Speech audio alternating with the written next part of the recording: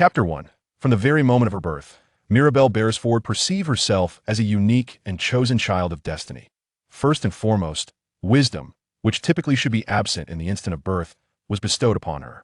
Yet, even as she entered the world, she possessed a profound and rich understanding. This extraordinary phenomenon, akin to the ancient wizards who cast off their old bodies to transfer memories into new forms, was something Mirabelle experienced without the aid of any magic, leading her to believe her existence was indeed remarkable. She referred to this as the inheritance of the world, the mundane existence of the ordinary muggles, characterized by their unremarkable lives, seemed trivial in comparison. Mirabelle, of noble lineage, would connect the memories of these muggles with her own identity. She believed that her current self was entirely the same as the essence of her past, a true victor in life, extracting and trampling upon the memories of the world, stripping it of knowledge, experience, and wisdom. The inheritance included the humble lives of muggles, but also encompassed invaluable knowledge, the tales of the Harry Potter series. Although she had only perused 5 of the 7 volumes, Mirabelle was still able to surmise the impending resurrection of Voldemort. How dare the lowly mudblood claim the title of Dark Lord? Ah, noble Mirabelle, so knowledgeable, a true winner of life. The Empire has chosen Mirabelle Beresford, elevating her above all. The Beresford family, a pure-blood lineage, represented not merely purity of blood, but also a form of aristocracy.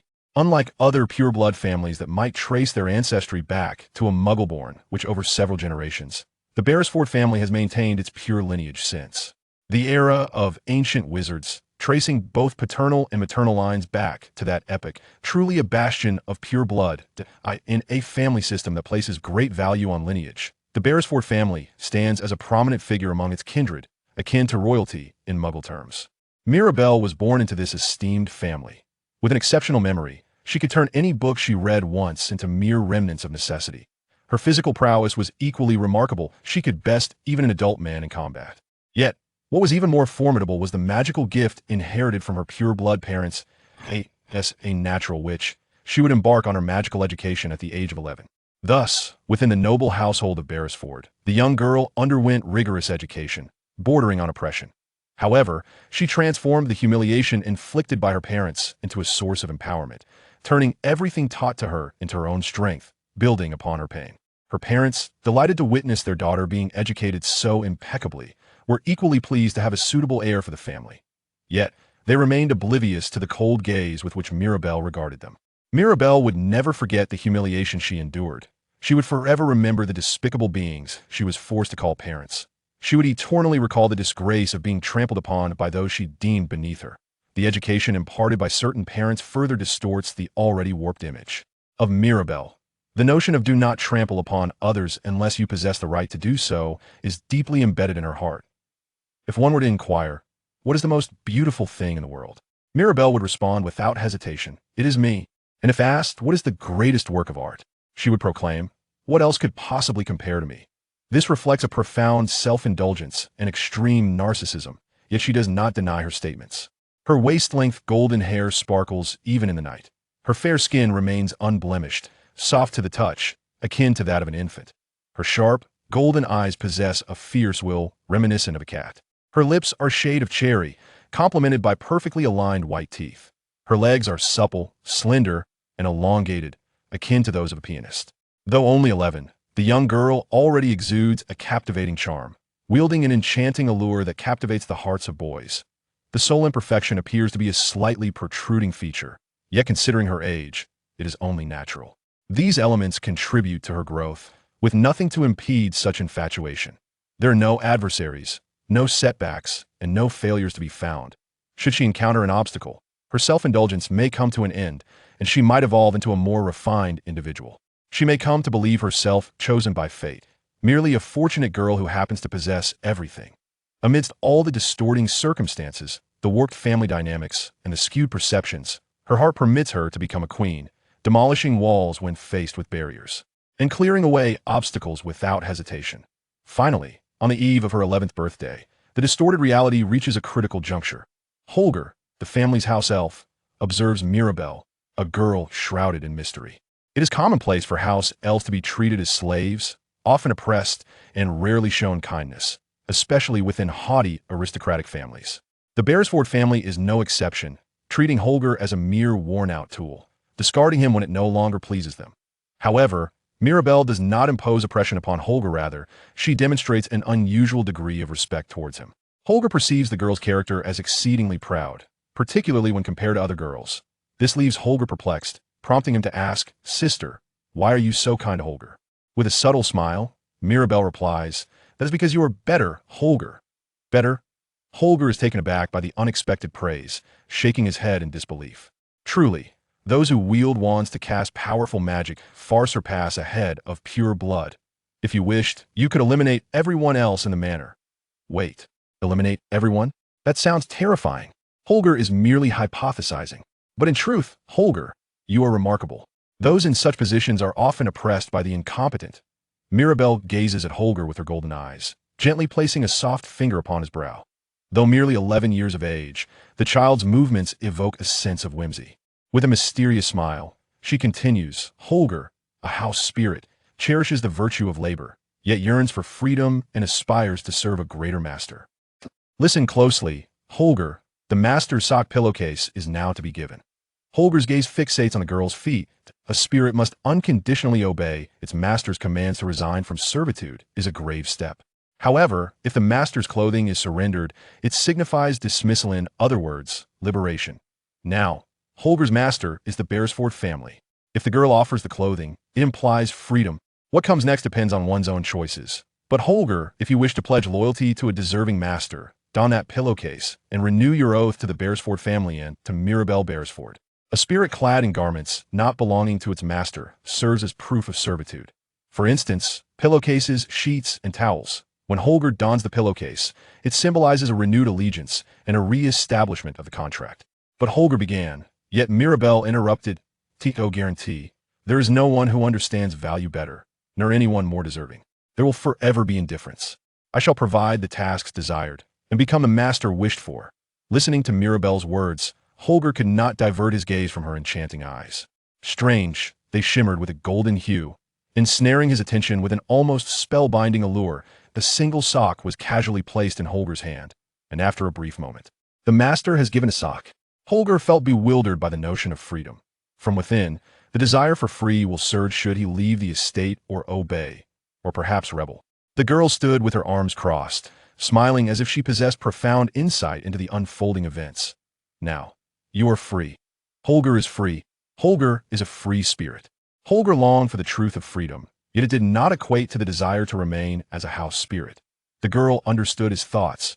She recognized herself and deemed herself exceptional. There existed an enigmatic something that, regardless of its nature, compelled Holger to submit, a dominion bestowed by a ruler, a mysterious charm that inspired an urge to obey with but a single utterance. Every whisper sweetly melted his heart, akin to an aphrodisiac, as her golden eyes deprived him of his capacity for thought. Most importantly, they pierced through the will of others and drew them into her domain. "Swear your allegiance." Ah, what a delightful child. Yes, she adorned him with a brand new pillowcase. Her hand caressed Holger's cheek. This gesture melted Holger's heart, filling him with an intoxicating euphoria. Yet, that hand soon withdrew, leaving Holger with an expression of reluctant acceptance. Mirabelle smiled at Holger. "So, shall I issue a command?" "Holger, teach me magic, specifically the method of using a wand." Holger was taken aback by the command issued. Regardless, the girl has been trained by the elves. This has never been done before. Holger's mouth fell open in astonishment. "Elven bodily structures are entirely different," he said. "Comparing them to those foolish beings is meaningless. If one could fly with a broom, there would be no reason to accomplish it otherwise. Indeed, magic can be wielded with a wand, despite the differences in bodily structure." Holger elucidated the principles of wandless magic, while Mirabelle transformed those principles into her own understanding. After a year, Mirabelle had mastered wandless magic, and only then did Holger comprehend. The world, how could such a thing exist? Wandless magic is indeed something many wizards utilize, but can only unleash a few auxiliary spells. Just as one might nibble at a melon, one could call Voldemort without a wand, but elves excel in wandless magic, and Mirabelle learned this from them. After her 11th birthday, Mirabelle received her acceptance letter to Hogwarts, and the wheels of the story began to turn. From this moment onward, everything would change. The long battle between Harry Potter and Voldemort commenced. 4 years after Voldemort's resurrection, she still lacked sufficient authority and knowledge. As it stood, any action she took seemed destined to be crushed by Dumbledore or the Death Eaters. Mirabelle had no doubt about her own extraordinary talent, yet no great talent, leader, or revolutionary is born great. Only through proper preparation and ample growth can one truly become a remarkable ruler. Thus, the next 4 years would serve as her incubation period to enhance her knowledge and power. Moreover, she would be prepared for the return of the Dark Lord. A single competition would determine who was worthy of standing at the pinnacle of the magical world of struggle for power. The strong would rise, and the weak would perish. To establish that ideal world, Voldemort was an obstacle. He must die, no matter the cost. As Mirabelle pondered the Dark Lord she had yet to meet, ambition surged within her. Voldemort, a mudblood, should stand at the world's apex. And she, Mirabelle Beresford, Diagon Alley Street filled with an array of magical items required by wizards and witches. This alley is hidden from muggles. One must access it through the back of the leaky cauldron, where a revealing spell has been cast. If one is a wizard, they can easily reach it using flue powder from their fireplace. Mirabelle Beresford, the pure-blood daughter of the Beresfords, was no exception, as she could fly directly from her home to the alley. She ventured down the street to gather supplies for her studies at Hogwarts, heading without hesitation to Ollivander's wand shop. The shop was quite dilapidated. As she entered, a bell chimed, and an elderly man appeared. "Welcome. Are you here to purchase a wand?" "Ah, I've heard that the wands here are of exceptional quality." "Indeed. Many wands have been passed down from my shop into the hands of their masters, accompanying them through the rest of their lives." "Very well. Let us begin with the measurements. Will you be using your right hand for the wand?" "Why, yes." Mirabelle extended her right arm. The proprietor with silver eyes retrieved a measuring tape from his pocket, meticulously measuring various lengths from shoulder to fingertip, elbow to shoulder, knee to armpit, and around her head, assessing from every conceivable angle. During this process, the tape hesitated ever so slightly as it drew near her face, causing it to crumple, yet the shopkeeper seemed utterly oblivious. Every wand from Ollivander's utilizes a powerful core. Each one is unique. Dragon heartstring, unicorn hair, phoenix feather. The key lies in finding the one that suits you. For instance, even if one were to wield another wizard's wand, it could never yield the same potency as one's own. The shopkeeper spat as he spoke, presenting a wand to Mirabelle. Red pine with phoenix feather, 23 centimeters, exceptional durability. She gently waved the offered wand. A flicker of light escaped, perfectly aligning with her grasp. The shopkeeper swiftly reclaimed the wand from her hand and presented another. Yew with double unicorn hair, 21 centimeters. Light and supple. Mirabelle lightly waved it, promptly returning the wand to the old man. He seemed to share her sentiments, quickly offering yet another wand. Holly with hound hair, 18 centimeters. Ideal for fire magic. She wielded the wand. It radiated warmth, enveloping the room in a sweltering embrace akin to midsummer. The old shopkeeper nodded approvingly. Excellent. However, Mirabelle felt a lingering dissatisfaction. "It's missing something." "Excuse me." The previous wand was quite fitting. As she spoke, flames erupted from her fingertips, startling the elderly man. Here was a girl who had yet to learn magic, and she had no wand. "Do you understand? A mundane wand will not suffice. I require a wand of significance. Well, if that's the case, then the remaining options. Are there none? Well, but the shopkeeper reluctantly procured an item from the shelf, but a remarkably large wand, unmistakably distinct from the others, appeared as though it could serve as a blunt instrument. Dusting off the rugged wand, he presented it to Mirabelle. Vampire hair, 72 centimeters. Sturdy, heavy, flexible, the most powerful, and quite violent. A troublesome piece since the shop opened. It has never fallen into anyone's hands. Considering Mirabelle's stature, she grasped the wand, which could only be described as colossal, infusing it with her magical energy. Then, accompanied by a repulsive sensation, a tremendous destructive impulse surged within her. Unexpectedly, disregarding Mirabelle's intentions, it sought to unleash magic on its OW. Mirabelle watched the wand dance in her hand. Her lips twisted into a smile of genuine delight. I love it. It must be this strong to be my wand." This was the wand Mirabelle had envisioned, one capable of challenging authority. Her rebellious spirit shimmered with excitement. With a beaming smile illuminating her face, Mirabelle gathered her magic in her palms, attempting to wield her reckless power to subdue the wand. Lightning flashed, and sparks flew. For the first time since its establishment, Ollivander's wand shop witnessed a frenzied competition between witches and wands. The battle concluded swiftly, the lightning finally subsiding, and the magical vibrations became palpable. The victor was clear. "Well, the fellow has made his choice. Let us proceed with the purchase." The triumphant contender was a young girl. The master forcibly twisted the long unseen wand. The proprietor was filled with awe. However, a customer is a customer, and business is business. Hence, as is customary, the price must be adjusted. 10 galleons. Very well, I shall buy it. After completing the transaction, the girl departed the shop, leaning on a wand proportionate to her stature. The elder shopkeeper bid her farewell, harboring a sense of foreboding. Even with the selection of that particular wand, she did not feel entirely at ease. One could only hope that such a wand would not be wielded for malevolent purposes. Confident that her expectations would remain unfulfilled, Mirabelle continued to pray earnestly. After acquiring a sturdy cane, she proceeded to the bookstore adjacent to Leon. It was imperative to procure all the materials required for her schooling. With a determined stride, she ventured into a shop to purchase a cauldron for her potions class. Though the number of items began to accumulate, causing her some inconvenience, she felt powerless to alter the situation. Such was the nature of school. Along the way, she noticed a broom shop but chose to ignore it, as it was of no necessity. She also passed by a prank shop whimsically named Chewing Gum Jokes, a place brimming with magical tools dedicated to mischief that piqued her interest, gathering all the items she could possibly utilize. She then made her way to a pet store specializing in magical creatures, where she intended to acquire a companion. While owls were the most popular choice for pets, Mirabelle found herself intrigued by one that resembled a top hat. Of course, she recognized the utility of such a creature for delivering messages among wizards. However, she was reluctant to send letters home and was aware that if anything were to occur, an owl would be sent flying from the other side. Upon entering the shop, the witch behind the counter greeted Mirabelle warmly. "Welcome, dear. Are you in search of a pet?" she inquired. "Indeed. Do you have any recommendations?"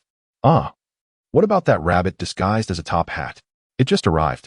Mirabelle approached the cage, and true to the witch's words, the rabbit transformed into a top hat before reverting to its original form. It was indeed an endearing creature, yet she hesitated to take it home. Mirabelle extracted her admission letter from her pocket and meticulously examined the school's regulations. It stipulated that only cats, toads, owls, and mice were permissible at Hogwarts. While a rabbit transformed into a top hat might be amusing, the school did not allow rabbits. Given the circumstances, would a mouse be the most convenient choice? Mice could access places that were otherwise unreachable, making them exceedingly practical. She desired a lively one. What about that? The witch pointed to a cage containing a yellow mouse. Its size was astonishing, almost unbelievable for a mouse, larger than a head. Its yellow fur, round eyes, and the rosy circles on its cheeks resembled a Pikachu. Recently arrived. This electric mouse emanated a shocking voltage of up to 100,000 volts from its cheek pouches. Mirabelle envisioned a mouse that could freely explore the castle. Unlike the cat. Then, the witch gestured toward another cage housing a black mouse. It was about the size of a palm, energetically scurrying around its enclosure. "Well, I'll take this one," she decided. After handing over 3 galleons, the witch retrieved a mouse from the cage. The mouse began to thrash about, clinging to the witch's hand before finally being taken outside. The mouse continued to wreak havoc in Mirabelle's grasp, prompting her to fix her cold golden gaze upon it, causing it to cease its antics. They locked eyes for approximately 10 seconds. The mouse timidly averted its gaze, and noticing the calm that ensued, Mirabelle smiled with satisfaction. A remarkably clever mouse, indeed. It was quite astonishing. Peter was finally quieted. Mirabelle had a mouse named Peter tucked away in her pocket as she departed from the store, leaving only the uniform robe behind. Outside the Malkin's costume shop stood a figure towering over 2 meters. His hair was disheveled, his beard resembling strands of wire, and his eyes gleamed like golden insects. He emanated a rather unkempt appearance, perhaps akin to the forest guardian, Hagrid. Mirabelle showed no interest in Hagrid and simply walked into the shop. Inside, 2 boys were engaged in conversation. Harry Potter was in good spirits, delighted to encounter a wizard of a respectable age for the first time in Malfoy's clothing store. However, after their exchange, he quickly realized his disdain for wizards. The boy spoke to Harry with an air of arrogance, oblivious to his simmering annoyance. "Hey, look at that. The forest keeper, Hagrid. I've heard he's quite the savage, if you know what I mean. He's living in a hut they built on campus." The boy, with a pale face and a jagged smile, blurted out an insult about Hagrid that further provoked Harry. Hagrid was the one who had taken Harry from the Dursleys and introduced him to the marvelous world of magic.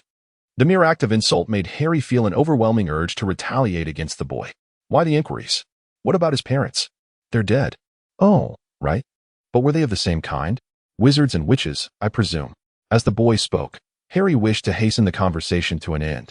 However, matters took a turn contrary to Harry's desires, escalating into a more troublesome situation. "Hey, is she from Hogwarts too?" one boy inquired of a girl who had just entered the shop. Sighing at the sight, Harry observed her golden hair shimmering like moonlight, striking golden eyes that stood out even in the dimly lit shop, and a perfectly balanced face with harmonious features. She was the most beautiful being Harry had ever seen in his 11 years, far surpassing Aunt Petunia, whose neck seemed elongated and whose beauty paled in comparison. "Are your parents the same?" If you're asking about pure blood, then yes. Clearly, the girl was a pure-blood witch, just like Harry. The boy spoke with pride, perhaps feeling somewhat better. That's good. After all, magic should be pure-blooded. He conjectured that she should be accepted. What do you think? It's not until you receive the letter that you know about Hogwarts. He believed that admissions should be limited to wizards of high standing. Harry could sense the girl's thoughts but noticed she shared the same mundane perspective, letting out a disinterested hum. She pursed her lips and expressed her own theory. "Regardless of muggles, we should allow more talented individuals in. That's how true brilliance develops. What we truly need are those lacking real ability, yet filled with hubris." Harry felt dizzy from the crude remarks coming from the girl, pressing his forehead in disbelief. Although her views were in stark contrast to those of the boys, they undoubtedly harbored a dangerous elitism. Conversely, when her words suddenly emerged, they proved to be more radical than those of the boys. What do you mean? Wanting to kick out pure-blood families? If talent, regardless of being muggle or pure-blood, should have its chance. If one is competent, irrespective of muggle or pure-blood lineage, they ought to be acknowledged. Bloodlines are insignificant.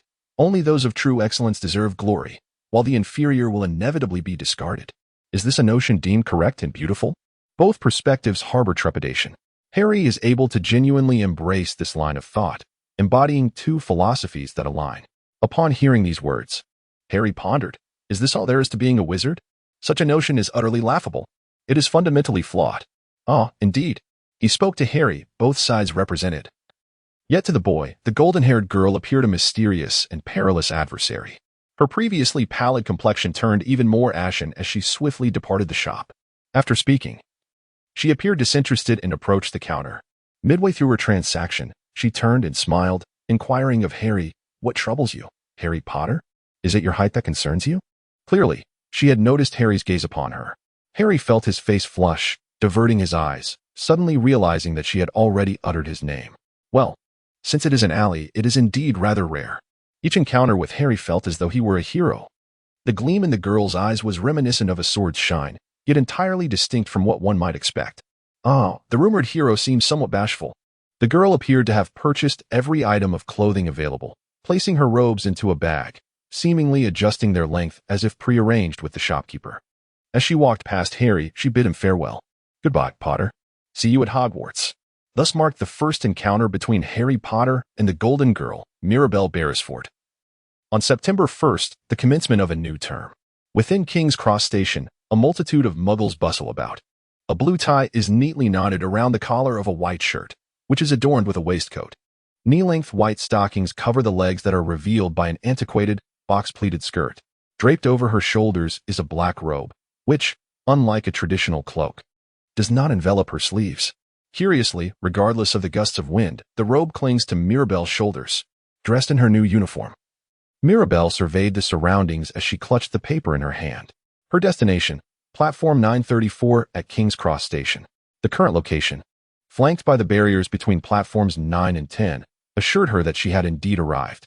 To Hogwarts, Platform 934 is undoubtedly a unique spot, one that would exist in any realm, albeit only discernible through Muggle standards. If one were a wizard, they would surely know where to look. Mirabelle, burdened with her luggage, approached the gate without hesitation, swiftly slipping through the iron archway marked 934. At the platform, a red steam locomotive stood, emblazoned with the words Hogwarts Express and the time 11 o'clock. Cats of various hues scurried about, while owls hooted in the distance. Students clad in uniforms congregated, engaging in conversations reminiscent of their parents or voicing their apprehensions regarding their impending enrollment. It is worth noting that Mirabelle's parents, Mr. and Mrs. Beresford, regarded their noble status as a mere absurdity, and most importantly, Mirabelle had been informed of the necessity to depart. Instead, she found solace in the presence of her loyal house elf, Holger, who accompanied her using concealment magic, uttering not a word, and remaining undetected. Come now, sister, do not linger. Demonstrate loyalty to the Beresfords, she mused. Without a doubt, Holger was a devoted servant to Mirabelle. However, he had not disclosed his true allegiance to the Beresford family, continuing to feign loyalty while diligently attending to his duties in the grand estate. Nonetheless, the essence of his work appeared unchanged. It seemed as though the couple had never noticed his subtle acts of negligence. The elf, more capable than any, was also adept at cutting corners. Mirabelle grasped Holger's luggage and boarded the train without a backward glance as Holger vanished without uttering a word. As she made her way toward the rear of the train, she found an empty seat in the fifth carriage. Ideally, she would have preferred to sit at the back of the queue, but that section was already occupied. Before long, the train set off, and the scenery outside began to blur by. The station soon disappeared from view, and the surrounding fields were a delightful sight. However, Mirabelle quickly grew weary and opened her bag. She extracted a recently purchased book, but rather than immersing herself in it, she merely flipped through the pages. After reading about 10 pages, she soon lost interest and closed the book. Since her purchase, she had already read all her textbooks and reference materials. Moreover, her retention was exceptional. She possessed a remarkable ability for instantaneous memory, allowing her to remember everything after just a single glance, eliminating the need for revision. While this was indeed an asset, it proved to be a significant disadvantage in terms of entertainment. Regardless of how captivating a story might be, once she read it, she would retain every detail perfectly. In other words, once she encountered a narrative, the joy of experiencing it again was lost forever. For someone like Mirabelle, who cherished watching films and reading stories, this ability felt like a burden. Reluctantly, she placed the book back into her bag when she heard a knock, and the compartment door swung open. Is this seat taken? A round-faced, short boy entered the space. Mirabelle let out a gentle sigh, gesturing towards an empty seat, and silently crossed her arms while gazing out of the window. For the moment, she decided to pass the time by admiring the scenery. Ah, thank you, the boy timidly said as he took a seat, but Mirabelle did not respond. To be honest, she held no interest in him whatsoever. The boy was not particularly skilled in conversation either, so he remained silent, occasionally stealing glances at Mirabelle, wishing to say something, yet her demeanor discouraged any approach. A comfortable silence lingered between them until the clock struck 12:30, at which point the irritating sound of a click echoed through the compartment. The door opened to reveal a smiling elderly woman who was selling refreshments. Would you like anything? Is it lunchtime already? Mirabelle turned her attention to the cart. A variety of confections, including jelly beans, chocolate frogs, and pumpkin pie, adorned the cart, all appearing quite appetizing. However, she was indeed hungry. It seemed reasonable to purchase a drink and a pie. One pumpkin pie, please, and a pumpkin juice, she said, handing over some coins in exchange. As she tore open the pie's packaging and took a bite, she first noted its texture. The soft, flaky crust yielded easily to her teeth, releasing the pumpkin filling within, which she savored. The rich flavor of pumpkin mingled with a buttery aroma, pleasantly stimulating her palate. Next, she opened the bottle of pumpkin juice and took a sip. The sweetness of the pumpkin spread across her tongue, and the coolness of the drink made her forget the heat outside. It was simply blended pumpkin juice, seemingly mixed with apple juice to make it more palatable for travelers, offering a sweet yet slightly tart sensation. Finally, she picked up a chocolate frog, opened it, and began to chew. Although it resembled a premium chocolate frog, the interior revealed nothing extraordinary, just ordinary chocolate. The sweet chocolate flavor enveloped her senses, bringing a sense of tranquility. The chocolate frog was indeed the most satisfying treat for her palate. Her lunch, slightly sweet yet thoroughly satisfying, concluded. She wiped her mouth with a napkin, relishing the pleasant aftertaste, but the boy began to fidget restlessly, as if he were about to crumble. Nothing was more irritating than witnessing him rummaging through his bag or glancing around with tear-filled eyes. Before long, he seemed to muster his resolve and called out to Mirabelle in a quivering voice, "Oh, have you seen a toad? Does he even take care of his pet?" Startled, Mirabelle coldly turned her gaze back to the window, wondering if the boy had lost his pet. She merely mumbled an acknowledgement, and then the boy, with a cry, began searching for the frog. It would still take some time to reach their destination. Should I have brought at least one book that I haven't finished reading? With such thoughts, Mirabelle closed her eyes, wishing to sleep. If there was no way to pass the time, sleeping was the simplest option. But then the compartment door opened once more, interrupting her descent into slumber. "Hey, has the toad returned?" inquired the boy. A girl from the same grade, her unkempt, tousled chestnut hair seems to fly about as if it has never been tamed, which is quite bothersome. Her complexion is somewhat flawed, yet undeniably attractive, and her prominent front teeth resemble those of a squirrel. The first impression of Mirabelle upon encountering Hermione Granger, a newcomer to Hogwarts, was quite striking. The astonishing variety of pets in the magical realm truly captivated her. If one were to choose a pet, it would undoubtedly be the owl, for its remarkable ability to deliver letters with unparalleled convenience. Living in a non-magical household, Mirabelle was genuinely astonished to discover that owls could convey messages. The letter she received at home was delivered by a snowy owl from the magical school, igniting her longing for Hogwarts and solidifying her resolve to attend. As she pondered the name of the girl who introduced herself as Hermione, she was momentarily taken aback. Could this be the Hermione from the Harry Potter series? Despite being a Muggle-born, she was a prodigy, exhibiting unparalleled diligence and consistently achieving high grades. In fact, she was often the first to arrive at solutions to the various challenges faced by Harry and his friends, while Harry himself merely followed in her wake. In many respects, one could argue that Hermione surpassed Harry in significance. Mirabelle Beresford was delighted to make her acquaintance. They shared the same compartment, so it seemed fitting to connect. She recalled the self-assured manner in which the girl spoke, but Mirabelle thought she could overlook that. After all, she too had a penchant for eloquence. The theory of Mirabelle illustrates the essence of eloquence. It elucidates why one may speak with an air of superiority, often perceived as arrogance. This manifestation of hubris declares oneself above all else. One must seek within to confront their own issues. How dispassionate it is. Even a mere frog can uncover its own shortcomings. Even the cicada has found its own. Thus, the assertion stands. Mirabelle sighed as she discarded the empty bottle. What a petty provocation. The girl seemed genuinely unaware of the trouble she was stirring. From the very beginning, she had been scrutinized. There was no good news to be found. Resigned, Mirabelle retrieved a black mouse named Peter from her pocket. Your first task, Peter, catch a frog, she instructed. She released the mouse, crossing her legs and maintaining a poised stance. Moments later, Peter returned with a frog clutched in his mouth, placing it on the table. Creepy, the boy exclaimed as he leaped onto Mirabelle's crossed legs. She rewarded him with his favorite treat, cheese, and gently stroked his throat, satisfied after completing the task. The urban legend that mice adore cheese lingered in the air. Was it truly a fact of the magical realm? The taste seemed no different from that of an ordinary mouse. Observing the astonished Neville and the dizzy Hermione, it was evident that she had successfully silenced the raucous girl. Mirabelle once again shifted her consciousness to the outside world.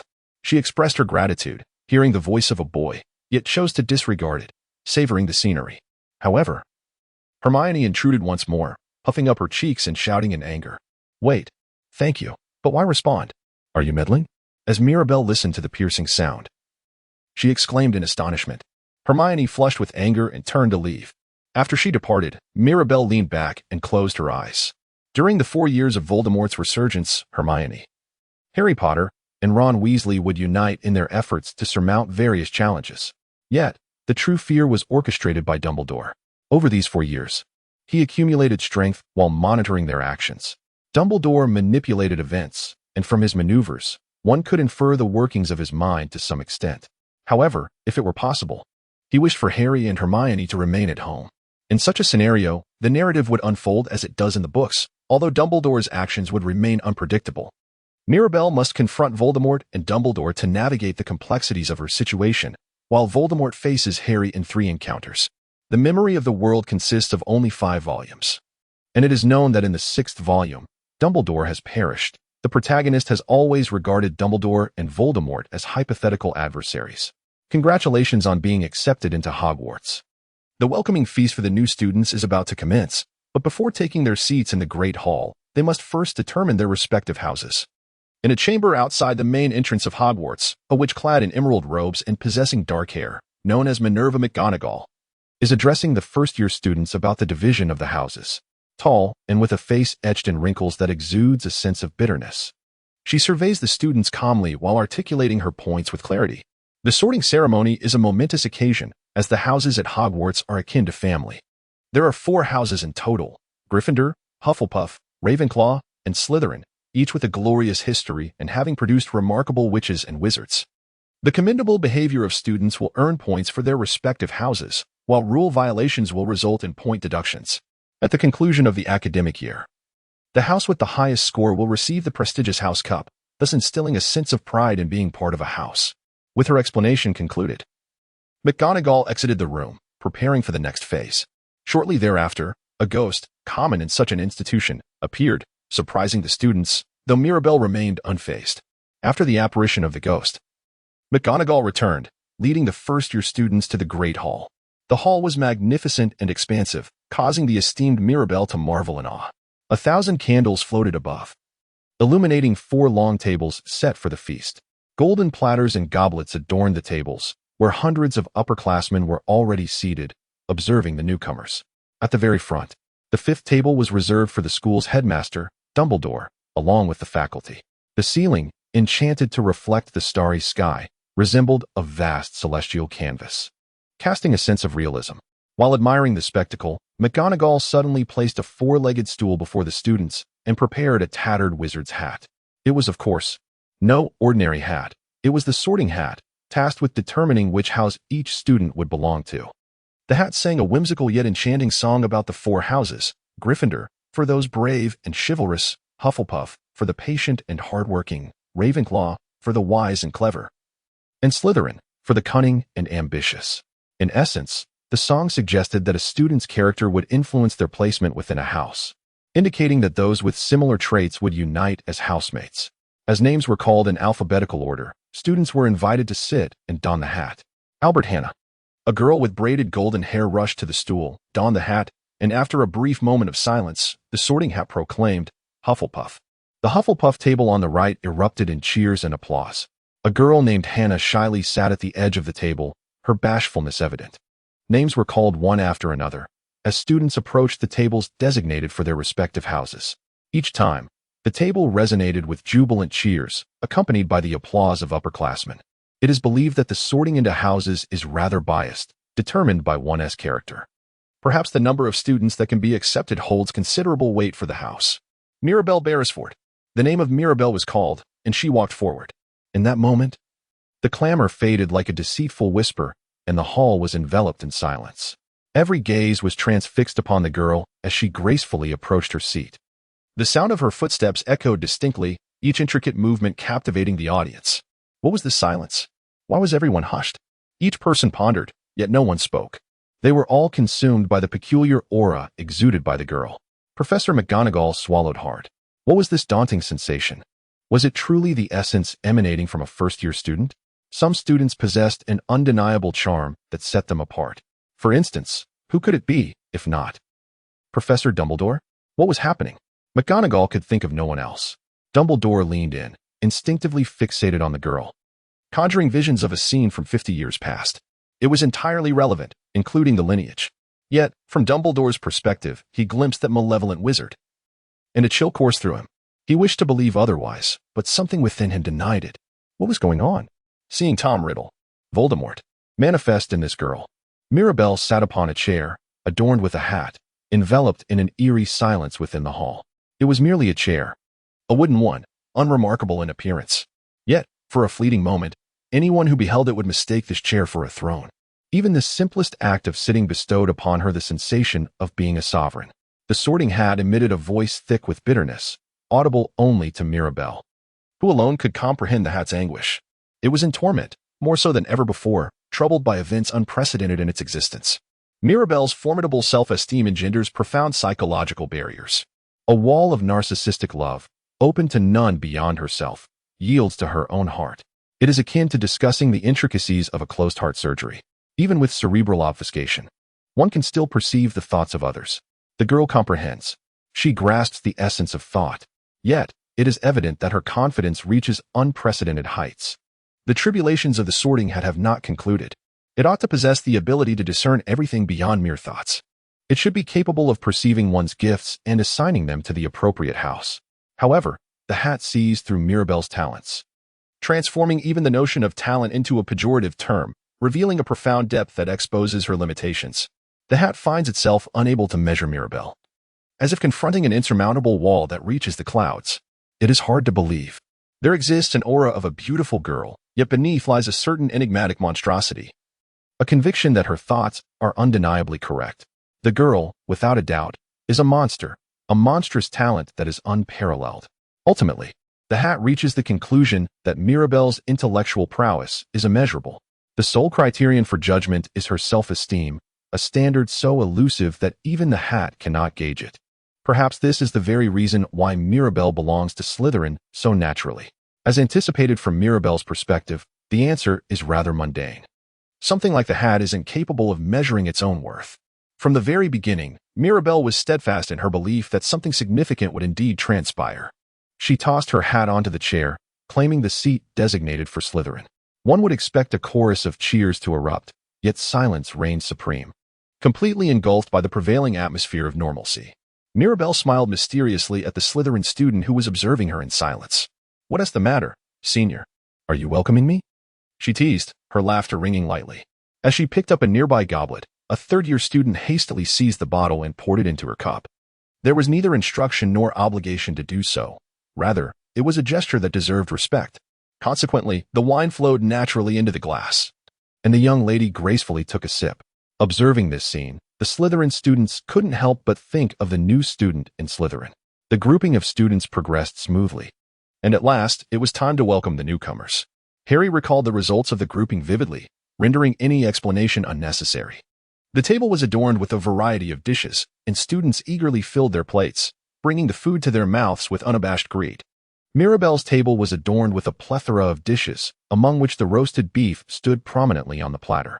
To be frank, Mirabelle had a fondness for British cuisine. However, the roasted beef was particularly exceptional. The meal commenced with a Yorkshire pudding served with a rich gravy as an appetizer, followed by the main course of beef. The meat possessed a certain resilience that transmitted to her teeth, and with each bite, the flavors of the beef unfurled in her mouth, albeit, it must be noted, that the roasted beef lacked something essential. Ironically, this shortcoming contributed to the stagnation of British culinary culture. A sprout of bean caught Mirabelle's attention. At first glance, the dish seemed to harmoniously blend with the shredded meat, presenting no sense of discord. She hollowed out the sprouts and filled them with the shredded beef. Intrigued, she took a bite, and the fragrant amalgamation of the beans, sprouts, and beef erupted in her mouth. The two distinct flavors fused seamlessly, creating a novel taste sensation. Mirabelle relished the flavor, reminiscent of the extraordinary and delectable dishes her homeland had to offer. As Mirabelle pondered, she basked in the glow of happiness, her lips curling into a satisfied smile. Regardless of everything, the meal was utterly delightful. In a moment of bliss, she sipped her drink and dabbed her mouth with a napkin. At that very instant, a timid voice emerged from beside her. A lively girl with striking blue eyes and short, light brown hair caught her attention. Her countenance bore no discernible flaws. During the sorting ceremony, one could sense an air of distinction about her, an aura reminiscent of something extraordinary, akin to the world of Harry Potter. Ah, Edith Rainagel, a scion of a lineage steeped in pure-blood tradition for 3 generations. If one were to define special, it would undoubtedly pertain to her. She hailed from the illustrious Beresford family, a noble lineage that has maintained its pure blood status for an astonishing 15 generations. Consequently, from an early age, one learns the essence of dignity through rigorous upbringing. The Beresfords, among the most esteemed families within the British magical community, stand shoulder to shoulder with the illustrious Black family. Their lineage, untainted by mingling with other bloodlines, has fostered a culture of stringent discipline among their offspring. Primarily, they were encouraged to have numerous children, historically. Siblings never numbered fewer than 5, while enduring a Spartan-like upbringing. The most gifted among them would ascend to head the family, relegating the remaining siblings to the role of subservience, all in the name of preserving their bloodline. Thus, only one chosen heir would carry forth the legacy, while the rest were cast aside. The selected head of the family was expected to master the arts of governance and economics, with an unwavering obligation to emerge victorious. The current patriarch, Heathcote Beresford, Mirabelle's father, was equally ruthless in his pursuit of triumph.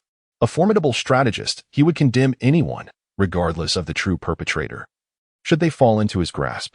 In the absence of evidence, he would resort to fabricating circumstances or, in some cases, bribery. Such as the curse of a family steeped in the pursuit of victory, leaving a trail of tears and suffering in its wake. Is the Beresford family superior to the Malfoys? If one were to inquire, the answer would lean towards the notion that they indeed surpass the Malfoys in prowess. Mirabelle responded to the question with a fearless smile, as if her answer were self-evident. It was, in a sense, an overwhelming victory against her opponent, the boy. Wow, how truly confident Mirabelle was. Edith, taken aback by Mirabelle's unwavering assurance, was drenched in cold sweat.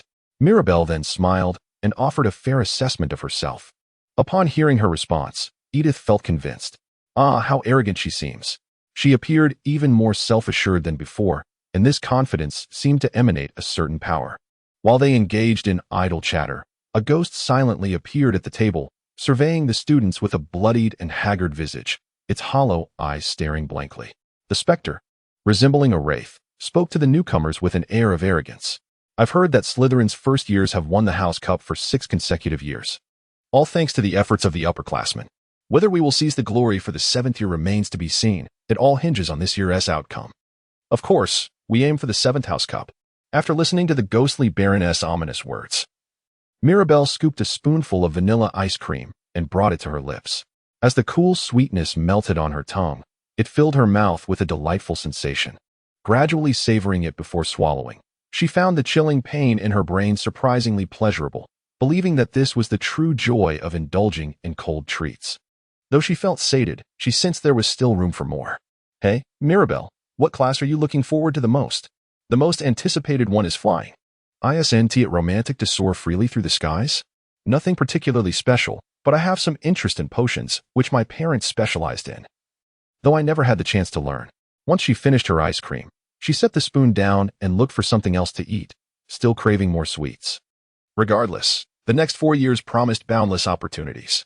As the welcoming feast concluded, Dumbledore issued a cautionary reminder: do not enter the Forbidden Forest. Magic is not to be used in the corridors. If you wish to join the Quidditch team, please contact Madam Hooch for 2nd years and above. Applicable to 1st years as well. And if you wish to meet your demise, feel free to wander down the corridor on the right side of the 4th floor. Finally, all the students joined together to sing the school song before being guided to their respective dormitories. As Mirabelle traversed the stone steps leading to the dormitory, her thoughts wandered to her upcoming classes. How might she outsmart Dumbledore and acquire the Philosopher's Stone? At Hogwarts, the rate of tardiness for the first lesson exceeds 40. This can be attributed to the myriad of complex and whimsical peculiarities within the school. There are 142 staircases, ranging from wide ones of little utility to narrow passages. Staircases that lead to ordinary destinations on Fridays, and even those that vanish with each step. The variety is astonishing. For instance, there is a door that will only open if scratched, or a wall that appears to be a door yet is impenetrable. The portraits frequently engage in visits, serving as landmarks, while the mischievous Peeves delights in tormenting students, thus contributing to the prevalence of tardiness. However, Peeves now faced the most malevolent of students. The poltergeist tumbled clumsily to the floor, his head striking the ground with a resounding thud. Before he could utter a sound of pain, a girl approached, seizing his head with a firm grip. To be caught by an invisible trickster was perplexing in itself. Hey, ghost, have the audacity to throw some rubbish, she exclaimed. For the lady I adore, I shall bestow a reward. Ah, and why touch? Ah, touch? A first-year Slytherin, Mirabelle Beresford, had a firm hold on Peeves' head. The reason she could grasp the poltergeist was due to enchantment. Indeed, her hand could make contact with the mischievous spirit, but magic was an entirely different matter. It was the magic itself that she harnessed, allowing her to firmly grasp Peeves. Mirabelle wielded her staff with an innate understanding of magic, orchestrating a clever ruse. However, she was under no obligation to kindly impart her knowledge. Rejoice, little imp, she declared, for she had recently discovered the perfect spell within the library. A most suitable test subject indeed. What was that incantation? Ah, the banishing spell, purportedly effective against spirits and apparitions. A spell to repel phantoms. This enchantment requires proximity, almost a face-to-face engagement, which is why it is seldom practiced. The imp, in a frenzy, yearned to flee, but its head was firmly ensnared, rendering it immobile. In a state of panic, it was subjected to a merciless decree alongside the incantation. Experience. Depart, spirit. A blinding flash of white light seared through the imp's head, causing its body to convulse. Indeed, the spell seemed to annihilate even the most mischievous of spirits. Yet the repercussions were profound. It sought to rectify the situation, intent on discovering a means to obliterate the entity, though it was not imperative. The imp writhed desperately, striving to escape. Ah, stop. Very well then. If the trickster spirit vanishes with the incantation, that would be quite amusing. Help, help. Another prank is imminent. An experiment ensued. Originally a banishment spell, what might its potency be when cast at such close range? Yet the imp's pleas ignited another notion within Mirabelle's mind. Can you swear that you will no longer oppose me from this day forth? Swear. Swear. Will you unconditionally obey my commands? As the imp signaled its assent, Mirabelle tightened her grip with her empty left hand and began to chant the spell. The white light intensified, engulfing the imp's form in flames. Ah, stop. Is it truly vanishing? A choice emerged: disappear or submit. Submit, submit. I will heed whatever you say, so stop. Hearing the imp's tearful cries, Mirabelle smiled with satisfaction. Finally liberated, she discarded it like refuse, all the while stepping upon its twitching head. Very well, then. Your first command: clean up the mess you have left behind. Mirabelle lifted her long robe and directed her gaze towards the corner. There, the figure of Edith Reinagel trembled, her face barely visible. Mirabelle offered a wry smile, addressing him in precisely the same tone as before, infused with a hint of warmth. What troubles you, Reinagel? Do not hide in such a manner. Hurry along. It is time for Professor Snape's potions class. Make haste to the dungeon. How callous of Mirabelle! She began to feel a pang of sympathy for Peeves. Alas, it was all in the name of mischief. The potions lesson was a joint session with Gryffindor. Mirabelle Edith ascended the staircase to the dungeon, entering the cell. The headmaster, Severus Snape, the administrator of Slytherin House, was situated in close proximity to the classroom. The walls were adorned with glass vials, containing various creatures preserved in alcohol. In that room, Snape stood behind the lectern, and upon confirming that all students were present, he commenced the roll call. However, as he approached Harry, his voice faltered for a moment before he spoke in a pleasantly soft tone. Ah, Mr. Harry Potter, the new star. The Slytherins erupted into laughter, mocking Harry. No sooner had he uttered those words than he suddenly bellowed, Potter, directing a reprimand at Harry. What do you obtain when powdered daffodil bulb is added to an infusion of wormwood? Suddenly called upon, Harry found himself at a loss for words, his eyes darting around in search of assistance. Most students, merely, could have answered the question. After all, the lesson had not yet commenced. Hermione, one of the few exceptions, raised her hand, yet Snape did not even glance in her direction. It was clear that merely relying on names would accomplish nothing. As Mirabelle listened to the discussion, a sudden thought occurred to her. If her memory served her correctly, there were fervent enthusiasts among the Slytherins. Thus, if Hermione, a student of Gryffindor, raised her hand, and a Slytherin student responded, points should be awarded based on their answers. Mirabelle harbored a profound resentment towards the scores, yet there was one matter to ponder. At the year's end, when the House Cup was awarded, Dumbledore bestowed it upon Gryffindor, or more accurately, favored Harry. Mirabelle, who detested failure, found this rather irksome. However, had the original procedure been followed, raising Slytherin's points, what might have transpired? Granting Gryffindor their rightful points would have led to Slytherin's victory and the acquisition of the House Cup. Alternatively, bestowing them with an excess of points to ensure Gryffindor's triumph would render the scenario rather absurd. If the former held true, it would suggest a rather equitable assessment, affirming Dumbledore's fairness. Conversely, if the latter were the case, it would imply an emotional inclination compelling Harry to traverse such lengths, essentially, a significant disparity. A rather amusing endeavor to alleviate the tedium of school life. In such circumstances, should one actively strive for points? Mirabelle quietly raised her hand, capturing Snape's gaze, his dark eye shimmering. Oh, do you comprehend, Beersford? Of course. The daffodil bulb powdered with wormwood amalgamates to create a potent sedative known as the draught of living death.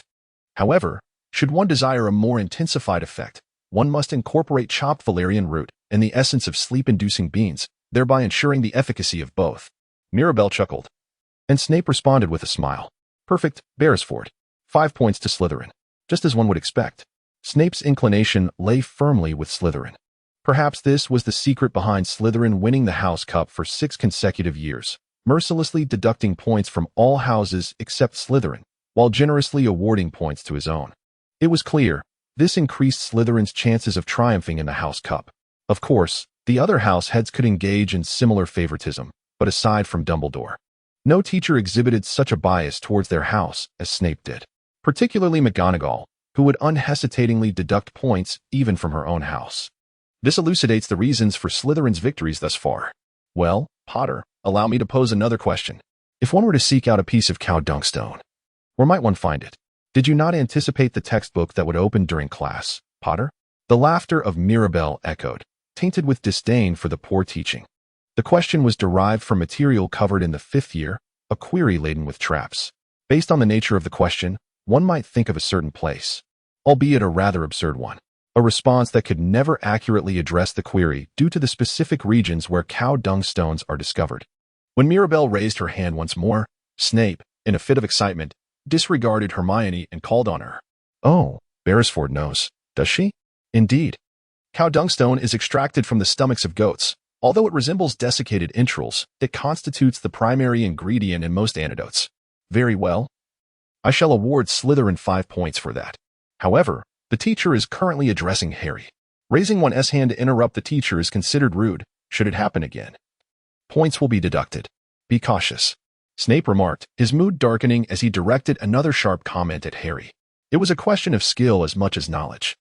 Although he despised Harry due to an understanding of the original story, this animosity appeared oddly comforting. As these thoughts crossed her mind, Mirabel stifled a laugh. "Potter, what is the difference between aconite and wolfsbane?" Hermione, presumably knowledgeable on the subject, prompted the question. Ignoring Hermione, Harry calmly corrected Snape's inquiry.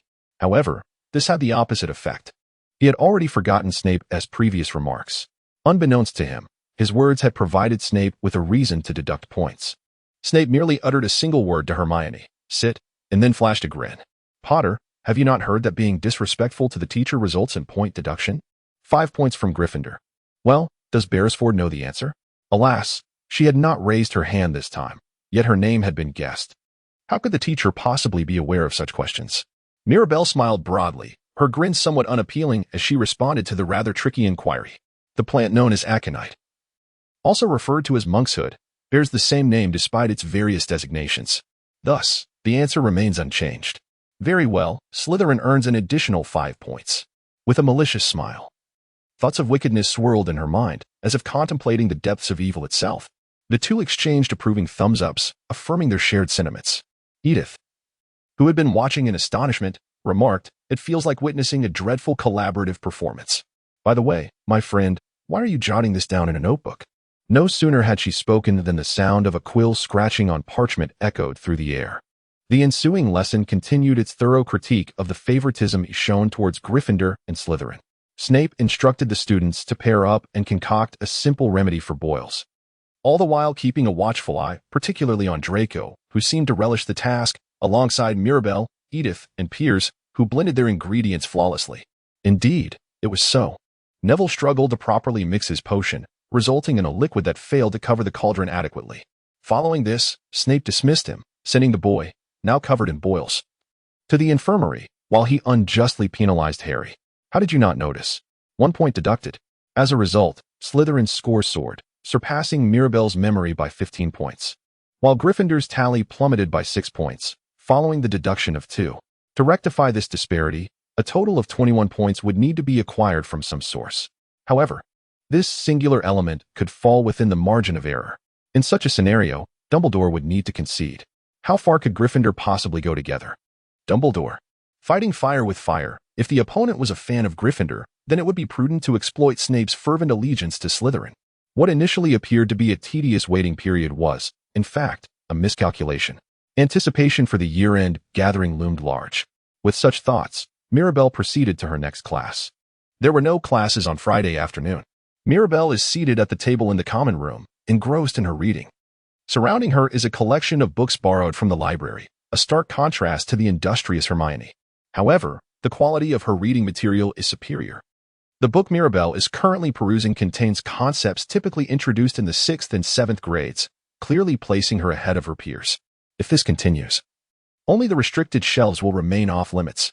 Mirabel resolved to regard the next 4 years as a period of latent power accumulation. However, merely participating in the school's standard curriculum would not suffice to attain her aspirations. In plain terms, Mirabel harbored high expectations for her academic pursuits. From the outset, she aimed to amass a substantial collection of books, with the intention of engaging in self-study. The realm of magic, she believed, held vast potential for improvement and diverse applications. Depending on how one wielded the knowledge derived from these tomes, it could be transformed into various uses. She meticulously organized the insights gleaned from her readings and diligently transcribed her reflections in a notebook. Her objective was to optimize her current magical abilities, refine their applications, and enhance their efficiency. She sought to develop original spells based on her findings. While these endeavors might seem typical of a first-year student, they were often aspirations left unfulfilled. Yet, Mirabelle held an unwavering conviction in her capability to achieve them. Despite the fact that many considered such feats improbable, she saw no reason why she could not succeed. Her pride became a source of strength. She firmly believed in her potential. This overwhelming self-esteem propelled her forward. She understood that, if wielded wisely, the knowledge of magic could indeed be replicated. She dismissed the notion of magic as mere fiction, recognizing its genuine essence. Her quest was to acquire magical knowledge and learn its applications. Thus far, she had begun to craft her original spells, stepping into a realm previously shrouded in ignorance. The legacy of magic, preserved solely in tales, had begun to manifest through her own creations. Some spells, such as the heart-rending curse and the soul-stealing incantation, were deemed forbidden. Yet their use remained a tantalizing possibility. However, it was crucial to acknowledge that such spells ought to be prohibited, as they employed fear as a means of domination. With her left hand deftly turning the pages, and her right hand writing notes at an astonishing speed, her gaze flickered across the text. She organized her thoughts while murmuring softly to herself. Theoretical musings suggested that the power of the fire spell could be enhanced by approximately 10%. A challenge she was more than willing to embrace. Having absorbed a significant portion of knowledge, she closed the book. After finishing her reading, she exited the library. Having only returned her borrowed tome, she seized another unread volume before departing. In truth, her interest had entirely shifted towards the restricted section, though she recognized it was still too early for such explorations. Even if she were to attempt a clandestine entry, the risk of being discovered loomed large. If she desired to sneak in, it would be prudent to maintain a considerable distance from prying eyes, perhaps waiting for a moment of distraction, like during the Halloween festivities. To solidify her foundation, the path of ambition was a gradual ascent. For now, her focus lay in concealing her fangs and sharpening her claws in preparation for what lay ahead. The long-awaited flying training session was imminent. Doubts lingered regarding the necessity of such training, as she was already adept at Quidditch. If she could represent the Quidditch team within the year, she was certain she could lead Slytherin to victory. On Thursday morning, Malfoy's voice, brimming with pride, inadvertently caught Mirabelle's attention. He politely elaborated on the prowess of an exceptional broomstick rider, yet Mirabelle remained indifferent to such matters, focusing instead on the experience of savoring her breakfast. British cuisine is often regarded as commendable, yet breakfast can be an exception. The words of William Somerset Maugham echo in her mind. If you wish to enjoy good food in England, have 3 breakfasts, a sentiment she finds remarkably fitting. Once, she rode her broomstick, sharing exhilarating games of Quidditch with neighbors, always striving to be the star seeker, the first to locate the golden snitch, never once missing the quaffle. She began her breakfast by cutting into a hard-fried egg with a fork, taking a bite. While she felt the absence of soy sauce keenly, it was not entirely amiss. She relished the rich flavor of the egg before moving on to the sausage. As she bit into the crispy surface of the roasted meat, the juices burst forth, flooding her mouth. After swallowing, she lifted her cup and took a sip of milk tea, allowing herself a moment of tranquility. In the context of breakfast's significance, she recalled a time when, soaring high on her broomstick, a Muggle helicopter had approached. The Muggles appeared to be awkward creatures, seemingly unable to fly without their colossal metal contraption. She had to evade the helicopter swiftly, just as she would dodge a bludger at the last moment. Did she think it would collide with her? It seemed to have halted in its tracks. Next, she took a piece of toast spread with strawberry jam and savored the flavor. Regardless of the rusticity of English food, the taste of the bread remained consistent. The sweetness of the strawberry jam complemented the bread exquisitely, a delightful combination. However, it was the essential noise that surrounded her which allowed her to truly relish this wonderful breakfast. Mirabelle, with a dark line across her forehead, rose from her seat and approached the chair 2 places behind Malfoy. She seized his hair and tugged at it. "Foy, Beresford, what?" Malfoy exclaimed, "If you boast, why not elsewhere? During mealtime, one must be free from any disturbances." The sound of spitting while speaking or jokingly consuming food was, to Mirabelle, a profound desecration of culinary wisdom. Even if the Emperor were to forgive, she would never forgive herself. Mirabelle compelled Malfoy to confront her, her golden eyes narrowing sharply as she spoke with an intense glare. "If you can manage to keep your mouth shut while eating, why not just perish?" she remarked with disdain. Malfoy continued to speak, those eyes revealing a seriousness that brooked no interruptions during their meal. Should he refuse to comply, Malfoy felt as though he would be reduced to mere tatters, shattered like stained glass. Her gaze was unyieldingly stern, urging Malfoy to silence himself and return to his seat to savor another elegant morning. At 3:30 p.m., the long-awaited flying training session finally commenced. Students from Gryffindor and Slytherin gathered on the school lawn, engaging in lively conversation. They discussed their favorite Quidditch teams and the brooms they cherished. Mirabelle Edith, too, is not an exception, engaging in discussions of trivial matters. Hey, is that Mirabelle's own broom? The number 7 broom. A favorite among brooms, designed as the Silver Arrow. The Silver Arrow? I've never heard of such a name. It is an antiquated broom, handcrafted by a craftsman named Leonard Jukes. Though it is no longer in production, the craftsman's father seems to be familiar with it and is willing to recreate it using contemporary techniques. Just as this conversation unfolded, Miss Hodge, who was responsible for guidance, appeared before the students. She possessed short white hair and eagle-like yellow eyes. As soon as the students arrived, they began to shout. "What are you shouting about? Stand by the broom quickly." Upon hearing her words, the students hastily positioned themselves beside the broom. Mirabelle Edith stood beside her broom, ready for action. The broom, a rather cool yet inexpensive model known as Meteor, was released by Universal Thick Base Company in 1955. It was a subpar broom that would soon deteriorate. The inferior quality resulted in a high accident rate, leading to the company's bankruptcy. It is perplexing why such a dreadful broom was adopted as the standard for schools, perhaps due to its affordability. With her right hand on the broom, she called out, "Up." Following Professor Hodge's command, all the students echoed her, yet Mirabelle appeared to lack motivation. At 3 years old, one can easily grow weary of such endeavors. If it did not respond, one would invariably face reprimand. Gently, the broom fell into Mirabelle's grasp, and it seemed her efforts were less than commendable. Among the students, Malfoy, Harry, Mirabelle, and Edith were able to lift their brooms safely, while even Hermione struggled significantly. Once the students acquired their brooms, Professor Hodge delivered a lecture on the proper technique for riding, guiding them on how to hold the broom correctly. Upon completion, it was time to commence flying training. Now, at the sound of the whistle, they were instructed to kick off the ground with force, grasping their brooms. They were to sway and descend to about 2 meters before gently curving their bodies, and then take off. 1, 2, ah! Before Professor Hodge could blow the whistle, Neville leaped into the air, perhaps overwhelmed by anxiety and the fear of being left behind. Professor Hodge urgently called him back, but had he remained calm, he would have flown from the outset.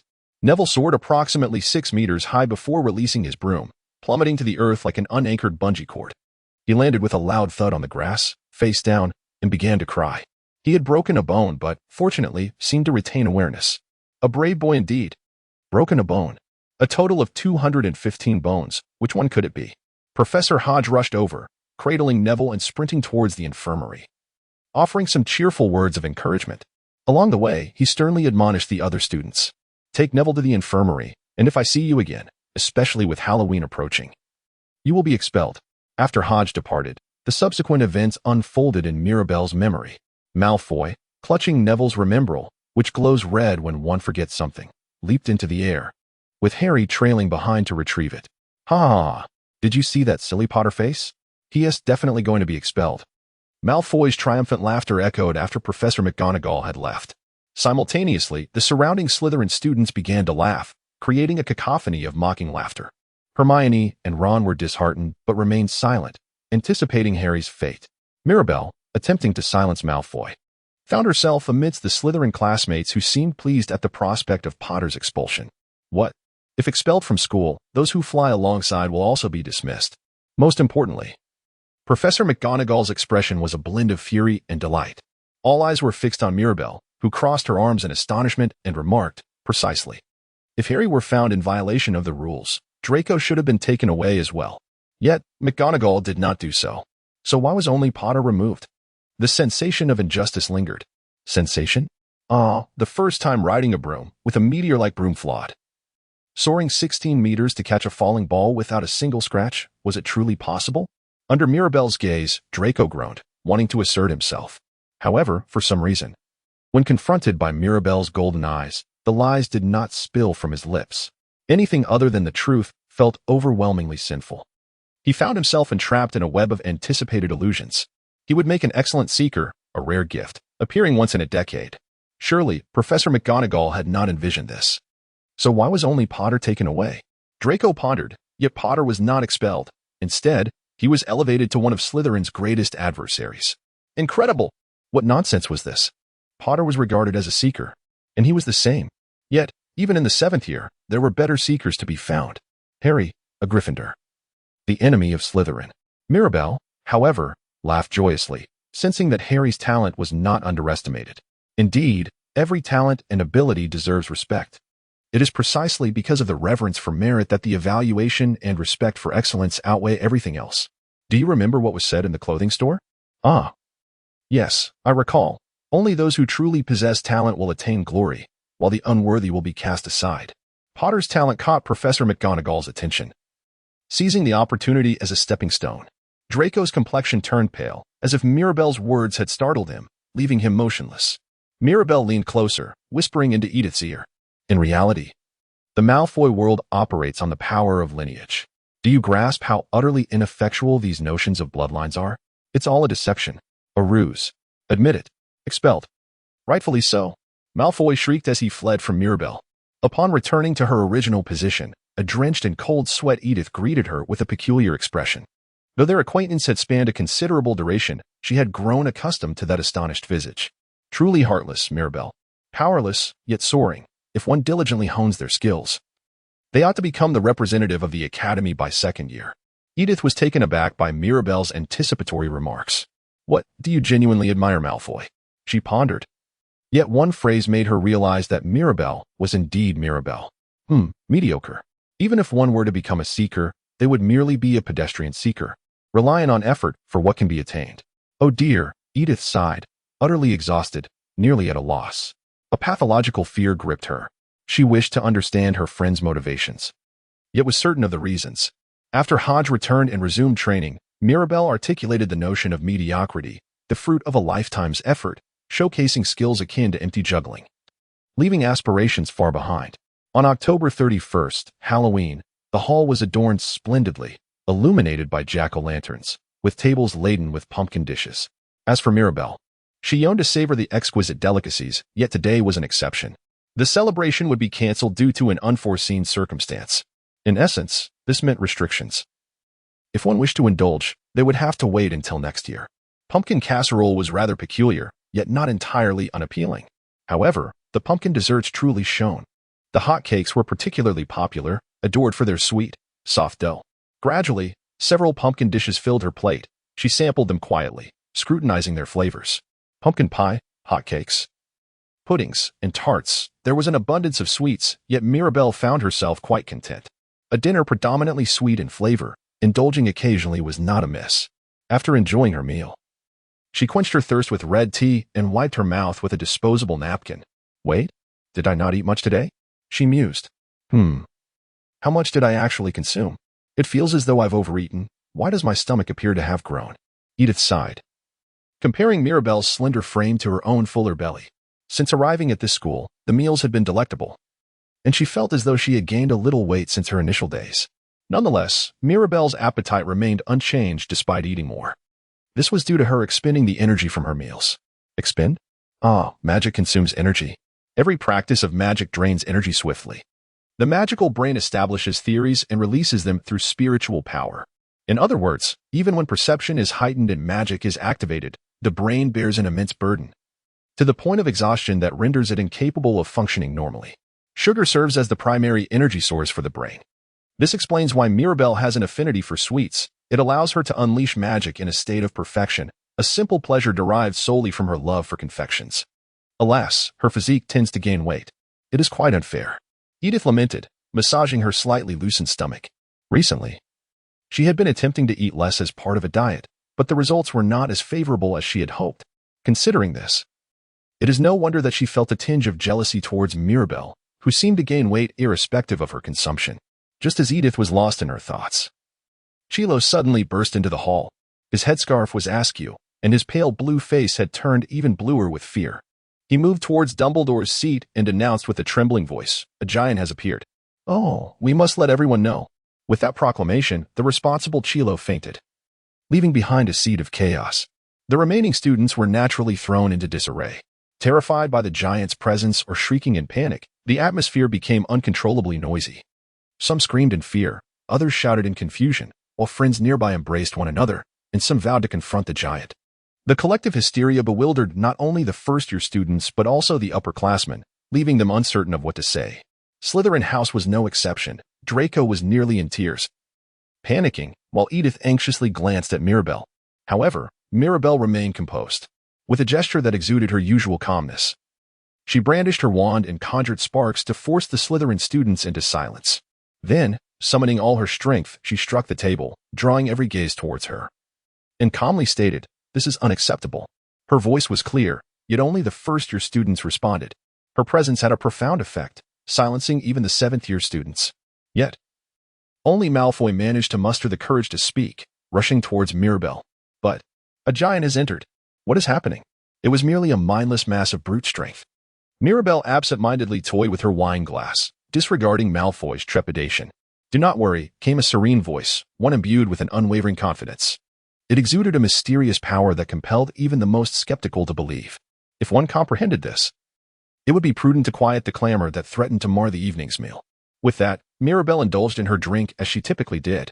Vanity, deep within, she believed that giants were to be feared. Her imposing demeanor inexplicably captivated every member of Slytherin House, soothing their hearts in the process. "Oh, fret not, dear girl. There is nothing to fear."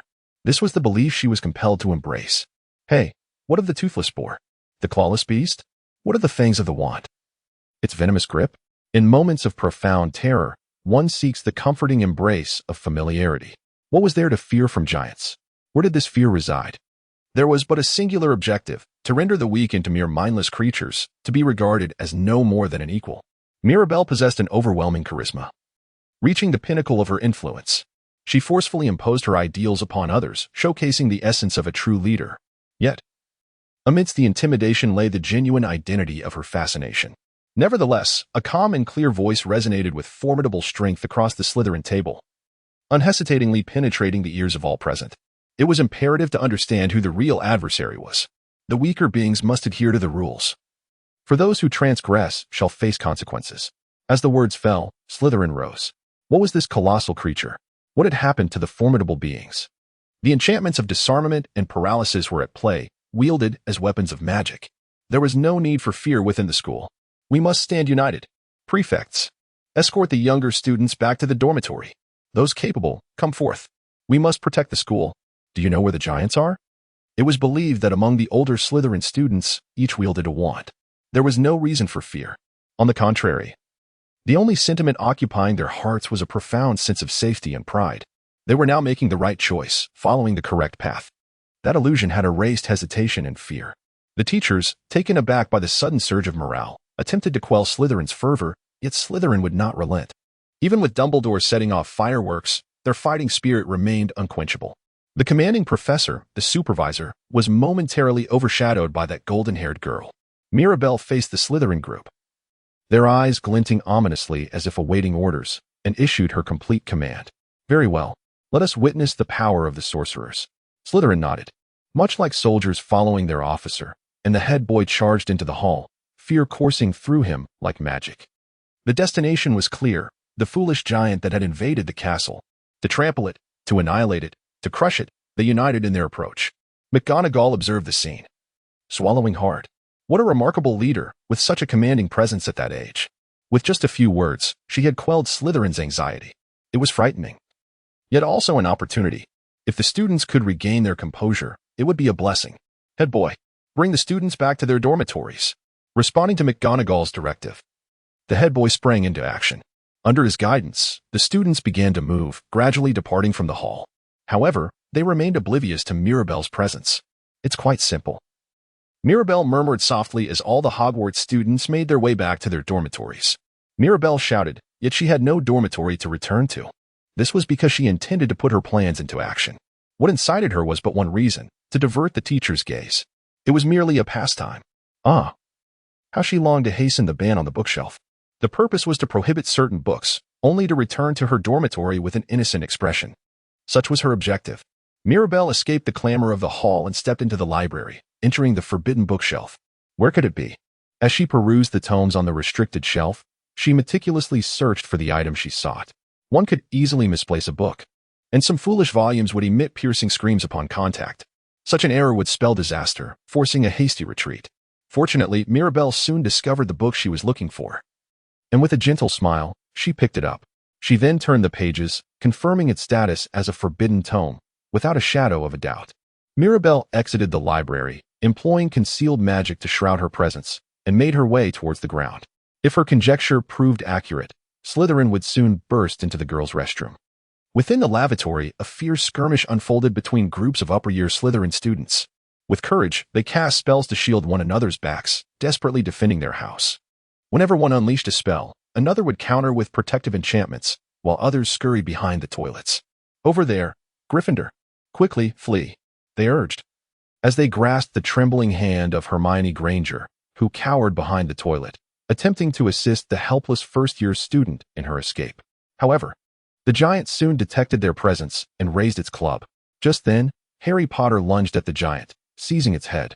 "Harry, run, Hermione. Why are you here?" Hermione inquired. "To help you," he replied, undeterred by Ron Weasley's scathing remarks about not attending the gathering. Harry's bravery allowed them to abandon caution, and Hermione seized the moment to dash towards the restroom entrance. Yet, the giant pursued closely behind, casting Harry aside, while Ron endeavored to prevent the giant from leaping out of the lavatory. Worse still, beyond Hermione, there were other female students outside. "Run, quickly!" Harry shouted in a panic from within the restroom. Slytherin sought to cast spells as well, but it was too late. The giant raised its club towards the girls who had not even attempted to flee. A catastrophic swing was anticipated. Hermione swiftly covered her face with her hands. Simultaneously, the targeted girl gradually lifted her hand and, astonishingly, caught the club with one hand. Huh? It was a bizarre spectacle. A girl of merely 135 centimeters effortlessly blocking a club over 4 meters long. The bewildered giant gripped the club with both hands, exerting all its strength, yet the club remained unmoved. An incomprehensible marvel to the onlookers, yet it was a feat created by the Golden Girl. Mirabelle Beresford, who gathered the Slytherins, found herself in a perplexing situation. It was unclear what had transpired, but she had resorted to employing silent magic with her bare hands. This particular form of magic served to weaken or soften objects, rendering even the hardest floors as soft and fragile as a cushion. Mirabelle wielded it with her bare hands, diminishing the colossal force to its utmost limit. The giant now lay powerless, its club rendered as soft as a sponge. Mirabelle squinted with boredom, leaped lightly, and seized the giant's head with a swift motion. Then, she slammed it onto the floor. This was the first application of a spell known as Descend, designed to make the target plummet. Due to its formidable strength, the giant's head struck the ground with enough force to shatter the floor. Mirabelle raised her hand once more, unleashing a powerful blow, a spell that sent forth a stunning impact. Mirabelle wielded magic without uttering a single word or even employing her wand. From Harry's perspective, the scene appeared perplexing, resembling a young girl single-handedly assaulting a giant. The colossal being was sent soaring in an arc, rolling across the floor 2 or 3 times before regaining its footing. Mirabelle exerted all her strength to stomp down on the giant's head, establishing a palpable hierarchy. What transpired next filled her with a sense of pride in her prowess. She licked the ground, urging herself to rise quickly. The giant remained prostrate, flailing its legs in a desperate attempt to rise, yet its feeble body could not surpass the girl. The girl, standing at merely half the giant's height, toyed with it as one would with an infant. Thus, the clear dichotomy of strength and weakness was illustrated. The strong trampled, while the weak could barely muster a semblance of resistance. Then, as the giant began to comprehend the nature of power, Mirabelle seized its head, forcefully lifting it to her eye level. Even a creature of lesser status seemed capable of grasping the essence of fear. The giant trembled even more pitifully. Its might, once its greatest asset, had been utterly vanquished. What the giant had prided itself on was mercilessly crushed. Being a creature of instinct, the giant was acutely aware of the disparity in strength. When a predator realizes it is destined to be prey, it becomes a victim of its own vulnerability. The giant had lost all will to fight. Mirabelle gazed at the giant, suddenly contemplating its release. "Do you know what to do?" The giant regained its freedom, yet turned to attack Mirabelle once more. It struggled to rise, only to collapse again, and unexpectedly, its tongue brushed against Mirabelle's shoe. Like a cobbler meticulously polishing leather, it licked away the dirt from her shoe with utmost care. Who could foresee such a threat? It was merely a tragic failure, subjugated by fear. A combination of victor and vanquished became evident. Everything was laid bare before them. The Slytherin students were exhilarated by the wizard's resounding triumph, their emotions reaching a fever pitch. Victory equated to dominion. The Slytherin students exhibited a strong inclination towards the ideology of the Chosen Ones. They asserted that Mirabelle's conquest was far more significant than slaying a giant, for she had captured their hearts. Mirabelle spoke to the Slytherin students with eyes sparkling with excitement. Well then, it is now the teacher's turn to work. Let's dissolve the points. There were no complaints. The Slytherins silently obeyed the girl's words, voicing no objections as they returned to their dormitory. Later, on their way back, Harry called out, "Mirabelle Beresford, right? Oh, we've seen each other a few times in class, but is this the first time we're actually speaking? You seem quite well, Harry Potter." Mirabelle instinctively responded to the anxious Harry, asserting that she posed a greater threat than Malfoy, seeking to draw nearer. Even in moments when Mirabelle offered her assistance, Harry felt an overwhelming fear of her that eclipsed all else. Witnessing her formidable cruelty only served to reinforce the tumultuous thoughts within Harry's mind. "Thank you for your help," he murmured, laden with gratitude. Mirabelle turned around and spoke briefly. Mirabelle and Harry exchanged a few words before she departed. When Harry regained his senses, Mirabelle had already ventured far away. The presence of Mirabelle Beresford instilled in Harry an overwhelming sense of dread. Firstly, there was a need for fresh blood from relatives, a youthful sacrifice, preferably a pure maiden. The ceremony was to take place on the night of the full moon. 6 roses, steeped in sacrificial blood, were to be placed in a goblet at the stroke of 3. In the Slytherin girls' dormitory, where everyone else was fast asleep, only a single blanket stirred. It was Mirabelle's bed. She pulled the blanket over her head, illuminated her surroundings with magic, and began to read a book she had stealthily acquired from the restricted section. Having successfully pilfered it, she knew that if the book lingered outside its designated shelf for too long, suspicion would inevitably arise. Therefore, she was determined to read its contents swiftly and commit them to memory. Fortunately, Mirabelle possessed an exceptional memory. She could recall everything she read in its entirety. Thus, she sought to replicate the information contained within. The rather thick tome detailed the complete procedure of the ritual, the necessary tools, and methods of acquisition. It enumerated both the failures and successes of similar ceremonies, along with their advantages and disadvantages. Understanding how Voldemort survived after his demise was crucial. In such scenarios, the quickest solution became decay. However, it must be noted that this approach was a step below Voldemort's method of demise. The ultimate goal was world domination, and engaging in battle with the likes of Voldemort and Dumbledore was inevitable. Yet, should the century's greatest wizard, Dumbledore, confront a decayed Voldemort, victory would be elusive quite simply. There was little chance for success. In light of this, Mirabelle contemplated the necessity of a countermeasure, which was precisely what the book described. Squeak. "Peter, what's that?" Hearing a squeaking sound near her bedside, she glanced over to find her pet black rat standing there. Since entering the school, she had rarely seen him. But there was a reason for that. Until now, Peter had been preoccupied with suppressing the rats of Hogwarts. Indeed, no creature knew the architectural flaws of the castle better than a rat. Thus, Mirabelle surmised that if she could control the rat and familiarize it with the surroundings, she would be able to encompass the entirety of Hogwarts. Inspired by this idea, she acted immediately. Empowered by magic, Peter was released into the school, tasked with infiltrating the rat population. At first glance, Hogwarts appeared tranquil. However, beneath the surface, an intense struggle for supremacy was unfolding among the rats. Squeak. Having secured control over half of the school, Peter performed admirably. He then led his faction to subdue the remaining half. With a flick of the fingertips, a spell of enhancement was cast upon Peter. The wild black rat, inherently more lively than its domestic counterparts, was particularly suited to serve as the general of the mountain.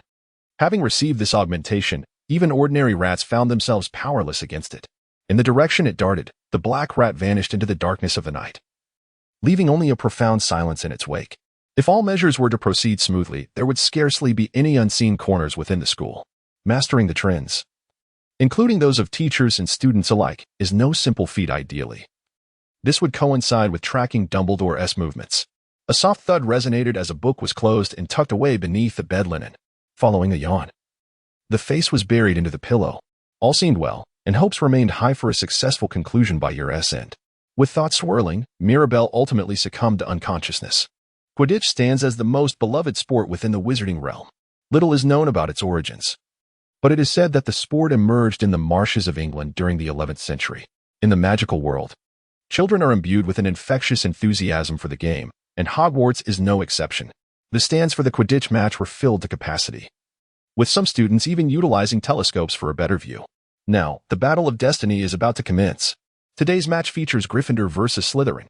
For 6 years, Gryffindor has lamented the cowardice and brutishness displayed by Slytherin. This year, it is time for revenge. Jordan. Indeed, Professor McGonagall, the Gryffindor commentator, remarked from the commentary chair, as McGonagall chastised the apparent bias towards Gryffindor. Despite the fervent atmosphere in the stands, the energy had reached a palpable crescendo. Mirabelle and Edith later made their way into the audience. Alas, the seats were already filled to capacity. Mirabelle had risen late, owing to a particular holiday, a festive occasion solely dedicated to Quidditch. Edith, holding a megaphone and a cheering flag, along with a stick, exuded enthusiasm, yet Mirabelle appeared rather indifferent. She had only awakened around 3 in the morning, rubbing her sleepy eyes, reluctantly pulled along by Edith. Mirabelle observed that the outcome of the match was already known, rendering it devoid of any value to watch. However, Edith was unaware, which is why she was forcibly brought along. When Edith resolved to stand and watch the game, several students leaped from their seats. "Sister, see you in a bit. Sister, how do you feel?" The current Slytherin students, aged 2, 3, or 4 years, knelt before Mirabelle, their heads bowed. Ever since the great incident occurred, a peculiar surge of admiration for Mirabelle had been causing Edith considerable distress. Regardless of status, Mirabelle's idolized persona within Slytherin emerged in abundance, revered as if she were a queen or princess. "What? No seats? Quickly, give up your seat. Sister, to your classmates." "Oh, thank you." A half-asleep Mirabelle found herself seated, surrounded by boys. They offered an array of items, such as freshly purchased beverages and sweets. Did these lads truly perceive it as shameful to devote themselves to a girl of merely 11 years? Edith pondered this, yet refrained from voicing her thoughts. "Sister, have a drink. Sister, fan yourself. Sister, allow me to massage your shoulders." Nothing was more exasperating. She even contemplated asking Mirabelle to dismiss them, but feared that such an action would only deepen her frustration. With a sigh, Edith resigned herself to the situation, accustomed to it by now. Then the match commenced. But Edith felt there was little to discuss. As Mirabelle was aware, the game concluded with Gryffindor's victory. Harry Potter's broom had experienced an unexpected mishap, however. He ultimately succeeded in capturing the golden snitch. For Mirabelle, the match failed to stir her heart, as she already knew the outcome. Nevertheless, the knowledge of Quirrell's intentions concerning Harry was of little consequence. December 25th, Christmas Day, a holy celebration of the birth of Jesus Christ. Initially a Muggle tradition, yet Hogwarts remained a place of significance on this special day. On this sacred occasion, all classes were suspended, allowing students to return home. Of course, those who chose to remain at the school could partake in Hogwarts Christmas festivities, but Mirabelle opted to return to her parents' home. She particularly yearned to spend Christmas Eve with her family, yet feared that returning home might raise suspicions. Furthermore, certain items required for the rituals were prohibited by law, and Hogwarts possessed few of the necessary materials. It was essential to gather them from Hogwarts, some might say, a house elf named Horgle, to prepare for the rituals. She decided a trip home was in order. The residence of Mirabelle, belonging to the Beresford family, stands majestically in the suburban expanse of Albania. An opulent mansion set upon a plot of land unmarked by any mundane maps of the Albanian realm. More precisely, it is a grand estate. The garden is enveloped by a 5-meter-wide moat, sprawling over 500 square meters, adorned with a plethora of trees and blooming flowers. Each plant is unique to the magical world and serves as an ingredient for various potions. At the periphery lies a private garden, a swimming pool, and even a Quidditch pitch, all free from the blight of garden pests. The infernal hounds of training roam the grounds, ready to devour and eliminate any intruder who dares to trespass upon their territory. Beyond the meticulously maintained garden stands a mansion that resembles a castle. At the entrance, a throng of maids lines up, graciously parting for the daughter of the Beresford family. As Mirabelle approached the grand, door-like entrance, the assembled crowd bowed their heads in greeting, welcoming her home. Upon her arrival, 2 maidservants swiftly rushed forward to open the door. Once inside, they were greeted by the waiting steward. Mirabelle entrusted her luggage and continued on without looking back. Upon entering the living room, she found her father, mother, and brother already seated there. As she observed her family, her robust elder brother, adorned with golden locks, wore a serious expression, one she had grown accustomed to. As the eldest son of the family, He found himself overshadowed by Mirabelle's remarkable accomplishments, leading to an ingrained sense of inferiority and a deep-seated resentment towards his beloved sister. Mirabelle, disregarding the gaze upon her, called out to her father. How was school? Her father, Heathcote Beresford, a man of serious demeanor with silver hair slicked back, replied, Everything is well.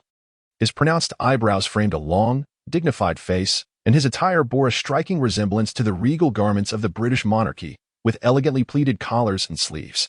Her mother, Mavis Beresford, a stunning beauty with waist-length golden hair and captivating blue eyes, was adorned in a deep crimson gown with a modest neckline, elegantly holding a folding fan. It is said that she has an affinity for graceful designs. Have you seen Malfoy's son? Mirabelle recounted to her father the situation involving Malfoy at school. Lucius, known for his adeptness in raising children, was a topic of discussion. Mirabelle chuckled, noting that she and her companion, Heathcote, shared an affinity for the Malfoy family, primarily because both families belonged to the esteemed pureblood lineage, which had long been marred by conflicting interests. This animosity was particularly pronounced during Voldemort's era, when Malfoy aligned himself with the Dark Lord, earning Heathcote's disdain. Additionally, the fact that Lucius Malfoy had once been a Death Eater further fueled Heathcote's desire to secure a conviction against him in court. However, the sole individual who could be condemned was Lucius Malfoy himself. Love, it seemed, demanded significant sacrifices, and everything had to be meticulously chosen. Only the most exceptional should rightfully assume the mantle of family leadership, for only through success could the family status be preserved. Would you not agree? Indeed, as you say. Sir, responded Simon Beresford, the elder son, with a frustrated grimace. Despite being the eldest at home, he was permitted to address Heathcote as father. Mirabelle, on the other hand, could effortlessly reach out to her parents, for she had been designated as the head of the household, while the Beresfords had invested their affections solely in her. Simon, having lost the battle for the family leadership, was fated to become Mirabelle's servant. The Beresfords, the vanquished, were ruthlessly trampled upon, even by their own flesh and blood. By the way, Mirabelle, did you receive an owl from school? What did the letter say? Although it extolled her academic excellence, it also lamented the lack of collaboration. Despite the grievances expressed by the school, Heathcote's countenance remained amused. Mirabelle discerned the true intentions behind the facade, her lips curling into a subtle, icy smile. Indeed, the daughter of Beresford's former leader was destined to be a perpetual victor, as dictated by the unyielding laws of her lineage. From the family's perspective, Mirabelle, imbued with an innate disposition for tyranny, was truly the prodigious child. Heathcote, in a state of discontent, poured wine into a glass and presented it to Mirabelle. At merely 11 years of age, she had already been immersed in the Beresford family's legacy, having been trained in magic since the tender age of 3. Drinking was as commonplace to her as it was to indulge in any ordinary beverage. Mirabelle took a sip of the wine handed to her, savoring its flavor slowly. Speaking of the living boy, Harry Potter, what kind of boy is he? He is quite remarkable, considering he has been raised by muggles for 11 years. His adaptability is commendable, particularly in broomstick flying, where he displays a natural talent. However, if asked whether he is capable of defeating Voldemort, one might cautiously say that he is still a work in progress. As she spoke, she took another sip of her wine and set the glass down. Her brother, Sidney Beresford, promptly seized the bottle and filled her glass to the brim. His demeanor, reminiscent of a well-trained butler, suggested that he took pleasure in serving Mirabelle. Take your time, sister, he said. You've become more considerate. Thank you. The brother, who inherited their father's silver hair and their mother's beauty, was truly exceptional. Although he paled in comparison to Mirabelle, his magical prowess was impressive, and his intellect was sharp. Had he not been physically frail, he would undoubtedly have been nominated alongside Mirabelle as a candidate for the head of the family. Nevertheless, Mirabelle believed that even with a robust physique, he would likely falter, as he had already completed his training. Mirabelle's brother naturally signifies that she holds him as her closest companion. From the moment of her birth, she has been enveloped by the aura of a ruler. Consequently, Mirabelle's existence alongside Sidney has become absolute. At such a young age, he has transformed into a flawless servant. In the face of Mirabelle's thoughts, he exists in a state of duality. However, her brother Simon relishes a different spectacle. He kicked a chair in frustration and cried out, Why? Why must the eldest be the head of the family, father? Why? Simon, sit down, came the assertion of dignity. Admit it, Mirabelle exclaimed, recalling a year past when she effortlessly defeated him, who was merely 10 years old at the time. Hitherto, Heathcote roared, silencing Simon. embarrassed yet furious. Simon's face betrayed his emotions before he rose and departed. Mirabelle gazed at the silhouette, pondering. The ritual employs the blood of kin? After her parents finished their conversation, Mirabelle ascended to the room on the second floor and secured the door. The interior of the room was remarkably simple, adorned with minimalistic decor. Mirabelle's abode is fundamentally extravagant, with its interior characterized by elegance, meticulously crafted to dazzle. The rationale is straightforward. If it shines too brightly, it risks resembling the ostentatious display of a nouveau riche. Yet, its innate charm is subtly concealed, for upon closer inspection, one finds the room adorned with gold and jewels, albeit in a manner that does not overwhelm the senses. Holger, perhaps? Within this enclosed chamber, he summons his loyal servant. The low murmurs from the fireplace echoing through the air, seemingly carried by the smoke that ascends the chimney.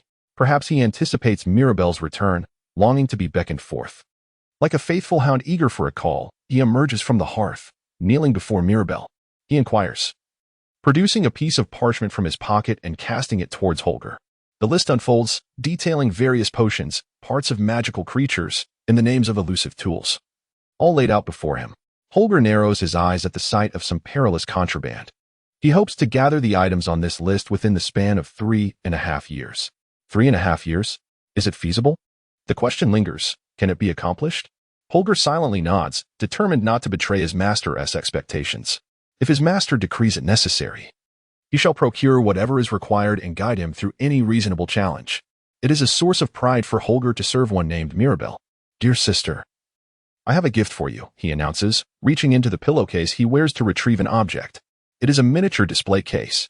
At first glance, it resembles a mere toy, but Mirabelle understands its significance. It should be feasible. After all, Mirabelle has always possessed the rare ability to obtain such treasures. This is one of the few that still exists. Perfect, Holger, she remarks. The display case itself is modest, yet when utilized with 2 specific spells, it reveals its true worth. It can rapidly shrink and expand. Currently, it exists in its diminutive form, but it requires a spell to transform objects swiftly before it can change size. Its true identity is that of a cabinet that can transport decorative items over great distances. In the heyday of Voldemort, it was a prized possession, a means of escape from dire circumstances. However, with Voldemort's downfall now 14 years past, it has become nearly obsolete. Its usage is remarkably simple. First, one must cast the spell for rapid size alteration on any object, rendering it akin to the genuine display case, thus enabling it to traverse vast distances. Afterward, one can summon it from any location to their desired destination. Hogwarts, shrouded by an impenetrable barrier, remains inaccessible. Furthermore, the route to its concealed treasures is uniquely revealed only through a specific path, without employing any of the chimney flight networks regulated by the Ministry of Magic. Consequently, there is a fear of being observed. It possesses an invaluable commodity, existing in only a few places across the globe. While the notion of invading Hogwarts may have crossed one's mind, the reality is quite different. Like all entities, Hogwarts is indeed an exception. Notably, the invasions thwarted by Hogwarts are exclusively limited to magic employed by certain beings.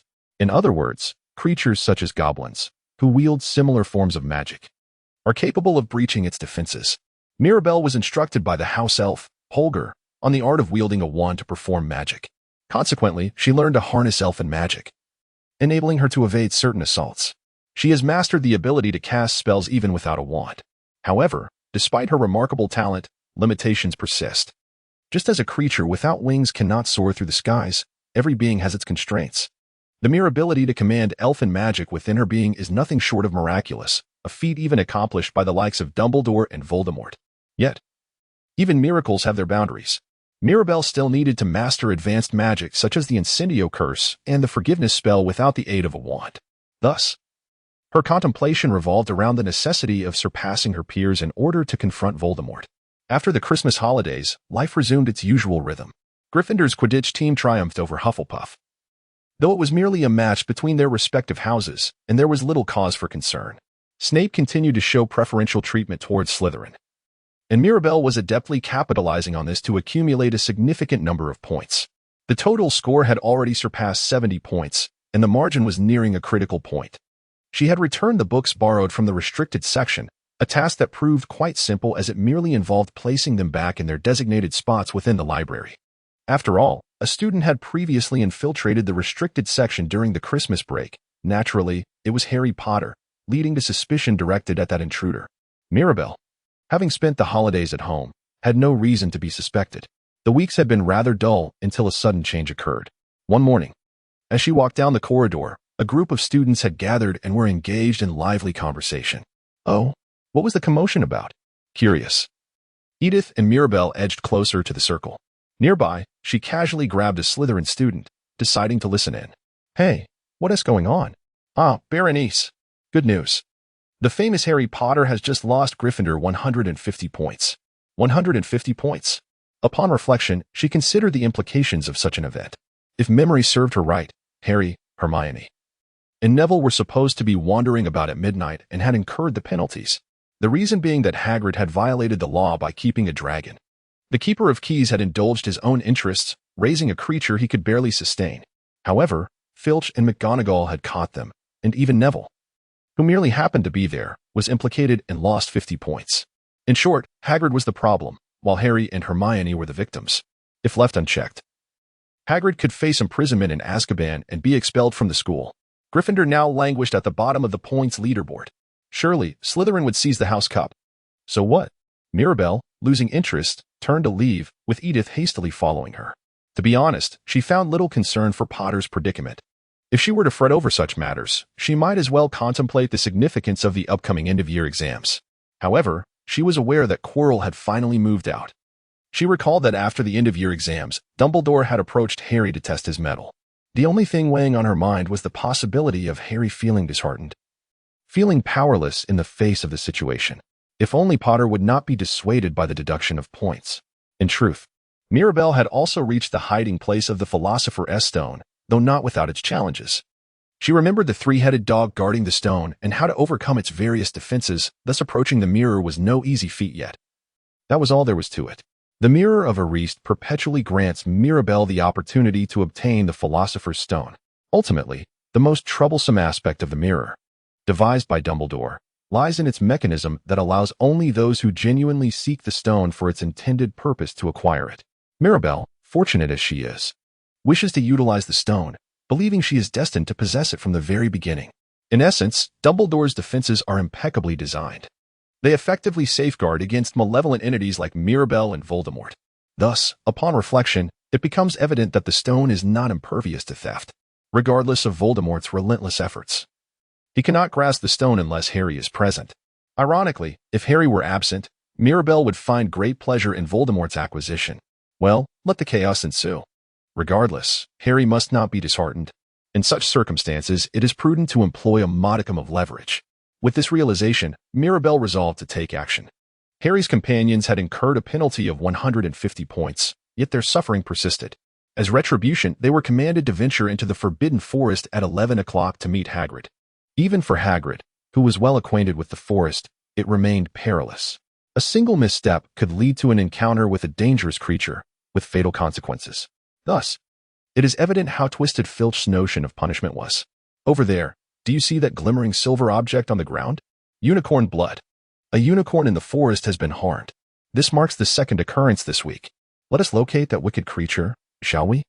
The punishment was to safeguard the unicorn somewhere within the Forbidden Forest. Somehow, Hagrid managed to persuade the frightened Malfoy, who was also late.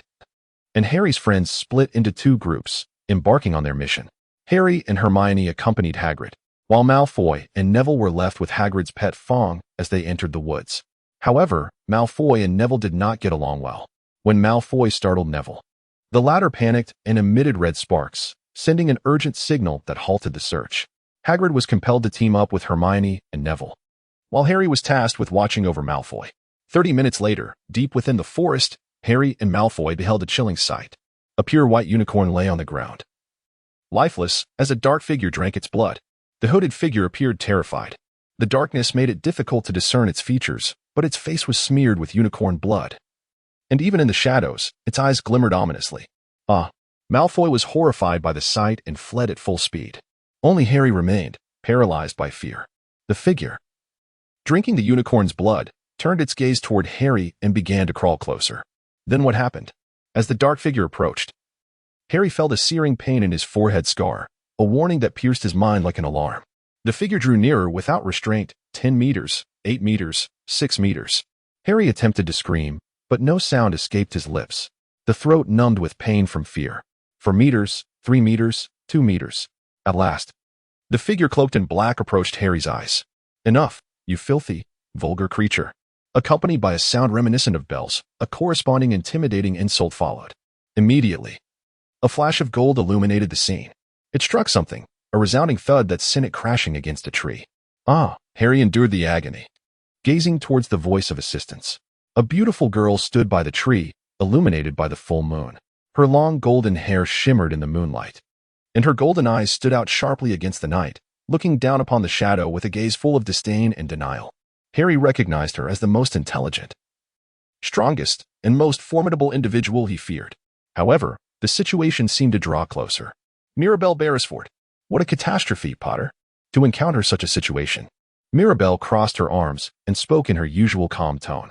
Much like Malfoy, he was a Slytherin scoundrel, yet if asked to choose a side, Harry would undoubtedly side with Mirabel. After all, Harry could not fathom screaming and fleeing like Malfoy. When it came to dealing with such enigmatic matters, no one could be more reliable than Hagrid. So, should one say it was a pleasure to meet? Mirabel's words went unheeded, and she appeared content with that. In an instant, she moved from the treetop to the cloaked figure, seizing its neck with a swift motion. Harry comprehended the situation.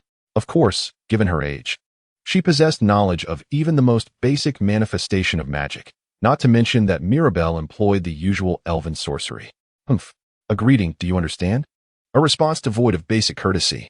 Harry beheld a scene that filled him with trepidation. Mirabel, with a swift motion, struck the astonished Harry with her black robe, while the other hand delved into her pocket to retrieve her wand. It was notably thick, deserving of the title staff, and remarkably heavy, exuding a sense of strength. How could one conceal such an object? Mirabel brandished the non-standard wand, measuring over 70 centimeters, toward the face of the dark-cloaked figure. Voldemort narrowly evaded the blow. Yet Mirabel did not relent in her assault. With remarkable speed, she redirected her wand towards the black robe and uttered the incantation. Hellfire. Fire. Aguamenti. Water. The clash of Mirabel's dark robe and the water heart mutually negated each other. The magnitude of the magic was evidently something a first-year student could unleash. Even with Harry's assistance, the exceptionally talented Hermione could not conjure such hellfire. Yet Mirabel had already attained that level of prowess. Oh, do you possess some skill? What of it? Fiery wrath, armor of protection, shield, explosion, magical barrier. Mirabel's wand unleashed spells in rapid succession, yet the black-cloaked figure shielded against them. Initially, she uttered the incantations, but soon fell silent, casting spells at an astonishing pace. In the blink of an eye, the black robe adopted a defensive stance. Yet even that defense appeared inadequate. The magical barrier creaked ominously, on the verge of being breached by Mirabel's relentless onslaught. If her assault persisted, the outcome of this confrontation was becoming increasingly evident. Aha! What is the matter? Avada Kedavra! For the first time since the battle commenced, the figure in black cast an offensive spell. However, the magic failed to subdue Mirabel. Mirabel's figure vanished faster than the swiftness of magic, suddenly appearing behind the cloaked figure. With remarkable agility, she seized her wand, lamenting the unfortunate choice made by her opponent. The cloaked figure was startled by Mirabel's abrupt emergence and instinctively recoiled. Yet, with the wand now in her grasp, any actions on the part of the dark figure became futile. In the realm of wizardry, the loss of a wand is a perilous misstep, often leading to inevitable defeat. With a cold smirk, Mirabel addressed the robed man. Ah, what a curious display of magic you possess. Do you know the last incantation I etched into my wand? She proceeded to explain the spell's nature, a repeated enchantment, capable of replicating any spell cast by the wand itself. Harry distinctly heard her words, which rendered the cloaked figure momentarily breathless. Could it be a certain terrifying spell? Harry pondered, recognizing that the magic which could only be utilized repetitively was particularly fearsome. Mirabel's disdainful laughter echoed in response to his thoughts. Potter, the matter at hand pertains to the spell I wield. The curse within this wand inflicts a torment more excruciating than death itself, a spell that the Ministry of Magic strictly prohibits from being used against sentient beings. Upon hearing this revelation, Harry grasped the depth of the threat the cloaked figure faced. He realized the impending consequences of what would soon unfold. Normally, such a curse would be beyond the capabilities of an 11-year-old first-year student to wield. Nevertheless, without a trace of hesitation, Mirabelle raised her wand. Prepare to scream like a pig. The cloaked figure took flight immediately, but Mirabelle's spell was swifter still. Once a decision was made, there was no turning back. Harry, Mirabelle. And even the dark figure sensed the inevitable conclusion approaching. However, just then, the rustling of grass echoed, accompanied by Hagrid's booming voice. Harry. Clearly. Upon witnessing the cloaked figure's retreat, Hagrid charged forth. Mirabelle heard a sound, clicked her tongue, and withdrew her wand. How amusing it was becoming, yet. Mirabelle interrupted the incantation, allowing the figure in the black cloak to escape unscathed. Harry shouted, but it was too late. In the blink of an eye, the knight had vanished, leaving only Mirabelle and Harry behind. Ah, yes, Beresford Potter, if you wish to know more about that cloaked figure. Wait until the punishment concludes and meet me at the girls' restroom on the 3rd floor. Clearly, there was something pressing to discuss. One could surmise that it would be quite troublesome if Hagrid were to witness this. As Mirabelle spoke unilaterally, she vanished like a shadow, leaving no trace behind. Harry was momentarily taken aback, but regained his composure when Hagrid and Hermione arrived. He then reflected on his thoughts. The girls' bathroom on the 3rd floor? Does Beauxbatons know about that black cloak? It was not until after midnight that Harry finally returned to the school after completing his punishment, half in disbelief and genuinely anxious. He ventured into the girls' bathroom. He should have gone straight to the dormitory. If caught wandering the school at such a late hour, particularly in the girls' bathroom, he would surely face expulsion. Yet the desire to uncover the true identity of that black cloak compelled him.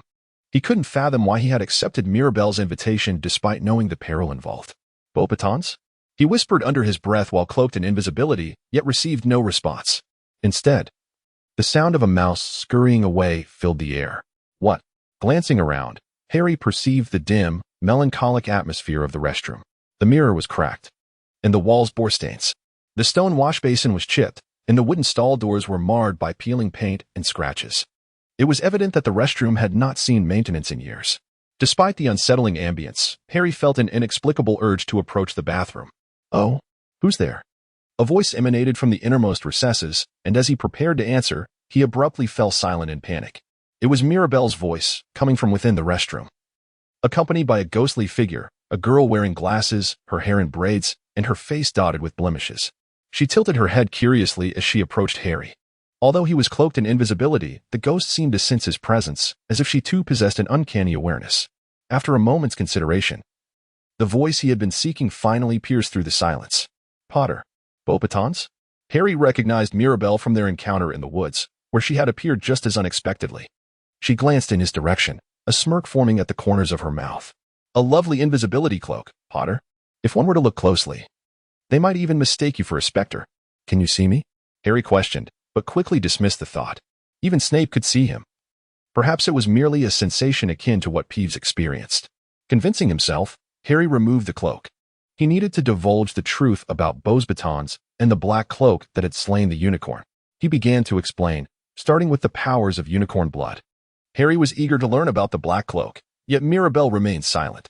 Certainly, she would provide answers soon, but the boy had to be persuaded. A calm explanation required a certain degree of composure. The blood of a unicorn is the blood of life. It can revive even those on the brink of death. But it comes at a price. A price? Should one drink the blood of a unicorn, a curse shall befall them for eternity. Even if merely a single sip is taken, one may remain alive, yet exist in a state indistinguishable from death, akin to a zombie or a ghoul. Harry swallowed hard. The mere notion of being eternally cursed filled him with dread. Would it not be better to succumb to death? As Harry contemplated this, Mirabelle continued. But what if there exists a way to shed the cursed old body? What if one could forge a new vessel? A new body? Oh. A fantastical entity that restores all powers and bestows eternal life.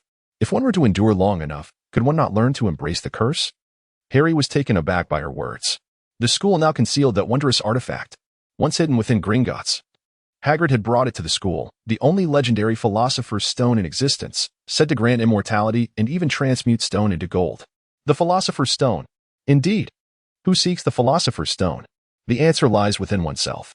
Surely, one knows the name that has awaited the return of its power for so long. A name that guards life, while waiting for an opportunity. Harry understood what Mirabelle was implying. A chill coursed through Harry's veins, as if an eagle had seized his heart. The wound on his forehead throbbed painfully, and cold sweat began to pour forth. Had he just glimpsed Voldemort? Mirabelle dared to respond, yet her smile unmistakably conveyed agreement. A formidable three-headed dog stood guard. Unless Hagrid could teach how to outsmart it, the challenge would remain insurmountable. In that case, one could rest easy. Hagrid could utter anything. There was nothing to worry about. The Philosopher's Stone was protected by that fearsome three-headed creature, and only Hagrid knew how to control it. Hagrid could easily betray Dumbledore and divulge secrets. To Harry, who felt a sense of relief, Mirabelle responded with a peculiar smile. Do you truly believe that? Of course. Hagrid would betray Dumbledore, even if it cost him his life. But Potter needed to betray him just to speak. Well, Hagrid is far more reckless than one might assume. He is certainly loyal. However, he is entirely unsuitable for the role of a secret guardian. His thoughts are rather shallow. His mind easily overheated, and he quickly loses composure. Even the slightest hint of provocation or deception can be readily accepted, and crucial information would likely spill forth uncontrollably. Just like that. As a companion, he could be trustworthy, but as a custodian of vital secrets, he is wholly unreliable. Well, trust is a fickle thing. For now, it suffices to share a few words that should be enough to unsettle Harry's sense of justice. He ought to approach the Philosopher's Stone with an impassioned sense of duty, claiming to protect it. Mirabelle no longer felt the need to take action. Instead, she would sip tea while observing Harry's endeavors, believing that if he ultimately secured the stone, it would be a triumph. She decided to return to the dormitory to collect her thoughts. Wait. Why the knowledge of the Philosopher's Stone? Why share it? Harry urged Mirabelle, who turned away, as though the story had reached its conclusion. Then, she bestowed upon him a fearless smile and softly spoke. The only one who comprehends the truth shares a common goal, to safeguard the Philosopher's Stone from Voldemort's grasp. To protect the stone as well? There were high hopes placed upon Harry Potter. With that, Mirabelle vanished. The mouse was already waiting at the fourth-floor door, ready to relay information to Mirabelle if it ventured there. Utilizing its keen sense of observation, the mouse scurried throughout the school. The only place the mouse would ever be delayed was where Mirabelle would inevitably arrive late. Everything was in place. The final exams were remarkably simple, comprising only first-year questions, and she completed them without any difficulty. For Mirabelle, who received special education from Beresford, the exam content was often already known. There was no reason to err. Whether in writing or practical magic, she made no mistakes. Judging by the pale faces of the teachers, it was evident that Mirabelle had surpassed her peers, particularly in practical magic. Professor Flitwick held a pineapple, requesting that she cast the Tarantella charm upon it. It was an easy task. Merely enchanting the pineapple caused all the objects in the classroom to dance the Tarantella. The exam was graded on a scale of 100, yet only first-year standards were applied. Initially, a benchmark was set, and if one could achieve even a fraction of it, they would receive a score of 100, with points awarded for proximity to that benchmark. If one performed magic that surpassed that standard, scores exceeding 100 were possible, potentially earning 120 or even 150 points. In the first-year exams, only Mirabelle and Hermione would achieve scores beyond 100. Oh, it was finally over. A period of study and examination had concluded. After completing the tests, Edith stretched her body, as though liberated. The pressure of preparation had undoubtedly intensified.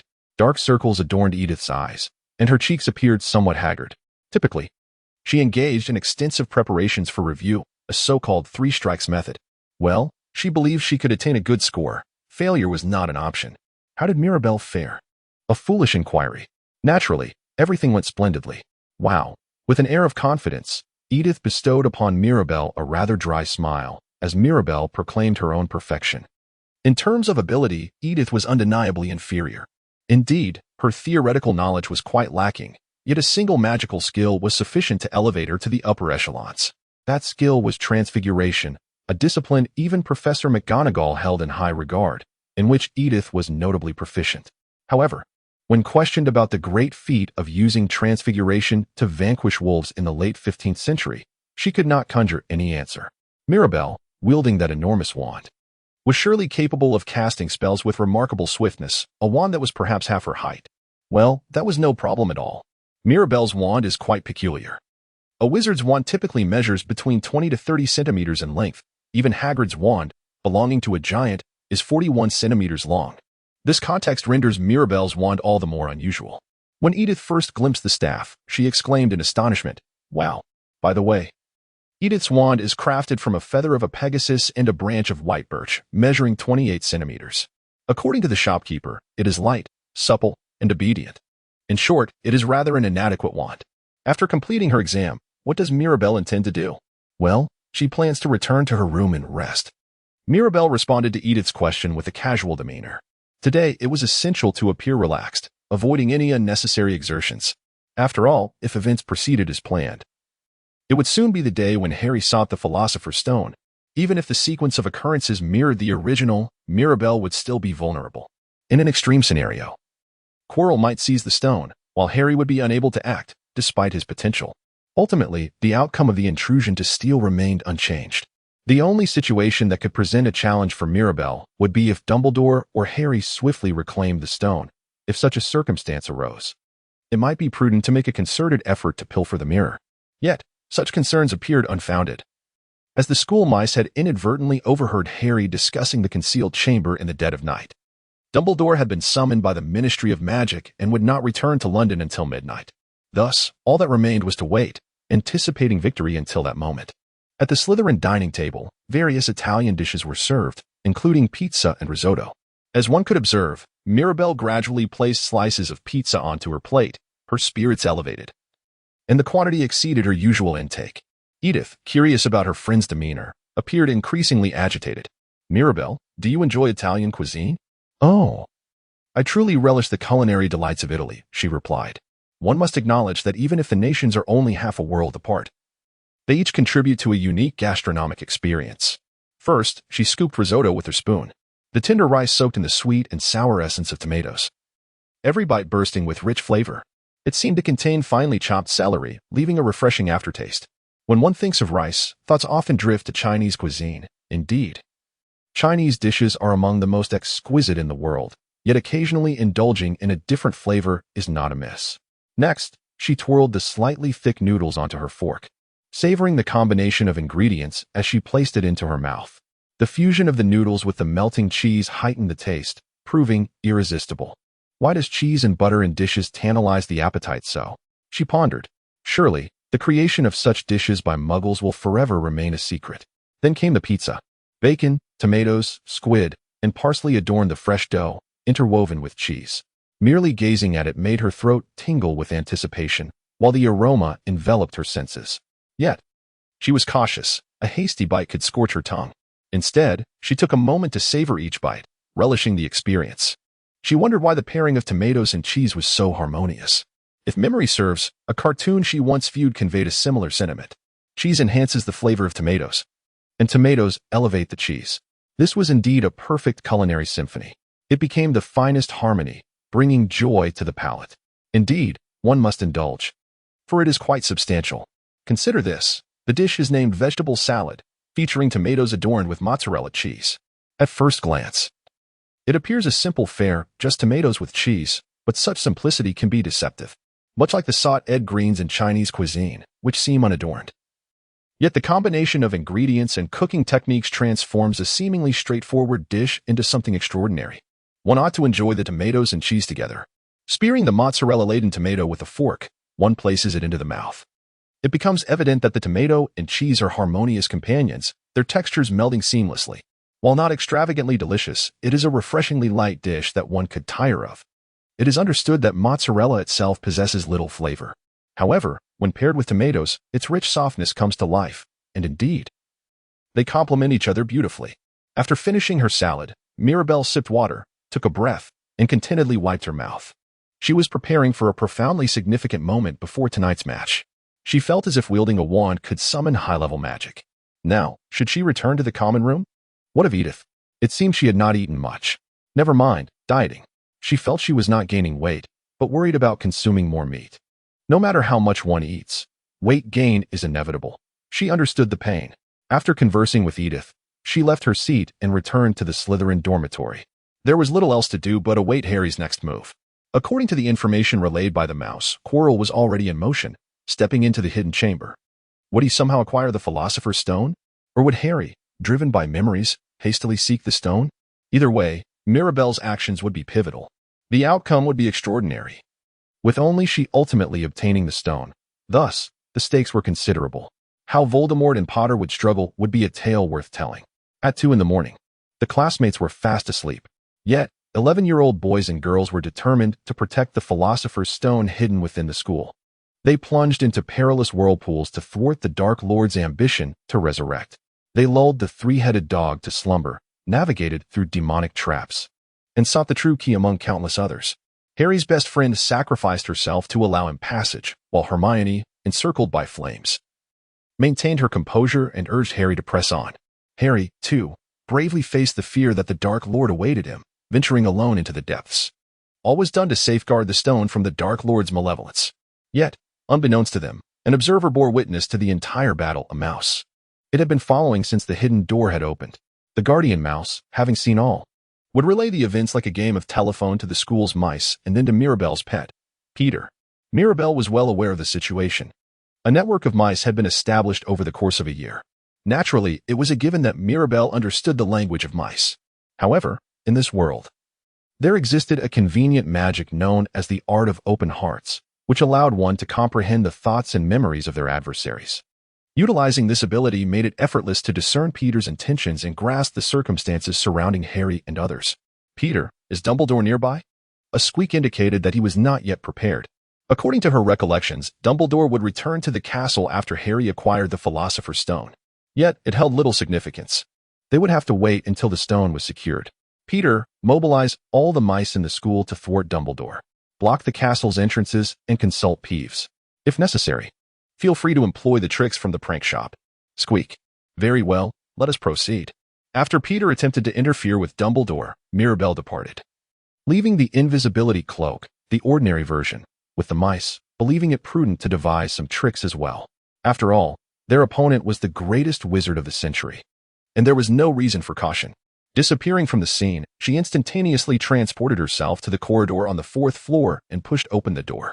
Once inside, she closed the door behind her and pointed her wand. Quickly, confinement. She cast the locking charm to secure the door completely. Of course, Dumbledore would immediately counter with the disarming spell, but that was merely the beginning. Cerberus, the three-headed dog, was also a formidable ally. With drool dripping as it yearned to bite Mirabelle, she first retrieved a flute. Then, softly, a melodious tune resonated, soothing the three heads into silence. For dogs, music was their Achilles heel. Thus, even as the music played, they remained calm and eventually succumbed to slumber. Seizing the moment of their vulnerability, she swiftly pointed her wand at the tip of their noses. Soul binding. She unleashed a forbidden brainwashing spell to manipulate her adversaries. Were it necessary, she would not hesitate to cast the immediate incantation to send them to Azkaban.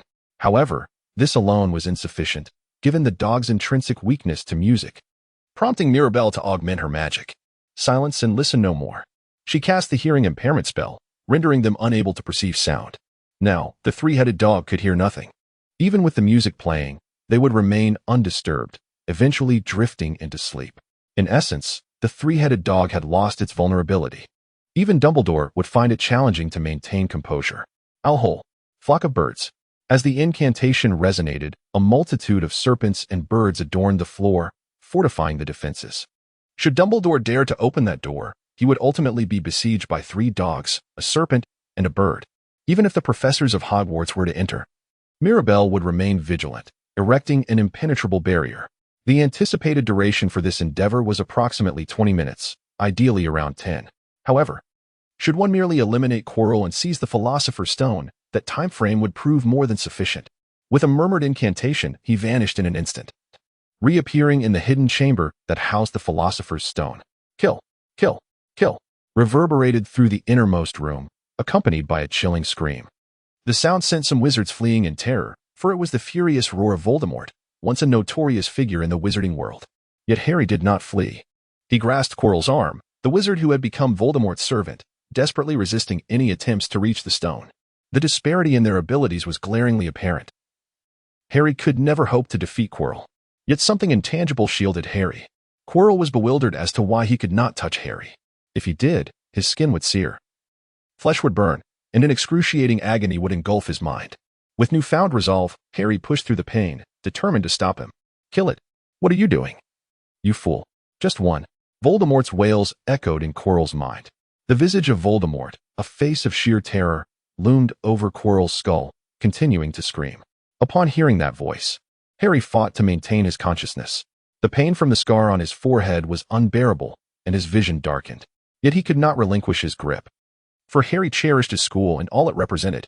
Should Voldemort return, everything he held dear would be obliterated. His friends Hermione and Ron, the stern yet kind professors. And every member of Gryffindor, including Hagrid. All would be lost, and he could not allow such a calamity to occur. The very place that felt like home to Harry, how could Voldemort dare to destroy it? Simply contemplating this ignited a spark within the 11-year-old boy. But as his awareness began to fade, everything around him grew dim. The screams of Quirrell and the cries of Voldemort faded into silence, plunging him into unconsciousness in his final moments. Yet, amidst the void, he was certain he heard a melodious, bell-like voice. A brilliant light surged forth, striking Quirrell with such force that it propelled him away from Harry. Quirrell, who once hunted unicorns in the forest, was now the target of that radiant golden girl. "Hello, Professor Quirrell. It seems Potter is in quite a predicament." Mirabelle Beresford, a timid girl, left Chilo utterly astounded, even as a mere freshman. The way she effortlessly cast the spell of forgiveness made one question the authenticity of an 11-year-old child. That frightened golden-haired girl stood firm. Chilo felt himself retreat a step, a trickle of unpleasant sweat forming on his forehead. Mirabelle disregarded the brazen minions and addressed Voldemort directly. "Pleased to make your acquaintance, Voldemort." Her companions, who had intervened once again, were an unexpected presence. Observing the irrelevant utterances spilling from Voldemort's lips, Mirabelle emitted a low, rumbling sound. Indeed, Harry had secured a most invaluable ally in the pursuit of the Philosopher's Stone. He provided information and assistance when needed, serving as a comrade in certain respects. Potter had proven to be quite beneficial. He transcended the superficial theatrics, persevered through challenges, and ultimately acquired the stone. Yet, that was the extent of his involvement. The boy had no further connection. Assistance, perhaps? Certainly. The objective had always been the Philosopher's Stone from the very beginning. Mirabelle wore a chilling smile as she retrieved a wand from her pocket. In response, Chilo took a step back, creating some distance between them. It became evident that she ought to be included. A good witch, hailing from a pure blood lineage. If one were to follow, it would bring the benefits of a magical stone. Is that not a splendid prospect? Mirabelle did not respond to Voldemort's invitation. Perhaps silence was perceived as a form of response, prompting Voldemort to continue his discourse. What a pity it would be, had she accepted his offer. She would have undoubtedly grown stronger. She would have made an exemplary Death Eater, perhaps even more suited to serve the Dark Lord than Bellatrix. After all, despite her youth, there was no justification for declining such an invitation. Mirabelle offered a faint smile in response to Voldemort's invitation. However, her laughter swelled, ultimately becoming an unbearable crescendo that shattered the silence. The Dark Lord, whom the wizarding world feared, was met with the ringing echoes of the young girl's mirth throughout the room. Hearty laughter erupted, a cacophony of amusement that had never before been directed at the Dark Lord, a figure so often cloaked in reverence and dread. What could possibly be so humorous? The whimsical nature of Voldemort was beyond comprehension. The pursuit of the Philosopher's Stone was an entirely different matter. She mused, revealing that her thoughts were solely occupied with the stone. Mirabelle's smile twisted into a sinister grimace, revealing her canine teeth. Puzzled, Chilo thought to himself and promptly ready to spare wand. Mirabelle suddenly appeared, captivating the entire world. How could she possibly be aligned with the vanquished? She wielded a staff crafted from a vampire tree standing over 70 centimeters tall, striking Chilo with it. With a fluid motion, she directed her wand and proclaimed the incantation. Shatter. The two blows collided, neutralizing each other. Once again, the attack came forth. This time, Chilo was swifter. Glacier, he exclaimed, as crystal-clear water erupted like a spring. Mirabelle employed a freezing spell to encase Chilo's water magic in ice. Subsequently, she shattered the frozen water with her staff, hurling it back at Chilo like a shard of ice. Chilo was taken aback by the spell's unexpected reversal and inhaled deeply. Mirabelle seized the opportunity. With a flourish of her wand, a burst of crimson light erupted, and Chiluo's wand was wrested from his grasp. Though it was a fundamental offensive spell, its efficiency and ease of use were highly esteemed, especially in battles among sorcerers where the theft of a wand proved to be remarkably effective. With mere determination, victory was almost assured at an 80% rate.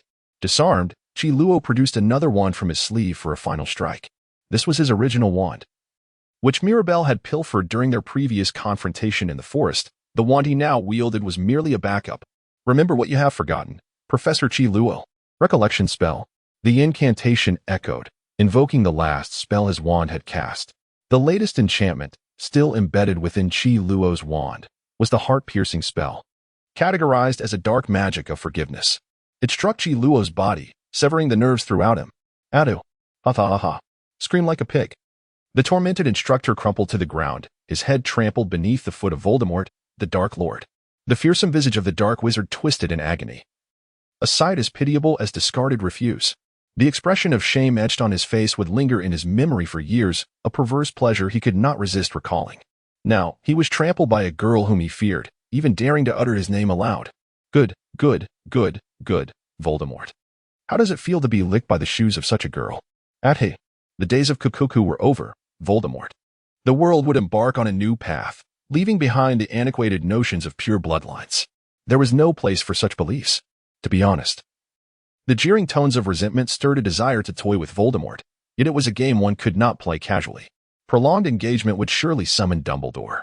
In this situation, Mirabelle raised her wand, declaring her intent to swiftly conclude the task at hand.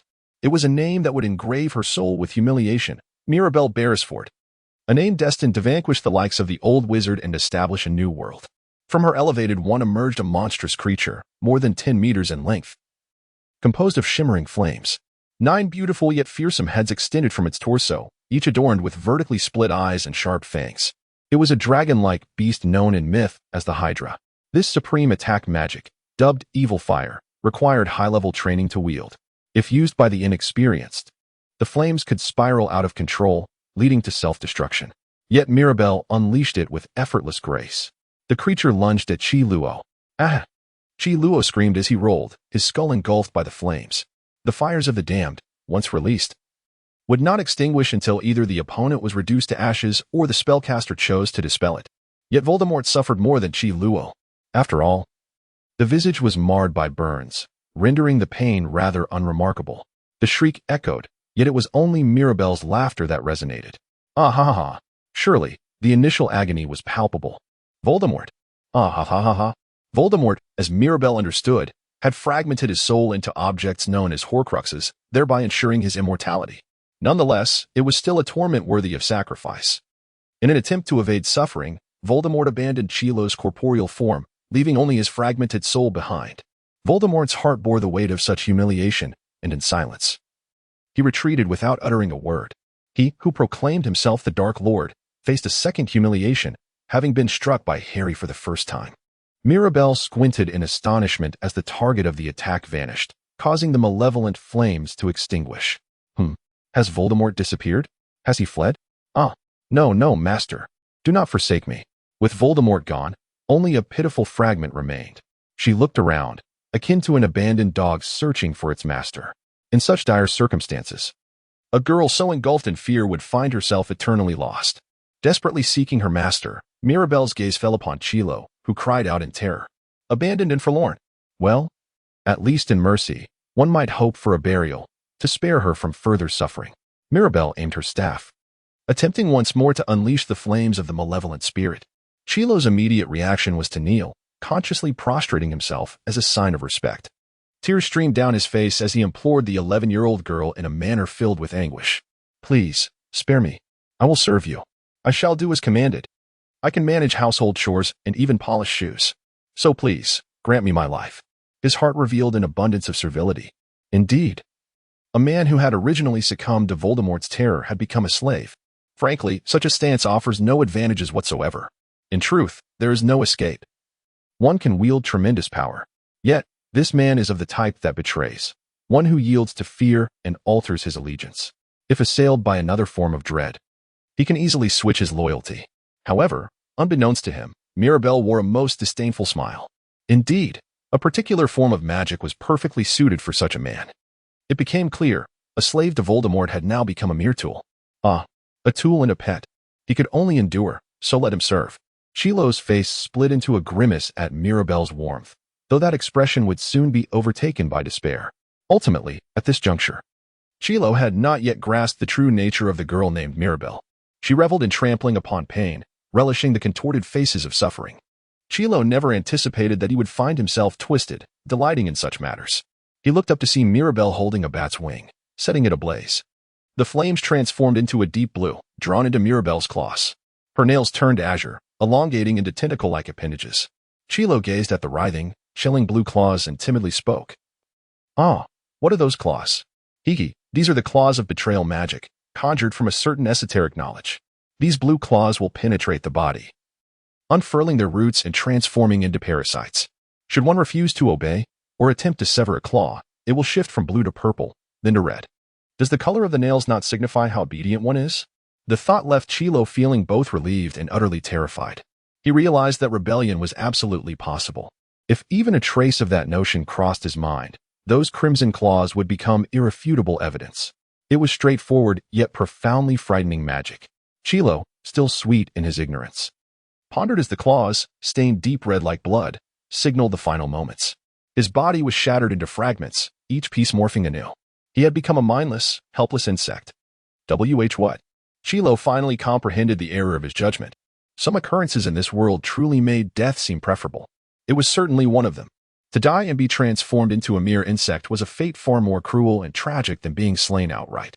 Mirabelle seized Chilo by the neck, causing him to flinch as her claws mercilessly pierced his arm. The claw of slavery.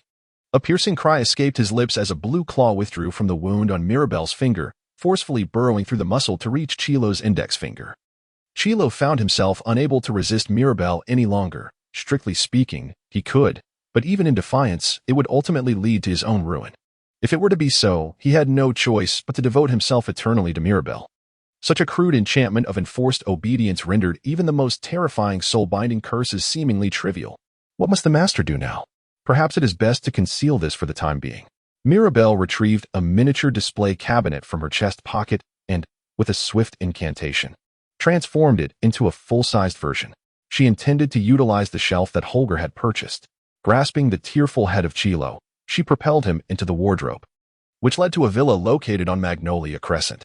This villa, originally constructed by her father, had fallen into disuse. It served as an impeccable hiding spot. Chilo complied with the instruction to conceal himself within the wardrobe, subsequently vanishing from sight. It was a ridiculous yet honest smile. Though one could be certain he yearned to escape Mirabelle's presence as soon as possible. Mirabelle restored the display case to its original miniature size, allowing it to fit in her pocket. If the magical stone were handed over to Chilo, it would facilitate the stone's transport outside. However, relinquishing it would also risk the power of the stone breaking the curse. Chilo had labored intensely to acquire his piece. Yet surrendering the stone would lead to the loss of both the piece and the stone's power. Attempting to break the curse through conventional means would result in the curse transforming into a more formidable entity than the remedy itself, thus inciting fears of betrayal. Though the magical stone stood as an exception, utilizing the stone might allow for a swifter resolution of the curse than the shattering of one's form, perhaps even restoring the body that had been transformed into a pest. This was the rationale behind her decision to entrust the stone to Chilo. Well, it mattered little. After her departure, everything would come to an end. After all, the final victory belonged to her. As she spoke, she glanced at her watch. Only 4 minutes had passed. There were still 6 minutes remaining until Dumbledore's anticipated arrival. Even if Dumbledore were to reach the location at double the expected speed, he would still be late. With a subtle smile, Mirabelle approached the unconscious Harry and took the magical stone from his grasp. Her objective had been accomplished, an arduous battle had been fought. She could afford to linger for a moment longer. Suddenly, she heard a voice behind her, momentarily halting her thoughts before she turned around. An elderly wizard clad in emerald robes stood before her, his blue eyes sparkling behind half-moon spectacles, his hooked nose bending multiple times. His silver beard, cascading to his waist, was secured by a belt. Had even been 5 minutes. He had blocked the city gates, set traps everywhere, and even mobilized the poltergeist to obstruct her.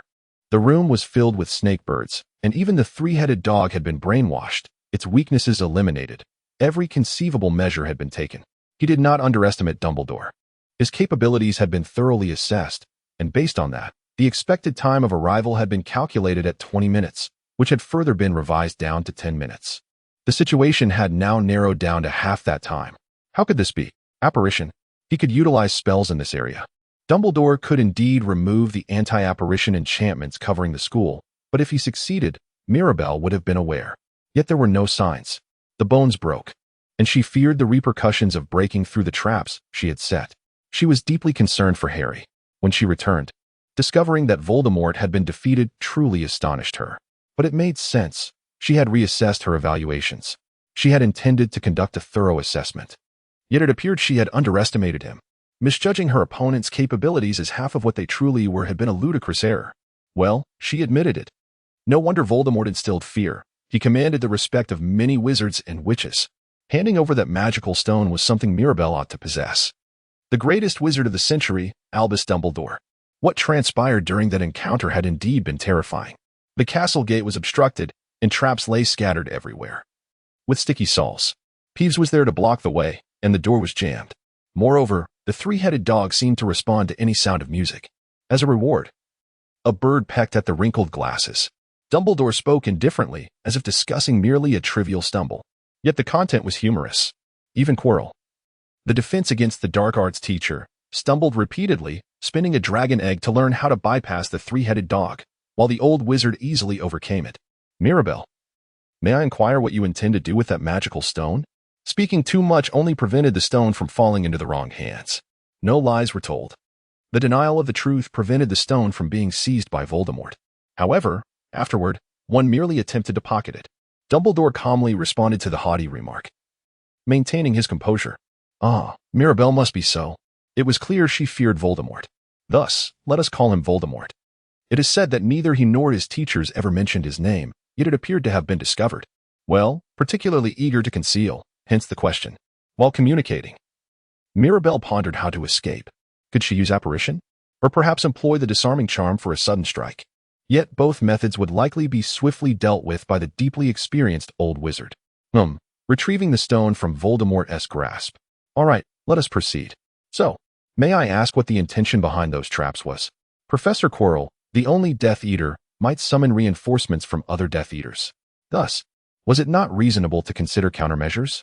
Certainly. Quite clever. Is the rationale for sealing the gate the same?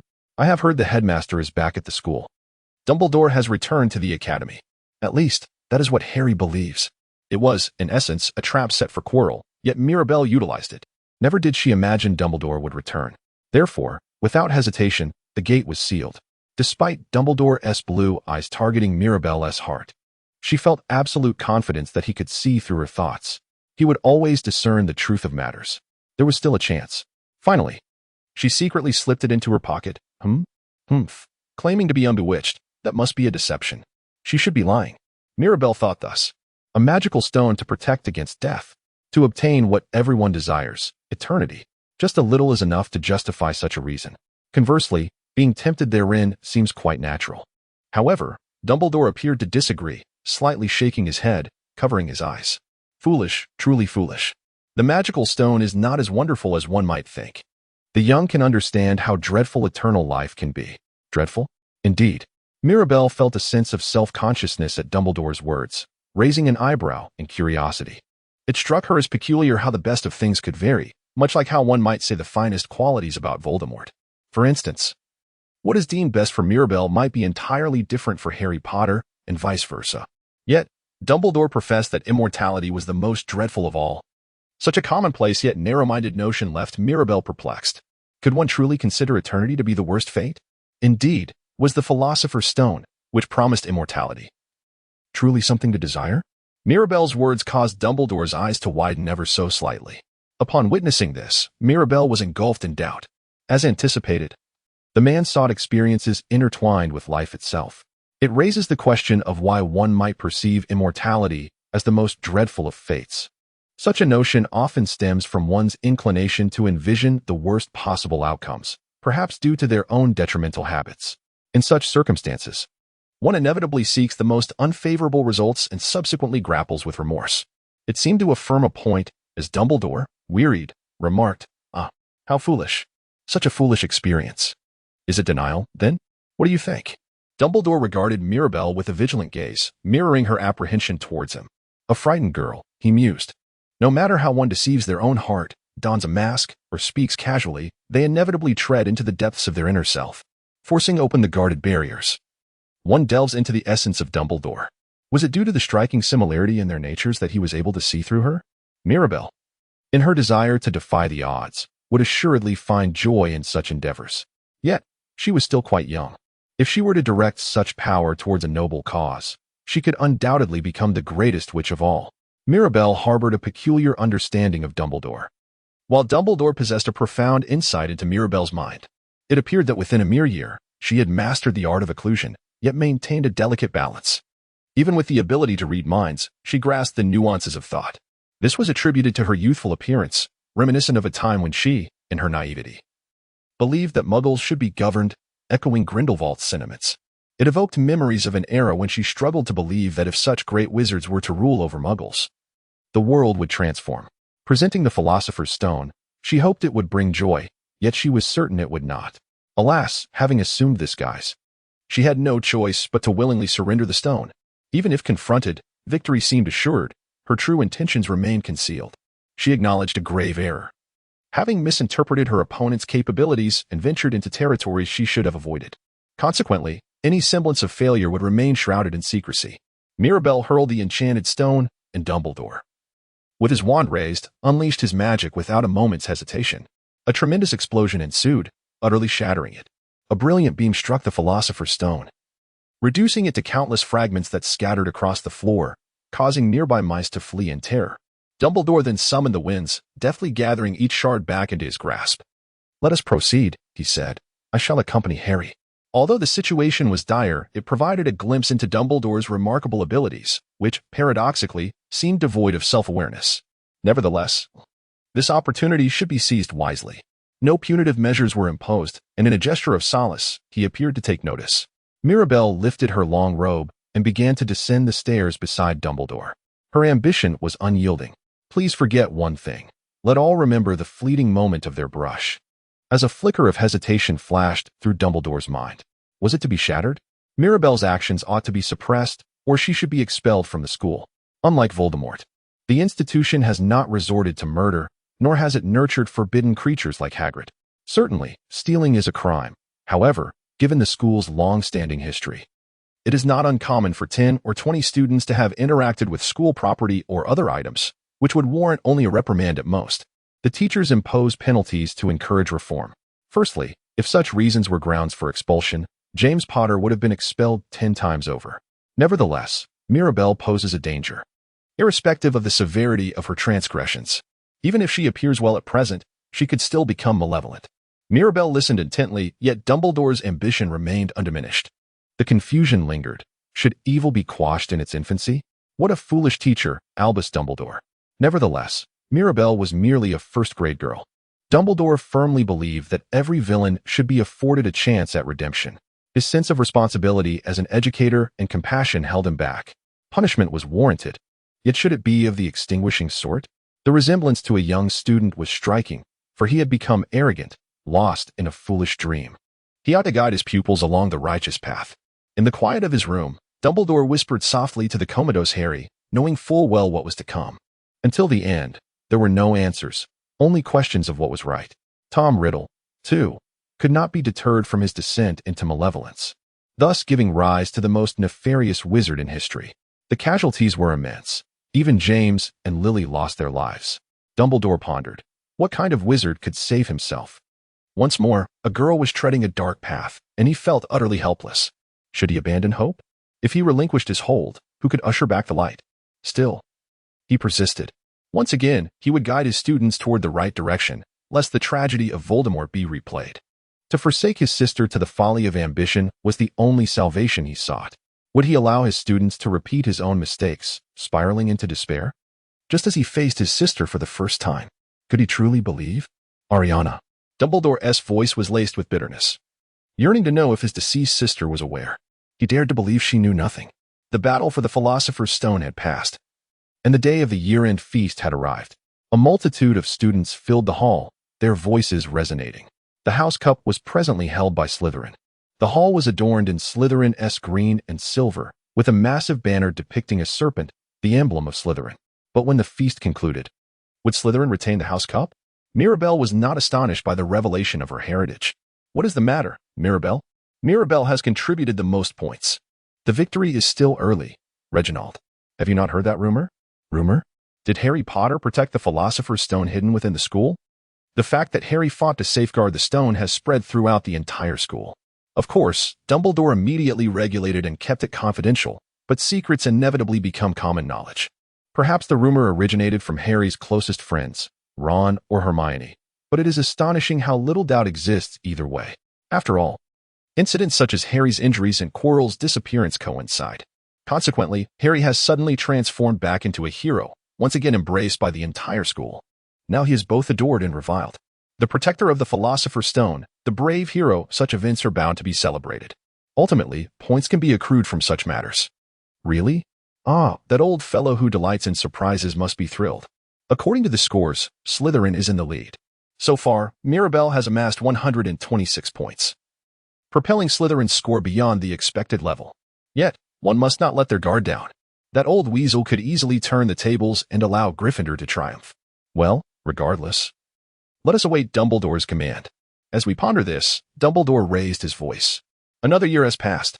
First, let us listen to the old man's ramblings. Then enjoy a hearty meal. A year has gone by, and I hope our minds are clearer than before as the new academic year commences. With the summer having cleared our heads, to this end, let us first conduct an inter-house competition. The scores are as follows. 4th place, Gryffindor, with 308 points. 3rd place, Hufflepuff, with 352 points. 2nd place, Ravenclaw, with 426 points. In 1st place, Slytherin, with 598 points. As this was announced, Slytherin rose from the table, stomping the floor with thunderous applause. 7 consecutive years of winning the House Cup. An overwhelming victory, surpassing any previous advantage this year. The first years rejoiced at winning the House Cup in their inaugural year, while the 7th years shed tears of joy at the school's 7-year streak of triumph. A splendid graduation ceremony. There is nothing more to wish for. Yet, amidst it all, Mirabelle remained seated, arms crossed, awaiting the moment. Well, Slytherin, well done. However, we must consider the recent events. Hearing such words felt like dousing the smug Slytherins with a bucket of cold water, rendering the hall silent. Oh. Dumbledore cleared his throat and spoke softly. The final points will be awarded at the last moment. First, Mr. Ron Weasley. Gryffindor showcased the finest game of chess Hogwarts has ever witnessed, earning 60 points. As the words left his lips, Gryffindor erupted into cheers. Well, that is known. However, the points awarded were 10 more than Mirabelle had anticipated. Mirabelle furrowed her brow as she received Hermione Granger's announcement. Gryffindor was awarded 60 points for employing remarkable magic while encircled by flames. Cheers erupted from the Gryffindor table, the sound of students' footsteps echoing throughout the hall. Once thought to be at the bottom, they had triumphed and ascended to 2nd place, still trailing Slytherin by 170 points. As if comprehending the sentiments of the moment, Dumbledore smiled and declared the scores. Thirdly, he awarded Mr. Harry Potter 120 points for his extraordinary courage and mental fortitude. Just 50 points remaining. The resounding cheers filled the entire space, causing the room to tremble as if shaken by an earthquake. Dumbledore raised his hand to quell the uproar and spoke softly. Courage manifests in many forms. It requires great bravery to face an enemy, but it equally demands courage to confront a friend. Thus, he decided to grant Neville Longbottom 50 points. The cheers erupted once more, a cacophony of exhilaration that reverberated through the hall, prompting all students to rise in celebration. In the end, while Slytherin remained at the top, the scores were tied. This year would not see Slytherin monopolize the House Cup. All students, save for Slytherin, rejoiced in their congratulations. In an effort to stifle Harry and his companion's adventurous spirit, a tie was orchestrated to highlight the disparity in treatment, leading to this resolution. Meanwhile, Slytherin's faces twisted in frustration, and Mirabelle felt a tumultuous surge within her. To speak frankly, Dumbledore's decision to allow Gryffindor's victory was something she regarded favorably. Given their pursuit of the Philosopher's Stone, there should have been reprimands and point deductions. Yet Dumbledore refrained. Did he sympathize with Mirabelle? Moreover, he deducted points from her tally. Harry's points equated to Mirabelle's deductions. Dumbledore intentionally shielded Mirabelle's actions from the school's scrutiny while simultaneously elevating Harry's score, imposing a punishment that Mirabelle could comprehend. What a truly antiquated notion. Mirabelle fixed her gaze upon the beaming Dumbledore, acknowledging the rectification of her prior assessment. After all, he was the sole adversary worthy of her attention. Although she had employed the mental block, she should still be able to perceive the thoughts within him, much like one comprehends the intricacies of a hand. Once she had finished the meal laid before her, Mirabelle suppressed the fury that simmered deep within her chest, a tumultuous blend of anger, humiliation, and youthful vulnerability. Thus, she resolved to exercise patience, embracing her emotions as one would savor sustenance. Fortuitously, the skin of her neck remained unscathed, tethering her essence to life itself. Subsequently, she swallowed her wrath, transforming it into a poignant lesson, a realization that one must never allow the gravest of mistakes to stifle their spirit. The humiliation she endured would inevitably be repaid by the illustrious Albus Dumbledore.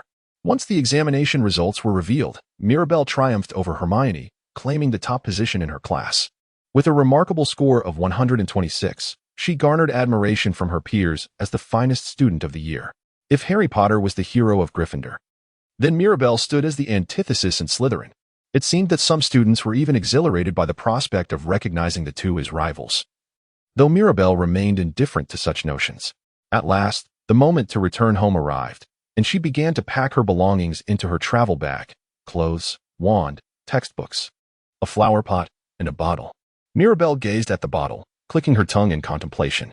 Inside, a multitude of crimson shards lay scattered, fragments of the Philosopher's Stone. When Dumbledore shattered it, the mouse that had been patiently waiting on the floor, behind Harry, collected the pieces, though a few shards remained unreclaimed by Dumbledore. Suppressing her inner humiliation, Mirabel stowed the spoils into her bag. In the end, this was all she could obtain. Yet, she had to accept such indignity. In the hope of one day achieving victory, even her simmering anger would be consumed as sustenance. Thus, she departed, the bitter taste of failure lingering. Deep within the magical realm lay a hidden village, ensconced in the depths of the earth, shunned by sunlight, a dwelling loathed by light itself. The path to this village was shrouded in cavernous darkness, and a shadow traversed its depths. 12-year-old Mirabel Beresford, guided by the flickering glow of phosphorescence, moved through the gloom, her golden hair strikingly visible even in the dark. Clad in a simple uniform, paired with a practical sports jacket for ease of movement, she maintained a somewhat unremarkable appearance. Without hesitation, she treaded along the dilapidated path, crushing the skulls that rolled beneath her feet. In the distance, a few bats clung to the cave ceiling.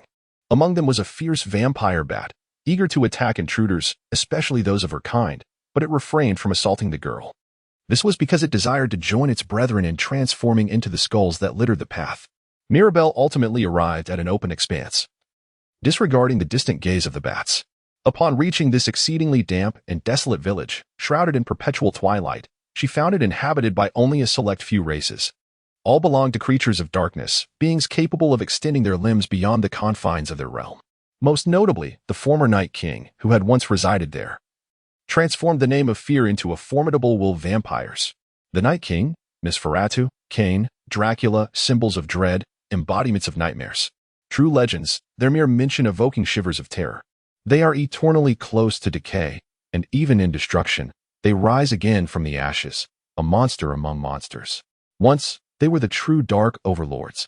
But now they exist merely as a tale, a rare account recounted by the weak. Even Mirabel's memory of this era is almost non-existent. A shadow of the once mighty lineage of the Dark King. Gideon Lockhart's autobiography has become a convenient weapon, wielded by a writer named Eldred Warpole, now a mere authority on what was once a legendary being. Emptiness reigns, marking the end of those who once swept through the night. Mirabel murmured with a tone of disdainful pity, akin to that of a discarded failure evading the public eye. Voldemort, who bore a terrifying name, had motives that remained shrouded in ambiguity. He commanded the dark creatures of the night, yet curiously refrained from employing vampires for reasons easily discernible within the village. It was evident, almost begging to be articulated. The village was devoid of what one might call necessities. After observing the surroundings for a while, a figure emerged from the shadows, a man with a pale complexion and gaunt cheeks. Sharp fangs protruded from his mouth, revealing his nature. However, his expression betrayed no ambition, evoking memories of oppression. A vampire, perhaps? Regardless, was he a sorcerer of ill repute? The man gazed at Mirabel with lifeless, fish-like eyes, brimming only with resignation and disappointment. There was no anger directed at the intruder, merely a drooping of shoulders, as if he had surrendered to despair.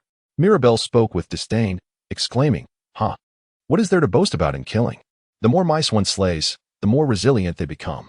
There exists a truth devoid of falsehoods. Once, the Western vampire was synonymous with terror.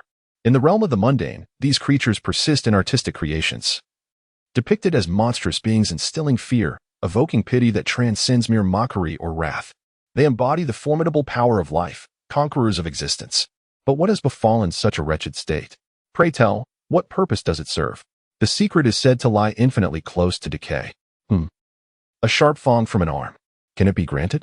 After all, it would merely regrow, wouldn't it? Mirabelle aspires to transcend the boundaries of her kind and achieve eternal life. The most formidable aspect lies in the profound depths of dark magic, particularly in the art of soul-splitting, a practice she finds intriguing. However, this act of tearing asunder the soul significantly undermines its very existence. Moreover, the aesthetic she cherishes transforms into something grotesque, rendering her unable to endure the distortion of what was once the world's finest masterpiece. Additionally, the concept of soul-splitting is inherently flawed. Should the soul vessel itself be destroyed, immortality would be irrevocably lost. Conversely, the soul vessel possesses a critical vulnerability, making it susceptible to destruction from potent magical assaults, such as the fires of demons. Mirabelle's thoughts proliferated, yet she soon deemed them to be the most foolish. The soul artifact fractures the spirit. A single instance of evading the actions that weaken the soul can lead to dire consequences. If repeated several times, one may descend into a mere husk, devoid of even the essence of the soul. Mirabelle contemplated the notion of excluding the soul vessel from the list of candidates. Thus, she yearned to diminish decay in any conceivable manner. A scarred soul, a lost existence, she aspired to attain the eternal indifference of a ruler deserving of such a fate. The most ideal state. Mirabelle has discovered the key to the vampire's existence, revealing the reason for their distant presence. The pride of the fangs cannot be easily relinquished. Mirabelle responded to the weary vampire with a smile, a touch of mockery in her expression. That gentle smile, a breath of relief, indicated that he had not entirely lost his dignity. If he willingly surrendered his fangs, it would be a warning bell. Indeed, as a superior species, relinquishing the last vestiges of pride was an unfortunate fate. Mirabelle anticipated such a reaction. Vampires. What was the reason for this? Should one pridefully surrender their dignity? What? To prepare to languish in obscurity for eternity?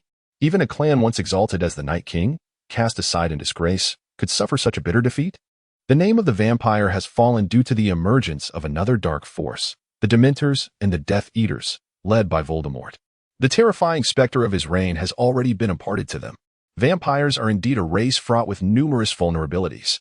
They fear garlic, running water, sunlight, and the crucifix. They can be destroyed by a mere wooden stake, purified by silver, and terrified by sacred texts. It is no wonder they live in dread. However, these beings are the closest to decay, yet the allure of achieving immortality intrigues Mirabelle. What trials have they endured? Once transformed by a vampire's bite, one becomes an identical creature of the night. Thus, the peril surpasses that of Horcruxes. If this is the case, could one potentially unravel the mysteries or even create a decayed entity?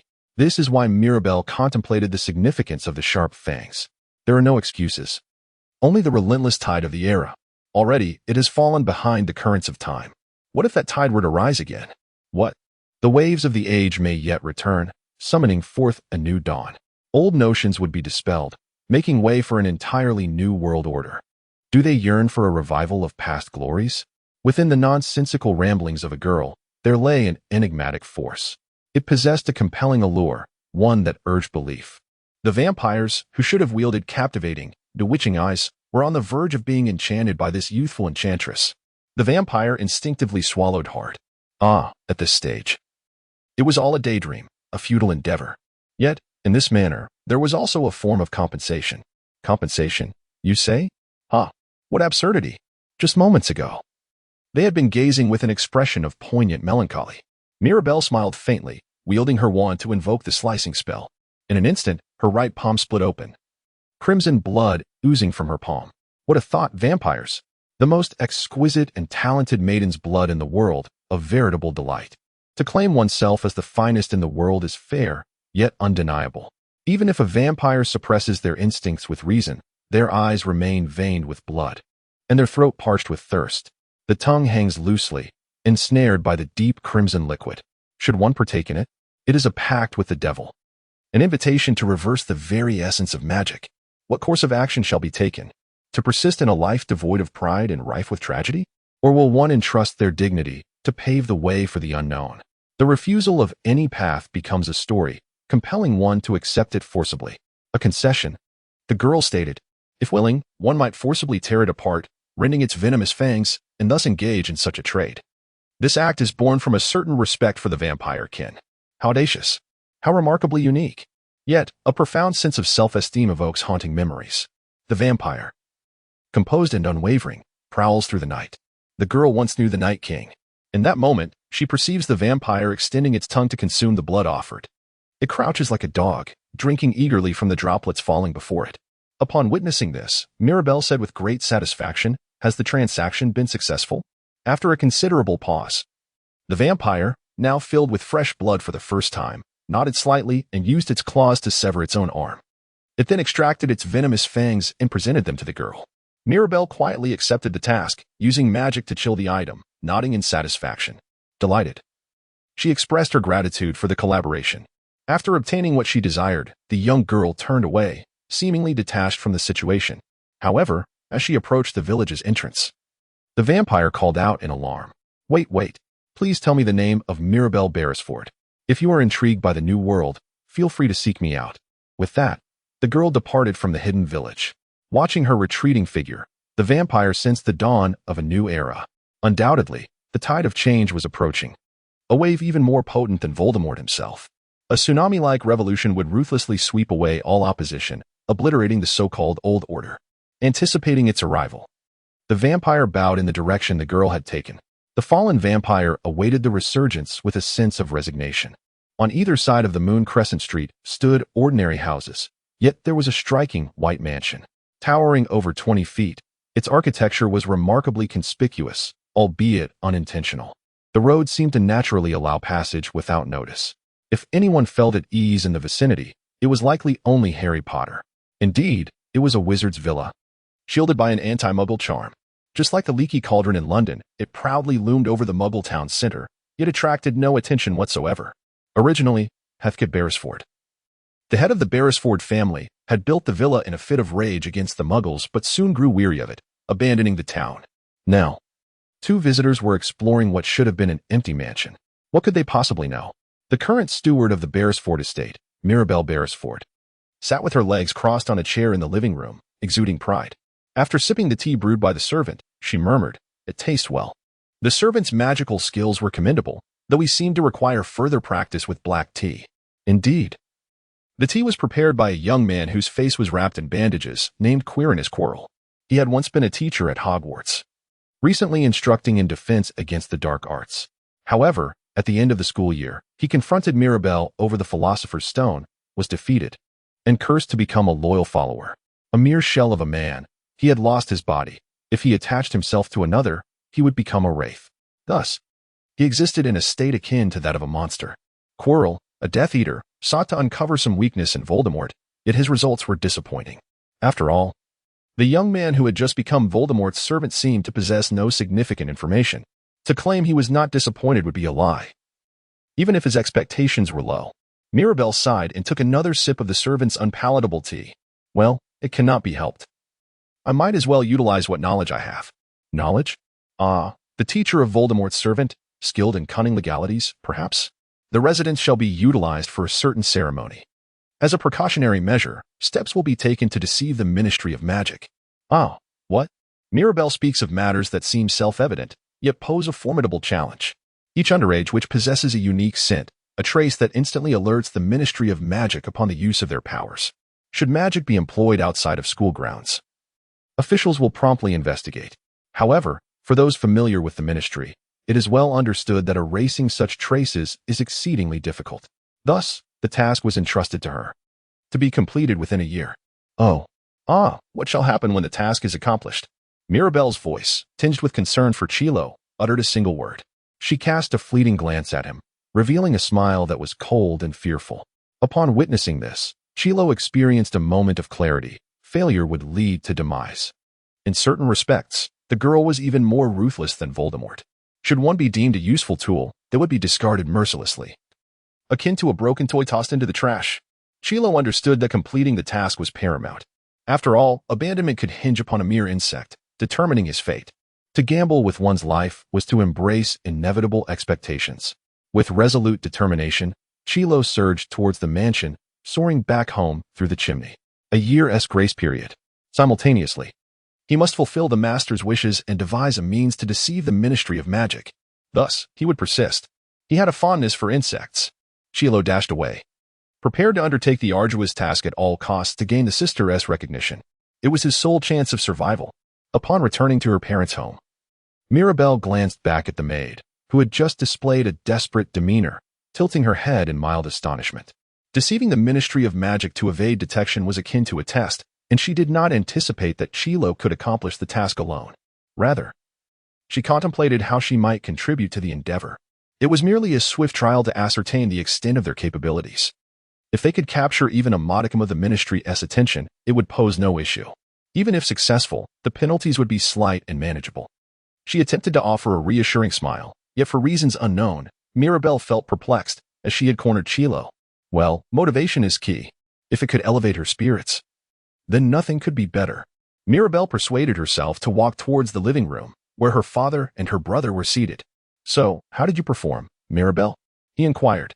See for yourself, she replied, opening her bag and placing the test papers, marked with her scores, on the table. As her father picked them up, his expression initially stiffened, gradually crumbling into one of embarrassment as his face flushed. He seemed to regain his composure, clearing his throat before adopting a stern demeanor once more. An exemplary student in all subjects, contributing an impressive 126 points to the academy. Well done, my daughter. He then casually asked, and how did the Malfoy boy fare? Out of a possible 500 points, he scored 427, which is reasonably acceptable, contributing 32 points to the academy. Ha ha ha. I see. So a resounding victory for you, my daughter. He continued. By the way, since Mirabelle scored slightly above full marks in all subjects, her total of 970 points out of 500 is quite perplexing. This is mainly due to the points earned from practical combat and her already established proficiency equivalent to that of a 7th grader. Hermione, with a score of 614, ranked second. But according to Mirabelle, despite being Muggle-born, she was an exceptionally fierce warrior. If I were of pure blood and received the same education, I could surpass Mirabelle, she mused. But the monopoly of the House Cup was painful yet ultimately futile. By the way, Mirabelle, what do you desire? Anything you wish to buy, she replied. To be honest, I long for authentic Chinese cuisine, though, as expected, it would be quite reasonable. Moreover, Mirabelle had already mastered the art of apparition, so when she truly craved something, she could easily obtain it. Mirabelle was looking forward to playing Quidditch this semester. Will the Malfoy boy be present? I suppose he will be. More tea? She inquired. Similar to what Kiro brewed, it is usually delightful, as tea should be. Well then, I should join the team and crush the Malfoy boy. With the skill of the silver arrows crafted by Leonardo, he shall be no match. Her father, being a Slytherin like Malfoy, would only find joy in playing an active role. Is that so? Then I shall proceed. From Mirabelle's perspective, Malfoy was frankly inconsequential. A spoiled boy like him could never be a true rival. He posed no real threat. In contrast, Hermione Granger and Harry Potter from Gryffindor could indeed be formidable opponents. Of course, Hermione was intellectually gifted, while Harry possessed explosive talent. Both represented potential adversaries for Mirabelle. But she pondered what might happen if they continued to grow at their current pace. The path ahead for both seemed bright. At this moment, Mirabelle chose to disregard the least useful Ron, though, when truly confronted, he had already climbed to a considerable height. In her first year, she had misjudged Dumbledore's capabilities and failed. However, that failure fortuitously allowed her to accurately gauge the heights she needed to overcome. A low peak. Yet once she was determined to ascend, Mirabelle, steeped in doubt, took a sip of her tea. As she soared through the air towards Diagon Alley, she glanced at the parchment in her hand and let out a sigh. It was a list of required textbooks for the upcoming semester, and to her dismay, it included the ridiculous works of Gilderoy Lockhart. Rather than being seen as educational material, such tomes were merely regarded as trivial reads. What troubled Mirabelle even more was the prospect of visiting Flourish and Blotts. The bookshop's signings were an utter nuisance, and the long queue of young witches made purchasing books a daunting task. After finally acquiring all the necessary volumes, Mirabelle ventured into the darkened Nocturne Alley, hoping to discover something intriguing. Morgan and Burke's remained the premier establishment for procuring illicit goods. Mirabelle hesitantly traversed the filthy alley and entered the decrepit shop. It seemed that a familiar patron had already arrived, a figure she recognized instantly. With a pale visage, a sharp chin, and golden hair, it was undoubtedly Draco Malfoy. He appeared to take notice of Mirabelle's entrance, raising his voice. Humph. Beside him stood a young man who, at a glance, bore a striking resemblance to his father. Could that be Lucius Malfoy? Beresford, what brings you here? No need to be so flustered, he declared. Ignoring Draco, Mirabelle attempted to approach the counter, but Lucius obstructed her path. With an appreciative gaze, he looked down at Mirabelle, who met his scrutiny with a defiant smile. Lucius instinctively sought to project an air of intimidation, yet compared to Dumbledore, he felt akin to a child terrified in the face of a greater power. Instead, he found himself consumed by Mirabelle's ambition. Beresford's daughter, I presume? I've heard you are quite the talented witch, he remarked, his tone tinged with intrigue. And I have also heard of you, Lucius Malfoy, a cunning figure among the ranks of the Death Eaters. The atmosphere crackled with tension, as if they were poised to draw their wands at any moment. At first glance, they seemed to glare at one another on equal footing. Yet it was Lucius who was genuinely taken aback. Whispers of her reputation had preceded her, a bold young lady, exuding a peculiar sense of menace. However, when faced with her directly, Lucius swallowed hard. What? Is she truly of the same age as my son? It was as if the girl's appearance contradicted something deeper. He realized she had exceeded his control. Had her father not taught her how to address her elders? If she truly understood her father, she would know there was no cause for politeness. TCH, Lucius clicked his tongue, contorting his face in disdain. Indeed, as it was said, the Beresfords would always extend courtesy to the Malfoys. After all, Heathkit had yet to relinquish his ambition to see Lucius imprisoned in Azkaban. With serpentine vengeance, he awaited Lucius's retreat. The loathsome Malfoy still regarded him as a Death Eater, a wretched clan even worse than the Weasleys. Lucius turned and exited the shop. As if wishing to speak further, Draco followed, leaving Mirabelle alone with the shopkeeper. Ah, sister, have you purchased anything? Inquired the shopkeeper, a hunchbacked man named Boggins, stroking his dark hair as he spoke to Mirabelle. To be honest, I merely came to peruse the wares. I did not find anything of particular interest and was about to return home. Still, since I am here, it would not hurt to buy something, she mused, picking up an eerie mask leaning against the wall. The chilling stone mask, riddled with cracks, would make the perfect gift for Chilo, especially after the debacle of the magical stone competition that left Harry scorched. Concealing one's true identity, a twofold advantage. Ah, that mask, is it not? A perfect disguise, indeed. What kind of hand would wield it? Oh, the silver hand, almost as genuine as a real one, is esteemed as a prosthetic. After Harry's encounter with the flames, Chilo lost his face and an arm. In such circumstances, the substitute for a real hand is a product that one can procure at a slightly elevated price before departing the store. In terms of practicality, it serves as an excellent place for back-to-school shopping. Now, all that remains is to await the delivery date. The only concern is the competent Professor Lockhart. If something were to happen to him, one could very well face expulsion from the school. While I appreciate it, a more direct approach might be preferable. Lockhart's books can only serve as a means to pass the time for now. Upon finishing, I found them oddly amusing. Surprisingly, could it be that this man is more suited to being a storyteller than a wizard? As the Hogwarts Express journeyed onward, Mirabelle was engrossed in a book. Swayed by the delightful vibrations of the train, she was reading one of Lockhart's works, entitled Vampires on the Barge, which recounts the adventures of the illustrious Lockhart as he sails the world on a vampire's vessel. Mirabelle, with her keen memory, was well aware that the true protagonist was not Lockhart, but another character whose memory had been erased, and she found it quite entertaining. Certain passages were evidently crafted from imagination, while others were embellished to enhance the author's image, with some scenes lacking vivid descriptions.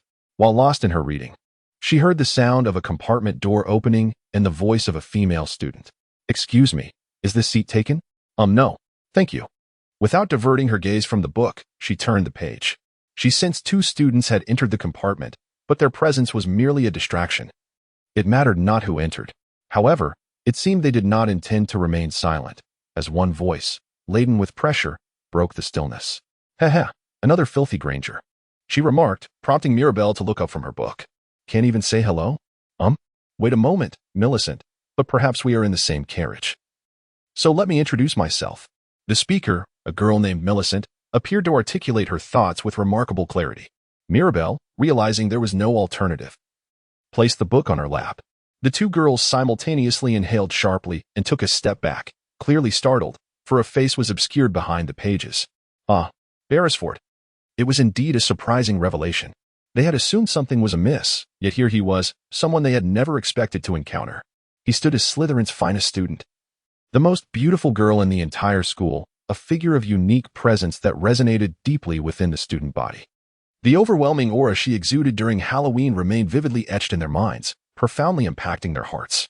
The emotions towards Slytherin could be categorized into three distinct forms: respect, admiration, and fear. There existed a pure admiration for her remarkable prowess, while others were utterly captivated, blindly believing themselves to be the leader of Slytherin. Conversely, those who feared such formidable talent often denied its harsh realities. The two female students appeared to occupy a third stance, caught in a dilemma, just as they contemplated retreat. It was already too late. They had unwittingly leaped into the lion's den. The hem of their robes was seized, forcibly drawing them back into the compartment, where they were compelled to take a seat. Millicent remarked on a rather tall student, yet Mirabelle's response was utterly devoid of significance. Mirabelle appears to have surpassed the expectations of her outward appearance, resembling a physically robust young man. Upon seeing her face, one might flee, which is rather impolite. They could mistake her for some kind of beast. And yet, a beast might be preferable. Millicent, be silent. Millicent's words were interrupted by another student, a bulldog-faced boy who seemed genuinely intimidated by Mirabelle. Indeed, fear was warranted, for he would do anything unless faced with utmost respect. Though it was evidently not the case here. He resembled a true bulldog, his expression one of sheer terror, yet oddly endearing. How to handle this? Remain composed. You may already know Mirabelle Beresford, a second-year student from Slytherin. And what of it? Millicent Bulstrode is also a second-year, alongside Pansy Parkinson, both hailing from Slytherin. Ah, the second-year students. Millicent Parkinson remembered names, but could not quite recall who played what role. It was as if the weight of Malfoy's belt was too heavy to bear. Blaise Zabini, Parkinson, right? She exclaimed. Oh, yes. Granger. Hermione Granger. The two hastily defended against Mirabelle's inquiries. Firstly, upon hearing Granger's name, one could not overlook her lineage.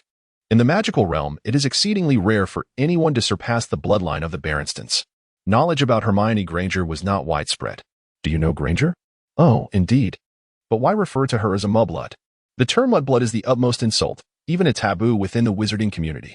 It conveys a sense of racial disdain, akin to a derogatory term for a person of African descent. Thus, Hogwarts students are cautious with their language, particularly the Slytherins, who would be ostracized for such usage.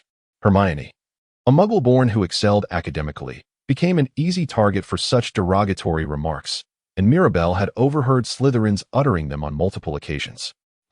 Yes, muggle blood. But why is it considered tainted? Because muggles can wield magic just as well, and those selected for classes excel at it.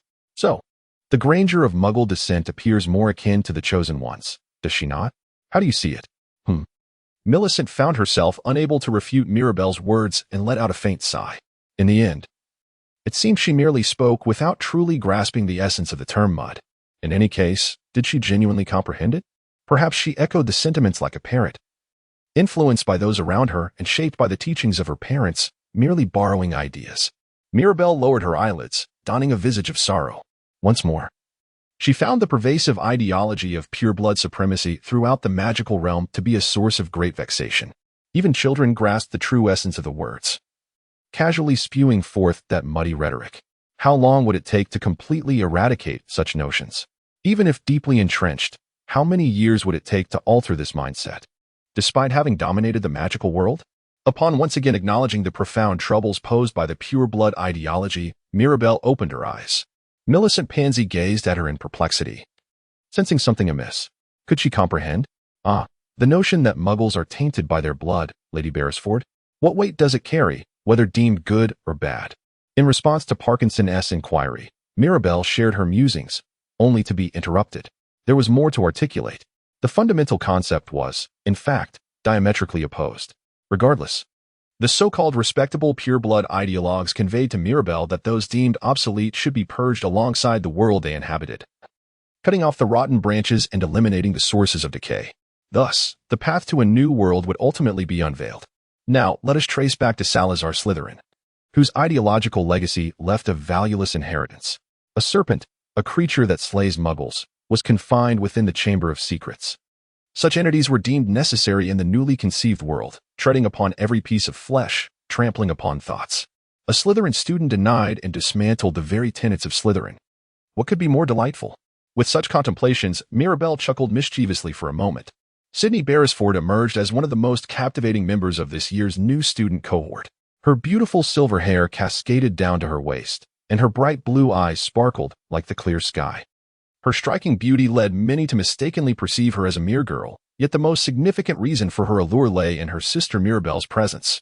After all, during the sorting ceremony, the atmosphere had suddenly turned quite intimidating, silencing those around her. When an imposing figure arrived, it rendered the entire Slytherin house mute. She merely had to speak softly to command attention. Her brother also became a focal point. Most aspired to join Slytherin like their sister, yet unexpectedly, he ended up in Hufflepuff. Of course, some students sighed in relief, for it proved he was not as radical as his sister. After the sorting, a welcome feast was held. An array of delectable dishes was laid out, as classmates conversed with a mix of anticipation and anxiety about the new academic year. The center of attention was the newly appointed defense against the dark arts professor, Gilderoy Lockhart, whose apparent lack of fans had 60 female students buzzing with excitement. Slytherin House was no exception. Professor Lockhart, they believed, the author of the book, would soon become their educator. For reasons unknown, Mirabelle's heart began to race. What is it? Edith, are you a fan of Lockhart as well? It is as though one can scarcely believe the reality of witnessing such a moment. As the wonders of our actions unfold before us. While listening to Edith's tale, I reached for the neatly arranged sandwiches on the table. The sandwich, a quintessentially British delicacy, stands as one of the most beloved foods in the world. Simple in nature, yet versatile in its applications, it can be found in various forms across the globe, each reflecting the unique tastes of its respective country. Mirabelle first picked up a sandwich filled with chicken and took a gentle bite. The bread softened the somewhat lingering taste of the chicken, creating a harmonious blend. The charm of the sandwich lies in its versatility, as almost any filling can be delightful. However, Mirabelle particularly favored sandwiches that maintained a perfect balance of meat and vegetables, finding them the most enjoyable to consume. If given a choice, she preferred a single type of crusty bread. Mirabelle has a preference for the locally popular soft types. Indeed, that impression can be accurate, Edith. The protagonist of the book, Lockhart, exists in reality. There are many exaggerated fictional elements that are modeled after Lockhart. Oh, Professor Lockhart truly exists. He must have drawn from personal experiences to write, which explains the embellishment. Well then, classroom evidence will prove it right. Chewing and swallowing a bacon and lettuce sandwich on French bread seems to be quite enjoyable. It appears he has a fondness for it. Yet, the sandwich is wasted with excessive meat or cream, provoking a desire to take action. But that is another matter. The child named Sydney is Mirabelle's brother, correct? Yes. The siblings are both exceptionally beautiful. What extraordinary genes do they have in their family? Absolutely. Sydney resembles their mother, while the brother bears a striking likeness to their father with a serious demeanor. As Mirabelle noted, their son Simon clearly embodies that long and handsome type. His face might be mistaken for that of a villain with a rather dark complexion. However, in reality, he is the most delicate and fragile member of the Beresford family, and thus, one can judge by appearance. It is said he is also the most shameless and selfish. Suddenly, a cacophony of noise interrupts. What are they discussing, Edith? Oh, Percy Weasley, the youngest brother, is flying a car, having jumped into the willow, and rumors are swirling everywhere. Malfoy is delighted to spread the word, claiming it is the reason for his expulsion. It is common knowledge where the rumors originate, as it is well known that Harry Potter's friends flew a car to school. Under normal circumstances, being expelled from school would provoke a natural indignation. If Edith were to do the same, one would believe she would ultimately pack her bags. However, a boy, Harry Potter, the hero of the magical world and the one most admired by Dumbledore, will face punishment while his friends will be exonerated. What do you think Mirabelle would conclude? A Tingallian acquittal, perhaps? Starting tomorrow, Tingallians will be evident in class, with no incidents to report. Draco Malfoy appeared to be the only one delighted at the prospect of Harry ultimately being expelled. Most students believed Harry would be forgiven, and indeed, such was the weight of the boy's name. More precisely, he would face expulsion, but in the end, there was no doubt that the entire wizarding community's grievances would inundate Hogwarts, and Dumbledore's office would undoubtedly be filled with a cacophony of angry letters. Even if Harry Potter's exploits were dismissed after being caught by a few muggles for disregarding the law and driving into a tree, it could not overshadow his achievements. After finishing dessert, A treacle tart, they arrived at the Slytherin common room led by the upperclassmen. The atmosphere in the dungeon's lounge still held an eerie scent. But once accustomed to it, it transformed into a rather enticing space. As she surveyed the common room, Edith patted Mirabelle on the shoulder and flashed a smile. It was a pleasure to see her again. Oh, right. It's also wonderful to see you, Edith, Mirabelle replied, her smile both feigned and sardonic. Good morning, Mirabelle. Oh. Good morning, Edith. After waking from a restful night's sleep, she exchanged pleasantries with Edith on their way to the Great Hall, then seated herself at the Slytherin table. The start of the morning was crucial. It could be said that the day's state hinged on whether one could navigate the morning comfortably. This is why Mirabelle believed breakfast was more significant than anything else. In other words, it was the engine of life's vitality. What was the first class? Professor McGonagall's Transfiguration. Wow, starting with a challenging subject. Edith adored McGonagall.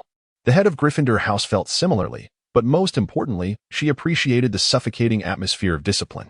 Moreover, McGonagall was an expert in transfiguration, a subject that had the potential to be even more daunting. Thus, Edith's first day of the new term felt ominous. Much like the day itself. If only the class were more agreeable, but that was a heavy burden. Don't be disheartened. Just think of your favorite flying lessons.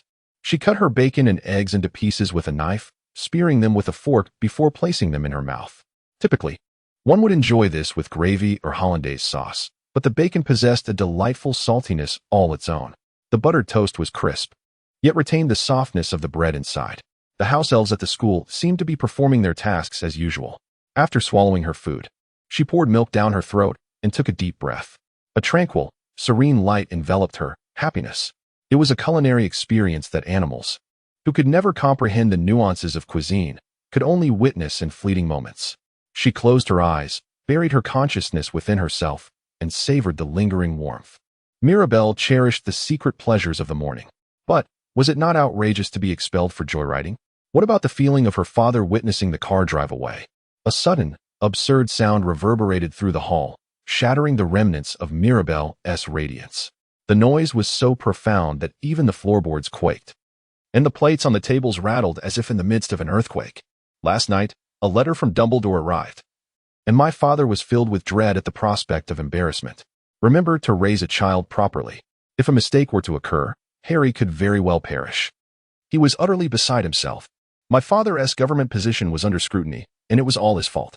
Now, the slightest infraction of the rules could result in a swift return home. It seemed that after a furious outburst, his rage finally subsided.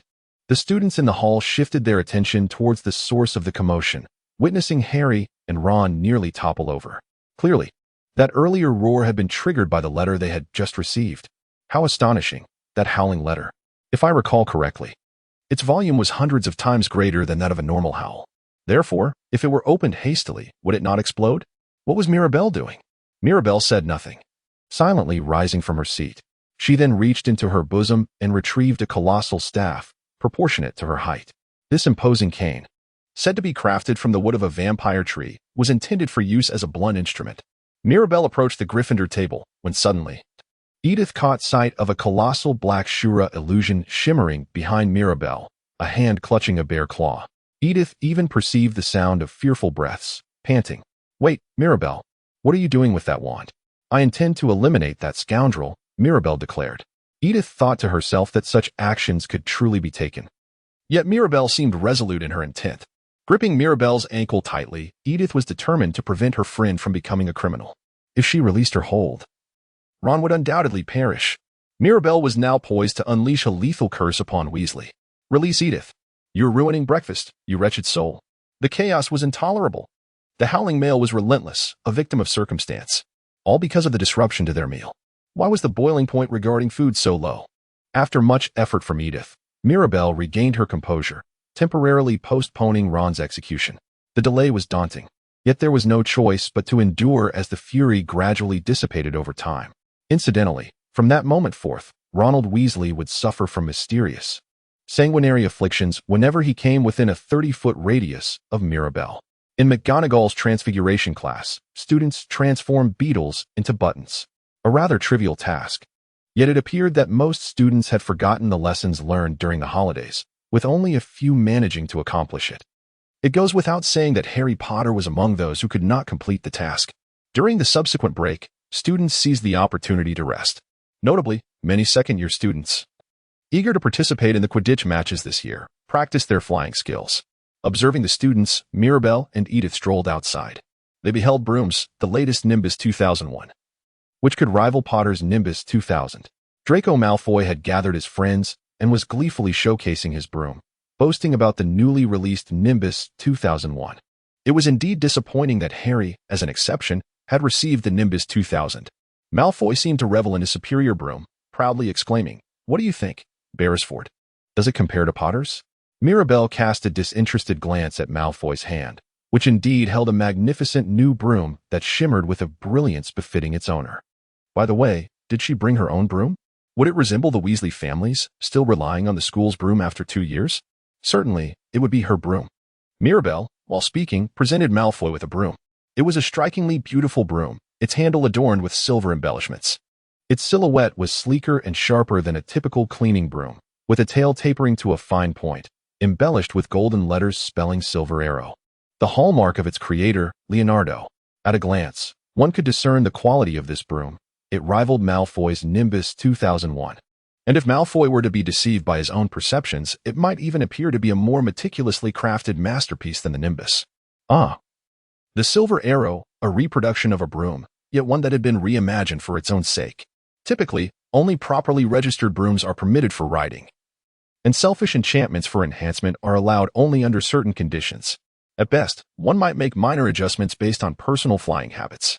However, the Silver Arrow was an exception. Each broom was handcrafted by a skilled artisan, with every contour meticulously crafted. In short, no two brooms were identical. Thus, all brooms bearing the emblem of Leonardo were recognized as Silver Arrows and permitted for use. Undoubtedly, this broom was designed by Leonardo Yux himself and named the Silver Arrow. In essence, it was a broom of exceptional performance, one that could not be prohibited from use due to its handcrafted nature. Of course, this was merely a matter of classification. When it came to performance, the narrative shifted entirely. Beyond the traditional technologies of the Nimbus, it incorporated yet-to-be-revealed cutting-edge techniques from the newly reimagined Firebolt, thus creating the Silver Arrow 2, a new generation of competitive brooms that could easily be mistaken for the Nimbus 2001. "Oh, Miss Beresford, is the Silver Arrow not impressive?" Malfoy remarked, his sadness momentarily interrupted by the conversation. He seemed concerned about the students flying during recess. Mirabelle's Silver Arrow caught the eye, drawing closer with an enigmatic smile, clearly well-versed in the lore of the Silver Arrow. Ah, the delicate design, the ergonomic grip, and the arrow-like tip, how nostalgic it was.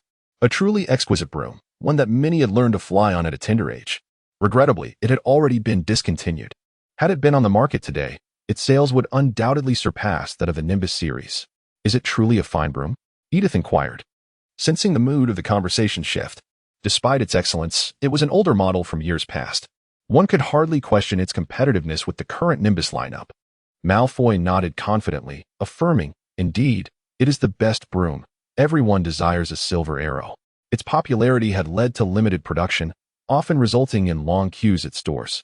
Undoubtedly, it remained one of the most sought-after brooms still in use today. "By the way, Miss Beresford, shall we have another ride later?" "Well, that sounds delightful, but, oh, thank you. I eagerly anticipate after class." Edith observed as Hodge returned to the students with a smile, and she couldn't help but let out a wry chuckle. It seemed he still held a fondness for the Silver Arrow, his eyes sparkling with the glee reminiscent of a child who had just discovered a cherished toy. Conversely, Malfoy glared at Mirabelle's Silver Arrow with a bitter expression, clearly defeated. "Humph, it all hinges on the performance of the broom," he fumed, storming off. Yet it was evident to all that this defeat stung. Just moments ago, he had been boasting about the broom's capabilities, and now he found himself in a disheartening predicament. Edith murmured to herself as she picked up her beloved number 7 broom. It was, in her eyes, the only broom worth having. "Ah, that broom? I prefer it, after all, it offers a sense of stability unlike any other." She pondered whether one should choose a broom that was suitable rather than being dazzled by the latest trends. It's not that simple. The Clean Sweep Company had manufactured the world's first mass-produced racing broom, while competition brooms akin to the Silver Arrow were handcrafted by skilled artisans. However, due to the rising demand, these handcrafted brooms had vanished from the market, replaced by newer models like the Comet 260, which were produced en masse. The Clean Sweep series, however, was the pioneer of this evolution. Starting from model number 1, the series had seen incremental enhancements in stability and maneuverability, ranking among the best in the industry. Edith understood why Malfoy was so incensed with Mirabelle. He was evidently disappointed. She found herself intrigued by the mindset of such a male. Was Malfoy destined to become a masochist? The mere thought of such a crude notion made her cheeks flush with warmth as she watched students soaring through the air on their brooms. The afternoon class was Professor Snape's potions lesson, where they were instructed on the effective use of herbs such as lavender and sage, as well as how to synthesize them. When one of Malfoy's lackeys faltered, emitting a foul odor reminiscent of rotten eggs, there were no significant repercussions. Had it been Harry Potter, points would have surely been deducted. Finally, they approached the long-awaited topic of defense against the dark arts. As Edith Mirabelle approached the classroom, she noticed that Harry's two friends appeared weary. It dawned on her that Gryffindor was likely to have defense against the dark arts with Slytherin. Judging by Harry's level of frustration, the lesson seemed to be quite dreadful. Hermione had overestimated Lockhart. Did you see the class, Harry? He must have some experience to share. Shouldn't the elf have stolen the wand and hidden under the desk? Wake up, Hermione, Edith thought, frowning at what she heard, casting a dubious glance at Harry. The boy who defeated a werewolf, and even elves are a challenge? Nonsense. Regardless, it is possible. Despite her thoughts, as Edith recalled Mirabelle's welcoming remarks, she couldn't help but smile. Before long, as they brushed past each other, Harry glanced at Mirabelle, seemingly wanting to say something, but ultimately remained silent and walked away.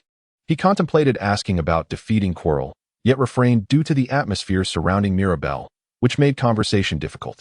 Upon reaching the classroom, everyone took their seats, and Lockhart cleared his throat, holding a book aloft. The cover bore his name, and he gestured towards it while speaking, pointing at a photograph of himself. Gilderoy Lockhart, 3rd Class Order of Merlin, honorary member of the Dark Force Defense League, 5-time winner of the Witch Weekly's Most Charming Smile Award, he proclaimed with pride. However, his smile did little to tame the wildness of the Cardiff wolf. He seemed to believe it was a witty jest, yet only a handful of students chuckled, while many cast pale, disinterested glances toward the teacher on the stage. Nevertheless, Lockhart appeared oblivious to such a lukewarm reception and began to speak in a self-important tone. Of course, everyone has read the book, right? So, I would like to conduct a simple test first. No need to worry. It is merely a perfect assessment of how much you have read. In his mind, it seemed natural that the students had completed their readings. As he distributed the test papers, he provided further explanations. Unfortunately, in Gryffindor, aside from Hermione Granger, none received full marks, and the same was true for Slytherin. Upon seeing the examination paper, Mirabelle instinctively felt an urge to tear it to shreds. After all, the content comprised inquiries about Lockhart's favorite color, his secret ambitions, and the date of his birthday, among other trivial matters. Moreover, she despised the fact that it was written on both sides. In that moment, she imagined seizing Lockhart by the collar and revealing his true nature through sheer force. Mirabelle barely clenched her fists, yet was intercepted by Edith standing beside her. Calm down. After uttering those words, Mirabelle regained her composure slightly and clicked her tongue in frustration. She then forcibly suppressed her discontent, grasped a feather quill, and immersed herself in her assignment. It was easy to strike, but to strike correctly was another matter entirely. Hence, a year of rediscussion was warranted. Since then, the plot had not changed in the slightest. Reflecting on it, one might consider it a once-in-a-lifetime opportunity. After utilizing it, one must shatter it. 30 minutes later, Lockhart retrieved the examination papers and perused them. He then shook his head, declaring, "Wrong, wrong, wrong, deliberately so. What was the issue? Why did you not mention that your favorite color is lavender?" It appeared that few students had read Vampires and Slow Navigation. There was no mention of the vampire that solely consumed lettuce. Edith, dear sister, do you harbor a secret ambition to become the most renowned in the world? Does it seem like a thought-provoking endeavor? Indeed, no matter how one looked at it, it was a matter of intrigue, yet it had never been voiced. Lockhart, astonished, shook his head again and then took another paper. However, Miss Beresford recalled the name of the first Muggle ship, the Nebuchadnezzar. She also knew that she would be delighted to receive both magical and non-magical gifts for her birthday. It was perfect, marvelous. 10 points for Slytherin. While receiving 10 points was gratifying, complaints were inevitable. After that, Lockhart's lesson consisted of activities where nothing was accomplished. Typically, one might expect the first class to be exemplary. But for the boys, it was not applicable. Nearly 50 students believed that those named Lockhart would find themselves in such a state for the remainder of the year. As such a ludicrous class came to an end, Mirabelle rose from her seat and approached Lockhart. "Excuse me, Professor Lockhart?" "Oh, Miss Beresford. What is it?" "Actually, I wish to delve deeper into the slow-paced year of the Illusionary War, particularly the sections of the book that are prohibited from being browsed. Therefore, if you would consent, may I borrow your esteemed name, Professor Lockhart? With your signature, I could explore the restricted texts and gain a deeper understanding of the merits therein." "Oh, the slow-paced year of the Illusionary War, is it? That's the book that delves into intense emotional attachments. Intriguing, isn't it?" With Lockhart's signature, she sought to charm him with a moderate tone. In truth, her flattery was far from sincere and utterly disrespectful, yet he seemed oblivious to it. Regardless, even the ignorant could comprehend the grave dangers posed by restricted books. One might ponder why such literature was accessible to younger students, unless there were substantial reasons. Browsing prohibited texts could easily lead to expulsion. Mirabelle sought to exploit Lockhart's influence, requesting his signature for the two finest students of Granger. Lockhart, without even confirming the title of the book Mirabelle had borrowed, hastily affixed his signature.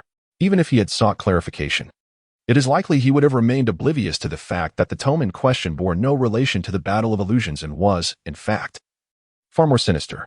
It was a forbidden manuscript imbued with malevolent spells, a vessel for her ambitious designs. Now, the girl had been legally permitted to peruse its pages.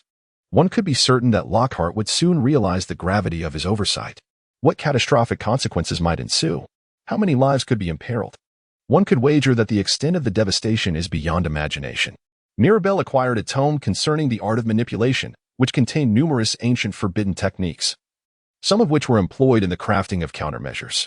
Unfortunately, this knowledge eventually fell into malevolent hands. Trick or treat. The jubilant voices of students echoed through the hall, and Dumbledore chuckled with delight. As he waved his wand, the tables were adorned with pumpkin pies, pumpkin pasties, and chiffon cakes. Today, October 31st, marks a Halloween worth commemorating. This year's festivities have been particularly anticipated due to their grand scale, resulting in heightened excitement among the students, even surpassing that of previous years.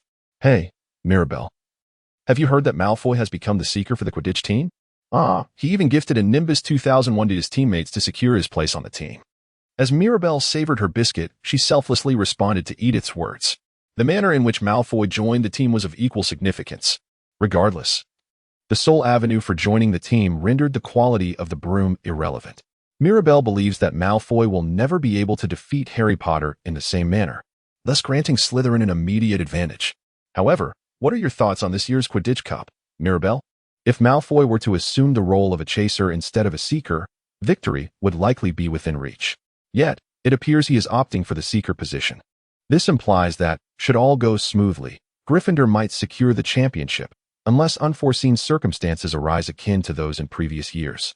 In his first year, Harry Potter displayed remarkable prowess and led the team forward.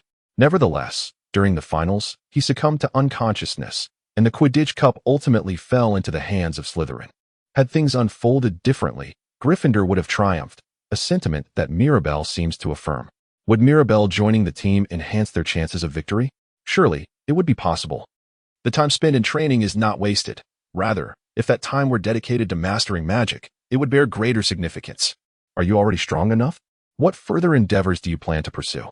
Do you intend to conquer the world? Such a statement may sound whimsical, so please refrain from voicing it.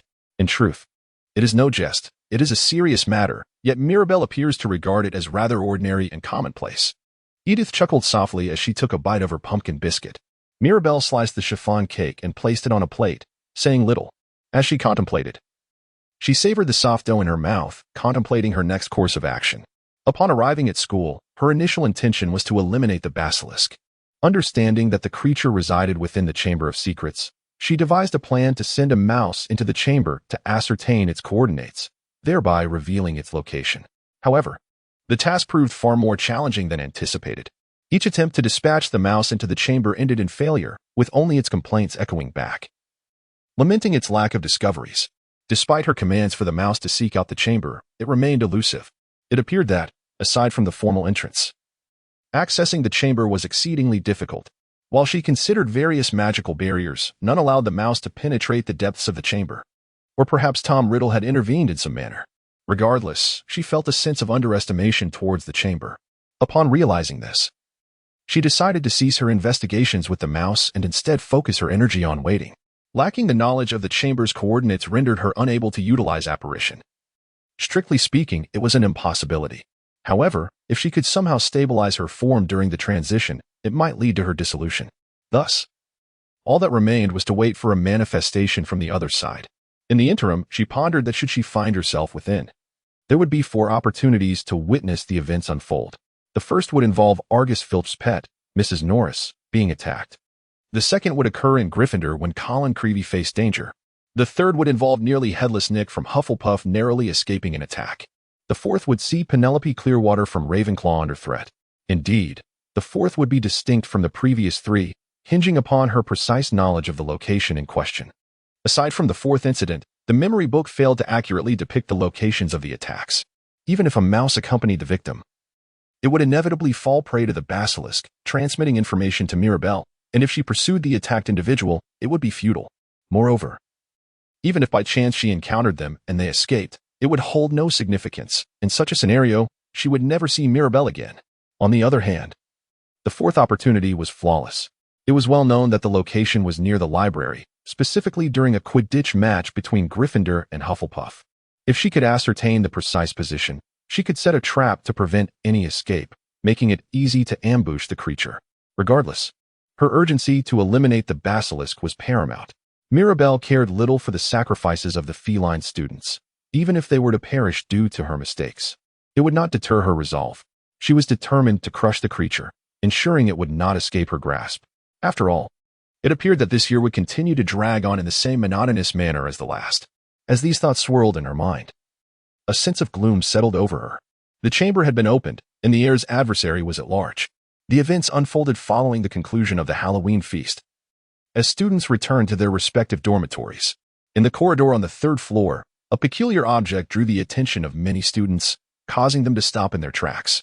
Words were inscribed upon the wall, a puddle lay upon the floor, and Mrs. Norris, the cat, dangled from a lantern holder, motionless.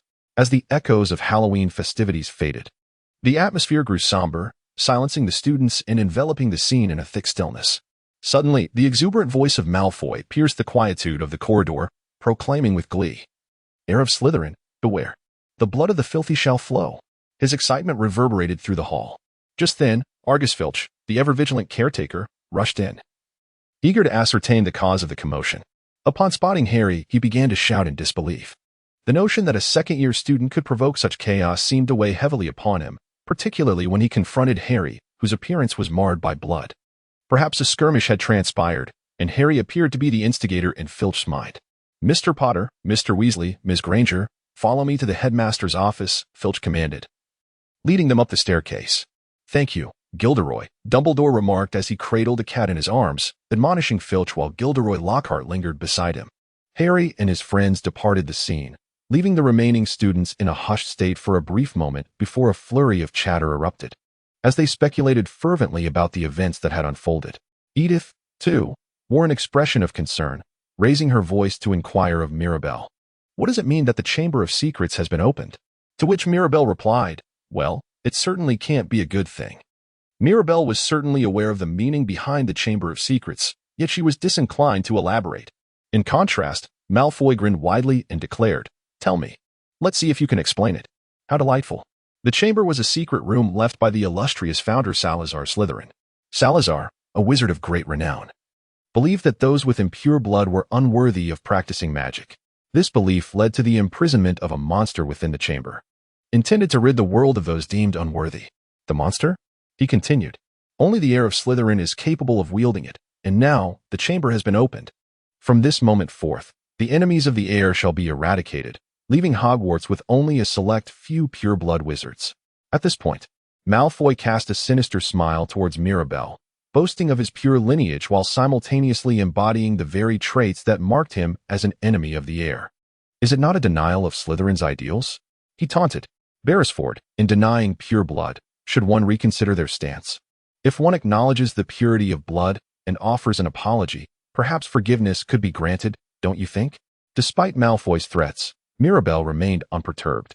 Instead, She wore a chilling smile, gazing back at Malfoy with a look that was refreshingly cunning, reminiscent of a fox leveraging its wits. What? Malfoy, do not jest. Why would you think I would be flattered by such mundane ideas? It would be rather convenient to tear them to shreds and reveal their true nature. Upon hearing these words, Malfoy gasped sharply. The notion of a genuine fear, one that could betray the monster of Slytherin, was indeed a chilling thought. If one truly encountered it, they would surely delight in attacking the monster. This much is certain. The legacy of Slytherin is intrinsically linked to Slytherin's very philosophy. To tear it apart with one's own hands would undoubtedly bring a sense of satisfaction. Mirabelle spoke, sensing a wave of trepidation and bravado. Malfoy's complexion turned pallid as he took a step back and fled. After bidding farewell, the two ascended the staircase to the dungeon, making their way to the dormitory. Edith appeared resolute, her voice slightly elevated. Hey, Mirabelle. Regarding the conversation about Malfoy, even if it were true, it should be expressed in that manner. If one wishes for Slytherin to excel, the notion of pure-blood superiority must be set aside. It doesn't matter, Edith replied with a wry smile. Her friend seemed genuinely shaken, always brimming with confidence, arrogant and self-centered, retreating from introspection and flattery. The audacious demeanor, as if proclaiming dominance in her own world, showed no signs of waning. In fact, it only intensified. Edith found herself somewhat envious of her beauty. As a person, Mirabelle was undoubtedly flawed, certainly belonging to the worst category. Yet, on the other hand, Edith mused about how liberating it would be to embrace oneself so freely. She pondered if she could ever be daunted, completely deceiving herself regarding her own existence and how much pride that would instill within her. In reflecting upon this, even a hint of jealousy began to blossom. Mirabelle, despite her Muggle lineage, still managed to shine. Of course, even with Muggle parents, she remained exceptional. Indeed, but Mirabelle is quite unique, isn't she? Edith remarked with a self-deprecating smile. Mirabelle is undoubtedly formidable. However, she is often surrounded by pure-blood Slytherin students who may forever cast judgment upon others. The primary reason for this disdain seems to stem from a fear of being abandoned by those around them. They masquerade as purebloods, mock Muggles, yet harbor an underlying fear of being discovered for their true identities. Edith opened her mouth, intending to articulate her thoughts, but not a single word escaped her lips. Even so, she took a deep breath, regained her composure, and posed a question to Mirabelle. What did she think of such students? The emotions intertwined with her inquiry revealed a blend of anticipation and trepidation. Edith understood the implications of her question. Yet, regardless of who asked, Mirabelle's response remained resolute. Guided by her own principles, without a hint of hesitation, she uttered a seemingly heartless remark. It was a statement that could rattle the weak-minded. Edith smiled sadly, turned away, and headed in the opposite direction toward the dormitory. I'm sorry, I need to head to the restroom, she said before running off. And Mirabelle made no attempt to stop her. Perhaps she was grappling with her own worries regarding the earlier question. Mirabelle's response had not met her expectations, but even so, she had no intention of altering her perspective. First and foremost, she questioned whether their relationship could indeed be termed as friendship. With that thought in mind, she slightly shook her head, attempting to return to her dormitory. However, she sensed a new presence and halted her steps. Professor Dumbledore? How long had he been there? From the shadows, Dumbledore gazed at Mirabelle with his affectionate blue eyes. She admired those eyes, for they seemed to see through everything. Casting a glance in the direction where Edith had fled, he softly inquired, "Shall we pursue her?" Though framed as a question. The true intent behind his words was an implicit command to follow. Mirabelle abruptly interrupted Dumbledore with a single sentence. Deep within her heart, she was tormented and should have understood. Having grasped the meaning, she would still pursue, as she ought to have comprehended its essence. Edith's anguish and troubles were solely her own. Naturally, she feigned pursuit, attempting to mend her wounds. She ought to be able to extend a helping hand and assure that everything would be all right, pledging protection.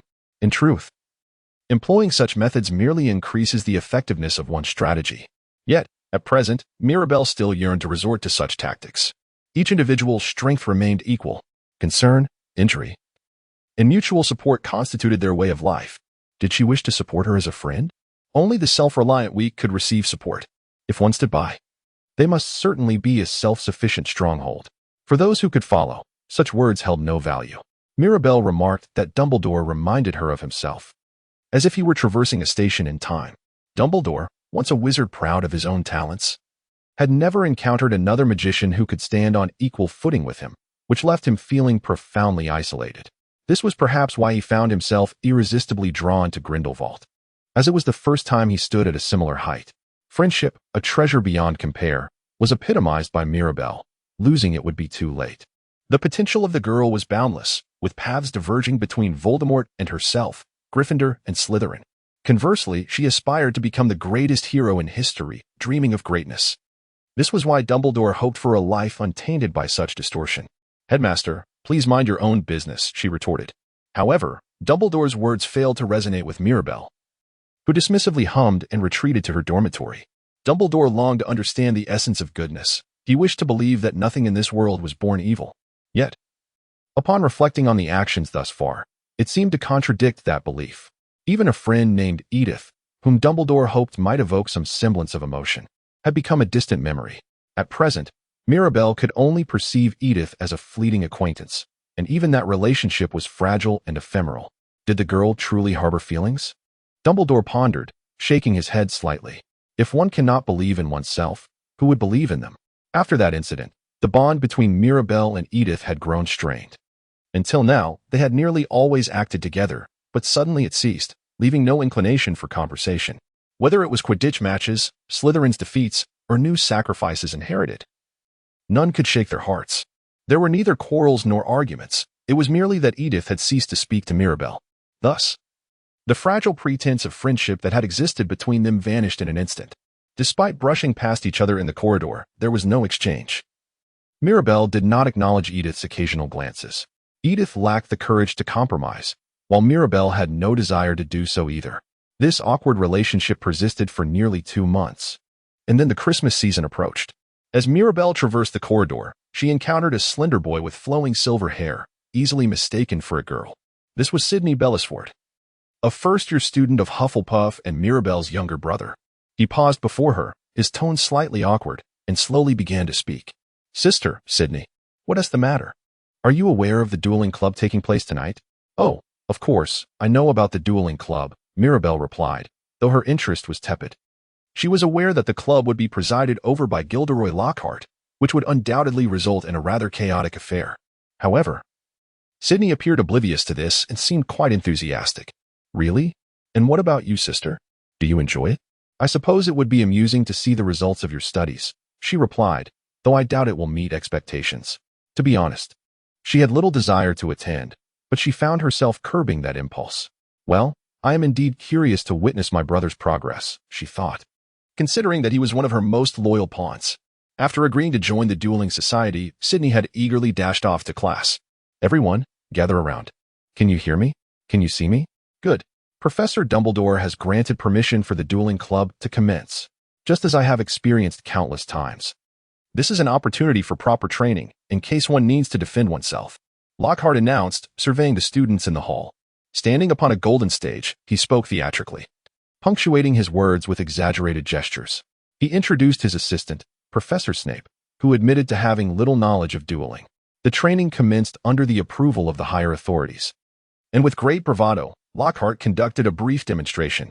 However, he cautioned the younger students, warning them about the potion's master's temperament. To everyone's surprise, Lockhart possessed a remarkable talent for rubbing others the wrong way. Snape's face contorted in a manner reminiscent of a grotesque demon. Had he been in a position of power, he would have cursed Lockhart on the spot. Well, that should be expected, one might say, as it reflected the utter incompetence of a man who had reduced himself to such a fool. The outcome was as one would have predicted. Lockhart was swiftly felled by Snape's disarming spell, resulting in a swift knockout. Even so, Lockhart continued to claim he had been bested, yet perhaps he understood the gravity of the situation, as Snape glared at him, leaving him no room for excuses. That demonstration was sufficient. "Now, let us pair off. Professor Snape, might you assist us?" Lockhart beckoned as he entered the throng of students to facilitate the pairings.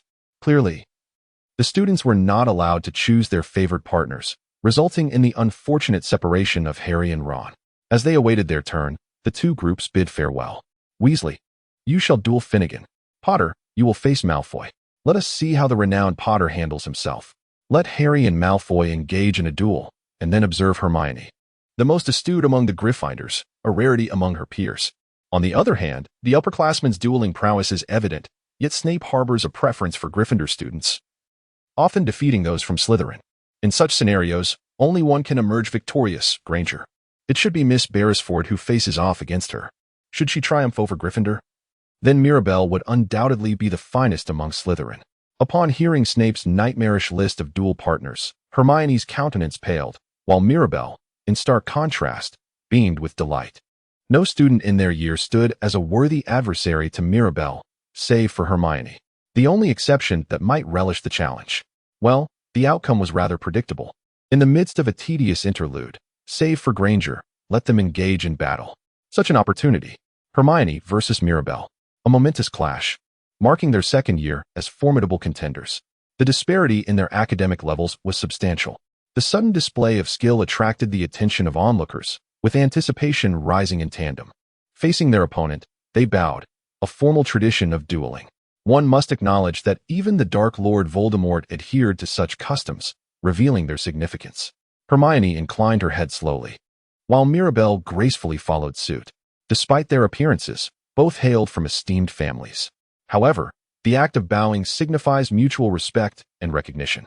Naturally, had it been Malfoy or Weasley, the proud young lady would not have deigned to lower her head. When Mirabelle bowed, it was a gesture of acknowledgement and appreciation for her opponent. Mirabelle also recognizes Hermione's valuable abilities. On the count of 3, with a deft technique, she attempts to disarm her opponent. 1, 2, 3.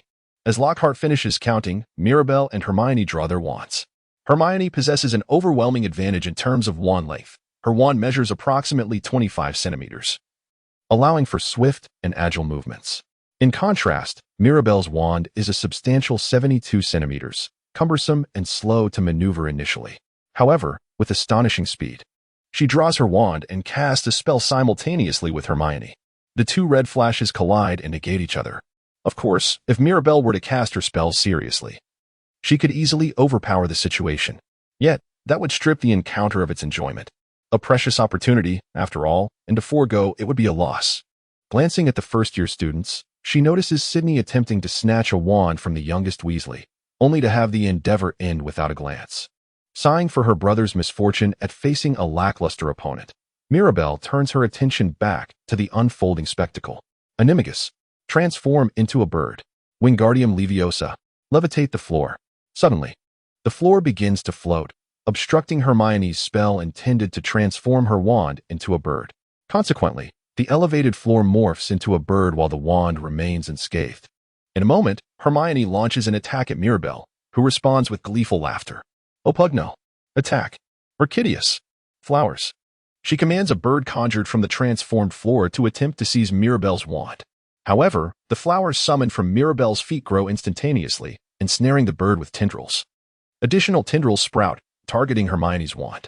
Fiendfire. The universal flames blaze, incinerating the attacking vines. Upon witnessing this, Mirabelle smiled deeply. After all, the girl was an exceedingly delightful companion. Even in games, without a worthy opponent, time would languish. Ha! Well done, Granger, splendidly handled. Indeed, I have learned much. Your strategy is quite clever. As her words fell, Mirabelle gradually closed the distance between herself and Hermione, striking with her wand. Hermione's wand was promptly lifted along with her right hand, revealing her vulnerability. Mirabelle pressed her wand against her chest, breaking into a grin, refraining from any further assault. Look, you've already lost. How cunning. Directly attack, Gilderoy Lockhart remarked, suggesting that one should seize their opponent's wand. What a fine strategy, Granger. He offered Hermione a sly smile, puffing out his cheeks in a display of satisfaction. In a moment of frustration at the simplicity of it all, Hermione lunged towards Mirabelle's wand. However, Mirabelle swiftly grasped her collar, flinging her aside, sending Hermione tumbling to the ground. One must understand the necessity of adaptability. Rigidity is folly. Hermione charged once more, yet Mirabelle remained composed. Grabbing Hermione's arm, she deftly twisted it, causing Hermione's body to float momentarily as if defying gravity, before crashing back down. The art of magic, utilizing the opponent's strength against them. Mirabelle exuded confidence, knowing she was formidable even without her wand. Hermione rubbed her backside, tears brimming in her eyes from the impact. She awaited Hermione's next move, a mischievous smirk curling at the corners of her mouth. To her surprise, the girl grasped a rough stone. Though she appeared merely an ordinary girl, She adeptly transformed herself into a formidable opponent. Despite the gravity of the situation, she retained her core strength, refusing to yield. Even lacking battle experience, engaging with such a rival proved exhilarating. Yet, Lockhart's voice shattered the jubilant atmosphere. Stop! Stop! It was evident that Mirabelle and Hermione had engaged in a battle that disregarded the rules. When the excitement escalated, Mirabelle seemed pleased to be interrupted, while Hermione appeared relieved. As if she had truly lost yet managed to prevent her wand from being seized. She found solace in that. Mirabelle gently tapped Hermione on the shoulder and whispered in a voice barely audible, "There are no limits to finding a duel, Granger." Following that, nothing particularly captured Mirabelle's attention, and events transpired almost as per her knowledge. Malfoy summoned a snake, which Harry drove away using a serpent's tongue, raising suspicions about Harry Potter being the heir of Slytherin. Naturally, such chaos at the dueling club could not continue indefinitely, and the session came to an abrupt end. After the dueling club concluded, most students regarded Harry as the heir of Slytherin. Harry denied this to a degree, yet he indeed possessed the unusual gift of Parseltongue. The ability to converse with snakes, a trait believed to belong exclusively to Slytherin bloodlines. Consequently, Harry was the sole individual at school capable of speaking this language, which only fueled the suspicions surrounding him. Moreover, as if to hasten the conjectures, Justin Finch-Fletchley, who had a confrontation with Harry, became a victim, and Harry was the first to discover him. It seemed as though a sinister force was propelling these events. In light of these occurrences, Harry found himself shunned by the entire school. However, his two friends believed in his innocence. With their support, Harry embarked on a quest to uncover the true heir. His plan involved using Polyjuice Potion to transform into a Slytherin and extract information from Malfoy, who was presumed to be the heir of Slytherin. To initiate this transformation, he would require a strand of hair, naturally from Goyle or Crabbe, Malfoy's companions, so they could converse about anything. Harry grimaced at Hermione's explanation, his distaste reaching new heights. No matter how essential it was, the thought of acquiring a hair from Goyle or Crabbe was repugnant. But the pressing question remained, whose hair would Hermione transform into? Harry inquired with curiosity. But whose? He pressed further. Just then, Hermione announced, pulling a vial from her pocket. Inside lay a single beautiful strand of hair, glimmering like gold. Whose hair is that? Mirabelle Beresford. How does one acquire such a thing? Hermione uttered the name with trepidation, her pallor evident as she inquired about obtaining the hair. Extracting the strands was as arduous as plucking those from Snape. Hermione, with a sense of pride, recounted the matter. Do you recall? During the duel, it seemed as though his robes were akin to fur. The Christmas holidays felt like a return home, and even a hint of suspicion could invoke a thorough investigation.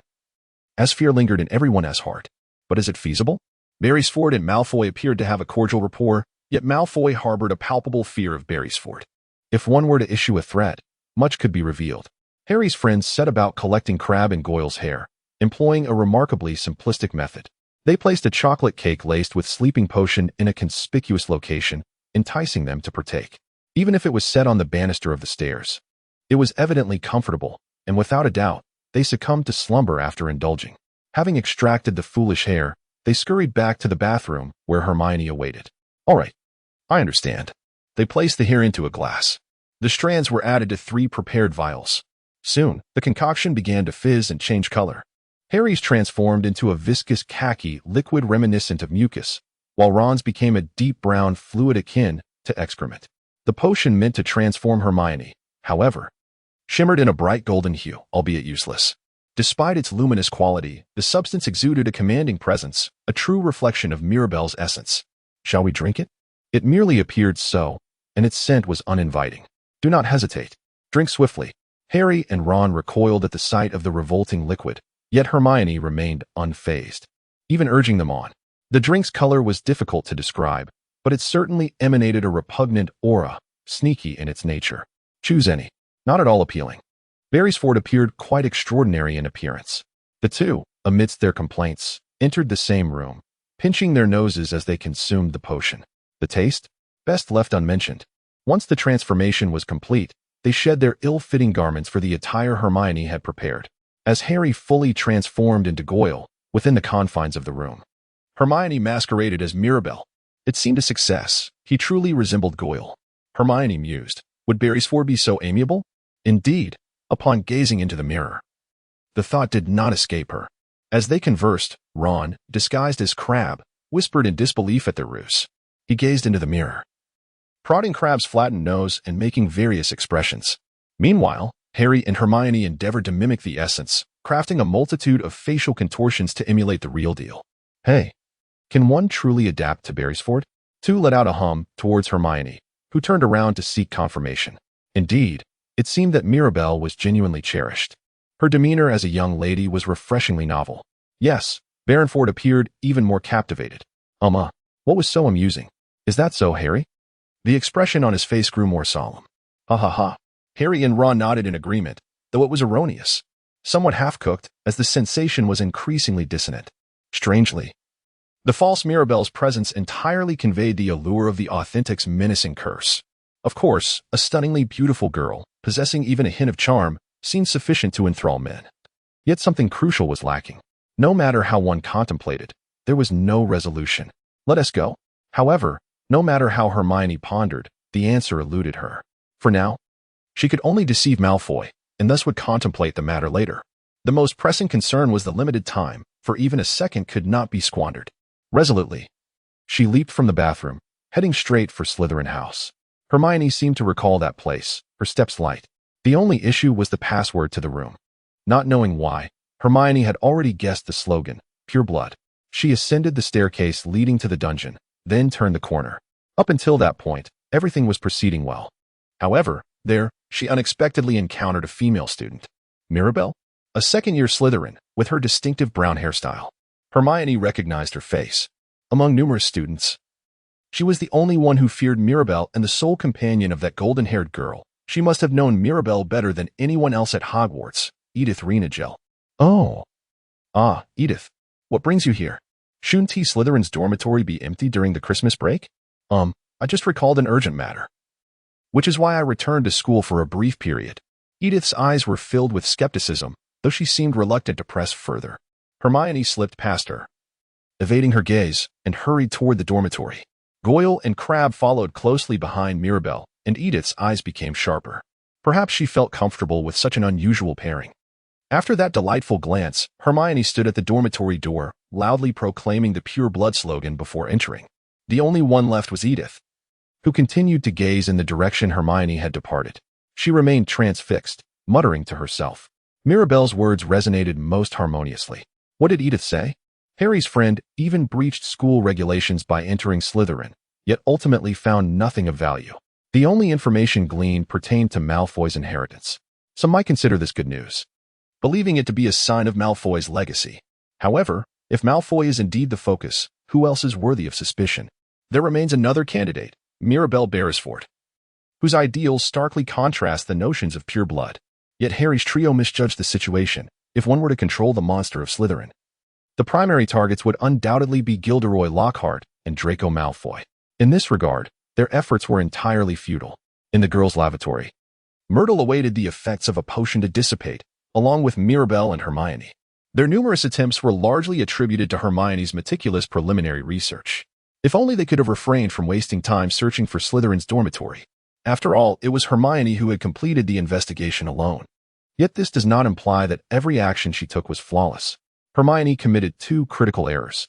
Soon after, footsteps echoed through the corridor. Following the sound, they beheld Edith Renagel approaching the entrance to Slytherin's dormitory. Mirabelle, may we converse? She inquired. The lavatory was rarely frequented.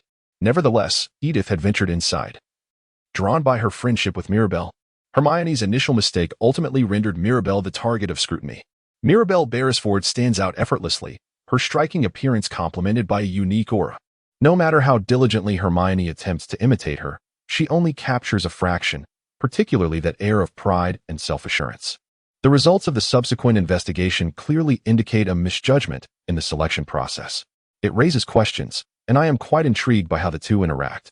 Hermione, an astute girl, possesses a remarkable intellect, yet her resilience in the face of unexpected challenges is somewhat lacking. At least her wit surpasses the ordinary. And in comparison to Ron, she demonstrates sufficient adaptability. However, she still lacks the innate decisiveness that Harry possesses. Thus, when confronted with such a predicament, she finds herself at a loss for words. Nevertheless, one can't help but ponder a phrase that Mirabelle might utter. Ah, Edith. Everything hinges on what one chooses to do. Mirabelle possesses the ability to articulate a singular phrase, one that bears great significance, as it serves to evade unwarranted scrutiny. Even when inundated with numerous inquiries, she can respond with a monotonous retort, thus adeptly navigating the situation. Mirabelle's selfishness in the power of choices. Yet Hermione failed to notice that she had once again made a fatal mistake. This blunder was voiced through Edith's lips, instantly yielding consequences. Upon reflection, what had transpired? Mirabelle. Hermione inhaled deeply and hurriedly glanced into the mirror. The reflection revealed a golden-haired beauty. In other words, the transformation potion was far from complete. However, this single action was also a grave error. After all, confirming one's appearance is akin to tacitly affirming the words of another. What was said? What was wrong? The performance had ended, and in truth, during the dormitory conversation, she had scarcely paid attention. Now, Hermione had received confirmation. During their discussion, Edith had begun to harbor doubts. This was yet another reason for the fatal error. Indeed, it was this that led Edith to suspect the truth. Mirabelle had called out the surname, Raynagel. Yet Mirabelle had always referred to Edith by her first name.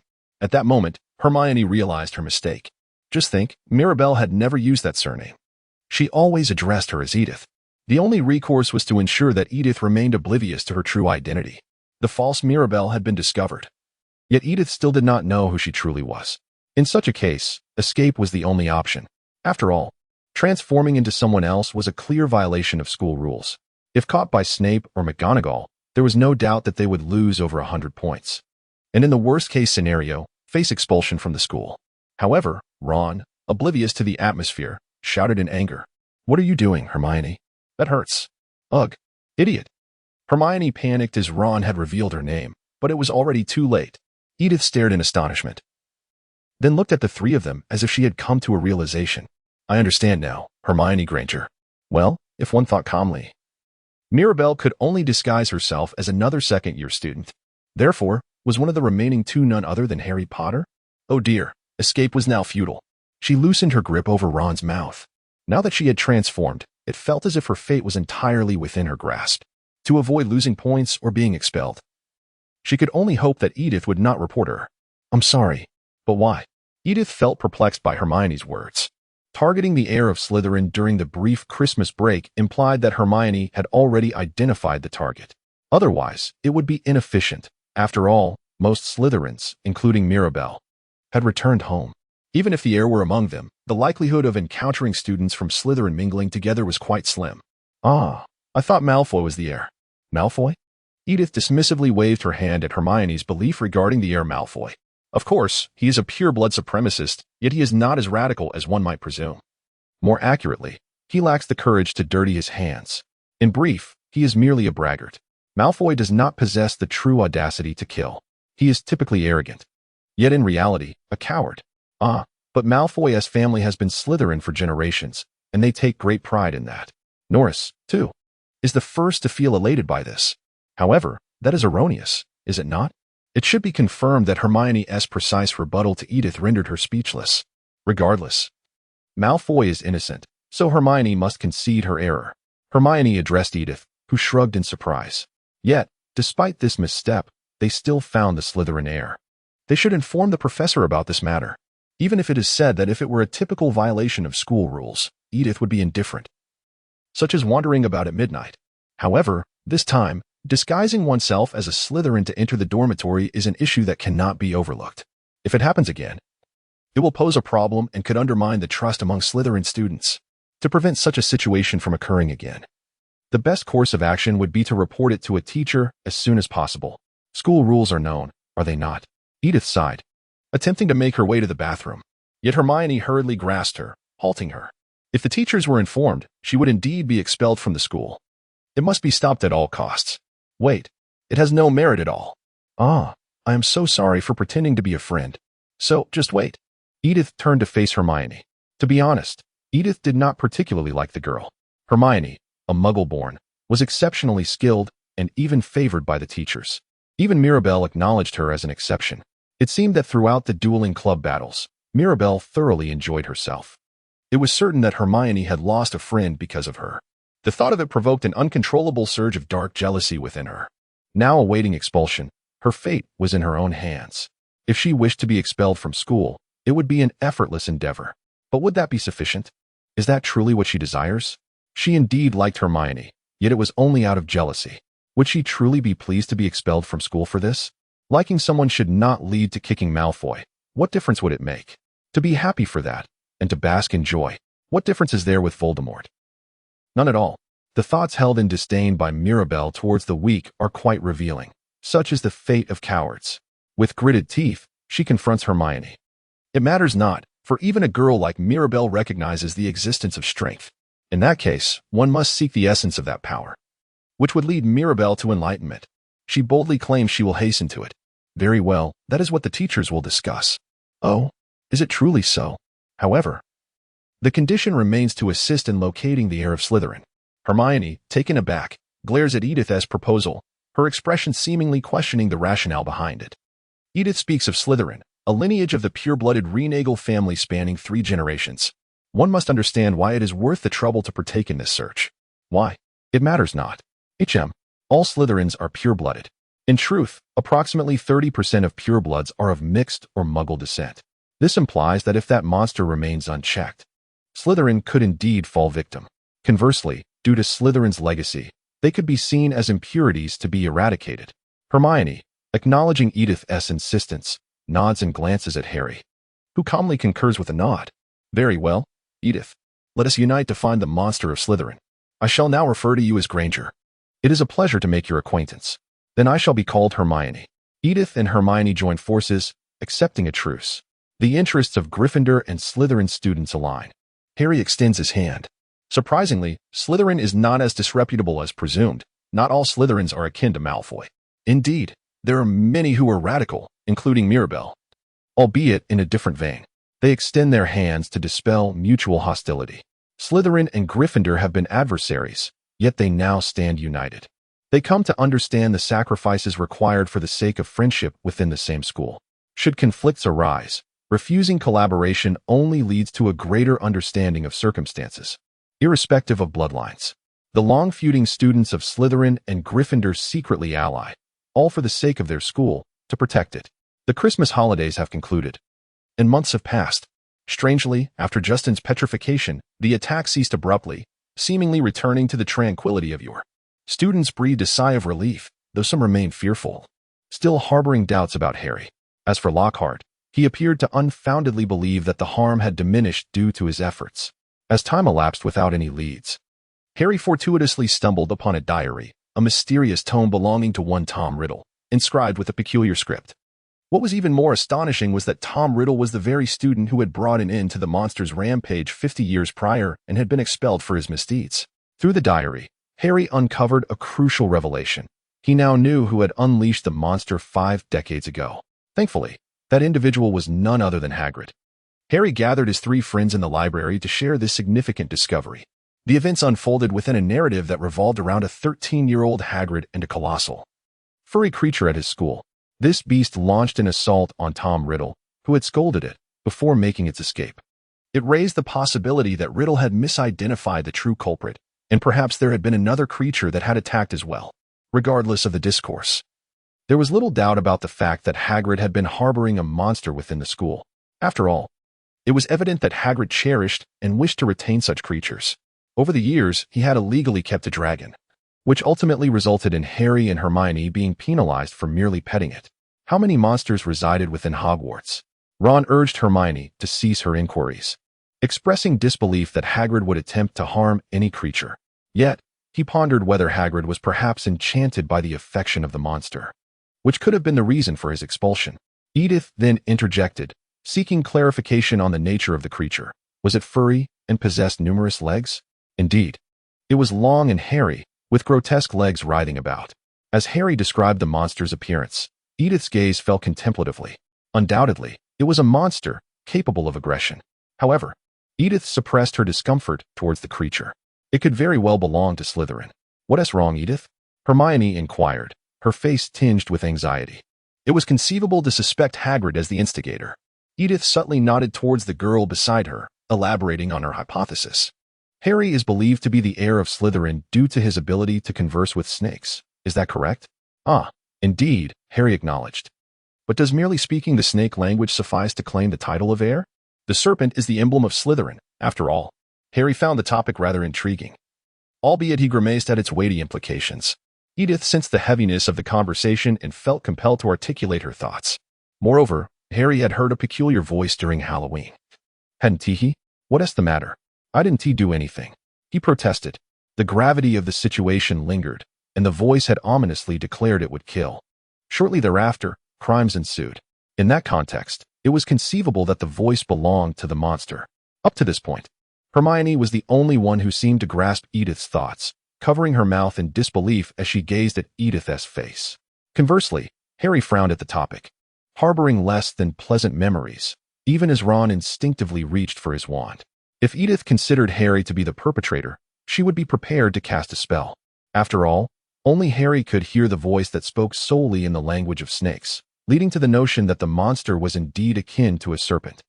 Returning to the earlier musings, was Hagrid's pet a serpentine creature? It seemed clear, yet it was undeniably a snake. Its legs, of course, if the monster were to exist. It would manifest as a phenomenon only perceptible to Harry. In other words, Hagrid's monster was, in essence, a duality. Upon reflection, Harry appeared to understand. Ah, why hadn't I noticed this sooner? Only those who can speak Parseltongue can hear the sound. However, Ron patiently lifted his gaze, even letting out a hum as he stood from his chair. Understood. After all, they wished to cast Harry as the culprit. After all, a Slytherin. Ron had merely predicted the identity of the monster, hoping to implicate Harry as the mastermind. Hermione, deceived by the circumstances. Ron, fundamentally at odds with the Slytherin students, harbored an unwavering animosity towards them. Just as Malfoy bore hostility solely due to his affiliation with Slytherin, Ron unconditionally nurtured his disdain for Slytherin. Without hesitation, he drew his wand, pressing its tip against Edith. It was truly intended for an attack, yet the wand was flawed. It had been rendered useless by a blow on the first day of school, now merely a piece of debris reinforced with tape. Edith held her breath, bracing herself as the dangerous object pointed at her. However, at that moment, a pale arm surged in from the side, seizing Ron's wand. Is it worse than a toy wand, Weasley? Is this all your family can provide you? A broken wand?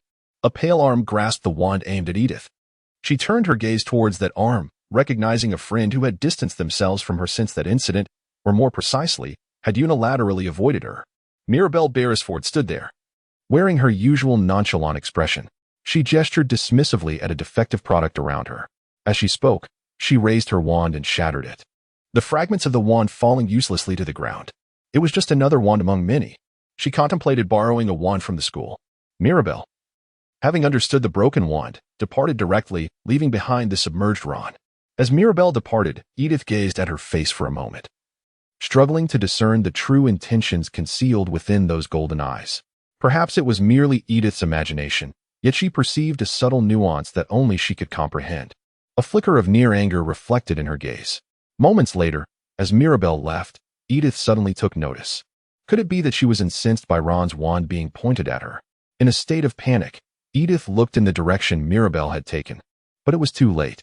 The opportunity to inquire about her true intentions had slipped away. Yet, what could she have said? Overwhelmed by fear, Edith found herself unable to pursue Mirabelle, left only to speculate. Justin had nearly lost his head to Nick's attack 4 months prior. Hogwarts was gradually regaining its vitality, as no new attacks had occurred during that interval. Rosita's adage, to forget and smile is far superior to remember and mourn, resonated with the students who were striving to dispel the fear of the air. The culprit remained elusive, yet there was a belief that it would reveal itself once more. Most students clung to this unfounded hope. Meanwhile, Harry, Ron, and Hermione, along with Edith, continued their quest to unearth the true identity of the heir. Easter came, and the routine persisted. As usual, the four congregated in the library, encircled around a desk, exchanging thoughts. Is Hagrid doing any better? It seems he has reached a dead end, Ron remarked, flipping through a book. They were currently investigating the identity of the creature. So far, 2 candidates had emerged, the furry beast glimpsed by Harry and the snake that Edith speculated upon. After all, the serpent was merely a conjecture of Edith's, while Harry's lens had actually captured the furry creature. In other words, there was at least a certainty in its existence. If the furry creature was indeed Slytherin's monster, then Hagrid would be the one most familiar with it. Are you truly going to ask Hagrid why he was expelled from the school? Harry inquired willingly. For Hagrid, Those memories of expulsion were likely the most painful to recall. In fact, every time Harry and the others attempted to question him, he would deliberately steer the conversation away. He went to great lengths to avoid discussing it. Well, I want to investigate the direction of the snake that Edith mentioned. Come on, Hermione. Is it merely speculation? We should take a closer look at the furry creature that Harry saw, Ron asserted. While he was not wrong, something had piqued Hermione's attention. She flipped through her book, groaning softly. Harry's description of the furry creature contrasted with Edith's conjecture. Hermione believed the latter to be more plausible. She could not fathom why she felt this way. But upon hearing the word snake, something lodged itself in her mind, akin to a puzzle piece that had nearly been completed. Well then, the creature best remained silent. She mused as the Quidditch match approached, featuring Gryffindor against Hufflepuff. Edith, filled with frustration, opposed Harry, who stated that they would wait until the match. Slytherin had already been defeated by Gryffindor, and should Gryffindor advance further, Slytherin would lose the trophy. If Gryffindor were to lose to Ravenclaw or Hufflepuff, Slytherin would still have a chance to win, albeit a faint one. After all, Harry's abilities had reached a level that even Mirabel acknowledged. As they conversed about various topics, Hermione glanced at her watch and rose to her feet. It was time for class. Oh, is it already that hour? She exclaimed. See you later, Edith. Hermione, Harry, and Ron departed the library, with Edith trailing behind them. They were headed to a joint class with Ravenclaw. Traversing the seemingly endless corridors and ascending the intricately adorned staircases, they made their way to the classroom. Along the route, Edith heard an eerie sound, akin to something crawling. She raised her gaze and scanned her surroundings, but saw nothing particularly unusual. Instead, several students had already entered the classroom, and she could even see the silhouettes of others. Nonetheless, the unsettling sound of something crawling echoed once more in her ears, causing Edith's heart to race. What an imagination! Her first thought was that Peeves was up to his usual mischief. However, she quickly dismissed that notion. Peeves had been thoroughly dealt with by Mirabel in their first year and hardly dared to approach anyone since. Then she considered the possibility of a prank by Malfoy. But that didn't seem plausible either, Edith thought, unable to articulate her unease, which brought a deep chill to her spine. Something within her cried out in distress. A chaotic prank. Who knows what that was, but it would be dreadful to leave this place. Acting on instinct, Edith bolted from her spot. No matter what, she had to find a teacher. Even as she gasped for breath, she ran with all her might down the corridor. Yet, the crawling sound persisted, following her closely. In a moment of desperation, Edith turned and fled towards the window. In such a situation, even if it meant losing points, she had to stop. She rushed to the window, aiming for the storeroom. The first-year flying lessons were taking place there, and surely there would be many shooting stars. If she could just grab that broom, she could escape. If the air were to attack, it would expose the entire school. That was her thought. As she reached the window, she placed her hands on the frame, intent on opening it. The scene behind her reflected in the glass like a mirror. What she saw made her gasp in despair. Behind her loomed a colossal serpent. A forked red tongue darted from its mouth, and its massive body stretched an impressive 15 meters. Its slimy green skin glistened, and its vertically slit yellow pupils seemed to pierce through her very soul. The moment Edith beheld this creature, her body became paralyzed. From her fingertips to her toes, her senses dulled, and even her consciousness began to fade. As events unfolded, Edith was engulfed by profound doubt. After all, there was no misjudgment. However, the realization came too late. From this moment forth, there was a desire to even conceal the truth from Hermione. Mirabel herself was aware of the meaning of the name she uttered in a hushed tone. A quest for assistance? Perception revealed that Edith's consciousness had been extinguished, her body rendered immobile, as if transformed into stone. Then, she gradually collapsed to the ground. The school was as cacophonous as April, or perhaps even more chaotic.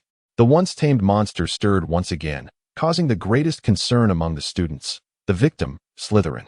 There was an unfounded belief that only Slytherin students would be targeted, as it was labeled the monster of Slytherin, but this notion was dispelled.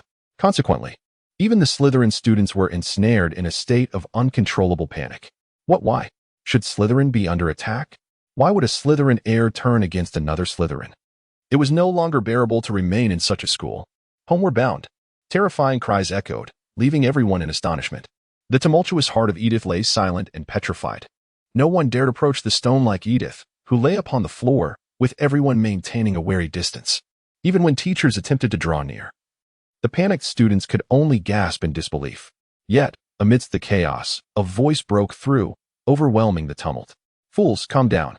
The clear voice, oddly resonant, reached the ears of all present, instilling a semblance of tranquility. It wielded a power over their hearts, as if the very sound possessed an enchanting quality. Like a king's roar commanding the storm. In this school, only one could achieve such a feat. Make way. Oh, sister. The voice's owner, Mirabelle, forcefully pushed through the surrounding students, kneeling beside the prostrate Edith. After ascertaining her condition, she confirmed that Edith was still alive. The gaze of the Slytherin monster, the basilisk, was exceedingly perilous. A direct glance could result in instant death. However, by averting one's gaze, the potency diminished, thus avoiding immediate death while succumbing to petrification.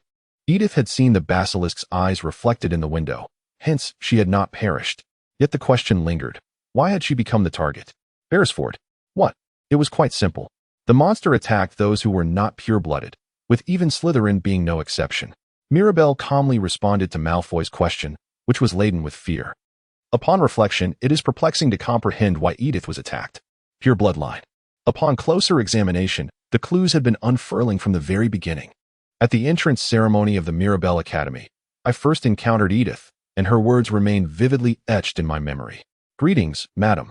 When classified, there was a startled reaction, a peculiar existence. Ah, the name Edith Rainagel, a scion of a pure-blood lineage that has endured for 3 generations. The initial voice, filled with concern, then invoked the prestige of her pure ancestry. In retrospect, it seems absurd. It must have been a desperate excuse for the discrimination that ensues from being of pure blood. The non-pure bloodlines are often subjected to disdain in Slytherin, labeled as possessing dirty blood. Perhaps Edith was aware of this.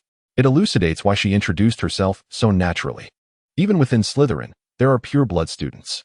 Yet, those students would undoubtedly boast about their lineage. They feign purity, while ridiculing those of Muggle descent, all the while anxiously anticipating the revelation of their own dubious heritage. The more I recall, the clearer the implications become. To think of such a blatant appeal for attention. The continuation of deceit must be agonizing, a longing for acknowledgement and validation. However, Mirabelle, with unyielding resolve, severed the veil of Edith's concealed truth. This is why the distance between them widened, leading to estrangement. Is that how it is? Did Edith truly claim to possess mixed blood?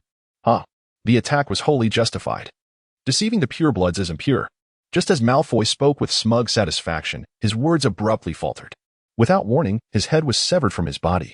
Yes, no issues with the neck. In that fleeting moment, Malfoy sensed an overwhelming aura of lethal intent, leading him to believe his head had indeed been severed. Panic ensued.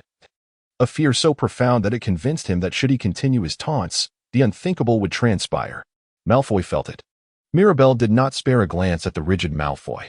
She lifted Edith's squirming form and gently whispered, "What you said about being retracted, Edith, is a mindset deserving of disdain, characteristic of the weak." Holding Edith close, she cast a fierce gaze around the vicinity. Then, as if nothing had transpired, she departed from the scene, her silence echoing ominously. In that moment, her demeanor conveyed a stark warning. Those who dared to approach her would surely meet their demise. And each individual she glared at instinctively touched their necks in trepidation. A week later, the long-awaited day of the Quidditch match arrived. The students gathered eagerly in the stands, while the players prepared for the competition. Yet, amidst the excitement, Hermione remained at the library, engrossed in her research rather than cheering. She was, of course, pursuing a specific line of inquiry, motivated by a definitive reason. The identity of the Slytherin monster had been unveiled, confirming Edith's assertions.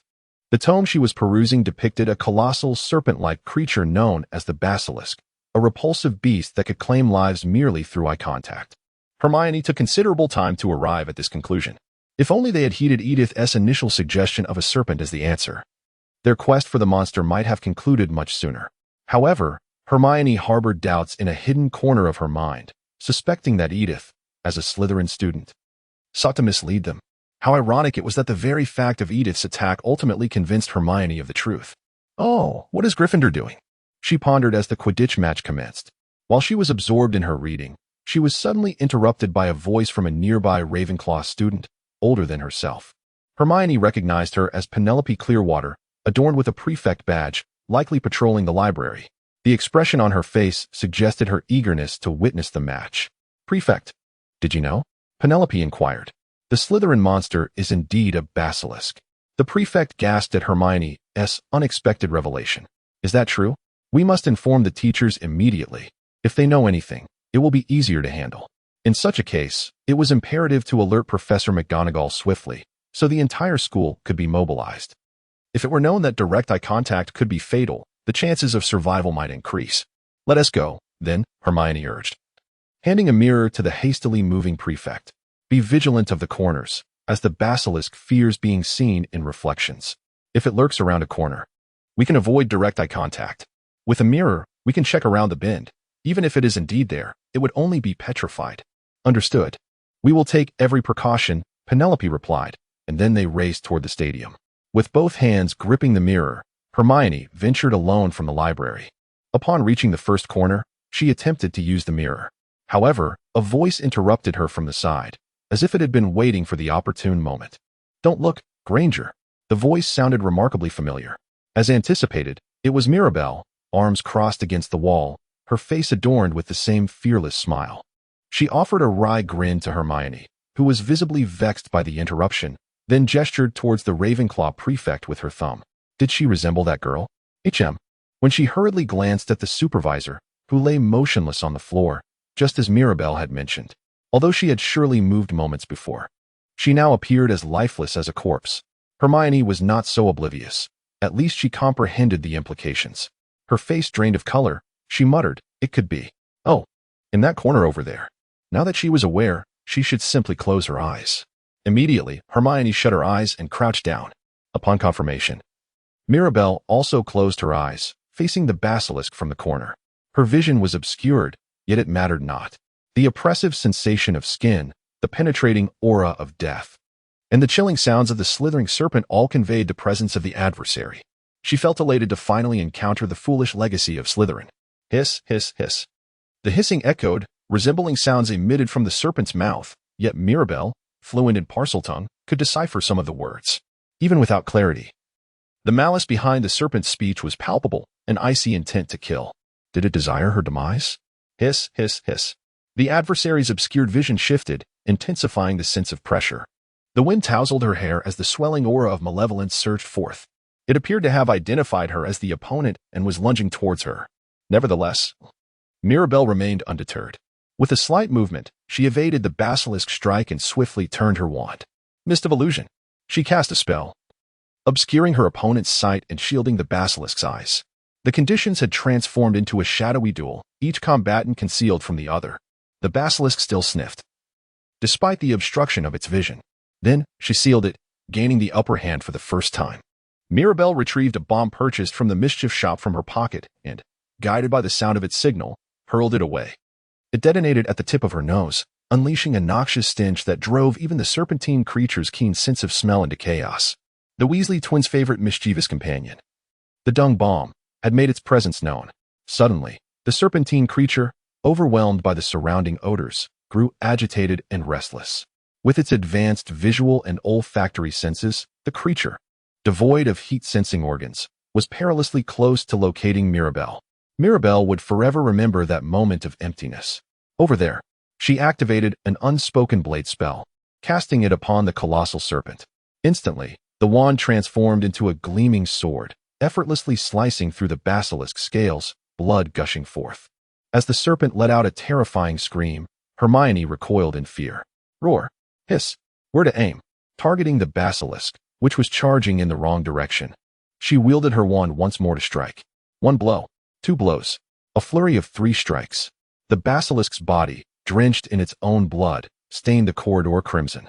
Yet, Mirabelle showed no mercy. She leapt from the serpent, relentlessly casting spells upon its face. Hiss. Hiss. Hiss.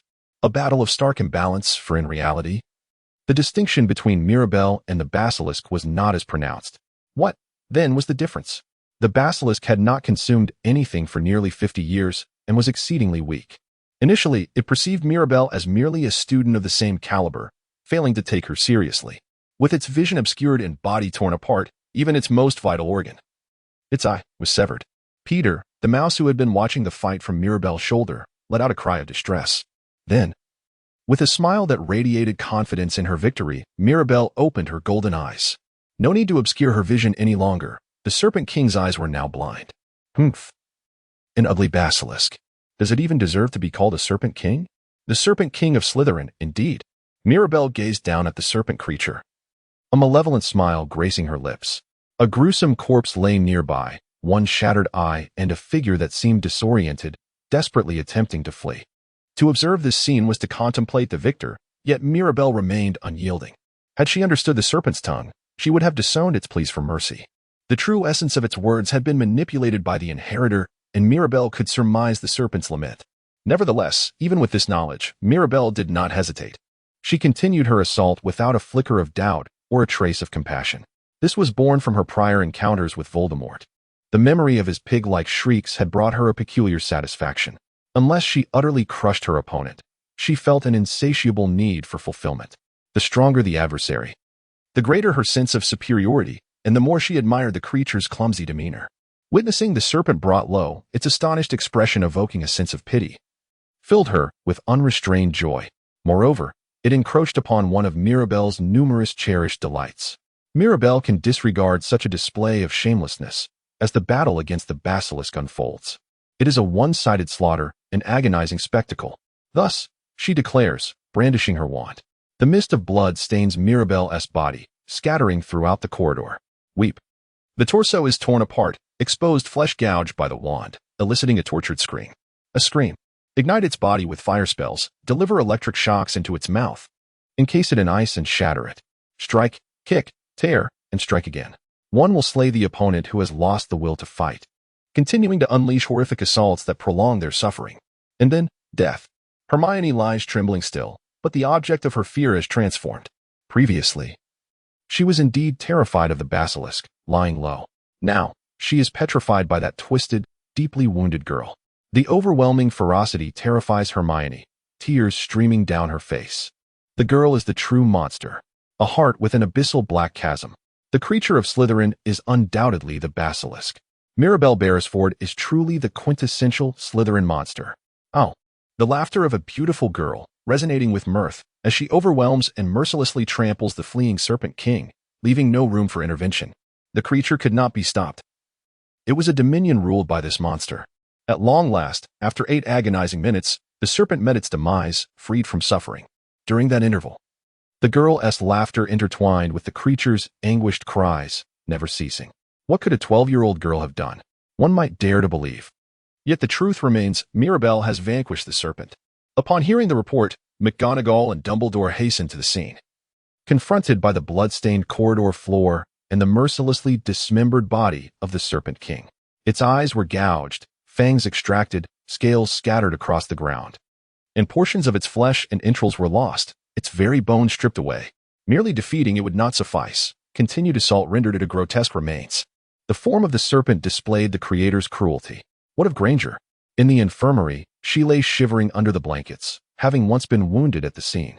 With a heart full of pity, Dumbledore traversed the bloodied floor, casting his gaze upon the serpent, a monster that had claimed the lives of many students. Yet all he could feel was sorrow. Award Slytherin 200 points in recognition of Beresford's achievement. Have you lost your mind, Albus? Indeed, in a manner. She had defeated the creature and saved the school. If judged by feelings, the students would be satisfied. Dumbledore waved his wand, and the blood upon the corridor floor began to rise, transforming into a blood orb that was cast out of the window. He deemed it appropriate for Hagrid to bury the serpent's remains in the Forbidden Forest. Regardless of how many monsters assaulted the students, it was a tragedy. At the very least, a tombstone should be erected for it. Astounded, Albus feared that the girl ought to be expelled immediately. What significance would expulsion hold? Transferring to a school like Durmstrang would not prevent anything. Should we abandon guidance, that girl would willingly plunge into the depths of darkness. I fear she could become a second Voldemort, and if left unchecked, she could grow into an even greater calamity. Dumbledore spoke to McGonagall, his blue eyes gleaming behind his spectacles. The school, he believed, could keep her in check. At the very least, Mirabelle had not completely succumbed to madness and maintained a facade of calm. Even once, she had understood that the serpent had harmed her friends, igniting her fury. At first glance, it seemed she only considered herself, with everything else dismissed as inconsequential. However, that demon girl must still harbor some semblance of friendship. Dumbledore wished to believe. Professor Minerva McGonagall covered her eyes with her fingers, wiping away tears of gratitude. She felt ashamed of her short-sightedness. Ashamed for being prepared to abandon her responsibilities as a teacher out of fear. Do not blame yourself. It is the same for all of us, Great Wizard, Dumbledore said. Approaching the shattered Serpent King, a smile spreading across his face in response to McGonagall's praise. What was done must now be buried with the corpse. It was hard to imagine the shock that the students, witnessing this scene unguarded, would experience. Lifting the serpent's remains, Dumbledore and McGonagall made their way outside. The Slytherin creature was dead. The entire school was abuzz with excitement, and with an additional 200 points awarded to Slytherin, the tension among its students reached a fever pitch. Quidditch had lost the trophy to Gryffindor, but Mirabelle's 200 points had somewhat redeemed the situation. Yet, this joy was ephemeral, for a new victim had emerged. Ginny Weasley of Gryffindor had been kidnapped to the Chamber of Secrets. Naturally, it was the creature that Mirabelle had executed. However, the puppet master, the heir of Slytherin, still lurked in the shadows.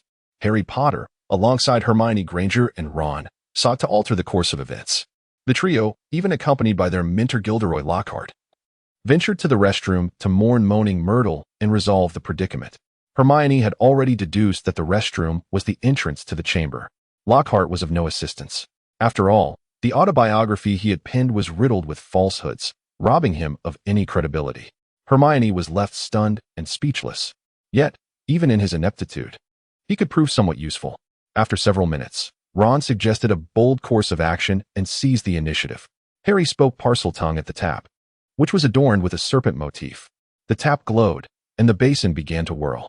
Once the table was moved aside, a thick pipe was revealed, leading downward, perhaps the entrance to the chamber itself. At the end of the pipe surely lay the heir's prize. Ginny, let us not act recklessly, Ron cautioned. Go. As they observed, Ron kicked Lockhart, urging him to leap into the pipe. Harry and Ron deemed this a splendid idea, especially Harry, who had never sought the help of that incompetent teacher, whose bones had fallen to dust. After releasing Lockhart, Harry and Ron jumped into the pipe without hesitation, and eventually, Hermione, clutching her skirt, followed suit. The four tumbled into the darkness, descending as if down a slide, into a deep and shadowy abyss, even traversing through the dungeons. As they slid, a mouse scurried past Harry, tumbling from the pipe. Suddenly, they reached the slide's end, and Hermione landed on the ground, landing squarely on her backside. As she rubbed her sore posterior and stood up, Harry and Ron, who had arrived earlier, were anxiously scanning their surroundings. At the end of the pipe lay a dark tunnel paved with stone. Was this the chamber? With such thoughts, Hermione stood beside Harry and Ron, awaiting what lay ahead. A peculiar tunnel, with a damp floor, blinding darkness, and sticky walls. Upon closer inspection, numerous animal bones lay scattered across the ground, making it uncomfortable to tread upon. A flicker of fluorescent light. Harry illuminated the tip of his wand to lead the way, followed by Hermione, Lockhart, and Ron, who pointed his cane towards the rear where Lockhart walked. His own wand had been destroyed by Mirabelle, but fortune smiled upon him as he borrowed a modest wand from McGonagall, which he now wielded. Harry, over there, exclaimed Ron, pointing at the remnants of a basilisk. A shed skin of a serpent, measuring over 6 meters in length, lay ominously. Yet, this empty shell implied the demise of its master, the Basilisk King, cruelly slain by Mirabelle. The horror of that moment made Hermione pale, lowering her head in distress. Wow, wow, wow. Lockhart gasped, startled by the sight of the serpent skin, retreating in fright until he stumbled and fell. Truly a sight to behold. Ron, astonished, forced himself to stand with the aid of his cane, albeit with a facade of bravado. Lockhart swiftly regained his footing, striking Ron in a moment of inattentiveness and seizing his wand. A careless mistake could cost one's life. With renewed confidence, a radiant smile returned to his face. Game over. Let us take this back home and tell them that we have rescued the girl. They will be devastated upon seeing that mangled corpse. But it's useless. The monster is dead. Who would believe that? Lockhart mused, his reputation wavering. Thus, he hypothesized 2 monsters, one to intimidate, while the other gradually distanced itself, pointing its wand at Harry and the others. Hermione reached into her pocket, grasping her wand. Whispering to Harry and Ron, Lockhart is about to cast a spell. We must defend ourselves. Then, there would be a fleeting opportunity to disarm him and reclaim his wand. Following Hermione's lead seemed the wisest course of action. With a slight nod, Harry delicately retrieved the wand from his sleeve. A fear gnawing at him, What if Hermione couldn't stop him? But equally palpable was the reality that there was no alternative. They had no choice but to trust Hermione and await that moment. On the contrary, Ron was less assured, harboring doubts about Hermione's capabilities. He questioned her reliability, especially since Lockhart had stolen many memories. Those memories belonged to the original heroes of his tales, vanquishing vampires, slaying yetis, defeating monsters. Lockhart had erased the essence of those adventures. Could the forgetting charm truly deter students? Ron pondered. Now memories, farewell. All shall be forgotten. Shield them all. Lockhart's one erupted with light, which was met by Hermione's transparent barrier.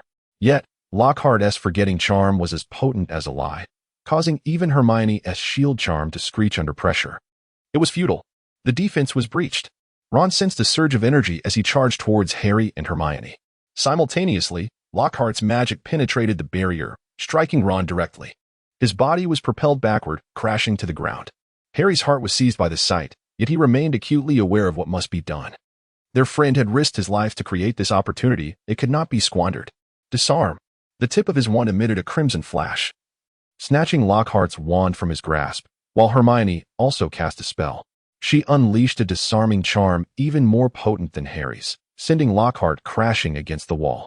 The very consciousness of Lockhart seemed severed by that force, and with a resounding thud, he fell to the ground, tumbling like a broken doll. Ron. Hermione rushed towards Ron, disregarding the fallen Lockhart. She observed that Lockhart's memory charm had indeed affected Ron, but was he safe? Now, all she could hope for was that Lockhart had executed the spell correctly. Fortunately, it seemed so, at least for the moment. Ron, do you recognize me? Do you know yourself? I know, but it's all a blur. I think of Ronald Weasley, but Ron, I know. My best friend, Harry Potter. Yes, Harry Potter Dogbowl. Dear heavens, Hermione thought, tears streaming down her face as she heard his response. Harry's expression turned desperate. Ron's memories were muddled. Though not entirely lost, the damage was severe. Anguish consumed Harry, and Hermione cursed under her breath. A wave of wrath surged within Harry, a dark fury swirling, as he yearned to extinguish Lockhart swiftly. Why? How had this happened? In that moment, Harry was momentarily stunned. Ronald Weasley. Mirabelle sat in the common room of Slytherin, clicking her tongue thoughtfully. She received detailed reports regarding Harry's current circumstances, conveyed through the network of mice she had trained. When Harry's friends ventured into the Chamber of Secrets, a mouse stealthily followed them in, under Mirabelle's control. Furthermore, beginning this year, the efficiency of communication had significantly improved, as the will of the mice was now intricately linked to Peter, Mirabelle's cherished pet. Through a bond forged by a pet contract, Peter divulged his intentions to Mirabelle. In essence, everything the mice witnessed within the school was swiftly relayed to Mirabelle via Peter. While Harry was informed of the situation, Mirabelle found it rather amusing. Alas, it was merely a stroke of luck, yet Ron's amnesia rendered it utterly meaningless. Mirabelle let out a sigh, feeling disheartened by the failure of her plans. As far as she knew, Lockhart had lost his memory. The true story revealed that, through the broken wand of Ron, the forgetting spell had backfired, causing him to forget as well. However, Mirabelle had devised a clever modification. By completely obliterating Ron's wand, she could entice him into possessing a decent wand, thereby ensuring the effectiveness of Lockhart's forgetting spell. Mirabelle had her sights set on two objectives. One was to directly confront the capable professor in Azkaban, and the other involved the memory modification of either Harry or Hermione. Firstly, Gilderoy Lockhart's venture to Azkaban had nearly succeeded. Only the sins would be unveiled, and the Oblivion charm was cast solely upon the students who, despite their efforts, could not escape the confines of Azkaban.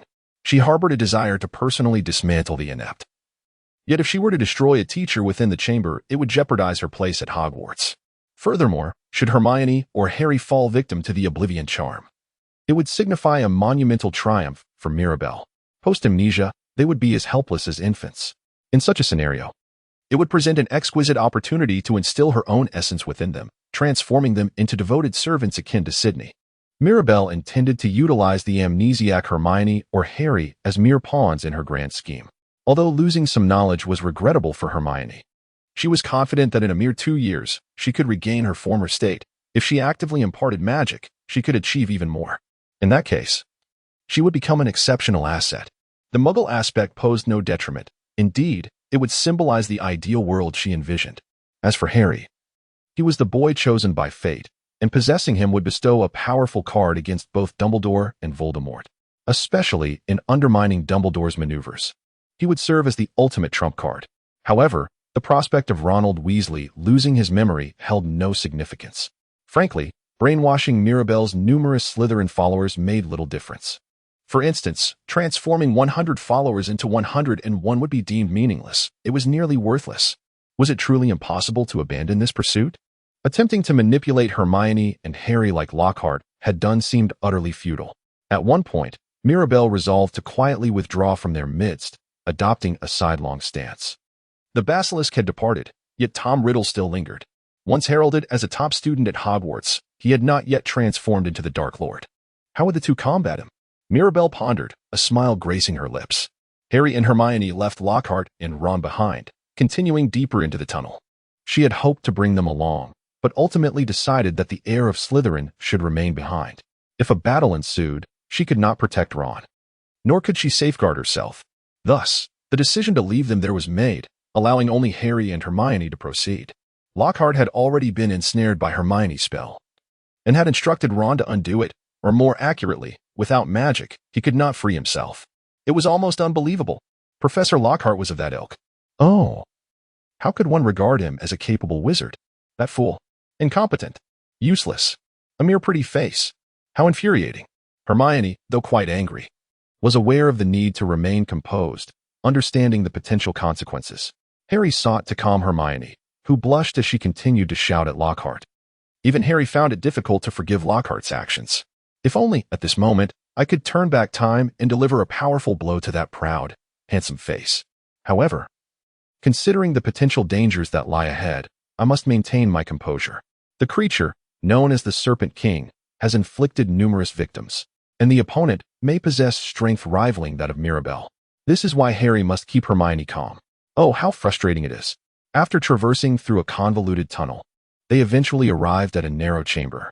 Columns resembling entwined serpents extended upwards to the ceiling, the dim light casting an eerie glow throughout the space. Swallowing hard, they exchanged glances and cautiously stepped into the room. As they moved, one pointed at the adversary's blind spot. They noticed a shadow at the center of the chamber. Clad in a black robe with fiery red hair, the familiar visage of Ginny appeared. The moment Harry spotted her, he rushed to the girl, discarding his wand and lifting her in his arms. Her freckled face was a sickly pale, devoid of vitality, resembling someone who had been petrified. Harry's expression turned ashen as he desperately shook Ginny. Ginny, don't die. Please, stay alive. Harry, get out of here.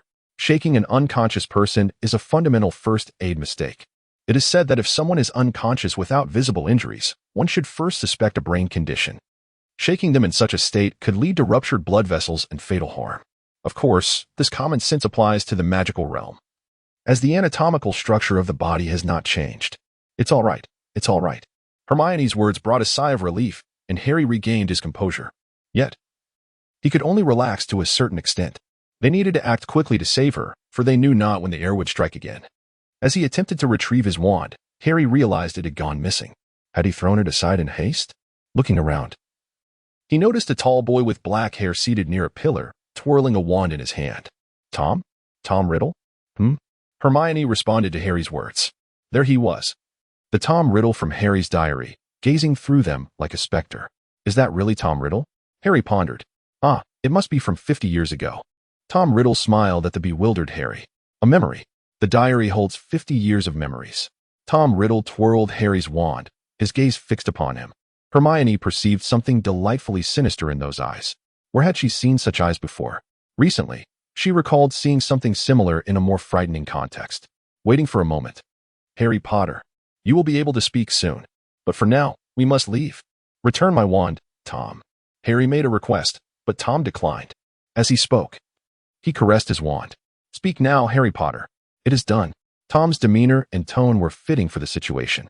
From his position, Harry observed Tom Riddle in the diary, recalling the brave exemplar student he once was. However, Hermione seemed to have already discerned the reason, even before Harry could. She pointed her wand at Tom, shielding Harry. Hermione. That's very dangerous, Harry exclaimed. Hermione met Tom's gaze. Of course, their facial features were identical, and their eye color matched perfectly. He would never forget those cruel, merciless and chilling eyes, as if they had found their long-sought prey. The eyes of a merciless predator would forever haunt him. Those eyes, so similar. Similar to whom? Harry's question reminded Hermione of the events that transpired during a Quidditch match. She had remained crouched in fear of the basilisk, yet out of curiosity, she had once dared to open her eyes. What she saw was a hellish scene belonging to another world. Had she glimpsed the serpent's eyes, it might have been better. But instead, she beheld the girl's eyes. Most unforgettable were the striking golden eyes of the predator. They resembled those of a male. As the basilisk was torn apart, she thought of Mirabelle Beresford. Dear readers, thank you for your support. If you find this book enjoyable, please consider adding it to your bookshelf, urging for updates, and leaving comments. Thank you. Tom Riddle was the instigator behind the series of events involving Ginny Weasley. It is said that she had unwittingly come into possession of Tom's diary, which contained various writings. These included incidents occurring at school, moments of being teased by her brothers, and the burdens of learning with old materials. There were also faint affections and worries about the famous Harry Potter's everlasting admiration. In response, Tom was understanding, sympathetic, and kind, which won her trust. Yet, that devil ensnared Ginny in his trap. The more she poured her heart into the diary, the more she felt friendship. And as her soul became more entrenched in the diary, Tom grew in power. Conversely, he ultimately amassed enough energy to manifest physically, manipulating an innocent girl into creating a series of events. Unforgivable, Hermione exclaimed, raising her wand and elevating her voice. There was no need to hear more. The heretic must be vanquished immediately. With this judgment, she cast the spell without hesitation. Sand and stone fly.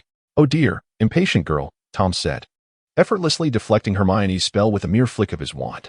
Yet, the onslaught was unending. 2, 3 more beams of light shot toward Tom, but they were rendered ineffective. All repelled with a simple wave of his wand. Futile. Or perhaps Harry Potter wishes to make a move. Could you enlighten me on the power that vanquished the formidable Dark Lord? The name of the Dark Lord, Voldemort, is a source of intrigue. It is remarkable to ponder how an infant, devoid of any extraordinary abilities, could triumph over such a wizard. Harry comprehended that Tom Riddle had been a wizard for 50 years. In essence, he was a generation of Voldemort. Why would he concern himself with subsequent wizards? Or even be referred to as such? Tom addressed the inquiry. Do you understand? Voldemort, now Harry Potter. As he spoke, Tom brandished his wand, inscribing in the air the name, Tom Marvolo Riddle. With another flourish of his wand, the letters rearranged themselves. Upon seeing the letters, Harry and Hermione gasped in shock. In that moment, everything fell into place. Why the opening of the Chamber of Secrets? Why target Muggle students? Why instill doubt and fear in Harry regarding Voldemort? Voldemort, the boy who would eventually kill Harry's parents, along with many other wizards. Harry, let me clarify. Twice he attempted to kill you, yet failed both times. How is it possible for him to survive? If only the conversation were prolonged, friends might endure longer. The first time, he understood why he lost his power. He knew why he could not succeed. Because your mother died in an act of protection. Your mother, an ordinary Muggle. Harry spoke with a trembling voice, striving to suppress his fury. His mother thwarted the killing curse. He had witnessed the true remnants of Voldemort, nearly devoid of life, and grotesque remnants trampled by Millicent Bulstrode. Now, even first-year students had triumphed over that filthy remnant. Upon hearing the insult, Tom's face twisted in displeasure. However, he quickly masked it with a fearful smile. Ah, so that is why his mother perished. Certainly, a powerful spell was countered. After all, he possessed nothing particularly special. But knowing was sufficient. If that is the case, he should act swiftly and eliminate Millicent Bulstrode. Tom aimed his wand at Harry, and Hermione acted in unison. Harry found himself unarmed, with no choice but to defend himself. Hermione overcame her fear and confronted the young Dark Lord. Do you wish to fight? You tremble at the mere mention of Voldemort's name, a name that sends shivers through even the weakest of girls. As Tom stated, Hermione quivered. The name of the Dark Lord is taboo in the magical world. Even Hagrid, with his robust frame, dared not utter it, trembling as he covered his ears. Hermione, born of Muggle lineage, was no exception. Merely mentioning Voldemort's name caused her legs to tremble. Nonetheless, to save her friend, she must thwart Voldemort. A thunderous explosion. Futile. It glows like a beacon. Yet it still functions. However, it is of little consequence. Simply provoke with an aggressive onslaught. To the self, terrified and paralyzed by fear, a rebuke arises. What a dark sorcerer. What has become of youthful beauty? Could there be a more terrifying nightmare than this? In that moment, one recalls Mirabelle, drenched in blood, continuing to laugh maniacally. What depths of fear might that evoke? The bell jar petrified them all. Tom countered Hermione's incantation with magic. Their spells collided. Hermione's enchantment was shattered. While Tom's spell surged forward unimpeded, Hermione promptly dodged, evading it to launch her own attack. "Glacius," she called, as flames roared fiercely. The blaze shielded her from the biting cold, and Tom chuckled comfortably. The disparity in their skill was evident. One of Hermione's signature spells was thwarted. Tom cast a spell upon the distressed Hermione, merely a silent incantation. Unable to discern the nature of the impending attack, Hermione was forced to roll away in evasion. Long cave. Shattered to pieces, Hermione retaliated, vanquishing the serpent conjured by Tom. As Tom and Hermione exchanged spells, he cast another silent spell, striking Hermione on the shoulder. And she failed to evade it. I must do something. Even though Harry wished to intervene, without a wand, he felt utterly powerless. Clenching his teeth, he realized his friend. A girl was fighting alone. What should he do? Anything, even the smallest gesture, must be done to assist Hermione. Pondering this, he scanned his surroundings. But all he could find were stones. Should he throw a stone? Yet, Harry doubted its effectiveness. In the worst-case scenario, it might strike Hermione. Without a wand. Damn it, fool. Why did you throw away your wand? In his anxious state, flashes of magic erupted between Hermione and Tom, scattering brilliantly. Yet, Hermione found herself in dire straits. Tom toyed with her, effortlessly securing victory. If only I had Ron's wand, I could fight. The inability to combat was truly disheartening. Overwhelmed by helplessness, Harry clenched his fists. He had to fight. The desire to save Hermione surged within him. Perhaps fate responded to this thought, or was it mere coincidence? Flames erupted from a nearby pillar, and something soared toward Harry. A phoenix. Its fiery plumage glistened like a peacock's golden tail feathers. It was one of the most magnificent beings in the world, with golden talons and a beak. Fawkes, Dumbledore's pet, flew in with something clutched in its beak. The sorting hat? The sorting hat, bestowed upon Harry by Fawkes, serves merely to discern which house he ought to join. A magical artifact intended for the commencement of his academic journey. As it fell into Harry's hands, it bore an odd weight. Curiosity piqued, he reached into the hat, uncovering a dazzling silver sword. The moment he grasped it, understanding dawned upon him. It was a blade imbued with mysterious power, capable of confronting Tom Riddle himself. It appeared to be merely a sword, yet it represented the weapon of a friend in dire need. Harry recognized it as the Gryffindor heritage that paired with the basilisk. The hat inherited the will of great wizards, and this sort of courage could only be wielded by those who truly belonged to Gryffindor. Hey, hey, hey. Harry grasped the sword with both hands, interrupting Hermione's argument with Tom. Rising to defend his injured friend, he swung the sword fiercely, countering Tom's spells one after another. Naturally, such feats would be improbable with an ordinary sword. Magic could cleave through steel. Yet only Gryffindor's blade could transform a sacred act into such power. Is that Harry's sword? I know. It was brought by Fawkes. Harry could not respond to Hermione's inquiry, yet he believed in the weapon that Fawkes, Dumbledore's pet, had provided. In that moment, he channeled all his strength into the sword. In the face of adversity, Harry's resolve was unyielding. His thoughts sharpened, and without hesitation, he raised the blade, closing the distance to Tom. Hey. Harry's swordsmanship was amateurish, yet the sword's prowess compensated for his inexperience. With a forceful swing, the blade sliced through the air like butter, grazing Tom's nose. Tom, wearing a leisurely smile, deftly evaded the strike. A fine sword, Harry Potter. Of course, if it connects, you will be safe. The sword moved erratically, yet Riddle remained unmoved, grinning like a fool as he nimbly dodged each assault. Was this merely childish play? Pah. No matter how fine the sword, it is merely a crude weapon wielded in a primitive, muggle fashion. Can such a thing truly defeat me? Tom extended his wand, prompting Harry to raise his sword immediately. At that moment, he was blasted back by magic, tumbling to the ground. Had he not defended with the sword, he would have been rendered unconscious in a single blow. Even a sword capable of slaying dragons would be futile if it did not strike true, regardless of its sharpness. A sword is merely a sword. Tom unleashed a barrage of incantations without uttering a word, all of which were deflected by Hermione's protective barrier. Harry's sword cleaved through the onslaught of spells, yet amidst the chaos, they found themselves relentlessly attacked. Though they fought as a duo, they were completely at the mercy of the storm. Victory was within reach. Hermione diligently sought a means to extricate herself from her predicament. Feeling despondent about the deteriorating health of her companion, she had exhausted all the spells at her disposal and had done everything within her power It was simply a matter of her opponent's superiority in every aspect. As long as she continued to cast spells head-on, Hermione would never be able to vanquish Tom. She recalled the duel with Mirabel at the club. Her opponent had played, and they had gotten along well, but this was different. When Hermione thought of Mirabel, the girl's voice echoed in her mind, imparting wisdom that everything requires adaptability and flexibility, lest one become rigid. Professor Lockhart had merely advised to seize the opponent's wand. A rather astute strategy, Granger mused, any method to disarm the wand. Hermione narrowed her eyes, as if resolute, gathering as much magic as she could into her wand. A collection of power, a weapon against magic. Though her magic was still nascent, it brimmed with residual energy, harboring the potency comparable to that of an ancient sorcerer's strike. Oh, shall I wager a blow? Futile. It matters not what follows. With a shout, she activated the magic. Simultaneously, she hurled her wand. What?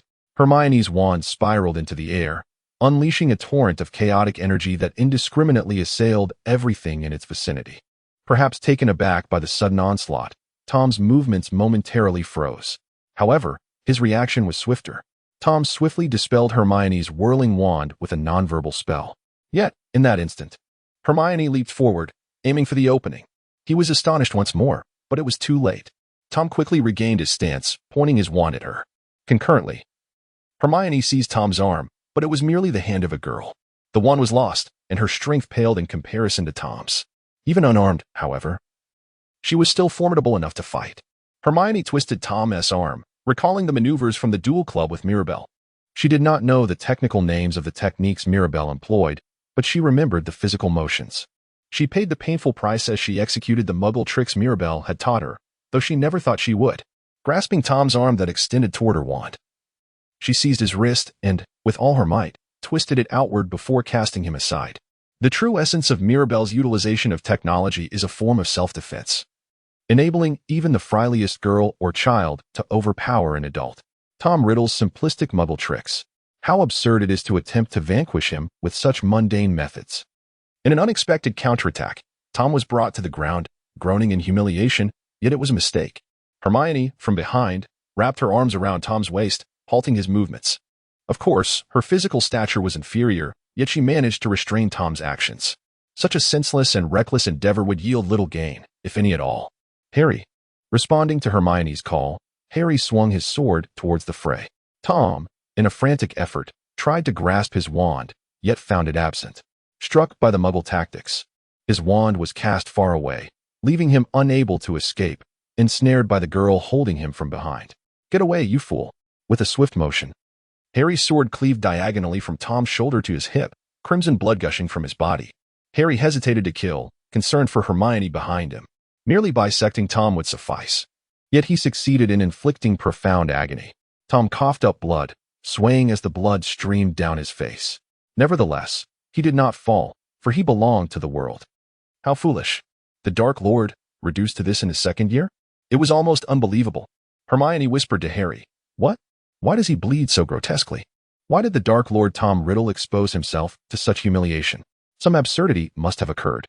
Staggering, Tom retreated from Harry. Then, with a push of his hand, the diary that had lain on the ground appeared in his grasp. Tom loathed this place, yet had no choice but to withdraw. In a befuddled state, he scarcely contemplated the answer, a part of him maintaining composure, murmuring to himself. Even amidst the chaos, he understood the necessary course of action. He would never forget this moment of disgrace.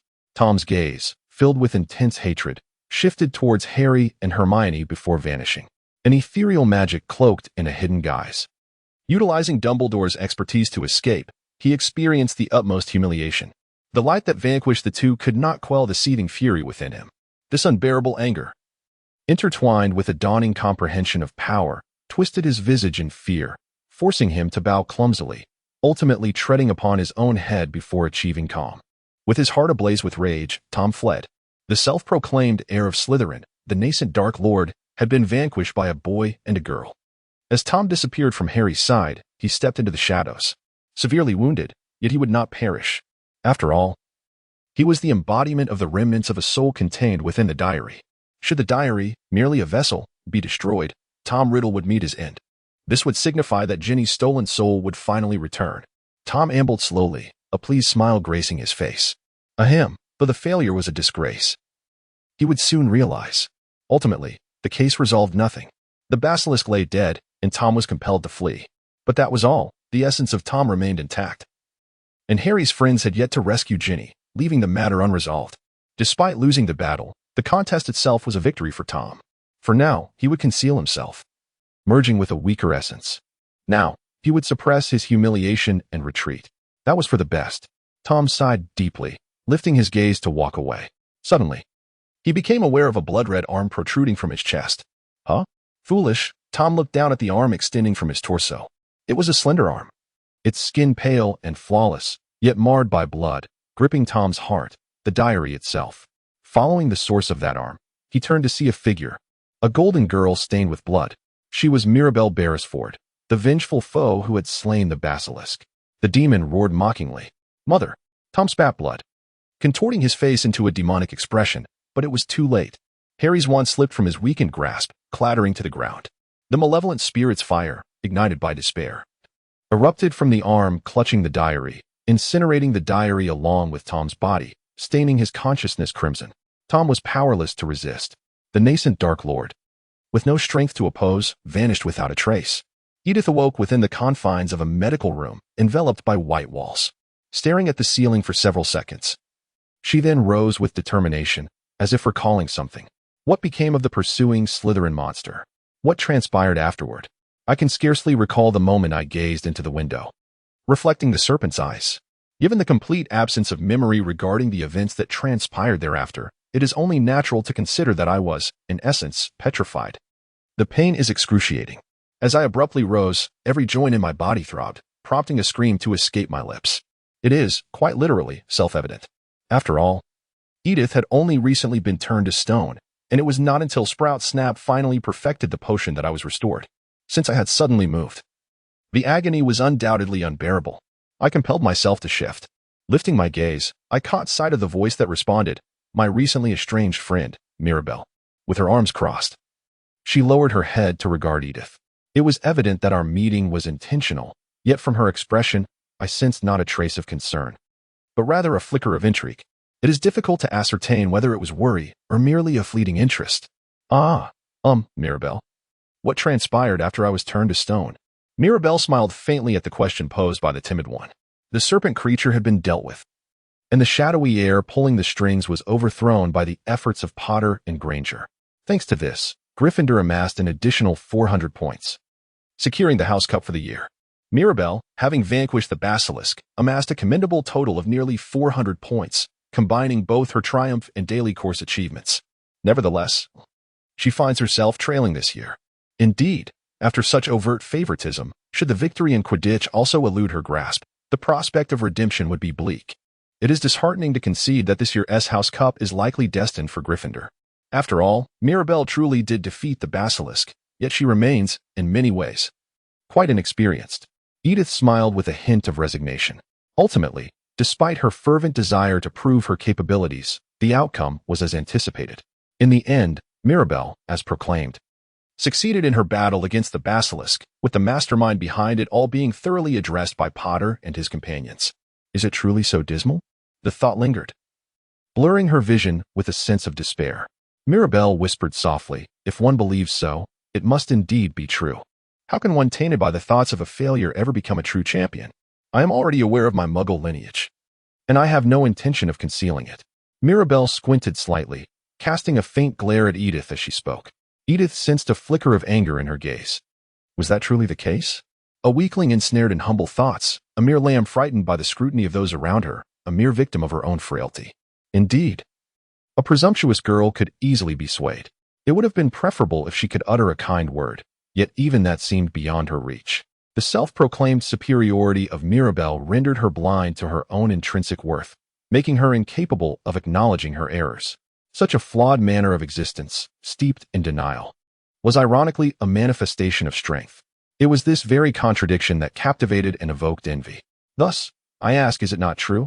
Ultimately, the gaze of the contemptible swine determines the worthiness of one's stature, revealing their weakness over trivial matters. Upon hearing Mirabel's unexpected words, Edith widened her eyes in astonishment. If interpreted in a roundabout manner, it implied that she was regarded more highly than the pure-blooded students. Such a notion was indeed rare for a girl of her exceedingly indulgent nature. Mirabelle gazed intently into Edith's eyes, articulating each word with precision. Be strong, Edith Reiner. Edith's thoughts momentarily halted, ensnared by the abruptness of her words, yet swiftly resumed their course. Perhaps this was an attempt at encouragement, devoid of any genuine kindness. Reminiscent of Mirabelle's typical manner of speaking, yet still striving to uplift. Upon reflection, Edith could scarcely suppress a natural smile that threatened to break forth. Was Mirabelle truly clumsy? How rude, lacking the usual finesse. Her indirect gestures felt like an awkward attempt at encouragement, yet for a girl who perceived herself as flawless. It seemed utterly futile. With a faint frown of disdain, her lips formed a hollow curve. It was peculiar, for in such moments, she appeared just like any other ordinary girl of her age. Well, I shall take my leave. Watching Mirabelle swiftly turn and depart, Edith involuntarily emitted a sound of reluctant resignation. Mirabelle then turned her gaze and paused. Edith spoke with a lively voice. Thank you, Mirabelle. Mirabelle expressed her heartfelt gratitude to Edith before turning away and swiftly exiting the infirmary. Edith, observing her friend's demeanor, couldn't help but offer a wry smile. Recognizing the palpable awkwardness of the moment, if only she could conceal her own discomfort more effectively. Was a minute too much to ask? How troublesome. After Mirabelle's departure, Dumbledore took his place. The venerable wizard stood before Edith, his face adorned with a warm smile. How is your health? He inquired. While it could not be said that she was completely well, she ought to attend the year-end gala. Edith looked up at Dumbledore with a questioning gaze. Even Harry Potter's friend found herself puzzled. Why would the headmaster be concerned? It was only natural to call upon the afflicted. Yet she sensed that there was more to the story. Very well, Dumbledore replied cheerfully, nodding as he fumbled with the folds of his robe, revealing a concealed package of yellow-wrapped candies. He placed 6 of them in his palm and extended them towards Edith. What is this? Lemon drops? She asked, intrigued. Indeed. Dumbledore smiled as he placed the candies in her hand. It was a surprising tale, the favorite confection of a great wizard. Moreover, upon closer inspection, it was an entirely mundane product, devoid of any magic. These should be shared with friends, Miss Beresford, he suggested. Were they specially prepared for me? Edith inquired, as Dumbledore cleared his throat, prompting her to discern his true intentions.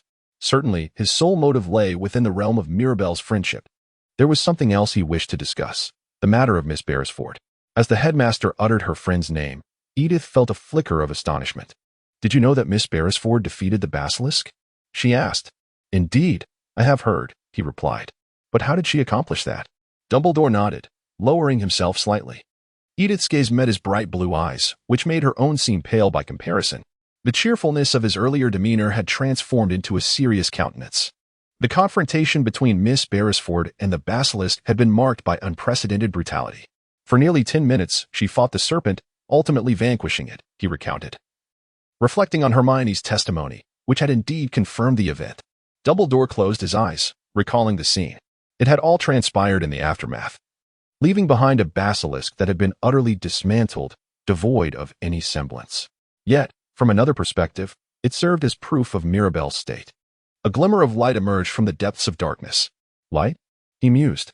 If such cruelty could be inflicted upon the innocent, then what was released from that child's essence was a potential for goodness. The situation appeared straightforward, yet it was fundamentally intricate, even when viewed through the lens of darkness. A shift in perspective could render it white. Mirabelle's cruelty, at first glance, appears to be entirely shrouded in darkness. However, if viewed through the lens of a schoolyard rivalry or in the context of avenging a friend, her actions may take on a different hue. Dumbledore has long harbored concerns about Mirabelle, aware that the girl lacks emotional depth. The answer lies in the slain body of the basilisk. The young girl continues to traverse a path of shadows, yet the possibility of a different trajectory has begun to emerge, albeit faintly. At the very least, the friends she once believed she had are now angered. The only one willing to accept her, even if just a fraction, is the hope of continuing their friendship.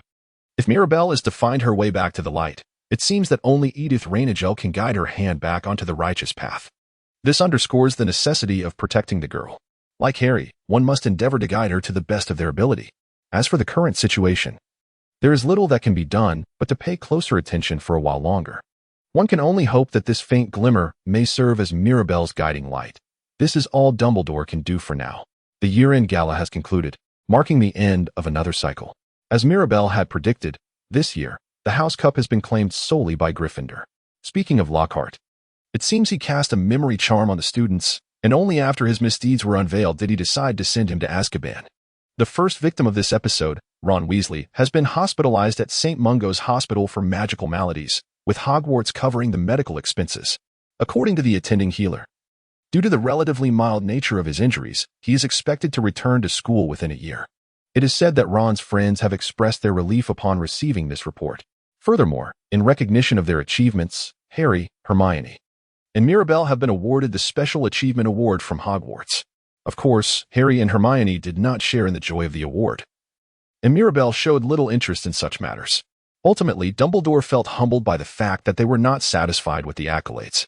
Upon returning home, Mirabelle flew down the chimney to the villa on Crescent Street, eager to see if what Chi Lo had ordered was ready. Mirabelle is diligently preparing for the final flag-raising day, yet the watchful eyes of the Ministry of Magic obstruct her path. This poses a significant dilemma, for any underage use of magic would promptly draw the Ministry's attention, resulting in expulsion or even incarceration in Azkaban. Thus, for an entire year, Mirabelle has tasked Chi Lo with devising a method to outsmart the irksome Ministry. Do you recall the items ordered a year ago? Indeed, sister. In response to Mirabelle's inquiry, the masked attendant nodded. The mask concealed a face marred by the scars of battle with Harry Potter, a visage disfigured and bruised. Furthermore, his left arm, a silver prosthetic, moved with a clumsy grace. His right arm bore the remnants of a cursed claw, its vivid blue hue still intact. The mask, the arm, and the claw, each a gift from Mirabelle. She had already cast a suppression charm over the entire villa, rendering any trace undetectable. Even the casting of spells or rituals would not escape notice. Excellent. Mirabelle expressed admiration for Chi Lo's words. Indeed, the challenge posed was quite reasonable, and even if achievable, it bore little consequence. It stands to reason that if one could easily deceive the Ministry of Magic, the wizarding world would be rife with criminals. Thus, to effortlessly bypass the watchful eye should be a daunting task. Yet, Chi Lo accomplished it, a remarkable feat. It may seem straightforward, but the ability to suppress detection is equally complex. He must have adhered to a rather intricate procedure and employed advanced techniques. Of course, one could resort to deceit, however. A mere glance at the fingers would reveal the truth. For if one were loyal to their master yet lied, the color of their nails would ultimately change. Chi Lo's claws remained vivid blue, signifying his unwavering disloyalty. Clearly, a reassessment was in order. Well done, Quirinus Chi Lo. How underestimated he had been. It was an honor. In that moment of receiving praise from Mirabelle, Chi Lo's heart brimmed with joy. The mere acknowledgement occupied his thoughts, as if it held more value than anything else. Yet, a heart so perplexed could not shake off its fears. Nonetheless, there existed a sweet and irresistible charm rendering such concerns trivial. Typically, attraction is a gradual process, akin to love at first sight, but it occurs only in rare instances. Love necessitates interaction, understanding, and mutual attraction. A mere caress could lead one to fall in love, just as a simple smile might evoke profound feelings. The mind serves as a key to prevent invasion, its strength growing with age. Certain words can fill one's heart with delight. Yet, Mirabelle seemed to transcend this process, producing a magnetic allure that bypassed all barriers. She kicked aside everything, including the key to a heart, prancing into it freely, piercing through with abandon, and declaring her dominion. It felt akin to following the soldiers of a tyrant, a boy's adoration for a hero. Such forceful affection, as if Mirabelle were bestowing the gifts of a despot, just as Salazar Slytherin once possessed a serpentine eloquence, bestowing special abilities upon dark wizards. That power, oh how it continued to flourish, filling Chi Lo with hope. Chi Lo was once again ensnared by the emotions of the heart. He lowered his head in reverence, immersing himself in the joy of dedicating everything to his sister. His expectations had been met. He had become what he was meant to be. Here, in this moment, Chi Lo, the loyal servant cursed by his own claws, was reborn. By the way, he wished to offer a reward, but what did he desire? To serve his sister. If he could serve her, there would be no greater joy. Truly exhausting. Harry sat on the low stone wall of Magnolia Crescent, his face flushed with anger as he rummaged through his bag. The reason for his ire was evident. During the summer break from Hogwarts, he was compelled to reside with the Dursleys, his relatives. Though it was difficult to classify them as good, they cherished normalcy and despised anything magical, and Harry was no exception to their disdain. He had never been celebrated on his birthday nor received anything resembling a gift. There were no festive cakes at Christmas, nor any fond memories of kindness. To add insult to injury, they often derided Harry's parents. One occasion stood out in particular. Aunt Marge, Vernon's sister, visited and scolded Harry, declaring that his eyes were a disappointment, resembling his parents' eyes. At last, Harry reached his breaking point and cast a spell on Marge. Although the outcome was satisfying, he found himself in a precarious situation. With not a single Muggle coin to his name, how would he survive the fortnight until Hogwarts resumed? Having already used magic in front of Muggles, would he even be allowed to return to Hogwarts? Remaining outside, he risked being discovered by Muggle authorities and forcibly sent back to the Dursleys. Harry was in search of his invisibility cloak. He was certain that the Weasley family was having a splendid time in Egypt. The Daily Prophet reported that the Weasleys had won the grand prize in the wizarding lottery. He vividly recalled Mr. Arthur Weasley, sporting a solitary smile, expressing his hope that the trip would uplift his son's spirits. He gazed at the photograph sent back by Mr. Weasley, featuring the Weasley family, including his best friend Ron, with Scabbers perched on his shoulder. They embodied Harry's ideal family. He had fantasized countless times about being with them. Yet, the reality of his situation was painfully dismal. Suddenly, Harry lifted his gaze and scanned his surroundings. Sensing an unseen stare, he illuminated the tip of his wand, directing it toward the source of the gaze. There it was, a dark and enigmatic figure, resembling a dog, with eyes glinting with an eerie light. Terrified by the sight, Harry instinctively stepped back.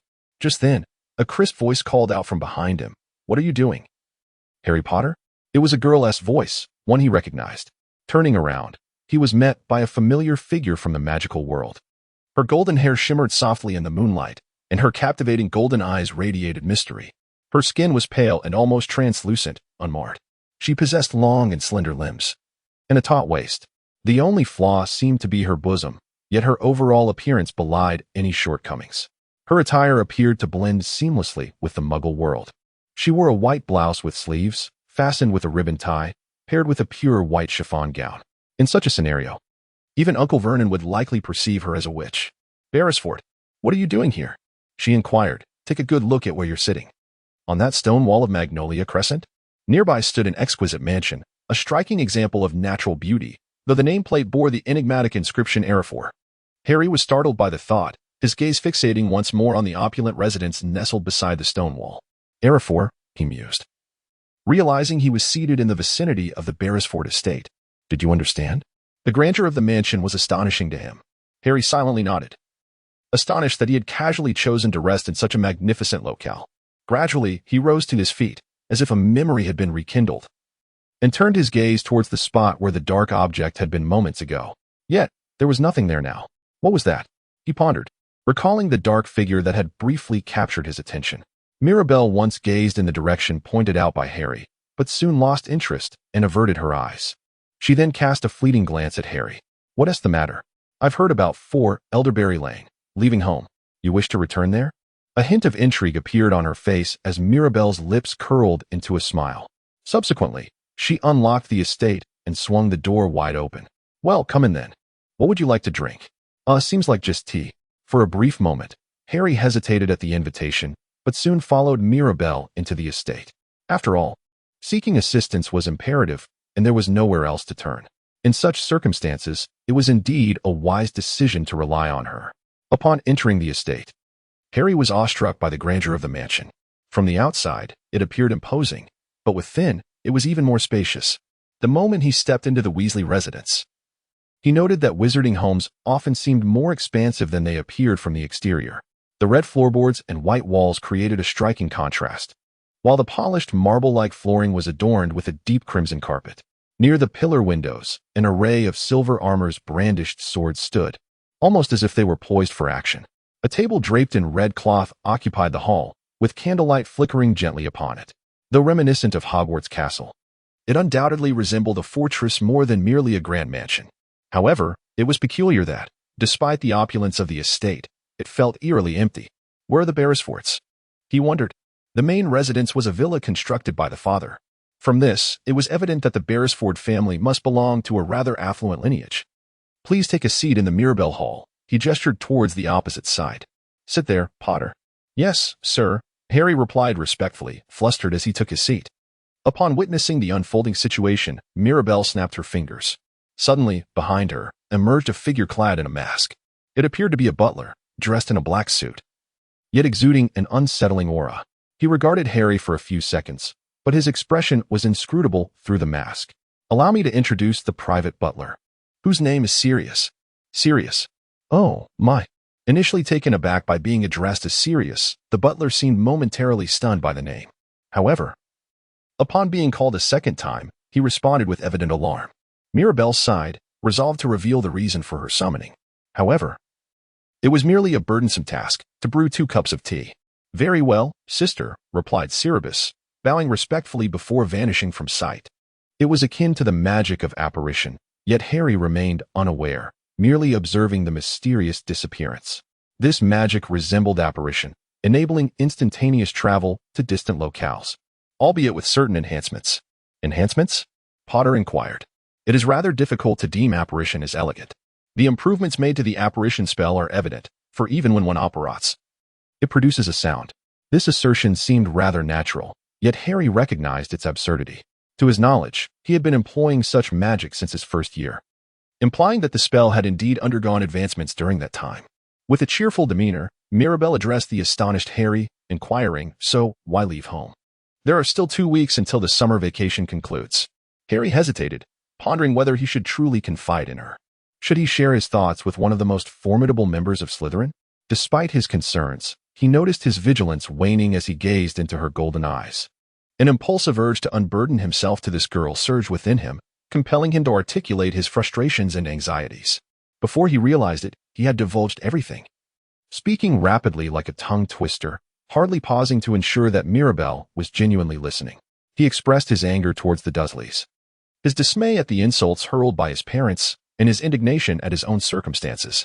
Like a malfunctioning faucet, his emotions poured forth as Mirabelle listened with rapt attention.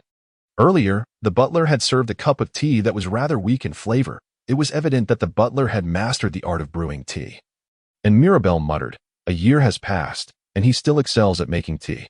At last, Harry had released all his pent-up emotions, and Mirabelle finally took a breath, opening her mouth to respond. "I understand, Potter, you are right." Is that so?" Harry's lips curled into a smile at her affirmation. In that moment, having a companion who could offer such reassurance felt profoundly gratifying.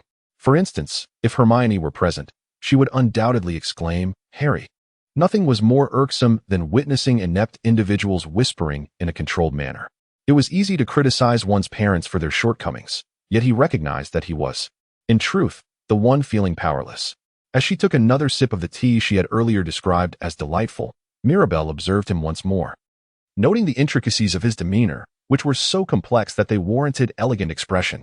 Though she possessed a reputation for having the worst character, it was well known that she was one of the most beautiful girls at Hogwarts. When they first met, Harry was merely 11 years old and had little interest in the opposite sex. However, now at the age of 13, he found himself intrigued by Mirabelle's every movement, curiously captivated. In terms of protecting his parents' dignity, his anger was justified, leaving no room for sympathy towards those who were so superficial. The only misstep he had made was to let his guard down. Was he truly that lazy? Would he dare to wield magic? Ah, how warm it felt. He should have been thoroughly wounded. Mirabelle placed the teacup on the table, offering a faint smile. That elegant expression, however, could not conceal the underlying cruelty that she had sought to hide from the very beginning. Pigs should be trained, Harry Potter. Teach them the rules.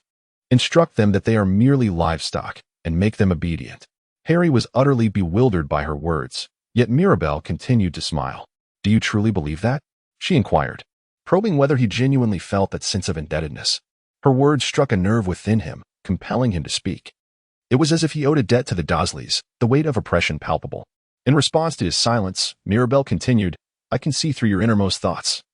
Potter, do you wish to repel the oppression you have endured thus far? To indulge in a lavish meal after having suffered through a wretched one? You harbor such desires, do you not? Each time, you yearn to vent your frustrations through the guise of a pig. Ah, it feels quite liberating, does it not, Harry Potter? You possess the right and the ability to do so." Every word spoken by Mirabelle pierced Harry's heart, infusing it with a perilous sweetness. To deny this would be a falsehood. If one were to assert they had never envisioned it, that would be a lie. However, should one conjure that scene in their mind, a sense of superiority and a peculiar satisfaction would begin to erode their thoughts. Magic is a force employed for such matters. Why pursue it? The power attained through effort. What is the issue with wielding it? Yet, that singular malevolence, how it resonates, particularly in its snobbery.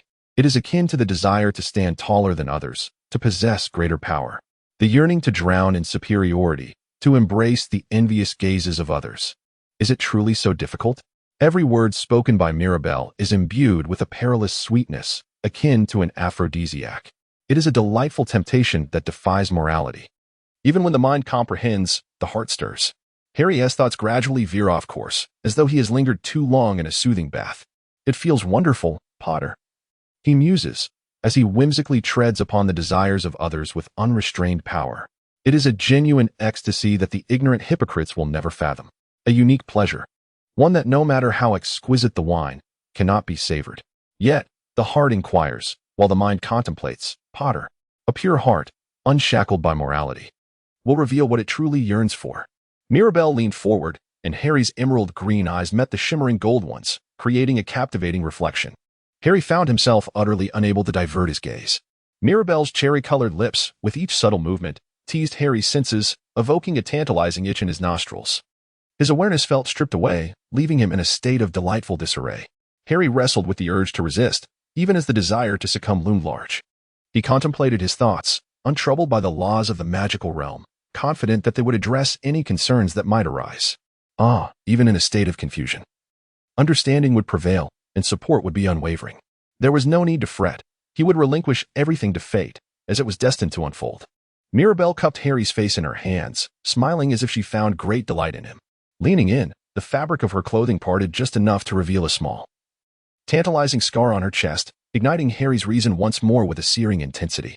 The girl's invitation was sweet, yet laced with a hint of concern, compelling him to ponder its implications. Harry found himself ensnared by the allure of her invitation, contemplating desires he had long deemed forbidden. He thought that yielding to the dark yearnings buried deep within would only lead to further suffering, just as Harry teetered on the brink of that moment. A loud knock at the door jolted him back to reality. Hush! Mirabelle blocked the final step, clicking her tongue in irritation as she cast a delighted gaze towards the door. What sort of fool could it be? Truly, the epitome of a buffoon knocking at this hour. After finishing the remaining half of her red tea, she snapped her fingers to summon the butler. Open the door. Let us see which imbecile it is. Following her instructions, Syllabus approached the door to greet the raucous midnight visitor. Who on earth? Who would dare to visit a villa in a muggle town at such an hour? With that thought, she opened the door to reveal a short, stout man. He donned a yellow-green top hat, his hair a mottled gray, and his face adorned with numerous wrinkles. Perhaps he was attempting to blend into the muggle world. Yet his attire was decidedly peculiar. A pinstriped suit, a vivid red tie, and purple-pointed boots, a truly bizarre ensemble. Mirabelle acknowledged the presence of those guided into the hall by Sirius. Her father had encountered them several times, particularly the formidable Cornelius Fudge, the Minister of Magic. It has been a while, Sister Beresford. You look even more lovely than before. Who would have thought the Minister of Magic would pay a visit to Sirius Black at this late hour? As Mirabelle uttered the name, Fudge's face twitched. The notorious criminal. Sirius Black, imprisoned in Azkaban for the murder of 12 muggles, a mere pretext by the Ministry of Magic, with the true motive being the betrayal of the Potter family, had recently escaped, sending shockwaves through the magical community. His name was known not only in the wizarding world but also among muggles, corroborated even by muggle news outlets. Moreover, Voldemort's allegiance lingered, with his focus still on Harry. What was that? We haven't found Sirius yet, but perhaps he could be here, Fudge said, choosing his words carefully while glancing at Harry. It was clear he wished to keep the news of Sirius a secret from Harry, which is why his speech was so vague. Sensing this, Mirabelle ceased her inquiries. Well then, Harry? Cornelius Fudge, Minister of Magic.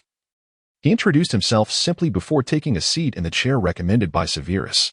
Leaning toward the teacup before him, he immediately grimaced and set it back on the table. It seemed the minister also had a fondness for tea. I must admit, things have become quite complicated. Escaping from my aunt and uncle was no easy feat. What would I do if something went wrong? But I am relieved to be safe. I'm grateful that Miss Beresford is looking out for me, Harry said, his voice laced with a mix of fear and relief. Fudge chuckled, attempting to ease Harry's anxiety, though Harry remained apprehensive, aware that he had breached the rules of the wizarding world. Fudge, however, appeared unperturbed by such concerns. By the way, Harry, do you have any plans for the last 2 weeks of summer? Perhaps you would like to find a room at the Leaky Cauldron in Diagon Alley? It's a splendid idea, he suggested. Harry hesitated for a moment before nodding in agreement, pondering the implications of staying close to Mirabel. If Fudge were unaware, Harry was certain he would be tempted by reckless desires. He thought of the frightened girl, Mirabel, and how easily one could be lured into danger. Much like the serpent offering the forbidden apple to Adam in the garden. As Mirabel observed Fudge's demeanor, she realized she had missed a once-in-a-lifetime opportunity. And her quiet disdain for the man in the top hat grew. Despite the rain, the Hogwarts Express continued its journey, marking the beginning of a new term. Many students, filled with a mix of anticipation and anxiety, boarded the train bound for Hogwarts. Mirabel, nibbling on cake in the compartment, swayed with the rhythmic clattering of the train. Outside, the rain fell heavily, darkening the landscape. Opposite her, a Slytherin classmate, Edith, stuffed her mouth with pumpkin pasties. She was the only one in the compartment, as the other students were too intimidated to approach Mirabel. Mirabel, weary of the cloying sweetness, expressed her discontent. The menu aboard the train seemed to change with every delay. Yet she found herself growing tired of indulging in only sugary treats. A seldom used train, it never did possess a fine flavor. In fact, its offerings could barely compare to the confections of a local cake shop. However, one cannot solely subsist on sweetness. After all, desserts are merely desserts, while staples are essential. The absence of substantial meals on the train only deepened Mirabel's frustration. By the way, do you know who the Defense Against the Dark Arts instructor is this year? A gentleman by the name of Remus Lupin. He seems to be quite the enigma. Will he manage to endure the year? Edith's concern was palpable, and it seemed to resonate with nearly all the students. After all, ever since Edith had enrolled, the teachers of the Defense Against the Dark Arts course had mysteriously vanished within a year. First, it was Quirrell, then Lockhart. Both disappeared within the span of a single year. For this reason, the subject had come to be known as the cursed class. Upon finishing her cake, Mirabel unscrewed the cap of her plastic bottle, adopting a nonchalant demeanor. She then sipped the tea within, moistening her throat. Feeling somewhat satisfied with the only available beverage on the train, pumpkin juice, she resolved to carry along a bottle of red tea. Well, it couldn't possibly be worse than Lockhart. The memories of Mirabel reveal that Lupin is an exceptional teacher. As Harry matures, he becomes adept at mastering the Patronus charm, largely due to Lupin's guidance. Upon reflection, one might expect more from teachers than has been experienced thus far. Curiously, there seems to be an interest in Hogsmeade, a place of intrigue. What delights await there? It must surely be delectable. Hogsmeade is a village that permits only third-year students and above to enter, and it stands as the sole entirely non-Muggle establishment exclusively for wizards. The array of sweets commonly found in the Muggle world is eclipsed by the unique confections, magical tools, and prank items that abound in the wizarding realm, enticing Mirabel to visit just once. She lamented that the train only offered sugary treats. However, her affection for sweets was undeniable. As she spoke, the train began to slow down. Peering out the window, Edith mused that they must be nearing their destination. Perhaps they were still an hour away from Hogwarts. As was customary, the express train was moving at a leisurely pace, even slower due to the rain.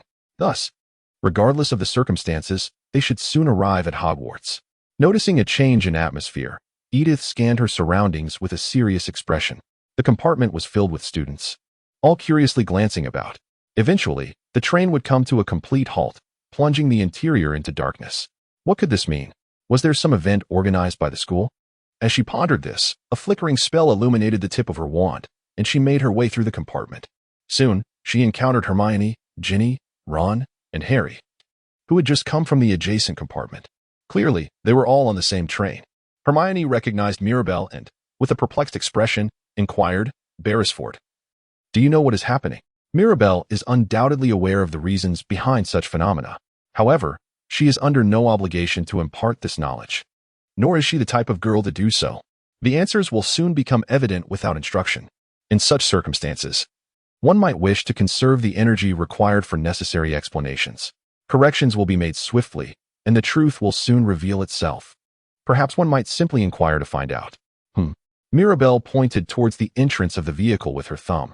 Immediately, a dark shadow seemed to stretch towards the ceiling, cloaked in a shroud. Its face was obscured by a hood, and the only visible arm protruding from the cloak was a chilling shade of ashen gray. This arm was covered in filthy scabs, resembling decayed water. What on earth is that? Edith trembled, fearfully clutching the hem of Mirabel's robe. Gazing at the figure, Mirabel thought, Although she had recognized the creature from her memories, the initial encounter still evoked a sense of revulsion. A Dementor, a soul devourer, the most wretched of beings on earth. The Guard of Azkaban. As it spoke, the Dementor emitted a rasping sound, slowly drawing in a breath. An oppressive chill, akin to a frozen spine, swept over Mirabelle and the others, instilling a profound fear, as if joy would never return. Ginny trembled, Ron screamed, Hermione froze, and Edith collapsed to the ground. The worst of it struck Harry, who fell from his chair and began to convulse. Though described in the tomes of memory, experiencing it firsthand was truly disconcerting. Wiping the cold sweat from her brow, Mirabelle glared at the Dementor with disdain. She couldn't comprehend why she felt so uneasy. This creature viewed every soul as sustenance, implying that even Mirabelle could be seen as food. Her hatred for it surpassed all else. Forgive me. Just as Mirabelle was about to stand firm, she realized that even the slightest appearance of weakness could invite its gaze. It was the most base of all, utterly despicable. Edith.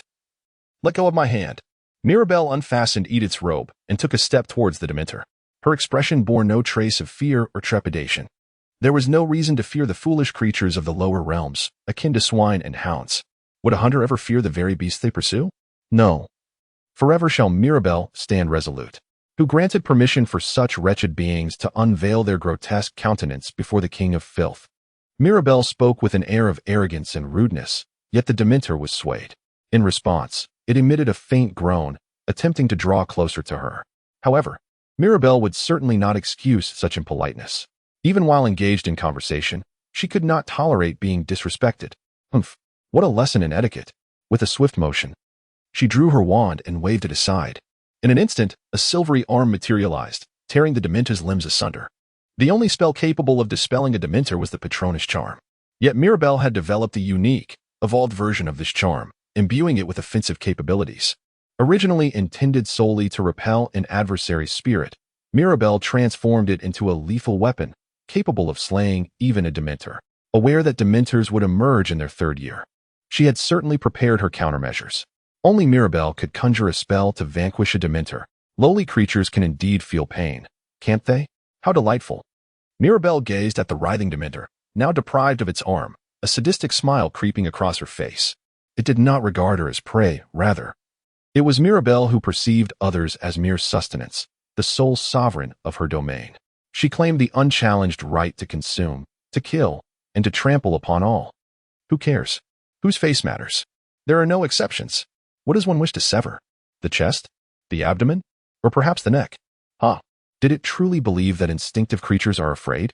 Well then, let it fear a little more, let it tremble a bit more. She would relish that. Mirabelle was utterly convinced of her superiority, inching closer with each step, her tongue flicking out to moisten her lips, reminiscent of a predator toying with its prey. This scene evoked nightmares from years past for Hermione. Like taunting the basilisk, Mirabelle exuded an aura of peril. Her typically serene exterior merely concealed the mask of her true nature. The Golden Girl reveled in revealing her authentic self. Let us unveil that exceedingly dangerous visage.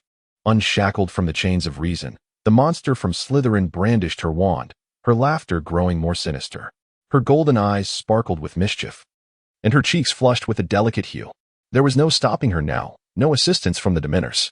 Then, the unstoppable girl wielded her wand with abandon. A hand reached out from the side, seizing Mirabelle firmly. Stop it. Killing the Azkaban guard would lead to complications. The arm belonged to a man clad in a tattered patch robe. His light brown hair was interspersed with gray, and his complexion appeared pale, as if he were unwell. Yet, the arm that gripped Mirabelle was robust, and the reproachful gaze contained a certain strength. It was Remus Lupin, who would be responsible for the defense against the dark arts class this year. Mirabelle gazed intently at the man's face for several moments before releasing a weary sigh, obediently retracting her arms.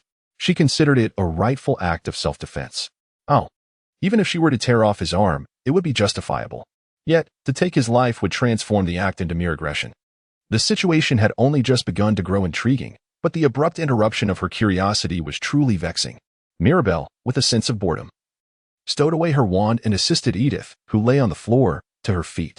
As for the Dementor, that wretched creature, Lupin had spoken at length. Now, he had little interest in the Dementor. Lupin informed the Dementor that it had not concealed Sirius Black's cloak and commanded it to depart. The Dementor seemed quite irate, having had its arm severed. The emotionless being cast a glance at Mirabelle, appearing frightened, and swiftly turned away. Eat. Chocolate frogs? Calm down. Edith was compelled to consume a chocolate frog while Mirabelle savored her own. A warm sensation spread to the tips of her limbs, restoring her body to a state of normalcy. Soon after, Edith also took a bite of the chocolate, her complexion improving significantly. A glance at Harry and the others revealed they too had received chocolate bars from the Ragged Man, their expressions noticeably brighter. How to deal with a Dementor? The male student expressed his astonishment to Mirabelle, who was busily chewing on her chocolate, remarking on her fundamental knowledge. Her father, Heathcote Beresford, was a renowned expert in the field of dark arts, while her mother, Mavis Beresford, served as the vice principal at Durmstrang, specializing in the teaching of dark magic. Consequently, Mirabelle had been educated about the dark arts from a young age. The rigorous nature of her education had bordered on the abusive, yet it equipped her with the knowledge necessary to confront a Dementor. Following this, the train successfully journeyed and arrived at Hogwarts without incident. The first years were sorted into their houses as usual, and the new faculty were announced. First and foremost was Remus Lupin, responsible for the defense against the dark arts class. Additionally, the care of magical creatures would be overseen by Hagrid. Though Mirabelle opined that the selection process had evidently been flawed, Hagrid indeed had a fondness for animals and possessed the knack for taming them. However, honestly, she doubted his suitability for teaching. Ultimately, Mirabelle considered the anticipated classes a waste of time. Regardless, another bustling year was on the horizon. Mirabelle realized, to her surprise, that she was actually anticipating the day ahead. With a wry smile, she made her way to the dining hall for breakfast, only to discover a buzz surrounding the Slytherin table. Observing the circle, she noticed Malfoy feigning a feint, seemingly for amusement. There was no need to consider whom he was imitating. It was clearly a mockery of Harry Potter, who had been rendered unconscious by a Dementor. Unsurprisingly, Harry was despised by the Slytherin students, having secured the Gryffindor trophy for 2 consecutive years. When it came to discussing such humiliations, Slytherin was more than willing.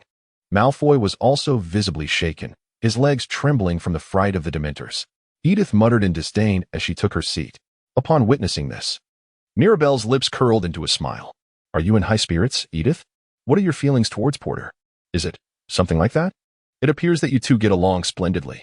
As Mirabelle cheerfully poured milk over her breakfast cornflakes, she remarked, in fact, that during the span from Christmas to the end of the term, Edith had forged a close bond with Harry. The Slytherins discovered a shared struggle in identifying the monster.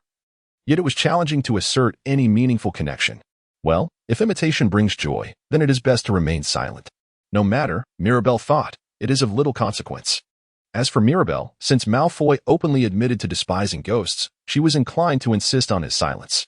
However, after being rebuffed by Edith, she chose not to meddle further and instead reached for a nearby bacon and egg. With a gentle prod of her fork, the soft yolk burst forth, its viscous filling staining the white with a golden hue. A slice cut and a bite taken released the rich aroma of the egg, enveloping her senses. Yet, she pondered why only Harry had fainted. Was he deemed so weak, or at least weaker than the strong? The weak and the strong, at the very least. The psychological structure of the weak was far more resilient than that of the strong. So why was that? Dementors are creatures that drain joy, ecstasy, and other emotions, leaving only the most dreadful experiences in their wake. If Harry Potter had endured such misery, it was only natural for him to succumb to unconsciousness. As Mirabelle munched on crispy cornflakes, she elaborated that the essence of Dementors and their mental prowess held little significance. With scant joyful experiences, one teetered on the brink of fainting.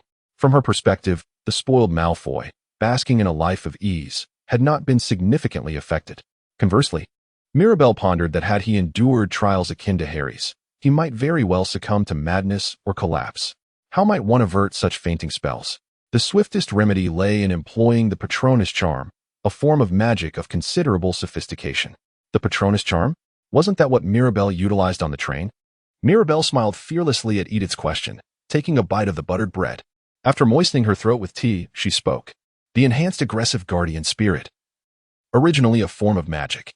Did you just mention advanced sorcery? For there is little to accomplish. Mirabelle spoke with an air of satisfaction, dabbing her mouth with a napkin. It appeared that the meal had come to an end, and she seemed to have indulged quite heartily. As for Edith, though somewhat surprised, she seemed to have become accustomed to it. One might wonder if she would follow suit.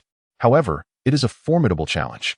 Unless one can employ the standard Patronus charm, it would be impossible to delve into the complexities of the modified version. With a spoon, She scooped up the dessert pudding and articulated just how arduous it was for Edith to master the Patronus charm. The evolved and refined version of the guardian spell employed by Mirabelle remains unmatched, as no one else has managed to master or learn it. In a sense, it can only be processed through Mirabelle's unique consciousness, which is entirely preoccupied with her distinct magical abilities. Now, let us discuss the guardian spell. Well, if you wish to know, I shall share, but might you prefer to pause for a moment? Is there something on your mind? After savoring the delightful pudding, I dabbed my lips with a napkin. Mirabelle took a breath, her throat moistened by the warm tea. For Slytherin, who had been on a dismal losing streak in recent years, there was a glimmer of good news, while for Gryffindor, it served as the catalyst for nightmares. Indeed, Marcus Flint had been vociferously expressing his desire to triumph over Gryffindor. He intended to dismiss the situation, but the continuous defeats were far from entertaining. The aim was to decisively vanquish Gryffindor.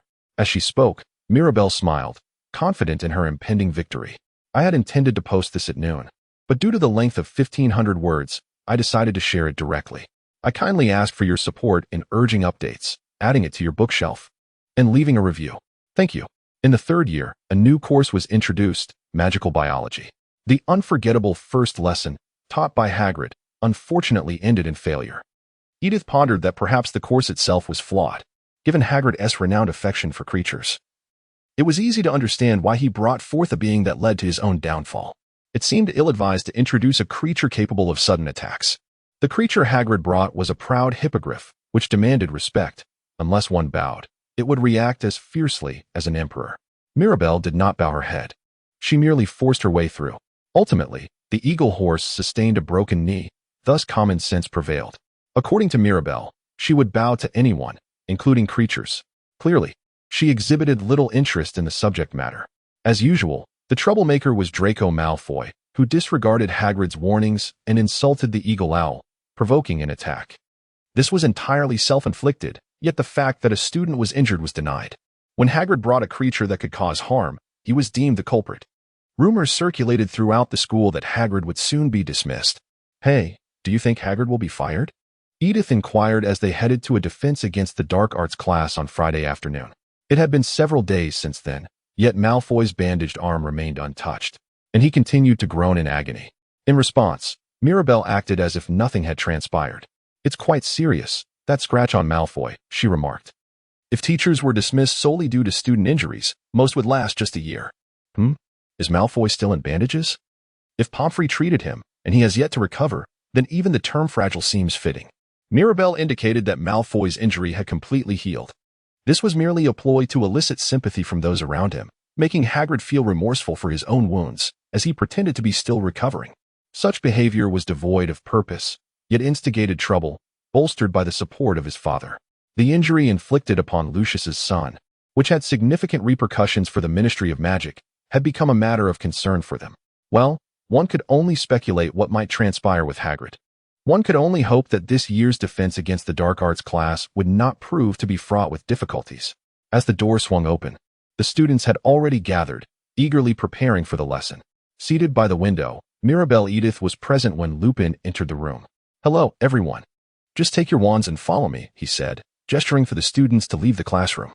They had just come from a defense against the dark arts class, which involved practical exercises using their textbooks. If one were to mention the dueling club led by Lockhart, it would certainly evoke memories of the Cornish pixies. But the atmosphere felt quite different this time. Regardless, it promised to be entertaining. With that thought, the students followed Lupin, wands in hand, into the staff room. The room was filled with mismatched old chairs, and a chest of drawers in the corner creaked ominously. It was evident that something lurked within, causing a sense of dread. The source of fear was merely a boggart. Lupin reassured the students, attempting to alleviate their anxiety. Boggarts preferred dark, confined spaces, drawers, crevices of beds, and storage lockers. Now, let us address the first question. What precisely is a boggart? It is a creature that transforms into whatever one fears the most. A simple inquiry, indeed. Malfoy, with a proud expression, answered Lupin's question.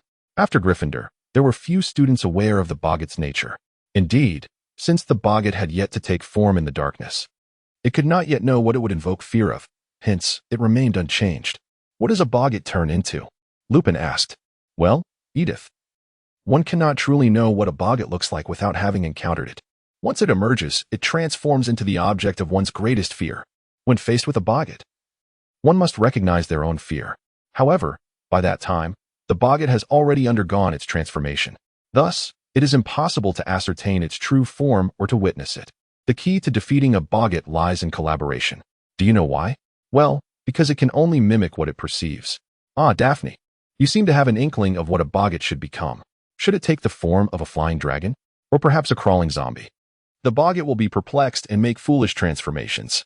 Lupin continued to explain, striving to soothe the student's nerves with a gentle tone. The incantation to vanquish a boggart is simple, yet it requires mental fortitude. To defeat the creature, one must envision it as something humorous. All right, let us first practice with our wands. On the count of 3. Let's chant together. Ridiculous. Lupin smiled contentedly at their harmonious chorus and began to elaborate. Very well, but merely uttering the spell is not sufficient. Edith, can you do it? You must truly endeavor to grasp the technique. Edith was the first to be summoned by Lupin. In the Slytherin house, where formidable figures like Mirabelle Malfoy congregate, Edith finds herself uncomfortably close to the realm of common sense. It is not surprising that she has been chosen for the role in the lesson. What does she fear the most? Ah, the basilisk. It is no wonder that some students tremble at the mere mention of its name. After all, this creature has terrorized the entire school over the course of a year, leaving numerous victims in its wake. Particularly, Edith, a direct victim of the calamity, still harbors a profound sense of dread. Ah, the basilisk. Its most fearsome feature? Its eyes. By the way, Edith, what is your favorite animal? Ah, rabbits. Excellent choice. Then let us proceed. First, when the wardrobe is opened, the boggart will transform into the basilisk. With her wand raised, she must chant. How amusing. Next, she must focus on the beloved round eyes of a rabbit. In no time, the terrifying eyes of the basilisk should morph into those of her cherished rabbit. One can only imagine the round-eyed basilisk that Lupin described. Edith gasps, and the laughter of those around her follows suit. But what of the boggart lurking within the wardrobe? Clearly, laughter is indeed the boggart's nemesis. If Edith successfully vanquishes it, the mimicry of the monster will reveal itself. What could possibly be more fearsome than this? How might one transform their greatest fear into something amusing? At that moment, the room fell silent. Perhaps everyone was contemplating their own deepest fears. Mirabelle, much like her students, was immersed in contemplation. What was her greatest fear? A few candidates emerged, each more repulsive than the last, yet undeniably evoking a sense of dread. Foremost among these was the prospect of undercooked, unsightly food, a disgrace that England boasted to the world. She had endured it all. For Mirabelle, who despised incompetence, there was a humiliation more terrifying than death itself. She would rather perish than expose such clumsiness. Then, she thought of Albus Dumbledore. If she claimed she was not threatened by the old wizard's formidable power, she would be lying. That had been 2 years ago, yet the memory lingered, as if the trap they had set had been breached in mere 4 minutes. The frustration still weighed heavily on her heart. In that moment, a cascade of images flooded Mirabelle's mind, smiles directed at her, the voice of one who called themselves a friend, and the silhouette of a talented young girl, weaving tales of dreams yet to come. She envisioned a young body, trampled by both incompetence and malevolence, rendered limping. And then, she would rather endure pain than reveal such suffering. Lost in thought, Mirabelle pressed her forehead. How foolish. Absolute terror. The memory of a lost event. The sensation of merely mimicking a monster and never truly transforming. Just as these thoughts consumed her, Lupin appeared to commence the lesson. He raised his wand, preparing to open a cupboard. Is everything all right? He queried. Counting to 3, he declared. 1, 2, 3. As the count concluded, sparks erupted from his wand. It struck the cupboard handle forcefully, flinging it open. Immediately, a massive serpent slithered out, hissing ominously, prompting the students to shut their eyes in fright. Surprisingly, even if one were to perceive it as a tangible threat, it would petrify them. Edith nearly screamed, but quickly regained her composure, lifting her wand. Ridiculous. Upon casting the spell, a whip-like crack echoed, and the serpent's eyes transformed. What should have been menacing, yellow eyes morphed into round, loving pupils, tragically imbalanced and pitiful. Its gaze moved like that of a creature. Laughter erupted among the students as the boggart serpent stood frozen, seemingly bewildered. Next, Blaze. A dark-skinned student named Blaze Zabini stepped forward. As he approached, the boggart morphed into a savage beast, entirely black with bear-like claws. A mask obscured its face, adorned with a terrifying grin, emitting guttural breaths. Ridiculous. The whip cracked once more, and the boggart was sent crashing to the floor, as if struck by a tempestuous gale. Following Blaze, a slender, dark-haired student named Theodore Nott approached. He was one of the most renowned purebloods in Slytherin. As he stood before the boggart, it transformed into a goat-headed demon, Baphomet. Ridiculous. With a snap, Baphomet was reduced to an ordinary sheep, a mere sheep. A sheep, shorn of its wool, appeared quite pitiable. After nodding in satisfaction, Lupin called out another student's name. Mirabelle, step forward. Upon hearing her name, she advanced. For some reason, the mimicry creature ceased its movements. Unable to transform into the sheep, its body swayed chaotically, as if it were aware of what it should become, yet felt utterly lost. This was due to Mirabelle's psychological turmoil. She had entrusted her heart to no one, allowing no one to enter, permitting no one to read her thoughts. The mimicry creature, adept at reading and imitating others' thoughts, found itself at odds with Mirabelle. Her heart was filled to the brim, leaving no opportunity for even the slightest glimpse into her mind. Yet, the lesson continued. Mirabelle clicked her tongue with disinterest, willingly transmitting her thoughts to the mimicking creature. The creature instantly transformed into that form. Sparkling blue eyes, crescent-shaped spectacles, a curved key-like nose, and long silver hair and beard. Undoubtedly, it resembled the headmaster of the school, Albus Dumbledore. Only Lupin, along with the students, was taken aback by the headmaster's unexpected appearance. How comical. With a snap, the spell was cast. Dumbledore's beard grew even longer, and the boggart, taking the form of Dumbledore, found itself entangled in its own beard and fell down. Malfoy, meanwhile, grinned broadly at the mock headmaster. In his mind, he surely envisioned himself triumphantly vanquishing the boggart. The boggart, reading his thoughts, morphed into something even it had not anticipated. A stunning girl with golden hair and golden eyes appeared. She was impeccably dressed, her beauty seemingly inversely proportional to the malevolence within. She wore a white shirt, over which was a vest adorned with a blue tie and a deep blue skirt that concealed her legs, complemented by knee-high white socks. A flowing black robe draped over her shoulders like a cloak, ready to take flight with the wind. Undoubtedly, it was Mirabelle Beresford. The false Mirabelle emerged with a mocking smile, her golden eyes gazing down at Malfoy. Giggling, are we? Malfoy flushed, stepping back as the malevolent imitation of Mirabelle laughed wickedly. But he soon regained his composure and raised his wand. There's no need to be afraid. Mimic. Truly. All it does is transform into a ridiculous entity and laugh. A sharp voice suddenly emanated from the resolute Malfoy's rear. Huh. Dear Malfoy, do you wish to be embarrassed? The voice drained the color from Malfoy's face once more. Indeed, the real Mirabelle was inside. The fake one stood before him, caught between the two Mirabelles. Malfoy trembled with dread. If he tried to escape, he would be attacked by the false Mirabelle. However, if he attempted to vanquish it, the true retribution awaited behind him. No matter how hard he tried, Malfoy felt utterly hopeless. There seemed to be no way out. As expected, he would surely find it difficult. Lupin, with a distressed expression, summoned a lifeboat. Look, right here. He attracted the mimicking creature toward himself and transformed it. The boggart promptly morphed into a silvery ball floating before Lupin. With a comical flick, he changed it into a cockroach, which looked quite repulsive. Now Millicent. The boggart, deciphering Millicent's thoughts, transformed into a gigantic centipede. As Millicent cast her spell, it donned roller skates, causing its countless legs to sway wildly. All right, Pansy. Pansy Parkinson's fear resembled a white beast. It bore the contours of a feline-rabbit hybrid, its crimson eyes devoid of vitality. Upon noticing Pansy, the white creature tilted its head as if to say, seal the contract. The moment Pansy cast her spell, a magic burst transformed the singular beast into a humble bee. Well, how perplexing. Daphne. A student named Daphne Greengrass was called forth. As she stood before it, the boggart morphed into a towering giant clutching a bouquet, looming over Daphne. This entity resembled a creature from folklore, known as Frankenstein's monster. How comical.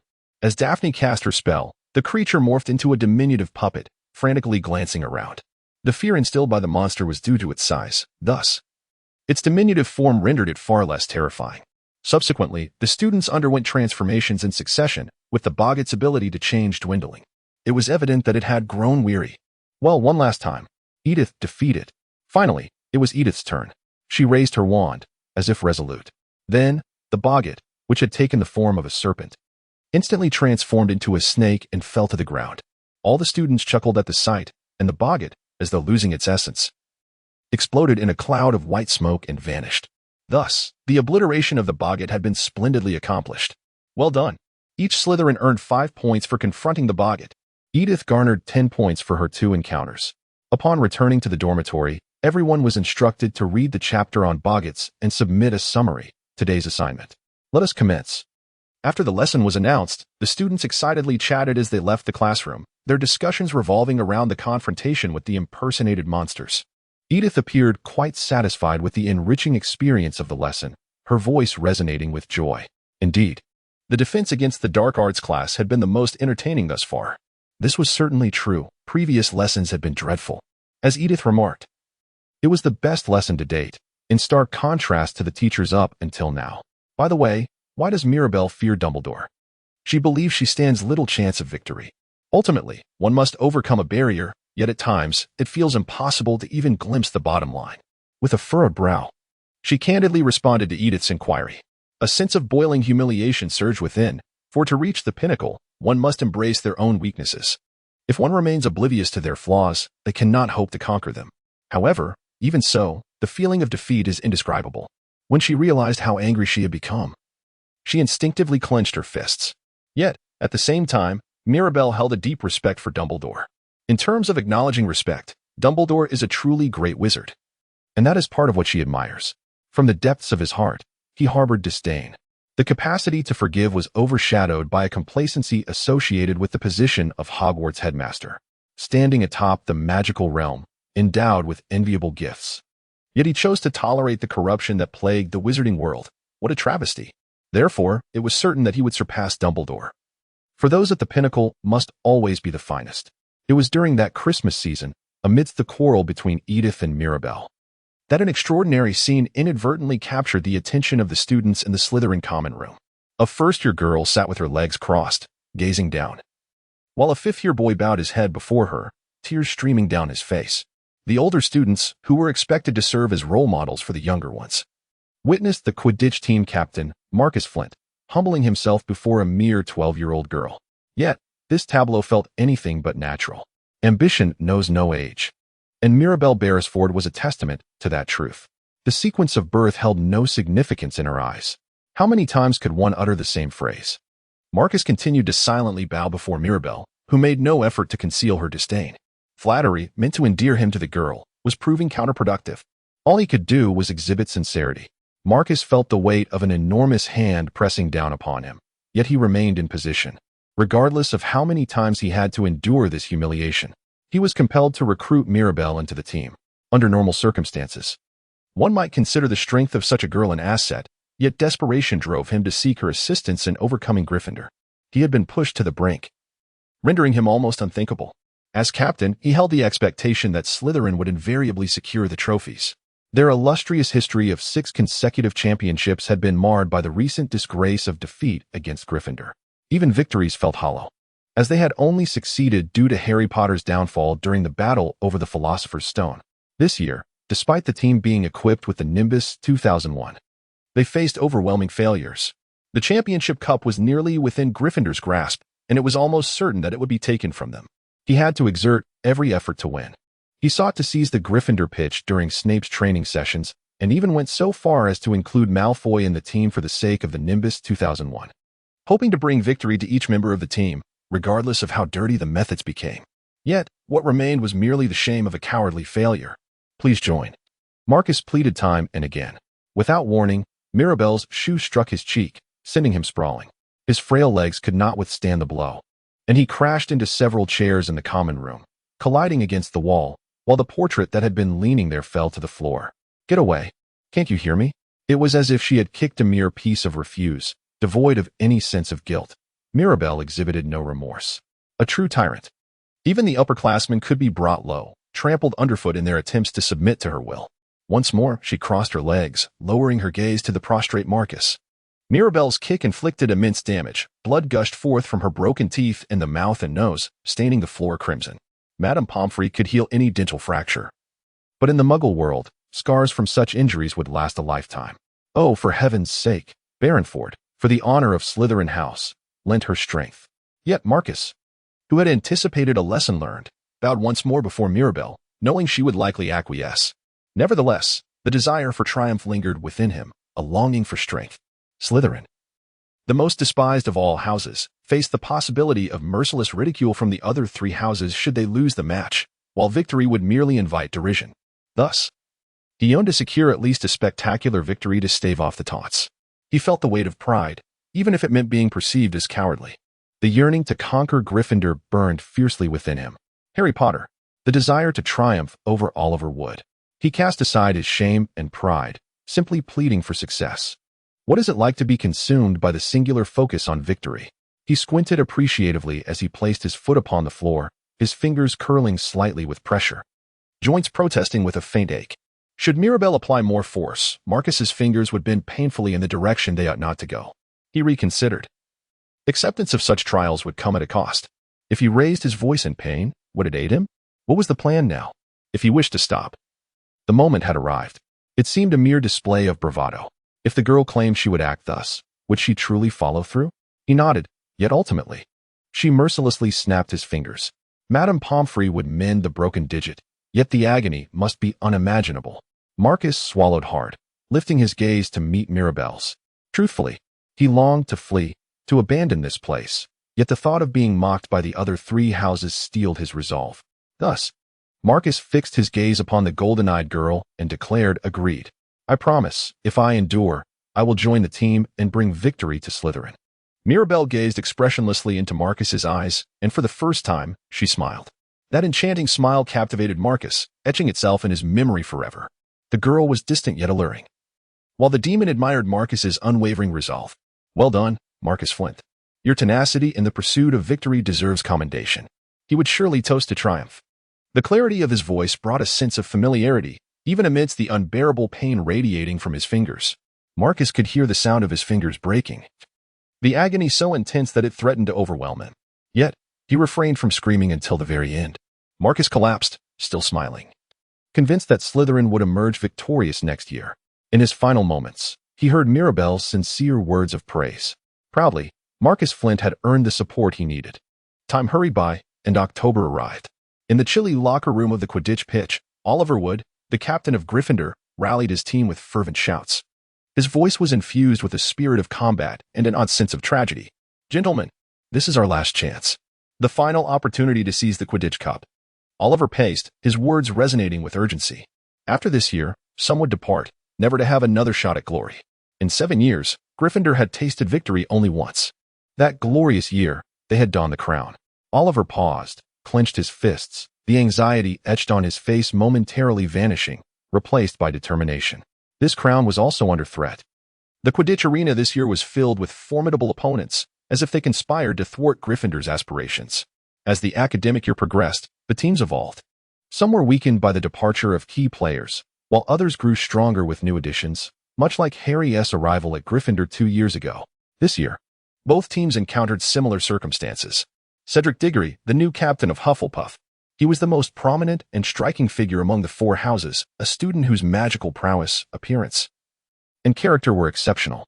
Besides Cedric, there were others to watch out for, rendering this Quidditch match particularly hazy with uncertainty. Then, the worst fears materialized. Mirabelle Beresford has announced her joining of the Slytherin team. Oliver was utterly confounded by the blood-curdling and bitter remarks. Not a single student in the school was familiar with the name Mirabelle. She was both feared and revered, referred to by various monikers such as Tyrant, Demon, and Basilisk Slayer. Her overwhelming magical prowess was unparalleled, rendering even 7th-year students and teachers to laughter as they were trampled in battle. The meticulously arranged beauty, almost divine in its allure, captivated others effortlessly, transforming them into her loyal soldiers. Regarded as the most beautiful girl in Slytherin, she has finally resolved to participate in the Quidditch matches. The rumors were entirely erroneous. Beresford harbored no interest in Quidditch whatsoever. Marcus had long recognized her talent, but given her disposition, he believed she could follow him. Surely, if any method were employed, however futile, if the news were true, then the greatest adversary had indeed emerged. Yet, Oliver was merely a third-year girl. His teammate, Angelina Johnson, shouted to console the despondent Oliver. However, upon hearing her words, Oliver exclaimed in disbelief, gazing incredulously at Angelina. A mere third-year girl, surely she could not surpass him on a broom. And Harry, upon hearing Angelina's remarks, Oliver responded, "Indeed," taking a breath to steady himself. He lifted his head, appearing somewhat calmed. Yes, there was no doubt. Beresford would undoubtedly be a formidable opponent. But they were the best, the finest team in the school. 3 exceptional chasers, 2 formidable beaters, and the seeker would always lead the team to victory. The keeper would guard the goal with unwavering resolve. Oliver roared as loudly as he could, and his teammates nodded vigorously in agreement. There was fear. They were, without a doubt, the best Quidditch team in recent years. Even in the long history of Hogwarts, it was rare to witness such a band of heroes. Undoubtedly, Gryffindor boasted one of the strongest members in its history. "Yes, Oliver," Fred shouted. "This year is ours." Angelina followed closely behind.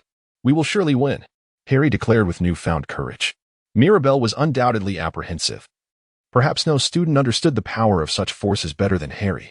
With his broomstick, Harry triumphed, for he silently contemplated his dominion over the skies. Even Mirabel's opponent seemed resigned to defeat, embodying the indomitable spirit of Gryffindor. This resolve transformed into a resonant masculine voice that reverberated through the locker room. As the evening approached, I found myself able to pen another chapter, completing a task of 15,000 words. By the end of October, Halloween arrived. The school organized a weekend excursion to Hogsmeade. Numerous students had gathered in the snow-laden, silvery village as if they had just stepped out of a Christmas card, exploring the shops according to their own interests. Mirabel Edith has also arrived in Hogsmeade, accompanied by a rather incongruous companion. She is well acquainted with the surroundings, yet did not anticipate walking alongside Granger. Mirabel's gaze fell upon the strangely gaunt Hermione. Mirabel neither reproached nor scrutinized. Edith sensed a hint of protectiveness towards Hermione as she stood between them, her mouth agape. Harry was deprived of the comforts of home, while Ron remained in the hospital. Oh, St. Mungo's Hospital? Harry, Ron, and Hermione had always been companions, yet circumstances had diverged. Harry, without the permission of his relatives, found himself under the watchful gaze of Sirius, as the teachers hoped for his departure from school, and his relatives harbored a deep-seated prejudice against Muggles, detesting magic from the very outset. As for Ron, he had yet to return from the hospital due to the effects of Lockhart's memory charm.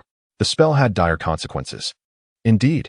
Fortunately, the memory charm was potent. The healer had mentioned that if he remained hospitalized for another year, he would have to abandon his studies altogether. Well, that is quite concerning. Thank you, Mirabel. Edith expressed her gratitude towards Mirabel for her unreserved acceptance of Hermione. In truth, Mirabel had never harbored any animosity towards the exceptionally talented Hermione. Thus, there was no reason for her to refuse. Initially, they planned to commence their excursion at Honeydukes, the renowned confectionery of Hogsmeade, which was already determined by Mirabel. To be more precise, it was the primary reason for their visit to Hogsmeade. The snow-covered village was adorned with various shops along the way. Considering the biting cold, Edith felt a tinge of melancholy as she spotted the Three Broomsticks pub. Mirabel, if we're buying sweets at Honeydukes, why are we heading in that direction? The allure of butterbeer, of course, was irresistible on such a frigid day. Butterbeer, a signature hot beverage of the Three Broomsticks, is referred to as beer, but it is certainly not alcoholic. It is a sweet drink made from milk, butter, egg yolk, and sugar, named for its frothy appearance resembling that of beer. Although a specialty of the Three Broomsticks, it could only be savored there. Mirabel was well aware of this. Very well. With that, Hermione whispered to Edith, casting a glance at Mirabel's retreating figure. She seemed to lower her voice, as if wishing for Mirabel to overhear. Hey, Edith. What? I wonder why we're so close to Beresford. Hermione posed her most pressing question. Mirabel and Edith, much like Harry and Ron, are inseparable companions. Yet the combination of their personalities is perplexing. On one hand, Edith embodies the essence of common sense, while on the other, Mirabel is rather eccentric. Edith is a student of Slytherin, characterized by her maturity, kindness, and sound moral compass. She is so closely associated with the house that one might wonder why she belongs to Slytherin at all.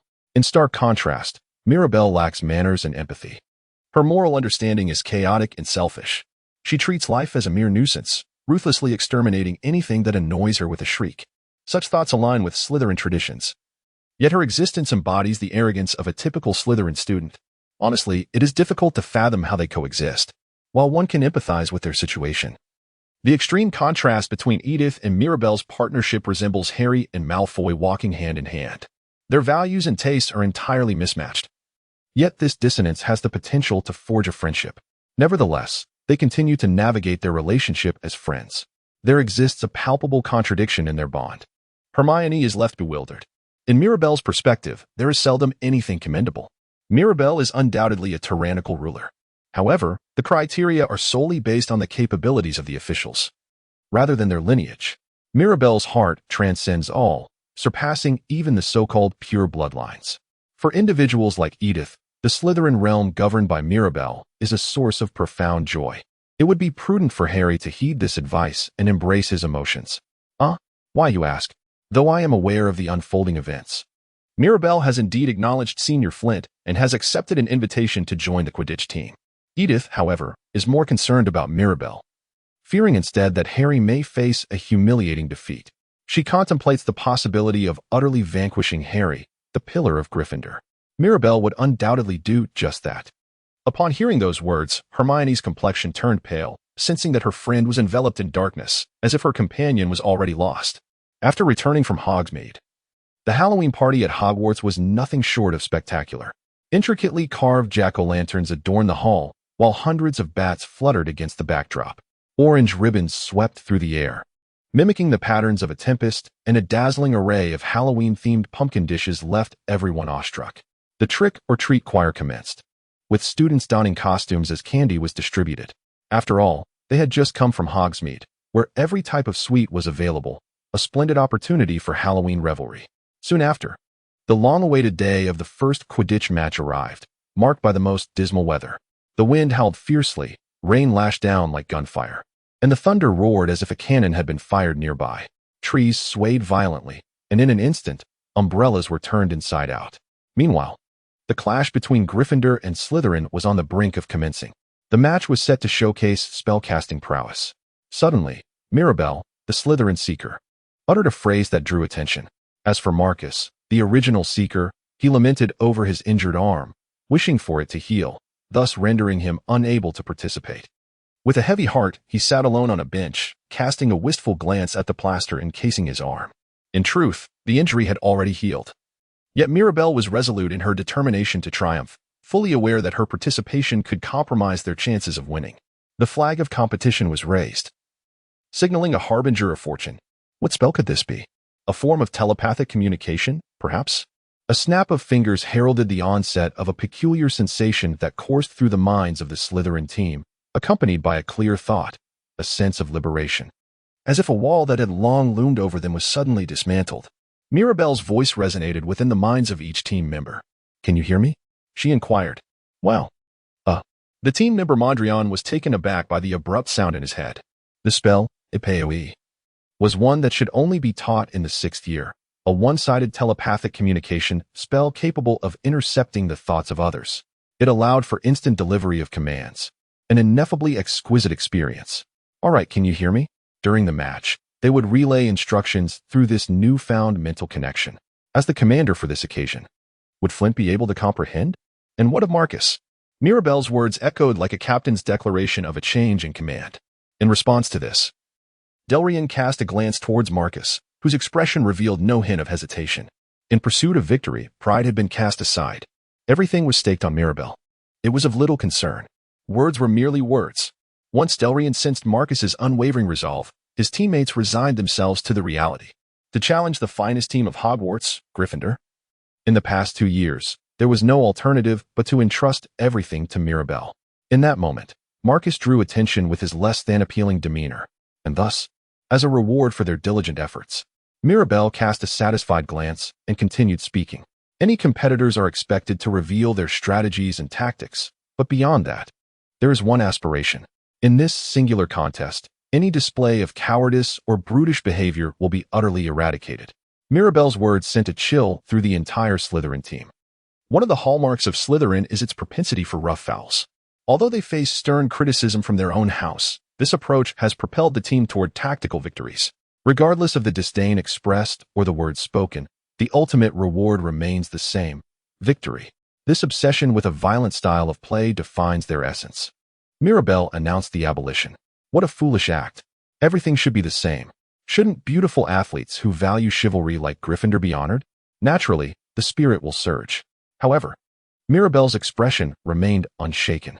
She smiled fearlessly, her voice remarkably clear despite the rain.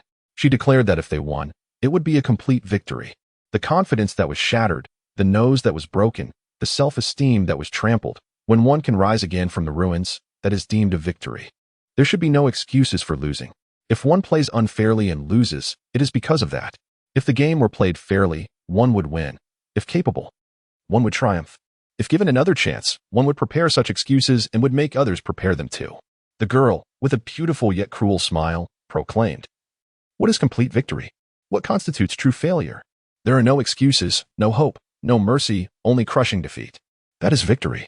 Is that the true way to win?" As the girl spoke with clarity, the players held their breath, as if in song. Indeed, if one could strike Gryffindor down in a single blow, how much satisfaction and superiority would that bring? So why not do it together? Let them respect the chivalry befitting Gryffindor, adhere to the cherished spirit of sportsmanship, and commit to an indisputable fair competition. On this stage, in this manner, let the final defeat be etched. Only then will the wine of victory taste sweeter. Athletes, chivalry, where is it? The girl lacks any spirit, showing not even a shred of respect for her opponent. Only a cruel intent, wishing to wound the opponent's heart. Any objections? None.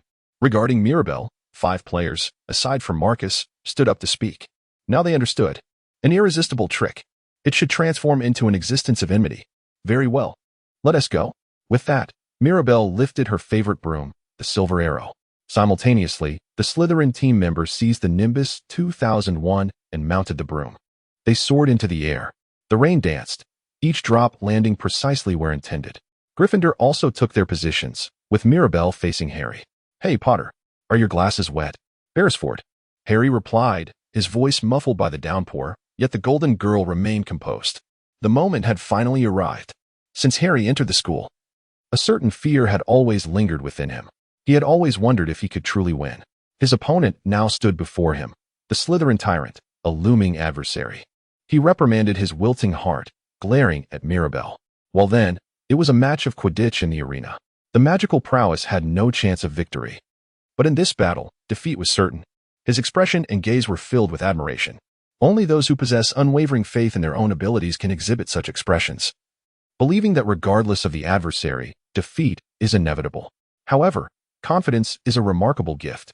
As the whistle sounded, announcing the commencement of the match, the team members moved in unison. It mattered little if they believed they could be defeated. It was clear that Hogwarts was in the lead, albeit by a slim margin. Harry observed that the Slytherin team had surged ahead, swift and fierce, as if a torrential downpour had never occurred. Their movements were rapid and precise, reminiscent of a colossal creature, perfectly embodying the Slytherin style, relentlessly pursuing Gryffindor. It seemed as though their actions were orchestrated by some intangible force. This realization brought a sense of shame. Even if victory was within reach, there was no doubt that they were formidable opponents. It seemed they had already triumphed. Indeed, they had won, Potter. It had been secured. Harry fixated on Mirabelle, completely oblivious to Gryffindor's plight. With a serious demeanor, he noted that she too was earnest. Her humorous remarks delivered with utmost gravity. Certainly, they would win. He was certain that, irrespective of the circumstances, defeat was unavoidable. It was akin to a hiccup after drinking soda, or Professor McGonagall being penalized for breaking the rules. There was not the slightest doubt in his mind that victory was destined to occur. How prideful, how arrogant, how audacious. Now, what was the issue at hand? What issue? Could one not see anything with fogged glasses? Was it possible to notice the golden snitch darting behind? In response to Mirabelle's words, Harry inhaled deeply. After being informed, he glanced around, and for an instant, he perceived a golden shadow behind Mirabelle. Simultaneously, a chill raced down his spine. If what had been said was indeed true, it implied that Mirabelle had spotted the golden snitch. It felt as though she was deliberately neglecting to reveal this information. Why would she do so? Certainly, it was to ensure that others would see her as inferior, crushing the notion of perfection with profound significance. Mirabelle smiled, embodying a blend of arrogance and selfishness, yet exhibiting a certain generosity, even towards the performance of those she recognized. Among them, Harry undoubtedly stood out. However, his actions seemed to delight his adversaries in the realm of competition. It was imperative to take action regarding those spectacles. If one were to consult Granger, it would be wise to take some initiative. What a disgrace! Harry even endeavored to seize the golden snitch with all his might. A voice persisted, tauntingly urging him to refrain, yet Harry gritted his teeth in response. "Request a timeout. Come back, Harry," Captain Oliver called out, prompting Harry to glance at Mirabelle before hastily retreating. As it was said, in such a state, victory appeared elusive.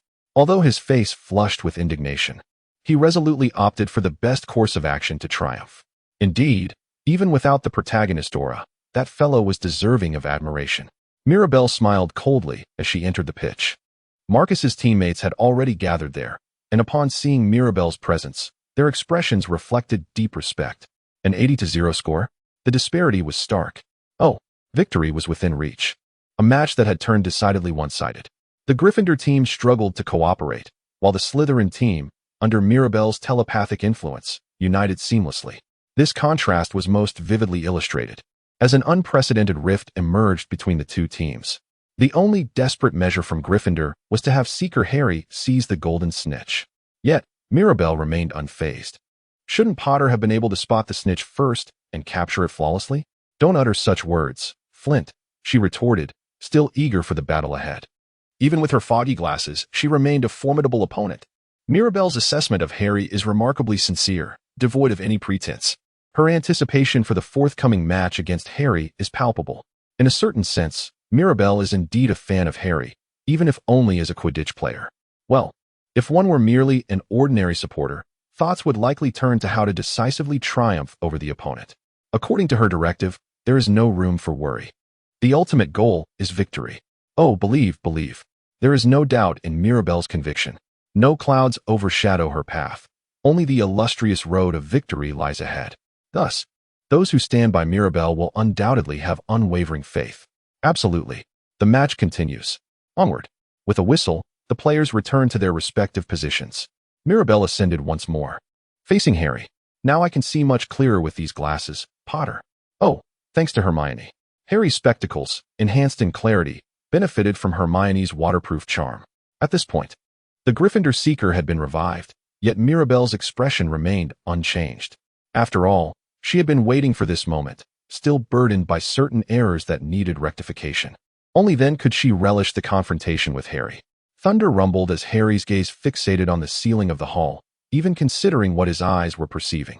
He must have been distracted by the black dog, Sirius Black, lurking nearby. Mirabelle gazed intently, murmuring, "Wait, Porter, what?"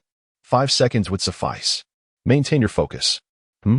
Upon inquiring about the meaning, Harry spoke. Suddenly, all sounds around him faded, enveloped in darkness. To comprehend the unfolding events, he glanced down and beheld over 100 terrifying figures of Dementors surging into the arena, alongside Mirabelle's descent. As he beheld the face hidden beneath the hood of a Dementor, Harry's consciousness began to fade, a voice resounding in the back of his mind. It was the voice of the baby's mother, desperately pleading for Harry's life while denouncing Voldemort. As Mirabelle plunged forward, she unleashed her magical prowess. Frustrated by Dumbledore's prohibition against attacking students, the Quidditch match appeared to be a source of amusement. Yet Harry was the most susceptible to such influences. According to Mirabelle's calculations, after the appearance of the Dementors, Harry would take 5 seconds to succumb. If the Dementors were not vanquished by then, Harry would faint, and Slytherin would automatically claim victory. However, Mirabelle relished the thought of such triumph. One attained not through acknowledgement of her own prowess, but through the misfortune of others. Once more, those filthy beggars. 5 seconds felt insufficient. Should Harry lose consciousness, he might awaken midway, and the Firebolt 2000 would shatter. In such a scenario, to prevent this calamity, a duration of 5 seconds or longer was imperative. Mirabelle's room. Some loathsome insects, worth less than dog excrement, sought to tarnish her triumph from that year. They took advantage of the competent Professor Lockhart, who procured a book from the forbidden shelf. The tome, titled Time Converter, meticulously detailed a device capable of reversing the flow of time. Upon glimpsing a fragment of it, Mirabelle unconditionally believed in its existence. If such a device were indeed real, it would imply that its creator had at least attained mastery over the art of time magic. Mirabelle, with her humble demeanor, permits the extraordinary to unfold. Her overwhelming self-esteem serves as a pillar, perfecting the space around her. She wields an invincible magic that governs the realm, and even the world itself comes to a standstill. In that moment, everything halts. Harry, on the verge of fainting, rushes into the arena alongside Dumbledore, still holding the ball. Neither the Dementors nor the spectators, not even the Tempest, stirred. The magic invented by Mirabelle after researching the interdimensional converter, the ultimate taboo of manipulation across realms. Now, the world belongs solely to Mirabelle. She moves within her own universe. In the stillness of that dimension, Mirabelle unleashed a spell designed to combat the Dementors, the offensive Patronus charm. This charm evolved from the traditional Patronus. The Patronus emerged from behind Mirabelle, revealing an entire scene previously concealed within the train, with silvery hair cascading down her back. Her visage was gentle and warm, and her limbs were delicate and slender, undeniably ethereal. The Patronus would alter its appearance based on temperament, memory, and thought, presenting itself in various animal forms. Among them, the Patronus summoned by Mirabelle took the form of a maiden. "Enjoy yourself, lead us," she commanded, invoking the name of the conscienceless Patronus and directing it toward the heart of the Dementor. With a swift motion, the silvery maiden's slender arm pierced the abdomen of the Dementor. Nothing could obstruct her path. Every manner of standing, moving, and existing stirred an instinctive response. The loathsome insects, more fearful than refuse, dared to impede Mirabelle's progress. The assault of the Patronus was relentless. Like a dance, the graceful figure moved, piercing through the Dementor one after another. In that frozen world, the malevolent creature, unable to resist, was utterly torn apart. When the scene was revealed, could one truly believe it? A silvery girl, scarcely 10 years old, appeared to be dancing upon the Dementor. The silvery maiden twirled, and the body of the Dementor shattered, disintegrating into fragments. A golden girl sang, the most notorious creature on earth, utterly crushed without any semblance of skill. "They are all dead. Ha ha. Every loathsome insect that obstructed her path is dead, dead, dead, dead." As Mirabelle's voice intensified, the girl's dance grew ever more fervent and passionate. After confirming that all the Dementors had been vanquished, Mirabelle recalled her Patronus and paused for 8 seconds before announcing the end of the stillness. Time resumed its flow. In that moment, comprehension of what had transpired eluded all. In an instant, Mirabelle's 8-second encounter with the Dementors unfolded, as they were struck down as if by a powerful vehicle. Grasping Harry's arm, he felt himself slipping into unconsciousness due to the presence of the Dementors. Mirabelle, the tyrant of Slytherin, now stood in opposition to Harry. With a forceful pull, she yanked him into the air, compelling him to stand. A loud thud reverberated, and the sudden impact left Harry wide-eyed. "Hey, hold on. There are no more Dementors." Harry lingered in a daze for a few seconds, recalling that the match was still ongoing. He looked around in astonishment, confirming that the game had not yet concluded. Fortunately, it was not over. Harry exhaled in relief, attempting to regain his stance, yet his body seemed unresponsive to his commands, his fingers completely numb. Wood called for a second timeout. "Don't forget to eat chocolate. When confronted by Dementors, the body turns cold. The best remedy for such a condition is indeed chocolate." While the reason behind the efficacy of chocolate remains elusive, one can understand its warming effect on the spirit and its ability to bring joy to both mind and body, serving as the finest antidote against Dementors. Anything would suffice, as long as it contained protein, carbohydrates, and sugar, all of which could yield similar effects.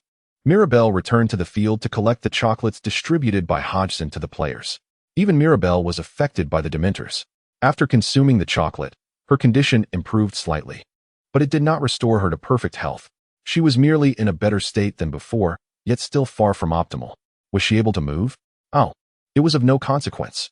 She swallowed the chocolate and inquired about her teammates. Then Marcus, swaying slightly, asserted with determination that it was evident he was rebounding. Continuing the match could prove perilous. He had hoped to extend the lead further, a greedy ambition that should have been fulfilled. If they could just hold on for 3 more minutes, they would complete the game. Understood. Mirabelle made the decision to soar once more. After a brief interlude, Harry returned for the climactic final confrontation of the match. His complexion remained pale, yet he appeared to have regained much of his strength. Now, with no further obstacles in sight, it was time to engage in a fierce battle. Harry fixed a sharp gaze on Mirabelle, who was indulging in playful banter. However, that look brought her a sense of comfort. The mere thought of those piercing green eyes twisting in the future evoked a peculiar thrill within her. As the whistle signaled the resumption of the match, Harry's attention shifted from Mirabelle, his eyes frantically scanning the field. The swift transitions were among his strengths. He looked ahead, but saw nothing except the pouring rain. Suddenly, a bludger whizzed by, prompting him to swiftly maneuver out of its path.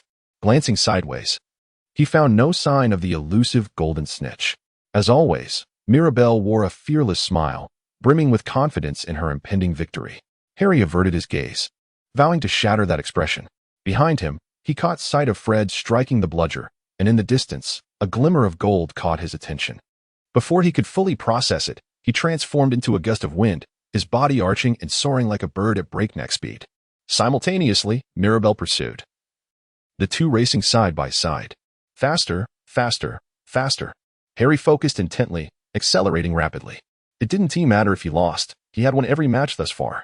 If this direct confrontation turned into a struggle, he would undoubtedly be defeated. Yet, with unwavering confidence, he noticed Mirabelle's smile deepen beside him. The silver arrow effortlessly outpaced Harry's Nimbus 2000. What was that? The arrow shot forth at an astonishing speed. Harry could hardly believe his eyes as it hurtled towards its target. The Nimbus 2000 had reached its maximum velocity, undoubtedly the pinnacle of its speed. But why had Mirabelle appeared so suddenly? Harry pondered. How fast was she moving, drawing further away? In reality, the entire sequence transpired in mere seconds, with a distance of only about 5 meters separating them. Yet for Harry, those seconds stretched infinitely, Mirabelle's figure seeming to drift farther away. His senses reached out, yearning to grasp something. However, his trembling hand could barely touch her back. Those once confident emerald eyes now widened in despair. In a flash, Harry's gaze fixed on the scene. The golden-haired girl had seized the golden snitch. Gryffindor's players sat in stunned silence on the field, rendered speechless. The atmosphere was thick with an overwhelming stillness, as if time itself had paused.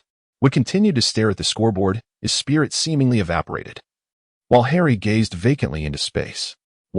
What just happened? Why does the scoreboard reflect a disparity of 240 to 0? Unable to confront this harsh reality, it feels like a haunting nightmare. I wish to believe that upon awakening, I would find that the match had yet to commence, and I would walk into the hall chuckling about having had a frightful dream. However, reality is merciless, no matter how long I linger in anticipation. I cannot awaken from this dream. Is Hogwarts truly the finest team in recent years? As the best team, one ought to lose gracefully, yet we have faltered. This failure can be attributed to a singular factor, the inclusion of Slytherin. Is this genuine? It seems effortlessly transcended by sheer determination. The world is inundated with countless occurrences, each more brutal than the last, leaving one feeling utterly powerless. Natural disasters, calamities, ordinary individuals find themselves ensnared, left to lament their helplessness before ultimately surrendering. Is this truly the case? I could not respond to Wood's cries. McGonagall, her hand resting on the muddy pitch, was engulfed in despair, while the cheerleaders were rendered speechless. Save for the frenzied cheers of the Slytherin supporters. We lost. Harry stood in shock, his wide eyes gazing into the void. He desperately pondered the reasons behind this calamity. Yet nothing materialized. Was it the pressure? The same conditions applied to our opponents. Thankfully, Hermione's visibility surpassed that of our rivals. Was it the Dementors? Yet they were driven away by Mirabelle. Even so, the consumption of chocolate and a brief respite only worsened our physical condition, although our adversaries shared a similar plight.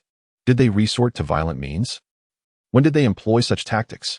Slytherin typically resorts to underhanded methods, yet this time was different, exhibiting a greater sense of chivalry. I must concede that this match was an epitome of fairness. Where was Mirabelle?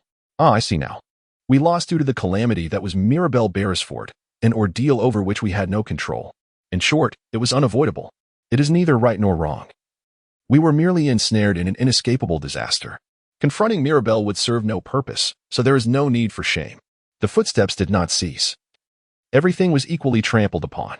If luck were on our side, we would have no choice but to surrender. Contemplating this, Harry struck himself in frustration. Accept it. Such thoughts are futile. With such a mindset, I would truly be deemed a coward, a failure among failures. Why does Harry accept this? He acknowledges the loss due to Mirabelle's influence. I seek a reason, any semblance of an explanation. Any form of farce would suffice. Was it not imposed upon us? The excruciating plight of the defeated weighed heavily. Accepting defeat shattered Harry's heart, rendering him incapable of facing that girl again. I wish to be a coward. Harry cried out from the depths of his soul, all the emotions within him clamoring for release. Practice enough. Lacking sufficient strategy. Insufficient desire to win. The difference in brooms. The position of the golden snitch. What now? The reasons remain the same. The facts may have been lost. Yet it does not imply that the chances of victory are null. Harry Potter's heart, revered by Dumbledore for its perfect fortitude, does not yield to recklessness or selfishness. It is a force that pierces through the soul, despite being fraught with contradictions. Harry's true strength lies within his heart, intertwined with Mirabelle's essence. It elucidates why he accepts defeat, but never relinquishes hope. What? Is it truly believed that a shattered heart is merely the ambition of a dreamer? The joyous voice of a girl resonates in Harry's ears, rekindling his resolve and invigorating his spirit. Though he emerged victorious with overwhelming advantage, it must seem peculiar yet amusing to the boy whose eyes have regained their brilliance. Perhaps it is merely a figment of imagination, yet that joyous voice dances exuberantly. He is lost.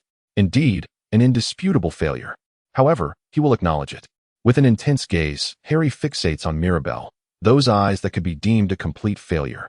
To concede is to admit defeat, for the performance of the broom and the determination to win were both lacking. If only there had been enough. The chances of victory would have flourished. Howardly an excuse, Potter? A mere self-justification of a loser. Yes, a loser, who continues to howl. Again and again, he howls. If he ceases to wail, even the loser is but an ordinary dog. Mirabelle gazed at Harry with an impassive expression. Harry stared back at Mirabelle, his face set with unwavering determination. Did this moment last for several seconds? Ultimately, it was Mirabelle's heartfelt laughter that shattered the silence. Ha ha ha ha ha. Mirabelle Beresford ceased to laugh, confronted by the mocking laughter that emanated from Voldemort, a sound that seemed to revel in pure enjoyment. Mirabelle laughed with satisfaction, tears glistening in her eyes. She eventually ceased her laughter and, with an expressionless gaze, addressed Harry. How amusing, truly amusing, Harry Potter. Acknowledging oneself as a failure is indeed a form of acceptance. Look at you, the living boy, the protagonist, Dumbledore's favorite. Until now, whenever Mirabelle observed or critiqued Harry, her filter would always be engaged. Harry's evaluations have consistently fallen short of Hermione's, and he believed this to be justified. Most importantly, the surrounding environment and interpersonal relationships held a uniqueness of their own. His mental state set him apart from others. He caused trouble for those around him and became reckless. Yet his heart was braver than any other, embodying a form of alternative strength. Admit it, Harry Potter, you are a proud failure. It is permissible to roar in defiance. One is entitled to do so. Without hesitation, she offered heartfelt praise to Harry. No longer should judgments be made through the lens of the original hero filter. From this day forth, one must embrace the ability to confront challenges. Since you are so formidable when you roar, why not do something about that broomstick first? Rather than purchasing a competitive broom domestically, prepare a suitable international broom. Harry felt the truth in her words. He asserted that the Nimbus 2000 was sufficient. However, a better broom was necessary. A special broom, of the caliber used by national teams, or a custom broom akin to Mirabelle's Silver Arrow. If one believes to have eliminated the factors contributing to defeat, then one should strive to conquer and embrace the challenges ahead. Choose the time and place wisely. If the challenge arises, one must be prepared to accept it. Mirabelle, with a satisfied expression, contemplated her departure. Yet, there are always some fools who ruin a good mood. Malfoy, brimming with joy, bounded onto the pitch, beginning to mock Harry. Well done, Potter. Never have I witnessed such a disgraceful defeat. Alas, if only your arm could move. You might have actually triumphed. As Malfoy spoke, he flashed a grin at Harry, while Crabbe and Goyle loomed behind him. All that could be seen was a devastated Harry. For some inexplicable reason, Malfoy failed to notice Mirabelle, whose gaze held a fierce glint hidden within her golden eyes. How pitiful, look at this catastrophic loss. The members of Slytherin, led by Malfoy, laughed in unison. Suddenly, Crabbe and Goyle noticed Mirabelle, blushing as they stepped away from Malfoy. However, Malfoy remained oblivious, continuing his exuberant ridicule of Harry. Never have I seen such an unattractive player. How mortifying it must be. Malfoy's voice was dangerously cold, yet eerily quiet. Mirabelle silenced Malfoy, rendering him immobile. She embraced the proud failure, permitting the insult to linger. Under the piercing gaze of her icy golden eyes, Malfoy found himself breathless. Mirabelle instilled a sense of dread, as was her custom. However, contrary to mere fear, it was as if a sharp blade was poised at the nape of one's neck. Very well, Potter. Anticipating a rematch. With a final smile and a wave, Mirabelle departed the field. Subsequently, the Slytherin team retreated, leaving behind the shattered Gryffindor, Harry Malfoy. Clenching his fists, Harry watched the golden-haired girl fade into the distance.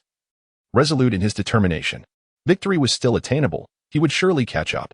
On the third Christmas night after Mirabelle's arrival at Hogwarts, we find ourselves in Devon. Located in the southwestern part of England, at the heart of the Cornwall Peninsula, the only county in England boasting two coastlines. One particular area in Devon is known as Exmouth, situated at the western edge of the UNESCO World Heritage Site, the Jurassic Coast, where a quaint cottage can be found. Visible to Muggles, the cottage is home to its venerable owner, who has reached the remarkable age of 667, making him the oldest living being in the world. His name is Nicholas Flamel, the first alchemist in history to successfully create the Philosopher's Stone and a companion of Albus Dumbledore.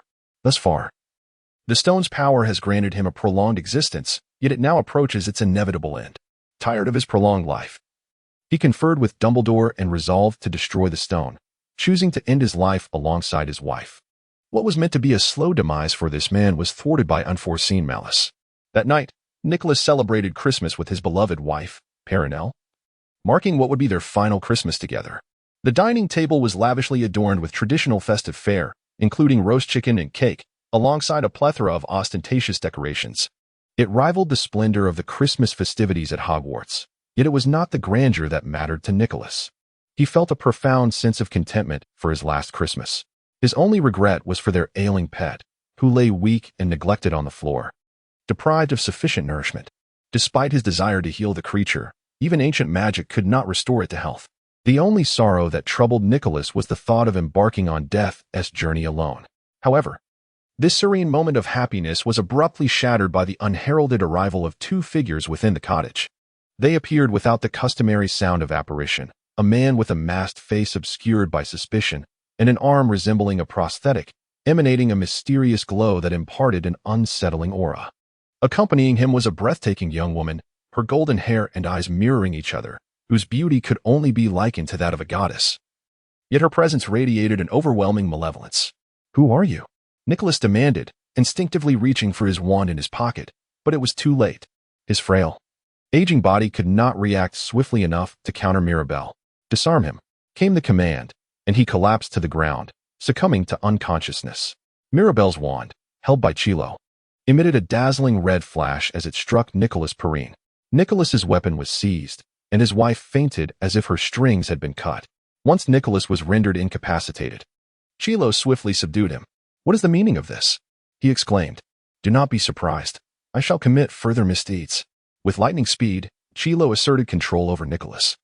The girl occupying the room addressed Nicholas unapologetically. "First and foremost, it is a pleasure to make your acquaintance, the illustrious Saint Nicholas Flamel. Just one death. What is your true intention?" Mirabelle cast a twisted smile at Nicholas, who responded with an angry contortion of his wrinkled face. "Indeed, those who are resolutely seeking death can be quite difficult to engage with. A step has been taken, yet it remains a respectful achievement. The desire to create the Philosopher's Stone is the objective. What? Currently, efforts are being made to refine the Philosopher's Stone, yet progress is lacking. The analysis of 90 of the fragments has been completed, but the remaining 10 remains elusive. It may take 4 or 5 years to finish, but there is little time to spare. Thus, I wish to request the collaboration of the creator of the Philosopher's Stone." In her first year, Mirabelle acquired fragments that brought her closer to the completion of the Philosopher's Stone.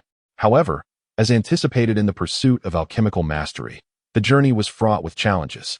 Mirabelle contemplated leveraging Nicholas's memories as a shortcut. Despite her reverence, she found herself compelled to intrude upon those memories, yet cooperation was elusive. The Philosopher's Stone had a connection with Dumbledore. Merely observing the memories allowed her to witness Nicholas outmaneuvering Dumbledore, deepening the smile on Mirabelle's face. With a glint of mockery in her eyes, she let out a soft chuckle. "Deceiver, Nicholas Flamel." Ah, Mirabelle's sudden conclusion overlooked any progress made along the way. Nicholas opened his eyes. Chilo fully comprehended the validity of Nicholas's words, yet from Nicholas's reaction, it appeared that Mirabelle was indeed correct. What? Nicholas Flamel, born in 1330, is now 667 years old. In the Muggle world, he found employment as a publisher, while in the wizarding realm, he is renowned as the first creator of the Philosopher's Stone. He is also famously known for his collaboration with Albus Dumbledore in alchemy, is he not? Well, what is the matter? It seems as though Dumbledore collaborated to create the Philosopher's Stone. Only ignorant children would be deceived by such folly. "Hey, Chilo?" Mirabelle happily sought the approval of the attendant, yet Chilo appeared rather perplexed. It was evident that Chilo was one of the uninformed. Mirabelle gazed at the figure with a sigh, resolving to impose punishment at a later time.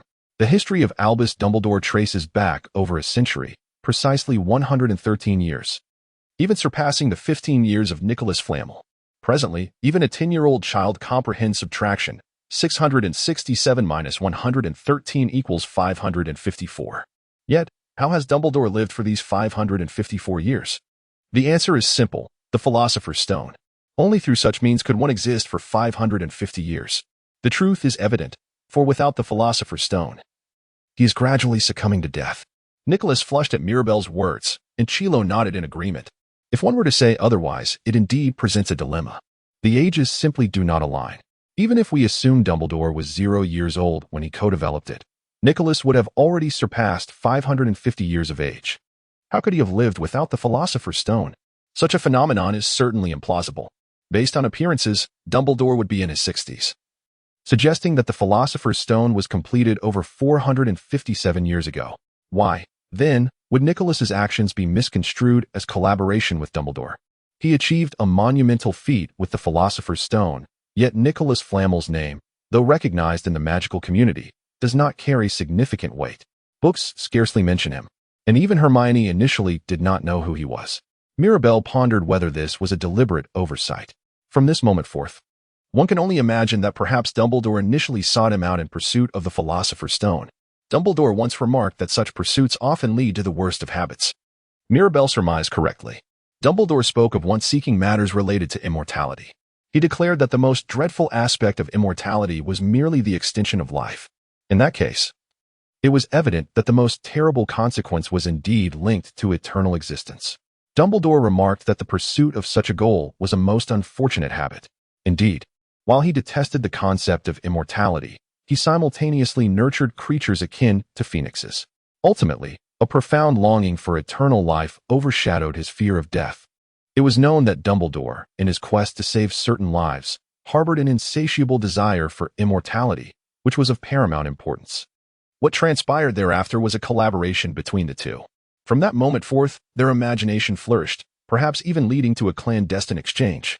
Perhaps, but one could hardly overlook the brilliance of Dumbledore's name as a splendid guise. If they were to promote a united research endeavor, the world's gaze would inevitably shift, and it would merely be regarded as an enhancement. As for Mirabelle's conjecture, what could Nicholas possibly say? A mere glance at his pallid visage revealed the truth. Observing this, Mirabelle spoke again. In return, Dumbledore had acquired the elixir of life, elucidating why he remained sprightly even after living for 113 years.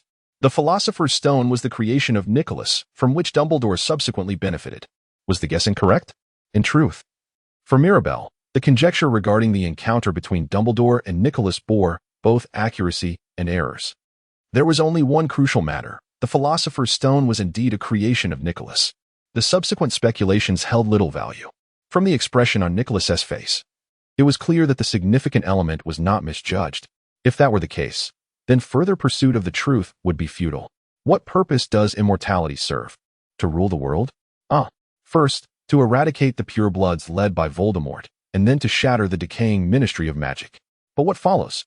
Once the existing order is dismantled, the creation of a new ideal regime becomes imperative. The devil. Even if everything proceeds smoothly, will the new order endure after death? The answer is negative. One may easily lose their way. Leadership must be executed with greater precision. An absolute ruler is necessary. Young lady, have you lost your mind? Despite questioning her sanity, Nicholas had already provided the answer. Matt, if one possesses a sense of appropriate emotion, such thoughts may arise. Such twisted ambition. The girl desires to rule the world for eternity. Wishing to be understood, yet only she can comprehend herself. Avoiding Nicholas's mockery, Mirabelle seized his neck, compelling him to meet her gaze. In order to employ the mind-reading spell, one must establish eye contact. Naturally, Nicholas immediately attempted to activate his mental blockage, though he was unable to do so effectively. Gazing into those two penetrating golden eyes, he seemed to discover the will to resist. A technique that absorbed magical energy was at play. Suddenly, an irresistible charm enveloped him, accompanied by the excruciating headache of having his memories forcibly scrutinized. Caught in this struggle, Nicholas's consciousness gradually succumbed to darkness. As Nicholas lost consciousness in his chair, Mirabelle snapped her fingers, restoring the house to its original state and gently stroking her pet lying on the floor. She then exited the dwelling. A few minutes later, Nicholas's wife awoke, her memory completely intact regarding her fear of visitors, perplexed as to why she felt bewildered by her energetic pet. The name of the pet remains unknown, though it is clear what it is. With Christmas approaching, most students returned home for the holiday, including Mirabel. In the library, Harry and others gathered to converse, reminiscent of past years. Seated at a table were Harry, Hermione, and Edith, whose attention was drawn to a broomstick resting on the table. "Is that a Christmas gift?" Harry enthusiastically nodded at Edith. Every year, Harry received several gifts during Christmas, including presents from Hermione, the Weasleys, and friends from school. This year, Harry had received various gifts, none particularly extravagant or beautiful. However, the broomstick on the table, the firebolt, stood out. Whom did it come from? There was no card attached. Harry had received a splendid Christmas gift and was exceedingly happy. Yet, such a valuable item bore no indication of the giver's identity. Who would be willing to spend 500 galleons on a broomstick for Harry? The price astonished him. It was likely the finest broomstick in existence. Who would bestow such a costly gift upon Harry without even revealing their name? While Harry was thrilled to possess a remarkable broom, Hermione, on the contrary, did not share in his excitement. Of course, if the gift was indeed given with good intentions, that would be splendid. But Hermione merely wished to shield her best friend's joy from any shadows of doubt. Yet, if she truly cared for her friend, they could simply rejoice together without hesitation. That is what friendship entails. Unlike Crabbe and Goyle, who lingered near Malfoy, Hermione was aware that her inquiry would bring joy to Harry. "Dumbledore? He also gave you the invisibility cloak, right? That belonged to your father. Could Dumbledore really spend 500 galleons on a student?" She believed Dumbledore might do so. But Edith suggested that Dumbledore was the foremost candidate for such generosity, a notion Harry promptly dismissed. He believed that the headmaster should be fair to all students. To so openly indulge a student is quite audacious. Perhaps, just perhaps, what of the Weasleys? Following the incident involving Ron, there is cause for concern. Indeed, the Weasley family could be in possession of 500 galleons. Hermione proceeded to mention the Weasleys' names, which Harry promptly refuted. Undoubtedly, the Weasleys have provided Harry with protection. Since the incident with Ron, this situation has intensified, as if there is a fear of losing more intimate friends and family. Harry merely contemplates how the Weasley family might respond. He considers whether Beresford might prepare an internationally acclaimed broom, believing it to be feasible. Mirabel certainly supports Harry, yet fundamentally, assistance should be extended. Ultimately, Mirabel is a contender. If Harry wishes to triumph over Mirabel, he must be equipped with an internationally renowned broom. However, Edith, who is well acquainted with Mirabel, deems it plausible.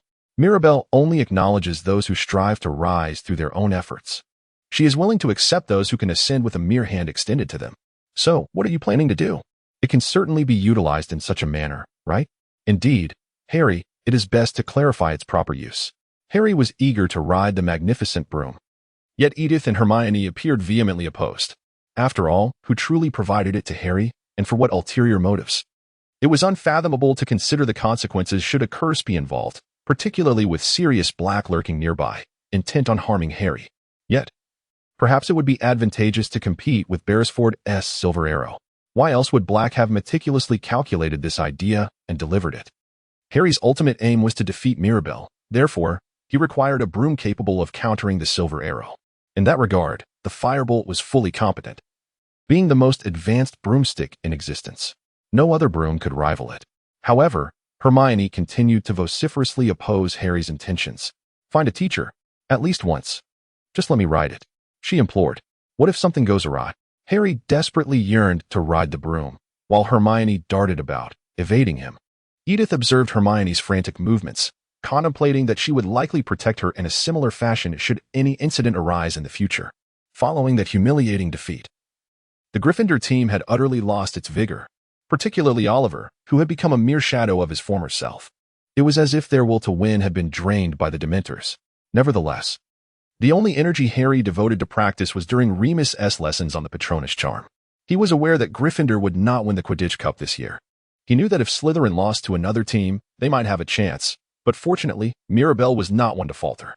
It was unimaginable to defeat any opponent and leave them kneeling in submission. He was certain they would triumph. The crown of victory would be claimed overwhelmingly, as if it were destined to belong to Mirabel from the very beginning. Harry hoped that Mirabelle would continue to reign as an unparalleled and absolute champion. Thus, his desire intensified, compelling him to overcome all obstacles in pursuit of Mirabelle. How so? Well, in 1396, a griffin injured a witch, yet the griffin was acquitted. Oh, it was the witch who owned the griffin, thus its release was warranted. Alas, if one could find any precedent or law to exonerate the hippogriff, it could be spared from execution. As Christmas concluded, the school began to regain its vitality. Harry, Hermione, and Edith gathered in the library to discuss their findings. They were investigating the incident, attempting to formulate a case for the innocence of Buckbeak, the hippogriff that had harmed Malfoy, yet had uncovered no laws or similar cases. Hey, Edith, what do you mean by wanting to condemn the innocent Buckbeak to execution? Although no one has articulated it, regardless of the extent of investigation into the case, it is believed that addressing the influence of the Malfoy family would prove to be a formidable challenge.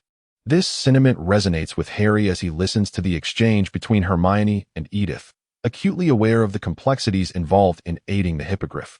At a glance, the execution of the hippogriff seems unjustifiable, even if it results in harm to students. Nevertheless, the prevailing circumstances dictate a stringent execution of the hippogriff. Thus, unless there is some intervention regarding the Malfoy family's authority, the reality remains bleak. One might argue that if any actions could be taken, Dumbledore would have already intervened. Even Dumbledore's considerable power appears insufficient to exonerate the hippogriff. What alternative measures could be contemplated? Perhaps eliminating the officials of the Ministry of Magic?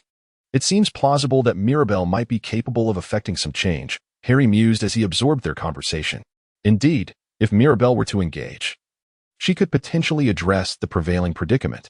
During their discourse at the villa, Mirabelle expressed her intention to advocate for reforms within the magical legal system. Should that be the case, Harry would be inclined to believe in her efficacy. It is certainly the righteous course of action. However, at present, Harry can only envy such formidable influence. What would Beresford do? That remains uncertain. Nevertheless, he has faith that Mirabelle could indeed make a difference in some capacity. His trust in Edith's words is unwavering.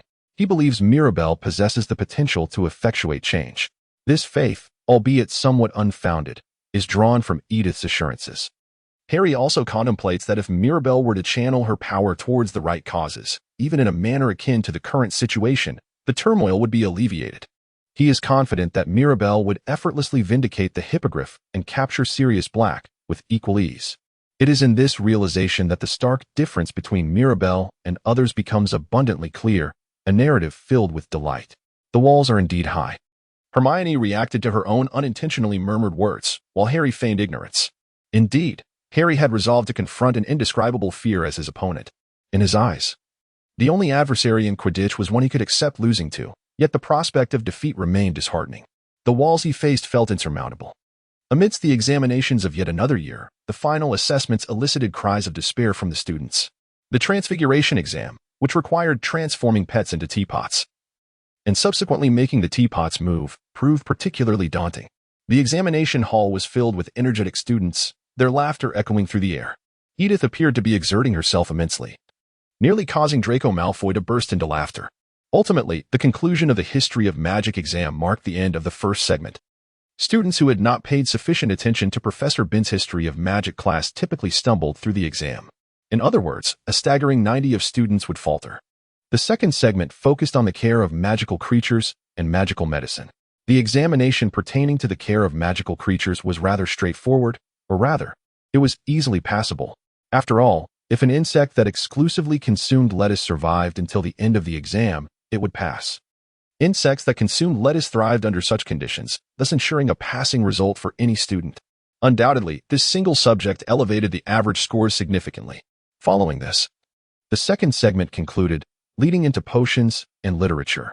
The third segment encompassed herbology, defense against the dark arts, and Muggle studies as elective courses. Naturally, the electives varied, and some students chose to partake in the divination exam, though Mirabelle regarded it as a frivolous subject. This perception stemmed from the fact that the class was overseen by Sybil Trelawney, who was, after all, merely a fortune-teller. From the moment she was born, Mirabelle knew she was destined to be the daughter of the Emperor.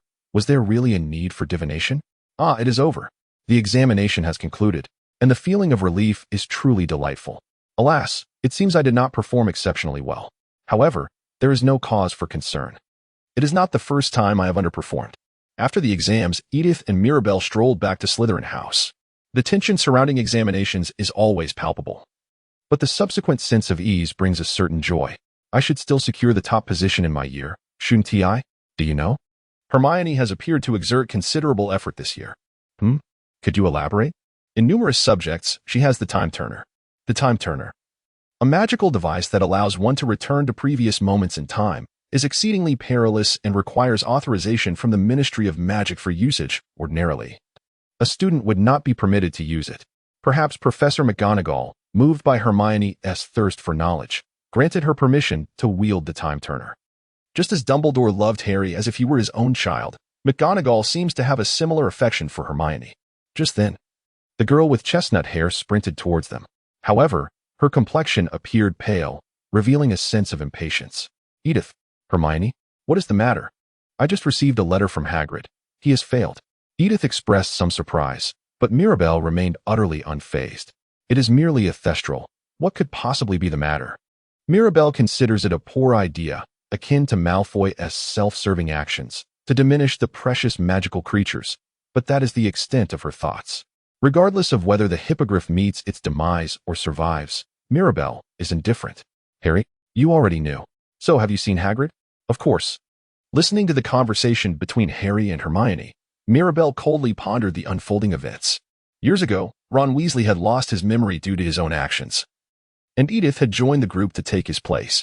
As if to compensate for the lost role, she now occupied the position that Ron should have held. Edith, a student from Slytherin, possessed a quiet demeanor, yet Mirabelle began to question if she had truly been sorted into the right house. Mirabelle, one of the creatures has perished. Why? Mirabelle is the most reliable companion of Edith. As for the reason behind Edith's calling, the response received was cold and unfeeling. After bidding farewell to Edith and Hermione, Mirabelle made her way directly to Slytherin House. Mirabelle coldly rejected him, deeming a singular encounter utterly meaningless. Even in that place, she felt a profound sense of idleness. Like a year spent in Chilo or the era of Tom Riddle, matters of conflict or weighty decisions held no significance for Mirabelle, particularly the execution of the hippogriff. Naturally, there was also the choice to eliminate Wurtail.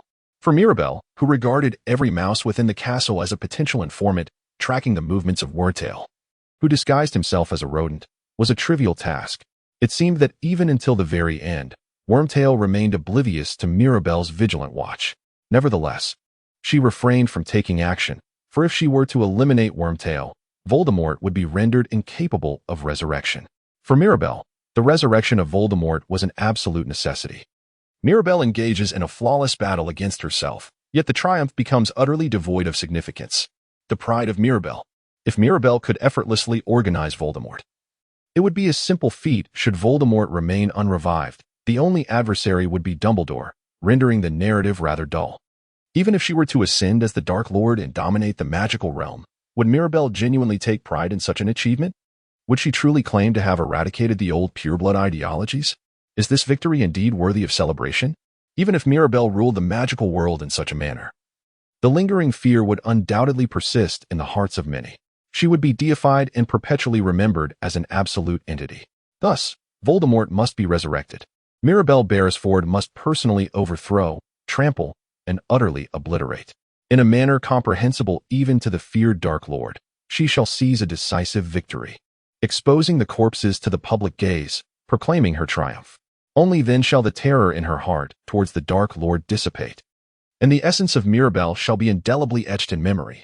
Voldemort must remain unscathed and be slain by Mirabelle's own hand. The reason the current Voldemort merely lingers is that Mirabelle has yet to vanquish him. Slaying the Dark Lord is futile against the resistant vermin. Thus, Mirabelle has released the insectoid adversary.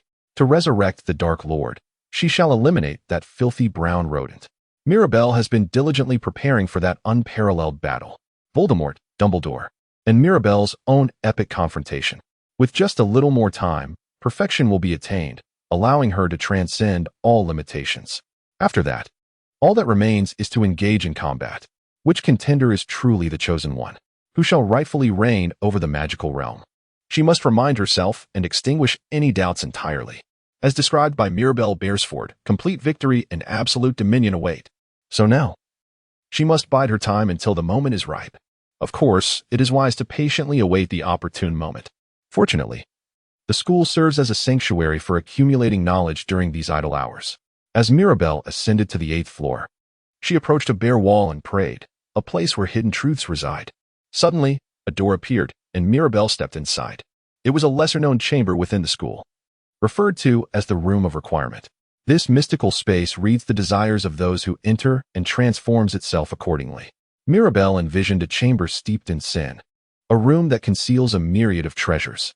An array of magical tools and forbidden tomes lined the shelves, fulfilling Mirabelle's desires. Mirabelle squinted as she picked up a hair accessory from a nearby wooden box. This particular adornment exuded an air of tranquility. Moreover, it appeared to possess a somewhat unsettling effect on the mind.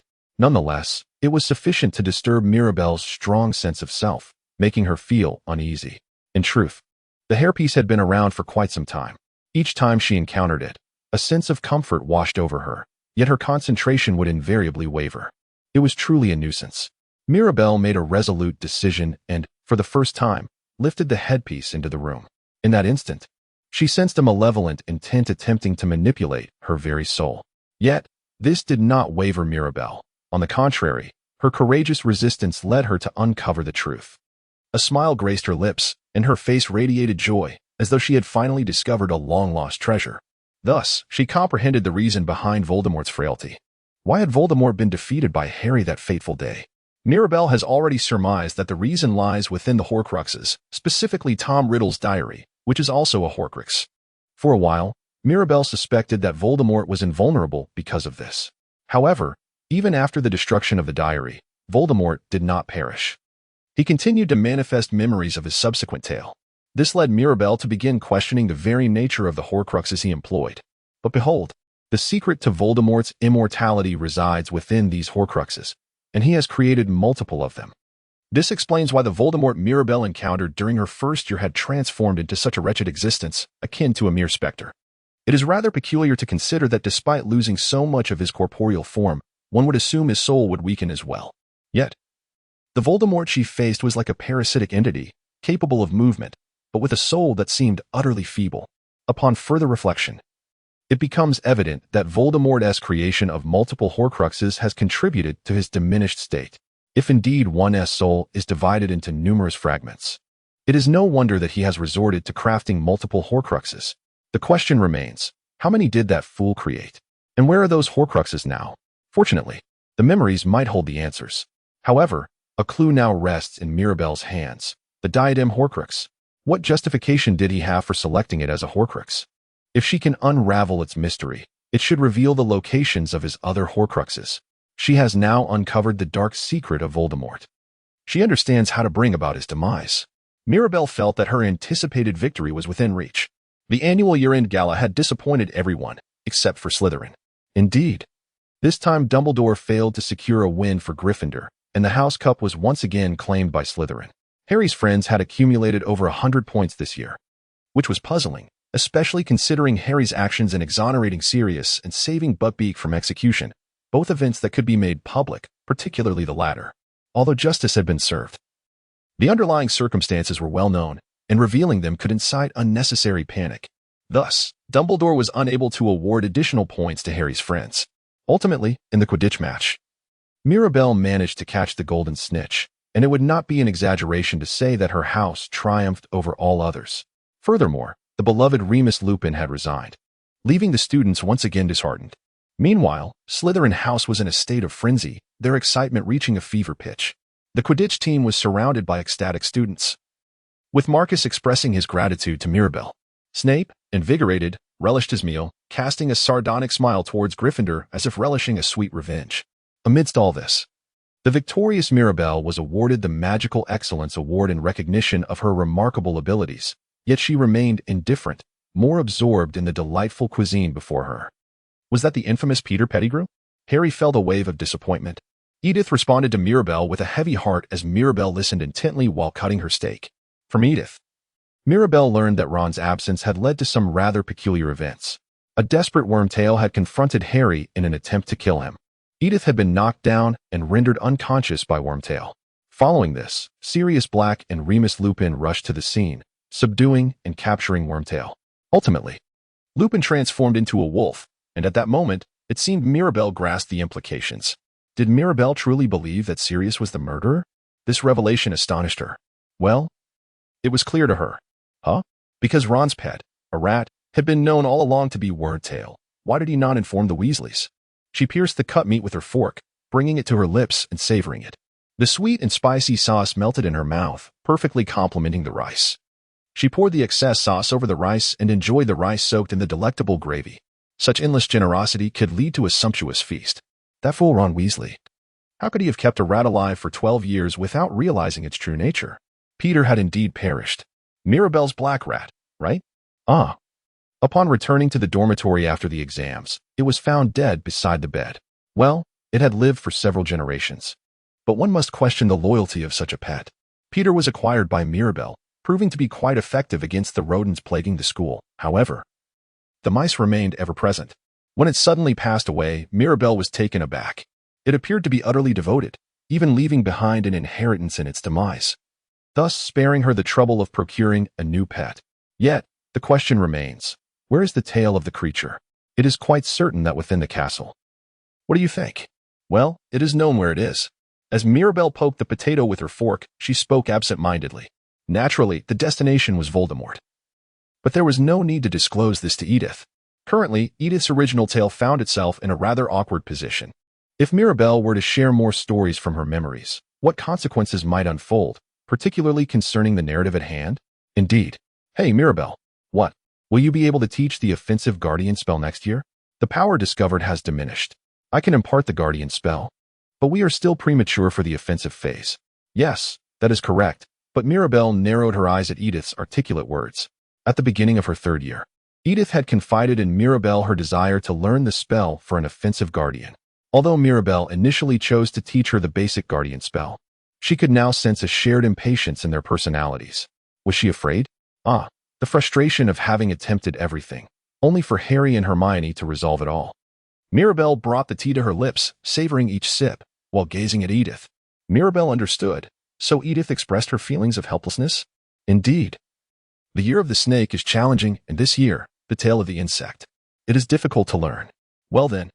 Mirabelle extracted a piece of paper from her pocket and tossed it towards Edith with a snap of her fingers. The pristine white paper inscribed with letters pointed towards Magnolia Crescent Road. Subsequently, a hand mirror emanating wisps of smoke was placed upon the table, revealing the coordinates of the villa in question. Instructions for communication were conveyed. Utilize an owl in conjunction with that hand mirror. What? A two-way mirror. Far more efficient than an owl in flight. This handheld mirror facilitated communication, allowing one to converse with the reflection of another mirror. Unlike the lengthy correspondence carried by owls, Mirabelle found it exceedingly practical. This was also one of the reasons she wished to own an owl. Are you certain? Quite costly, I presume. Don't mind me. Please take it. While the two-way mirror is remarkably convenient, its availability is exceedingly rare. Due to its practicality, the Ministry of Magic has imposed regulations. Items used for communication outside the purview of the Ministry are classified as the highest tier of artifacts employed clandestinely. Several dark wizards have exploited this to deceive the Ministry. Thus, only a select elite of wizards, trusted by the Ministry, are permitted to possess one. Naturally, the price is exorbitant. When you seek someone, speak into that mirror. Understood. Edith timidly placed the mirror back into her pocket, undoubtedly pondering the cost of replacing it should she accidentally break it. Mirabelle gazed at Edith's silhouette, pondering the duration of her own ordinary existence, which she felt slipping away. If Mirabelle's understanding held true, the pivotal moment of her destiny would arrive in the coming year. The tranquil student life she had known would come to an end, ushering in a tumultuous era that would engulf the entire wizarding world. Voldemort's resurrection was merely a year away. Upon hearing the news of Buckbeak's impending execution, Harry's friends were engulfed in despair, yet felt utterly powerless. These 13-year-old youths were incapable of overturning a decision already made by formidable forces. Harry and Hermione trudged along, dejected, until Edith's reassuring touch on Harry's shoulder lifted his spirits momentarily. Hagrid had at least been able to prevent them from witnessing the brutal scene of the Hippogriff's execution. Yet it was a painful ordeal for Harry and his companions nonetheless. Even sharing in the agony felt appropriate. There was no doubt that Buckbeak would meet a grim fate. his head severed from his body. Even from a distance, Hagrid's anguished roar, filled with tears, would resonate in their minds. How could anyone commit such an atrocity? Hermione sobbed, condemning the Ministry of Magic's cruelty. Harry and Edith knew not how to respond, remaining silent. Was this truly the limit of a student's power? Were they really so helpless? No matter how many times he asked himself, he could find no answer, only a sense of frustration. As they walked, Harry suddenly caught sight of something familiar at the edge of his vision. A creature he hadn't seen in a year should now be within the school grounds. Scabbers? He recognized the rat, Ron's pet, who was now presumably at St. Mungo's. Where was Ron Scabbers? Curiously, as Harry approached, Scabbers began to scurry toward the Whomping Willow. Upon seeing this, Harry instinctively took off after it. "Hey, Harry, what's wrong?" Edith exclaimed. "Scabbers. That's Scabbers," Harry informed Hermione, who was astonished and inquired further about the rat. Edith appeared perplexed by the situation, yet the two girls hurried to follow Harry. The rat darted into a hole at the foot of the willow, and Harry and the others attempted to follow. However, they could progress no further, as the tree swayed ominously. "What should we do?" Harry pondered, coming to a halt as Scabbers leapt onto a branch of the tree. The chaotic willow seemed to be under some enchantment, suddenly still. When Scabbers ventured back into the hole, Harry was left utterly astonished. He tried to pursue, but Edith intervened. "Harry, wait. Is that rat trying to lead us somewhere?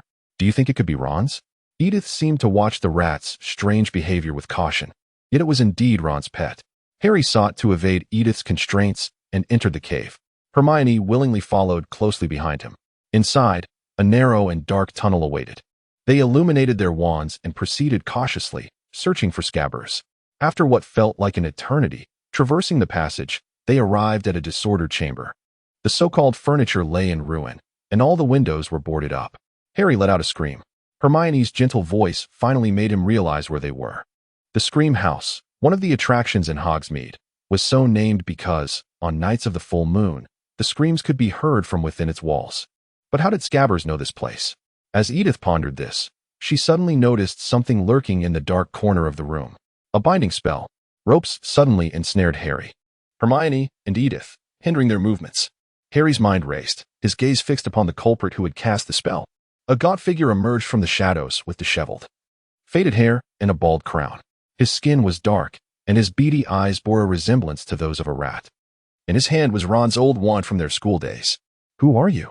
Harry shouted from the ground, straining to maintain control over his emotions. However, the man merely flashed a repugnant grin, showing no sign of delight. "Who?" "Just someone who has been with you since your enrollment." "What are you talking about?" Harry thought, incredulous. Since entering the school, Hermione had always been by his side, and Ron was now present as well. The filthy man continued to taunt, always together. At one point, Ron nearly confronted the spellcaster. Ron had often criticized his ineffectiveness, envious of the owl. "What? Do you still not understand?" "Scabbers, Harry Potter." Harry and Edith gasped at the revelation of the man who called himself Scabbers. Meanwhile, Hermione murmured in astonishment, realizing why he resembled a rat. He was once known as Peter Pettigrew, a former student of Hogwarts. "Traitor, you should be dead." Harry instinctively denied the accusation. The name Peter Pettigrew belonged to the best friend of his father. When his parents were murdered, it was this despicable man who had challenged Sirius Black, leaving only a finger behind as evidence of his existence, if he could attack. Yet, as the man spoke, he seemed to mock Harry, suggesting that he had outwitted Sirius and made the world believe he was dead with just a single finger. For the first time, he had surpassed the seemingly invincible Sirius, inciting envy in all who knew them. Peter's dark, beady eyes reflected nothing but filth and malevolence. What did this all mean? Did Sirius Black seek vengeance for his father? It is what the world perceives as a rather clever strategy. Only Sirius knows the true essence of the Secret Keeper. It is something Harry cannot fully comprehend. Harry wishes to dismiss the blatant reality. What had that fellow just uttered? The true Secret Keeper? Did he speak like a rodent? A Secret Keeper. It is a formidable safeguard, meant to conceal its surroundings. The highest level of concealment enchantments applied to structures, accessible only if the guardian of the place permits entry. James and Lily once harnessed such magic to attain peace, selecting Sirius Black as their protector. This is why the entire world believes that Sirius betrayed Harry's family. Oh, parents! With no choice, the Dark Lord was feared, and resistance became futile. Thus, the secret was divulged to the Dark Lord, earning his acknowledgement. However, the Dark Lord was ultimately vanquished by the young, losing his formidable standing. The man, who had earlier appeared so disheveled, suddenly transformed into a grotesque figure. That scoundrel betrayed Harry's parents. That wretch murdered Harry's parents. Harry's vision warped by hatred. He clenched his fist, blood seeping from his palm. Sirius was pursued, but ultimately prevailed. He was confined to Azkaban. The vile man grinned, smugly declaring his triumph. Harry immediately yearned to strike him, yet found himself unable to move. Never had Harry craved freedom so intensely. To be free, to protect himself, and to extinguish another's life. Yet, he was relentlessly hunted. With only Sirius Black and his Death Eaters on his trail, there was no alternative. Due to the information he possessed, the Dark Lord lost power. Thus, it was only natural to harbor animosity towards him. For his own safety, he resolved to endure a wretched existence in the Weasley household, yet still felt a semblance of security and joy. This was the price of betrayal from a friend, leading to such a life. But Peter appeared rather pleased. A life devoid of any threats. There was nothing more to contemplate. Yet everything culminated with Sirius at Hogwarts. If he departed from the school, the Death Eaters would find him. If he remained, Sirius would perish. He had no choice but to offer his life as a gift to the Dark Lord. Scoundrel! Harry's murderous intent spoke coldly to Peter. The enemy of his parents stood before Harry, but Harry was helpless to act. What could be more infuriating than this regret? No grudges could be held. He had no choice but to proceed as he must. There was no alternative. With no excuses left, Peter raised his wand. Perhaps some form of dark magic would emanate from it. Even if he knew, he was powerless to intervene. Harry, frustrated, gritted his teeth, continuing to glare at Peter. Edith kicked Peter. Peter turned around and fell to the ground, gazing at Edith. There were no ropes. Harry and Hermione were bound. But Edith had managed to escape. Peter was perplexed, as he understood why, yet he told Edith that it was not difficult at all. The only thing accomplished was acquiring a wand through being bound. In an instant, Edith noticed Peter and freed him with her wand. With the wand in hand, she was able to wield magic. This was precisely why Edith could sever Peter's bonds and rise gracefully to her feet. Don't interfere. Peter furiously withdrew his wand. As Edith also employed her magic. Disarm. Levitation spell. Edith cast a levitation charm. The levitation spell, a versatile enchantment, required the name of the object to be levitated to follow its incantation. Edith chose herself as the target, and then soared, evading the red flashes. She executed a spinning kick that struck Peter's shoulder, matching the speed of his fall. The weary man groaned in agony, attempting to aim his wand at Edith. But she was faster, having already vanished from his sight. Where could she be? From Peter's blind spot, Edith struck with an elbow jab, a move attainable only through magic. Magical combat often consisted of casting spells at a distance. One would aim their wand at the enemy and then cast. Most attacks were completed in 2 or 3 actions. But conversely, if one did not aim, they could not strike their foe. After falling, Peter immediately rose to search for Edith, yet she had already slipped from view. A blow from his blind spot knocked him down once more. Humph. A wizard? Is this how primitive it has become, merely resorting to fists? But what of it? Edith was originally a student adept in practical skills. To speak more seriously, she was a wizard proficient in action. She acted first and considered later. There was no concept of strategy in her mind. Only the efficacy of magic or fists mattered. There were no constraints dictating the necessity of magic. About half of what was taught in class had already been discarded from her memory. Some things were remembered for exams, yet forgotten immediately afterward. It was precisely for this reason that she employed such a casual approach to magical combat. However, Peter's experience prevailed. The slender, cunning man caught a glimpse of Harry from the corner of his eye, a smirk of suspicion spreading across his face. When Edith glanced at Peter, she discerned his intention. She hurriedly ran to protect Harry, but at the same time, Peter cast his spell. Sleep. Unable to abandon Harry and Hermione, Edith was struck by a stunning spell and sent flying. Her wand fell, crashing against the wall, and she collapsed helplessly. Edith was on the brink of losing consciousness but thought she could not fall just yet, as there was still a fight to be had. Peter took a deep breath, a triumphant smile spreading across his face. It's over, it's over. The ropes binding Harry and Hermione remain unbroken. Harry grits his teeth, struggling in vain to free himself from his helplessness. How disheartening. How pitiful. Peter, with his wand pointed menacingly at Harry, elicits the latter's growing anger. Suddenly, however, he is seized by a figure. Oh, it is over. A fist connects with Peter's face. The unfortunate creature, even more gaunt than Peter, possesses hair that is unkempt and a face that resembles a skeletal visage. His beard grows in wild disarray, and his clothes are tattered. He retrieves Harry's wand from the ground and brandishes it. Thus, the enchantment binding Harry and Hermione is lifted, granting them their freedom. Harry James Potter reflects on the child of his friend. The boy speaks with a tremor of excitement, grasping Harry's hand.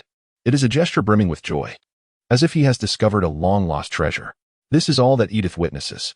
The consciousness of witnessing the reunion between Sirius Black and Harry Potter fades into darkness. During the summer, most students delight in playing with friends or traveling with family. Mirabelle did not engage in typical student behavior. Instead, she undertook a rather peculiar endeavor. With one hand clutching a biology textbook, her gaze was fixed intently upon a glass cabinet designated for breeding purposes. Surrounding various flasks and beakers were arranged in a neat row, while she donned a long white coat and sported a pair of spectacles. Within the glass cabinet, a few toads were present, engaged in the enigmatic act of hatching eggs for reasons unknown. Mirabelle conjured the soul-binding spell to compel the toad into action. Yet at first glance, it appeared utterly meaningless. "What does that mean?" asked the masked Quinarius Chilo, trembling with fear as he stood nearby. Mirabelle then turned the pages of the book and handed it to Chilo. It reflected numerous cases concerning the serpent creature. It is said that a Greek dark sorcerer named Hypole, through his research, birthed an extraordinarily powerful giant serpent from a toad's egg. Unlike ordinary serpents, it was dubbed the Serpent King. Merely gazing upon it could lead to death or petrification. Could it really be? Alas, the eggs within would transform into serpent monster eggs. Mirabelle reached into the glass cabinet and retrieved an egg. The situation was rather troublesome. To transform it into a serpent monster egg, certain conditions had to be met. For instance, the egg had to originate from a rooster rather than a hen, and the rooster must be 7 years of age. Oh, a rooster? However, roosters typically do not lay eggs under normal circumstances. Hence, the necessity arose to magically alter the rooster's body to compel it to produce an egg. Initially, Mirabelle attempted to create a serpent monster using conventional materials. Yet, to circumvent the logical requirements of a rooster's egg, magical transformation was imperative. Consequently, Mirabelle undertook a reasonable modification of the rooster, forcing it to lay the egg. Unfortunately, the body of the hen, or rather, the rooster's body, was unable to endure the forced experimentation, resulting in its demise post-laying, ultimately becoming Mirabelle's lunch, albeit a regrettable one. "Sister, do you intend to mass-produce serpent monsters?" One glance into the eyes of a serpent monster could prove fatal. Thus training it to keep its eyes shut became essential. Fortunately, the serpent monster possessed an exceptionally keen sense of smell, despite lacking thermal sensing organs. Even with its sight obstructed, it could still navigate adequately. Mirabelle returned the egg to the box. Then, as if waiting like a toad, it leaped onto the egg. Donning glasses. It would be quite the amusing spectacle if one were to gaze into the eyes of a freshly hatched serpent monster, leading to their demise. Oh, does it wear glasses? It is said that the lamenting maiden also perished while wearing glasses. Therefore, she learned the art of alchemy to create magical eyewear. These glasses possess a magical effect. Upon detecting magical energy, they automatically activate, obscuring the wearer's vision. As Mirabelle explained, she gazed at the egg. Although there were no signs of hatching yet, she was confident that a serpent monster would soon emerge. In the midst of her meticulous adjustments, she was attempting to mass-produce these creatures, and now all that remained was to await the outcome. While she waited, she heard a crackling sound emanating from the fireplace. Clearly, a visitor had arrived. "Chilo, please take care of this," she instructed. Mirabelle left the serpent monster's egg for Chilo and then approached the fireplace. There stood a girl whom Mirabelle recognized, Edith Renegal. From her asphyxiated expression, it was evident that she was unaccustomed to the chimney. Edith surveyed the mansion, her mouth agape, revealing a rather foolish countenance. "What are you doing, Edith?" Mirabelle inquired. Mirabelle, she stammered, as the opulent villa seemed extravagant to the ordinary Edith. With the demeanor of a climber, Edith's eyes darted about, emitting meaningless murmurs of awe. Mirabelle sighed and gestured for Edith to enter her room. At the end of the lengthy corridor, there must have been a powerful stimulus for Edith. Her gaze once again settled upon the room. "Now, let us practice the spell." "Excellent." Edith clenched her fists. However, out of the corner of her eye, she suddenly noticed something intriguing, diverting her interest. A pile of books on the table that Mirabelle was perusing caught her attention. They resembled Muggle books, just a single Muggle volume. Muggle books? Does Mirabelle read those too? There is much valuable content within. The tomes on the table chronicled various reigns in Muggle history: absolute monarchies, democracies, socialism.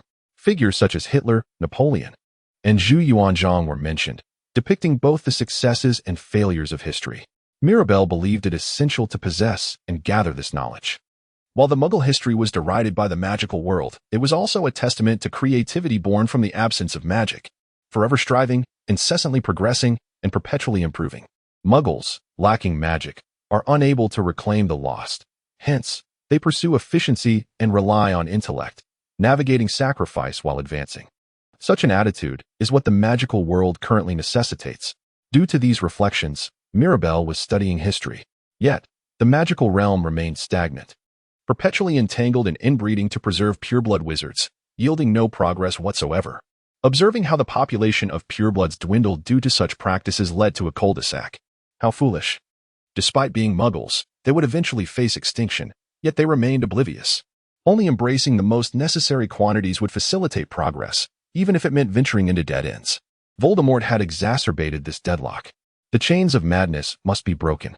A Muggle book, and nestled within it was a ticket. A ticket that had been used as a bookmark. Mirabelle seemed to respond to Edith's curious gaze by retrieving a piece of paper wedged between the books. The paper bore the inscription of the Quidditch World Cup semifinal, Wagwa versus Ireland. Hey, it's a ticket to the Quidditch World Cup. Interested? Of course, she replied. Tickets for the Quidditch World Cup are highly coveted within the wizarding community, which explains why many, like Edith, desire them. However, there are also families that, despite receiving invitations, have no interest whatsoever. The Beresford family is one such example. Shall we take a look? Mirabelle inquired. Would you like to see? For Mirabelle, the World Cup did not evoke much excitement, yet that did not imply she disliked it. If Edith wished to attend, it wouldn't be a bother. In response to the question, Edith nodded enthusiastically. Yes, let us hurry then. If memory serves me right, it should be happening today. The Patronus charm could only be learned thereafter. With the basilisk now at rest, Mirabelle was confident that Chilo would perform admirably. Mirabelle snapped her fingers, and moments later, a maid entered the room. Her name was Mary, Mirabelle's exclusive maid brought from the estate. The girl possessed a doll-like appearance, with flaxen hair tied neatly behind her. Mary wore attire that would leave Muggles in doubt, donning a carefully designed outfit. Without hesitation, the maid seized the bewildered Edith and led her away. Mirabelle shed her white coat and opened the wardrobe. She discovered a black hoodie and a pair of jeans, then snapped her fingers. In an instant, her attire transformed, and the long robe she had been wearing hung neatly on the hanger. Sister, I am ready, she announced. Doesn't it look splendid? Edith had applied a subtle touch of makeup, a stark contrast to her usual bare face, and donned a pristine white dress. Her hair had also been elegantly trimmed, lending her an air of grace and poise. Mirabelle placed a hand on Edith's shoulder, who lowered her head, seemingly a bit embarrassed. Mirabelle informed Mary, well then, it's time to leave it to them. After being graciously escorted away by a servant, Mirabelle instantly activated her apparition, soaring towards the land of Wagwa. This land, however, concealed a forest deep within its borders, where the venue for tonight's competition was being prepared. Of course, if the wizards were suitably attired, there would be no issue even if discovered by Muggles. However, those over 60 years of age would be clad in robes, as any Muggle witnesses were destined to have their memories erased. The venue had two entrances, each exhibiting a peculiar aspect. One entrance was crowded with white wizards eager to rush into the arena, while the other saw a line of yellow-skinned wizards, seemingly inexplicably waiting in order. Edith, anxious to reach the competition, could understand the former, but was perplexed by the latter's behavior. Why were they so orderly? The people of Wagwa valued decorum and politeness, adhering to the practice of queuing, which seemed to them a waste of time. Yet they noticed that the crowd was moving more swiftly than those who were not in line. Upon presenting their tickets to the staff at the entrance, Mirabelle and Edith were guided to their designated seats, affording them an excellent view of the match. As the competition commenced, many spectators had procured binoculars, reminiscent of Muggle devices, to enhance their experience. Finally, the moment arrived for the teams from both nations to enter, and excitement surged through the arena. Ladies and gentlemen, welcome to the 422nd Quidditch World Cup, Round 3. Tonight's match features Wagwa against Ireland in the semifinals. Let us commence with the Irish team's mascot, announced Ludo Bagman, the head of the Department of Magical Sports and Games. Concurrently, two comet-like objects, shimmering with green and gold light, soared into the arena, spiraling gracefully toward the goalposts at either end. A rainbow bridge connected the two comets, eliciting spontaneous cheers from the audience. As they continued to fly, they traced the shape of a shamrock in the air. Suddenly, a golden shower cascaded down, enveloping the arena in a frenzy. The spectators rushed to gather the coins. But Mirabelle quietly grasped Edith's shoulder. "It's an illusion. The coins will vanish with time," she remarked. Edith, believing in the unexpected downpour of gold, managed to conceal her own unattractive appearance with a wry smile. The thought of picking up coins only to face disappointment later made her hesitate. With the entrance of Huawei's mascot, the excitement heightened. The Irish mascot was splendid. What kind of mascot would Huawei present? As if to fulfill the anticipation, two golden brooms soared into the arena, spiraling through the air, followed by a resounding cheer from the Huawei side of the stands. Wind, wind, wind, wind. The swirling broom in the air resembled the strokes of a painting, and soon, a magnificent landscape unfolded before my eyes. A grand Great Wall of China, from which soared a golden five-clawed dragon. What was that? The Great Wall of China and its emblematic golden dragon, a totem that has long been revered in Chinese culture as a symbol of auspiciousness and power.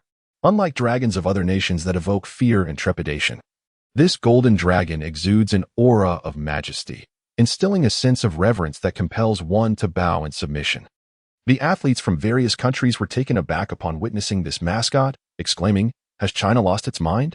What kind of mascot is that?" Upon hearing this tale, Edith nodded thoughtfully. "Now, let me introduce a contestant." The crowd erupted in applause. The Irish national team: Connolly, Ryan, Troy, Moran, Quigley, Div, Lindsay. As the athletes mounted their brooms and entered the stadium in succession, the audience cheered with exuberance, forming a long line of competitors. All the brooms were akin to arrows, and the riders were top-notch. Now, the Chinese team enters: Xiang Xian, Wang Hongba, Shuri, Xia Houwei, Li Liang, Hua Hong, Xia Jun. The Chinese team appeared slightly more formidable than the Irish team as they lined up side by side. Subsequently, the quaffle and bludgers were released into the arena, preparing for the match. All right, the game begins. In an instant, Edith's vision lost track of the players. They moved with incredible speed. The chasers threw the quaffle so swiftly that it was nearly impossible to discern who held it. The beaters struck the bludgers with frenzied momentum, executing swift returns that left behind traces of their movement. Edith stifled a laugh at the chaotic scene, particularly at one player. In the midst of the fray, the seeker Xia Jun and Lindsay engaged in a fierce chase for the golden snitch, a clash reminiscent of the game scene in school. Yet, between high-level players, two types of confrontations emerged. One is a war of endurance, testing which side can withstand longer, while the other aims for a swift capture of the snitch. This was Quidditch, and today's match leaned towards the latter. The evidence lay in the fact that the two seekers were already in motion. Each team's beaters targeted the opposing chasers, but the two seekers spun in mid-air, showing no signs of slowing down to evade. In that moment, the golden snitch darted in their direction. Edith held her breath, fixated on the Chinese seeker, Xia Jun, as he leaped from his broom. It was a risky move. He missed the snitch and tumbled to the ground. Xia Jun fell, rolling upon impact.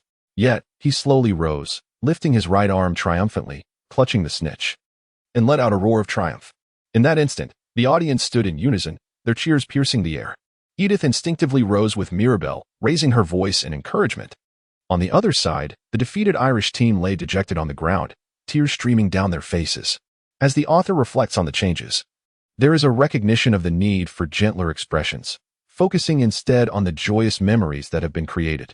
In a villa standing proudly on Moulin Crescent, two girls are seated opposite each other. The brown-haired girl, Edith Renagel, closes her eyes and extends her wand, as if lost in a reverie of memories, while the blonde girl, Mirabelle Beresford, crosses her arms and observes intently. In Mirabelle's eyes, the silvery mist finally emerged from Edith's wand, gradually transforming into the shape of an animal, soft and fluid like a drifting cloud. Yet, there was no smile on Mirabelle's face. Instead, she let out a huff and began to lament the tardiness of Edith's Patronus, claiming it was 7 seconds late. In the battle against the Dementors, it was a race against time. The later one received assistance, the greater the sense of despair. Memories flooded back, and with them, the joyous recollections that served as the key to conjuring the Patronus. Under their influence, how swiftly could one summon a Patronus, especially in the face of such formidable foes. The spell that conjures the Patronus is the very bane of Dementors, and yet, they siphon away the happiness required to create it. Consequently, the Patronus cannot be summoned effectively. It becomes merely a tool. To put it exaggeratively, the magic of the Patronus charm ultimately condenses into a singular point, first manifesting, then being absorbed. Even so, it remains a challenge to retain such profound memories. What, one might wonder, was truly on Mirabelle's mind? If not for reference, one should have experienced the journey that genuinely birthed a Patronus. Edith pondered this question, but Mirabelle did not respond. Her expression shifted slightly, revealing her inner turmoil. Mirabelle's expression transformed into her usual demeanor as she coldly remarked, "Let the events that bring joy unfold." Mirabelle uttered some mundane remarks before taking a seat. She then sipped the remaining tea and raised an eyebrow. Edith, unsure of what to say, muttered a soft inquiry about what was amiss. Glancing at the masked butler who appeared visibly disheartened, perhaps due to the tea's quality. After a brief pause, Edith also took a seat. Mirabelle urged Edith to sit opposite her and handed her a cup of tea. Indeed, compared to the school's tea, Edith discerned that the flavor was subtly milder. Being well-versed in the quality of black tea, she couldn't help but notice.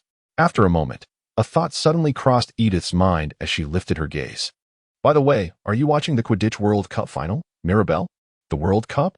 "Yes, I am quite interested," she replied.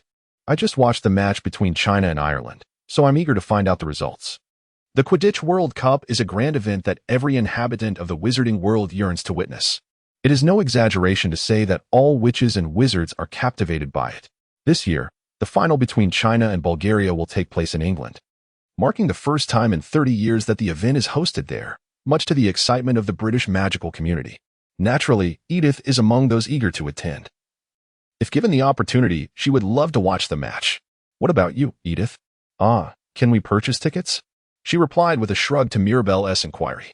The tickets for the World Cup final are notoriously sought after and exceedingly difficult to acquire, regardless of how much one desires to attend. Such is the sentiment among the residents of the British magical world. Hence, there is fierce competition and bidding, with only a fortunate few being able to witness the event. The Reginald family does not possess such wealth, nor do they have any influential connections. Moreover, as their own daughter, she feels too embarrassed to broach the subject with her family. "What? This is the first I'm hearing of it. I didn't mention it." "No." Mirabelle selected cookies while awaiting a word from her counterpart. Mirabelle sought to compel herself to engage with stories that delved into familial matters. As Edith spoke, Mirabelle listened intently. When Edith allowed the conversation to flow naturally, so too did Mirabelle. It appeared that Edith had no particular concerns weighing on her mind, prompting her to speak in a conventional manner. The topic at hand was the complexities accompanying her mother's remarriage. Long ago, a couple, her biological parents, had quarreled and subsequently divorced. It was a rather ordinary tale. The reason for their discord lay between a wizard and a muggle. Her mother, a half-blood witch, hailed from a family that seemingly upheld the ideals of pure-blood lineage and exhibited a strong preference for it. Meanwhile, her father was a muggle. Somehow, when they began dating, it seemed akin to a fleeting summer romance, allowing them to come together, yet it was evident that the marriage faltered in the realm of pure-blood expectations. So what transpired? Was pure-blood status truly of no consequence? Mirabelle felt a sense of disdain and urged Edith to continue speaking. After quenching her thirst with red tea, Edith resumed her tale. Subsequently, father departed with one sister while mother took the other, leading to their separation. Following that, mother remarried into the Reiniger family. Sister? Even the face is memorable. Mother passed away when I was merely 9, thus the current Reiniger family took me in as their adopted child. Is this the reason for the difficulty in speaking out? Edith nodded as she savored her third biscuit. However, from that visage, one could perceive the submissiveness of an adopted child. She appeared quite content with her present life. Well, it seems father treats her just like a true daughter. I see, it's no wonder she is from Slytherin. One can't help but worry about issues of bloodline. Mirabelle chuckled wryly as she toyed with an empty teacup. Then, with a hint of curiosity, she posed a question. By the way, do you come from a pure-blood lineage? What is your family name? Valentine, perhaps? Yes, I assume it must be Edith Valentine. Suddenly, the sound of shattering porcelain echoed through the air, and fragments of the white teacup scattered about. Confused, Edith glanced around, her expression one of astonishment. A sight she had never witnessed in Mirabelle despite their 3 years of acquaintance. The golden hues of Mirabelle's fearless eyes flickered, and perhaps it was merely Edith's imagination. But Mirabelle appeared akin to a lost child. Mirabelle gazed at Edith, her expression one of utter bewilderment, as if she were rendered speechless by astonishment. What was the situation? Mirabelle? What is the matter? The coincidence seemed too rare to be mere happenstance. Yet, if it were something her sister had said, wait. Mirabelle, what is wrong? At Edith's urgent call, Mirabelle finally regained her composure. She blinked, surveying her surroundings, only to realize that she had lost her poise. Mirabelle snapped her fingers, summoning the butler to tidy up the shattered plates, then averted her gaze. The shock lingered, leaving her perplexed. What on earth was happening? It's nothing to worry about. She murmured softly, yet her eyes unmistakably conveyed her refusal to discuss the matter further. Even if Edith pressed her for answers, Mirabelle would respond with indifference, continuing her demeanor of coldness. Edith had begun to grasp certain aspects of the situation. While the connection to her mother's affairs might seem coincidental, for Mirabelle, the circumstances were decidedly more sinister.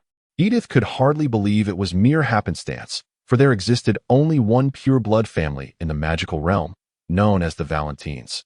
As Mirabelle and Edith searched for an empty compartment on the Hogwarts Express, they encountered Harry just boarding the train.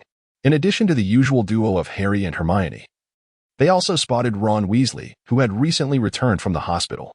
Perhaps due to nostalgia, the atmosphere felt somewhat tranquil, though the sharp pangs of the past still lingered. Hey, Harry, Hermione, how have you been? Edith inquired. The best summer ever, they replied, their faces lighting up with radiant smiles. The rivalry between Gryffindor and Slytherin was as fierce as ever, yet there was no lingering animosity among the three of them. Their annual collaborations had forged a resilient bond. Gradually, events began to deviate from the familiar narrative, and the future became increasingly unpredictable. It's been ages, Ron, Edith exclaimed cheerfully. But Ron merely responded in a hushed tone, diverting his gaze. Edith furrowed her brows, wondering what had transpired. Hey, what is wrong with Ron? Has he not recovered yet? While it seemed his memory had returned, his demeanor had shifted somewhat after a year in the hospital. Since his absence, many changes had undoubtedly occurred. But Edith remained hopeful that the original Ron would eventually resurface. Hermione answered Edith's question with a look of concern. Although she reassured Edith that Ron would certainly return to his former self, her own conviction appeared to waver. In the worst-case scenario, if Ron's personality never reverted, it would be rather peculiar. They had watched the Quidditch World Cup and were celebrating Ron's return to the Gryffindor team. Edith gazed enviously at Hermione as she spoke of the Weasley family, known for their grandeur, yet Arthur Weasley, the patriarch, held a modest position as an official in the Ministry of Magic. In other words, they were certainly not without their merits. By skillfully leveraging connections, Arthur had secured special seating for the World Cup, allowing him to watch the Quidditch match alongside Harry and Hermione, celebrating his son's return. Edith, in fact, Harry was hoping to ask you. Hermione quickly apologized to Edith, who wore a look of disappointment, though she managed a wry smile upon witnessing Hermione's distress. Edith was aware of Hermione's close ties with Harry, as well as her friendship with Ron. It seemed that the aftermath of the competition had left many questions lingering. Reports indicated that the collapse of the Death Eaters had incited chaos, and even the Dark Mark had appeared at the scene. Oh, indeed, Harry stammered, caught off guard by Mirabelle's sudden inquiry. While Harry's friends had thoroughly enjoyed the match, they also bore witness to a group of masked muggles floating in the air. Additionally, the Dark Mark, Voldemort's ominous skull-shaped signal, rose ominously above, plunging the entire crowd into a state of sheer panic. Hey, Harry, do you truly believe that he has returned? Edith timidly asked. The Dark Mark, a symbol that had not been seen for years, was synonymous with Voldemort's resurgence. Harry, filled with doubt, responded. Yet he harbored a lingering hope that it was merely a rumor. However, he had recently dreamt of Voldemort, which left him with an unsettling premonition. Furthermore, he contemplated that Voldemort existed in a disembodied state, unable to survive outside the realm of ghostly existence. Harry speculated that Voldemort might be attempting to restore himself. But the crucial point remained. He had no physical form. Could he truly be resurrected? Harry's thoughts were abruptly interrupted by Mirabelle, who had captivated everyone's attention with her bold proclamation. What is it, Mirabelle? A form of ancient dark magic, she began. The bones of blood relatives, loyal to their flesh and blood, and filled with hatred for their enemy's blood, can be used to concoct a potion that allows for the complete regeneration of the body. This dark magic, known as bodily regeneration, is precisely what I have been studying with the aim of incorporating it into my own rituals. That sounds highly dubious. You stole a book from the restricted section in your first year, didn't you? If it were truly flawless, Dumbledore would never have left it there, someone interjected. Mirabelle, undeterred, continued her research to perfect this arcane knowledge, focusing particularly on bodily regeneration. Wait, I've never heard or read of such magic. How could you possess such profound knowledge of dark arts? Hermione exclaimed, her curiosity piqued. Are you aware of Durmstrang Academy? Of course, Mirabelle replied. I've heard Malfoy mention it. It's quite straightforward. There is a connection. They possess extensive knowledge of dark magic acquired from that institution. Harry, grasping the implication of this connection, wore a look of understanding, but it was Hermione who suddenly recalled something. With astonishment, she covered her mouth, exclaiming, speaking of which, I remember reading about the current vice principal of Durmstrang, Mavis Beresford. Correct, Mirabelle affirmed. Mirabelle beamed, her lips curling into a smile, affirming Hermione's words. Mirabelle holds a profound affection for her mother, yet her singular advantage lies in the esteemed title of vice principal at Durmstrang.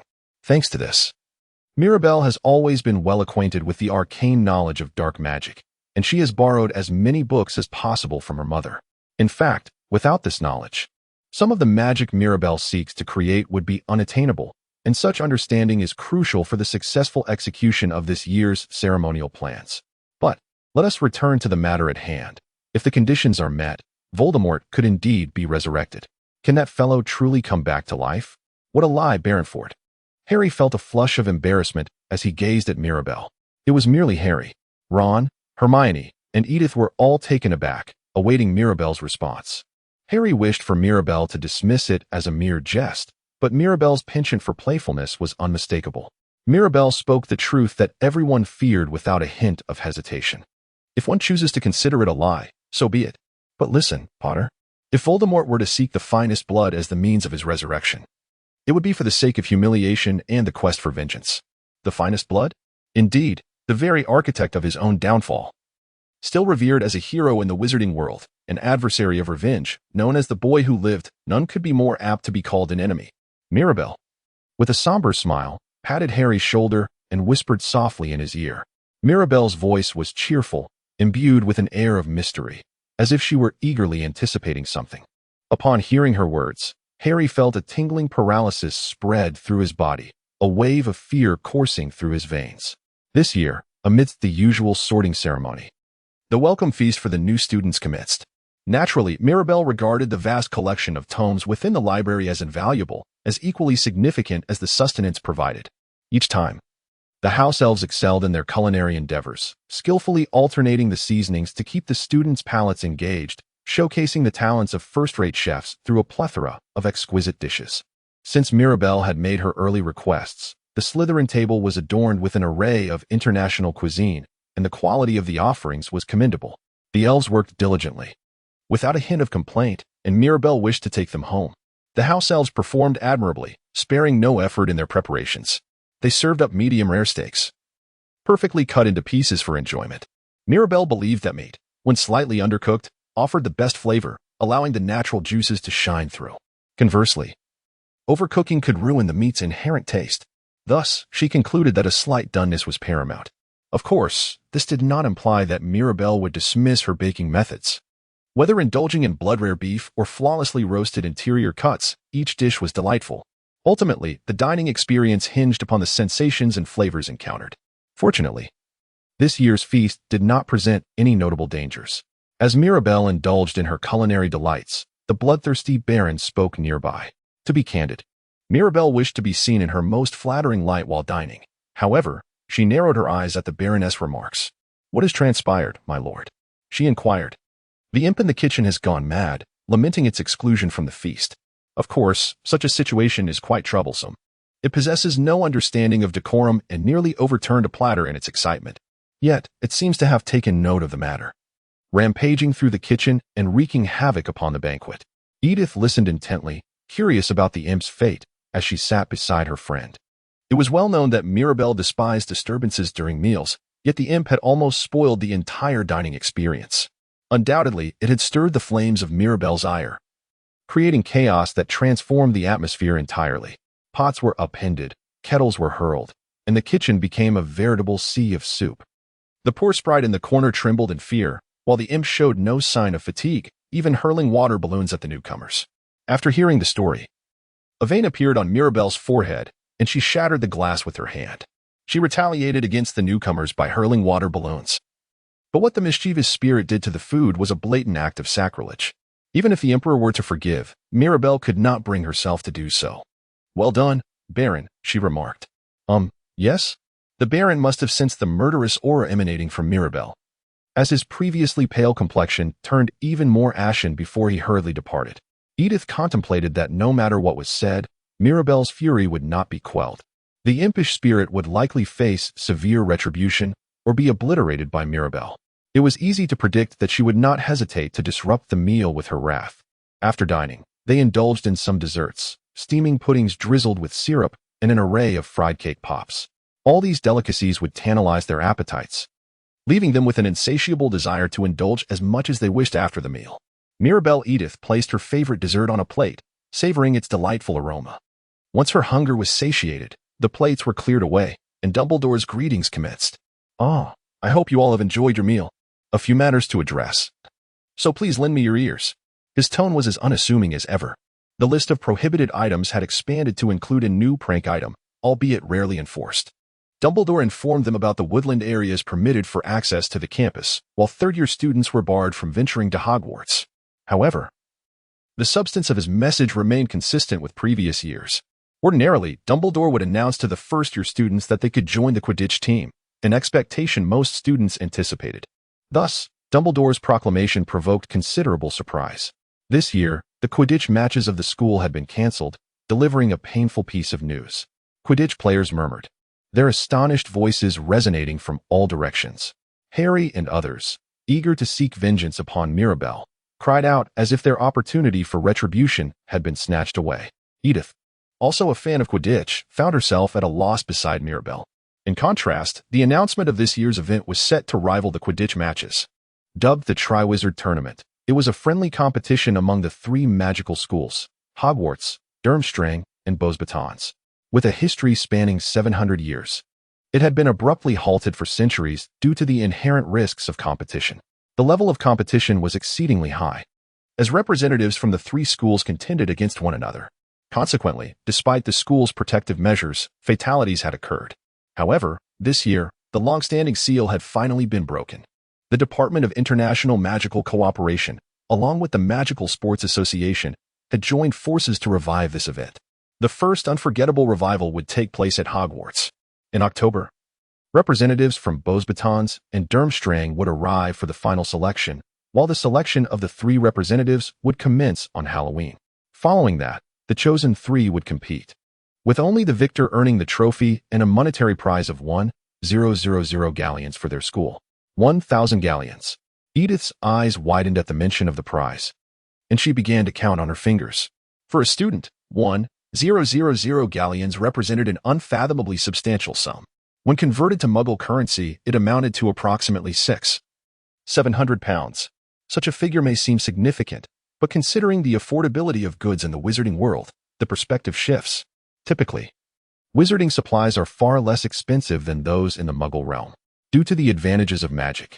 Consider this scenario: if 1 pound is exchanged for a galleon in the magical realm, in the Muggle world, that amount would only suffice to purchase a single bottle of juice. In contrast, the magical world would afford the purchase of at least 10 or more such beverages. The disparity in the value of gold between the wizarding world and the Muggle realm is tenfold. This analogy can be better understood when comparing developed and developing nations. For instance, in an underdeveloped country, an adult's wage may amount to several hundred units of currency. Yet, one can live comfortably because the value of money itself varies. A few hundred units in China equate to several thousand. A similar phenomenon occurs between the wizarding world and the Muggle domain. In other words, the previously mentioned 1,000 galleons should be interpreted literally as merely 700 pounds. Even with such an estimation, for the residents of the magical world, it could be valued at several tens of thousands of pounds. By the way, Mirabelle is aware of a method to capitalize on this. As previously stated, bringing Muggle gold into the wizarding world holds considerable value, and vice versa. The coins of the magical realm, such as gold coins, are not merely gold-plated objects, but are pure gold. While the magical world possesses alchemy, from the perspective of the Muggle realm, This concept seems absurd. Over 20 grams of pure gold costs merely a little over 80 units, which is indeed ludicrous. If one were to bring that into the Muggle world, of course, it would need to be melted down for use. It would swiftly approach 7,000 units, depending on market conditions. Conversely, if those 7,000 units were exchanged in the magical world, it would convert to 120 galleons. Moreover, within the magical realm, there exists an item known as a pure gold ingot, which, when melted and sold, could yield a significant profit. Naturally, leaking wizarding currency into the Muggle world is a criminal offense, and discovery would result in immediate capture. Even 1,000 galleons would gleam enticingly, tempting one to enter a competition, wouldn't it? Edith's eyes sparkled, prompting a tease from Mirabelle. Edith sighed dejectedly, resting her elbows on the table, wearing an expression that seemed to pull one from a dream back to reality. Though she longed for 1,000 galleons, she recognized that life held greater value. As for Mirabelle, she was intrigued and felt capable of achieving it. With that, she turned her gaze towards Dumbledore, who had just issued a new announcement stating that only those aged 17 and above could participate. Thus, Mirabelle, who had just turned 14 this year, would not be eligible. At 17 or older, if Dumbledore were to take notice, it would be challenging to win through intellect alone. Mirabelle adeptly exploited dark magic to breach the age barrier, thwarting the defensive spells that prevented individuals from exceeding the age of 17. However, Dumbledore's keen eyes were not easily deceived. Most crucially, Mirabelle had not originally intended to be involved in this scheme. The hour was late. It was imperative to rest well and prepare for the lessons of the morrow, facing them with clarity and alertness. It was time to retire for the night. All the students rose from their seats, engaging in conversation as they made their way back to their respective dormitories. Naturally, the topic of discussion was the recent competition among the 3 champions. Whom would be chosen? What kind of students would they be? Some students began to express their excitement. Mirabelle Edith also flowed with the current, returning to the dormitory. Another tumultuous year commenced. The first elective class of the 4th year at Hogwarts. Mirabelle Edith participated in Muggle studies, taught by the slightly sharp-toothed and broad-shouldered Professor Caridi Bubaji, who was in her 40s. Let us commence with a review of the years. What distinguishes wizards from Muggles? Do you comprehend? Theodore not utilizes magic and soars through the air. Indeed, he also engages in potion-making and alchemy. Yet, do these matters truly differentiate them? When addressing the podium, brandishing a wand, what is the distinction between wizards and Muggles? The gap is not as vast as wizards might envision, for the differences are subtle. Strengths and weaknesses exist on both sides. There are abilities that one can wield that the other cannot. In essence, wizards possess merely a slight edge over Muggles. Professor Caridi Bubaji's school is renowned for its affinity towards Muggles. Mirabelle is not particularly amiable towards Muggles, yet she also disavows the notion of pure bloodlines. The idea of pure blood remains deeply entrenched. However, wizards must embrace their Muggle heritage. Had they initially rejected Muggles, wizards would have long since faced extinction. It is imperative to welcome the knowledge gleaned from Muggles in the quest for survival. Muggles must be integrated. Now, the textbooks have been opened. Today, the focus is on tracing the genealogies of wizards to investigate their intersections with Muggle wizards. After the lesson concludes, there is a class on magical creatures care. In Hagrid's hut, he stands prepared to reveal a peculiar wooden box emitting strange quacking sounds, accompanied by explosive noises as though something were about to detonate. From this alone, one might predict the creature inside to be a newly hatched blast-ended scrut. Mirabelle is eager to nurture it, envisioning it as a subject of study, particularly one that piques her interest. The blast-ended scrut is indeed a repulsive creature, resembling a grotesque lobster, devoid of a shell and head. Its pale, slimy body extends legs from various points as it scuttles about. The mere sight of it evokes a sense of revulsion in Mirabelle. Yet it is confined within a narrow wooden box, its tail sparking like an explosion. Hagrid endeavors to feed it a variety of foods, and eggs, frog livers, and non-toxic wood dragon bones are all at the ready. One by one, he tries them out, and Edith's face contorts in disgust. Hagrid admits he has never raised a blast-ended scrut, indicating his utter ignorance regarding the potential dangers of nurturing such creatures. He is aware that as these beings mature, they may inflict harm. Edith is genuinely curious about why Dumbledore chose to appoint Hagrid as a teacher. Mirabelle contemplates withdrawing from the course. Mirabelle did not respond to the tear-streaked Edith, yet that silence spoke volumes. What a peculiar creature. It sucked with its belly suction cups. Was it on the offensive? Its tail exploded. Was it a magical beast of monstrous proportions? As the lesson progressed, it became evident that only the blast-ended script would engage in attacks, with the males armed with stingers and the females equipped with suction cups. And indeed, their tails would detonate. Hagrid had provided no prior explanation for any of this. Why was he appointed as a teacher? Even Harry and the others could discern from his expression that the lesson was quite challenging. 1 year of care? What a thought! Edith remarked while poking the blast-ended script with a twig, yearning to touch it once more. Mirabel, fatigued, responded. A particularly arduous lesson had commenced, and Mirabel was acutely aware of what it would entail for her. Frankly, she believed that such creatures held no practical value beyond inflicting harm. Ultimately, the lesson concluded with the feeding of these bizarre beings. The prospect of continuing this course left Mirabel feeling quite disheartened. Yet this year, she would finally attain the status of a regular student. With that in mind, she resolved to relish her feudal daily existence to the fullest. Mirabel couldn't help but smile at the thought. It was the first defense against the dark arts class at Slytherin. As they walked through the corridor into the classroom, remnants of Peeves' mischief were discarded in the trash bin.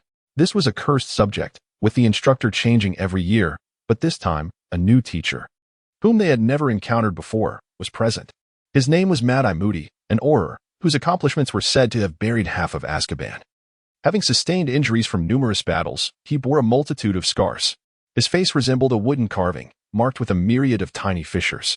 His mouth was crooked, and his nose was nearly absent, while his left eye was a peculiar magical orb that darted about erratically.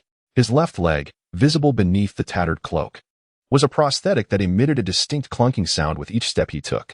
Textbooks, stow them away, Moody commanded as he stood at the lectern, calling the roll with the attendance book. One eye, the normal one, focused on the book, while the other, the magical eye, surveyed the students, perhaps perceiving their circumstances beyond his own blind spots.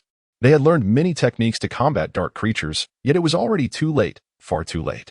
The gravest matter was that they had not yet grasped the methods to handle dark curses. According to the Ministry of Magic, exposure to these would not occur until the 6th year, but would the enemies wait until then? Suddenly, Moody barked, startling the students and causing a commotion in the classroom, an utter surprise. Who could have anticipated such a sudden outburst? Yet, Moody seemed unfazed, continuing as if nothing had transpired. How could one fail to protect themselves from the unknown? Thus, the stakes had been raised to the lowest point this year. Knowing the incantations of combat spells was essential for better self-defense. Now, the Ministry had imposed the severest penalties for the 3 unforgivable curses. The answer? Moody inquired. And some timid hands were raised, lacking confidence. Only Malfoy was mentioned, his face brimming with self-assurance. Well, if anyone would know, it would be him, after all. His father was a servant of the Dark Lord. However, Moody disregarded him and, with his strange and ordinary eyes, turned to Mirabel. Why did you raise your hand, Beresford? I've heard you are the best student in the school. How can you respond? Even if she hadn't raised her hand, he had still called on her. Contemplating this, Mirabel decided to showcase her knowledge, her face adorned with a subtle smile. Of course, Professor Moody. The curses include the Imperius Curse, the Cruciatus Curse, and, most notably, the Killing Curse, Avada Kedavra. Particularly the latter, which has no counterspell or means of reversal. If one is struck by it, death is inevitable. Even in the annals of magical history, only one person has survived after being marked by it. The only one worthy of mention is Harry Potter. He is revered as the boy who lived, having survived the deadly curse that was meant to claim his life. Moody expressed his satisfaction with Mirabel's response, nodding in approval. Excellent, Beresford. Heathcote was indeed not exaggerating. A father of remarkable understanding, an exceptionally skilled expert in counterdark magic. His methods are ruthless, yet he delves deeply into the study of dark magic. As for his mother, the vice principal of Durmstrang, she is equally impressive. Mirabel scoffed at Moody's words. Is Mirabel exceptional due to her parents? Mirabel is exceptional in her own right, distinct from others. She firmly believes that even though her parents are muggles, they will still support her in her endeavors. While it is undeniable that her family has significantly contributed to her growth and knowledge, that is where the acknowledgement ends. She received the Magical Excellence Award and later the Hogwarts Special Achievement Award in recognition of her accomplishments in vanquishing a basilisk. She aspires to become an even more distinguished expert in counterdark magic than her father. Mirabel stifled a chuckle, offering only a brief reply. An expert? It truly provoked laughter. To become a mere dog for the Ministry of Magic? Mirabel envisioned herself as the canine, serving the Ministry. Moody subsequently demonstrated the 3 unforgivable curses using a spider as his test subject, elucidating their effects in a manner that was accessible to the students. The spider subjected to the Avada Kedavra curse exhibited a chilling mastery of the empty ballet, while the one afflicted by the Cruciatus curse writhed in agonizing convulsions. As for the final test subject of the killing curse, it emerged unscathed, vividly illustrating the terror associated with these incantations. Next year, methods to counter such dark magic would be imparted. One must be aware and prepared. If understood, take up a quill and inscribe what has been spoken. Judging by the outcome, Alastor Moody's course stands as the pinnacle of quality. Remus Lupin's tenure as a teacher the previous year was commendable. Yet Moody's lessons excelled in the realm of defense against the dark arts, especially considering the potential encounters with dark magic in the future. This was enough to make Mirabelle contemplate whether Death Eaters might qualify her to seek knowledge regarding dark magic. Minerva McGonagall remarked that fourth-year students are currently undergoing a period of considerable pressure. The upcoming year will bring the O.W.L. examinations, and their results will have a significant impact on their future. However, it is too late to begin studying effectively once fifth year commences. To be adequately prepared, one must commence their preparations now. Consequently, this year's lessons are considerably more rigorous than in previous years, and the workload has increased substantially. In potions, Mirabelle has been assigned to work on antidotes as her task, while in magical sciences, she is required to read 3 additional reference books and master the summoning charm.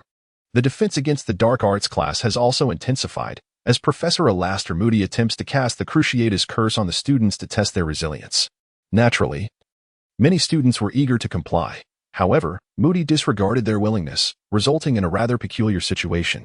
Those who were subjected to the Cruciatus curse began to exhibit strange behaviors, imparting the terrifying reality of the curse to their peers. Edith started singing, Parkinson commenced dancing, Goyle and Crabbe constructed a stage with musical instruments, and Malfoy removed his clothing. Ultimately, it was Mirabelle's turn, and Moody cast the spell upon her. A profound dread enveloped her, for it is one thing to fear the unknown, yet another to confront the clarity of that fear. After receiving the soul-binding spell, Mirabelle felt an overwhelming sense of euphoria. All her worries dissipated into thin air, leaving her enveloped in an ultimate sense of security. She even began to harbor the illusion that she was on the verge of discovering what she had been seeking. Mirabelle understood it was the soul-stealing curse. Many wizards found themselves unable to resist its allure and succumbed to malevolent actions. Yet, in that moment, a coarse voice echoed in Mirabelle's mind, dissipating the exquisite sensation entirely. Kneel? What? Mirabelle pondered. Why submit? Why obey commands? Even amidst her delicate emotions, an overwhelming sense of self-respect roared within her. Was she now to be commanded? Was she to receive orders? The very thought extinguished all joy, leaving only a fervent hatred for rebellion. Mirabelle obeys any command. She is bound by any constraint and will flatter anyone. Only she can command herself. At the moment when Mirabelle's heart cried out, her thoughts became clear and her vision expanded. She directed a fearless smile towards Moody, who looked on in astonishment. How awkward it was. Why was she singing? For the first time, she experienced the soul-binding curse, a spell that instilled fear and would be difficult to resist. As they walked back to the dormitory, Edith blushed while speaking. Naturally, it would be quite embarrassing to perform such actions in front of family, and it was hard to suppress her emotions. Regarding the orders given to female students, it was fair to say that at least Alastor Moody had considered their feelings, better than Draco Malfoy, at least.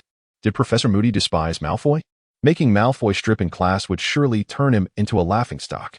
More precisely, his father was loathed. Lucius Malfoy, once a leader of the Death Eaters, had escaped from Azkaban and gained power, becoming the arch-nemesis of the Aurors. Mirabelle's father, an expert in combating dark magic, likely harbored disdain for him as well. For 14 years, her father had sought ways to convict Malfoy. As they chatted while walking, they heard a commotion. It seemed that students were gathering in the hallway, creating a ruckus. Curious about what was happening, Edith ran ahead, with Mirabelle appearing quite irate in pursuit. There, many students were bustling about, looking at the notice board on the staircase. Edith stood on her tiptoes, straining to see the board, but to no avail. However, when Mirabelle caught up, the students hurriedly stepped aside, clearing a path to the notice board. There it was, a poster announcing the Triwizard Tournament. It stated that the delegations from Beauxbatons and Durmstrang would arrive on October 30th at 6:00 p.m. and all students were required to gather in the castle for a reception. Only 1 week remained until then. Who would the champions be? If she had to guess, Marcus Flint would likely be a contender. Marcus, the captain of the Quidditch team, possessed remarkable athletic prowess. However, it was somewhat peculiar, as there seemed to be no particularly special 17-year-olds from Slytherin. Of course, it was a story Mirabelle could not tell, as she was not eligible to compete for the title of champion. Throughout the following week, the school buzzed with talk of the tournament. What kinds of students would participate? Who would run? And who would be chosen? Finally, October 30th arrived, the eagerly awaited day. The hall had been decorated, with a massive banner displaying the insignias of each house adorning the walls. The faculty table was similarly adorned, surrounded by images of a lion, a snake, a badger, and an eagle, all framing the Hogwarts crest. A delightful sense of anticipation filled the entire area, and in the blink of an eye, the time had come. At 6:00 p.m., students lined up in the castle, awaiting the arrival of the two other schools. Edith, blushing with excitement, asked Mirabelle questions as they waited. Finally, would they arrive? It seemed the distance to the other schools was quite considerable. Considering practicality, a broom or a poor key, though not particularly grand, remains the most efficient means of transportation for wizards. However, appearances matter. Much like Hogwarts prioritizes aesthetics, so too do those who wish to make an impression. With such simple methods, one must resort to a more striking display. Many gathering places seek to show off, and it seems that the Beauxbatons delegation has arrived. Dumbledore's voice resonated from the front of the faculty, prompting all heads to turn. Where? Students looked around, until finally, a sixth year pointed and shouted, "Over there." A colossal object was soaring toward the castle. "What is that?" "A dragon," a flustered first year exclaimed. "Perhaps a new gigantic broom," cried another, in a panic. "Fool, that's a flying house," another first year shouted. "It's the magnificent carriage to Hogwarts, drawn by 12 majestic horses, gliding through the night sky." A young man clad in a light blue robe leaped from the thunderous carriage, ready to set down a golden stepping stone. Then, a gigantic high-heeled shoe was placed on the step, and its lady emerged from the carriage. She was a striking beauty, with smooth, sun-kissed skin and a statuesque figure. Her face was elegantly shaped, her nose finely arched. Adorned with opals around her neck, she exuded the grace of high society. Yet, her imposing stature was truly remarkable. In fact, she seemed to rival Hagrid, famous for his towering height at Hogwarts, standing at 3 meters. By the way, Hagrid is 250 centimeters tall, so he is quite accustomed to the extraordinary. Dumbledore appeared rather diminutive beside Madame Maxime, the headmistress of Beauxbatons. Mirabelle concurred with Edith, adding that Dumbledore's height must be around 180 centimeters, while Madame Maxime loomed over him like a child. If Edith and Mirabelle were to estimate, they would likely only reach her waist. She appeared quite cold, perhaps accustomed to warmer climates, but her attire betrayed a lack of preparation. Clad in a sheer silk robe, one could easily perceive the chill. Moreover, she was not even wearing a cloak. Madame Maxime entrusted her carriage to Dumbledore and gracefully entered the castle. Shortly thereafter, the Beauxbatons students followed suit, rushing into the castle to seek warmth. For the next few minutes, students gazed skyward, awaiting the arrival of Durmstrang. Mirabelle consciously pondered. Given that Beauxbatons had arrived, it was certain that Durmstrang had come as well. However, the lake's surface shimmered with sparkling light, revealing a colossal whirlpool. A great vessel emerged from the vortex, as if drawn from the depths of a water pool. It was a ship that exuded an eerie, ghostly presence, befitting a school that taught dark magic. Upon reaching the shore, a group clad in thick leather garments disembarked. Among them a man with silver hair and a deep crimson robe, accompanied by a stunning woman with resplendent golden locks. They were Igor Karkaroff, the headmaster of Durmstrang, and his deputy, Mavis Barrenford. "Ah, what a beauty!" Edith exclaimed, gazing at the alluring woman, who radiated an enchanting charisma. The woman bore a striking resemblance to Mirabelle's mother. With similar facial features, and combined with her undeniable confidence in her appearance, she exuded an air of haughtiness akin to her daughter. Karkaroff approached Dumbledore, his spirits high as he engaged in cheerful conversation. "Dumbledore, how delightful to see you. How have you been?" "I am well, Karkaroff. I did not expect such a warm welcome, Mrs. Barrenford. It has been quite a while, Dumbledore. By the way, where is your daughter?" "She is among the students. Welcome as always." Dumbledore gestured towards a corner where a group of Slytherin fourth-year students had gathered. Almost immediately, Mavis seemed to spot Mirabelle and waved her hand, to which Mirabelle willingly responded with a wave of her own. Fortunately, the two exchanged greetings without drawing too much attention. The arrival of the Durmstrang entourage had indeed captured the attention of the students. "Hey, Mirabelle, is that Victor Crumb?" It certainly appeared to be him. His distinctive curved nose and dark eyebrows were unmistakable, and his characteristic stoop was visible even from a distance. His legs splayed like a bow. Victor Crumb, the world-renowned Quidditch player, elicited shrieks of excitement from the surrounding female students as Edith tiptoed to get a better view. "Quick, grab your notebook. You must get his autograph." Afterwards, they followed the Durmstrang students into the Great Hall and took their seats, though Edith, a fervent Quidditch fan, remained animated throughout. "Good evening, ladies and gentlemen, and esteemed guests. Once again, especially on this night, we are delighted to welcome you to Hogwarts. We hope and trust that your time here will be both comfortable and enjoyable. Let the feast commence." Dumbledore briefly addressed the welcoming assembly before waving his wand. Instantly, the golden plates at each house table filled with an abundance of food, featuring a variety of dishes, many of which were familiar. Special meals were prepared for the students of Durmstrang and Beauxbatons. "Hey, Mirabelle, Crumb is sitting at the Slytherin table. What should we do? Should we extend our hospitality?" It seemed that everyone was quite busy. As Edith gazed at Victor Crumb, the Quidditch star from Durmstrang, she expressed her excitement, while Mirabelle, in stark contrast, displayed not a hint of interest. Presenting Crumb as a rather dull individual, Mirabelle preferred to indulge in the various culinary delights before her. Let Draco flatter Crumb. He was already seated opposite the star, gesturing animatedly in an attempt to capture his attention. "Hey, did you catch the golden snitch because you thought you had won that match?" As the game approached its conclusion, efforts were made to narrow the score gap and expedite the end of the match. As a seeker, one must decide how to secure victory. Indeed. Yes. Crumb must certainly be familiar with English. His unique accent rendered certain pronunciations rather unpleasant. The word Vok morphed into Veriver. Some vowels proved challenging for him. Yet, considering Crumb's foreign background, his proficiency was commendable. Headmaster Karkaroff and Deputy Headmistress Mavis spoke fluently, but both were originally from England. "By the way, does Mirabelle taste good?" "Oh, that should definitely be tried as well." As Mirabelle spoke, she extended her fork toward the food before her. The buttery roasted salmon, enhanced by herbs, shimmered invitingly. The aroma of the butter and herbs tantalized the senses, rendering it utterly irresistible. Edith nodded appreciatively, reaching for the nearby baked bread. It was a dish renowned worldwide, one of the iconic staples of French cuisine. She pierced a piece of pasta with her fork, bringing it to her lips. Coated in a rich white sauce. Delicious, utterly delightful. However, when compared to such exquisite French fare, one might feel a sense of despair at the lack of Chinese culinary offerings.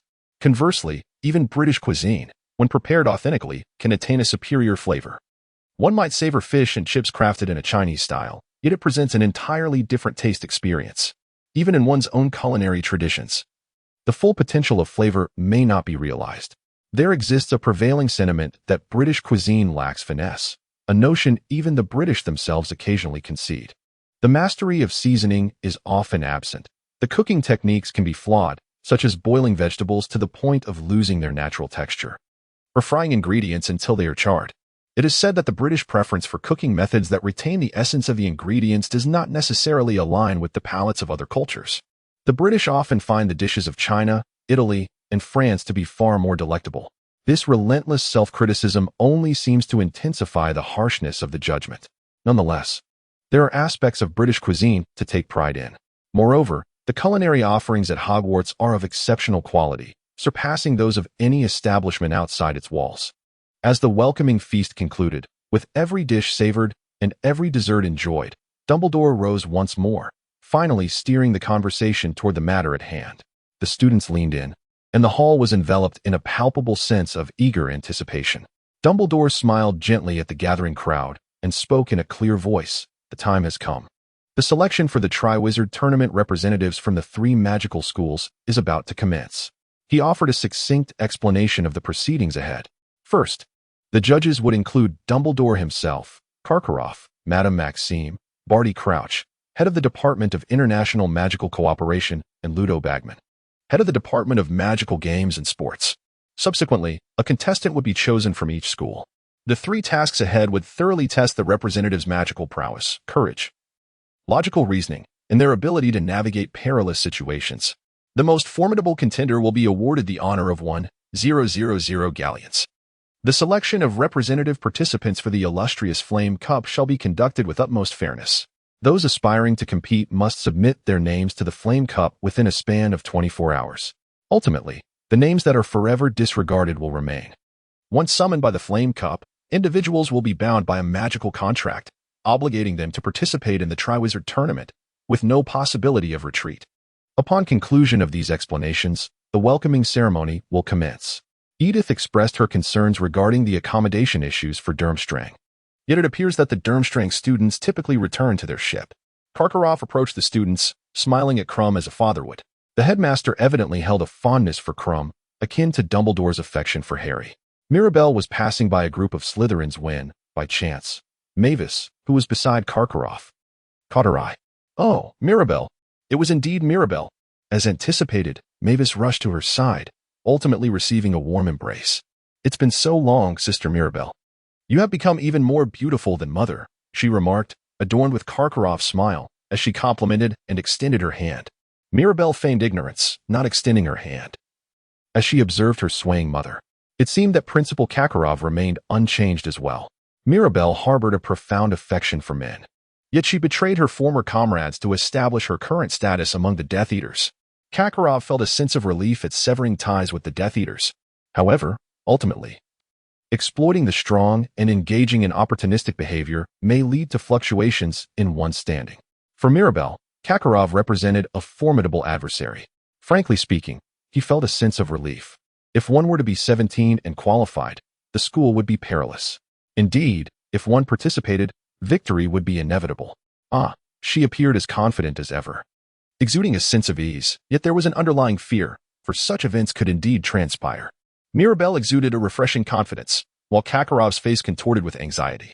Having navigated a world surrounded by the powerful, Kakarov instinctively comprehended the existence of those stronger than himself.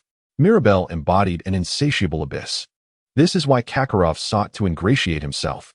Currently, she was merely a girl, yet in some profound corner of her heart, she firmly believed that one day she would become a force capable of shaking the very foundations of the magical realm. By the way, how is it? Do you miss Durmstrang? Did you provide the same answer to the question 7 times? But wouldn't it be better for the school to focus on the study of dark magic? One should also allow oneself the freedom to explore the library at will. There are no regulations prohibiting browsing within the school. Kakarov cast a furtive glance at Mirabelle, who was attempting to draw her into his camp. Then Mirabelle spoke, stepping back. Mavis turned her head slightly, expressing her regret. I'm truly sorry. Mirabelle should have been able to do that. Well, it's all right. Even if Kakarov relinquished his efforts, he had never intended to gain anything from the outset. Sister, let us return to the ship. Accompanied by Edith, who had been utterly abandoned by Crumb, they departed towards the Slytherin dormitory. For now, Mirabelle would undoubtedly participate in the competition.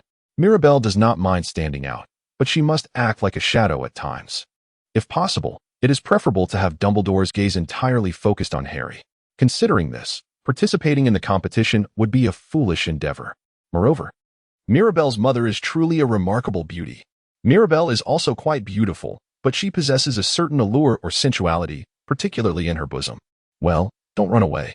Mirabelle seized Edith, who was attempting to flee, gripping her cheeks firmly. Indeed. Indeed. Listen, she exclaimed.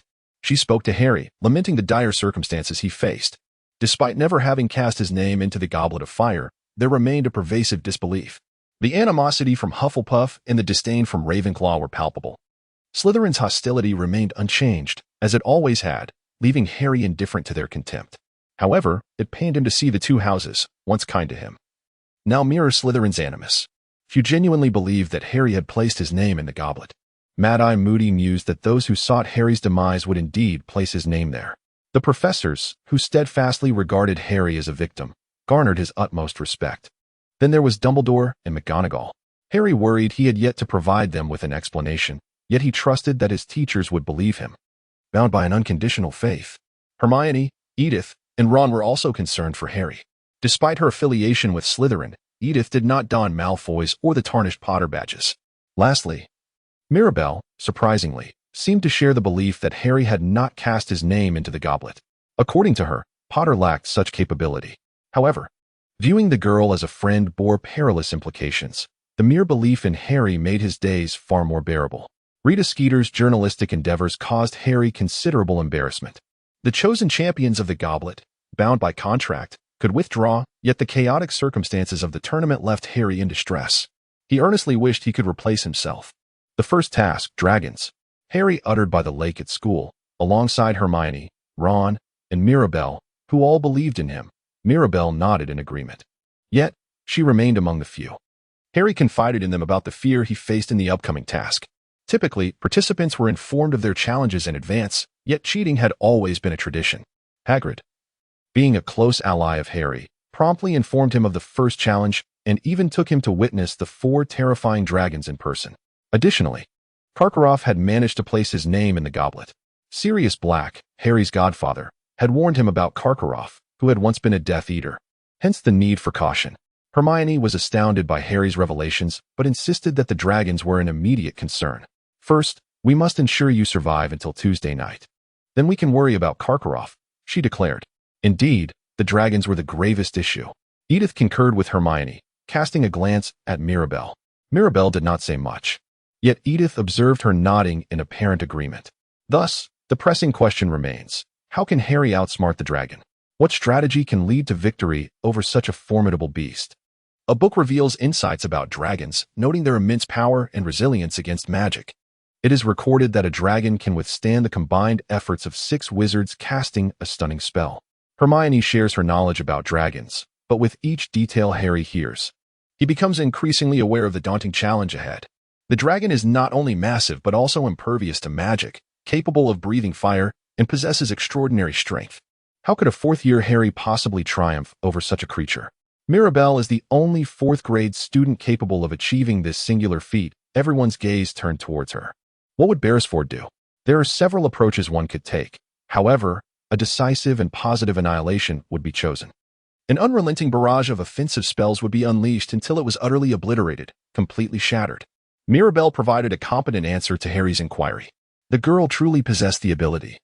Yet Harry was prepared to embrace the challenge. Edith, in surprise, lowered her forehead and questioned whether such feats could be accomplished with any semblance of ease. Should one wish to diminish the difficulty, the eye curse might be a viable option. Magic affects dragons, with the exception of their eyes. Should one direct the eye curse upon the eyes, it would undoubtedly prove effective. The eye curse is not an intricate spell. If one begins to learn it now, mastery should soon follow. However, it is essential to remain vigilant, for once the dragon's eyes are harmed, it will likely become erratic. Mirabel raised a finger, presenting one solution. Upon hearing Mirabel's suggestion, Harry felt as though a path had been illuminated for him, as if he had stumbled upon an answer. One method of controlling the dragon involves targeting its eyes. By casting a confusion spell into the dragon's eyes, one would possess sufficient means to confront the creature. Although it may seem rather complex, it stands as the most reliable approach. Raising a second finger, she proposed a second solution. After all, with Mirabel at her side, the girl could rely on her for a succession of answers. Another method involves the use of bait. By employing a transfiguration spell to transform nearby objects into animals, one could create a bird using a wand, which would be quite effective. However, considering the likelihood that the dragon might shift its focus, this method lacks certainty.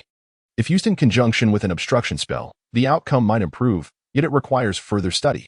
Mirabel raised a third finger, revealing her recommended method, albeit it lacked safety, reliability, practicality, and most importantly, impact. If the objective is to conquer a champion, a flawless approach is imperative. After presenting a fourth and final method with a joyful smile, she conveyed that, in a certain sense, this was the most effective. A direct breakthrough. This technique possesses the strongest visual impact, aimed at securing victory. There is no room for fear, retreat, evasion, or escape. One must courageously stand and break through, as the audience desires. Yes, Hermione exclaimed, pointing at Mirabel's raised pinky. That's the only way it can be done. How could Harry possibly face a dragon head-on? Listen closely, Granger, she asserted. This is about breaking through. Mirabel smiled in response to Hermione's arguments and counterarguments. Mirabel proposed several methods, yet the most pragmatic one, suitable for Harry, would undoubtedly enable him to attain high scores and seize victory. As Mirabel contemplated, it became evident that the false Moody would be closely monitoring Harry. Only after meticulously examining Harry's current abilities and strengths could the most advantageous guidance be provided. Even if Mirabel were to assist Harry, the imposter Moody would also impart techniques to him. However, should Mirabel take the time to teach Harry, there would be ample opportunities for practice. potentially unveiling dazzling flights that surpassed even Mirabelle's recollections. Mirabelle wishes to witness the potential within Harry. Now, reveal the answer. Fly, broomstick. Mirabelle uttered an incantation, and a silver arrow soared from the window of the classroom, gliding across the campus before striking Malfoy, who happened to be passing by, landing perfectly in his hand. It was undoubtedly the most effective method to fully harness Harry's potential for victory. The summoning charm. Indeed, a spell studied in the current year, and one of the few that could be learned from this moment onward. Summon the broom and break through the dragon head-on. It is most fitting, Potter. As she spoke, Mirabelle grasped the silver arrow. Mirabelle grasped Edith's waist, embracing her and forcefully placing her onto the broom. With the interval between classes drawing to a close, any conversation they wished to have should soon come to an end. The choice of how to proceed rested solely upon them. After speaking, Mirabelle soared high into the air. Hey, Mirabelle. Yes? As Mirabelle entered the classroom through the window alongside Edith, Edith spoke to her in a voice that masked her confusion. Mirabelle magically returned the broom to its original position and turned around. What peculiar event has transpired with Harry? Mirabelle typically offers assistance to others. It is indeed a rarity to encounter such a prompt and refreshing response.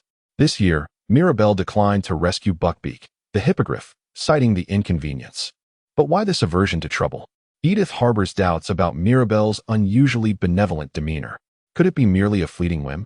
A whim, perhaps? Mirabelle cast a wry smile toward Edith as Edith glanced back with a hint of skepticism. Before them stood a white villa on Magnolia Crescent, towering majestically.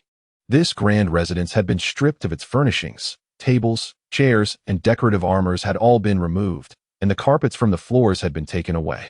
In their place, an elaborate magical circle sprawled across the entire room, with walls adorned with cryptic letters that were indecipherable to any muggle. Strange contraptions filled the space, each emanating an aura of peculiar magic. Having returned from school, Mirabelle surveyed her surroundings with satisfaction, nodding in approval. Everything appeared flawless, remarkable, indeed. Thank you, sister, she expressed. In response to her gratitude, Chilo knelt down, and Holger beside him bowed respectfully. Then Chilo raised his head and inquired, But, sister, are you certain about this? What concerns you, Chilo? Do you believe that the pursuit of eternal life through such means has ever yielded the perfect immortality? Mirabelle regarded Chilo with a modicum of esteem. Despite his trepidation regarding the Lord's wrath, Chilo nonetheless ventured to offer counsel. As it has been stated, Mirabelle's method for achieving immortality was far from flawless. The question arises as to why Voldemort did not employ such a method, nor even deign to observe it. Indeed, the ritual was only a half-finished product, imperfect in execution. It resembled a sanguine medium, absorbing the essence of life and soul, merging into a singular entity or collective, resulting in a form of aberration. Numerous attempts have been made, yet none have yielded success. What emerged was merely a degenerated imitation. Mirabelle aspired to become a creature of the magical realm, one that already existed in lore. It held considerable renown, still regarded as a premier monster. Yet, all of this was a fade. The true ancestors had long since faded, resulting in a degenerate descendant, a mere shadow of its former glory. This corrupted lineage continued to produce further deteriorated versions. With each passing generation, the blood thinned and weakened, drawing ever closer to mediocrity. Ultimately, it was still hailed as the mightiest of monsters, relegated to the status of a mere tale often told of formidable beings. The original vampires were not such pitiful entities. They were unparalleled in strength, unmatched in swiftness, and overflowing with magical prowess, instilling dread merely through their presence. Such was the ambition of Mirabelle, to reach that pinnacle, to embody a form worthy of ruling the world. Thus, she immersed herself in all pertinent tomes, striving to comprehend the depths of dark sorcery. Beyond the borders of Hogwarts and Durmstrang, she ravenously gathered knowledge from across the globe. England, France, and Russia were considered the triumvirate of magical nations. She amassed legends of blood-sucking creatures from around the world, adding them to her burgeoning repository of understanding. Her endeavor was nearly complete. She had mastered the intricate mechanics of unforeseen occurrences and the techniques for crafting vampires. Sister, I apologize for the interruption, but the most crucial elements are absent from the ritual. The ceremony cannot compensate for its shortcomings. Mirabelle cast a fleeting glance at Chilo, swiftly silencing him, before breaking into a fearless smile. It was a haughty grin, brimming with an unwavering belief in her own absolute confidence. What is the name? She inquired. Can you utter the name of the master? Mirabelle Beresford, The great master. Chilo responded, somewhat bewildered. Do you comprehend? Mirabelle sneered, revealing her canine teeth. Who? Those mediocre beings? The supreme existence. The victor who transcends all, the absolute one. Mirabelle Beresford, a chosen being who surpasses all. So what is there to worry about? Lacking inherent gifts? Even in the absence of success, one shall triumph. Bow down. Master. Mirabelle lowered her gaze to Chilo, who was kneeling and rubbing his head, while her foot rested upon his. It was challenging to forgive the rudeness that had insulted Chilo. However, Chilo had acted with good intentions, without a trace of worry. Do you understand? It is imperative to fulfill one's duties. Chilo received a kick to the back of his head, prompting Mirabelle to release her hold. She then shifted her attention to Holger. All right, let's return. The finals of the Triforce tournament are approaching. The preparations for the Mirabelle confirmation ceremony are progressing steadily without any notable shortcomings. Chilo Halb is also quite reassuring. Upon returning to school to watch the competition, Mirabelle remains deeply interested in the events unfolding. The arena for the Triwizard tournament is already bustling with excitement even before the competition commences. The contest revolves around seizing the golden egg guarded by a dragon, a task that is perilous and fraught with danger. The dragon, mistaking the golden egg for its own, is unaware that a competition is underway. With a fierce instinct to protect, it launches brutal attacks on the participants attempting to steal the egg. Its claws can easily rend flesh, while a swish of its tail could shatter bones and expel entrails. If caught in its jaws, certain death awaits, as its fiery breath can reduce one to mere ash. There is a mix of interest, anticipation, and a touch of fear. Ludo Bagman, with his booming voice, addresses the audience, his words resonating throughout the venue. Ladies and gentlemen, representatives from 3 schools, it is a pleasure to see you all. After centuries of silence, the Triwizard tournament is about to commence. As the first task, competitors must face a terrifying dragon bared its fangs. Since ancient times, it has been said that slaying a dragon is a requisite for becoming a hero. Today, 4 brave souls challenge the dragon. Hogwarts, Durmstrang, Bosbatons. How will these 4 heroes outsmart the beast? Witness history unfold before your eyes. The Ministry of Magic's Department of Magical Sports is responsible for the event. Speaking clearly, they further heighten the audience's excitement. And now, let us introduce the first hero facing this fearsome creature. First up, the Welsh Green Dragon, measuring an impressive 5 feet in length and weighing 6 tons. This dragon resides in mountainous lairs and is known for being elusive, preferring to avoid human contact. But beware. In 1932, the Ilfracombe incident saw this fierce dragon attack muggles sunbathing on the beach. Although generally calm, it can become extremely dangerous when provoked. An arduous task awaits. As if in sync with the host's introduction, Mirabelle's gaze is fixed upon the dragon within the arena. Its body, cloaked in emerald scales, is remarkably strong, exuding an overwhelming sense of power. Next, we have the Swedish short snout, measuring 15 feet in length and weighing 4 tons. This somewhat delicate dragon is renowned for its resilient skin. Its lightweight yet robust scales are prized for crafting protective gear, offering exceptional defense. It is well known that the short snout's breath is distinctive, emanating brilliant blue flames. How will the competitors confront this formidable dragon? The test of their prowess is at hand. In another part of the arena, a silver-blue glowing dragon sits quietly, surveying its surroundings. Its majestic appearance sends shivers down the spine.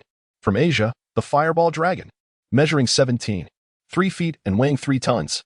This temperamental dragon feeds primarily on mammals and is a truly dangerous creature with a penchant for meat. Contestants must possess immense courage to confront the battle. Allow me to introduce a dragon adorned with deep crimson scales and prominent eyes. Its visage is crowned with a cluster of golden thorns, rendering it even more terrifying. Behold the Hungarian Horntail. Measuring an impressive 20 feet in length and weighing 4 tons, it unleashes flames that can reach an astonishing 15 feet. Its formidable horns and tough scales extend into spiny protrusions from its tail. How on earth can one procure a golden egg from such a creature? Let us eagerly anticipate the performance of our contestants. Lastly, we are introduced to a dark dragon with bronze horns. Its tail is armed with sharper spikes than its own body, boasting an array of weapons. Moreover, it appears exceedingly fierce, prompting Mirabelle to yearn for a direct confrontation with it. For colossal dragons, not easily vanquished, a hero must confront them and seize their eggs. Now, let us introduce the hero for the first challenge. The foremost contestant, a young hero from Hogwarts, Hufflepuff House, as the captain of the Quidditch team. How will he face this daunting task? Please, everyone, extend your warmest applause for Cedric Diggory. As his name is called, the Hufflepuff students rise, erupting in a tumultuous cheer. Even the distant Slytherins are shaken to their core. Edith covers her ears while Mirabelle furrows her brow. How will Diggory manage to steal the golden egg from the dragon? One can only imagine the peril that lies ahead. Mirabelle, speak positively. Cedric Diggory is the contestant for the first match. If Cedric were to meet a fiery demise, the competition might once again be called off. In such a scenario, Mirabelle hopes to find a solution to this dilemma. Cedric enters the arena from backstage, greeted by a wave of applause as he faces the Swedish short-snout dragon. He seems to mask his anxiety, his expression taut. Begin. With Bagman's command, a whistle pierces the air, signaling the start. Cedric can no longer retreat. Under the gaze of the crowd, he brandishes his wand and casts a spell on a nearby rock. Suddenly, the stone transforms into a Labrador retriever, which begins to circle the dragon. The dragon appears enraged, clearly perceiving the canine as an intruder aiming to steal its egg. A dog? Could this be the distraction that will succeed? Cedric opts for a baiting strategy. Thus far, it seems effective, as the dragon's gaze is fixated on the dog. Cedric maneuvers around the blind spot of the Swedish short snout, inching closer to the golden egg. However, he may be too premature. The dragon has yet to stray far from its prized possession. Just then, the dragon lashes its tail towards Cedric, prompting him to retreat hastily. Oh, that was perilously close. He nearly met his fate at the hands of the dragon's tail. The entire venue held its breath, finally exhaling in relief for Cedric's safety. It was perilous. Had he been struck moments ago, Cedric would have been reduced to mere pulp. Once more, Cedric distanced himself, anticipating the dragon's movement, yet the creature remained still. Should it move? The baiting strategy had faltered. Even if the dog could instill caution in the dragon, it posed little threat. From the dragon's perspective, it was preoccupied with the potential theft of its golden eggs, thus had no reason to stir. Mirabelle elucidated Edith's dilemma. The baiting strategy was quite effective. Nevertheless, regardless of the attempts to capture the dragon's attention, it would abandon the egg. Now, how would Cedric proceed? As Mirabelle pondered, Cedric increased the number of dogs, synchronizing their movements with his previous strategy, merely having them dash around the dragon as before. He began to feign an attempt to steal the golden egg. Almost immediately, the dragon's eyes blazed with fury as it slowly raised its massive body. Spotting an opening, Cedric dashed forward. It was a perilous gamble. If he could secure the golden egg, all would be well. Seemingly resolute, Cedric initiated a bold yet reckless offensive. If fortune favored him, he would undoubtedly seize the egg. However, the dragon possessed other creatures aside from the dogs. As if reconsidering its target, the dragon shifted its focus from the dog to Cedric, turning its gaze upon him. Exhaling streams of blue flames, Cedric swiftly dodged. He rolled, reaching for the golden egg, in an effort to evade the sweeping claws. He left the dragon's attack range without capturing the egg. Alas, the atmosphere was thick with disappointment, accompanied by sighs echoing throughout the venue. Edith finally took a breath, as if she had forgotten how to breathe until that moment, adjusting her respiration. It was merely a hair's breadth away, a slight delay in speed, a fractional miscalculation. The impression left by Mirabelle on Edith lingered as they continued to observe the contest. Cedric sent forth another dog, continuing to evade the blind spots. Although the dragon arched its back, Cedric refrained from acting recklessly, silently awaiting his moment. As time trickled by, approximately 10 minutes elapsed, and the dragon finally charged towards the pack of dogs. By the time the dragon noticed the theft of the golden egg, it was too late. Cedric had snatched the egg and was already fleeing. Suddenly, the crowd erupted into cheers, the footsteps of the Hufflepuff students resonating like an earthquake. He did it. Cedric secured the golden egg. Naturally, the dragon redirected its focus towards Cedric, launching an attack, but once the egg was obtained, the contest concluded. The waiting wizard sprang into action, swiftly subduing the dragon. As the still rampaging dragon was confined within its cage, Bagman exclaimed, "Well done, Cedric Diggory. Truly excellent work. Let us have the judges' score."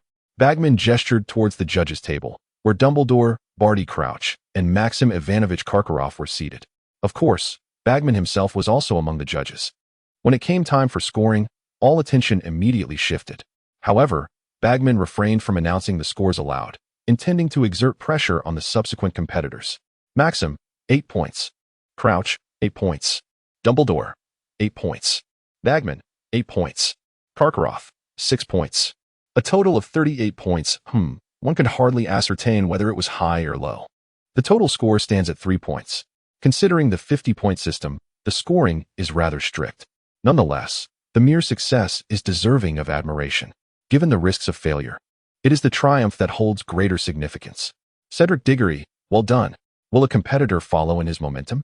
A warm welcome for the only female participant from Beauxbatons Academy of Magic, Fleur Delacour.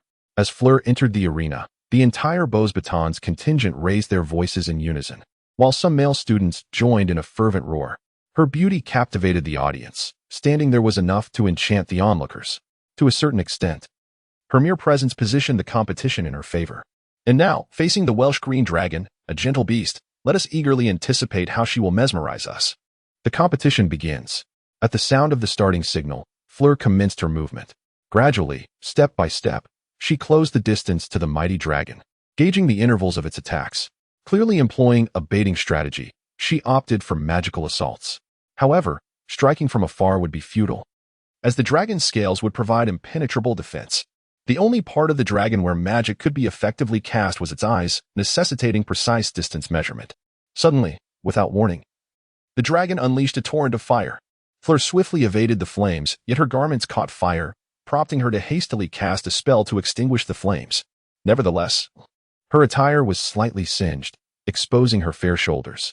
Ah, how delightful! Bagman's cheerful voice, tinged with excitement, echoed through the arena as the male spectators erupted in cheers. Bagman focused intently on Fleur, while the female audience remained fixated on him. However, Fleur, accustomed to the attention of men, remained unfazed. Instead, she calculated the optimal position for her spell based on the previous attack.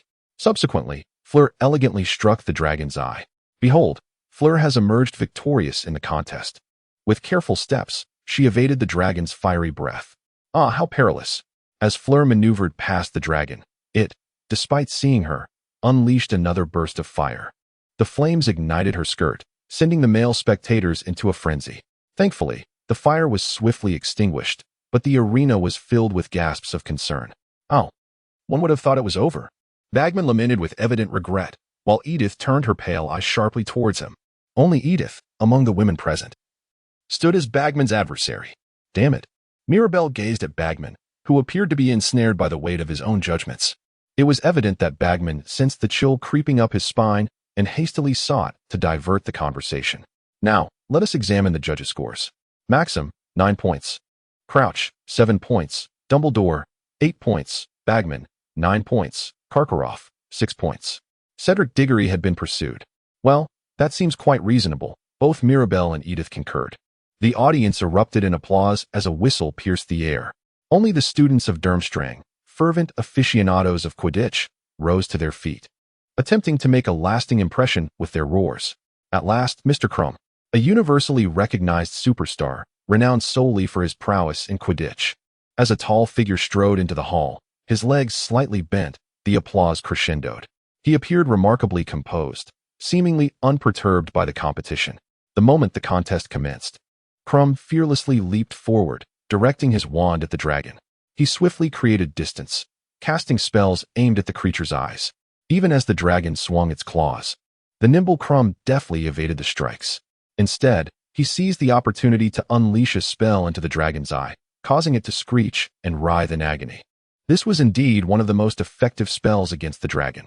However, misfortune befell Krum when a distressed dragon crushed half of the golden egg. Krum's face turned pale as he hurriedly retrieved the egg. Alas, the golden egg lay shattered. This would undoubtedly impact his score. His performance had been nothing short of remarkable. Fearlessly confronting the dragon, he had cast spells directly at it.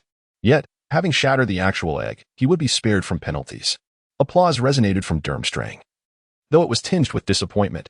How could Mirabelle possibly achieve a perfect score? Edith pondered. What might she do? Perhaps she would resort to stealthily employing a levitation charm to pilfer the golden egg. What utter folly! If acquiring the golden egg were so simple, the contest would have been rendered obsolete. Mirabelle delivered a stern critique of Edith's methods. Indeed, if spells such as the movement charm and summoning charm were used effectively, Dumbledore would undoubtedly be recognized as the foremost wizard. Let us examine the judges' scores. Maxim, 7 points. Crouch, 7 points. Dumbledore, 8 points. Bagman, 8 points. And Karkaroff, 10 points. After all, shattering the golden egg was quite a blunder. Despite Karkaroff's evident favoritism, he still managed to garner only 40 points. As a professional Quidditch player, the expectations are considerably high, thus the disappointment is even greater. The tension from Durmstrang is palpable, more intense than ever before. Now, let us introduce the final hero. It is well known that the surviving boy shall challenge the Hungarian Horntail. The youngest competitor of this tournament, the fourth contestant, Harry Potter. As the boy, the first competitor, stood at the entrance, the cheers of Gryffindor erupted. However, the applause was sparse, with Beauxbatons and Durmstrang remaining entirely silent. At that moment, Harry felt a twinge of discomfort. Being the fourth competitor alone gave Hogwarts an advantage, which justified the reception from both schools. The competition begins. Harry is undoubtedly the youngest. Yet he is well aware of the stakes. After years of adventures and battles, he now faces life-threatening danger for the first time. Harry possesses invaluable experience that his fellow competitors lack. He pointed his wand into the air and cast a spell. The Firebolt Sword. A broomstick shot through the air with the incantation, caught deftly in his grasp. In the narrative of Mirabelle and Memory, a dazzling silver stag emerged from Harry's wand, racing towards the dragon. Employing a strategy reminiscent of Cedric's, Harry conjured a Patronus as a decoy. The Patronus charm is an advanced form of magic, meriting considerable merit. The dragon, captivated by the silver stag, provided Harry with an opportunity to ascend swiftly into the air. He soared higher, diving at an altitude visible to the audience. With a flourish of his wand, he cast the disarming charm. Once, twice, thrice, 4 times. A burst of red light erupted, striking the dragon's scales. However, it did not inflict any harm. This obvious assault heightened the dragon's vigilance, and it fixed its gaze upon Harry. Then, the dragon opened its jaws, exhaling flames. Yet Harry vanished. The audience was thrown into chaos as the dragon suddenly lost sight of Harry. Only Mirabelle smirked knowingly, as if she had seen through it all. The invisibility cloak. It implied that at the moment the dragon unleashed its fiery breath, Harry had donned the cloak. Regardless, not even Mirabelle noticed Harry donning the cloak. The cloak was enchanted with a charm that obscured the act of wearing it, making it seem perpetually effective. Just as Mirabelle pondered this, Harry reappeared, now holding a golden egg, which sent the crowd into a frenzy. Wait, is that the golden egg? Indeed, the golden egg had vanished. Instead, Harry held an ordinary egg. Inciting the dragon's fury, the dragon, believing Harry had stolen its egg, roared in rage, its eyes ablaze with anger. It then flapped its wings and soared high into the sky. The dragon had taken flight. Yet, Harry Potter remained undeterred by the dragon's tail. He grasped a rope, securing the egg to his arm. His gaze shifted towards the audience, locking eyes with Mirabelle, as he reflected, I have not forgotten the losses of the past. The humiliation of that defeat still haunts me like a nightmare. Thank you. It is precisely for this reason that I shall become stronger, more fervently training than ever before. Behold, the answer lies within Beresford. Very well, let us witness the power. Their gazes met for a fleeting moment before returning to the dragon. As Harry repeatedly cast his spells, time and again, the crimson flashes were hurled at the scales, fueling the dragon's wrath. The beast unleashed a torrent of flames, spiraling through the air in relentless pursuit of Harry. He darted past the dragon, akin to a dive, then veered upward. The furious dragon unleashed a suffocating wave of heat as it surged forward, twisting and circling, showcasing its formidable presence. The arena, once filled with jeers, fell into an abrupt silence, swiftly replaced by raucous cheers. The dragon had ascended far above the ground. With measured grace, Harry released the rope, casting the egg aside. The dragon rushed toward the egg, but in that fleeting moment, it emitted a thick plume of smoke, transforming into an entirely different form, only to revert to its original state once more.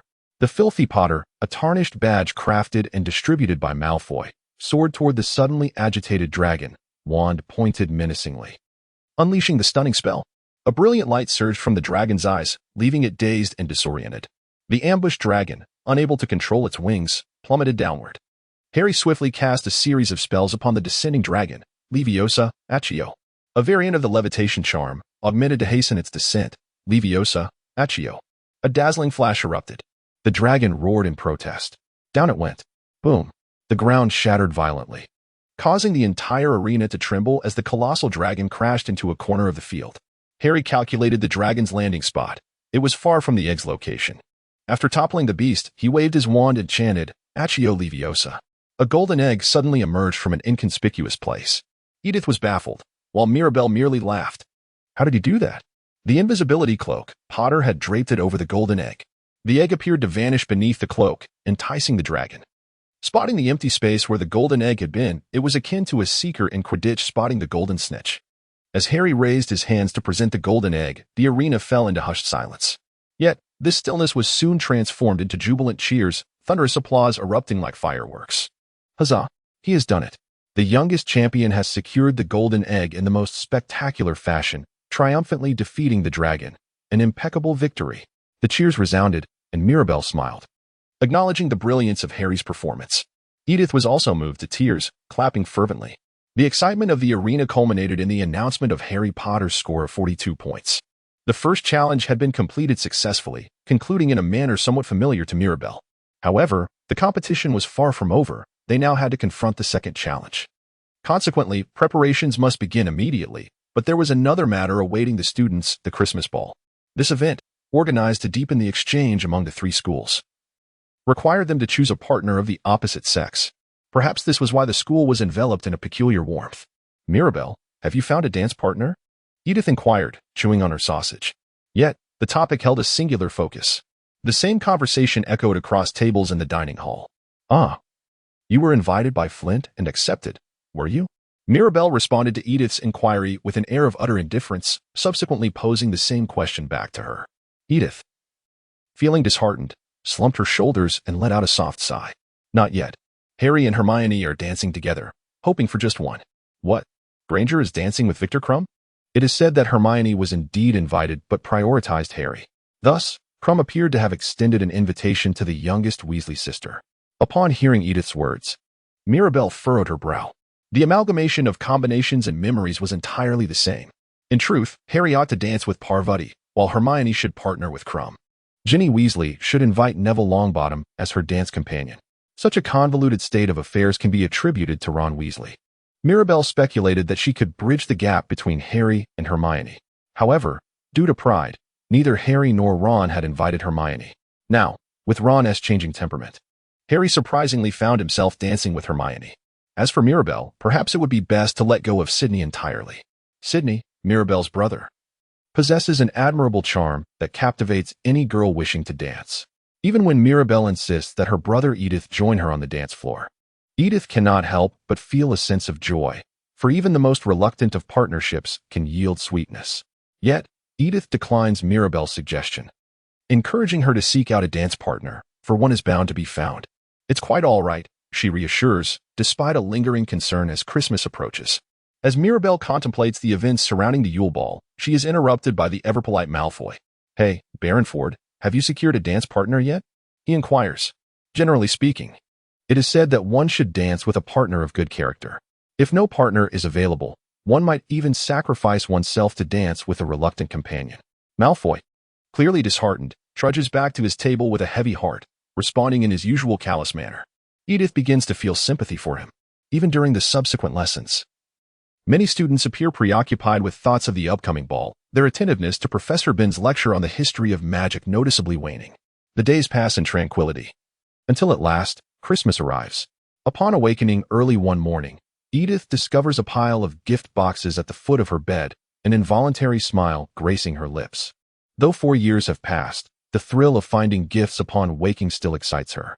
Among the treasures from the Reginald family are various accessories, including confections gifted by her Slytherin friends, such as Daphne Greengrass. Harry presents Edith with a beautiful hairpiece, while Hermione gives her a stunning necklace. Both gifts perfectly complement her attire for the ball. Mirabel presented a golden statue in the shape of a dragon. More intriguingly, it appeared to have been crafted through alchemy. As was customary, Mirabel seemed to possess an array of talents that left Edith in awe. The three-headed dragon reminded her of a creature seen in a film. Edith placed the statue gifted by Mirabel in a corner, her gaze drifting to her friend's bed. There, she beheld a mountain, a true mountain, formed from the plethora of gifts sent by fans, marking the first such occurrence this year. Moreover, numerous gifts, unable to reach the school due to the abundance of owls, were directly delivered to Mirabel's parents' home. Some of these gifts would be unwrapped by Mirabel, while others would be discarded like refuse, left to gather dust in a storage room.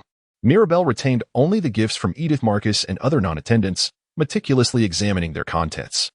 As evening approached, The much-anticipated party finally arrived. Numerous students gathered in the common lounge, each adorned in vibrant attire reminiscent of a kaleidoscope. Edith donned a striking blue dress, her neckline adorned with a shimmering opal necklace. She found it peculiar to gaze into the mirror repeatedly, as she was unaccustomed to her usual appearance. Edith scrutinized her reflection until an abrupt silence enveloped the common room, freezing everyone in place. Curious about the commotion, she turned around to behold a vision reminiscent of a storybook princess. Her magnificent golden hair, typically cascading to her waist, was elegantly styled into regal curls. A delicate silver tiara adorned her head, and she wore a pristine white gown fit for royalty, though she usually opted for minimal makeup. Today, she sported a subtle enhancement that accentuated her beauty even further. Her exposed shoulders and collarbone exuded a tantalizing allure, harmoniously blending with her innate grace, creating an aura of divinity. "What has transpired?" Edith exclaimed, her words escaping her lips in astonishment. "Mirabelle's presence tonight at the ball will undoubtedly serve as a backdrop. Fru Delacour from Busbarton seems capable of holding her own against the competition, yet she remains merely a student of Hogwarts. Such an ensemble does little to inspire confidence for dancing. Alas, one must possess such attire from the very beginning. I comprehend that a standard Hogwarts uniform suffices. It is truly disheartening. Although it is imbued with mysterious enchantments, the garb has caused me to stumble several times. The First Empire feels as if the spell of forgiveness is draped over me as I walk in this attire, akin to the incantation of Avada Kedavra lingering somewhere nearby. Undoubtedly. From this day forth, my moniker will be that of a walking empire. Well, then, Renegel. Shall we proceed together? Merely a complete accompaniment. Fear not. Everyone is but a supporting character here. It is troublesome to articulate, but should one remain composed, confidence will emerge." Edith sighed, trailing further behind Mirabelle. "What? Are you jesting?" "I apologize for being used as a point of comparison." As they entered the hall, Marcus Flint greeted them, evidently awaiting Mirabelle. However, upon catching sight of her, his expression froze, his body stiffened, resembling a statue of bronze. "Oh, hey, Flint, wait up." Marcus, devoid of any regrets in his life, even if he were to return to the realm, would still need to maintain composure. "Calm down, Flint. Come back." Shaking with irrationality, Marcus muttered a phrase devoid of meaning, then shouted. He then turned, surveying the surroundings. Clearly, he had not even realized he had lost his senses. It is almost as if he could recall mumbling something. "Oh, what on earth is happening? Hey, Flint, are you all right?"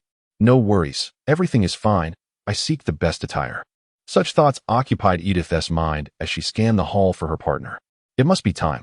However, what entered her view was not her partner, but the ethereal figure of a resplendent beauty with silver hair, Fru Delacour. Mirabelle advanced in a determined direction, halting at the center of the hall. Exchanging glances with her peers, speechless. "Can we proceed? Hogwarts students, clear the way. Retreat, Beauxbatons students."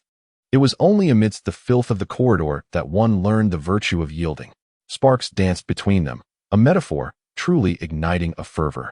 Upon their encounter, each possessed an unwavering confidence in their own beauty. Fuyong's gaze sharpened, her hand slowly rising. In response, Mirabelle snapped her fingers, revealing a menacing grin. "Cease. Do not engage in battle elsewhere. Intervene. You have no right to stop them." Edith shouted at Marcus, her thoughts clouded. Even Mirabelle had succumbed to madness. And with Fuyong's involvement, she had lost all sense of reason. It was difficult for Edith to comprehend what Mirabelle and Fuyong were even saying. In such chaos, Edith turned to Fuyong's partner, Roger Davis, seeking assistance, yet found herself muttering incomprehensible phrases. The tsunami in the ocean of Yangzhou, Roger too had succumbed, his rationality entirely lost. Yet Edith found this peculiar. Even as a fellow girl, she had grown accustomed to Mirabelle's presence, captivated nonetheless. "This will hinder others. Let us postpone the fighting for later. Should we separate the two beautiful girls?" Edith pondered such impolite thoughts as she forcibly interjected between them, interrupting their furious glares. Then, grasping Mirabelle's arm, she led her away from the scene. How utterly embarrassing, caught between them. Despite the cessation of combat, for reasons unknown, Edith perceived the complex glances of admiration and respect from those around her. As her face flushed, she inwardly cursed Mirabelle.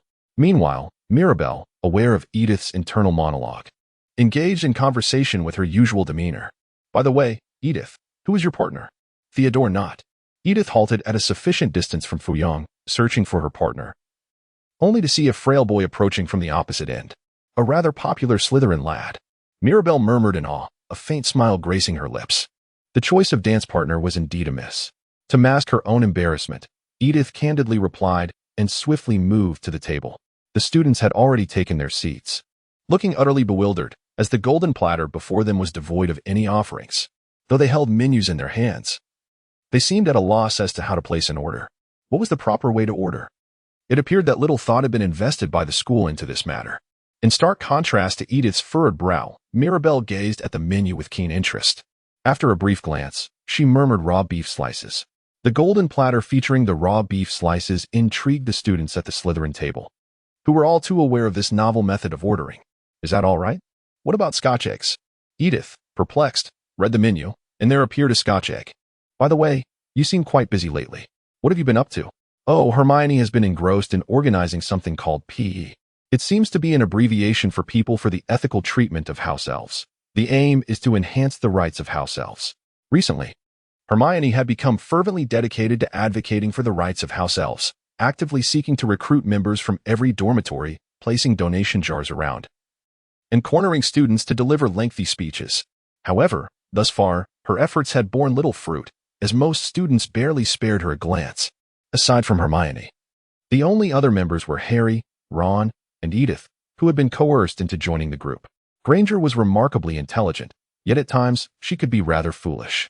The very notion of enhancing the rights of house elves, merely by its wording, was already quite perplexing. Nevertheless, Hermione inexplicably broached the topic, seemingly unaware of the sentiments of house elves themselves. One would think she would understand that house elves do not desire to elevate their own rights. To Mirabelle, who believed in the theory of competence, it was evident that highly capable house elves were exploited by inept wizards, which was hardly commendable. Mirabelle, much like Hermione, advocates for the liberation of house elves, while also ensuring they are granted the respect they deserve.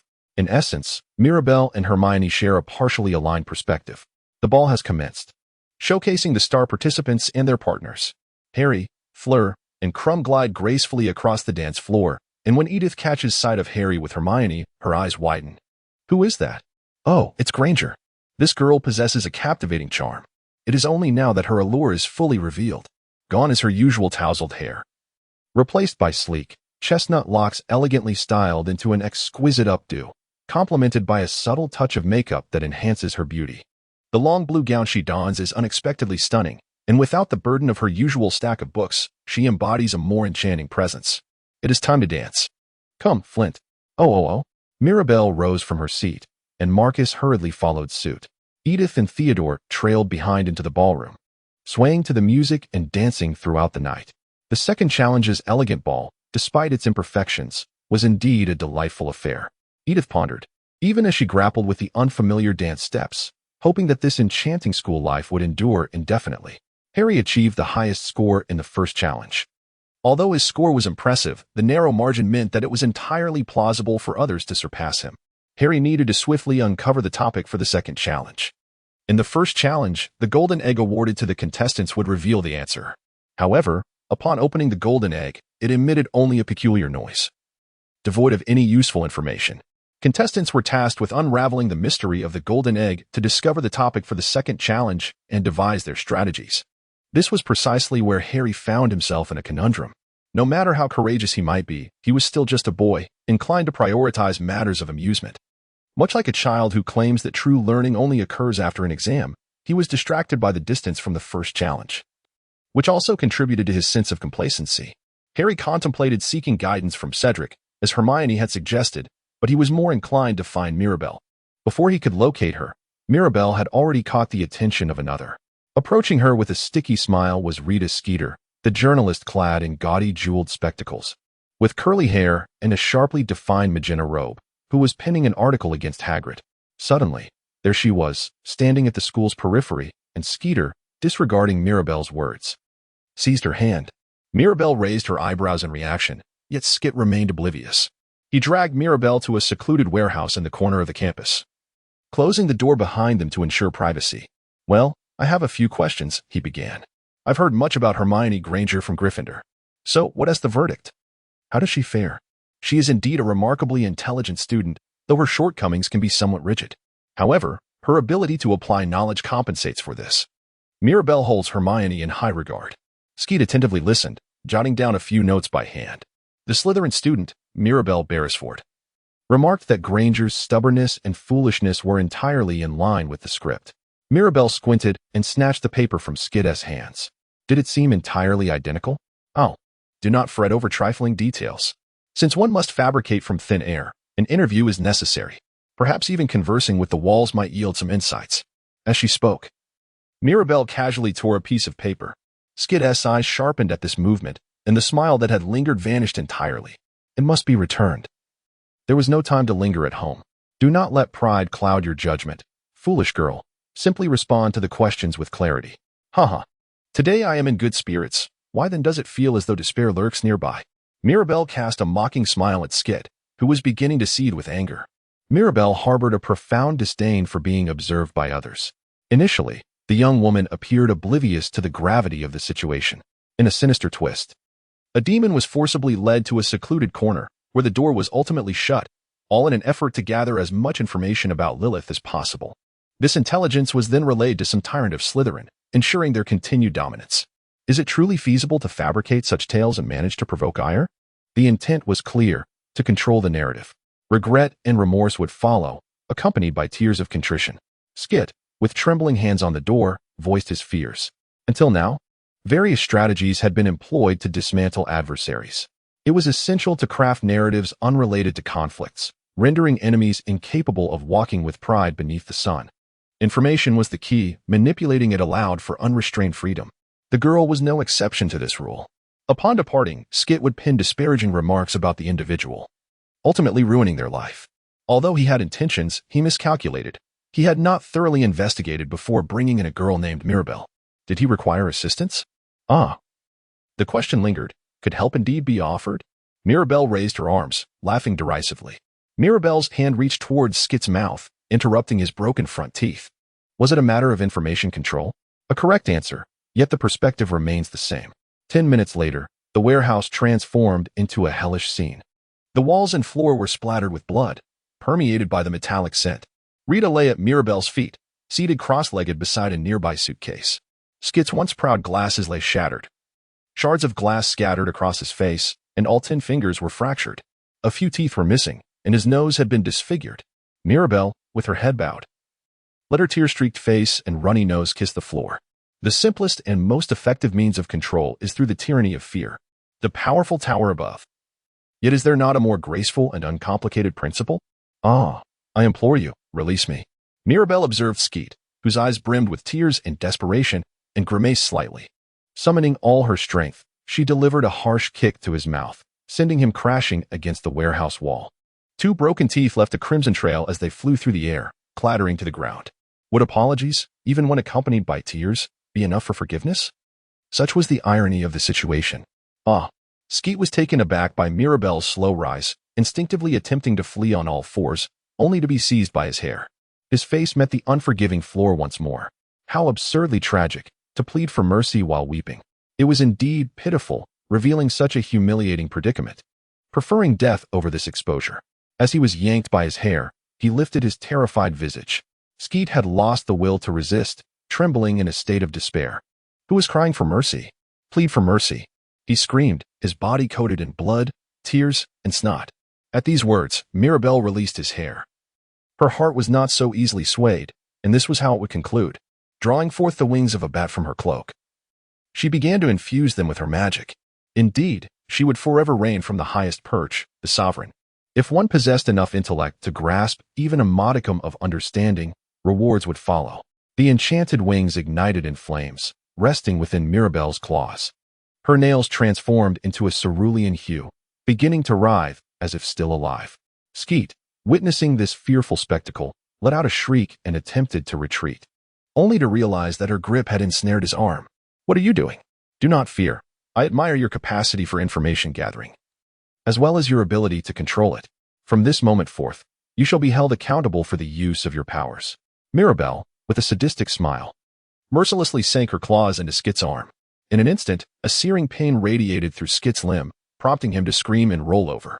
A cry echoed from deep within his throat, leaving him unaware of the sound he was making. As the agony subsided, Rita's index finger bore a new, ominous blue nail, a testament to the enslavement of her claws. Should one defy obedience or attempt to sever the claws, the hue would shift from purple to blood red. When that occurred, the outcome was dire. The body would shatter into fragments, reincarnating as mindless insects, forever unable to regenerate. A deception, perhaps? If one dares. Let them try. It would be thwarted. Skit's complexion turned pale, his lips quivering. What was the girl?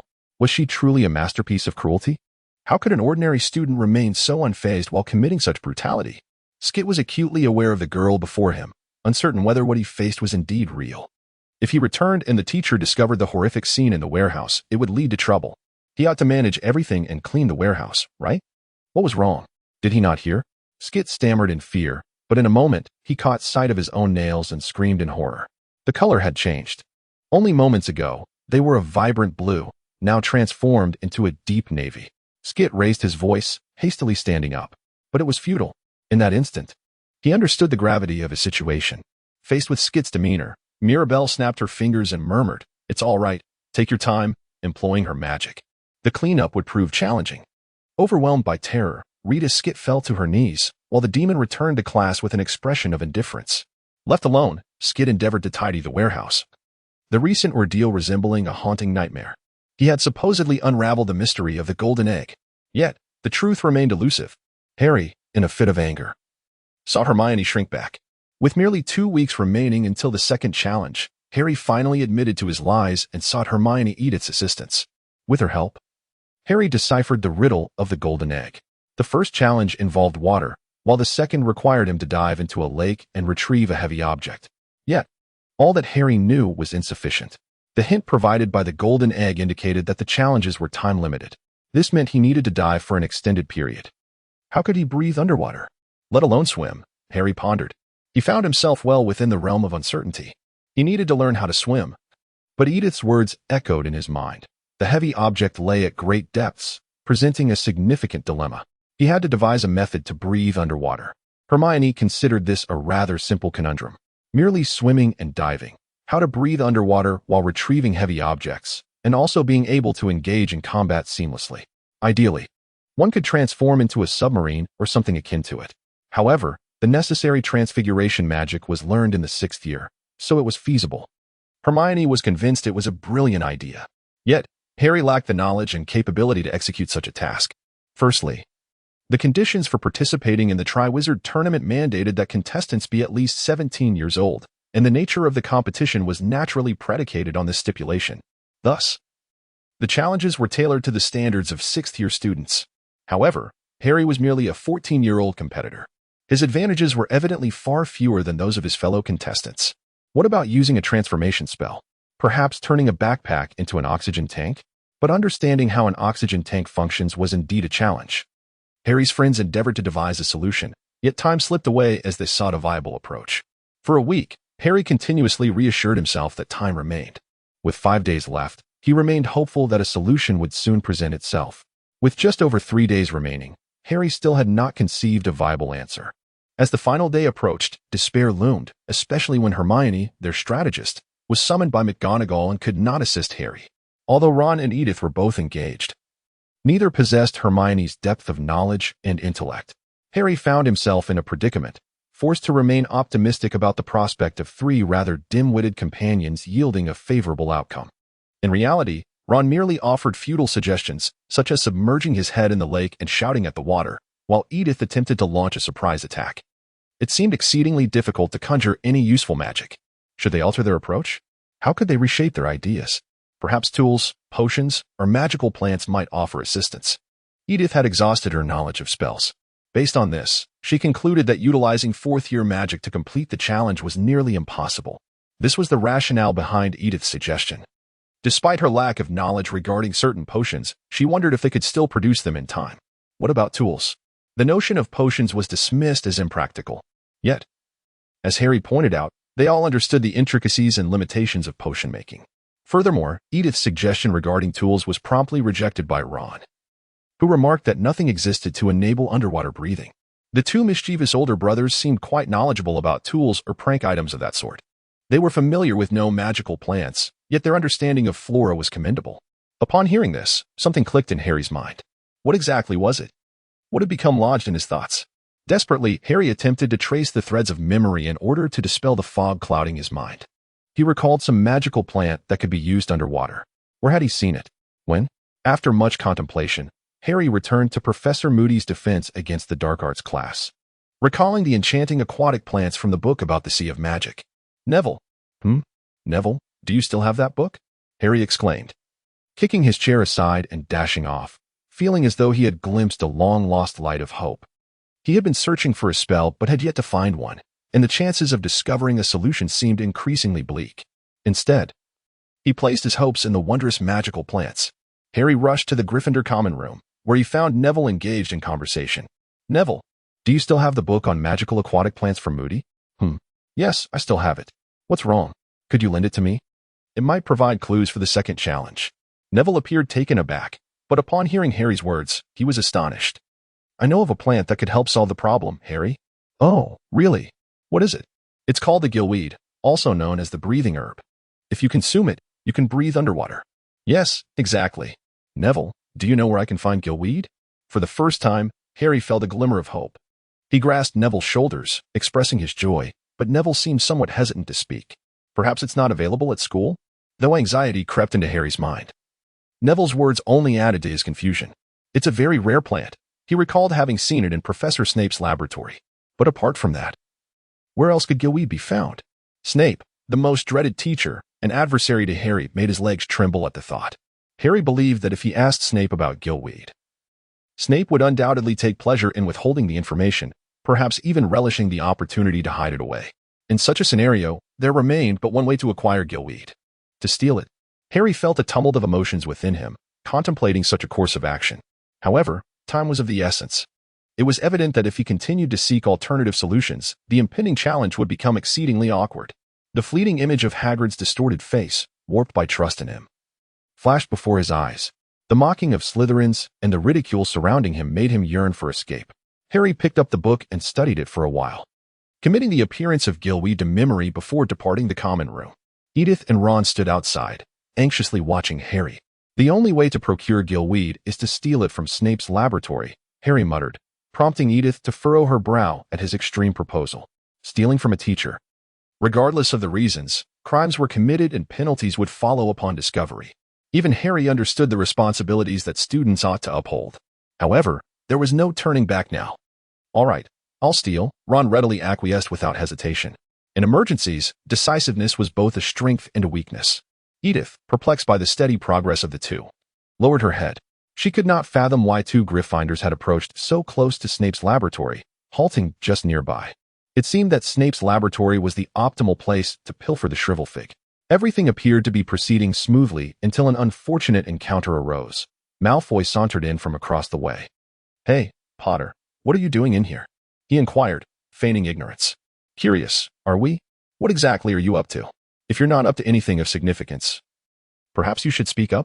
Malfoy possessed an exceptional sense of intuition, allowing him to detect the slightest anomaly in Harry's demeanor.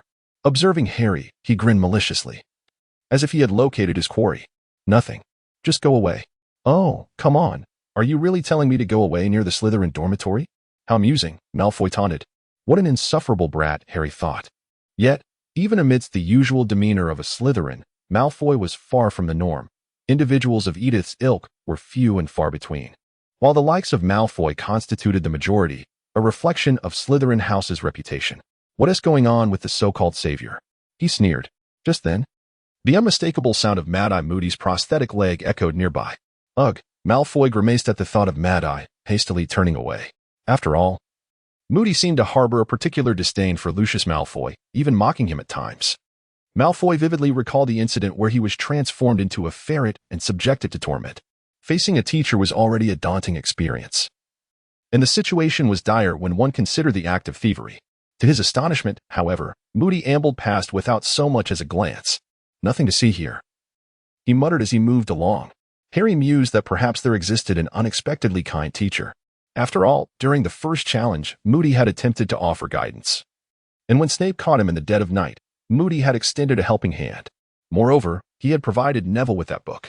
Moody appeared intimidating, yet he was indeed a good teacher.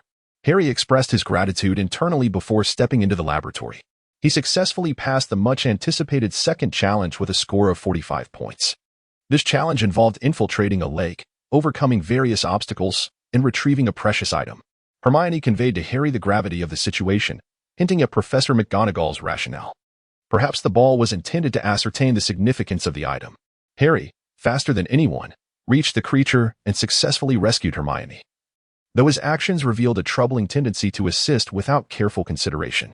Logically, one might deduce that Dumbledore would not endanger his students for the sake of a contest. However, Harry approached the trial with utmost seriousness. He understood that if he faltered, he would face dire consequences, yet he even attempted to assist the creature. Ultimately, Harry noticed that Fleur appeared to be in distress and was capable of saving the creature, Fleur's sister. Without hesitation, he aided Fleur in her endeavor, ultimately securing third place. Nevertheless, Dumbledore, Barty Crouch, and Madame Maxime praised Harry's noble heart, awarding him high points for his efforts, culminating in a score of 45. Karkaroff was the only one to grant a mere 5 points, yet despite his favoritism towards Crumb was unable to surpass Harry. Now, only the final challenge remained. The narrative took a slight twist. If one felt their worldview challenged, it was best to skip ahead. The surroundings remained cloaked in darkness, and the students sharing the same room showed no signs of awakening. Mirabelle donned a long robe, still clad in her nightgown, as she strolled towards the entrance. The mischievous Papigi engaged in antics to capture Felchie's attention. Using Papigi as bait, she roamed the school under the cover of night, striding with pride as if it were her own home. On the second floor, Mirabelle approached the balcony and settled into a chair, embracing it as if it were a beloved companion. With a snap of her fingers, a bottle of wine and a glass materialized before her. The tranquility was fleeting, as the moment of serenity was soon to conclude. Mirabelle, while speaking, gently swayed her wine glass, her gaze drifting towards the Quidditch pitch of the campus. The second challenge had been completed, leaving only one remaining. The final stage, the hedge maze, awaited just over there. It was the moment they had all been anticipating. Mirabelle spoke to the figure beside her, a silvery-haired maiden, a guardian spirit conjured by her own magic. The ethereal silhouette stood motionless, gazing upward at the crescent moon, her lips pressed against the glass. With a slight nod, Mirabelle acknowledged the intoxicating potency of the drink. Unchanged, the spirit retained the memory of her youthful form. The appearance of the guardian was intrinsically linked to the essence of its creator. Mirabelle tilted her cup once more and gulped down its contents in one go. The alcohol coursed through her veins, lending a rosy hue to her cheeks. Mirabelle yearned for another sip of wine. Yet she wished to postpone the effects of inebriation until the following morning, concealing her ungraceful visage from the world. She believed that displaying weakness was not an option. The world had no intention of allowing her to reveal her vulnerabilities. The coexistence of muggles and wizards had materialized her desires, leaving only the superior beings of her fragmented existence, while the fools obsessed with bloodlines perished. The world's essence was undergoing transformation. Nevertheless, after uttering her thoughts, Mirabelle crushed the glass in her hand. A shard of glass sliced through a finger, and crimson droplets fell upon the balcony floor. Yet, why did Lita smile? The guardian spirit offered no reply, merely gazing at Mirabelle with a countenance of sorrow, as if on the verge of tears, juxtaposed with a smile. It was a smile that should have been etched in memory, yet it was conspicuously absent from her mind. Mirabelle discerned the underlying cause, as there was still ample time. In fact, the journey had yet to commence. Yet, the inevitability of its approach loomed ever closer. Naturally, such a state of affairs brought her joy, albeit tinged with a hint of absurdity. If she wished to wear a smile, she must devote herself entirely to a sanguine purification of the magical realm. Observing the remnants of a decaying magical world, she felt a profound fear for life itself. She would offer some of the bloodshed to the moon, raising her blood-stained hands skyward, as if to grasp the moon itself. Soon, in time, she would wield control over the entire world. She was capable of this. Even if she faltered, she would still strive to achieve it. Mirabelle? A familiar voice pierced through the moment that should have been filled with words, reaching her ears. Mirabelle promptly deactivated the guardian and turned to see Edith. Edith, why are you here so late? Is something amiss? She inquired, noticing her departure. It was evident that Edith had not perceived the gravity of the situation that had transpired, remaining blissfully unaware of the unfolding events. Mirabelle, while inwardly clicking her tongue, swiftly suppressed her agitation. Then, as was her custom, a smile graced her lips. It was nothing. She simply wished to enjoy a drink while gazing at the moon. She rose from her dormitory seat, using magic to clear away the shards of glass from the broken bottle. Just as she stood, Edith hurriedly grasped Mirabelle's hand. "Wait, Mirabelle. You're hurt. What happened?" she exclaimed, her voice laced with concern. Mirabelle's words resonated with Edith, who, still wearing a worried expression, grasped Mirabelle's arm. For reasons unknown, Edith felt an urge to release her grip. If she were to let go, a transformation of events would surely ensue. Deep within her, a powerful sensation stirred. "Let go, Edith." In that fleeting moment, as Mirabelle's golden eyes seemed to shimmer, a chill ran down Edith's spine. It felt as if she were standing naked in the midst of a frigid blizzard, her body growing heavy and lethargic, akin to suffering from a high fever. Breathing became laborious, and she was momentarily overwhelmed by the illusion of standing atop a great mountain, drenched in an unpleasant sweat. Typically, Mirabelle exuded a commanding presence, a force that could easily instill fear. With every ounce of strength, Edith attempted to relinquish her hold. Yet, her senses betrayed her. She had already released Mirabelle's hand. Though her heart screamed in protest, it succumbed to fear. After shaking off Edith's hand, Mirabelle turned and walked away. Surely, if Edith pursued, she could catch up to Mirabelle. But her legs remained immobile. It was better to return and rest, she thought, watching Mirabelle's retreating figure grow smaller in the distance. Until now, Edith had believed that their connection was drawing closer. They had been together since their first year. They had quarreled in the second year, unilaterally. And by the end of the third year, they had learned the Patronus charm. Yet, contrary to her feelings, the distance between them had not altered. A wall had risen between Mirabelle and herself. Edith became acutely aware of this barrier, more so than at any other time.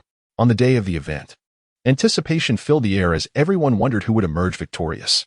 Even before the competition commenced, the audience buzzed with excitement, eagerly awaiting the outcome. The final challenge, set in the labyrinth of the Quidditch pitch, promised glory for the victor who could claim the coveted Triwizard Cup. The highest score was held by Harry, who was in the lead. Following him were Cedric Diggory in second place, Victor Crumb in third, and Fleur Delacour in fourth. Despite a rocky start for Fleur, it did not spell the end of her chances. Amidst tears and laughter, the outcome of the competition would ultimately decide everything. Who would become the esteemed champion of this century's first contest? The family fixed their gaze upon the stadium, eager not to miss a moment of history. As they focused on the match, only Edith noticed the presence of Mirabelle in the audience. In a grand estate nestled in the suburbs of Albania, Lord Hithscott Beresford, also known as the esteemed Beresford, indulged in the serene ritual of afternoon tea, a rare moment of respite amidst the bustling affairs of the Ministry of Magic, where he served as an expert in the fight against dark arts. However, this tranquility was abruptly shattered by an unexpected guest. Why? How could this be? Hithscott pondered, as his daughter Mirabelle, with an audacious smile, gazed at him. Her visage was familiar, yet Hithscott sensed an unsettling difference. He recalled the recent holiday. What had transpired? The atmosphere in the room felt unchanged, yet Mirabelle exuded a disquieting aura. Even the house elves, who had served the family for years, seemed peculiar. They offered tea solely to Mirabelle, casting not a single glance in Hithscott's direction. Hogg, the family's devoted house elf, lingered by Mirabelle's side, as if she were the true mistress of the house. The question of why she had returned home on a day of rest loomed large. What was amiss? After years of grappling with criminals as a specialist in dark arts, Hithscott's instinct screamed at him to flee, yet he found himself rooted in place, confronted by his beloved daughter. Hithscott had always held high expectations for Mirabelle, driven by his desire for her to excel, and she had consistently risen to the occasion, repaying his hopes with commendable achievements. He had gone above and beyond to nurture her talents, even providing her with literature on dark magic. Yet, he could not shake the fear that gripped him when faced with the possibility of threats lurking near Mirabelle, a girl of Muggle descent whom he had painstakingly cultivated into a paragon of perfection. Why, then, did he feel such trepidation? It's nothing at all, he thought. I merely seek a bit of assistance. What do you require? He inquired, as she expressed her desire to experiment with dark magic. Such magic necessitates the sacrifice of fresh blood. Ah, I see, he mused, recognizing the implications of her words. You wish to delve into the realms of darkness. Perhaps you might summon a few prisoners from Azkaban to aid your cause. The dark arts invoke profound fear, often requiring sacrifice or even life itself. The endeavor of a daughter learning such sorcery is fraught with complications, yet, Hithscott believes that in the battle against darkness, one must also embrace it. This is why, despite being taken aback by Mirabelle's words, he assisted her in procuring the blood of life. However, Mirabelle responded with a mocking smile, suggesting that such sacrifices are irreplaceable, akin to the plight of a prisoner. In an instant, as Hiscott Beresford concluded his statement, he kicked over his chair and reached for the staff concealed within his grasp. Yet, by that time, Mirabelle had already completed her incantation. The flash from her wand, casting the disarm spell, struck Hiscott's arm, sending his wand flying. Simultaneously, the sprite directed her finger towards him, rendering Hiscott immobile. "Mirabelle, what are you doing?" Hiscott exclaimed, panic rising. "Calm down, father," she retorted, as her suppressed anger finally burst forth. No longer would she extend respect to his hypocritical demeanor. From this moment forth, he would no longer be the master of Beresford, but merely a pitiful victim of his own machinations. "Where is everyone? Hurry," Hiscott called. As the maidservants emerged from various corners of the estate, trained sorceresses ready to act as bodyguards in this emergency, Hiscott smiled confidently, brandishing his wand as he charged into the parlor. Yet, in a fleeting moment, that smile froze completely. Each sorceress aimed her wand at Hiscott. "What is happening?" he shouted in disbelief. "Everything is as it appears," they replied with a unified voice. "You have never sworn allegiance." Mirabelle spoke to her despondent father. He glanced at Mirabelle, noticing the golden glint in her eyes and the sardonic smirk that played upon her lips, prompting him to draw a sharp breath in astonishment. The first encounter with Mirabelle revealed a visage distorted and grotesque, reminiscent of a demon. Under the weight of this pressure, Hiscott instinctively clenched his perspiring fists. When did this plan commence? 5 years, the foolish father. 5 years during which even the estate was seized, and yet he remained oblivious. 5 years. Upon hearing the news, despair washed over Hiscott's countenance. How could this be? 5 years, and Mirabelle was merely 10 years old. The entire family had been usurped by a girl of only 10, without anyone even noticing. Hiscott felt an overwhelming sense of shame at his own incompetence. Why? Why did Mirabelle, to whom he had devoted his love and care, choose to act in such a manner? Mirabelle cast a cold smile at Hiscott, then slowly took up her wand. With unwavering determination, she pointed the immense wand at her father and unleashed the incantation without hesitation. The heart-wrenching agony echoed. "Ah!" The use of the forbidden mercy spell was strictly prohibited. Mirabelle directed her gaze toward Hiscott, observing the writhing figure in agony as she approached. Then, she stepped on his head, compelling him to cease his movements. Love? Oh, that ineffable emotion. The bond of parenthood, familial affection, universal love, and the benevolence that transcends understanding. The teachings could evoke any sentiment, and in the name of love, even the dearest of friends could meet their demise. In Mirabelle's heart, love was absent, whether it was her father, her brothers, or those around her, without exception. They were all mere instruments, adversaries, or burdens. Mirabelle did not speak falsely. Indeed, the world lacks the love of Mirabelle. To comprehend other forms of love is also to understand one's own affection. For Mirabelle, the sensation of love resembles a binding chain that inevitably diminishes, and it must be grasped. Yet the world, a mere shadow of what it once was, has rendered Mirabelle weaker, ensnaring her in these chains. Ah, to know only one kind of love, a love that is profound. Self-love is what one must understand. It is truly a magnificent feeling. To love oneself is paramount. It is essential. Mirabelle is solely enamored with herself. Friendship, familial bonds, and kindness all revert back to her own being. Everything returns to the essence, a complete unity, thus enabling her to extend love to others. The distortion of Mirabelle stems from the teachings of her parents, who instilled in her the notion of self-love to such an extent that it culminated in cruelty. She obliterates the brakes of conscience, relentlessly accelerating forward. The expectation that this warped girl could possess a conventional set of values is inherently flawed. She requires love, yet such a need will only render her more vulnerable. To one who embodies true strength, these feelings are merely obstacles. The third challenge, the labyrinth, has finally commenced. As before, Harry approaches the challenge with the utmost calmness and confidence. Although the labyrinth is fraught with peril, populated by many infamous creatures, it presents no reason for Harry to hesitate. During his first year, he confronted a three-headed dog and navigated various traps to ultimately face Quirrell and Voldemort. In his second year, he battled Tom Riddle. And in his third, he was surrounded by Dementors and faced Pettigrew. Each encounter was a fight for survival. Given this context, the labyrinth does not intimidate Harry. Every past experience has fueled his determination, propelling him forward without hesitation.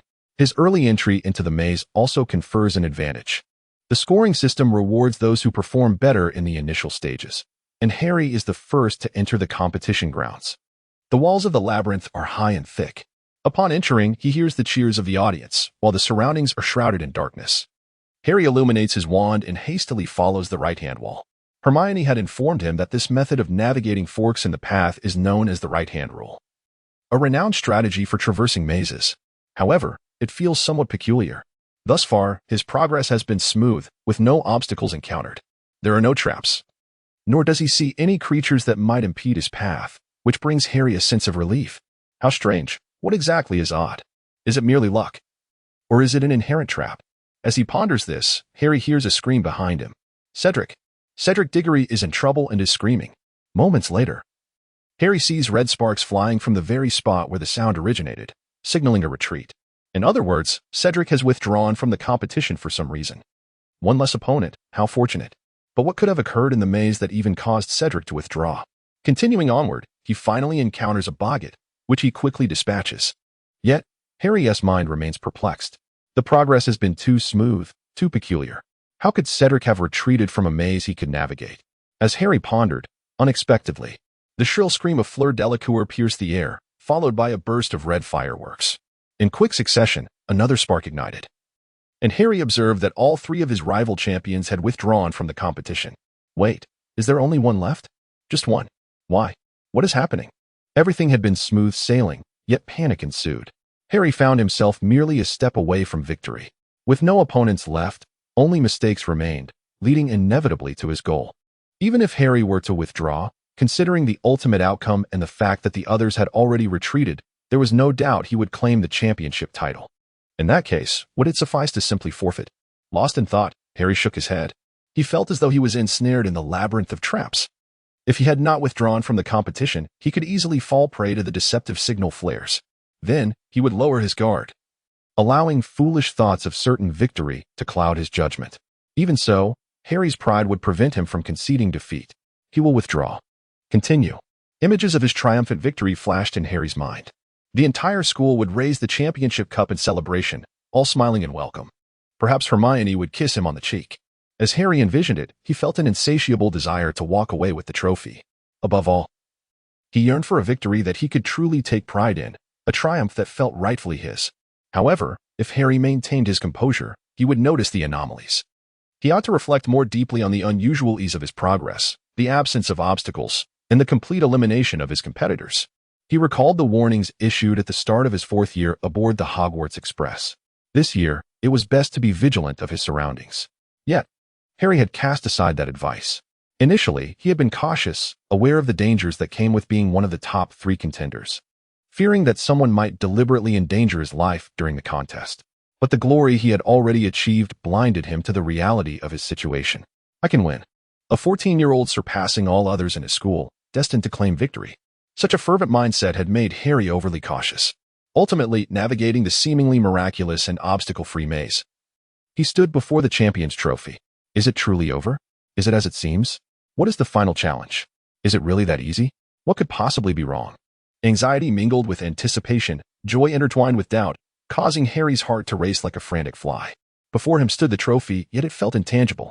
He swallowed hard, slowly extending his hand toward the championship cup. The moment his fingers brushed the surface of the trophy, Harry vanished. In the villa on Magnolia Crescent. Although the Ministry of Magic tolerated the use of magic to some extent within the estate, if a formal ceremony were to be conducted at the main residence, the Aurors would likely catch wind of it. Waiting endlessly, sister. In the opulent villa of Mirabelle, Chilo graciously welcomed Heathscott, bowing respectfully. Nearby lay the pallid figure of Simon Beresford, his eyes brimming with terror. It appeared as if he were ensnared by a binding spell, utterly immobilized, his gaze hastily darting towards Mirabelle. On the other side, a flaxen-haired maid stood with her hair neatly tied back, her face rigid with anxiety. Mirabelle, a maiden of the region, was gripped by fear as she awaited her destined fate. What was she truly planning to do? Silence would reveal all in due course. Ignoring Heathscott's inquiries, Mirabelle positioned herself at the center of the magical circle drawn upon the floor. With her wand crafted from a vampiric tree, she plunged it into the ground. In an instant, the magic circle radiated a golden light, illuminating the entire chamber. Let the ritual commence.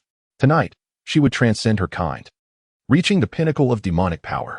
She would surpass death itself and become the eternal sovereign of the magical realm. Simultaneously, in the cemetery located behind the association in Hargenton Village, Harry found himself bound to a gravestone. The circumstances were perplexing, even to him. He was meant to compete and complete the third challenge. Having overcome several obstacles, he should have been leading the way to claim the trophy. However, Harry was suddenly transported to the graveyard, where he was seized by a lurking creature. "Ready, master," Wormtail trembled, gazing into the ominous cauldron. Within his arms writhed a bizarre, infantile entity, an absolute abomination. Who would bear such a ghastly child? Harry thought, having never encountered anything that appeared both like a baby and yet utterly grotesque. The infant's head was covered in scales, its face smooth as that of a serpent. With a look of disgust, Wormtail tossed the wretched creature into the cauldron, which was filled with a boiling, viscous liquid. Harry contemplated whether drowning the monster would be a mistake. Yet, his wish remained unfulfilled. Wormtail raised his wand, closed his eyes, and began to chant beneath the night sky.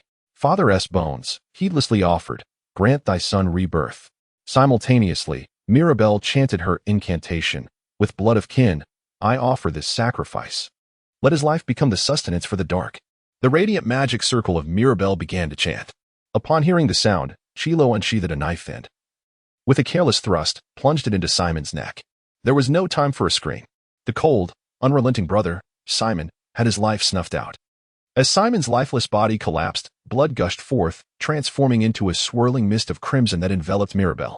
The flesh of the servant, willingly offered, facilitated the rebirth of the master.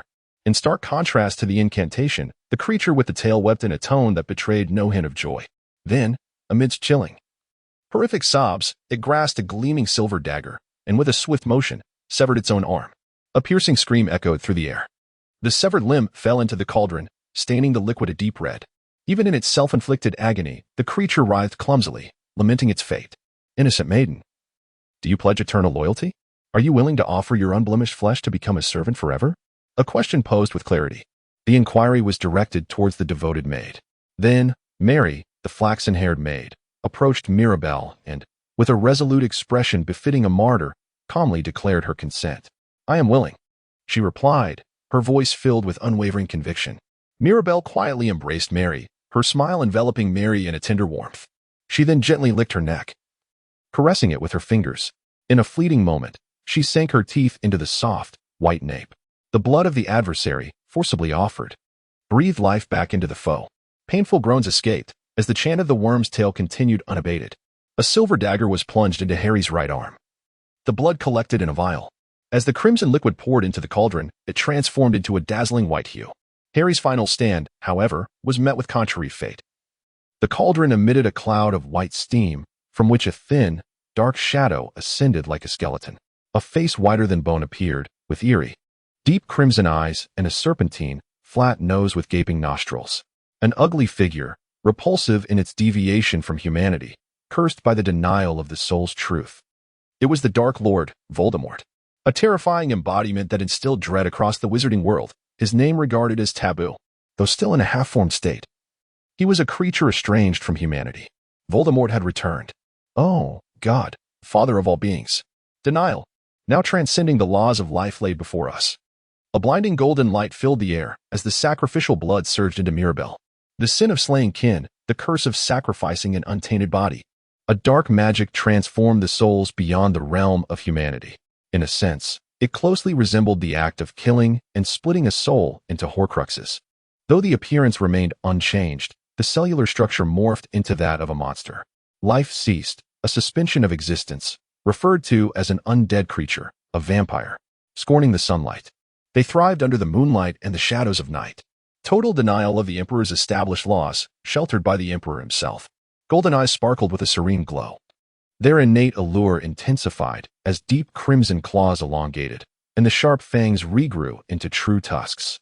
A being that denied the love of the Emperor, reigning as the malevolent king of the night. The progenitor, the vampire, King, Nosferatu, Dracula. Across various texts, he was known by many names, the King of the Night. The cursed yet infinitely beautiful monster emerged slowly from the light. Ha ha ha ha. Mirabelle smiled, observing her reborn self, her lips contorted with joy. Hearty laughter echoed through the air as Voldemort chuckled, his pale fingers caressing his own form. a triumphant smirk curling at the corners of his mouth. The sensation of empty magic, a restrained power, enveloped the room as a golden whirlwind surged forth, violently shaking the entire space. Mirabelle has now completely surpassed all living beings. Ha!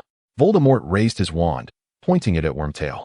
Unable to resist, he was struck against a tombstone, rolling in disarray. Behold, the miraculous power has returned.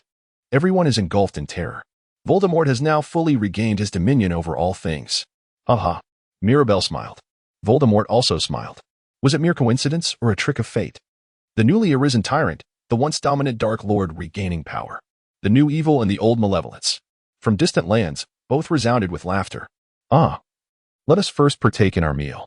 After transforming into a demon, Mirabelle's first words were uttered as she extended her crimson tongue to caress her fingers, revealing a tender visage. Her gaze was fixed upon her biological father, Heath Scott, at the end of her line of sight. Mirabelle resolved to name her first meal after her father. Mirabelle was certain that if blood was involved, one would inevitably become accustomed to it. Hitchcock found himself at a loss for words, unable to articulate his thoughts. Could he truly believe the surreal events unfolding before his eyes? How could his own child wield such extraordinary magic? Was she even more formidable than the renowned Dumbledore? Until now. Hitchcock had always believed that his daughter was the rightful vessel to inherit Beresford's legacy. Yet, the girl was indeed a perfect successor to Beresford's lineage. She was destined to excel beyond all expectations. Oh, how delightful! Splendidly accomplished, Mirabelle. A flawless heir. Cold sweat continued to trickle down as Hitchcock laughed maniacally. Mirabelle, with an expressionless demeanor, lowered her gaze and slowly approached. Well done, Mirabelle, the victor, the sovereign, unstoppable. As Mirabelle reached the face of Hecourt, she seized his head, compelling him to rise. Then, she leaned in close to his neck and, without a moment's hesitation, plunged her fangs into his throat. Blood gushed forth, staining Mirabelle's face a deep crimson. Hee. Perfect Mirabelle. You shall transcend, surpass the Malfoy family, outshine Dumbledore, and eclipse everything else. A true and absolute triumph. Mirabelle's pale throat trembled with each movement, as if life itself were being siphoned away, while Hitchcock's visage bled. His fingers, slender as withered twigs, and his cheeks, shaven clean, rendered him gaunt as a mummy. His eyes flickered with a maddening brilliance, persistently shrieking in a hoarse voice. Indeed, Mirabelle's daughter is the strongest. Ultimately, the figure, now reduced to a mere wraith of its former self, ceased its movements, and the light in its eyes faded, casting the lifeless body to the ground. Mirabelle let out a sigh. At that moment, Holger swiftly handed Mirabelle a cloth to wipe the grime from her mouth. Holger was an exceptionally astute and clever house elf. Forever the victor, I shall uphold your teachings, father. Mirabelle paid her final respects to her deceased father, raising her hand in tribute. In a moment devoid of song, flames erupted forth. The lifeless bodies, once vibrant with life, vanished without a trace from the world, their remains meticulously dealt with. After Holger had slain her father, Mirabelle's gaze fell upon him as she grasped the stone. It was the alchemical crystal, aglow with a crimson light, reputed to be a magical stone that promised eternal life. In her first year, Mirabelle had acquired a fragment, having stealthily pilfered the formula from Nicholas Flamel, finally completing her quest. This stone, known as the magical gem, bestowed upon Mirabelle unparalleled power over the essence of decay. The magical stone, combined with the progenitor, the vampire ancestor, would allow her to attain an unprecedented mastery over mortality, achieving a state of true immortality that history had never witnessed before. Mirabelle tenderly caressed the stone in her hand, raising it to her face.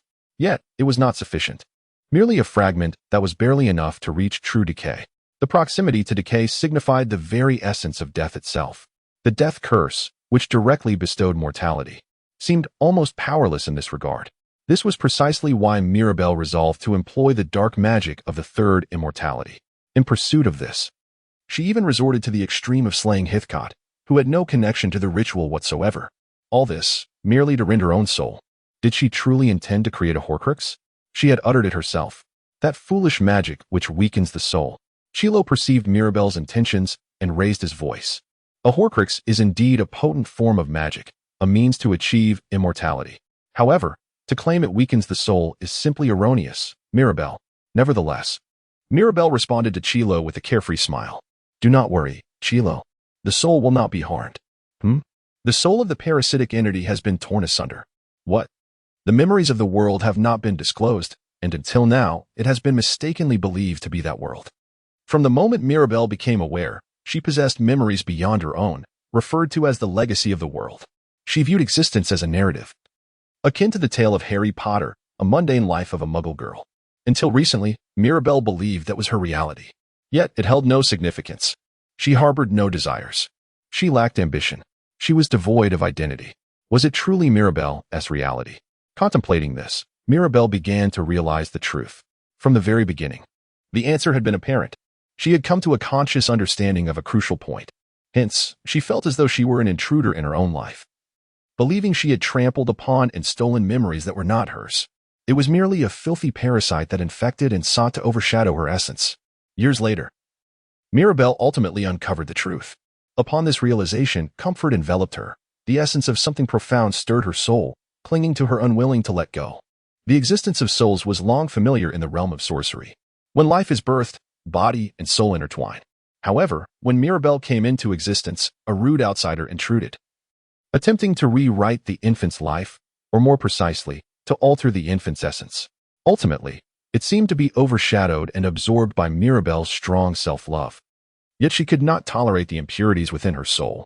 No longer would she allow remnants to cling to her spirit. The soul vessel was merely a means to an end. The degradation of the soul vessel was inevitable. Purging the impurities of the soul was essential for mastery. Mirabelle was even tinged with a hint of anger, a soul torn apart by the crime of patricide. Then, a faint, ghostly figure emerged from Mirabelle's heart, emitting a sound of sheer terror. It was a dark-haired, expressionless girl, a wretched soul, who seemed to dread being noticed by Mirabelle. Mirabelle seized it with a firm grip and mercilessly cast it into the enchanted stone at that very spot. Mirabelle wished to acknowledge her reality. Yet years of assimilation had rendered her soul but a mere fragment of its former self. This existence had led her to embrace a third decay, forever binding her to the sacrifices that sustained her life. After finally purging the impurities from her soul, Mirabelle experienced an illusion of lightness in her body. She realized that she had borne a heavy burden throughout her life, her entire being weighed down by unseen weights. Now, her body felt liberated, and the suppressed ambition surged forth, revealing truths she had long overlooked. Rest assured, the other half of her will deliberately reside within her restored body, allowing any soul that stirs to connect. However, if it were merely physical, for the sake of her other half soul, Mirabelle would permit it. With this thought, she slowly placed the magical stone into her mouth and swallowed it. Indeed, she would allow it to settle within her stomach. Manipulating her body was a skill the vampire had mastered. It required little finesse, as she could redirect what was meant for her stomach to her heart. The magical stone absorbed by her heart would assimilate with it, producing the essence of eternal life, the water of life. Through this union, the blood coursing from her heart transformed into the water of life, circulating throughout her being. Regardless of the severity of her injuries, with a touch of the philosopher's stone, reconstructing her body from the ground up would be a simple feat even if her neck were shattered into fragments. Mirabelle would endure. Bound by the vampire's death and tethered to the soul artifact, she could be resurrected through the power of the magical stone. The soul artifact, which should have been destroyed, remained within her decaying body, impervious to annihilation. This decaying vessel, safeguarded by the internal magic of the stone, would never perish. Mirabelle has transformed into a nightmarish creature. Ha! It is done. Now, it can no longer be vanquished. Congratulations, sister. Well, I have done my utmost in service. Without fixation, even so, one can effortlessly accomplish certain tasks. Mirabelle expressed her gratitude to Chilo Hulk, who knelt with his head bowed. Mirabelle had only confided in herself, vowing to accomplish tasks with utmost swiftness, save for the red tea of Chilo. It was indeed due to this power that matters unfolded so rapidly and effortlessly. Such diligence deserves reward. Quirinus Chilo. A reward? Alas, the curse of the unicorn was encroaching, and that body had reached its limits. Preparations for a new body were underway. Chilo's form was being consumed by the curse. Voldemort had possessed Chilo, drawing upon the blood of unicorns, a consequence of which led to the curse, rendering him in a state akin to death. His devoted servant, Mary, would also be granted a new body, returning once more from the depths of hell. As she spoke, Mirabelle raised her hand. Two hearts appeared before Mirabelle, blood vessels extending, as internal organs and bones slowly took shape.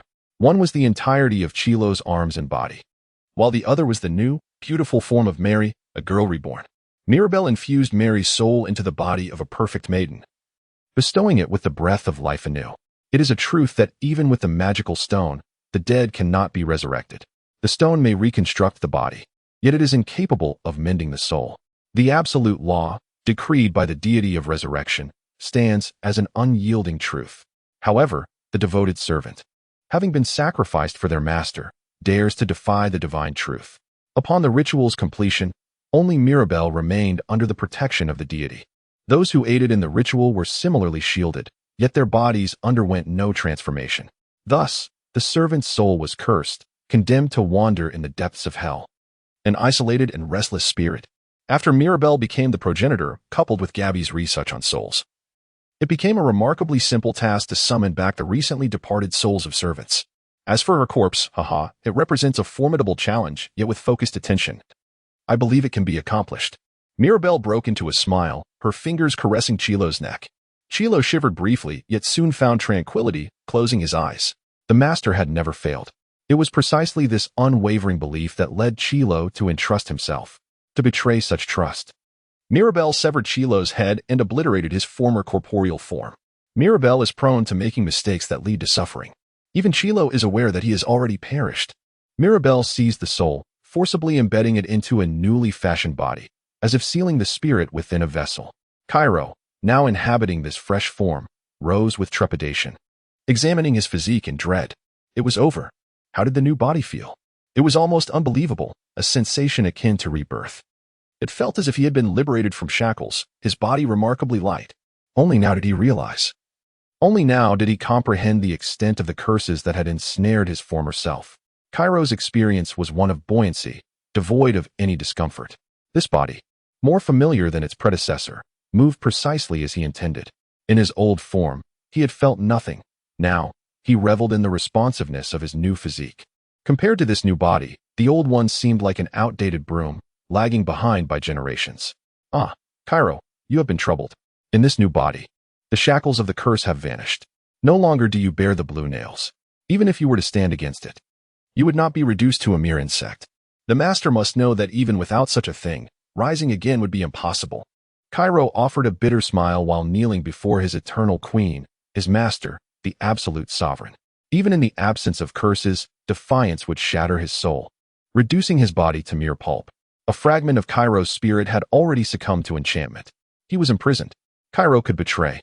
Yet the loss of evidence of his loyalty pained him deeply. Those proud blue nails. He yearned for new proof that would affirm his allegiance to his master. Very well. Quirinus Cairo, let me ask you, are you prepared to become a vassal, forever following? Are you ready to traverse the cursed path forsaken by the gods? Cairo nodded at these words, bowing his head. That ultimate desire, the wish he had longed to realize. Thus, without hesitation, Cairo responded clearly to the question, pledging his loyalty to remain ever at her side. Mirabel gazed at the back of Chilo's hand, contemplating the irrevocable nature of the present.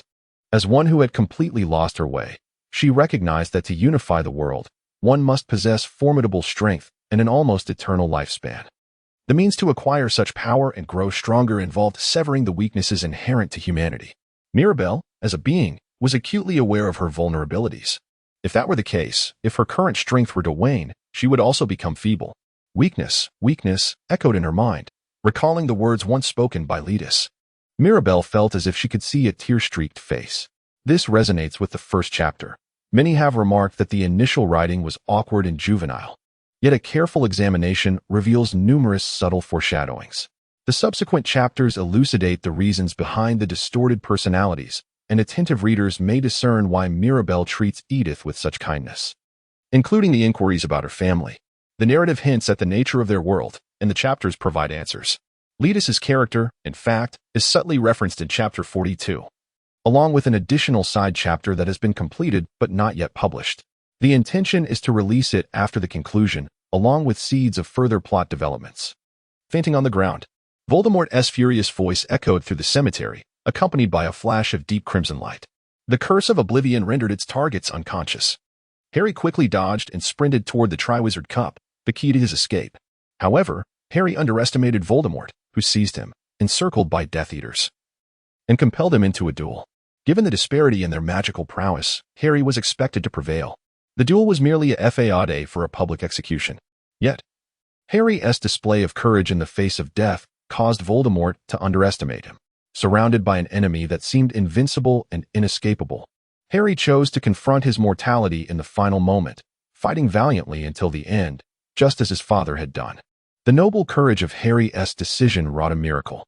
Harry and Voldemort's wands shared twin cores, both containing a feather from the same phoenix. During their confrontation, an extraordinary occurrence unfolded, an anomaly that would never transpire under normal circumstances. Their magic clashed, leading to an unprecedented failure only seen when twin cores battled. Voldemort's wand backfired, causing spells he had previously cast to unravel, specifically, the killing curse that was meant to obliterate Harry. Instead, the spirits of the innocent emerged, including Bertha Jorkins, a ministry official, and Harry's parents, who surged toward Voldemort, clearing a path for Harry. "I will kill you." After dispelling the ghosts, Voldemort brandished his wand. If Harry were to escape, Dumbledore would learn of his resurrection. Voldemort had to eliminate Harry swiftly.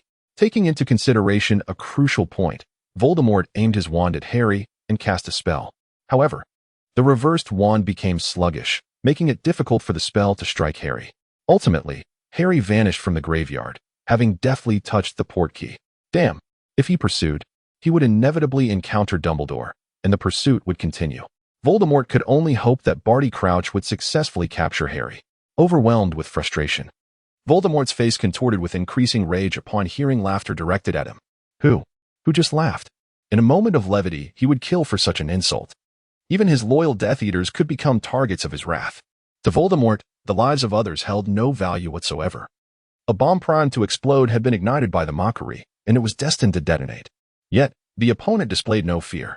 On the contrary, they seized the killing curse and shattered it. What? How audacious, Voldemort mused. A girl with golden hair. She had grown more beautiful than when Voldemort last beheld her 4 years prior. Her golden locks sparkled under the moonlight, clad in a sleeveless robe. Her golden eyes radiated confidence. Voldemort remembered the humiliation he wished to forget. How could he forget the girl who had once humiliated him like Harry? It had been a long time, Dark Lord. Do you still remember? The girl inquired. Just like 4 years ago. Her fearless visage and reckless smile easily rekindled Voldemort's fury. Grinding his teeth, he shouted her name in rage. Mirabelle Beresford. Voldemort glared at the girl perched upon the gravestone. What had she done? Shatter the killing curse? It was indeed possible. A lethal spell that would result in immediate death upon contact. The moment one touched it, the incantation should confirm their demise. What on earth had transpired? Is it so strange? The dark magic I trusted actually working? Answer me. What have you done, Beresford? Any ordinary wizard would tremble at the sound of Voldemort's wrathful voice, yet the girl maintained an eerie smile. She regarded the impatient Voldemort as if he were an amusing spectacle. My lord, allow me. Such a girl, how bothersome for my lord. While Voldemort was stunned by the mysterious Mirabelle, a Death Eater raised his wand. Then, a green flash emitted from the wand, Avada Kedavra. At that very moment, Mirabelle's figure vanished. Disappeared? No, she was merely moving at incredible speed. With a perception beyond the ordinary, she circled behind the Death Eater. Such slow reflexes. I could almost fall asleep. By the time the Death Eater regained his senses, it was too late. The carotid artery was severed, and blood gushed forth like a fountain. Mirabelle revealed her fangs and swiftly sank them into the pulsating flesh of the neck. What? The body of the Death Eater rapidly withered. His arms became as thin as dry twigs, having lost all semblance of life. The sound of blood being consumed echoed, devoid of any verbal utterance. Ultimately, after a brief interlude, the feast concluded, and the Death Eater's form had entirely transformed, resembling that of a mummy. Casting aside the lifeless husk, she informed Voldemort. Voldemort comprehended the transformation. Indeed, it is as such. The girl has become one. A vampire. Of the Night Clan. Has she forsaken her humanity? Regardless, she has embarked upon a path of decay. Voldemort clicked his tongue and gazed up at the night sky. Alas, it was a full moon tonight. Typically, there would be no cause for concern, yet one must remain vigilant against full moon vampires, even the Dark Lord himself. During such a night, a vampire's power surpasses all previous limits, reaching an apex. What a flawless method they have chosen. They are aware of the means to become a vampire. However, this perfection is far from true decay. This is precisely why such a method was not chosen. Upon transforming into such a monster, one becomes riddled with weaknesses. Weaknesses? A creature brimming with stability, yet fearing sunlight, capable of traversing streams, yet afraid of crosses, silver, and garlic. Only a fool would opt for such a decay. Voldemort brandished his wand, roaring in fury. Immediately, the air shimmered as if molten silver, coalescing into several spears. Crafted from silver, these weapons are one of the vampire's vulnerabilities. The weapons flew towards Mirabelle, but she intercepted them. With a sweep of her arm, golden lightning erupted, obliterating the nearby projectiles. However, one spear circled behind her, as if lying in wait, and pierced Mirabelle's side, prompting her to evade. Alas, that wound would regenerate in a moment. Hehehe, Voldemort spoke with a smug satisfaction. Yet Mirabelle merely scoffed. When she nonchalantly extracted the spear, the wound that should have been there had vanished without a trace. Voldemort fixed his gaze upon the site of the wound, his eyes widening in disbelief. The silver weapon, a supposed source of harm, had failed to inflict damage. So, a player in this game? The Dark Lord was incensed. A girl who could regenerate even tattered clothing, let alone her own body, left Voldemort unable to conceal his astonishment. Mirabelle regarded Voldemort with a comical expression, her hands shimmering with an emerald glow. Notably, she wielded no wand whatsoever. The wand, a mere trinket for those well-versed in the arcane arts, had become obsolete. She had transcended such toys. With a flick of her right hand, she unleashed the deadly killing curse.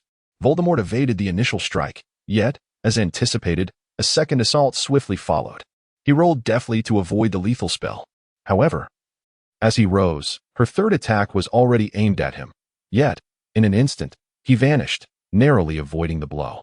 Mirabelle promptly pivoted, sensing a surge of magic behind her. It was futile. Voldemort, with a flick of his arm, sent a crimson flash hurtling toward her with blinding speed. Summoning all her strength, she swung her arm, shattering the red bolt with her formidable power, causing the ground to buckle beneath her. The sheer force was overwhelming, requiring no finesse, even surpassing the might of a troll. Impressive evasion, girl. Voldemort seethed, brandishing his wand. In an instant, a gleaming blade materialized at the tip of his wand, slicing toward Mirabelle with lethal intent. Mirabelle deftly evaded the assault, retaliating with her agile claws. The razor-like talons clashed repeatedly, producing a sharp, resounding echo of sparks. Mirabelle's slash and Voldemort's strike. On one side stands the Dark Lord, and on the other, the new tyrant.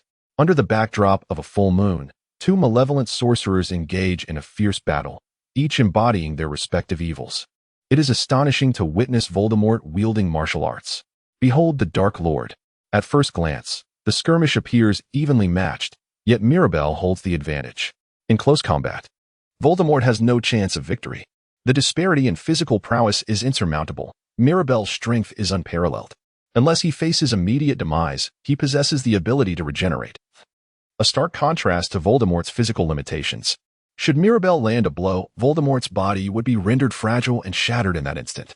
Voldemort is acutely aware of this reality. He evades Mirabelle, maintaining a prudent distance. Meanwhile, the Death Eaters, unable to intervene, clutch their wands. Observing this, Mirabelle clicks her tongue. Insects, do not obstruct my path. With a casual flick, she casts the killing curse, eliminating one of the Death Eaters. In an instant, Mirabelle closes the gap, seizing hold of the head. Dead. Mirabelle crushed the head of the insect's tail, her eyes widening in fear, as if she had just crushed an empty can. Blood, cerebral fluid, and fragments of skull splattered everywhere, transforming from the neck into a gory cascade. She discarded the corpse with the shattered head. Suddenly, that beautiful visage contorted into a wicked smile, as if a thought had struck her. She was filled with delight, preparing for a most extraordinary ball. Mirabelle raised her arms, unleashing her magical power. The moonlight cast a golden hue over the cemetery, enveloping it in a breathtaking yet serene glow. From the depths of the earth came a rumbling sound, indicating that something was attempting to rise. The slumbering dead of this land were commanded by the King of Night. Deny the reason of the divine and return to the world once more.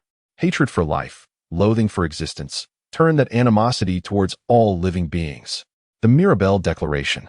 Simultaneously, the gravestones have crumbled, and the earth has risen. A horde of the deceased has emerged. Their bones partially exposed, their flesh laid bare, even their entrails drag along. The commonality lies in their yearning for life and their jealousy of the living. Thus, they are compelled to assail the creatures before them. Restrain the urge to bite that fresh meat. Like a resurrection, the beings crawling from the grave are but a procession of the undead, attacking the living in accordance with Mirabelle's will. Ha! Behold, the Death Eaters, a perfect match, are they not? Like those who claim to be true Death Eaters, devouring death itself, only to rise again. To be consumed is to become a true Death Eater. A grim tableau unfolds. Swarms of the undead relentlessly charge towards the Death Eaters, who are so startled that they can scarcely stand. They hastily cast spells, yet to no avail. Naturally, they are but a cadre of the dead. Thus, they embody both death and faintness. Oh, what is that? A monster. The Dark Lord. Help. A genuine tragedy unfolds. A Death Eater, once consumed, becomes a new corpse, and a wizard bitten by a dead one shall likewise transform into another casualty. An endless cycle of death. In mere moments, the number of Death Eaters has diminished by nearly half. A bunch of useless wretches. With a flick of his wand, the Dark Lord swiftly clears the dead. It matters not that those worthless minions are all dead. The legend of the Dark Lord begins anew. To think that a few insignificant souls could tarnish his majesty. A group of failures, retreating nonetheless. The Death Eaters are commanded to withdraw from the battlefield. Annihilate all the undead. Yet, is it too late to offer assistance? Has the army diminished as well? The Dark Lord's face contorts in sheer rage. The malice of the girl named Mirabelle knows no bounds. She giggles with uncontrollable delight, reveling in the Dark Lord's fury. Mirabelle, born of malevolence. Once she unleashes her wickedness, she becomes the very embodiment of evil. Under the full moon, the graveyard lies desolate. Mirabelle's fierce brutality could not be halted. She shall slay Beresford. Do not perish too swiftly. Ha ha ha, let us witness the manner of her execution. With a swift glide, Mirabelle moved with remarkable speed. Simultaneously, Voldemort retreated rapidly to a distance. Then, with a flick of his wand, a multitude of flames surged through the void, all directed towards Mirabelle.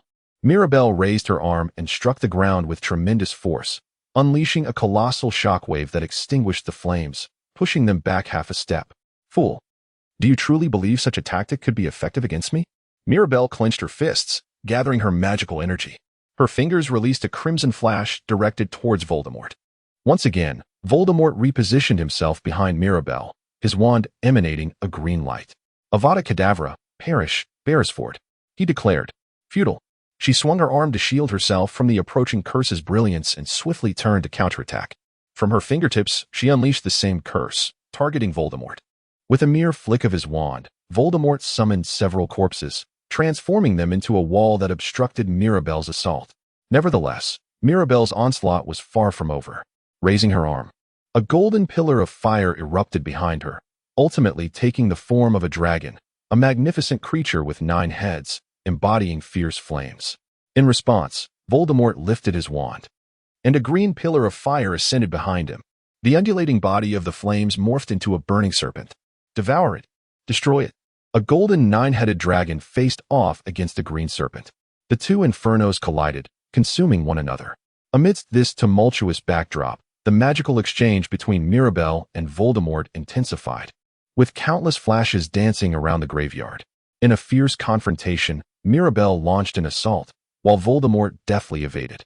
Voldemort retaliated with a spell, only for Mirabelle to nimbly dodge. The air was thick with lethal incantations: the Killing Curse, Avada Kedavra, the Soul-Snatching Curse, Soul Siphon, the Bone-Crushing Curse, Crucio, the Stunning Spell, Stupefy, the Disarming Charm, Expelliarmus, the Petrification Spell, Petrificus Totalis, the Shattering Curse, Shatter, and the Explosive Spell, Confringo. Each spell aimed to bring the other to their demise, yet none delivered a definitive blow. The ground was torn asunder, tombstones were obliterated, and corpses lay shattered, transforming the graveyard into a desolate wasteland, yet the battle raged on. An exceedingly nefarious sorcerer faced off against a self-proclaimed witch who believed she had transcended her limits. Heedless of the devastation surrounding them, they continued their relentless struggle. However, this seemingly stalemated conflict was nearing its conclusion. Breaths grew labored. Had they reached their limits? With Mirabelle possessing nearly boundless stamina, Voldemort's physical state appeared to falter. If the battle persisted, he risked depleting his strength, his movements becoming increasingly erratic. Moreover, under the full moon's glow, Mirabelle's magical prowess surged towards the infinite. The moonlight alone replenished her power, ensuring it would never wane. Clearly, the tide of battle favored Mirabelle. After all, Voldemort was merely a shadow of his former self. a mere remnant of what he once was. In the eyes of Mirabelle, he resembled a primal creature, akin to a monkey in combat. Die, Voldemort, she cried. Ah, Avada Kedavra. The killing curse surged forth, engulfing Voldemort and forcing him back. The most malevolent of spells, it inflicted swift demise upon its target. Yet, the Dark Lord, cloaked in shadows, rose once more, his blood-red eyes fixated on Mirabelle. So, it seems the killing curse does not kill? He mused, acknowledging his own decaying state. Mirabelle let out a dull hum, crossing her arms. A single strike could cast Voldemort's soul into the abyss. Yet, something intervened, drawing his soul back. Much like magnets drawn to one another, an unseen force compelled Voldemort's will to linger within the Horcruxes. Even if the soul were to be obliterated, the remnants of his will would persist as long as the Horcruxes remained. Unless every fragment of soul contained within the Horcruxes was eradicated, he would never truly perish.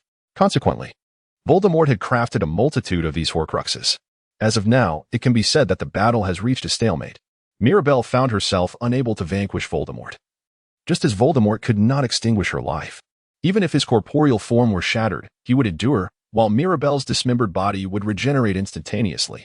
It was precisely because both had entered a state of decay that neither could deliver a decisive blow to the other. Thus, the prospect of obliterating the soul contained within the Horcruxes seemed far from feasible. Mirabelle pondered. The audacity of testing the infamous Dark Lord from such a distance appeared to overlook the potential of the Horcruxes entirely. These artifacts were indeed troublesome. Tonight's agenda, aside from probing his strength, was also to gauge her own capabilities. Having achieved her objective, there was no reason to linger. She acknowledged that, given the current circumstances, it was impossible to slay Voldemort. Even now, any attempt would merely result in a futile confrontation, for he possessed a profound understanding of the path to immortality through decay, rendering him impervious to death. There was no necessity to engage further. The painstakingly reborn body would likely be destroyed in the process.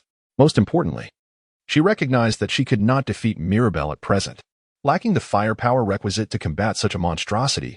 Unless she could deliver a fatal strike, he would simply regenerate. The overwhelming force capable of annihilating even a single cell was essential, yet she found herself lacking in that regard. If slaying him was beyond her reach, she would instead observe who would first dominate the world. It seemed more prudent to witness the Dark Lord's might than to vanquish a visible adversary. To seize dominion over the decaying magical realm would prove far swifter and simpler.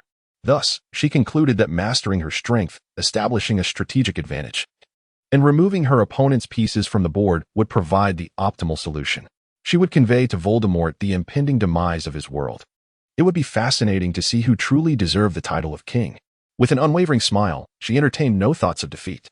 For victory belonged to the one best suited to rule the world. The vanquished would meet a disgraceful end, succumbing to decay, while only the other remained. With an unstoppable malice and bared fangs, she would endure for the sake of future triumph. The faces of those who should have been defeated were seared into her memory, and then both vanished from sight. The resolution would ultimately lead to the one who controlled the world. In terms of battle prowess, it had not deteriorated. The full moon rendered Mirabelle's strength somewhat superior to before. Additionally, Voldemort, having divided his soul multiple times, found his combat capabilities diminished, resulting in Mirabelle having a slight advantage. If their states were equal, it was likely that due to her battle experience, Mirabelle would emerge victorious in the end. The fierce competition culminated in Harry's victory, marking the conclusion of the semester. As is customary, a final soiree was held, with students gathering in the hall as usual. However, Dumbledore's tone was heavy and somber, devoid of the usual cheerfulness that accompanied his words. It seemed as though he dared to speak the truth, as if he were compelled to express thoughts that weighed heavily upon him. With resolute deliberation, he articulated each word, revealing a multitude of matters to discuss that evening. Dumbledore cast a sweeping glance over the auditorium, observing the faces of the students, conveying a painful reality. He pondered the future, foreseeing an inevitable occurrence. The teachers behind him also bore solemn expressions, awaiting the principal's pronouncement. Taking a deep breath, Dumbledore finally disclosed the grim truth. Voldemort has returned. Silence enveloped the hall, as the students struggled to comprehend Dumbledore's words, replaying them in their minds. They glanced around, questioning whether they had misheard. Gradually, the meaning of his statement sank in, eliciting a muted gasp of fear and excitement as they sought confirmation from their peers. It was only when the commotion subsided that Dumbledore spoke again, patiently awaiting quietude. The students looked at Dumbledore as if expecting further revelations. He continued, stating that the Ministry of Magic wished to withhold this information from everyone, including their parents. Believing in the truth, however, is often preferable to embracing falsehoods.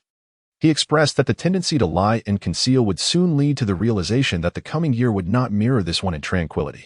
What other course of action remains aside from evasion and deception? Is it wise to postpone confronting the looming threat? Dumbledore pondered this deeply. He articulated the reasons for his disclosure, highlighting the fearful events that transpired after the competition concluded. Just as Harry bravely escaped, he urged everyone to stand resolutely. Even in the face of darkness and hardship, to err and to find solace in the company of friends. His voice resonated with intensity, seemingly an appeal to courage. Expressions of shock swept through the crowd, as if the reality of the situation was an inevitable return, a mere question of time. Edith's face drained of color, her voice trembling, while Mirabelle spoke in a calm tone, holding a goblet and bringing it to her lips to drink the crimson liquid. The truth had always lingered, an unbroken existence, yet contemplating it felt surreal. Meanwhile, the countenance of the ministry's higher-ups appeared shrouded in gloom.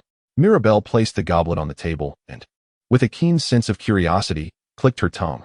Mirabelle felt nothing but disappointment towards the magical realm. It merely turned a blind eye and shifted its gaze, failing to take any measures in response. Aware of what was to come, the Ministry of Magic has chosen to remain oblivious to the matter. Beginning tomorrow, tranquility will persist as if nothing has transpired, with the calm light of peace continuing to shine. No actions have been taken against the dark forces, who are quietly preparing in the shadows. With a mocking smile, Mirabelle spoke. Nothing has changed. The seasons have shifted, yet they will inevitably change. The current Ministry of Magic is composed of fools, idly waiting for their fate. Then, it will suddenly be obliterated by the might of the dark forces that have long been prepared. Only when it is too late will they awaken from their slumber, realizing that death is imminent. Once they awaken to their demise, all that awaits them is replacement. The ministry now resembles a gathering of infants, old men and women embodying the form of babies, clutching pacifiers and lined up with foolish grins. The ministry believes that by merely remaining silent, they will nurture a bottle of hope for the infant. These infants are foolishly convinced that by doing nothing, curled up in their prams, the storm will pass. Such a naive notion. Edith, do not expect anything from the ministry from this point forward. They have failed to protect even themselves. If one wishes to survive, one must rely solely on their own strength for protection. Knowledge can be attained if one is willing to learn. It is essential to be resolute, like Dumbledore's alliance, and to have faith in one's own abilities. The determination of how to wield one's power lies solely within oneself. Mirabelle smiled faintly and said to Edith, "What do the incompetent insects and the ministry matter? But if you are the only one who cannot protect yourself." Edith widened her eyes in surprise, gazing at Mirabelle. It was the first time she had seen such a smile, more accurately, a smile that was not laced with contempt. Yet, in 4 years, how many times had Edith witnessed a genuine smile? Undoubtedly, it could be counted on one hand. "May I ask something peculiar?" Is it really you, Mirabelle?" Mirabelle furrowed her brow at Edith's words, her gaze sharp as if she had been affronted. With a flick of her finger, she traced a circle before delivering a forceful strike to Edith's forehead. This was commonly referred to as a brain-buster. So, was that eye ornament a mere trinket? Or perhaps a mock eye akin to a madman's gaze? Indeed, truly, Mirabelle, perhaps a stay at St. Mungo's would be in order after all. Mirabelle let out a discontented hum as she set down the empty cup. Observing that figure, Edith pondered that her mood seemed to be both good and terrible. Mirabelle, a girl of formidable presence, unwaveringly adheres to her own truths, regardless of the opinions of others.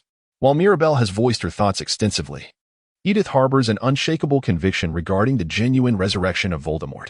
She ponders when action might ensue, believing that a temporary peace may endure for a year. If the Ministry of Magic were to take this matter seriously and strategize diligently, they should possess the capacity to resist, especially considering how long Voldemort has been absent. Alas, those fools may not act. Subsequently, will the magical world belong to him? It seems likely, unless countermeasures are taken. Mirabelle speaks, yet under the present circumstances, the ability to combat the dark forces is severely limited. Without the Ministry's support, Aurors find themselves nearly incapacitated. If there is to be resistance against the dark faction, it must surely involve Dumbledore. What plans does Professor Dumbledore have in mind? One can be certain he has already relinquished faith in the Ministry. In that case, the Ministry should become aware of the covert operations underway. The Ministry poses an escalating threat. Dumbledore and Voldemort must have reached a tacit understanding. Who, then, can act more swiftly from the shadows? The battle behind the scenes has commenced. Be prepared, Edith. The coming year will be arduous. The gravity of her thoughts caused Edith to draw a sharp breath, her expression turning rigid. The train ride back was steeped in a dark atmosphere. Those who forced themselves to appear polished, those who uttered not a word, were overshadowed by the singular presence of Voldemort in their minds. She suspected that Dumbledore might be lying. Yet, for once, she hoped that he had uttered a falsehood. Such thoughts enveloped the carriage in a shroud of darkness. A profound silence prevailing. Even the Daily Prophet had neglected to report anything on the matter. Edith sighed, stowing the newspaper in her bag. The distinctive rustle of paper echoed as it was swallowed by the depths of her satchel. She mused that Rita Skeeter might seize upon it as an exclusive story. Though she hoped such aspirations would be in vain, for that reporter was notoriously unreliable. Undoubtedly, Mirabelle had a fondness for Rita. Indeed, that type of journalist seemed to captivate her. With these musings, Edith leaned back in her seat. The atmosphere within the train was one of tranquility. Edith wished that this serenity would persist indefinitely. Gryffindor and Slytherin, the entire school, was consumed by Quidditch mania. Beside her, a haughty friend, Hermione, and Harry found themselves in a predicament. Those carefree days might vanish by next year, while she felt powerless to effect any change. Hey, Mirabelle, what about next year? Will we still be friends? She asked. If I join Voldemort or the Ministry, would you still consider me a friend? Mirabelle playfully responded to Edith's question, which should have been more serious. However, she implied that if Edith were not included on either side, Mirabelle would still consider her a friend. The inner workings of Mirabelle's mind are indeed perplexing. The prison known as Nurmengard was once constructed by the dark wizard Gellert Grindelwald to confine his adversaries. However, after his defeat in 1945 during a duel with Dumbledore, it has since been utilized as a prison under the jurisdiction of the Ministry of Magic. A shadow traverses the lowest, deepest levels, embodying a figure cloaked in a garment reminiscent of blood, a deep crimson mantle.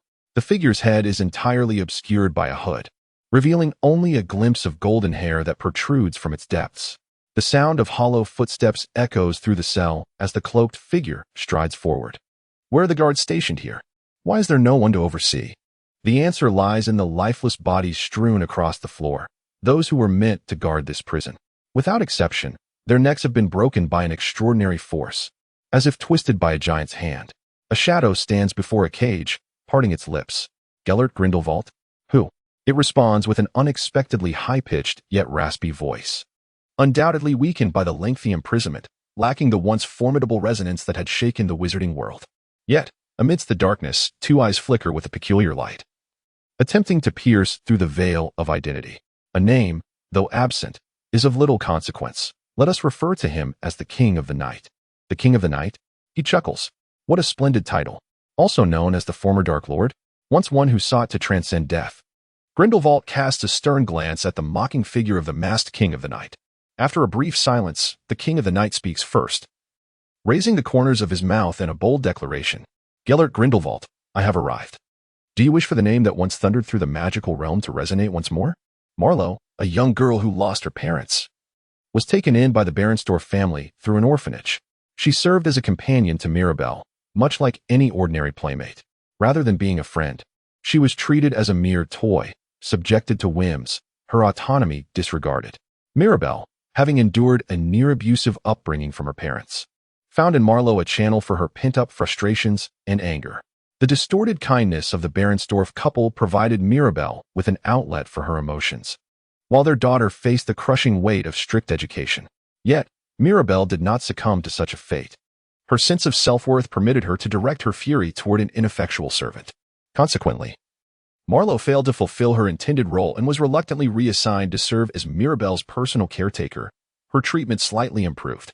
Thus, Mirabelle found a semblance of grace in her relationship with Marlowe. Mirabelle's pride saved Mara. Mara wished to assist Mirabelle, believing she would do anything for her. However, Mirabelle declined Mara's offer, desiring neither companionship nor assistance. Mirabelle endured her solitude with a heart unaccustomed to sharing. Yet, at a certain moment, a transformation began to unfold. The relentless harshness that had enveloped her began to dissipate, and the fierce light in her eyes, akin to that of a wounded predator, faded away.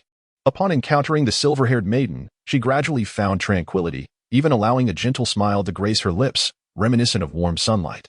Mara cherished witnessing such a metamorphosis. Mirabel, though lonely, experiences a kind of irreplaceable happiness. Therefore, Mary expresses her gratitude and best wishes. May the two friends remain lifelong companions. Mirabel bears for Letus Valentine praise to the gods, wishing that the golden-haired, silver-haired maiden may forever be accompanied by laughter. If the world truly possesses divinity, or if fate resembles such a force, then prayers shall eternally be answered. For Mirabel was inherently crafted as malevolent, burdened with the role of obstructing the protagonist. Thus, the Emperor, or perhaps fate itself, mercilessly waves its arm. The narrative holds together because evil exists as evil, goodness is required, yet only the most devilish malevolence prevails. Therefore, the Emperor or fate does not shelter both, but rather eliminates the obstacles. A transformation into a demonic tale is necessitated by the Emperor's design. Beginning from the 5th grade, students at Hogwarts are obligated to assume the role of prefects. Each house will elect a male and a female prefect, who will be awarded badges emblazoned with their respective house insignias. In Gryffindor, Hermione Granger and Ron Weasley, two well-known friends, stand out. However, Ron's suitability as a prefect is rather questionable. A habitual rule-breaker, it is hard to envision him as a model student. It is only natural to cast doubt upon Dumbledore's decision regarding his appointment. In Hufflepuff, Ernie Macmillan and Hannah Abbott are selected, while in Ravenclaw, Anthony Goldstein and Padma Patil are chosen. None of these prefects are particularly remarkable, all being model students. The most contentious issue arises with the Slytherin prefect, Draco Malfoy, and Mirabel Beresford. Both are problematic youths, yet they seem the most fitting for the role. However, Malfoy relies on his lineage, while Mirabel's prowess renders others silent. From the perspective of their peers, what does Snape think? After the upperclassmen's briefing concludes, the prefects return to their respective houses in the exclusive prefect compartment. Along the way, Malfoy proudly addresses Mirabel, saying, "Hey, Mirabel, I hear they think Potter is better. It's now quite evident who truly excels." Prefect, he continues, feigning concern. "Do you genuinely believe you became a prefect on your own merit?" Malfoy is left speechless, and Mirabel casts a cold glance at him. Even if Mirabel states otherwise, Malfoy is well aware. His selection is due to his abilities, yet it is overshadowed by his father's influence. There is little to boast about. But for some reason, he continuously compares himself to Harry Potter. Even the slightest matters become subjects of comparison. If one regards Harry Potter as a rival, one must possess their own weapons. Currently, everything he has is borrowed, lacking ability, followers, or even a single noteworthy achievement. All he possesses is dependent upon others. As Mirabel confronted Malfoy with undeniable truths, his face flushed a deep crimson. Ultimately, the golden-haired girl comprehended the sentiments of the weak. For it is essential to consider the emotions of those who have faced adversity. Perceptively, Malfoy clenched his fists, his eyes glistening with unshed tears. With a sidelong glance, Mirabel sighed in exasperation. Relying on the talents bestowed by one's parents, one could ultimately depend only on oneself, regardless of any exceptional skills.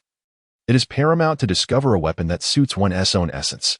Alas, it seems futile to continue further, as it may only lead to an impassioned discourse.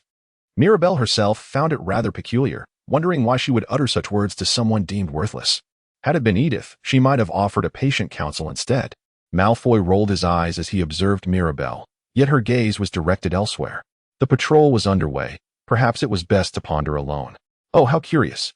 Mirabel did not even cast a glance at Malfoy as she departed from the prefect's exclusive compartment, leaving Malfoy to gaze intently in the direction of her exit. As if ensnared by a fox's charm. Before long, as if recollecting his purpose, he dashed from the compartment. The sorting ceremony proceeded as usual. Yet there was an air of peculiarity. Each year, the sorting hat would sing a song of a somewhat similar nature. But it had never before delivered a melody imbued with caution. The first-year students appeared oblivious to this anomaly, while the other students exchanged excited whispers. Edith Mirabel, however, was an exception, her brow furrowed in confusion as she pondered the current song. Indeed, Mirabel had undoubtedly received a warning about Voldemort's resurrection. Dumbledore intended to unite the houses to confront this threat, did he not? Alas, it was already too late. As Mirabel listened to the sorting hat allocate the first-year students to their respective houses, she couldn't help but click her tongue. The warnings of the sorting hat proved to be accurate. If Hogwarts did not unite from within, it would soon crumble into disarray. But it was too late. How many Death Eater's offspring were currently at Hogwarts? How many supporters of Voldemort? If Dumbledore truly wished to solidify the school from within, he should have expelled those students at the earliest opportunity or never admitted them in the first place. On the faculty side, some imbeciles dispatched by the Ministry of Magic had also infiltrated. No matter how strong the foundation, it could still be undermined by rotten wood. After the sorting ceremony, a customary feast was laid before the students. However, this year, the lingering taste of the meal was utterly spoiled. This was due to Dolores Umbridge, who was in charge of defense against the dark arts this year. An unsightly woman clad in a pink sweater, with a high-pitched voice and a toad-like visage. Her shrill tone, as she deliberately cleared her throat, blew away the remnants of the meal's enjoyment. In short, the Ministry of Magic had begun to meddle in Hogwarts' curriculum this year. Mirabelle could see that the ministry was content with incompetence, dragging the students down along with it. Incompetent allies are far more feared than capable enemies. Mirabelle grew weary of the foolish antics exhibited by the Ministry of Magic. Umbridge, a combination of incompetence and absurdity, excelled only in thwarting her allies. Conversely, Edith astutely recognized the weight of Mirabelle's words regarding her expectations of the ministry, which had descended into utter disarray. Now, Edith comprehended the reasons behind Mirabelle's sentiments following Umbridge's speech, which included an explanation about Quidditch, among other things. As Mirabelle, the prefect, rose to guide the first-year students, Edith caught a glimpse of something peculiar in her demeanor, prompting a sense of unease. Such occurrences were indeed rare. The meals at the Mirabelle seating were left untouched, despite a considerable number of diners and their extraordinary obsession with the cuisine. According to Mirabelle, all the nutrition seemed to dissipate alongside the consumption of magic. Mirabelle indulged heartily. Yet the expenditure of magic led to weight gain. But why were the meals left uneaten? Occasionally, there was a peculiar lack of appetite, even in Edith, who often found herself disinterested in dining.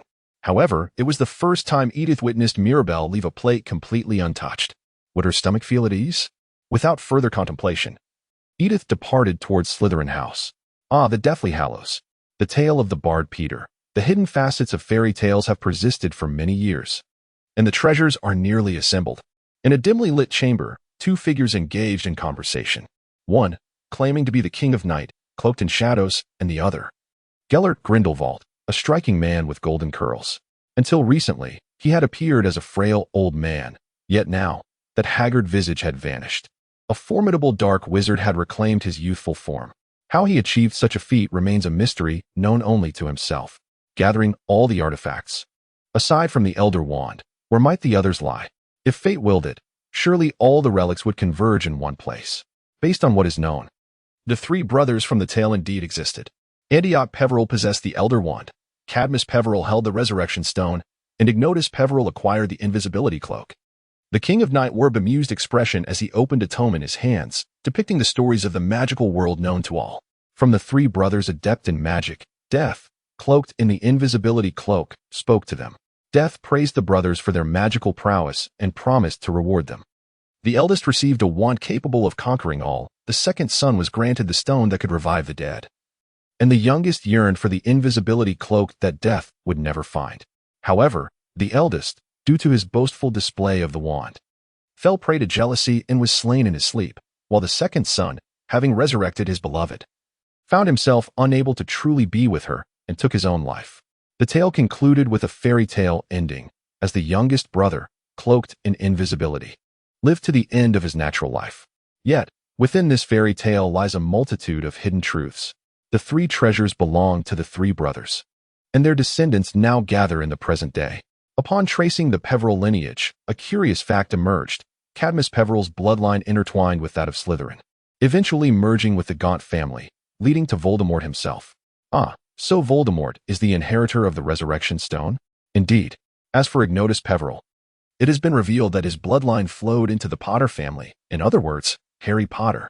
Moreover, Harry Potter possesses a cloak that appears to be one of the Deathly Hallows. Voldemort and Harry Potter, two archenemies, share a familial connection that is known to both.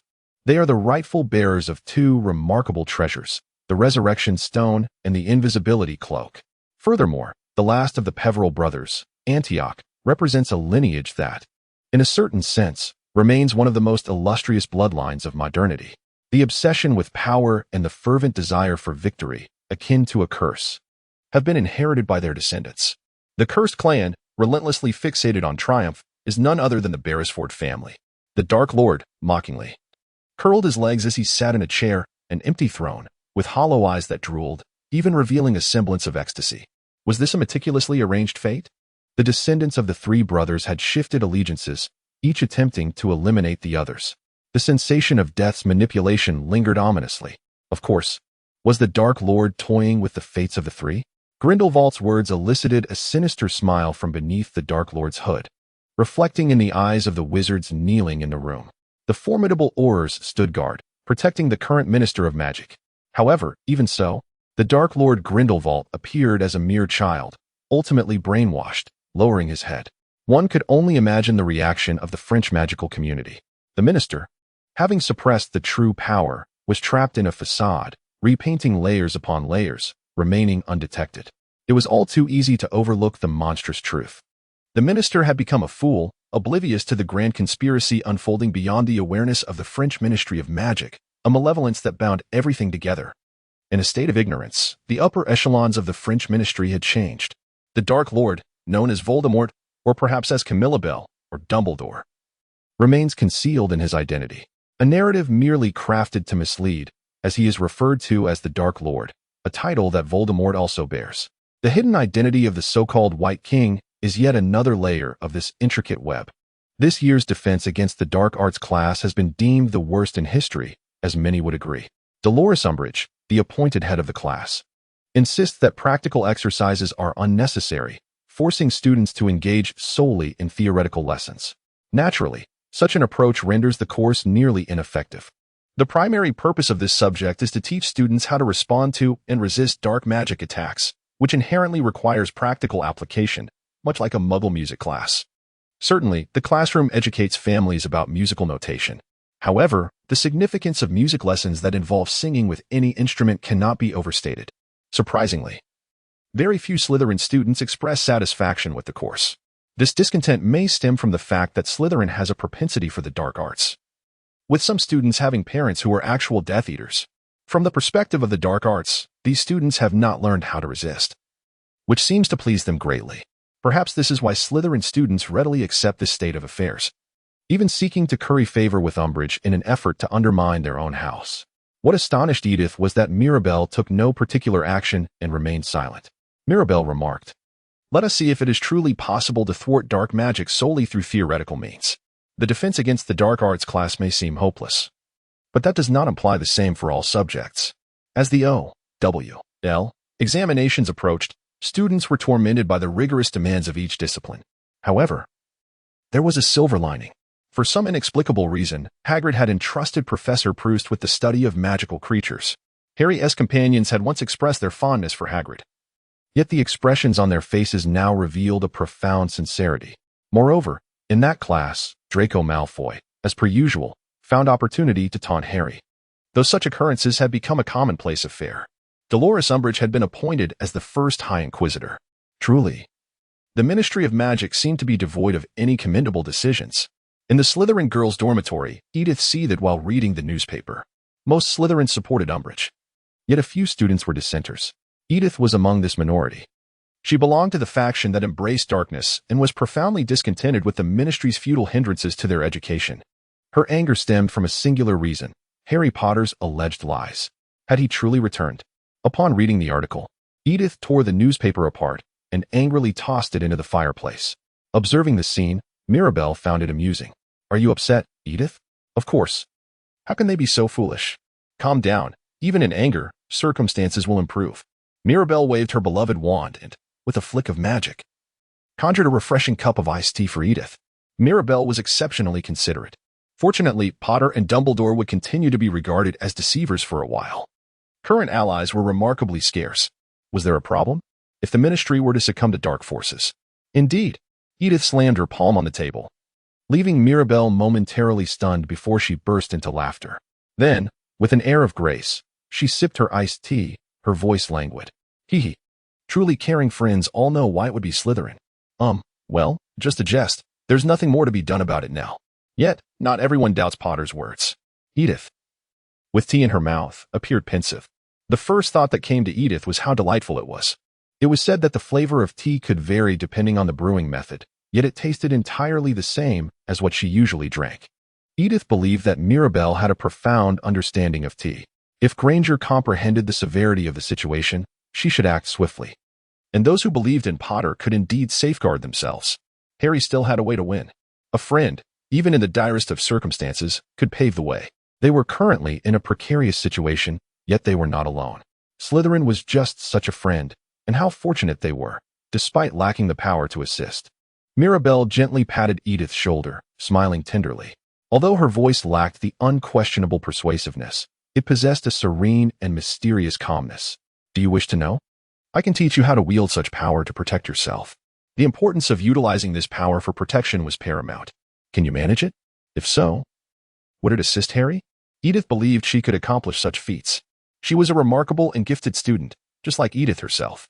Yet, she felt she could never rise to the level of Harry, Hermione, or Mirabelle's talents. She had always considered this. Could she really protect Harry? I will teach you. In a year, you will become a wizard more formidable than any teacher at this school. But would she endure the challenges that lay ahead? Edith closed her eyes, contemplating for a moment. In that moment of silence, she found her answer. She desired strength, loathed the feeling of being left behind, and would never forget the helplessness she experienced in the screaming house. Be strong, Edith Rainagel. Even if you succeed, you may come to regret it. The words of Mirabelle flashed in Edith's mind. Following the events that transpired in the Scream House, Edith devoted herself wholeheartedly to her studies and embraced magical training. Mirabelle imparted the incantation of the Patronus. It was a yearning of the heart, yet peculiar as well, after that singular lesson in the Patronus charm. Edith found herself apprehensive about remaining close to Mirabelle. She sensed an unusual disquiet, an inexplicable feeling, as if the friend beside her was akin to a vast chasm. Regardless of the difficulties ahead, she vowed to persevere. Therefore, I beseech you, Mirabelle, enable me to grow stronger. I long to hear that answer. Mirabelle's steadfast gaze at Edith revealed a satisfied smile. Then, placing a hand on Edith's shoulder, she cast a spell, accompanied by a sensation of being drawn. The surroundings transformed entirely, revealing a cavernous space. Edith surveyed her environment. Where were they? A secret chamber, the former dwelling of the Basilisk, a place rarely known to Hogwarts. Did she find it to be a pleasant location? How on earth did they use apparition to arrive here? The school's defenses are not as flawless as one might imagine. Edith looked bewildered at Mirabelle's words, who mentioned the anti-apparition wards within the school. This location was shielded by barriers set up personally by Dumbledore.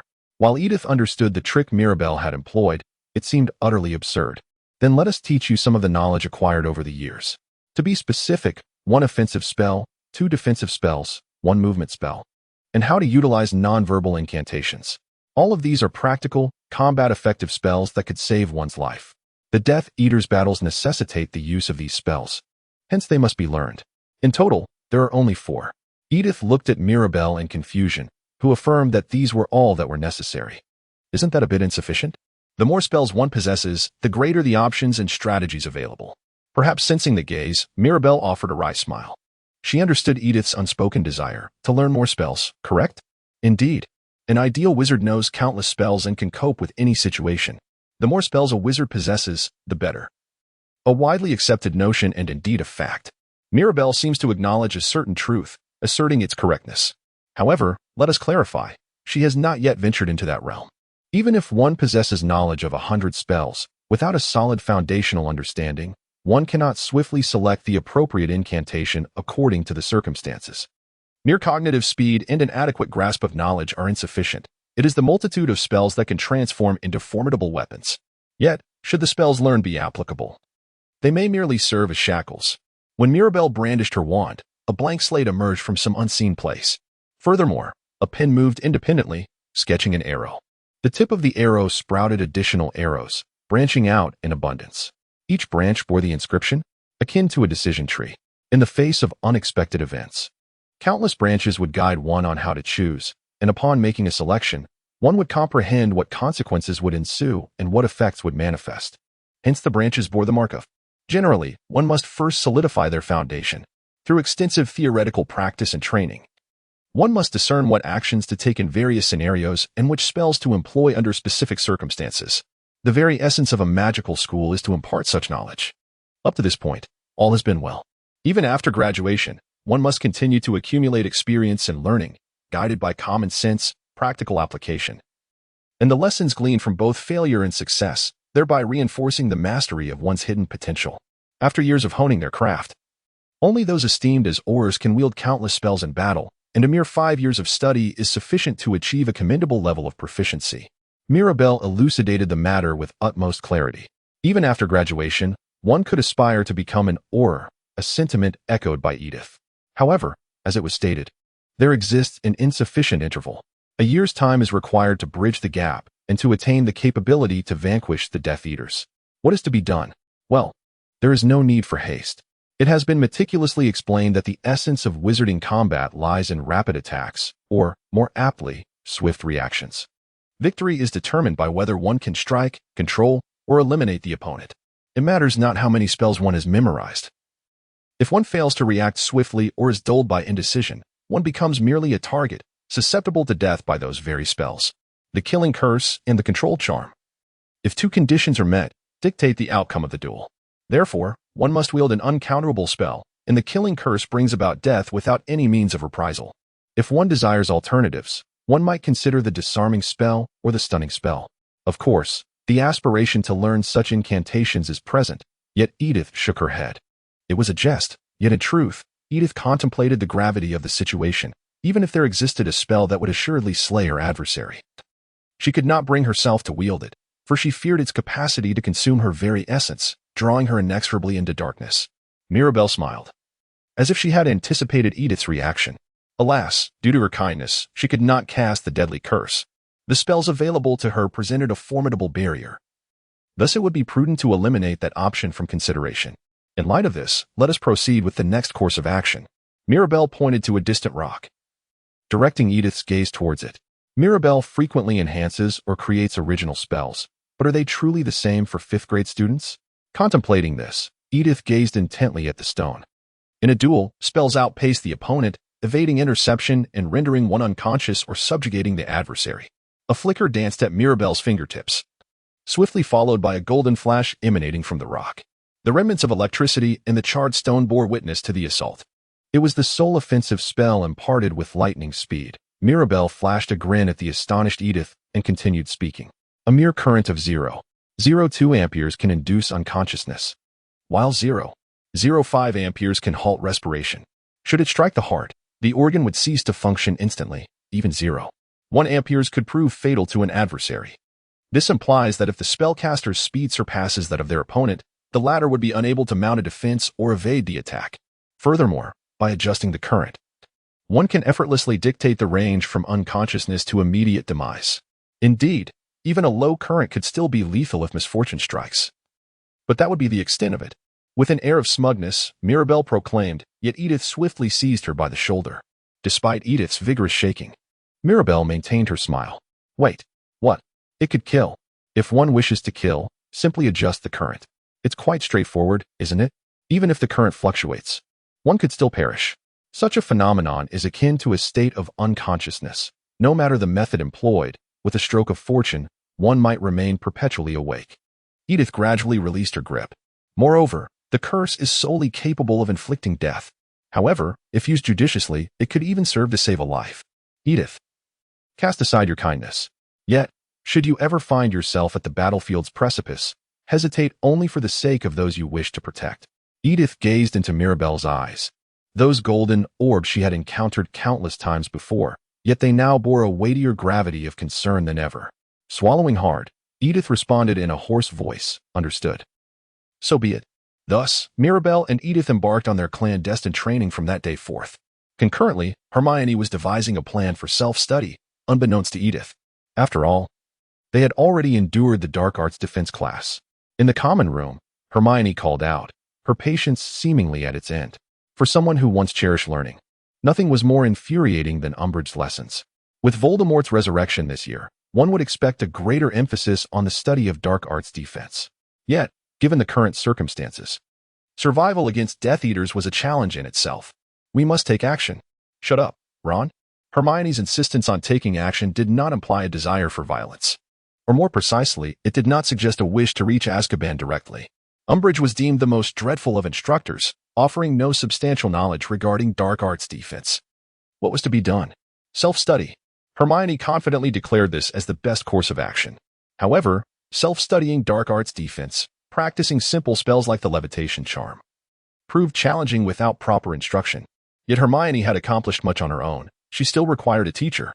She turned her gaze towards Harry, as though anticipating something. But Harry understood the implication behind her look. Are you suggesting Lupin? However, Harry was aware that Lupin was quite busy. Harry. Hermione's bombshell shocked him. What? Can he be a teacher? Harry thought Hermione had lost her mind, yet her expression was grave. He can. As a teacher, he is far from inadequate. He has not even reached half the required level. Harry, she insisted, he is proficient in dark arts defense. After all, he had experienced the most encounters with dark magic. The distinction between first-hand experience in combating dark wizards and the theoretical knowledge or practice of a few spells cannot be overstated. In terms of significance, no one is more suited than Harry. He has faced dark magic on multiple occasions, each time with his life hanging in the balance. Most importantly, Harry has confronted that threat 3 times and emerged unscathed, setting a remarkable record for survival. This is certainly more advantageous than merely being a teacher. Ron grinned at the suggestion, in agreement. However, he noticed Hermione's surprised expression as she lowered her forehead. Ron would join in the learning, wouldn't he? Despite spending a year at St. Mungo's, he had returned to rely heavily on his robust physique. Nevertheless, he would indeed participate in the studies. I am certain that other students share the same sentiment, much like Cedric or Edith. What should we do first? We must summon allies. It is essential to unite against Umbridge. Hermione held Harry's Marauder's map, eager to identify their potential allies. Cedric was in the Hufflepuff common room. The Weasley twins were in the library. What were they doing there? Studying, of course. Luna Lovegood was in the restroom, and Angelina Johnson seemed to be in the Gryffindor girls' dormitory. Edith Renault was in the Slytherin common room. Nearby, there were names like Daphne, Mary, or Lyra, which Hermione recalled from school. She had no doubt that these students might be visiting friends or family. There were many others who could become allies. The days of oppression are over. From this moment on, we shall initiate our counteroffensive. Observing Hermione's determination, Harry let out a sigh. Edith, is everything all right? In the common room, Edith was walking down the corridor when Hermione rushed toward her. Hermione immediately inquired if she was okay, intrigued by the presence of a rather dangerous object beside Edith. Especially after the basilisk incident, in Hermione's mind, this object was deemed less perilous than Voldemort himself. What is the matter, Hermione? Hogsmeade, perhaps? I've decided to gather the family at a pub in Hogsmeade to discuss the self-study of defensive magic. We learned real defensive magic in Professor Umbridge's class, right? Edith nodded in agreement with Hermione's remark, as this thought had lingered in her mind for quite some time. Yet, Edith always pondered the issues deeply. That woman was certainly suited to be a teacher. To truly learn the art of defending against dark magic, one must take the initiative to study independently. Just as Mirabelle had foreseen. Edith nodded, her expression unchanged. There is nothing wrong with self-study. It is indeed the right approach. But what happens after facing Umbridge? I believe Harry would make a good teacher. Why? Indeed, the confrontation with the Dark Wizard is minimal. Harry, along with his peers, has not received the specialized education that Mirabelle has, and therefore can only practice a limited repertoire of conventional defensive spells. Furthermore, Harry's character is well suited for a teaching role. While Hermione's potential as a teacher is understandable, Harry's suitability is more perplexing. Observing Edith's expression, Hermione hastily offers an explanation. As Harry is the most experienced and the only one to have truly faced Voldemort. While this statement holds merit in terms of practical experience, Harry undoubtedly ranks among the best in the school. After all, he is perpetually embroiled in trouble, engaging in a myriad of adventures. From the Troll in his first year, to Quirrell in the second, Tom Riddle in the third, Dementors in the fourth, and even battling Voldemort himself. However, upon reflection, one might question whether he truly feels equipped for such a role. Thus, one wonders if Edith would join. Many have already participated. Harry, Ron, and of course, Neville, Dean, and Lavender, along with Cedric, Parvati, Padma, Katie, Alicia, and Angelina, among others. Edith quickly silenced Hermione. Simultaneously, she provided a precise answer. Indeed, participation is possible, but why? Slytherins, regardless of their whereabouts, are perceived as Umbridge spies. It is prudent to avoid disrupting this special gathering. Truly, the majority of Slytherin students align with Umbridge, particularly Draco, who is notably active in her support. Edith feels similarly. However, if the Slytherin students intermingle, it could potentially spoil the atmosphere, causing some to withdraw. Given that Hermione and others are diligently studying to gain the strength to combat dark forces, Edith is reluctant to jeopardize their efforts. She contemplates her role in this scenario. But what if she were to study defense against the dark arts and subsequently encounter a dark wizard? Hermione raised her voice in concern, fearing that Edith might become a target, especially since she had already faced a basilisk in her second year. Edith shook her head, reassuringly stating that it would be fine, as Mirabelle would study alongside her. The two, being from the same magical discipline, could almost learn in tandem. Hence, in this scenario, Edith would receive unilateral instruction from Mirabelle. Under Mirabelle's tutelage, Edith's abilities have noticeably improved, which is indeed reassuring. So, do not worry, Hermione. Ah, very well. Hermione appeared to be convinced. Yet she willingly relinquished the invitation to Edith, as the dynamics between the Slytherin and other houses were rather intricate. Upon witnessing the look of disappointment on Hermione's face, Edith managed a faint smile and said, "Good luck, Hermione. It is perilous to attend, but if you do, you must be cautious." "Thank you, Edith," Hermione replied. And after their brief exchange, she hurried away. Edith observed Hermione's silhouette fade along the corridor, praying for her success in the upcoming class. Weeks passed since that moment. Harry's self-study lessons progressed smoothly, despite the need for stealth. It seemed that Umbridge had caught wind of the self-study sessions but had yet to gather concrete evidence, which often left her exasperated as Harry skillfully evaded her in the corridors. On another note, under Mirabelle's tutelage, Edith's combat skills significantly improved, and she even surpassed some 7th-year students, at least in the realm of dueling. In the Quidditch match between Gryffindor and Slytherin, Gryffindor emerged victorious, as usual, leaving Malfoy seething with the familiar sting of humiliation. Mirabelle did not participate this year, as she initially agreed only to assist Marcus as a seeker. In a bid to prove his worth, Malfoy endeavored to lead the team to victory even in Mirabelle's absence, ultimately facing a severe beating from the Weasley twins.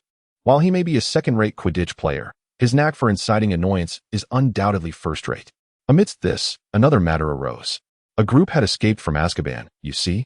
In the hall where breakfast was served, Mirabelle, while chewing her bread, spoke with a tone of disdain. This contempt seemed directed at the Ministry of Magic. When informed of the escape, she remarked that the Ministry's incompetence could hardly be overstated. Having reached such a juncture, one would think the words of Dumbledore about Cornelius Fudge being a mere pest in the magical world would resonate. He truly belongs in Azkaban. Sipping corn soup, she crumpled the newspaper in her grip. Mirabelle uttered a thoughtless remark, yet it was strikingly accurate. Fortunately, Cornelius Fudge, the parasite of the magical realm, has taken no countermeasures, burdening his allies while continuing to wield power. It would perhaps be better if he were to be slain by the Death Eaters. While the Ministry of Magic hinders its own allies, the dark forces steadily prepare. One might even consider this rather foolish. With such a Ministry of Magic, would they not notice an invasion? I wonder, perhaps it has already been infiltrated. Mirabelle set down the remnants of her soup, basking in the afterglow of her meal. Upon encountering the disdain of the Ministry of Magic, she managed to maintain her composure. Mirabelle had initially hoped that the Ministry of Magic, under Dumbledore's guidance, would hinder Voldemort's advance. However, it now appears that her optimistic expectations were misplaced, as Mirabelle has become ensnared by the Ministry's influence. In such circumstances, how might Harry protect himself? This is a question worth pondering, Edith. Mirabelle cast a wry smile at Edith, who was still preoccupied with concerns for Harry and the others. When the Ministry of Magic collapses, will one's ability to safeguard oneself prevail? Perhaps she should focus on her own well-being first. It is of no consequence. In truth, Edith found herself in a perilous situation akin to Harry's. Aware of her own predicament, she nonetheless reassured Mirabelle with a smile that resembled that of a mischievous child. After all, knowing the most formidable wizard would ensure her protection, and that was indeed comforting. Mirabelle pondered, what kind of illusion would lead one to believe they were safe? The Ministry of Magic in France, one of the 3 magical powers, stood as a symbol of order within the magical realm. Numerous employees toiled there, all dedicated to maintaining public order in the magical community. At first glance, it appeared to be a typical scene. However, upon closer inspection, one might discern that something was amiss. The employees bore vacant expressions, functioning like automatons, devoid of concern for fatigue or engaging in conversation. Anyone observing would deem it normal. Yet, Such thoughts had vanished. They had all transformed into selfless puppets. The ministry, along with all its inhabitants, seemed to have morphed into machinery, though two creatures retained their self-awareness. The Ministry of Magic in France was now under their control. Fear loomed heavy. What was to be done? The King of Night, cloaked in a deep crimson hood, spoke cheerfully, while his interlocutor, Grindelwald, was once a symbol of terror. These two formidable beings, capable of shaking the entire magical world even in solitude, should have been traversing the pristine halls meant for humanity. One was cautious, favoring diligent effort and a methodical approach. How could such a meticulous individual plan to seize an entire nation? Caution was paramount. There was a particular satisfaction in carefully folding each action, ensuring that every move was thoroughly prepared. The King of Night's robe curled his mouth into a crescent shape. That kind of sinister, malevolent laughter echoed, as if his grin stretched from ear to ear. His visage appeared contorted, as if revealing the inner monstrosities he harbored. Fangs glistened from his gaping mouth, emitting a dim glow, as if in search of prey. Then, Ireland would be next. Ireland? It seemed they had already infiltrated the ministry there and encountered some difficulties. France had been completely subdued. If their adversary sought Ireland, let them have it. Simultaneously, they would obliterate the German Ministry of Magic, thereafter launching an assault on England. The monsters moved quietly and boldly across the surface of the world, unimpeded. Nothing could stop the emissaries of darkness. Beresford returned to the main estate in the suburbs of Albania. Upon entering, Mirabelle arrived home and heard footsteps. Her mother, Mavis Beresford, greeted her with a smile. A loving mother, she always eagerly anticipated Mirabelle's return, but this year, her longing felt more intense than ever. Mirabelle returns home for Christmas each year. Yet seldom has she experienced joy as profound as this year. Welcome home, Mirabelle. Dearest Mirabelle, how's your school life? Are you still happy? Everything is quite well, mother. Mirabelle entrusted her luggage to the servant and then proceeded to the drawing room. Heathcote Simon, who was expected to be seated there, was conspicuously absent this year. At the end of the year, he unexpectedly succumbed to a mysterious ailment that rendered him unconscious. He has yet to awaken, leading a life confined to bed at St. Mungo's, or at least that is what Mavis believes. Mirabelle harbored a profound understanding within herself. Heathcote had long since departed from this realm. A year passed, and during a ritual, her father sacrificed his life for his daughter. St. Mungo lay in a soulless shell, a mere illusion of life conjured through a magical stone. Did Mirabelle Porter ever return? Indeed, she was still regarded as a deceiver. Mavis, with her long, fluttering eyelashes, sighed melancholically. She secretly believed in Harry. Initially, she stood by his side, but her beloved husband's transformation altered her perspective. It seemed that not even Voldemort could be faulted for this change. Mirabelle felt the truth of her words. If only her father could be the same. The illness had assailed him. Mavis's thoughts were not unfounded. As it was said, Heathcote's condition resulted from an attack, a consequence of his malady. Yet, Mavis appeared oblivious to the fact that the true perpetrator was her cherished daughter. Consider this, Mirabelle. Did her devoted maid Mary also possess knowledge of such matters? A mere servant, could she escape? Alas, Mavis did not inquire further. Lowering her face once more in a cloud of sorrow, Mirabelle averted her gaze, lost in reminiscence. The ceremony Mary O. played a pivotal role in it. A significant role? The maid, Mary Abernathy, felt a twinge of confusion. For Mirabelle, the protagonist, suddenly made a solemn declaration. It was also abrupt and selfish. Yet it was simply the way it was. Mary did not pay it much heed, awaiting her mistress's next words. The ceremony required certain elements, the absence of which was palpable. Do we need to procure something? She inquired. Yes, replied Mirabelle, her intent crystal clear. To expose her fangs and sever her own existence. But Mary understood. Ever since Mirabelle had lost her only friend, she had transformed into a demon. In truth, Mirabelle had always been a demon at heart. What was required was the blood of a virgin, a sacrifice for the sake of a command. Mary pressed her lips tightly together, an unvoiced understanding lingering in the air. She sensed that such a fate would inevitably arrive. Even from their shared childhood, it was evident that she would be discarded carelessly, like a tattered rag, life included. As you wish, sister, Mary responded, her tone measured. Mirabelle smiled contentedly as she delicately combed through Mari's hair. The gaze Mirabelle cast upon Mari was imbued with a mysterious allure that could enchant even those of the same gender. Do not worry, Mari. A capable attendant will be revived, one that can be easily discarded. Thank you, Mari replied, her smile tinged with sadness and self-deprecation. They had been together for a while. yet they could never truly become friends. The girl named Mirabelle seemed to require no friends at all. She needed nothing except for a companion. But that companion had already perished. A heavier task would be assigned. A task? Upon death, a body would be reconstructed using the power of a magical stone.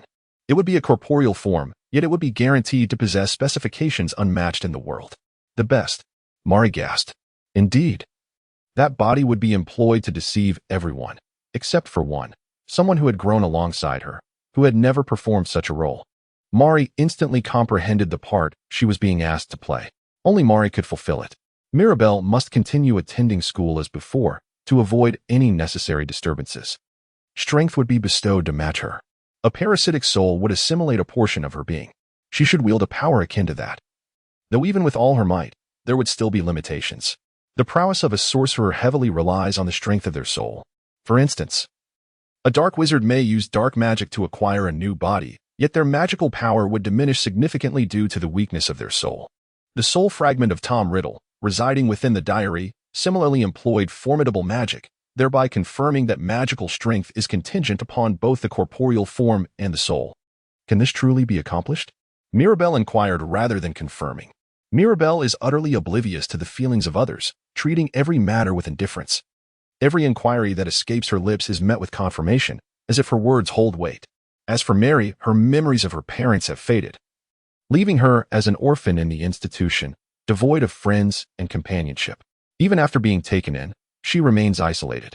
For the others seem to need her to be different, to see her as nothing more than a mere necessity. If only she could be of assistance. Perhaps that would affirm her worth. Yet, Mary's heart wavers, crying out in anguish for the deception surrounding her. Mirabelle? Mirabelle! At the sound of the frantic calls, Mirabelle opens her eyes. Glancing to the side, she sees Edith gazing at her with concern. Are you all right? You seem lost in thought during lunch, Edith notes. It's nothing. Just recalling a moment, Mirabelle replies, her weariness evident. Are you tired? Perhaps you are, Edith muses, seemingly in agreement with Mirabelle's sentiment. Dolores Umbridge has been appointed as the headmaster of Hogwarts School of Witchcraft and Wizardry, and the disheartening news has spread among the students. How could this happen? The cause lies in the actions of Harry and his organization, the Dumbledore's Army. Umbridge's clandestine training and defense against the dark arts was uncovered, leading to a purge of those who supported Dumbledore, with students like Marietta Edgecombe betraying Harry by notifying Umbridge. Following Dumbledore's departure, Hogwarts has succumbed to Umbridge's regime. An unprecedented system has emerged, allowing for mutual point deductions among the overseers, resulting in arbitrary investigations. Naturally, some Slytherin students have seized these roles, reveling in their newfound power as if it were a toy. They deduct points for no reason, because of the Weasleys, because of their dirty blood, because of sheer malice, rendering the house cup meaningless. It is a prime example of how foolishness can wield power. Such a warning is futile, Edith sighs, casting a glance at the foolish members of the investigation team. Despite Mirabelle's warnings, it seems impossible to awaken their senses. Nothing is more challenging to manage than an imbecile in power. In this context, allowing them to revel in their authority seems the wisest course of action. If warnings are ineffective, perhaps more drastic measures should be considered. Let us not act impulsively, there is no need for that, she adds. Though a hint of satisfaction lingers in her tone, Edith speaks to Mirabelle, who regards her with a skeptical gaze. They are mere puppets. The only one who ought to be eliminated is Umbridge. Only by expelling Umbridge from the school can normalcy be restored. Speaking of which, Wesley seemed to recall something as Edith mentioned the twins. The floor trembled, resonating with a sound akin to a thunderous explosion, interrupting their conversation. Upon hearing the raucous noise from the upper floors, the students in the hall all turned to see what was transpiring. The Weasley twins were the instigators of the commotion. Mirabelle and Edith exchanged a knowing nod, akin to students, before departing the hall. Suddenly, a dragon of sparks erupted, cascading down the staircase and showering the air with countless magical fireworks. Just a handful, 10 or 20, gathered in a chaotic display, igniting a flurry of sparks. What on earth? A perplexed Umbridge found herself amidst the spectacle as a firework with a diameter of 1.5 meters soared through the air. Sparks danced around it, and the floor beneath was ignited with rocket fireworks, creating a mesmerizing display. Firecrackers on the floor triggered a series of explosions, unveiling yet another variety of fireworks. Quickly, Filch, douse some of those fireworks, Umbridge commanded, her wand emitting a crimson light that struck a rocket firework. Under the influence of her magic, The rocket exploded, amplifying the chaos. "What are you doing, Filch?" Umbridge exclaimed, casting spells but seemingly wishing to feign that Filch had caused the mishap. Regrettably, as a mute witness, Filch was unable to wield magic. It would be no shame to admit her own ineptitude, but at least she ought to have chosen the right scapegoat. Umbridge cast a vanishing spell, only to produce the opposite effect. The dragon flames splintered into 10 fire dragons, making them even more challenging to control. "Filch, make some of those fireworks disappear," she urged. Despite her irritable temperament, Umbridge persisted in her assault on the fire dragons. "Filch, apologies, headmistress." The more magic those fireworks absorbed, the stronger their effects became, as if they were being recharged by her power. What a terrifying phenomenon. Truly. The ability of the Weasley brothers to conjure such things inspired dread. A calamity of fright loomed. Yet, the teachers, including Professor McGonagall, remained largely unconcerned. On the contrary, they even made faces and called out to nearby Edith. "Rainagel, could you run to the headmistress and inform her that there are still runaway fireworks in the classroom?" "Oh, very well." Certainly, to Professor McGonagall and her colleagues, those fireworks were mere child's play, easily dispelled. But what could they do? If asked why, it was due to their awareness of their own limitations. Umbridge had imposed strict regulations, and naturally, she relished in them. "Malfoy, what are you doing? Hurry and help." Umbridge shouted in a panic, but her cries fell on deaf ears. The reason was simple. The proud investigation squad trembled in fear. After all, a group of fools, devoid of brains beyond their lust for power, could hardly be expected to offer assistance. Ultimately, Umbridge's tenure as headmaster was marked by her handling of even the most trivial matters, and had the outside world known of her impending dismissal, she would have undoubtedly been removed from her position. The chaos instigated by Fred and George has since become legendary within the halls of Hogwarts, causing significant disruption. Following these events, Umbridge and Filch have been unable to find peace. However, an increasing number of students took it upon themselves to follow in the footsteps of their predecessors, targeting the investigation task force. The corridors of Slytherin were littered with garbage bombs and foul-smelling orbs. Peeves, it seemed, had discovered a renewed sense of purpose, trailing Umbridge day and night, whispering incessantly in her ear. The poltergeist incessantly urged Umbridge to vacate the school, threatening to set fire to rooms and tear apart vital documents. Thanks to Peeves, Umbridge found herself deprived of restful sleep, spiraling into a state of mental collapse. Whenever she succumbed to slumber without protection, Peeves would attempt to toss her into the fireplace. Ever since encountering Mirabelle, the tension had been palpable, leading to a blend of joy and difficulty. The looming OWL examinations, a source of dread for fifth-year students, were finally approaching. Edith had yet to decide what career path she wished to pursue, but it was prudent to prepare for the possibility of less than stellar results. Good or poor grades would significantly affect her choices. The examinations unfolded relatively smoothly, with a few incorrect answers, but overall, progress seemed promising. She should be able to secure satisfactory marks in most subjects. However, Edith harbored little confidence regarding her literature exam. This was largely due to Hagrid's encounter with the Aurors, led by Umbridge, which resulted in McGonagall being incapacitated by a barrage of stunning spells. Consequently, Edith found it nearly impossible to concentrate during the exam, submitting numerous blank answers. In the final moments of her History of Magic examination, an incident occurred wherein Harry suddenly began to scream, further disrupting her focus. The overall outcome was regrettable. How she hoped for better results this time. Shouldn't she be accustomed to achieving favorable outcomes by now? After all, it was her 5th year. Following the conclusion of the exams, the trek back to the dormitory was arduous. Upon seeing Edith's state, Mirabelle offered a wry smile, as if observing a troubled child. Certain matters were far more distressing than the act of studying, rendering her unable to concentrate. Oddly enough, Mirabelle inquired if she could open that gift, questioning whether it would only hold meaning if seen at the end of the academic year. Edith puffed out her cheeks in response to Mirabelle's teasing remark. The gift she referred to was a Christmas present exchanged annually. The previous year, Mirabelle had gifted Edith a 3-headed dragon statue, but this year, she had bestowed something enigmatic. This was due to Edith's ignorance of its contents, as it had been meticulously crafted with protective magic, only to be opened at the appropriate moment.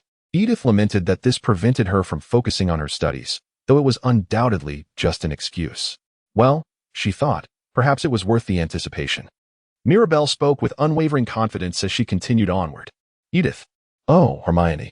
On her way back to the dormitory, she encountered Hermione, who had just exited the classroom. A group had gathered, including Harry, Hermione, Cedric, Ron, Ginny Weasley, and the peculiar Luna Lovegood from Ravenclaw. For a moment, they hesitated, as if caught in the act. But upon recognizing Edith, their expressions softened. Edith, just in time. What's the matter, Hermione? It's urgent. Can you help us? Hermione's words left Edith puzzled. Yet the gravity of Hermione's expression conveyed the seriousness of the situation. Edith nodded swiftly. What has happened? Sirius has been captured by Voldemort. He is being tortured. What? Edith's eyes widened at Harry's impatient voice. She was aware of Sirius from their third year, having met him in the Shrieking Shack. Sirius was Harry's godfather. Why had he suddenly been captured? The thought was perplexing. Sirius should have been in a secure location. Why was he suddenly in danger? It was believed that Voldemort had devised a trap. Harry had seen it in a dream, which is how they knew Sirius had been taken. Yet Dumbledore had taught Harry about occlumency. Why would Voldemort attempt to lure Harry using such a connection? Hermione's concerns were understandable. Edith remained composed, analyzing the situation with clarity. Thus, she sought to confirm whether Sirius was indeed in a safe place. To do so, they would need to enter Umbridge's office, the only room in the entire school that could still connect to the outside world. Mirabelle interrupted Hermione's explanation. Although Mirabelle was a frightened student, she was at least somewhat reliable. Recently, Umbridge had been exceedingly cautious, feeling as though the moment she stepped into the office, she would be discovered and apprehended. What should be done then? A simple matter. There was no need to resort to foolish tactics to keep her at bay. Mirabelle displayed a resolute smile. Her right hand poised with a flicker of violet lightning, prepared to unleash her might. In a certain light, it was an answer that was both simple and comprehensible. The astonishment among Hermione and the others was palpable, yet it appeared that only Harry felt a sense of anticipation. After all, he had been subjected to Umbridge's oppression more deeply than anyone else at school. Should Mirabelle choose to confront Umbridge, Harry's inner darkness would swell with uncontainable delight. Wait, Mirabelle. It's all right. After all, we've been at Hogwarts long enough. It hardly matters if we live or die. Edith attempted to intervene, but Mirabelle was resolute in her determination. The decision to eliminate Umbridge had become a matter of the heart. Regardless of whether Potter's dreams were truly a trap, it signified that Voldemort was indeed making his move. Such a scenario would inevitably unveil the truths that the Ministry of Magic had long concealed. Who would still care for Umbridge's fate? Voldemort's actions would soon be laid bare before the public eye, validating Dumbledore's assertions. If such a situation were to arise, public opinion would surely turn against the Ministry of Magic. Umbridge, who had been so vehemently obstructing Dumbledore within the school, would find the Ministry abandoning her without hesitation. Mirabelle confidently led her family to Umbridge's chamber and, without hesitation, flung the door open. She bluntly inquired, "What's going on? Hurry up." At this point, Hermione's meticulously crafted plan had unraveled. The initial strategy was to locate Umbridge, steer her in the opposite direction, and then create some chaos to distract her. Mirabelle's violent approach directly thwarted Hermione's plans. At the doorway, as she spoke, Mirabelle moved towards the entrance and unexpectedly encountered Malfoy, who was nearby. Mirabelle swiftly directed her wand at Malfoy, casting a stunning spell that struck his face. Before he could comprehend what had transpired, he was sent crashing to the ground. "What are you still staring at?" Harry swallowed hard and approached the fireplace. Mirabelle truly relied on her companions. She swiftly dashed to the fireplace, seizing the flue powder and casting it into the hearth. The flue powder not only facilitated travel, but also connected the fireplace to another, thereby linking to Harry in the Gryffindor common room. Number 12, Grimmauld Place. Harry called as he leaned into the fireplace. Umbridge hurriedly rushed in. Upon seeing Mirabelle, she appeared quite taken aback. "Beresford, what has transpired?" Mirabelle exhibits violence towards women through her words. Mirabelle silently brandished her wand, striking Umbridge's face with a swift motion. Leaving her no time to react, she relentlessly cast the stunning spell at Umbridge, who rolled her eyes in response.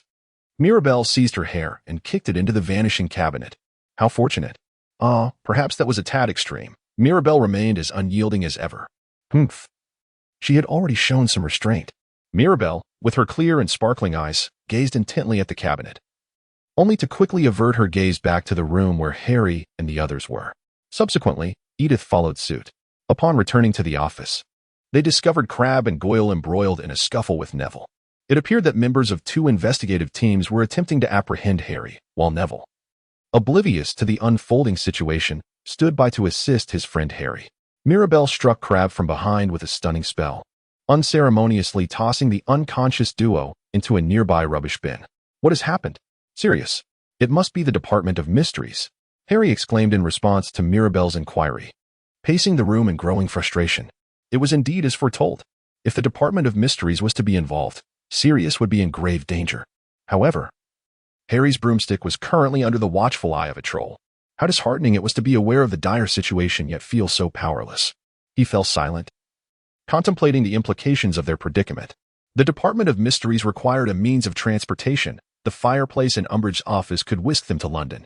Yet, the broom, their only means of escape, was ensnared. We need to act, Harry said impatiently, yearning to take flight at once. If that dream held any truth. Sirius was undoubtedly enduring torment, and every wasted moment only compounded his suffering. With a rush of urgency, he dashed towards the basement, Mirabelle closely trailing behind. Along the way, they encountered Malfoy, who was just regaining consciousness, only for Mirabelle to swiftly incapacitate him once more. Upon reaching the basement, they were confronted by a formidable troll standing guard at the thick iron door. However, Mirabelle observed that the troll was merely a decaying mass of flesh. There was nothing to fear. The speed at which Mirabelle wields her wand surpasses that of Harry by a significant margin. As Mirabelle articulates, battles among wizards predominantly hinge upon the swiftness of their reactions and the promptness of their assaults. Swiftly drawing one's wand, swiftly aiming it at the adversary, and then swiftly casting spells are essential. This tripartite swiftness renders ordinary foes incapable of responding effectively, even if they do react. They often lack the time to counter or evade, a limitation that applies solely to typical wizards. Lightning spell. 2 wands unleashed blue and golden bolts of electricity, striking the chest of the giant. The direct impact of the electric shock, even against a creature of considerable magical resistance, proved unbearable, stimulating its heart. The colossal figure swayed, bubbles escaping its mouth as it succumbed to unconsciousness. Very well, that was indeed swift. In that moment, pay attention to your initial movements, Edith. Both giants, now toppled, simultaneously cast a spell, the unique guardian spell of Mirabelle. After 2 years of training that began in the 3rd grade, Edith has finally mastered the art of magic. Summon the guardian. Behind Mirabelle stood an ethereal guardian radiating a silvery luminescence. It morphed like a boggart, transforming into a knight clad in western armor. On the other side, Edith was accompanied by a winged horse, its feathers as white as snow. The steed appeared to be summoned by a Slytherin student, as those from Slytherin often conjured serpents or lizards, creatures of cold blood. The knight charged forth atop the horse, heading straight for the door. As the 2 guardians collided with the entrance, they employed their limbs in a fierce assault against it. Open! The iron gates groaned under the force of their magic, splintering and ultimately shattering. Harry stood in stunned silence, having done nothing but observe the enchanting display of spells from the outset. What an impressive display of magic, he thought, rolling his eyes at Hermione as he glanced at Edith. It was evident that while Mirabelle was formidable, Edith was even more astonishing. Well, we might as well converse while we fly. Time is of the essence, isn't it? Edith said, awkwardly scratching her cheek and gesturing toward the broomstick. Harry quickly reconsidered, taking hold of the broom. I'll handle this on my own, he remarked, casting a glance at Ginny. The Ministry of Magic, perhaps Voldemort's lair. It's an exceedingly perilous location. One could lose their life there. Thus, Harry resolved to take Ginny and Ron along. Among the gathered members, only Hermione and Cedric could provide assistance to Harry, with Edith serving as an ally whose capabilities had already been demonstrated to a significant extent. Mirabelle, at the very least, possessed an undeniable ability, instilling a sense of reassurance. In terms of protection, regardless of the circumstances, she appeared to be the only one capable of safeguarding the family, making them willing to endure any situation, even under the tyranny of others. Indeed, there was a shared concern about the looming threat. Harry attempted to dissuade Ginny, yet she showed no signs of retreating. Neville, Luna, and Ron nodded in agreement. Harry, establishing a strategy for combat, realized that mere words would not suffice. It was too late to withdraw now, Harry. There was no intention of remaining behind. Harry felt a blend of astonishment and joy for the bravery of his companions, casting a complex glance at them. Very well, let us stand united. Harry regretted wasting time in debate. He mounted the firebolt, soaring high towards the Ministry of Magic. After a long flight on their broomsticks, Harry and his companions burst into the Ministry, entering the Department of Mysteries.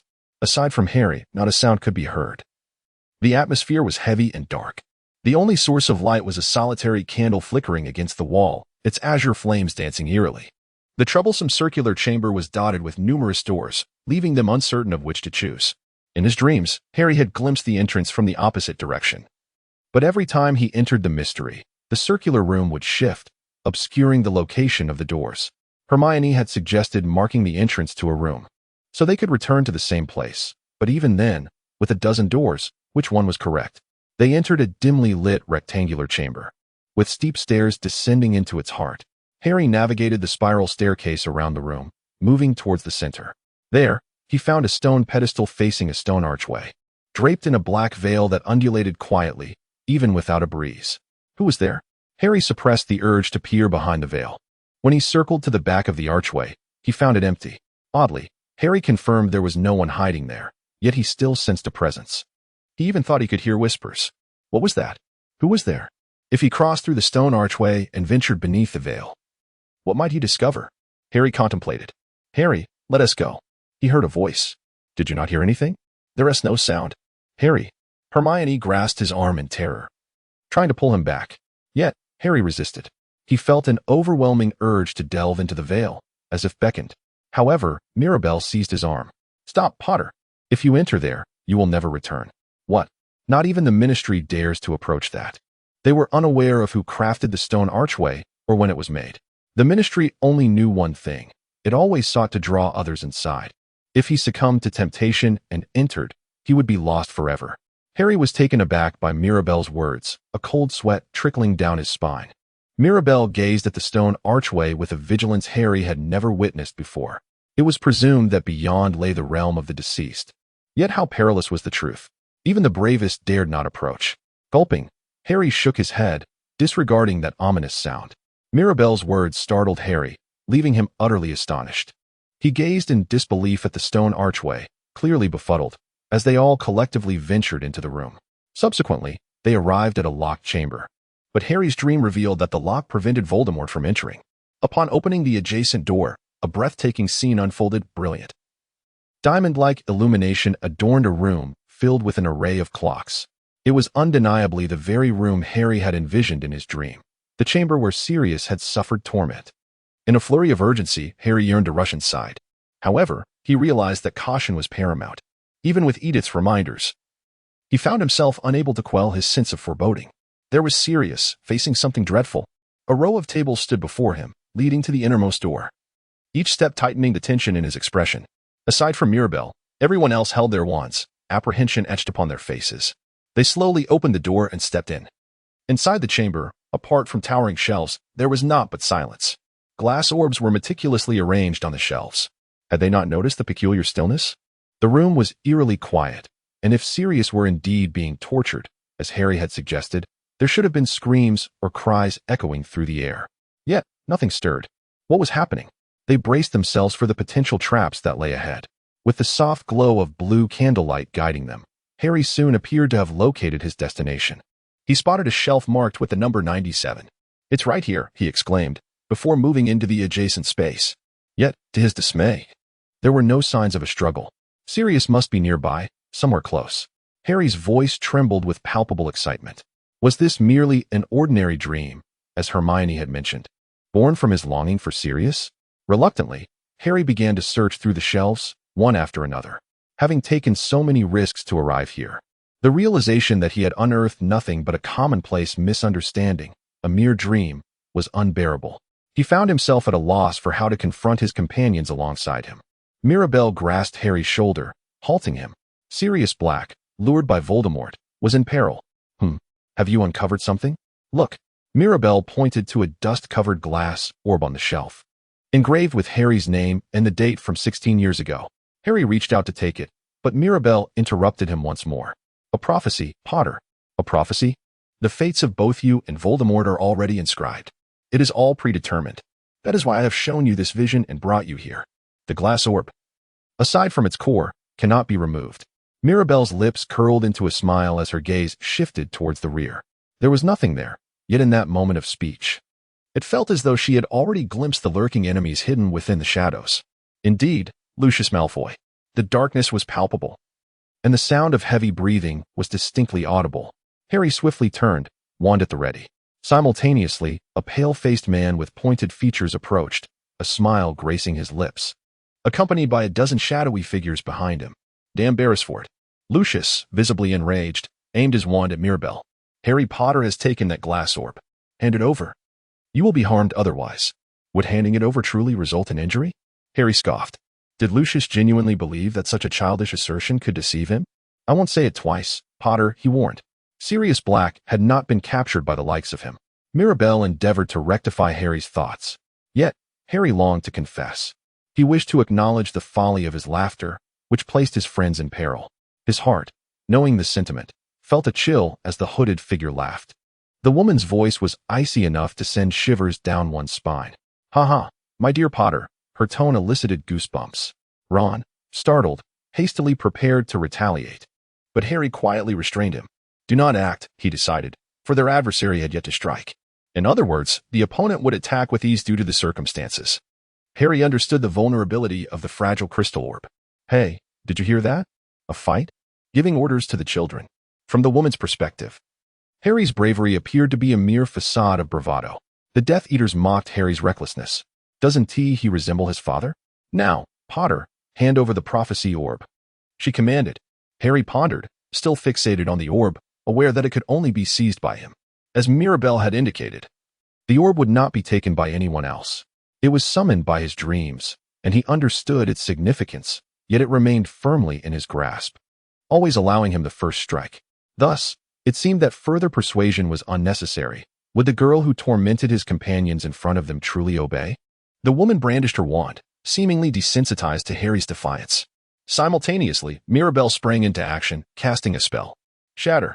The wand of Mirabel cast a severing charm, tearing through the woman's robe and blooming a flower of crimson. It was the first time Harry beheld her face, the visage of the witch from the newspaper, the one that inspired dread. Bellatrix Lestrange, a dark-haired sorceress with a demonic countenance, glared at Mirabel with bloodshot eyes. Reckless, a Death Eater. Remember, think. The girl. Mirabel cast a glance at Bellatrix, who appeared to be wielding her magic, and let out a dismissive huff. Yet Harry understood that the situation had reached a critical point.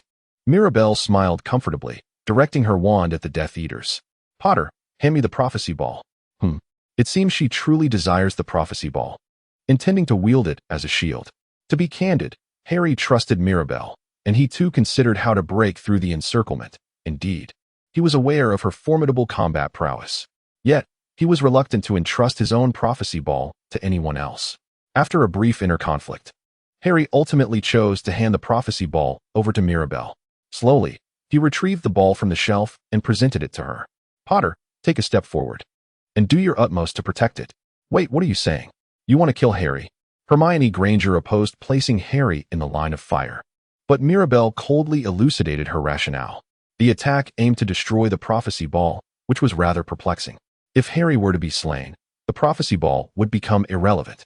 The ball itself held significance, implying a careless intent to eliminate Harry. This was most likely due to Voldemort's desire to personally end Harry's life, daring to defy Voldemort's orders. The Death Eaters offered no response to Mirabel's explanation, yet their silence spoke volumes. Mirabel clutched the prophecy ball tightly, and upon witnessing this, Bellatrix's frustration manifested in a clenched jaw. Do not move, she warned, or I shall crush that ball. One might assume that an attack would be swifter than the shattering of the orb. Unless, of course, one seeks to incite the Master's wrath, correct? Listening to Mirabel's words, Bellatrix felt an overwhelming irritation gnawing at her teeth. The situation was overwhelmingly in her favor, yet merely possessing a prophecy ball had managed to shift the balance of power. For the Death Eaters, it was preferable to face death than to provoke Voldemort. Should one fail to meet his expectations, they would be left to endure the dreadful consequences of their actions. Mirabel accurately struck at the psychological torment, thwarting the intended actions. Perceiving that the situation had reached an impasse, Harry timidly spoke up. What prophecy? What prophecy? Are you jesting, Harry Potter? He exclaimed incredulously. Why bring up Voldemort? Upon hearing Voldemort's name, Bellatrix's face contorted in rage.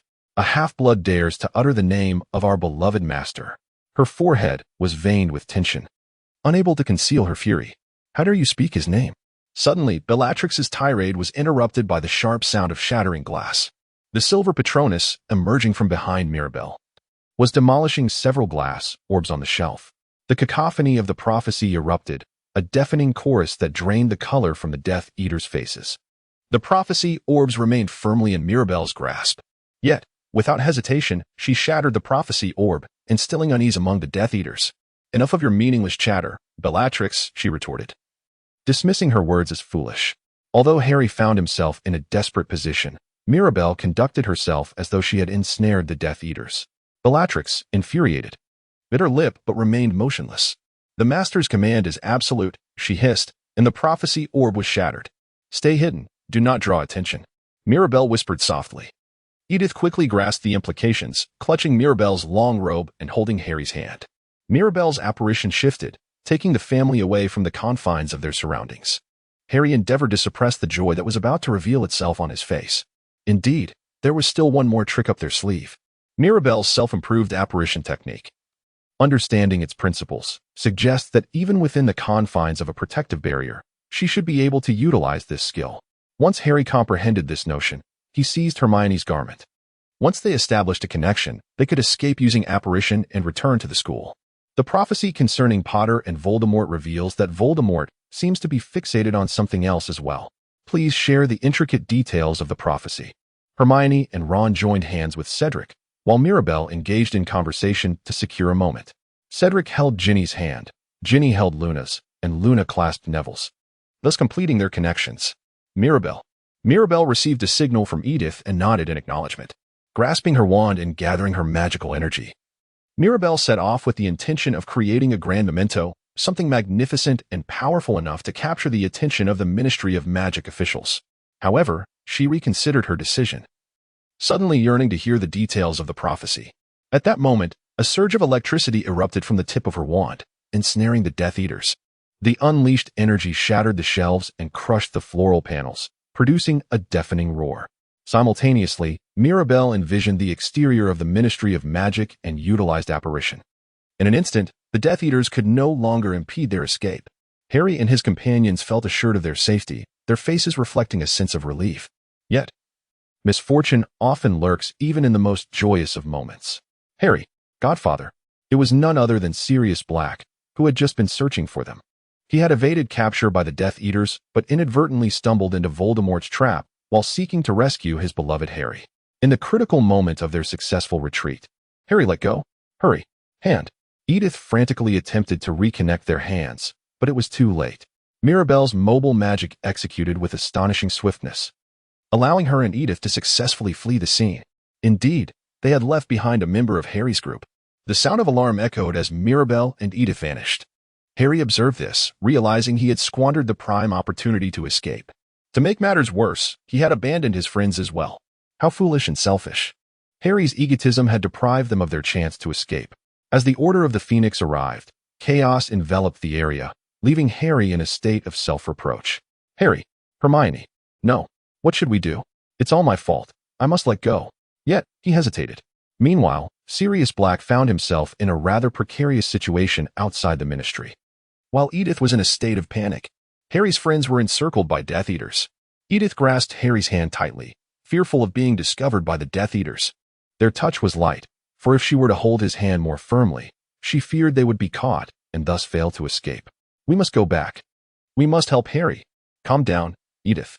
That area has already become a battlefield between the Order and the Death Eaters. It is too dangerous now. But, what should we do? We must take some action." Mirabelle grasped Edith's shoulder firmly, tears welling in Edith's eyes. "Edith, what can we do even if we return? I just saw the faces of that group. Besides the formidable Sirius Black, there were also the Auror Mad-Eye Moody and Nymphadora Tonks. I even caught sight of the third-year instructor Remus Lupin and Kingsley Shacklebolt. They are all exceptional wizards with far more experience and capability. It is now evident that the internal situation within the Department of Mysteries is precarious. Undoubtedly, a tumultuous battle is imminent." Mirabelle believed that bringing Edith back to safety was paramount, regardless of how proficiently the students had been trained. But what about Hermione? If something were to occur, it could lead to Potter's demise. Granger, being astute, would undoubtedly survive. But what of Ginny, Cedric, Ron, and Luna? The cries of Edith were met with ruthless indifference from Mirabelle. Mirabelle sought to deceive and comfort, yet she understood that the truth would soon unveil itself. Thus, She spoke only the harsh realities. Very well, perhaps all would perish. What could be done upon return? Such stern words served as a compelling argument. She, who had protected herself, was nonetheless anxious for others, plunging into a perilous vortex, offering assistance, yet becoming a burden. Reckless. Edith herself comprehended this. However, even with a modicum of understanding, the light in her eyes remained unchanged. Knowledge could accomplish anything. Yet, should she abandon Hermione to such a fate, she would regret it for a lifetime. Therefore, Mirabelle bit her lip as she gazed at Edith. Should she render her unconscious? To forcibly interrupt these foolish thoughts? Yet, she knew that should she act thusly, her heart would bear the scars of regret. So, what course of action would she choose in such a predicament? Mirabelle? Edith called out curiously, her eyes closing as Mirabelle remained motionless. Slowly, Mirabelle opened her eyes and fixed her gaze upon her friend. Even in the face of imminent danger, there was no assurance of safety. Would she perish if captured? Would she endure torment? The answers were indeed a source of great distress. Truly, she was exceedingly kind. Not at all resembling a Slytherin. It was quite apparent why Edith belonged to Slytherin. Mirabelle's friend let out a deliberate sigh, while her Slytherin companion gazed with eyes of unparalleled clarity. Mirabelle concealed the prophetic orb within the nearby thicket, casting a charm of disguise upon it. Truly, an irredeemable naivety and a lack of boundaries. Contemplating foolishness, an imbecile, clumsy, and shockingly accompanied by others. By Merlin's beard. Edith was moved to tears upon hearing it all. Forever distanced from those she cared for. It is perilous within. One must tread carefully, for danger lurks, and death may follow. Thank you, Mirabelle. Mirabelle firmly grasped Edith and smiled. Friend. The word Mirabelle felt foreign to her, even as she struggled to comprehend its significance, believing it had little to do with her. Yet, the present Mirabelle felt oddly different. Edith? She pondered, reflecting on how things seemed better since the first year. Was it truly so? It was a peculiar question. As if she were confronting a version of herself that she barely recognized. Without hesitation, Edith smiled and replied, feeling that Mirabelle had suddenly become more amiable this year. As if something within her had shifted. Is it so different? She wondered. Even if they were not the same, they were still dear friends. Upon hearing the response, Mirabelle narrowed her eyes, as if catching sight of something dazzling, and gently stroked Edith's head, whispering a heartfelt thank you in a voice only she could hear. Edith? She inquired, there is actually something I've kept hidden since returning from the Department of Mysteries. Would you like to hear about it? That's all right. We can discuss it slowly when we return. Mirabelle was filled with joy as she grasped Edith's hand. The current location was an exceedingly perilous dead end. Yet there existed the possibility of death and the potential for harm. With a vow, she resolved to stand by her first true friend. Let us go, Edith. Let us proceed, Mirabelle. Mirabelle smiled at Edith. That face was the kindest Edith had ever seen, youthful and beautiful. Mirabelle's escape shattered the stalemate. With the prophecy orb in hand, Mirabelle departed, and the Death Eaters, no longer hesitating, began their assault, turning everyone except Harry into targets for murder. Yet, Harry was swift. He immediately cast a spell on the prophecy orb rack, causing many orbs to crash to the ground, providing cover for their flight. Grasping Hermione's arm, he returned to the entrance of the prophecy room, confirming that all members, including Sirius, had passed through the door before shutting it. Sirius, you fool. Where are you running to? Shouted Mad-Eye. Harry quickly opened his mouth to succinctly explain the situation. The Death Eaters are after us. We must flee. Get to the exit. Block the way. Harry protested against leaving Sirius behind. However, Cedric seized his shoulder and shot him a stern glance. If they escaped through the exit, Sirius would never make it out. Feeling the weight of Cedric's accusatory gaze, Harry clenched his fists in frustration. With a thunderous explosion, the door was breached, and the Death Eaters surged in. The Order of the Phoenix faced them head-on, and the Department of Mysteries instantly transformed into a battlefield, illuminated by flashes of light. As Harry and the others moved toward the exit, they encountered trouble. The room was a circular hall with numerous doors, each leading to a different location, changing every time they entered. What should we do, Harry? Standing still won't help. Any door will do, just go in. Harry, Hermione, and Cedric rushed through one door and locked it behind them. However, perhaps due to a lack of prior planning, Ginny, Neville, Ron, and Luna entered through another door. There was no turning back. Even if they tried, the doors would shift each time, making it impossible to determine where they had entered. The room they found themselves in appeared to be one they had never encountered before. Surrounding them were tables and chairs. and a glass cabinet filled with hourglasses of various shapes. A time turner. The cabinet is full of time turners? Hesitating for a moment, Harry reached into the cabinet and took one. Of course, this act was theft, lacking prior permission. Yet, in this dire situation, he had no time to contemplate such matters. Moreover, a time turner could potentially serve as a powerful trump card, perhaps turning the tide of despair. Hermione regarded Harry with a reproachful gaze, but said nothing, appearing to agree that their current predicament was more urgent than the ethics of theft. Almost simultaneously, a knocking sound echoed from outside the door, prompting Harry and the others to quickly hide beneath a table. "Potter, where are you?" 3 Death Eaters burst into the room, searching for Harry. Had the order been defeated? Was Sirius all right? Harry felt anxious, gripping his wand and casting a spell from beneath the table. Stupefy. He struck out. The stunning spell incapacitated the leading Death Eater, rendering him unconscious. Simultaneously, the remaining 2 Death Eaters aimed their wands at Harry, but Cedric and Hermione acted more swiftly. As esteemed competitors ranked 2nd and 3rd in their year, they quickly waved their wands, unleashing a spell that sent the 2 Death Eaters flying. One collapsed to the ground, while the other, a spiky-haired man, was hurled into a large bell. An eerie spectacle ensued as the man's head shrank, his hair and beard receding, transforming him into an infant. Harry's face blanched at the bizarre occurrence, and Cedric swiftly turned his wand to cast another stunning spell. Hermione cried out. Yet the infant-headed Death Eater was blasted away, collapsing unconscious to the floor. "How can one harm a child?" Hermione exclaimed in disbelief. "Calm down, Granger," Cedric advised steadily. "That infant is a pressing concern, and the commotion will certainly attract attention from outside." The second wave of Death Eaters appeared unperturbed, yet they could strike at any moment. They could not afford to lower their guard. "We must return," Cedric urged. "It is perilous to stay here, yet remaining inside is equally futile." Cautiously, they pushed the door open to re-enter the circular room, only to encounter 2 jubilant Death Eaters advancing towards Harry. The Order of the Phoenix appeared vastly outnumbered. Harry spotted Tonks tumbling down the staircase, hearing Bellatrix's triumphant laughter echoing around them. Mad Eye had fallen, leaving only Lupin, Kingsley, and Sirius to continue their desperate resistance. "Silence," Hermione commanded, casting a silencing charm that rendered 1 Death Eater mute. His mouth moved silently, mocking as he waved his wand. Suddenly, a surge of purple flames struck Hermione in the chest, sending her spiraling like a kite severed from its string. "Hermione." Harry rushed to embrace her. She was still breathing, but her consciousness seemed utterly severed, devoid of any movement or even a twitch. Cedric aimed his wand at the man who sought to strike again, a flash of light erupting forth. Yet he only managed to graze the Death Eater.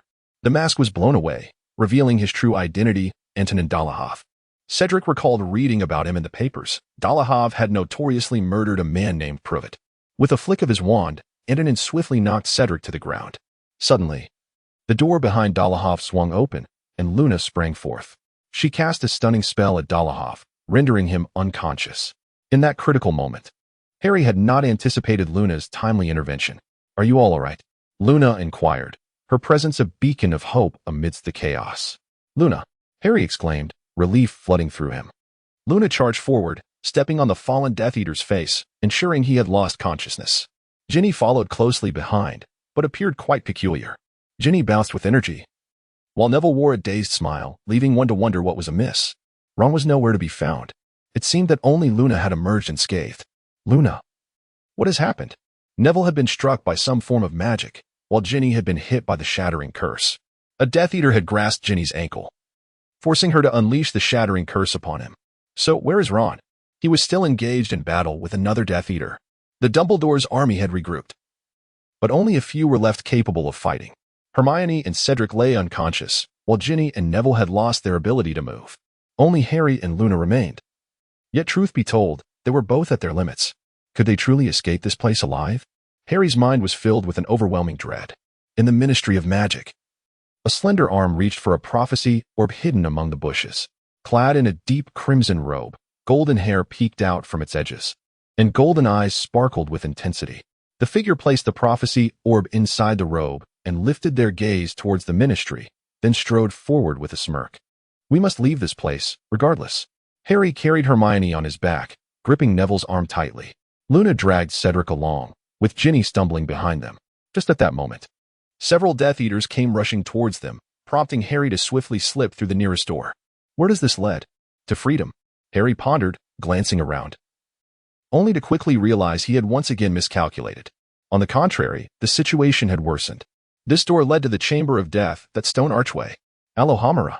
Simultaneously, the door flung open again, and the Death Eaters surged in. Luna hurriedly attempted to close the door, but a red flash struck her chest, sending her flying. She collapsed to the ground, while Hermione remained immobile, leaving Harry feeling increasingly desperate. 5 Death Eaters had entered, and now only Harry was left to fight. With all his might, Harry retaliated with spells, seeking refuge behind nearby cover. He found himself cornered. Capture was merely a matter of time. "What can you do, Potter?" Lucius Malfoy sneered, having removed his mask, his demeanor menacing. There was no one left to protect Harry. Lucius grinned maliciously, as if certain of his triumph, speaking to Harry. "I will kill you. Master will be pleased, even if we do not obtain the prophecy orb." Lucius slowly advanced towards him. "Is this how it ends?" With nowhere to flee, Harry gripped his wand tightly. Yet fortune seemed to have not abandoned him just yet, as Sirius, Kingsley, and Lupin burst in. After sending the Death Eaters flying one by one, they charged forward. "Harry, get out of here." As Harry beheld the faces of the reinforcements, a smile broke through his tears. However, this did not signify that they were safe just yet. The Death Eaters charged in, pursuing Sirius Black, with Lucius Malfoy leading the way. And there stood Bellatrix. Was she truly willing to fight for the precious Potter? What a disgrace, this obsession with pure blood. "Bellatrix, you are not worthy to speak." The wand of Sirius shimmered as he unleashed his magic, intent on vanquishing his opponent. It was a brutal battle, unlike any ordinary duel. Bellatrix's curse was narrowly dodged by Sirius, while his spell grazed her cheek. "Huh, this time, I aim for your head," Sirius taunted, evading Bellatrix's magic, sweat glistening on his forehead. Although he appeared relaxed, Sirius was merely putting on a brave front, attempting to draw Bellatrix's attention to buy time for Harry's friends. Yet, calamity soon followed. The red flash from Bellatrix's wand struck Sirius squarely in the chest, sending him hurtling through the air. His body traced an arc, pulled into that ancient and fearsome archway. Harry gazed at Sirius, desperately reaching out, but his hand fell short. As his godfather vanished into the archway, a look of terror and astonishment mingled on Harry's face. He sprinted towards his godfather, determined to save him. But at that critical moment, Edith and Mirabelle appeared, grabbing Sirius and pulling him back. "Edith, Mirabelle." The 2 girls fell before Harry, who rejoiced and cheered, cradling Sirius. Though grievously injured and unable to move, he was still alive. More good fortune followed, as Harry's most trusted ally, Dumbledore, arrived at his side. Dumbledore and Mirabelle formed the strongest lineup Harry could imagine. The two stood shoulder to shoulder, united against the Death Eaters. "Incredible, Professor," Mirabelle exclaimed. "Indeed, quite remarkable," Dumbledore replied. 2 Death Eaters pointed their wands at the conversing duo, Rufus Scrimgeour and Bellatrix, the sister of her husband. But as Mirabelle and Dumbledore prepared to counterattack, the confrontation was far from over. Mirabelle Dumbledore waved her wand with dazzling speed, casting spells and sending them crashing against the wall. It should have been done sooner. Edith ought to have been returned to the battlefield. Dumbledore gazed down at the pensive Mirabelle as if smiling, much like a grandfather reveling in the growth of his grandson, his eyes brimming with affection. Mirabelle felt a surge of joy. "Do you remember? 3 years ago, we spoke of how friends are the greatest treasure." However, a response was required. Dumbledore was recalling the quarrel between second-year Mirabelle and Edith. At that time, Mirabelle valued her friendship deeply, despite the merciless nature of the adversary. Yet, within Mirabelle, there remained a steadfastness. Mirabelle cherishes her friends, safeguarding them and standing resolutely on the battlefield. Dumbledore feels immense joy for Mirabelle's growth. "Let us unite in battle, Mirabelle, for the future of the magical realm. Surely the wizarding world will extend a helping hand for the sake of friendship." "Ha ha ha, I see now." "So it is, and I am delighted." Mirabelle remained tranquil, while Dumbledore's laughter resounded joyfully. Suddenly, his expression transformed into that of a hunter expelling foes, piercing through the adversaries with keen precision. "Let us proceed." Mirabelle wielded her wand with fervor. Dumbledore brandished his wand. A golden explosion erupted, illuminating the Department of Mysteries with vibrant crimson streaks. Mirabelle struck the Death Eater with her vampire wand, while Dumbledore aimed at Lucius Malfoy, who lurked behind her. Dumbledore's magic activated a golden bronze statue, which systematically subdued the Death Eaters, while Mirabelle's electric shot pierced through the back of Lucan. The scene unfolded like a mesmerizing performance, transforming into a stage for Mirabelle and Dumbledore. The elegant wand danced, casting a multitude of vibrant flashes. They shot at enemies, deflected incoming attacks, and shielded each other from vulnerabilities. This extraordinary duet was executed by two of the most formidable wizards, showcasing their prowess in a captivating display. Ultimately, they turned to cast spells at Harry and Edith, aiming directly at their adversary, the Death Eater Nott, who had his wand trained on Harry. Nott, struck by their dual spells, tumbled to the floor, rendered momentarily incapacitated. Edith and Harry watched in awe as the spectacle unfolded. With merely 2 spells, they had single-handedly expelled over a dozen Death Eaters. This young prodigy, the embodiment of the wizarding world's foremost white wizard, wielded the combined strength of 2 generations, dispersing the ominous clouds of despair and instilling unprecedented hope within everyone present. At that moment, only Bellatrix Lestrange remained. Defeating her would culminate this ordeal. Dumbledore and Mirabelle sprinted side by side, closing in on Bellatrix. "Damn it!" she exclaimed in terror, hastily casting the killing curse, only to have it intercepted by Dumbledore's golden statue. The lightning released by Mirabelle's wand scorched Bellatrix's arm, causing her wand to slip from her grasp. Thus, the outcome was determined. With 2 wands raised, they struck Bellatrix down. Harry wept in triumph. Victory was theirs. Bellatrix was disarmed. Liberated from the nightmare of the Department of Mysteries, they had prevailed. Edith too firmly believed in their success. The duo, one elder and one younger, could shatter any obstacle before them. Yet, doubts lingered in the minds of many. However, the situation began to evolve further. Just as they were poised to deliver the final blow to Bellatrix, Mirabelle caught sight of something at the periphery of her vision. A figure, bearing a familiar countenance, emerged on the scene. At that very moment, when Edith pointed her wand at Harry, Dumbledore noticed too late. Mirabelle Dumbledore observed a pale visage, wielding a wand to conjure magic, her face adorned with an expression of triumph. A pair of ominous, crimson eyes, a narrow nostril, and a mouth that seemed to stretch grotesquely to her ears. Undoubtedly, it was Voldemort, the Dark Lord. Her heart cried out, urging her to seek Harry. It was precisely at this moment that such actions were necessary. In a heartbeat, Mirabelle took the initiative. Utilizing a short-range disillusionment charm, she shielded the vigilant Harry Edith. However, it is important to note that this charm, effective only at close quarters, lacked true defensive capabilities. It merely rendered one invisible, failing to provide protection from impending attacks. Nonetheless, Mirabelle's intent was clear. She needed merely to delay for a fleeting second. In the end, Mirabelle used herself as a shield. With pure magic embodying the very essence of her being, she enveloped her body, arms outstretched, to embrace Voldemort's onslaught. A blinding flash erupted. As the dazzling light faded, Edith slowly opened her eyes. What transpired? Am I still alive? Why do I continue to exist? She raised her head, in search of answers to these questions. And then she saw it. A desperate cry escaped her lips, an utter disbelief at the sight before her. She yearned to believe otherwise. Oh, the figure standing there, protecting her friend. Once resplendent golden hair now singed, garments charred, skin marred and blackened. And there, Mirabelle's back, drenched in blood. So fresh it compelled Edith to shield her eyes. Tears streamed down her face as she witnessed Mirabelle's body slowly tilt. With a feeble grace, she collapsed to the ground. As if time itself had slowed, not even a finger stirred. Oh, the anguish. Mirabelle. No. Hold on. Don't sleep. Mirabelle. Edith screamed like a woman possessed, cradling Mirabelle in her arms. Yet, she was struck by the sheer helplessness of her own body. The lifeless form felt beyond the reach of any restorative magic. She opened her mouth to utter something, but only crimson blood spilled forth. Harry's face turned pale at the sight, while a flicker of rage and sorrow danced in Dumbledore's eyes. In stark contrast, Bellatrix erupted into a triumphant laughter. Ha ha ha ha ha ha. She's dead, dead. That accursed Beresford girl is dead. Oh, not quite yet. She'll be gone soon. Edith could almost hear the maniacal glee in Bellatrix's uproarious laughter. Edith's mind was a blank canvas, her throat ablaze. She struggled to believe the scene before her was real. Her mind refused to accept it, and her heart ached with anguish. Mirabelle was attempting to articulate something, her lips cracking with the blood that dripped from them. A faint voice emerged, barely audible if one focused intently. Was she hurt? No, for Mirabelle had shielded herself. Very well, very well.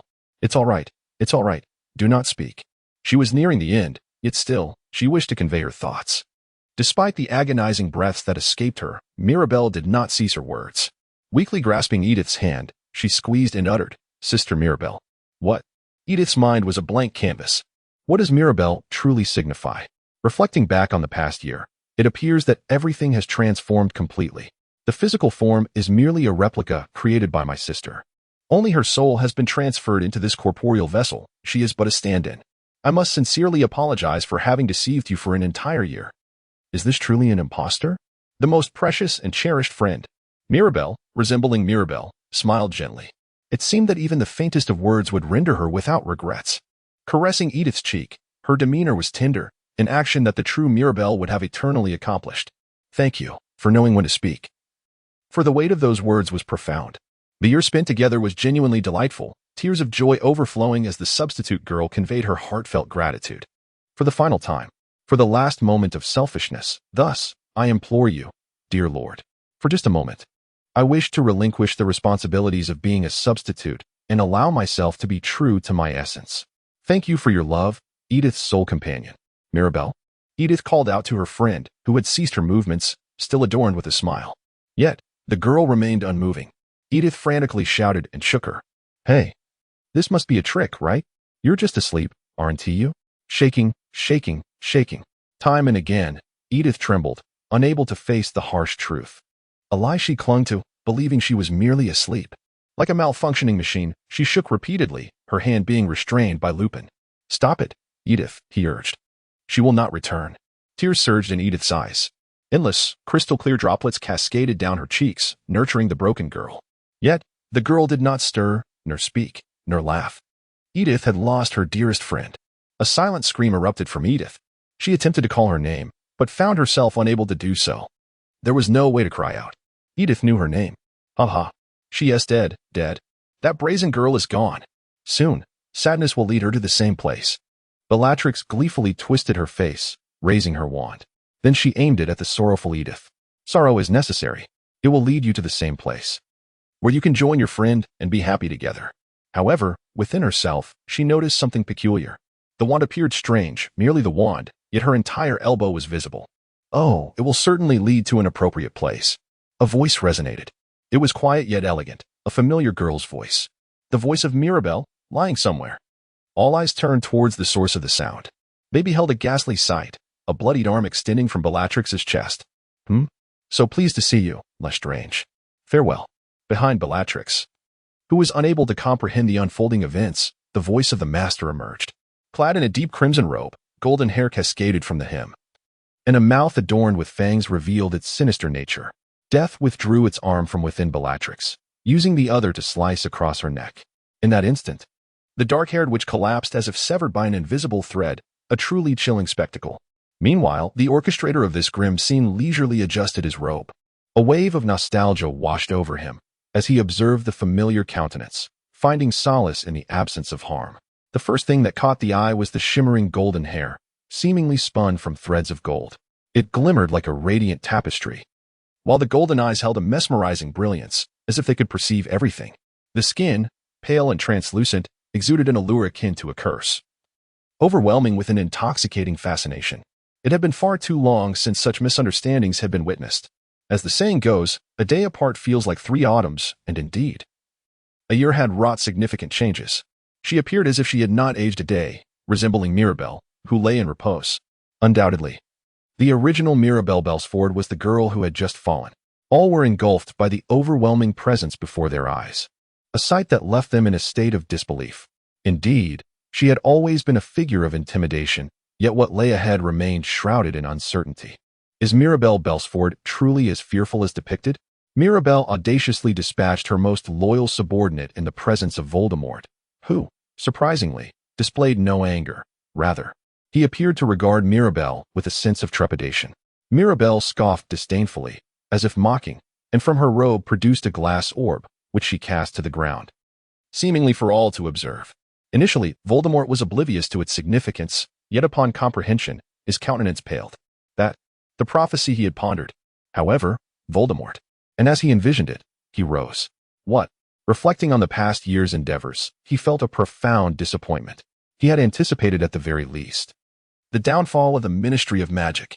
Mirabelle stood defiantly before Voldemort, her demeanor exuding a provocative air. She found his supposed prowess laughable and entertaining, reflecting on a year of pride that had yielded nothing substantial. The Dark Lord knows everything, Beresford. Everything in the British magical world.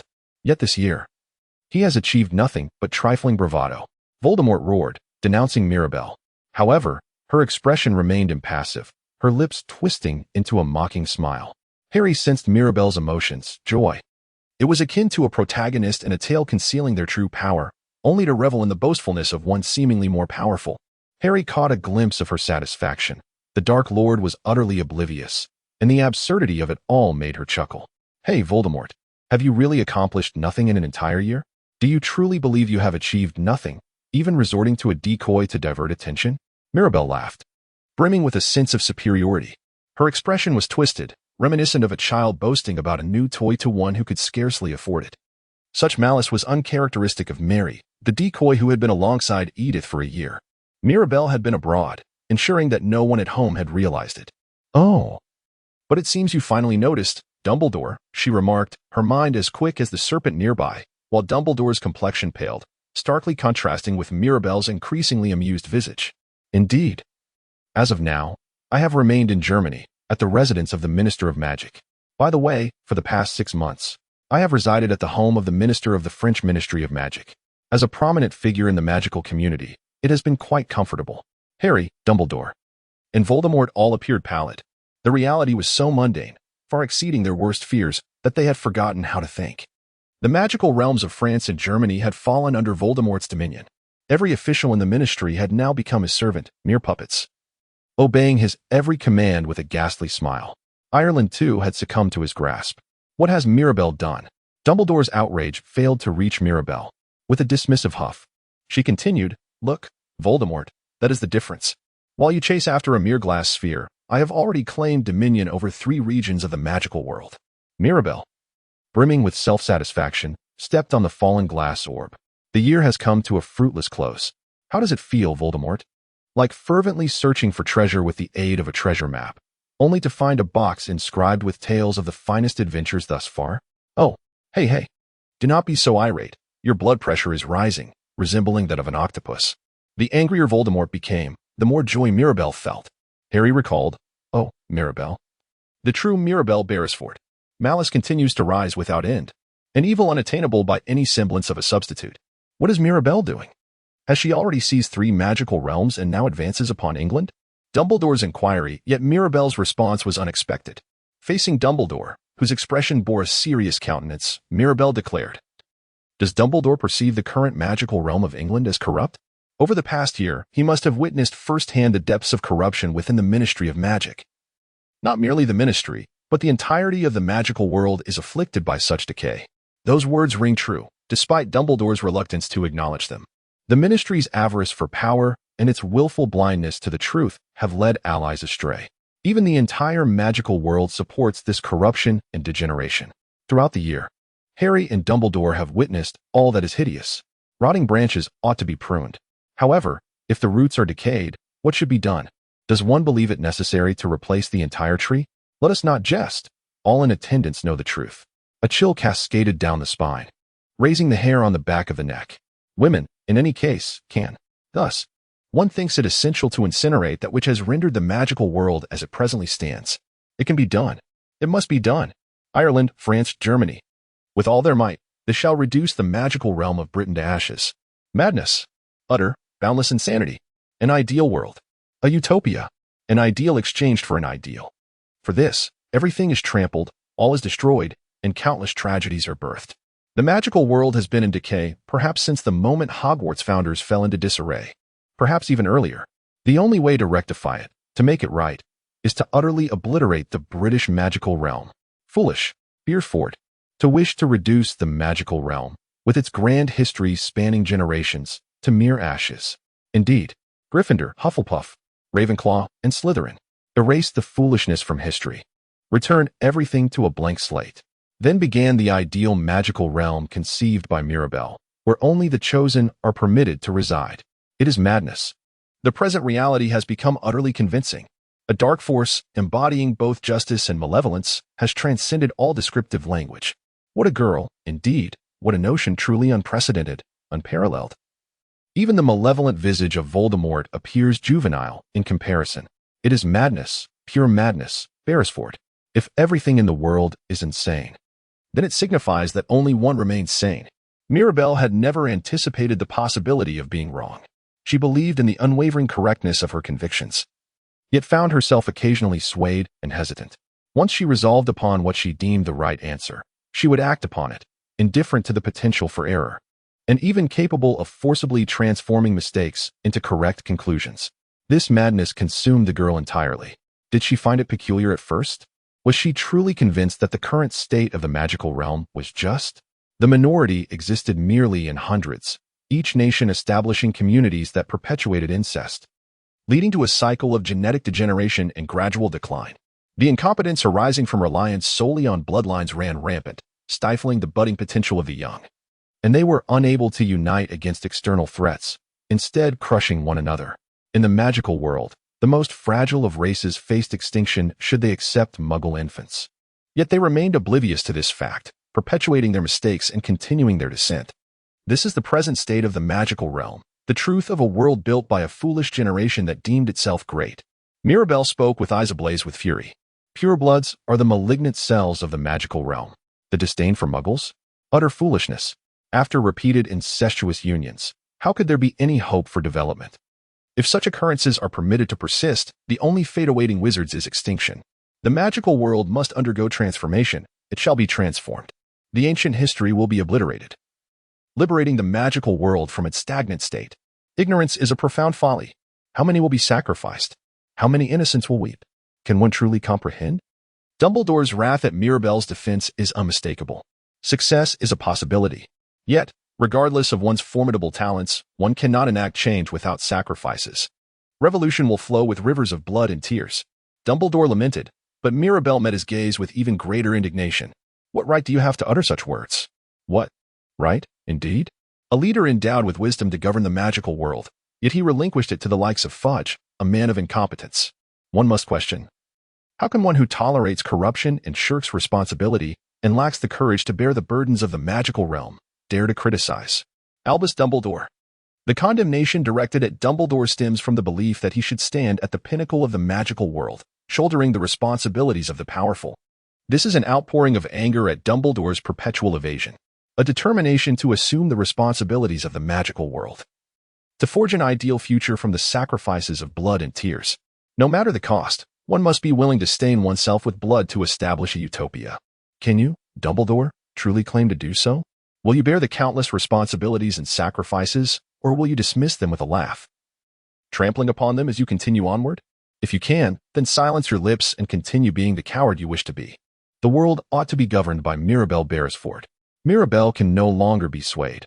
Words fail to reach her. To speak of justice is merely to drown in the cacophony of noise. Dumbledore's visage contorted with sorrow and rage, his teeth clenched in despair. It is indeed a lamentable situation, Mirabelle, truly regrettable. It brings me joy to witness an understanding of the profound significance of the bonds of friendship. The kindness of that substitute girl had instilled a glimmer of hope. Yet, to speak of it, nothing has changed. In fact, it has grown more malevolent than ever. Friendship, ha, ha, ha. I sincerely apologize, Dumbledore. Why does the comprehension of such matters only render one weaker? And what of Edith? What relevance does the girl weeping over there hold? Dumbledore, brandishing his wand, shouted in fury, as if casting a spell. Mirabelle's response cast a fleeting glance at Edith, as if she had only just taken notice, directing her emotionless gaze elsewhere. Only Mirabelle understood the depth of the emotions entwined within her stare. Yet, she redirected her attention back to Dumbledore, uttering a remark. Well, although it's part-time, I can relish the 4 years of student life. However, it was merely a preparatory phase for accumulating strength, something she deemed of great value. The camaraderie of friends had come to an end. Edith stood astounded. The sincerity of her friendship with the substitute Mirabelle was undeniable. Even beneath the guise, there existed a solid bond. But what of her friendship with the true Mirabelle was it a fade? Tears streamed down her face, her heart cried out, "Do not say that. I wish to see or hear something more." Yet, Mirabelle paid Edith no heed, turning to face Dumbledore. Had she truly fallen to such depths? Mirabelle Beresford. She had not fallen. She had merely grasped the essence of truth. Dumbledore drew his wand, and Mirabelle raised her hand. An explosion, a flash. The magic cast from her fingertip collided with the spell from the wand, resulting in a tremendous roar. Magic without a wand. Dumbledore? Was she already at the pinnacle of a white wizard's prowess? As Mirabelle looked down with a cold smirk, a devastating spell hurtled towards her from the opposite direction.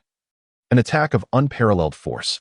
Yet, Mirabelle merely smiled, transforming the stones at her feet into a shield, deflecting the onslaught. Ah, a fascinating spell. An improved version of the killing curse, perhaps? A potent strike, specifically prepared? Voldemort let out a frustrated grunt at Mirabelle, who remained unscathed. Mirabelle floated in the air, without a broom, surveying the ground below. Ah, the litter has accumulated. Should I clean it up first? Mirabelle's expression was one of cruel delight, her mouth twisting into a crescent shape. She then extended her hand into the void, summoning a sphere of golden flames from the abyss. Dumbledore, Voldemort, Lupin, and Kingsley swiftly cast protective charms to shield Harry and the others, albeit with a different intent. Infernal fire. With this proclamation, the flames erupted in all directions. Yet, they spared Harry, instead engulfing the fallen Death Eaters, Rookwood, Lavastan, Antonin, Augustus, Lucius, Crabbe, Goyle, Nott, Avery, and Jagson, among many others. In an instant, the Department of Mysteries was engulfed in flames, the engulfed Death Eaters emitting screams of despair. The onslaught targeted those who had already lost their will to fight. Harry furrowed his brow in disdain, a look of revulsion crossing his face. Ha! Trash deserves to be incinerated. The cries of awe echoed as most of the Death Eaters perished in the attack, leaving only 4 survivors, Lucius, Walden, and Augustus Yaxley. From the dozens of Death Eaters present, merely 4 remained. Their faces and arms bore hideous burns. Some wounds caused by the infernal flames would never heal. Voldemort, incensed, cast the killing curse. However, Mirabelle swatted it away as one would a mosquito. Why does Mirabelle kill? There is no strength left to resist. A foolish question, Dumbledore. Why ask why burn the refuse? Burning refuse requires no justification. Every antiquated pureblood trash must be dealt with, without exception.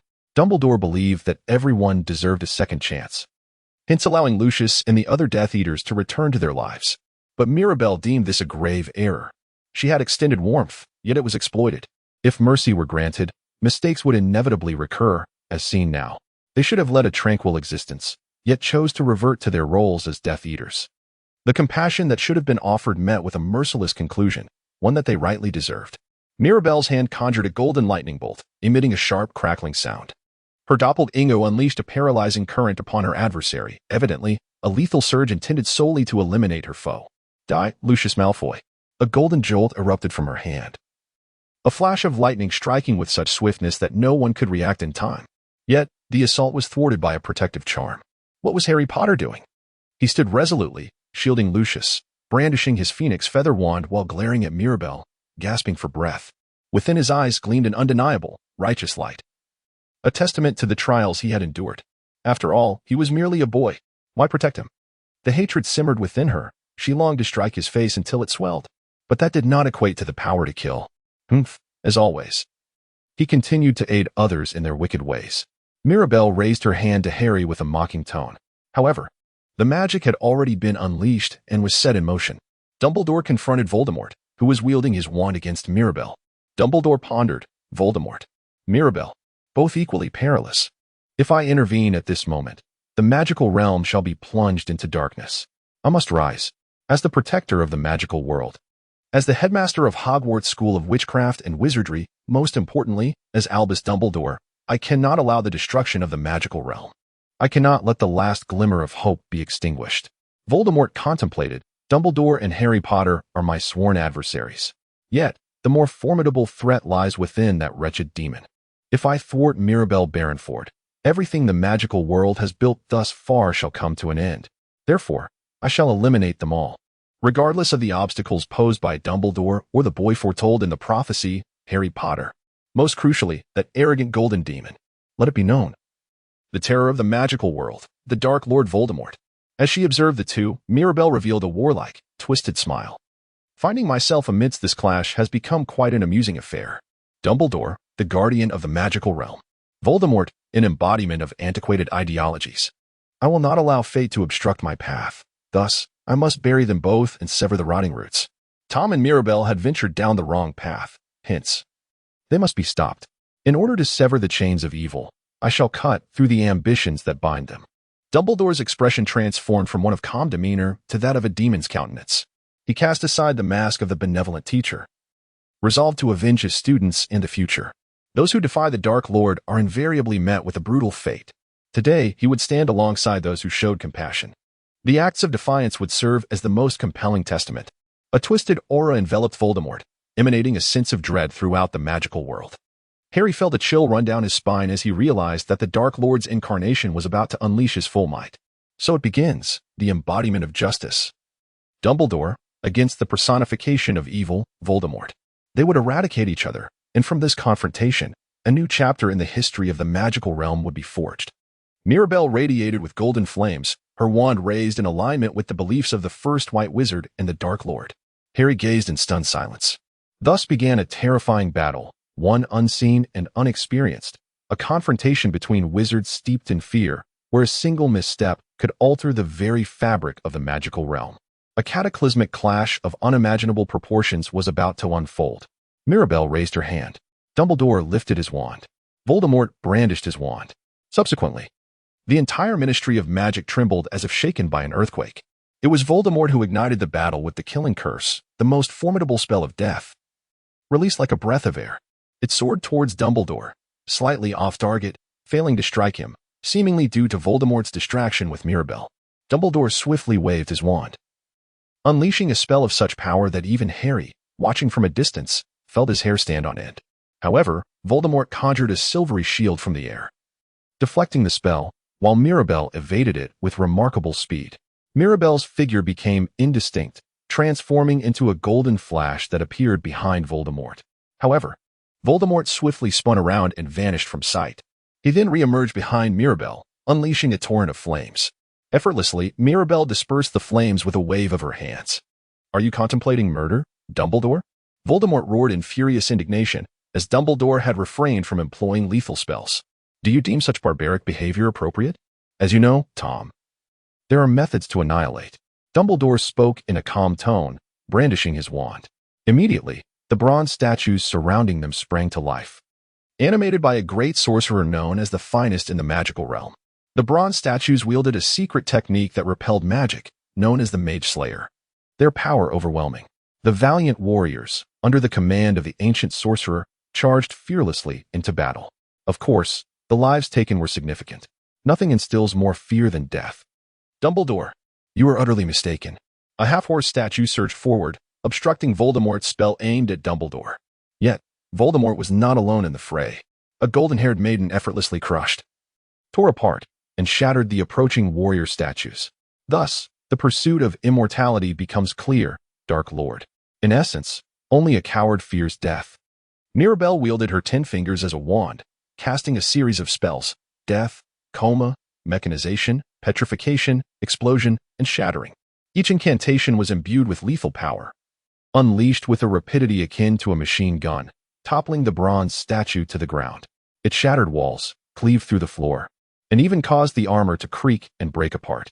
Voldemort gritted his teeth, struggling to fend off the chaotic barrage of spells that twisted his face in agony. A girl, stronger than in battle? The distinction between Dumbledore, Voldemort, and Mirabel lay in their youth. The most significant difference was in immaturity, a stage of growth not yet reached. While one had halted their development at that point, it implied a perpetual state of growth, having relinquished the pursuit of maturity. But could one truly conceive such a notion? Forever in a state of growth, an eternal quest for the perfect maturity. In other words, never arriving at the pinnacle. What if these characteristics remained unchanged? Would it mean that a monster would continue to grow indefinitely? Foolishness. Voldemort dismissed the fleeting thought that flitted through his mind. Such a creature could not exist. He fortified his protective magic, striving to dispel the fear. A flurry of spells. Even the term awe-inspiring could not do justice to their desolation. Nevertheless, Dumbledore remained undaunted. With a mere flick of his wand, he repelled the magical onslaught with a single strike, pushing it back with ease.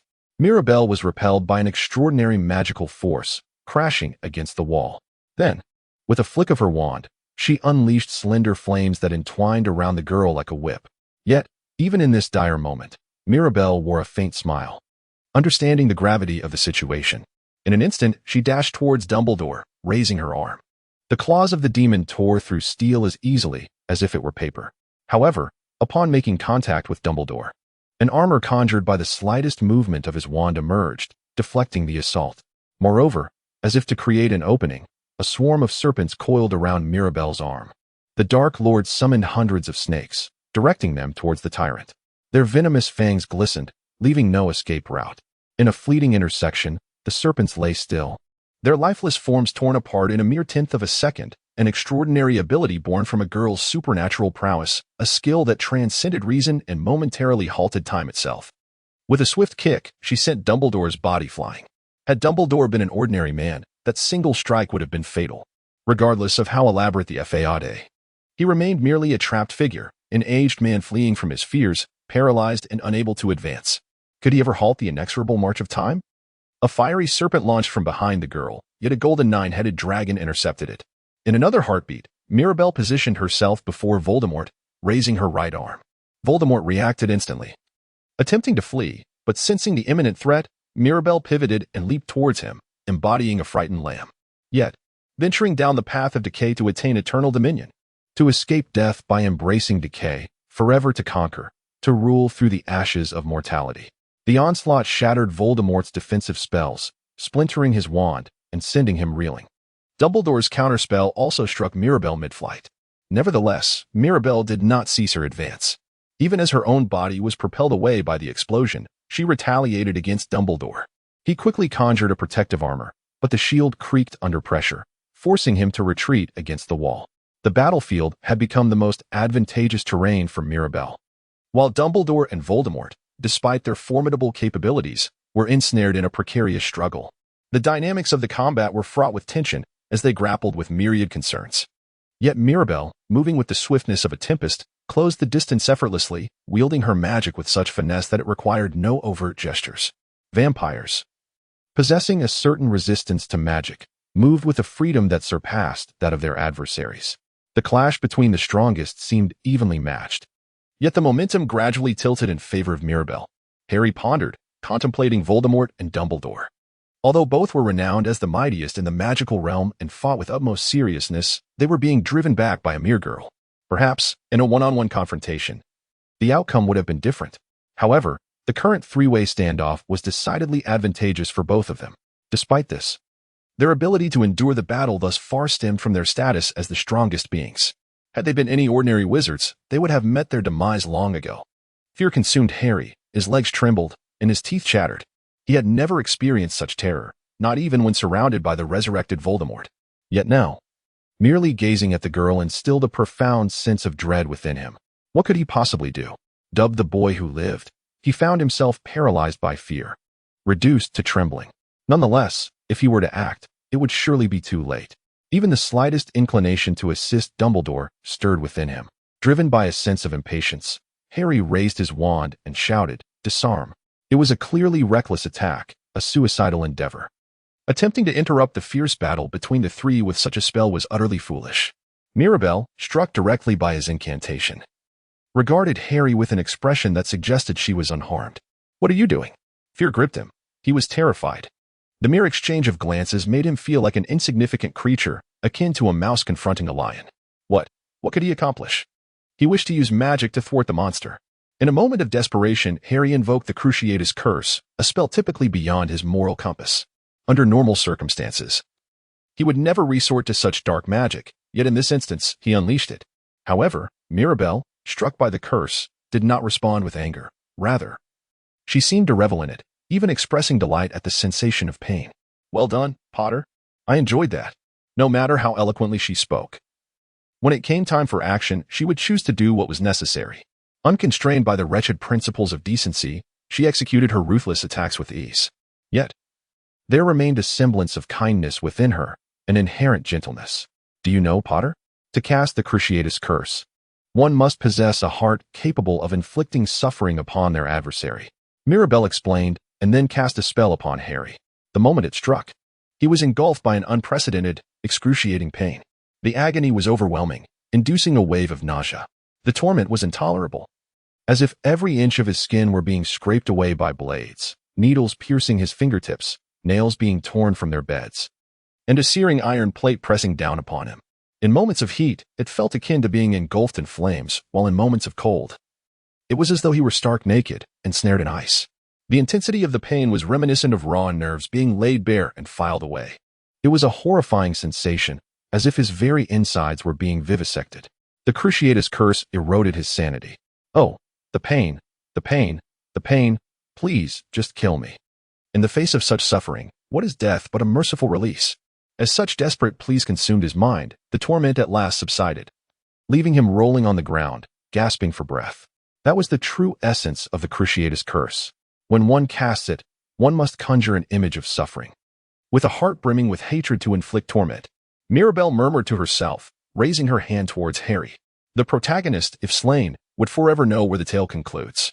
Yet Mirabelle, in contrast, harbors no concern for the world's fate. The outcome holds equal weight, for it shall inevitably be obliterated once. Typically, with a thorough understanding of the original narrative, one would first eliminate the protagonist in an attempt to render the story more exquisite. However, Mirabelle seeks to dismantle the narrative entirely. Thus, there exists no reason to hesitate. Thunderbolt. A brilliant blue flash of lightning struck Mirabelle, momentarily stiffening her form. The recent spell was of her own invention. If she were to employ any other magic, it would undoubtedly be that of Mary, a follower and her substitute. Nonetheless, for the first time, she discovered that a third entity could wield magic, a revelation even Mirabelle had not anticipated. Mirabelle gazed at Edith with a mixture of astonishment and concern. Edith's eyes glistened with tears, yet she fixed her gaze on Mirabelle with a heart shattered into fragments. What a surprise, Edith. When did you learn that spell? A dear friend taught me, she replied. A dear friend, you say? I see. So Mary has been imparting magic without permission. It seems she truly enjoys it. Mirabelle maintained a serene demeanor, undisturbed by the assault. To her, Edith's electric shock was merely a resistance born of affection. She smiled, harboring no trace of anger in her heart. Mirabelle launched her relentless assault, even finding it quite amusing. Mirabelle pointed her finger at Edith, who swiftly raised her wand. All shall be forgotten. Supreme armor to shield. A translucent veil enveloped Edith's visage, illuminating the dim light around them. This formidable defensive spell offered unparalleled protection, a mastery typically acquired at a certain age. It was evident that Mary's teaching prowess was remarkably high. Oh, does she also instruct in this? It must be a rather challenging spell. Could Mary truly be suited to the role of a teacher? Observing the lifeless servant, Mirabelle reassessed her judgment. To be honest, it was surprisingly impressive. A remarkable talent indeed. If only she understood how to wield such gifts, Mirabelle would certainly employ her methods. Thus, the narrative continues. Mirabelle extended a silver arm, summoning an aggressive guardian spirit to attack her opponent. However, Edith swiftly conjured her own guardian, which countered Mirabelle's. With her attack thwarted, Mirabelle let out a delighted laugh, realizing the profound difference between them. The power she had acquired was undeniably tangible, a fact that became clear through her considerable efforts, allowing her to perceive what had previously been but a vague sensation.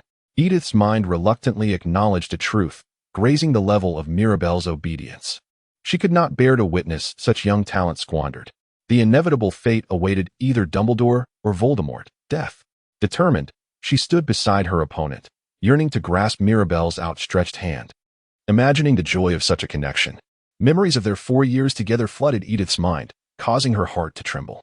In that fleeting year, she must have realized the foolishness of those who now proclaimed themselves leaders of the magical world, infuriated by their incompetence. Edith's thoughts momentarily stalled, of course. She felt indignant about the ministry's ineptitude, outraged by the newspapers, and shocked by their absurd actions. She even wished for resignation, contemplating that a swift death might be preferable. The sole reason Voldemort was allowed to invade so easily was due to this incompetence. How could they govern the magical realm?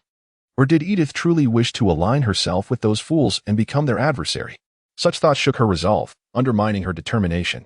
Everything felt unsettled, blurring the lines between right and wrong. As if to fill the void in her heart, Mirabelle spoke, proclaiming her intention to construct a new world, one that had long been marred by discrimination, a world rotting at its core. You should live in a world like this, she urged, extending her hand toward Edith. Edith's heart seemed to echo this sentiment, wishing for the laughter of a friend once more. Reason also chimed in. reminding her that resisting this bond was futile. Yet, a deeper part of her warned that this path would lead to betrayal, a betrayal of Harry and her friends. Edith wavered, uncertain of her next steps, when a voice of panic broke through. What was happening at the ministry? What chaos had unfolded under the leadership of Cornelius Fudge and his Aurors? Upon seeing that face, Mirabelle's expression shifted drastically, transforming into one filled with rage and hatred, akin to a predator closing in on its long-sought prey. "Run, Cornelius!" she cried. Dumbledore's voice echoed in his ears. Yet the bewildered and sluggish Fudge found himself unable to move. The Auror, acting swiftly, cast a spell at Mirabelle, but it proved utterly ineffective. The golden curse surged forward, toppling the Auror who stood in its path. Its severed heads, pierced hearts, rent open entrails, slit throats, divided the body in twain, and crushed skulls. As it conjured a map of deep crimson hell, it approached Fudge, subsequently tearing apart his entire body and reducing him to mere pulp. Percy Weasley, the sole survivor, crouched in trembling despair, a witness to the tragic scene that unfolded before Dumbledore. Despite the dire circumstances, Mirabelle's expression remained unchanged as she magically cleansed the bloodstains. She then noticed Percy Weasley and raised her hand. "Stop!" Harry exclaimed, his throat taut with fury. A dismemberment curse was swiftly unleashed from his wand, executed with utmost precision. The spell was cast with unparalleled force, slicing through Mirabelle's wrist. For the first time since the battle commenced, true astonishment graced Mirabelle's face, as she had not anticipated that Harry's skill could inflict such harm upon her own arm. Mirabelle gazed at the arm severed from her wrist for a moment, and then regenerated it before Harry's eyes. What? A scene that should unfold, indeed. The severed limb had grown back, as it was meant to occur. Now, Dumbledore and Harry understood everything. Thus, all that had been said was indeed true. The girl had truly returned. To Harry Potter's astonishment, he sincerely admitted that he had seemingly underestimated her. He had thought he had fully grasped the extent of her explosive power, yet it had surpassed his expectations. The creature was indeed formidable, a monster that could never be vanquished. As she spoke, Mirabelle radiated an even more dazzling light, enveloping the Department of Mysteries. Her golden hair rippled, and the weight of her magic pressed upon her, even before she had cast any spells. The monster finally revealed its true nature, those eyes tinged with madness gleaming brilliantly. The blood-stained Department of Mysteries bore witness as the creature's robe billowed, gliding towards the fortunate boy. Dumbledore cast a spell with his wand, closely pursued by Voldemort. Yet Mirabelle effortlessly evaded Dumbledore's attack, turned towards Voldemort, and struck with her arm. Fresh blood splattered as Voldemort's arm fell. This assault was sufficient to sever the very bone. Although Voldemort's magic could easily heal his arm, in such a battle, the loss of a limb would undoubtedly diminish his fighting prowess. She then unleashed a disarming charm upon Dumbledore, sending his wand flying, preparing to deliver the final blow.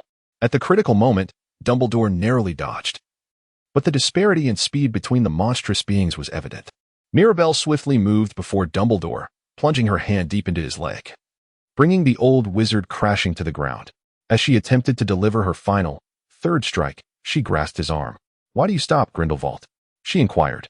Her interest piqued as she confronted the golden-haired youth named Grindelwald. Mirabelle, adorned in a deep crimson gown, bore fangs that protruded from her mouth.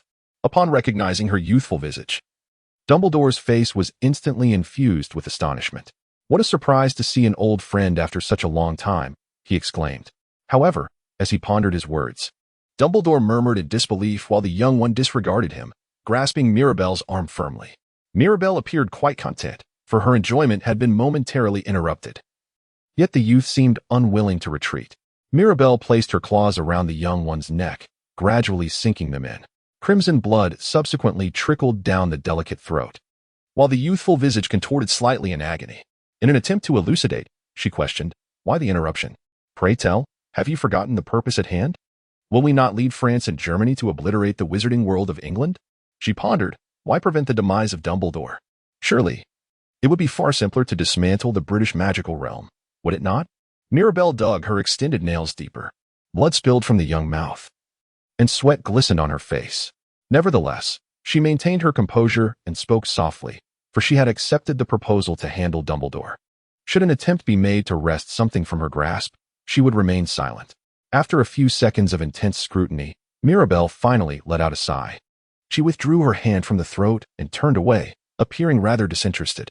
It was unclear what she was truly thinking, Yet the struggle between them seemed utterly futile. Respect for the will of the other was acknowledged. Thank you, but if one were to obstruct her path, they should be prepared. For she possessed no intention of relinquishing her hold. Mirabelle closed her eyes with a sense of ennui, retracting her nails. The golden light that had enveloped the Department of Mysteries moments ago dissipated, alleviating all burdens. Having lived long enough, Dumbledore. One must acknowledge their inability to intervene and persist as a coward. It is essential to comprehend the chasm that lies between them. Mirabelle gracefully turned away, not believing she would be attacked from behind. She was certain that no one in their right mind would engage in such a self-destructive act. She understood that daring to stand out would inevitably lead to death. Yet, she was drawn to talent. Should one pursue it? It would surely claim the lives of all save for Voldemort. If one were willing, it could grant eternal life. A voice, one that evoked pity, emerged warm, sweet, and unabashedly selfish. It was the seductive call of a tyrant, indifferent to the plight of others.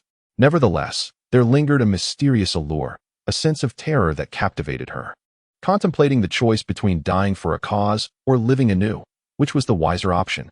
Edith and Mirabelle's gazes met for a brief moment. The words spoken were directed particularly at Edith, aimed at all except Voldemort's Death Eaters. Mirabelle lifted her long robe and cast a final glance at Edith. Edith pondered carefully over her words. Was it truly based on feelings or entirely on capability? Edith's thoughts were numbed by the situation, leaving her unable to comprehend it fully. Mirabelle was somewhat aware and averted her gaze, opting not to mention the matter again. Meanwhile, Edith cradled the body of her doppelganger. Wait, take it away. Edith cried out, but her desperate pleas failed to reach Mirabelle. The vision of Edith's friend and the lifeless body vanished from view. A sense of salvation washed over. Dumbledore exhaled in relief, then turned his attention towards Voldemort. Voldemort, too, released a sigh of relief as he regarded Dumbledore, signaling the continuation of their battle. In response, Voldemort retrieved Bellatrix's wand from the ground. It was interrupted by the sudden entrance of Ministry officials. Evidently, Mirabelle had first eliminated the officials present. With a mere scoff, Voldemort vanished into silence. As anticipated, the combat had inadvertently led to such devastation. The true fear lay in the girl. Undoubtedly, the British magical community would face a cataclysmic blow from a single confrontation. This chaos stemmed from a singular source. Whether Death Eaters or Aurors, they all represented a new threat that would bring about bloodshed and claim lives, irrespective of their allegiance, be it Death Eaters or the Ministry. From this moment forth, the magical realm would need to remain vigilant not only against Voldemort, but also against the movements of that girl. Professor Dumbledore pondered what would transpire next. He was aware that such events had never before unfolded in this manner. Yet even so, a battle was imperative in order to safeguard what must be protected. Dumbledore's words seemed to resonate as if spoken to himself. After the skirmish in the Department of Mysteries, Edith appeared to have lost her very soul. Regardless of what Harry or Hermione said, she remained unresponsive, her eyes filled with a haunting stillness. She even contemplated attending the end-of-year feast, though Dumbledore had already instructed the house not to disturb her. Stumbling back to her dormitory on unsteady legs, she sat down, convinced that everything had been merely a dream, a nightmare. Indeed, upon awakening, Mirabelle was once again at school, smiling by her side. The serene days continued as if nothing had transpired, as it should have. She believed she would soon awaken from this ordeal. Beside the bed, a gift box awaited. Mirabelle received a gift from a friend, a present that could only be unwrapped at the conclusion of the term. Edith, with deliberate slowness, cradled it in her arms. For the protective enchantment that once enveloped it had now dissipated. It was time to unveil its contents. Cautiously, she opened the box, mindful not to damage it. Typically, the packaging should be disposed of properly. However, this particular box contained an irreplaceable treasure. Inside lay a lovingly crafted plush toy, handmade by Nissel, accompanied by a letter. With a blend of urgency and care, Edith unfolded the letter, a faint sense of anticipation bubbling within her. It had been meticulously prepared for her to discover at the end of the academic year. Did this imply a foreseen possibility? Perhaps so. Was she merely playing dead, while still very much alive? Indeed, it seemed plausible that Mirabelle had orchestrated this from the very beginning. What secrets did the letter hold? Under normal circumstances, Edith would not have entertained such thoughts. She would have immediately recognized the illusion. Yet, now, reality bore down upon her, suffocating her with its sharp fangs, leaving her anxious and disoriented. With trembling hands, she broke the seal of the letter. Sure enough, it contained the very words she had dreaded. What would her reaction be upon reading it? Sadness or anger? The fear of knowing loomed large. The truth was that she had been deceived. The true name was Mario Orwell. Merely a servant to Mirabelle's ambitions, a doppelganger who had operated abroad, fooling Dumbledore and Voldemort alike. Everything she had known was but a mere fade, a web of lies. Yet, she had begun to perceive him as a genuine friend. Would he smile? Would he be enraged? She was aware of her own selfishness. If only she could start anew, not as a mere substitute, but as her authentic self. She yearned to be recognized as Mary Orwell, to meet once more the person she had come to know. Yet, trepidation gripped her. If he was still angry, what would she do? But alas, Edith could read no further. Tears blurred her vision, rendering the words indecipherable. The letter articulated the unexamined feelings of a girl longing for reconciliation.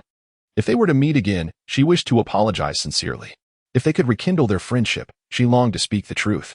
She yearned to explore Hogsmeade together, as the letter painted a vision of a lost future. Now, more than ever, Edith desired that connection. She wished to see him, to engage in meaningful conversation, to reclaim their friendship. Yet, the path forward felt uncertain. It has become a desire that can no longer be fulfilled. It has departed, irrevocably lost, forever gone. Oh. Tears cascade like a gentle stream. Memories of the past year flood my mind. The beautiful days flow vividly through Edith's thoughts. With a wicked smile, she speaks, laughing joyfully. Yet, those days seem irretrievably lost. Oh, alas. Embracing the sealed letter, the girl weeps profusely. She confides in Mirabelle, the only one who comes close to understanding. Clever yet stubborn, unreserved in her speech.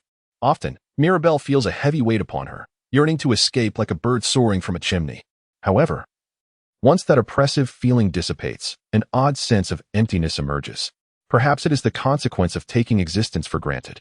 Is this the answer that Mary seeks? Mirabelle gazed down at the lifeless form that bore an uncanny resemblance to her own. The body of Marie, a loyal vassal, had deceived Dumbledore for an entire year and executed their plans with success. Death, however, was not to be feared.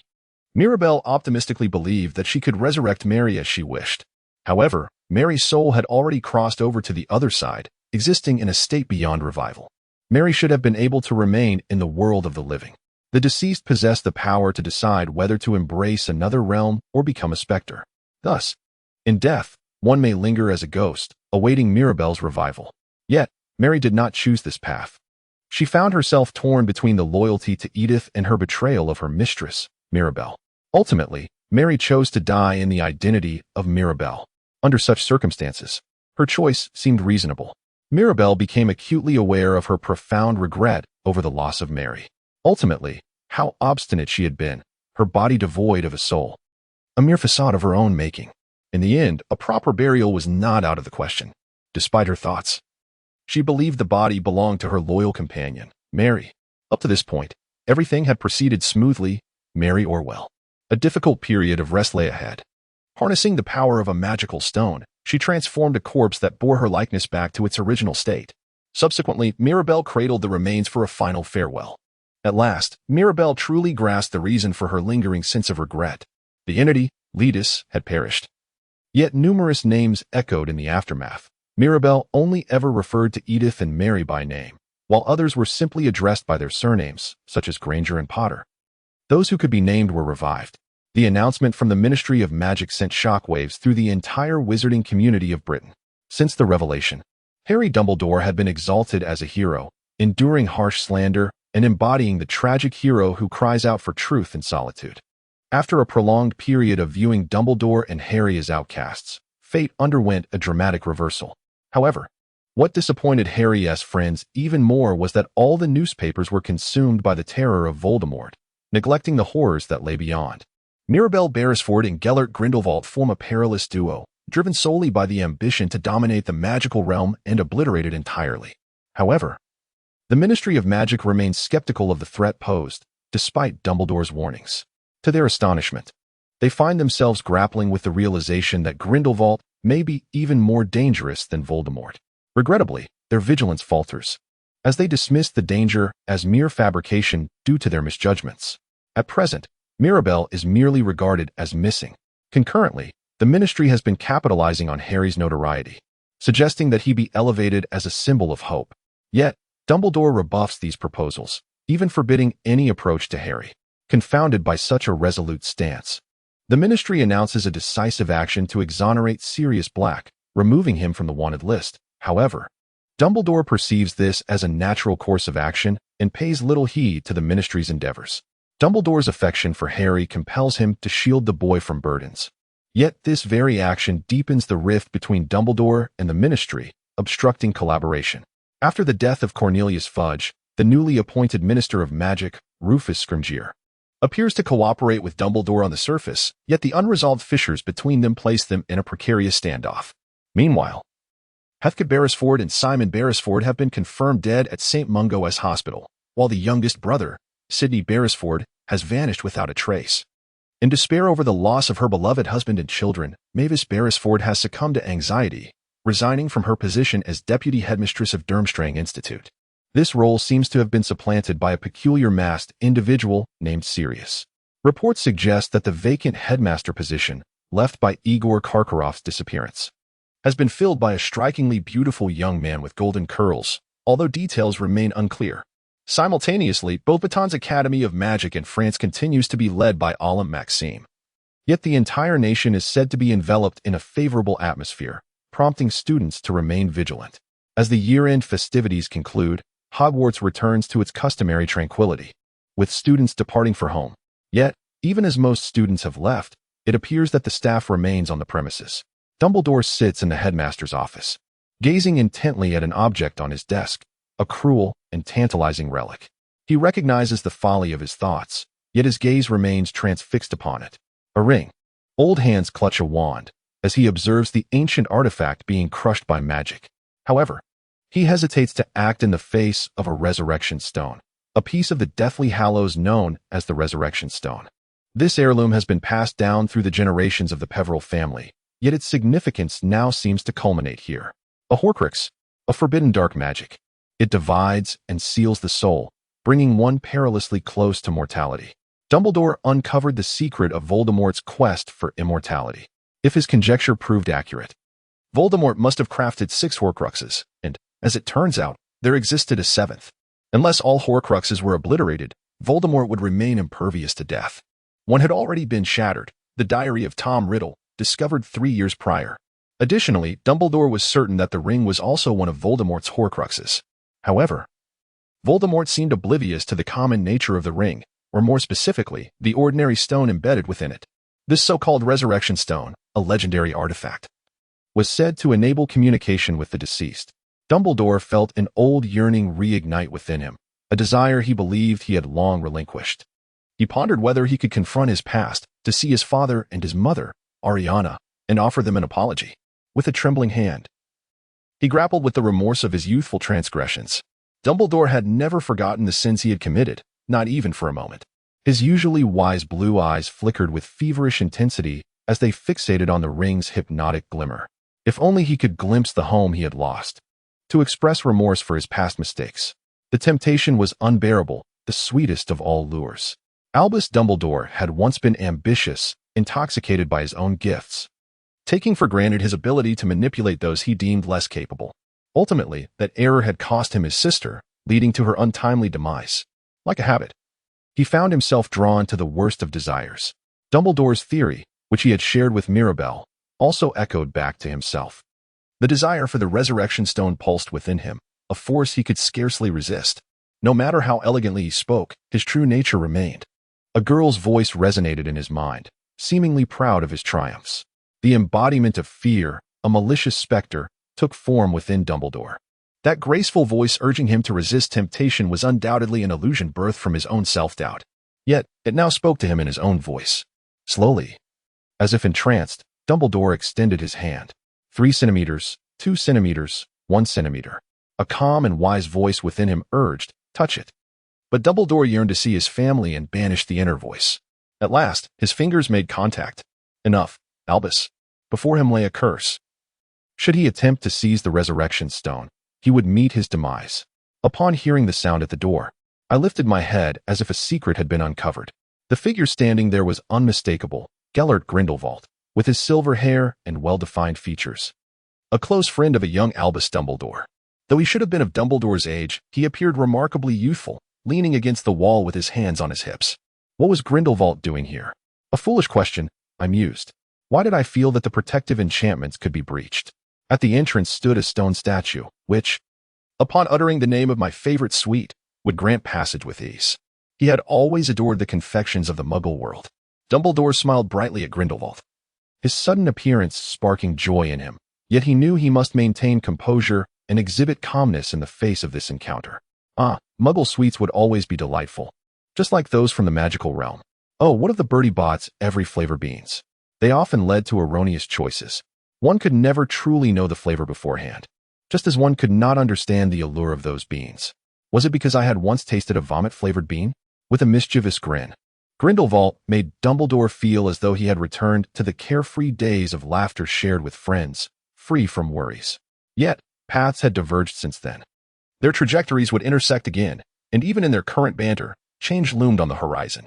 What was Grindelwald up to? Perhaps reminiscing about old times? That was incorrect. He was merely here to retrieve something entrusted to him.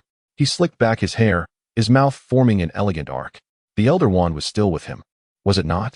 A grave expression crossed Dumbledore's face. The Elder Wand, the most powerful artifact in the magical world, guaranteed victory to its wielder. In essence, it symbolized invincibility. However, could a first-year student, even with this legendary wand, hope to triumph over Dumbledore? What folly was this? He was quite pleased with his own wand, feeling fortunate to possess it. There were no other wands like it. Dumbledore was adept at deception, I thought. The Elder Wand had once belonged to Grindelwald. Dumbledore had wrested it from him, becoming its new master. Implicitly, Dumbledore would never entrust such a perilous wand back to Grindelwald, nor would he relinquish his hold on it. He knew what he desired to do with it. He was its master now. Indeed, Gellert. But he too was a master. Yet, he would not easily hand it over to its true master. Of course, he could. Hence, the question remained as to why he would be willing to do so. In the final battle of the Department of Mysteries, Dumbledore, the longtime master of the Elder Wand, faced defeat at the hands of Mirabel for the first time in his life. The wand was disarmed, and his leg was pierced. Had Grindelwald not intervened, he would have surely lost. Thus, Dumbledore became the rightful owner of the Elder Wand. The wand's allegiance is inherently linked to its master, always favoring the strongest. Without such loyalty, the wand cannot unleash its full potential. Yet, the question arises, how could it be entrusted to a mere girl? Should they engage in combat with the loyal Elder Wand? The Elder Wand chooses the powerful. Its allegiance is mutable. Should its master triumph, it will select an even stronger owner. The means to defeat an opponent, whether through dueling, disarming, or even killing, lies solely with those who are stronger, for the Elder Wand will shift its loyalty accordingly. Notably, even when used in a duel, the Elder Wand will favor the mightier contender as its master. Unlike ordinary wands, which maintain a certain loyalty to their masters, the Elder Wand entirely relinquishes its fidelity. Due to this unique characteristic, the wand has been the center of contention, resulting in the demise of its various owners. In this confrontation, Grindelwald found himself at a disadvantage, pondering whether his allies could intervene. Certainly, he believed that those friends possessed remarkable abilities. Dumbledore and Grindelwald stood coldly opposite each other, poised with their wands drawn. A single movement or a moment of oversight would transform the space into a battlefield. Yet, that moment never arrived. Grindelwald sheathed his wand, realizing retreat was not an option. Would they clash? Their paths would inevitably cross at the world's end. However, the setting was not yet suitable for such a confrontation. Grindelwald leaped to the windowsill, sweeping aside his long robe. Ultimately, he suggested that Dumbledore always wear that cursed ring, hoping to perish from that foolish curse, for it would mark him as prey. He would keep that advice close to his heart. Hearing the response, Grindelwald nodded in satisfaction and flew out the window. His departure was entirely unexpected, yet the fact that Dumbledore was saved remained true. Without Grindelwald, Dumbledore would have donned the cursed ring, which had already been tainted by malediction. In such a scenario, even if he escaped death, his arm would be rendered utterly useless, and his life would be perilously short. Upon reflection, it could be argued that Dumbledore had indeed found himself at the right moment. If one considers the reasons behind Grindelwald's actions, this chance encounter with his former best friend, despite being adversaries, granted Dumbledore a fleeting respite. Clutching his wand tightly, he conjured flames from within. The young man was consumed by the fiery curse of ambition. The name of the first white wizard was but a jest. Through dark magic, he represented a portion of the world's dark sorcery that Dumbledore was well aware of. Yet he was reluctant to wield such powers. However, shattering the ring was a means of self-preservation, driven by the fear of succumbing to temptation. If Dumbledore claimed to miss home, that would be a falsehood. He still yearned for it, longing for another realm. But what could he do now? He fought merely for the sake of a wand, to protect the youth of the future. Dumbledore silently resolved to stand firm. The magical world was in disarray. Yet, despite this turmoil, Hogwarts' School of Witchcraft and Wizardry continued to accept students as usual. Hogwarts remained the safest haven in the English magical realm. Children required a sanctuary, for they were acutely aware of the Death Eater's whereabouts. This was why the Hogwarts Express ran as scheduled, and why students were shielded from any potential danger within its compartments. However, not everything was as it seemed. In a solitary compartment, Edith Raynagle sighed vacantly, her expression devoid of the joy of learning. Since the incident at the Ministry of Magic, she had been this way. She felt utterly listless, lacking the motivation to engage in any activity. Some friends from Slytherin were concerned about Edith, but they had not heard a word from her. Yet, this state of melancholy did not appear to last indefinitely, for as the scenery outside began to darken, Daphne Greengrass entered the compartment. "Edith, we're almost at school. Hurry and change your clothes." "Oh, thank you." Edith slowly changed her attire. At Hogwarts, students were allowed to enter the school in casual wear. Taking her time, she donned her robes and exited the compartment. Glancing around, she noticed that there were hardly any students left, as many had already disembarked. However, while traversing the corridor between the train cars, Edith tripped over something on the floor, nearly losing her balance. Turning to see what had caused her stumble, she found nothing there. How peculiar it was to trip over what seemed to be an empty space. In rare instances, one may stumble. However, at this moment, I felt something soft ensnare my foot as I fell. Curious, Edith extended her hand to investigate the spot where she had just tumbled. Strangely, she discerned an object before her. What could it be? She touched it gently, and though it was firm, it possessed an unusual softness that allowed her hand to sink slightly into it. A faint warmth emanated from it, rising and falling like a breath. It appeared to be a form. At last, Edith understood, as her hand brushed against the covering of the object. The invisibility cloak was cast aside, revealing a complex expression on Harry Potter's face. His visage was marred with blood, and his nose was crooked. It seemed he was immobilized by some spell. Gazing at Edith with a look of desperation, "Finite incantum," she exclaimed, casting a counter-curse to liberate him. Harry quickly regained his footing, expressing his gratitude to Edith. She then employed a healing charm to mend his nose and inquired about the events that transpired. "I was attacked by Malfoy at the train station," Harry recounted, detailing the incident as they walked. He mentioned that they had not yet boarded the train. If they lingered any longer, they would risk arriving late for the new term, a most embarrassing predicament. Hastily, they pursued their fellow students, contemplating Malfoy's mischief. Under the invisibility cloak, Harry sought to engage him in conversation, yet he was soon discovered. Frustrated, Harry nodded in response to Edith. Harry had always held a rivalry with Malfoy, and for reasons unbeknownst to him, he had never been completely defeated. He was perpetually the victor. Yet, this time, the unexpected blow was difficult to bear. Nevertheless, there was no doubt that Malfoy was up to something. During the summer, he had been seen entering Borgin and Berks, seemingly under the command of his father, Lucius Malfoy, and speaking in a manner that suggested he was acting on Voldemort's orders. What had he said? It was not stated outright, but the nuances of his words hinted at something boastful yet restrained. Edith pondered, is Voldemort indeed instructing Malfoy in such matters? Malfoy is, after all, Lucius's son and part of Voldemort's ranks. However, Voldemort undoubtedly has many capable Death Eaters, even if their numbers have dwindled. Would he truly expend effort on a mere 16-year-old Malfoy? If so, why? Edith contemplated whether she could keep a watchful eye on Malfoy's movements. As a Slytherin, she might be better positioned to observe him. Well, she would give it a try, albeit with tempered expectations regarding their relationship. Edith was assigned a responsibility, but she believed that it would not entail any significant tasks. She considered Draco Malfoy particularly incompetent, limited by the abilities of a student. More precisely, it seemed absurd that Voldemort would entrust a vital mission to a student. If it had been a remarkably talented student like Mirabelle or Hermione, it would have been a different matter, but Malfoy lacked such gifts. If Voldemort truly entrusted an important task to Malfoy, it would be nothing short of foolishness.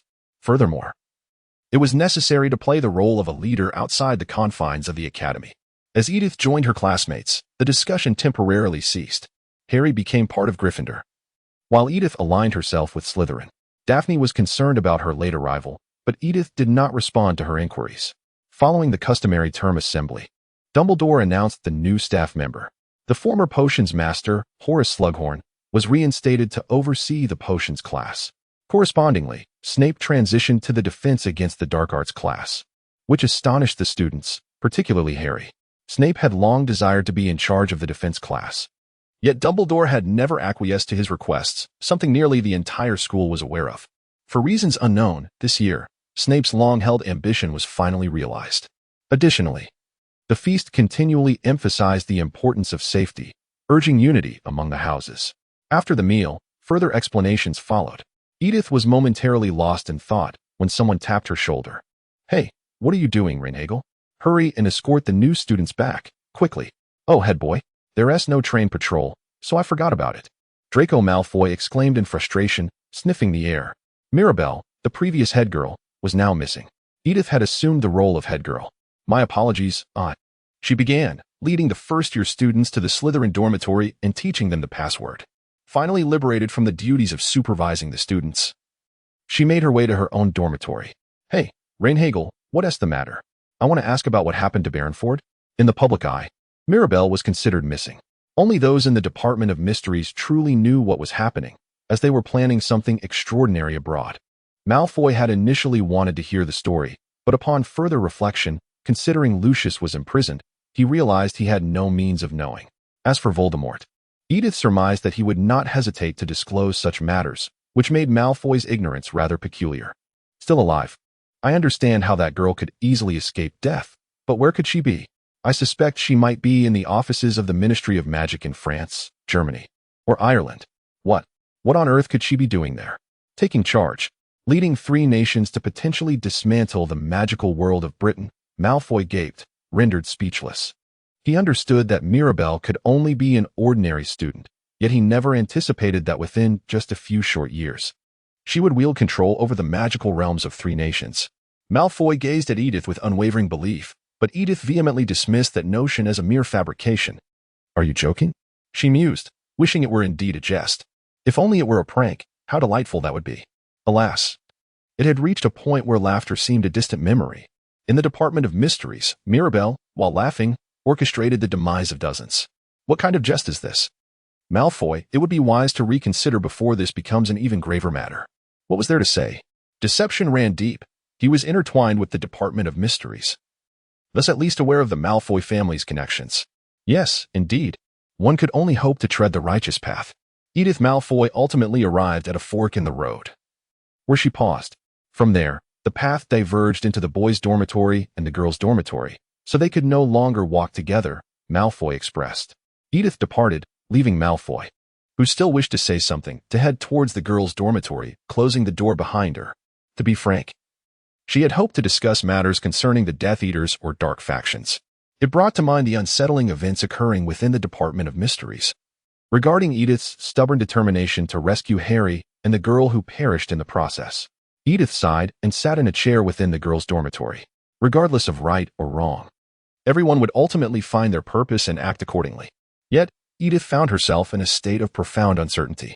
The Ministry of Magic could no longer be trusted. However, if Mirabelle's intentions were indeed to obliterate it, then that would be another story altogether. If Mirabelle's faction was engaged in a righteous endeavor, Edith could scarcely fathom the notion that those who claimed justice were enacting dark deeds while the so-called dark side waved the banner of idealism. Then there was the matter of Dumbledore. In Gryffindor's eyes, he appeared the most noble and astute, yet in Slytherin's gaze, he was but an object of scorn. What was right and what was wrong? It seemed as though everything had turned awry. Nevertheless, in such circumstances, choosing to grasp Mirabelle's hand should be the correct decision. She also realized that she still cherished the 4 years spent alongside Mirabelle, caring about right and wrong. Nothing was more precious than the smile of a dear friend by one's side. Yet, denying it felt like a betrayal to Hermione, Harry, and the others. Did she not know what to do? Why was she so weak and indecisive? Edith concealed her face with her palm. "Hey, Minister of the French magical world." A frustrated male voice echoed from the living room. However, the girl by the side, Mirabelle, was savoring the sauté foie gras placed before her, seemingly oblivious to the commotion. With each bite, she nodded contentedly, her face radiating a childlike joy, reminiscent of her tender age. Yet, one should not be deceived by her appearance. After all, she was the very instigator of the downfall of the French Ministry of Magic. Hey, Beresford. Enjoying your meal is of greater significance than the destruction of the British Ministry of Magic, mused Mirabelle, though completely absorbed in her feast. Her true sustenance being the very essence of life. Nevertheless, she relished the experience of dining. Thus, she chewed her meal, entirely disregarding the tumultuous voices being exchanged. After moistening her throat with wine, she finally turned her gaze towards the man who had been causing the ruckus, Grindelwald. How long do you intend to stay here, Beresford? Are you going to drive me away? It had only been a few minutes since dinner commenced, and she pondered what he truly meant. Mirabelle squinted her eyes, revealing a mischievous smile. What precisely is the timing of the invasion into the magical realm of Britain? Are they truly intent on turning the British magical world to ashes? Or is it merely a ruse? There is no deception here. But why then arm themselves and stockpile Muggle weaponry?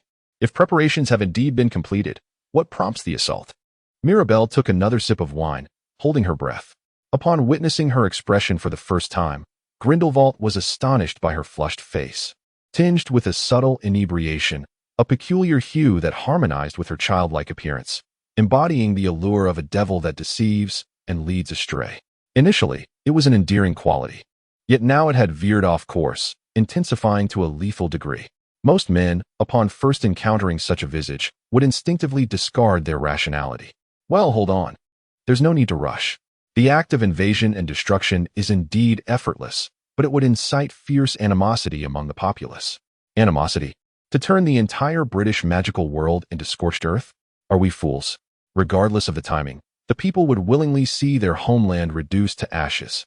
Thus, the outcome remains unchanged. Grindelwald had misunderstood. Was his objective merely to annihilate the British wizards? Indeed, he would obliterate the magical realm. Yet he had no intention of slaughtering those who dwelled within it. If everyone were to be killed, he would be unable to establish the new nation he envisioned. Frankly, this realization left Grindelwald quite astonished.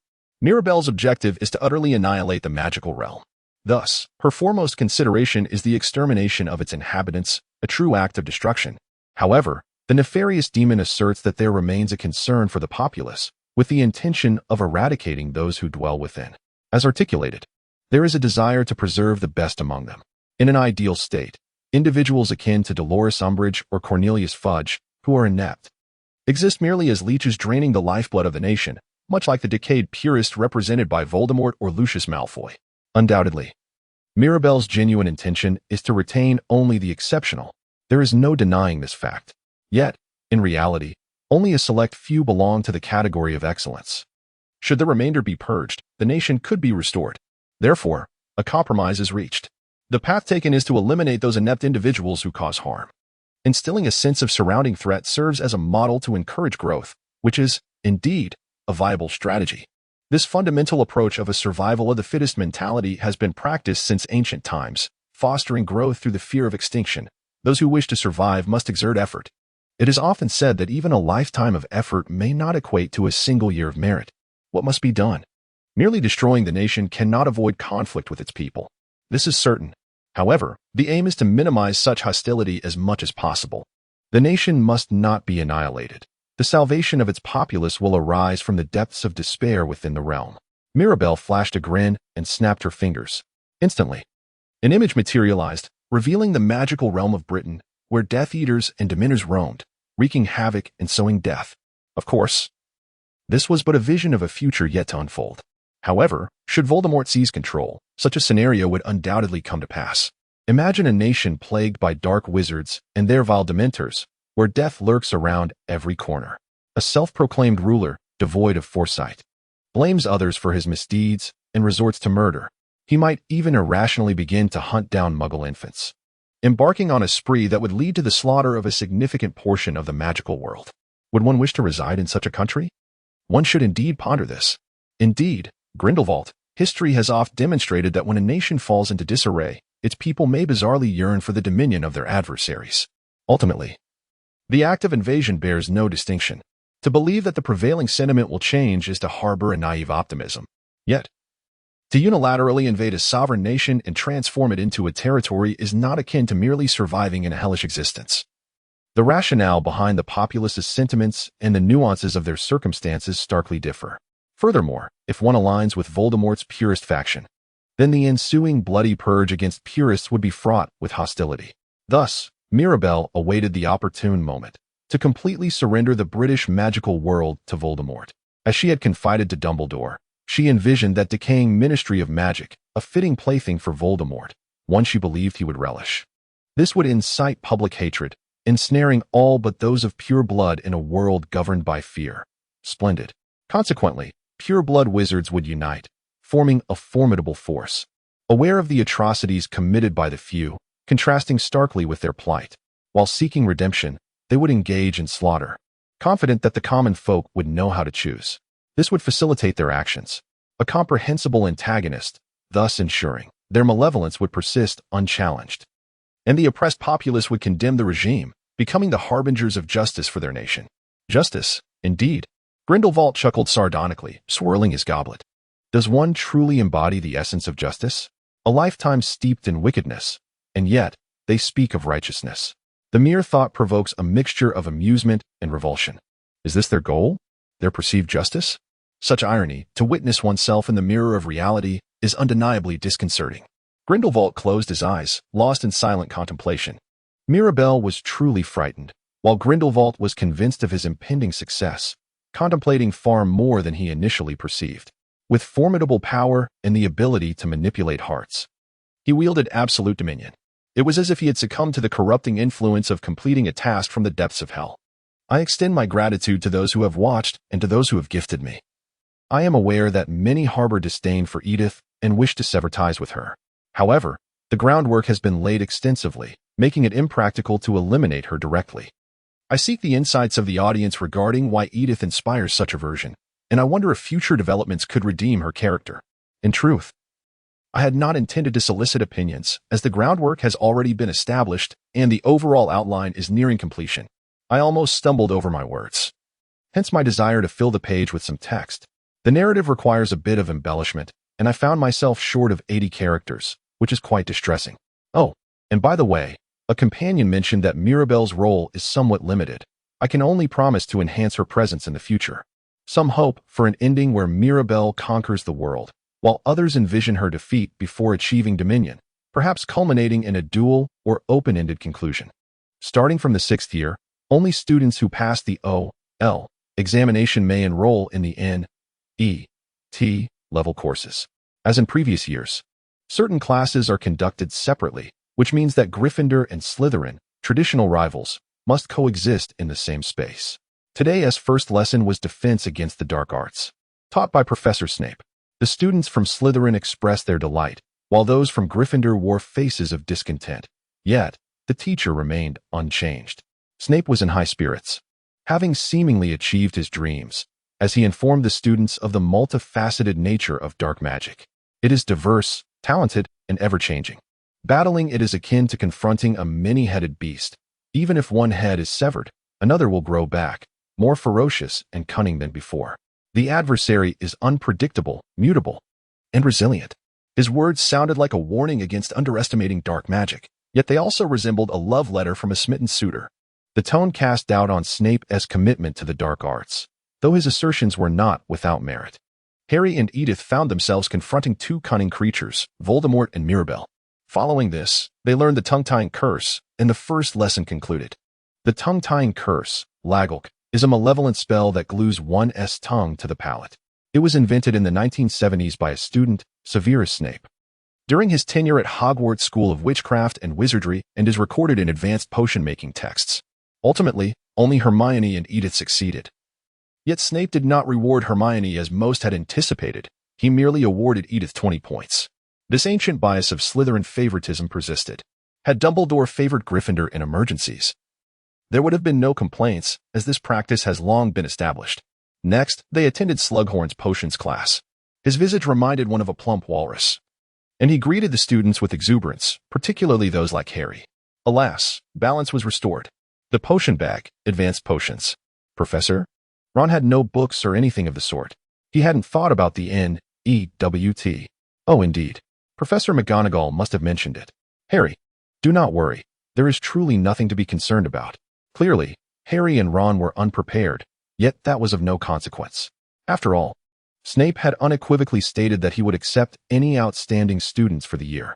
Slughorn seemed to be aware of the situation and graciously lent his textbooks and tools to Harry and Ron, who had already concocted some potions to show at home.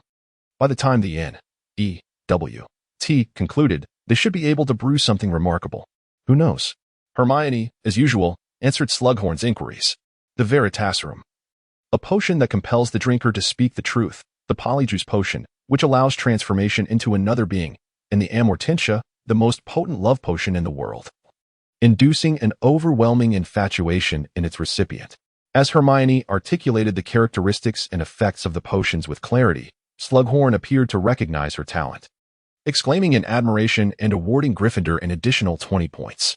However, one potion remained unexplained. It was a golden, luminous concoction contained within a black cauldron. The liquid inside the cauldron bobbed like leaping goldfish, yet not a single drop spilled over the rim.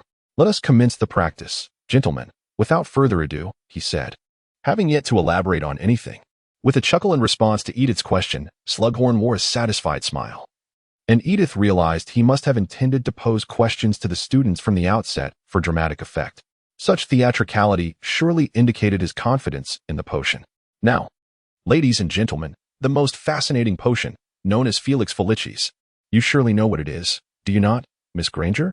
Slughorn inquired of Hermione, who gasped at the mere mention of Felix Felicis. Hermione enthusiastically replied, "It is a luck potion. It brings good fortune." Upon hearing her words, the entire class buzzed with excitement, sitting up straight in their seats. Even the previously languid Malfoy was momentarily captivated. The allure of the phrase good fortune was simply irresistible. "Indeed, another 10 points for Gryffindor," Slughorn declared. "This potion is quite intriguing. Its preparation is exceedingly tricky. If mishandled, it could lead to disastrous outcomes. However, if successful, one would find that all endeavors tend to lean towards triumph. But, sir, why consume it continuously? Because excessive consumption may lead to overconfidence, recklessness, and dangerous levels of self-assurance." Edith contemplated Mirabelle. Every plan seemed destined for success, filling her with exuberance and reckless confidence, as though everything was tailored for that girl. Thus, in Edith's mind, the luck potion was akin to a transformative elixir that would turn one into Mirabelle, a rather absurd notion. As a reward for the day's lesson, a vial of luck potion was offered, promising 12 measures of good fortune. From dawn until dusk, whatever one endeavored would undoubtedly prosper. As anticipated, the potion adeptly captivated the students, just as the lesson intended. The initial attempt at the luck potion met with tremendous success, with all the students enraptured by the tale. Even Malfoy gazed at the vial, sparing not a moment of distraction. It is crucial to note that the luck potion was permissible only for everyday use and not for organized competitions. The victorious student could employ it solely on ordinary days, witnessing firsthand the magnificence of normalcy. Clearly, the potion was prohibited in contests, as its use would equate to cheating. After all, if allowed, everyone would resort to the luck potion. Hence, how could one attain such a splendid prize? Now, let us turn to page 10 of the advanced potion-making textbook. Additionally, there was hope that the segment would delve into the elixir of life. The one who excelled would be awarded the coveted luck potion. Let the endeavor commence. Fishing with bait, a straightforward yet effective method. The students eagerly approached the cauldron, wholeheartedly immersing themselves in the potion-making process. The luck potion, a concoction imbued with fortune, something everyone desired. Edith was no exception, exerting every effort, yet deep within, she relinquished hope, resigned to the thought that in the end, the prize would undoubtedly belong to Hermione. Her prediction rang true. At the conclusion of the class, Edith did not win the luck potion. However, it was Harry Potter who claimed victory, albeit for reasons unknown, aligning with Edith's expectation. The undisputed champion. Hearing Slughorn's jubilant voice, Edith felt a pang of discontent. It was certainly said that Harry excelled in potion-making, often receiving 0 marks, yet that was merely a consequence of Snape's grading. Conversely, despite the seemingly fair curriculum, Harry's abilities were assured when it came to N.E.W.T. classes. However, Hermione's superior skills propelled her to the top, even surpassing the necessary proficiency to perfect the potion on her first attempt. Ron inquired, "How did you manage that?" Harry replied, "I just thought about being lucky." Luck, indeed, was a factor.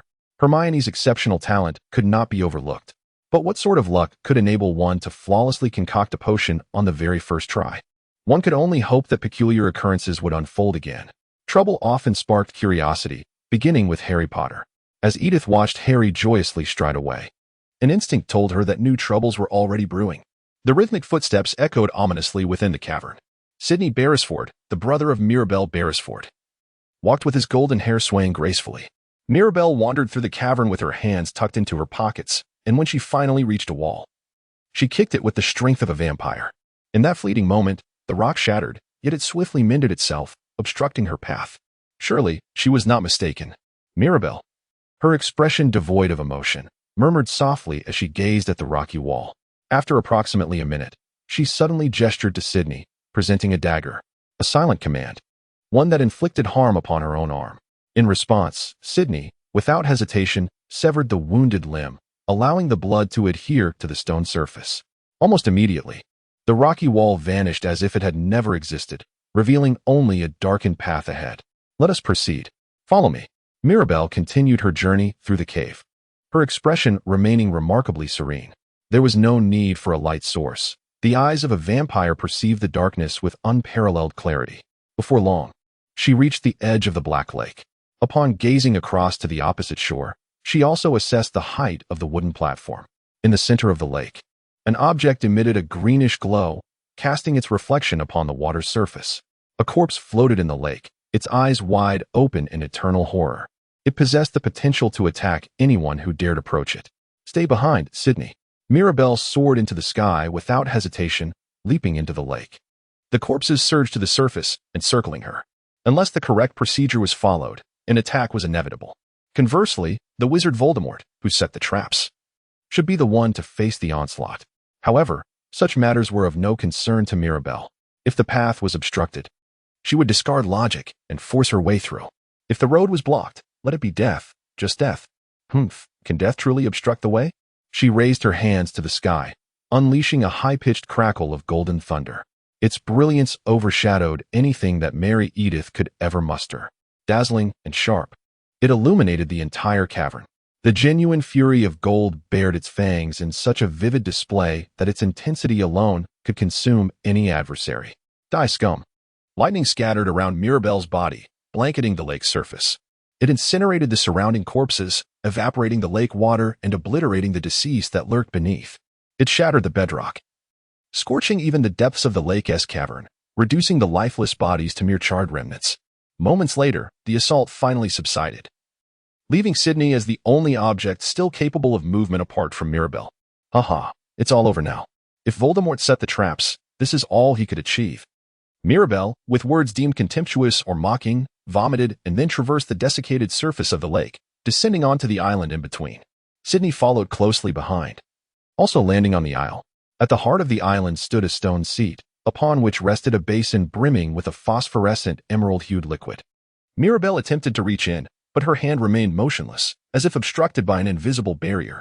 As a test, she summoned all her strength and swung her fist, the force penetrating the water's surface and shattering the island on which she stood. Sidney was taken aback by the tremor, the entire cave quaking as though an earthquake had occurred. Yet, her hand still did not breach the water's surface. She observed the liquid with curiosity. Mirabel murmured in astonishment. How remarkable. The vanishing spell works on water. Even when the liquid is poured out, some of it will immediately return.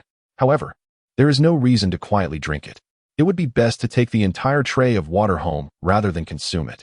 Just as Mirabel was contemplating this, Sidney suddenly approached, unhesitatingly lifted the tray, and in the blink of an eye, drank from it. It was a gesture filled with loyalty, yet it also spoke of a certain carelessness.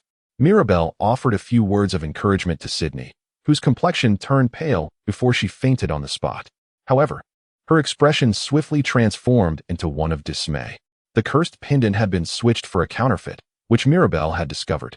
Upon opening it, she found a piece of parchment inside. Dear Dark Lord, the letter began, revealing that the writer had long since perished. Yet, it conveyed a warning that a secret had been uncovered. The true Horcrux had been stolen, and there were plans to destroy it at the earliest opportunity. Faced with the specter of death, the writer expressed a desire to return to mortality, only to face the inevitability of demise once more. R.A.B. seemed to have knowledge of the true name of the Horcrux. If the letter were genuine, then the physical object must already have been destroyed. It provided insight into how to obliterate the Horcrux. R.A.B. must be a seer of sorts, and it was essential to capture some Death Eaters for questioning.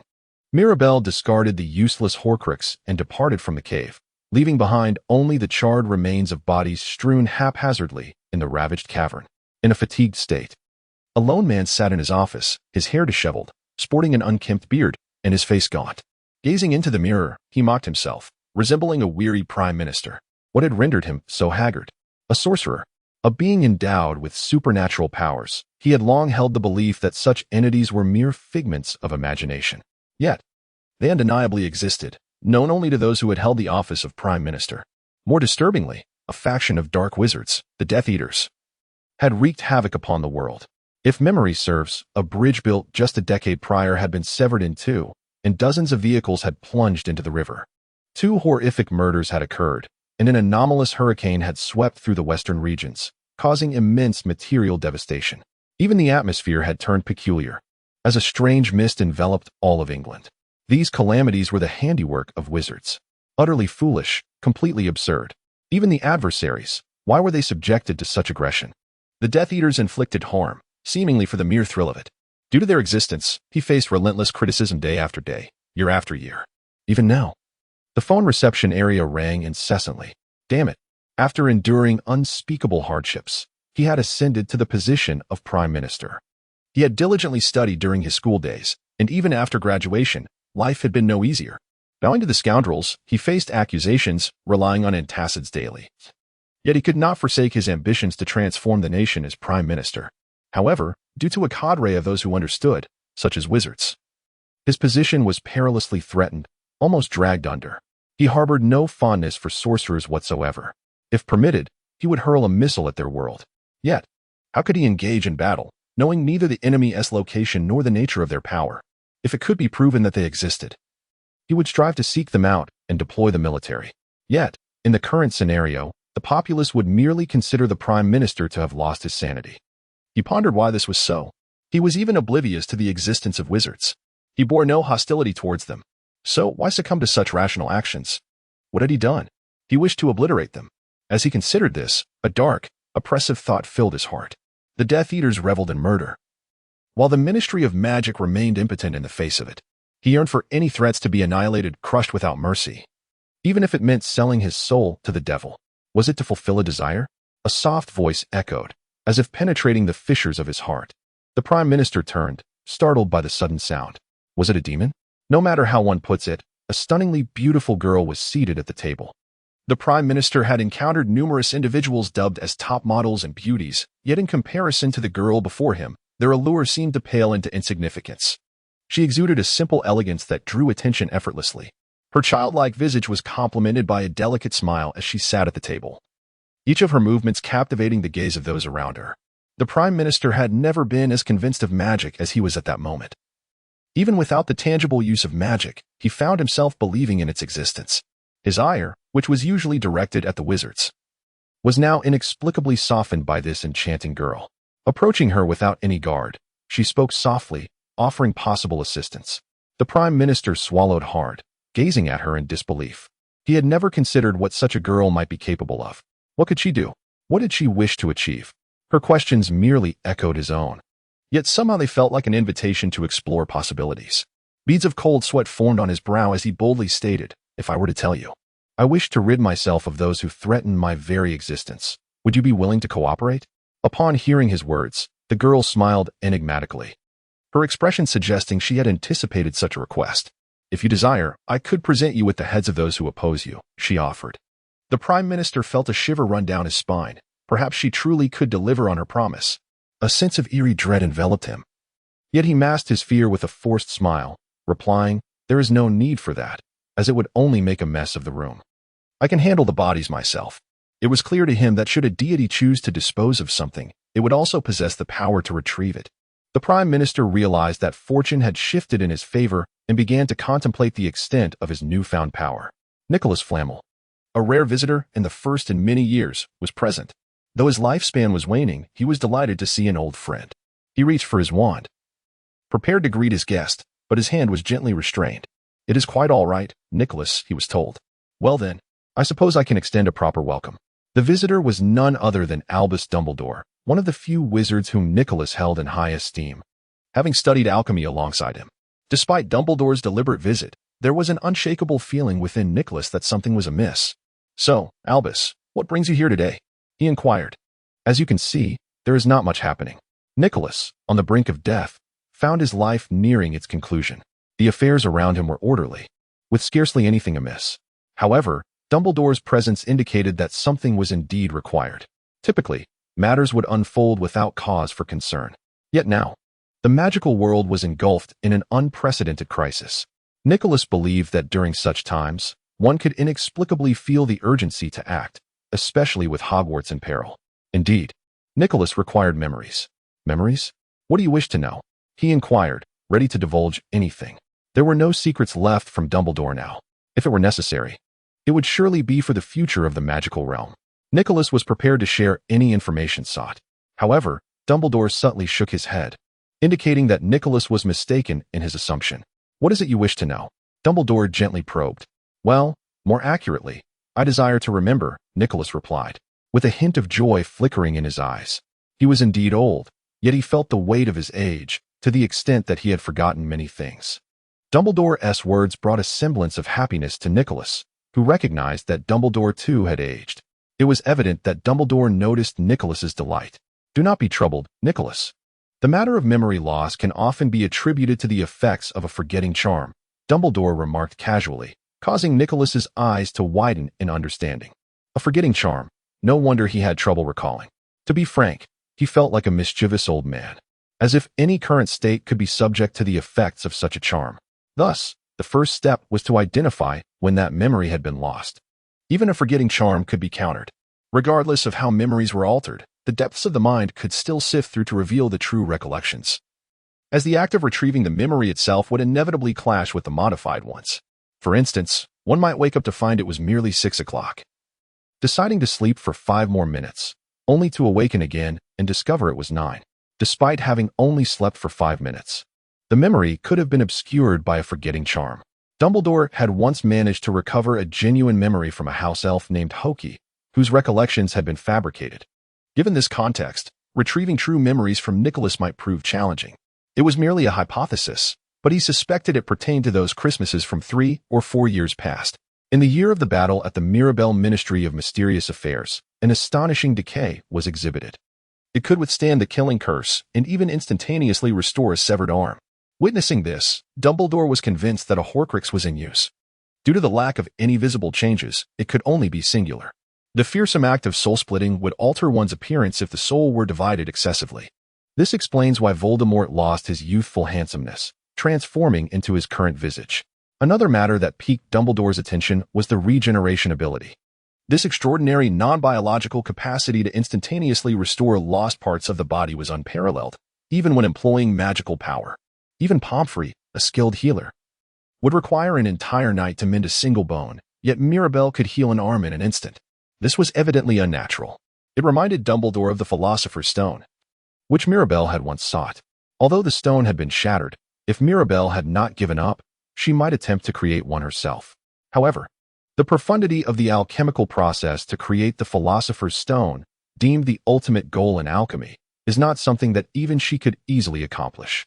Yet, if it were the memories of the wise who created the stone that she sought, it would be an entirely different matter. Dumbledore had journeyed a great distance for this very purpose. If so, it should be taken. Nicholas placed his wand at his forehead, emanating a mist-like substance. He placed it into a nearby vial and handed it to Dumbledore. "Thank you, Nicholas," Dumbledore responded, effortlessly acquiring the memory, for Nicholas trusted him. Beyond this, the path to finding memories was exceedingly arduous, reliant solely on conjecture and exploration, especially against that young girl, who surely would not be easily vanquished. To delve into Mirabel's inescapable path, one must extract memories from a formidable adversary. What might Mavis Beresford, the doting mother, do for her daughter's benefit? Alas, it would likely prove quite challenging. The hidden secret of Mirabel and Voldemort must be unveiled to secure victory. However, there exists no straightforward path to this revelation. While Voldemort possesses Horcruxes, their numerousness renders them difficult to locate entirely. Mirabelle has already utilized one Horcrux along with a magical stone, capable of restoring its essence, one fragmented, one unified. Both present equal threats, despite their similar trajectories. Yet, in this world, nothing is infallibly destined for triumph. Both Voldemort and Mirabelle, too, are not exempt from errors. Initially, Voldemort committed numerous logical blunders, particularly when confronting Harry, as if he were dancing with fate. Conversely, Mirabelle appears to have grown somewhat impatient. She ought to have waited a while longer for the opportune moment. Only after completing her education and sufficiently preparing could she have proceeded without delay. In such a case, nothing could have thwarted her. Even the most fantastical hopes would have been extinguished. Had it not been for Dumbledore's interference, Voldemort could have executed his plans with reckless abandon. If Grindelwald had not intervened, Dumbledore might have already perished. Thus, Voldemort's actions were indeed unimpeded. However, his deeds have prematurely revealed his true nature. Should an investigation ensue, some truths might be uncovered, perhaps unveiling the very roots of his ambition. As Dumbledore departed from Nicholas's residence, he sorrowfully closed his eyes, contemplating the two who had spiraled out of control. Soon, he composed his visage into that of a sage and found himself at the Beersford Manor. Edith's predictions had proven accurate. Events were unfolding as anticipated. Recently, peculiar occurrences had transpired within the school. Hogwarts, the most secure realm of the magical world, had witnessed 2 attempted murders. The first victim was Katie Bell of Gryffindor, who encountered a cursed necklace in Hogsmeade, narrowly escaping death. Thanks to her gloves, she survived, though she required a stay at St. Mungo's Hospital, causing a stir within the school. The second incident involved Ron Weasley, also of Gryffindor. Within Slughorn's classroom, he was offered a cup of wine, which turned out to be poisoned. Fortunately, the presence of a bezoar in Slughorn's classroom spared him from severe injury. Without it, hospitalization would have been inevitable. Naturally, Slughorn became a suspect in these events, though he was unaware of the wine's toxicity, which appeared to have originally been intended as a gift for Dumbledore. Was this an attempt against Slughorn? Or was it aimed at Dumbledore? Who was the true mastermind behind the chaos? Initially, Harry and Edith suspected Malfoy, as he certainly seemed intent on plotting something this year. The absence of Quidditch matches raised their suspicions, and his furtive behavior only added to their concerns. Moreover, Harry had evidence. Malfoy frequently vanished from the Marauders map, and he observed Snape conspiring with someone. Their conversations hinted strongly that Malfoy was indeed the culprit. Additionally, the nature of their discussions led Harry to believe that Snape was also working for Voldemort. It was perplexing. Malfoy and Snape seemed to share a secretive bond, with Malfoy uttering vague phrases about breaking oaths. Such indications pointed towards an affiliation with Voldemort's camp, and Harry was convinced of Malfoy's guilt. Lately, Malfoy appeared increasingly haggard, which suggested he was grappling with some issue. "Shut up, Ron," Harry interjected, insisting that they should leave the questioning to Edith and concentrate on retrieving Professor Slughorn's memory. As was customary, Harry, Edith, Ron, and Hermione congregated in the library for discussion. With the rift between Gryffindor and Slytherin, only a few locations remained conducive for serene conversation. The library was one of those restricted areas. If they could only find a way to administer a dose of Veritaserum, the truth would be laid bare, provided they could speak with him privately. However, Harry's thoughts were misguided. If magic or potions could yield answers, Dumbledore would have known by now.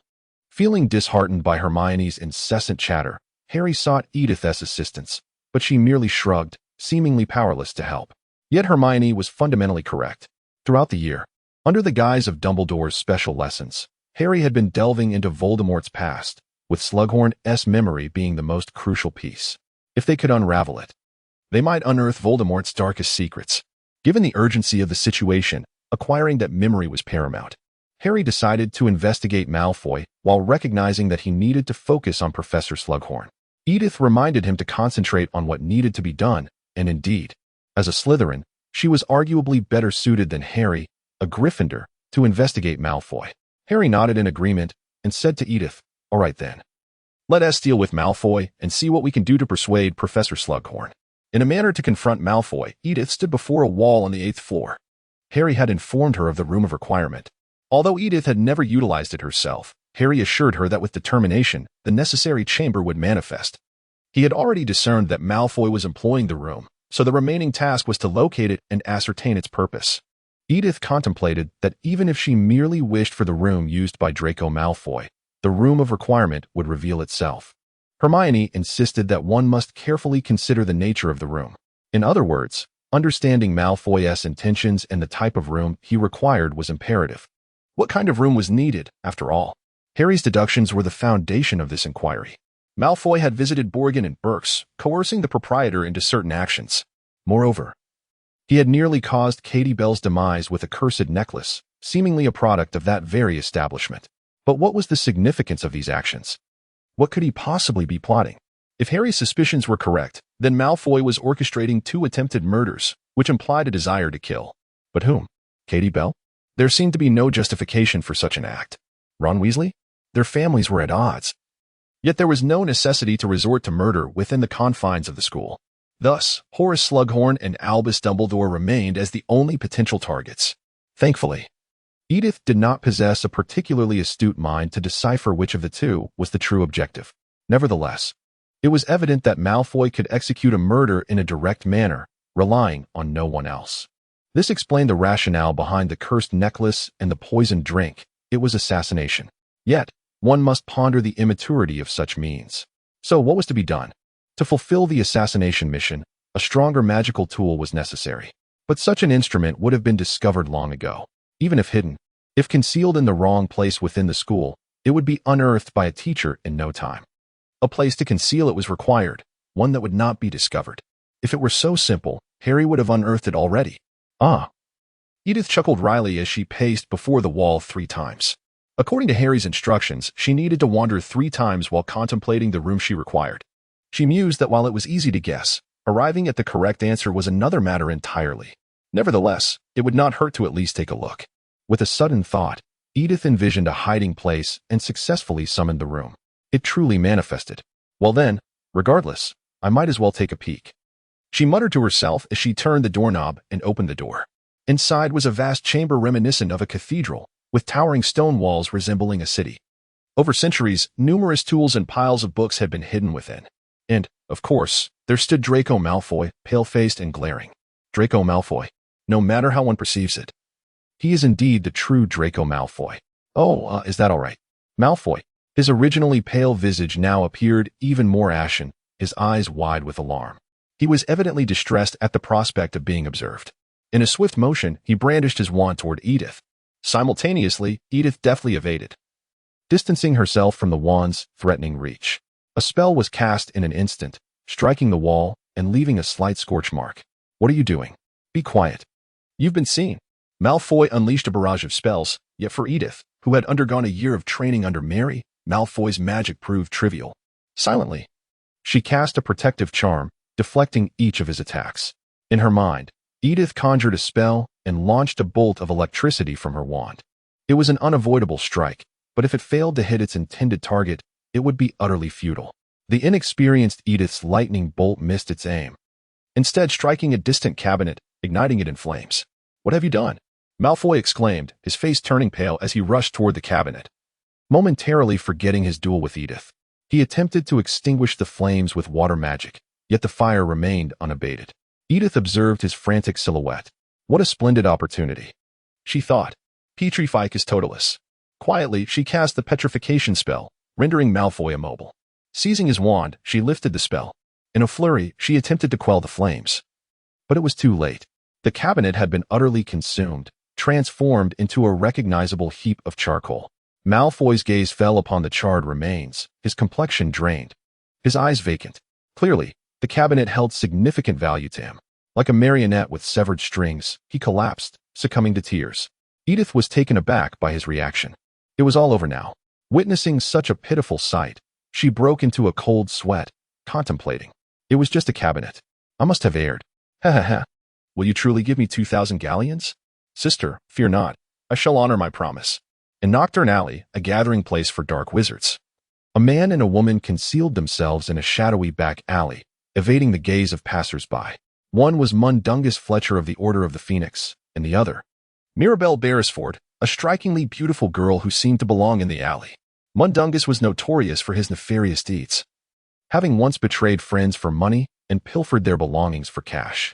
Now, he had stolen a pendant from Sirius Black's private estate and brought it with him, though Sirius himself seemed indifferent to the Black family's legacy, regarding it as mere trash. Well, it seems the Horcrux is indeed real.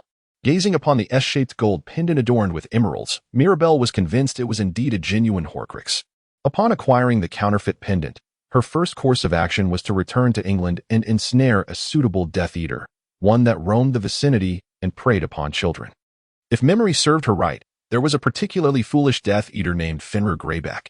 The dim-witted wolf was caught off guard by Mirabelle's cunning and met a grim fate, as she ruthlessly dismembered him, extracting vital information through torment. Subsequently, armed with the intelligence gleaned from her macabre encounter, Mirabelle learned that Arabi referred to Regulus Black and immediately sought to infiltrate the Black Manor. However, the estate, seemingly the headquarters of the Order of the Phoenix, was safeguarded by protective enchantments, known only to the members of the Order. This meant that Mirabelle would forever be unable to locate the Black Manor, as her own powers were rendered futile. Yet fortune favored Mirabelle in an unexpected turn of events. After discovering the Order's most foolish member, Mundungus Fletcher, she contacted him and arranged for the theft of the pendant box. Gratefully, she rewarded him with 2,000 galleons. Thank you, he stammered as she handed him a bag brimming with gold coins. Mirabelle then cast the pendant into the air, and in an instant, unleashed a fiery blaze that obliterated it, leaving no trace behind. With the scream of death echoing as the fragment of Voldemort's soul trapped within the Horcrux vanished from existence, Mirabelle smiled. What has to be done? The pendant is destroyed. Is it not your responsibility to handle your own acquisitions? Well, yes, but even if I destroyed the pendant, I shall return the money. It has already been sold. The money is gone. Fear not. The money is secure. Mirabelle grinned malevolently as she turned to Montungs. How could she bear to reclaim the price of a ticket to hell? What does that mean? Montungs Fletcher, burdened by the weight of friendship, would sell anything for money, which Mirabelle despised most fervently. In fact, it was a method employed to eliminate obstacles. Only the lure of wealth could drive such actions. Yet, one who betrays a friend for the sake of money would undoubtedly betray Mirabelle for even greater riches. Thus, he was nothing more than a useless pawn. Therefore, Mirabelle had no reason to let him live. He had become entirely dispensable. A green flash flickered down a bustling alley. At the Beresford Manor situated in the suburbs of Albania. In the drawing room, Mavis was waving her wand, serving tea on the table. One might wonder why the mistress of the mansion engaged in tasks typically reserved for house elves or servants. Was it a sincere gesture towards the rarely seen guests? Sipping tea was Albus Dumbledore, who bore a cheerful smile as he took a sip. How may I assist you, Mr. Dumbledore? Mavis inquired. To be honest, Mavis longed to see anyone.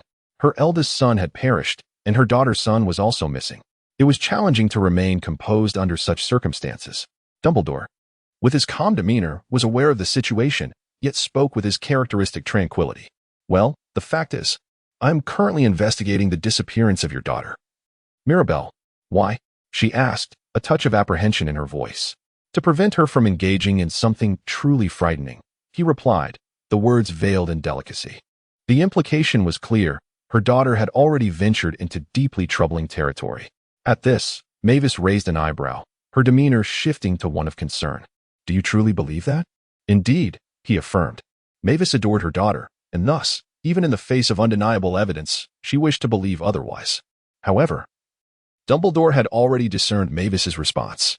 As for the tragic incident involving her husband, Mr. Heathcote, it was difficult for her to accept that he had the answers. He had merely fallen ill, yet there remained an air of mystery surrounding the circumstances. Initially, such thoughts were plausible.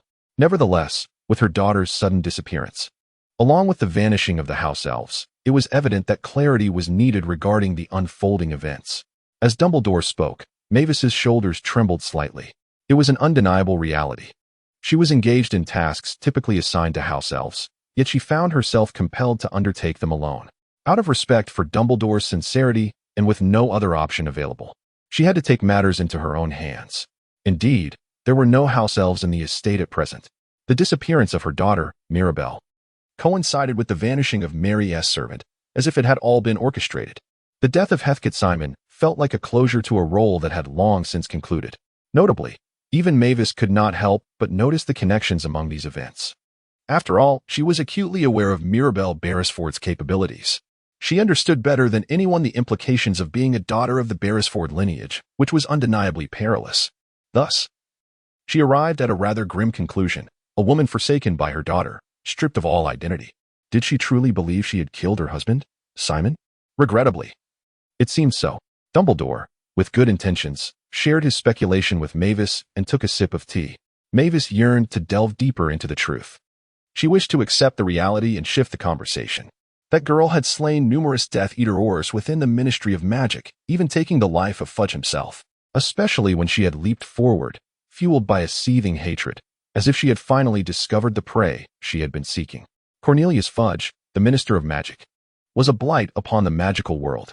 Given Mirabelle's assertions, Mavis could empathize with her fury.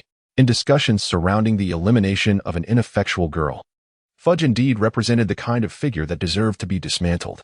But was her rage truly justified? While it was a rather polite observation, he was still more ineffectual than Fudge himself. For instance, Gilderoy Lockhart. Although Mirabelle expressed her anger, she did not exhibit any hatred. Which raises the question, is it truly solely due to Fudge's incompetence? One wonders what could possibly distort that girl so profoundly. Mavis remained silent, her lips pursed, her shoulders trembling as if bearing some unspeakable burden. Observing this, Dumbledore became increasingly convinced that his suspicions were correct. Undoubtedly, the flames of hatred lay dormant within Mirabelle, and one must ponder their origin. Please, return, Mavis uttered with a hint of reluctance. There is nothing to disclose. Have I muddled things? Dumbledore thought impatiently, striving to find the words to continue the conversation. Why not discuss it after tea?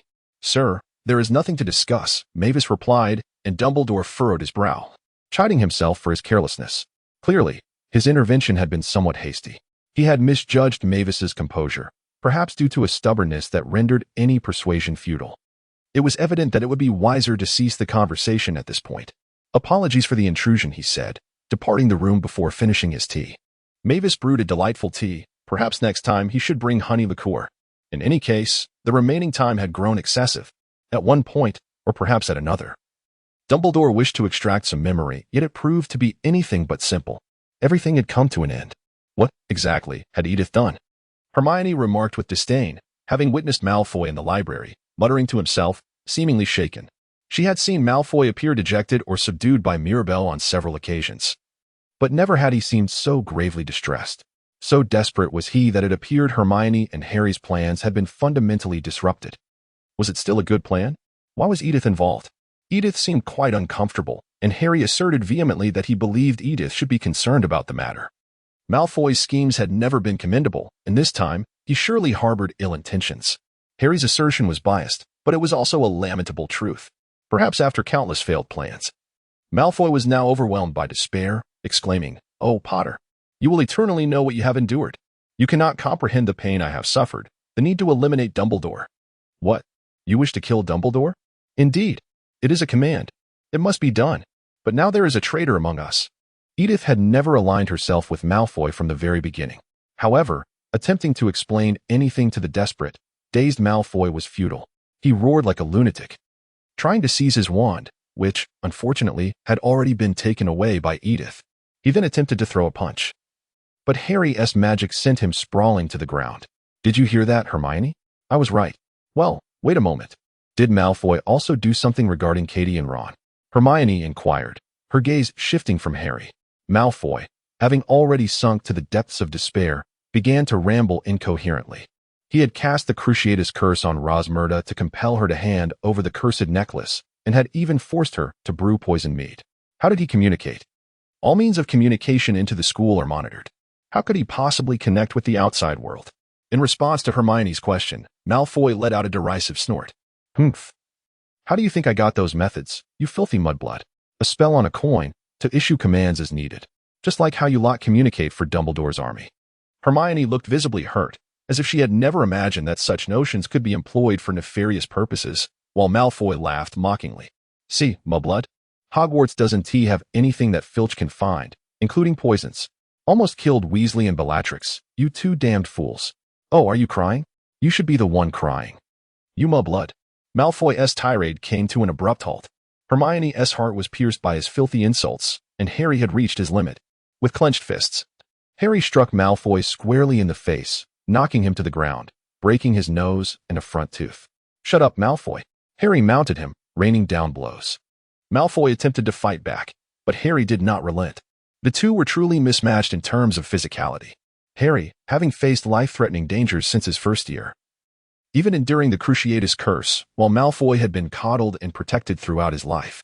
Even if their physiques were comparable, their thresholds for pain were entirely different.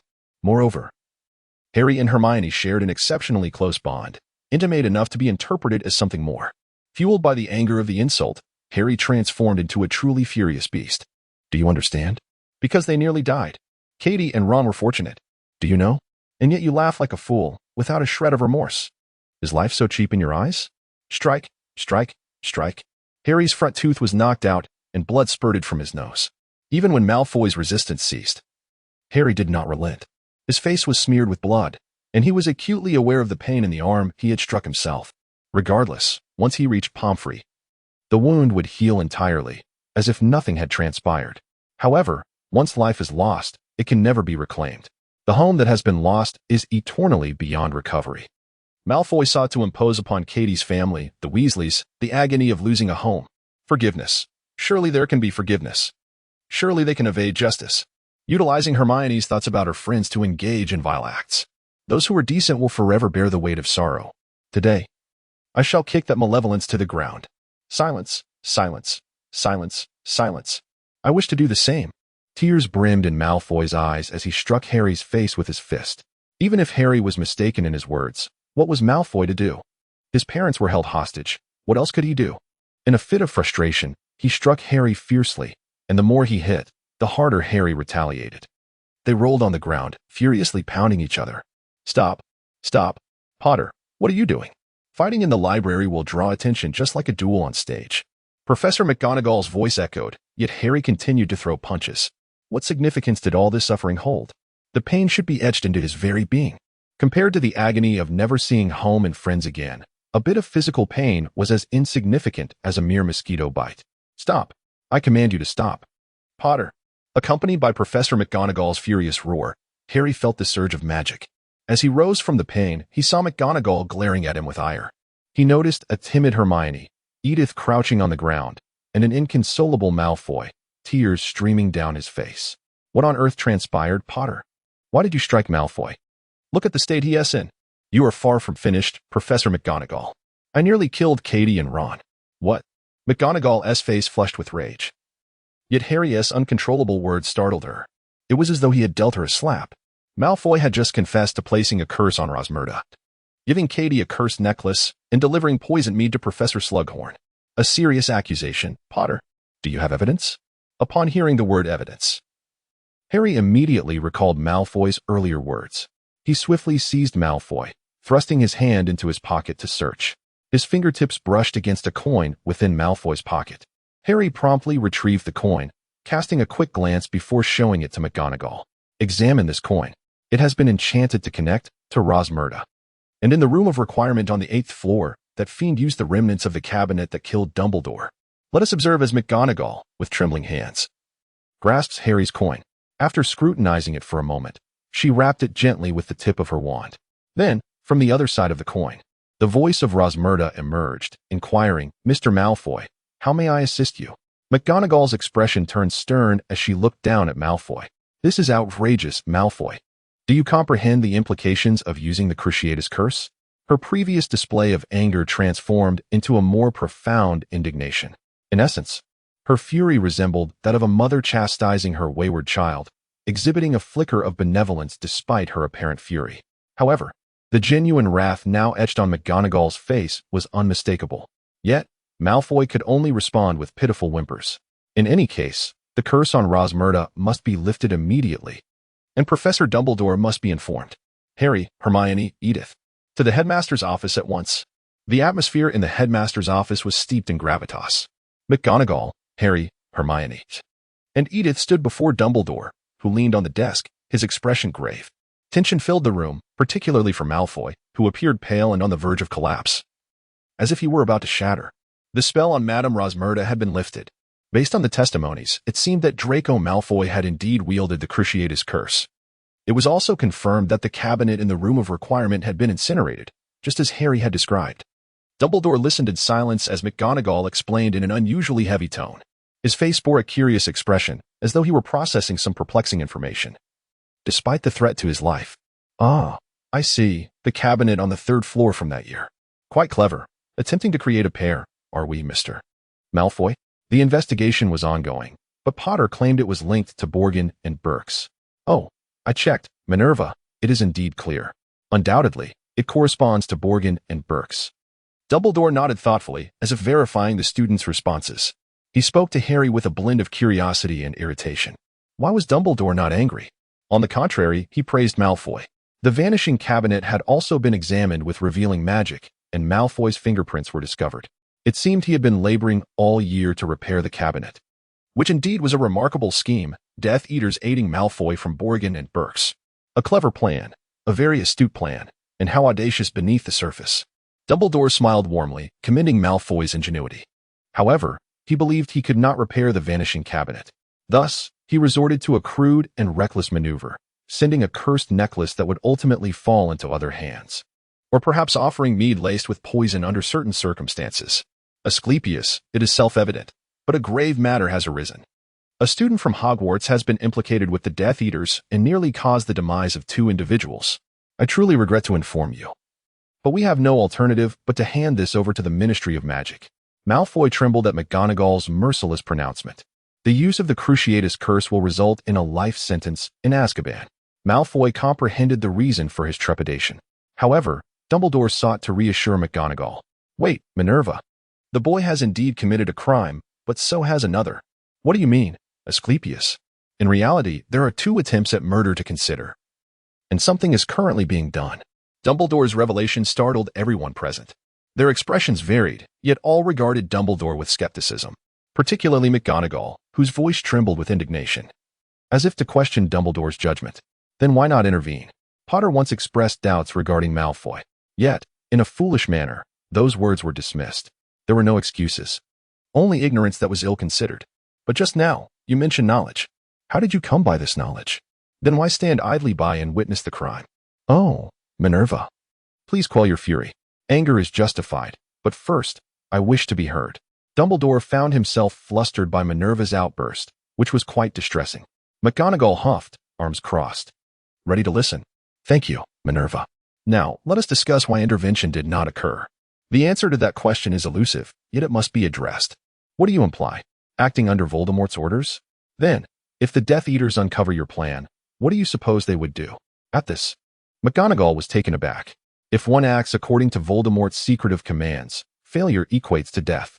In other words, Dumbledore dared not intervene to protect Malfoy. Handing the matter over to the Ministry would yield the same outcome. Ultimately, the Ministry would fall into Voldemort's grasp. If sent to Azkaban, Voldemort would undoubtedly execute him. Oh, Asclepius, are you suggesting the Ministry is on the brink of collapse? Exclaimed McGonagall. Fortunately, it is too late for countermeasures. If actions had been taken a year ago, or if Scrimgeour had been appointed a year earlier, Rufus Scrimgeour's capabilities were undermined. Much like Fudge, he turned a blind eye to the looming threat, coveting a false sense of security. Yet, his tenure resulted in ineffectiveness.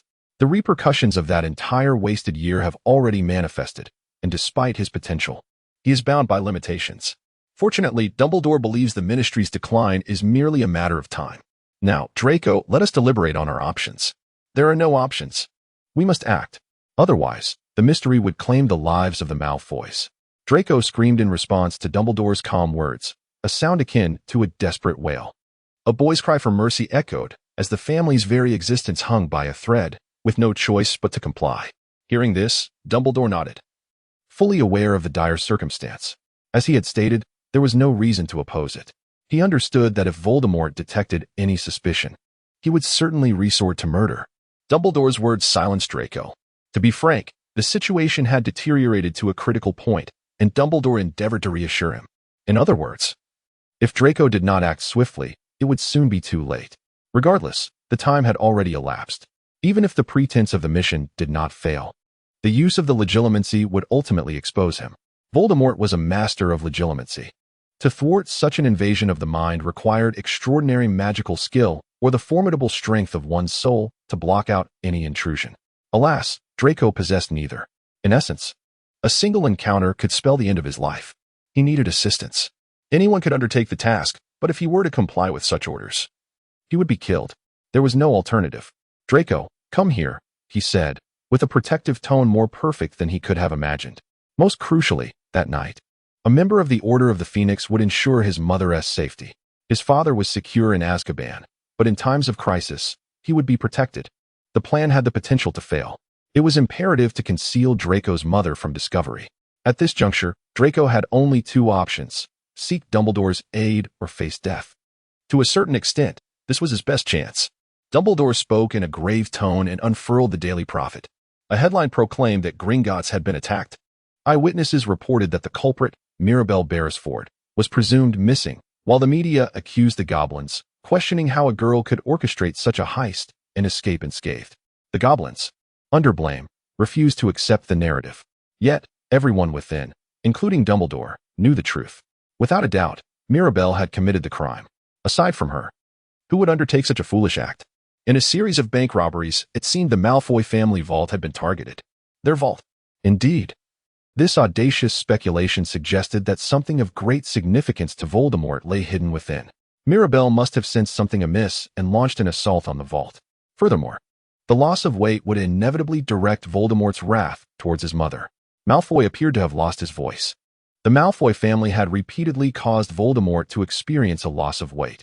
The first instance was the destruction of Tom Riddle's diary, which had, in essence, fragmented Voldemort's soul, thereby equating to a portion of his life. Lucius Malfoy exploited this diary to undermine the Weasley family, only for it to be obliterated by one of Harry's friends. The second occurrence involved the Department of Mysteries failing to secure the prophecy. The prophecy revealed Voldemort's impending doom, which he had spent a year attempting to acquire. However, Lucius Malfoy was unable to retrieve the prophecy orb and consequently lost many Death Eaters. Then came Mirabelle's attack, 2 Horcruxes and 1 prophecy. Voldemort's fury at the loss of these significant items was palpable. Once again, assistance was paramount. The remainder was left to you, Draco. Heeding Dumbledore's words, Malfoy nodded silently, tears streaming down his face. Severus Snape was irritable. Shortly thereafter, Dumbledore informed him that Malfoy's plan had utterly failed.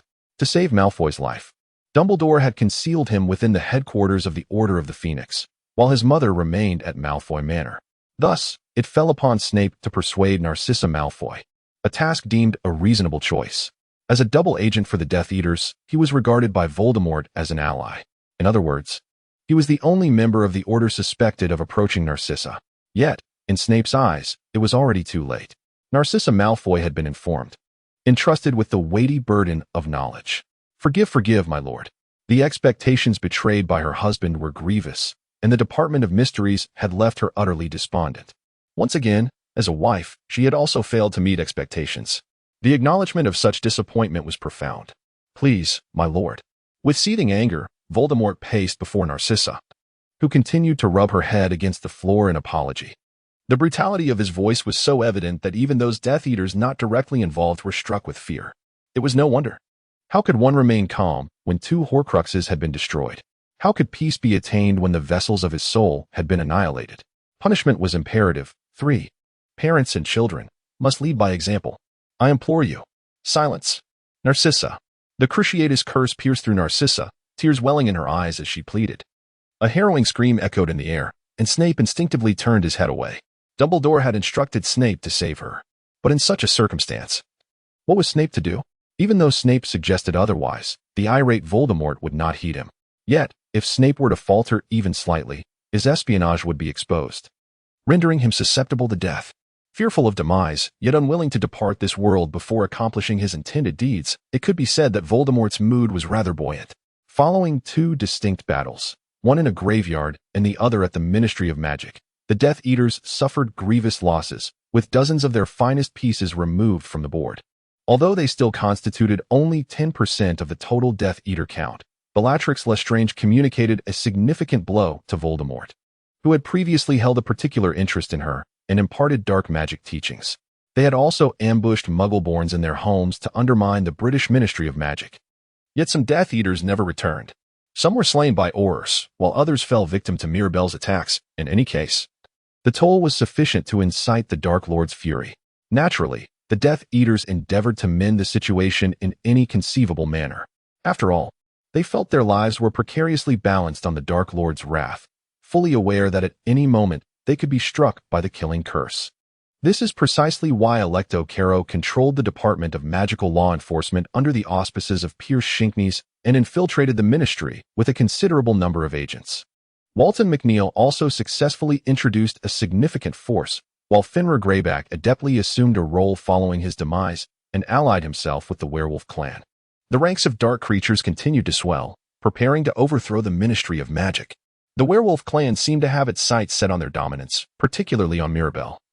Despite having recently lost nearly half of their numbers. Nevertheless, Voldemort's mood did not improve. Rather, it deteriorated further. To counter Mirabelle's hidden forces, it was imperative to swiftly acquire the British Ministry of Magic and its influence. However, things did not unfold as smoothly as hoped, leading to profound frustration. Then came the loss of the Horcrux. The Death Eaters had a premonition that Voldemort's wrath, sparked by the sight of blood, would never cease. He would become food for Nagini. Voldemort's merciless decree sent shivers down Narcissa's spine. Nagini, Voldemort's pet and the only creature in the world he trusted, held his heart. It is indeed peculiar that Voldemort could open his heart to a serpent while remaining closed off to his own kind. Thus, it was only natural for the serpent to become one of Voldemort's Horcruxes, the sole companion capable of providing him solace. This is why it was deemed worthy for Nagini to become one with Voldemort. His concern for the serpent surpassed that for any of his Death Eaters. Voldemort believed that the value of a Horcrux outweighed that of the Death Eaters. This is precisely why he did not hesitate to punish the Malfoy family for the loss of 2 Horcruxes. Forgive me. Spare my son. The betrayal of the Dark Lord's trust warranted a punishment. Subsequently, he would let his son meet a fate akin to hell. Voldemort snapped his fingers, summoning Nagini. Under his gaze, Snape was confronted with a pivotal decision. Should he focus on his own position, allowing Narcissa to fend for herself? Or should he abandon his espionage efforts to save her? However, in retrospect, such concerns seemed unwarranted. For no matter how many times Voldemort called, Nagini did not respond. Where's Nagini? Voldemort pondered, perplexed. He had never encountered a situation where Nagini failed to heed his summons. She should be nearby, and even if she were feeding, she would typically respond to his call. Had she strayed too far to hear him? No, she had not. Voldemort had instructed Nagini to keep her distance, particularly since the Horcrux hidden in the bank had recently been destroyed, which raised his concerns for her safety. Had something attacked Nagini? Yet, she had been safeguarded by a protection spell cast by Voldemort himself. Initially, Nagini was unaware of the Horcrux. Perhaps she had gleaned information from elsewhere, determining its location or discovering its existence. Voldemort had to concede that Hufflepuff's cup had been revealed by the house elf, Hagrid, making its discovery quite plausible. As for the diary, Lucius had been foolish, asserting that none of his Death Eaters were privy to the Horcrux's whereabouts, whether through interrogation or other means. But Nagini was different. Only Voldemort was acquainted with her as a Horcrux. Hence, the question remained, how could Nagini be in danger? A wave of nauseating cold slithered down Voldemort's spine, conjuring an image of a golden-haired demon in his mind. Unable to maintain his composure, he stormed from the room. Snape, execute the witch. As Voldemort departed, Snape recognized his opportunity. He pointed his wand at Narcissa and silently cast a stunning spell, offering no further explanation. She collapsed, her wrist slashed, blood splattering the ground before he swiftly healed her. A bit of bloodshed would deceive Voldemort. Snape effortlessly completed his task, cradling the unconscious Narcissa in his arms before disapparating away. Absurd. Voldemort glanced down at the ground, stunned. His eyes trembled with a sorrow that even the Death Eaters could not fathom. It could be discovered. There was no information pointing to him as a Horcrux. Never had she revealed a word to anyone, not even a whisper. Thus, there must be some grievous misunderstanding. Regardless of Voldemort's intentions, the landscape of perception is ever-changing. In her line of sight, she beheld a lifeless serpent. The corpse lay still, its eyes wide open, devoid of even the slightest twitch, as though it had been petrified. Frozen in place without a struggle, its body bore fresh wounds, as if savaged by colossal fangs, the evidence of the encounter still vivid in memory. Kill! The Dark Lord roared in fury, veins bulging from his head. He was aware of Dumbledore and Barinford, yet he could not let them go. He knew who was responsible. Dumbledore and Barinford would face consequences. He vowed that they would pay dearly. Stop them at once. The Chamber of Secrets has already been breached. What of the dragon? The dragon has been subdued and is now acting on the enemy's commands. Chaos reigned within Gringotts Bank, once heralded as the second safest place in the magical world.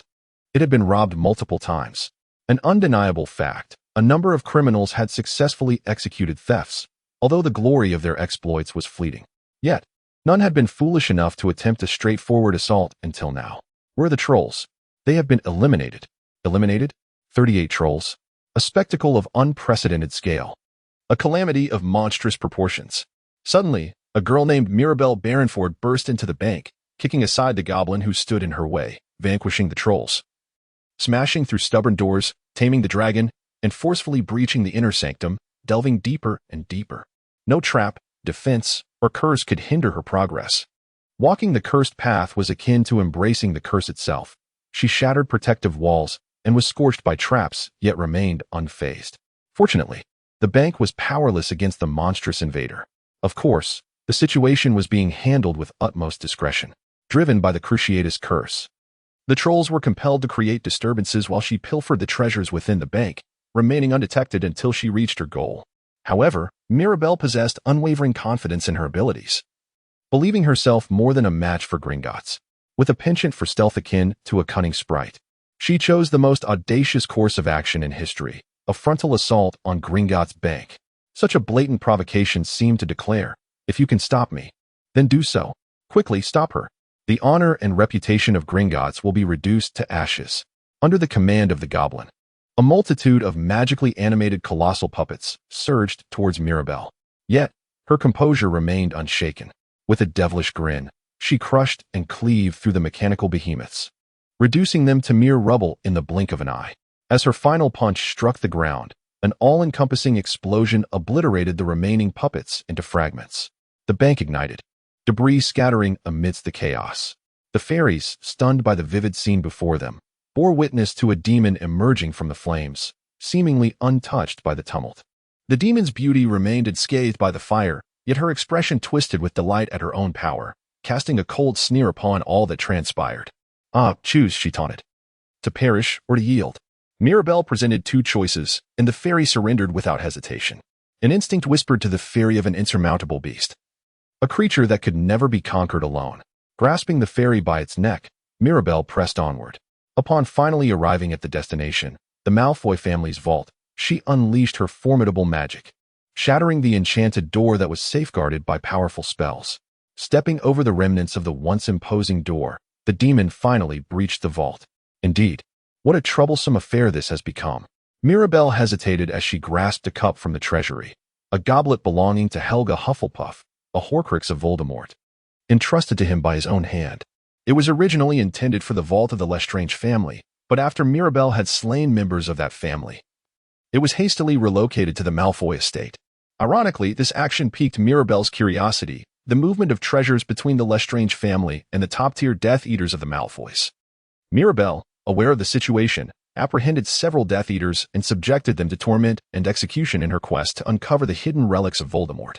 The vault concealed a multitude of treasures, providing a truly comforting safeguard. The goblet had been enchanted. A mere touch would unleash countless iterations of the infinite replication charm. However, for Mirabelle, this seemed rather trivial, so she exclaimed, "Fiendfire." Mirabelle extinguished the cup in her hand with the fire of demons, lifting her gaze as if utterly disinterested in the eccentricities of the Goblin Bank.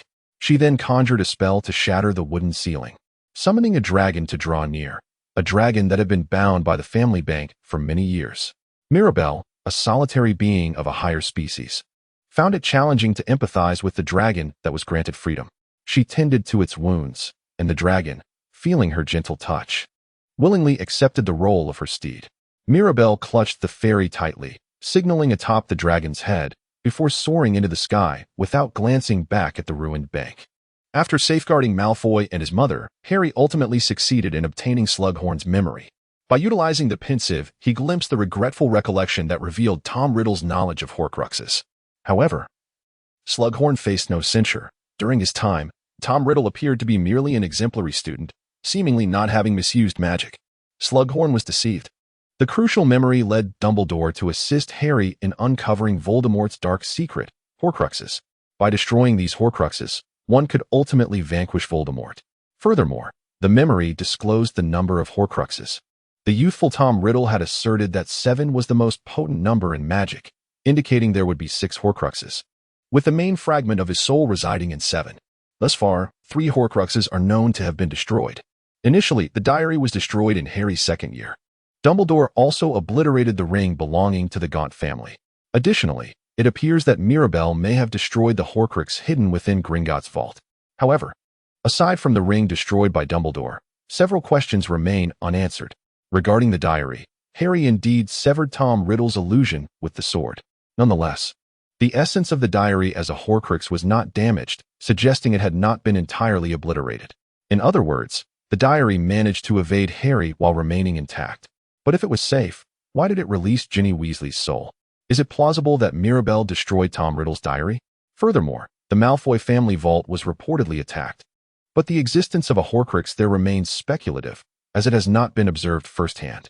It could either lack a Horcrux, or Mirabel might possess knowledge of how to destroy it. Additionally, Mirabel's intentions regarding the Horcrux are certainly suspect. Considering the possibility that it has indeed been destroyed is rather optimistic. Regardless, Harry and Dumbledore had resolved what needed to be done to defeat Voldemort.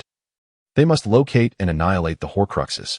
As for the monstrous Voldemort, Mirabel, too, might harbor multiple Horcruxes. The primary objective remains the destruction of Voldemort's Horcruxes. Fortunately, Dumbledore seemed to have discerned the location of a Horcrux. Harry and Dumbledore promptly set off towards the cave where they believed the Horcrux was hidden. Yet, it turned out to be a futile journey. Upon their arrival, they discovered the place in ruins, with nothing but a heap of corpses in sight. Headmaster, what on earth? Mirabel pondered, lost in thought. Dumbledore murmured in response to Harry's trembling voice. Voldemort, ensconced within the protective cavern of his Horcrux, would undoubtedly employ every conceivable means to lay traps. Only a select few could penetrate its defenses and so ruthlessly dismantle it. Without a doubt, it was the work of Mirabel. That fearful girl had only contemplated how to vanquish Voldemort and obliterate the Horcrux. Mirabel is endeavoring to destroy Voldemort's Horcruxes. It may sound terrifying, but there is nothing quite as exhilarating as the clash of villains.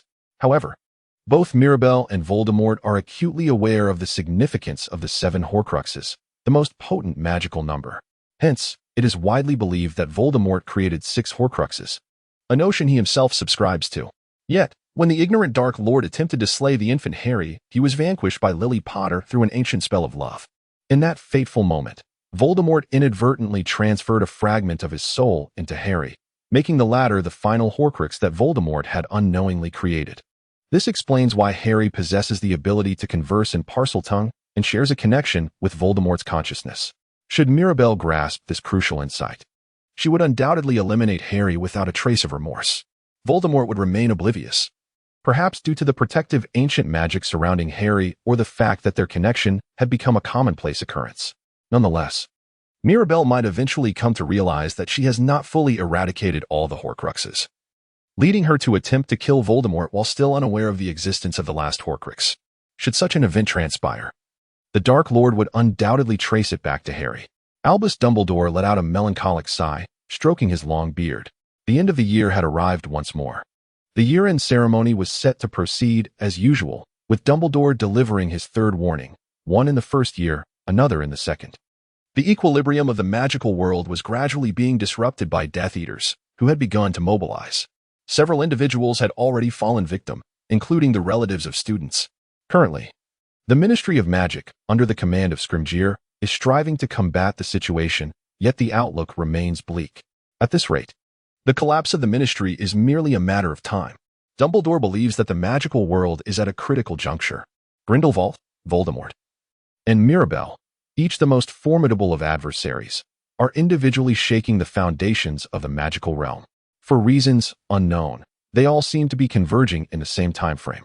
On the other hand, the forces of justice opposing the darkness have grown frail. This year has been remarkably uneventful, yet everyone is aware of the calm before the storm. Perhaps next year, a tempest will envelop the entirety of the magical world. Fortunately, most may survive the impending storm. However, such a tempest will undoubtedly bring forth considerable loss of life and numerous tragedies. Despite this, Dumbledore remains hopeful, wishing to witness unity among families in the coming year. Grindelwald, he can be quite the source of intriguing ideas. Mirabel walked through the halls of Durmstrang School, her spirits buoyed. Beside her was Grindelwald, the once feared sorcerer who had instilled terror in the magical realm.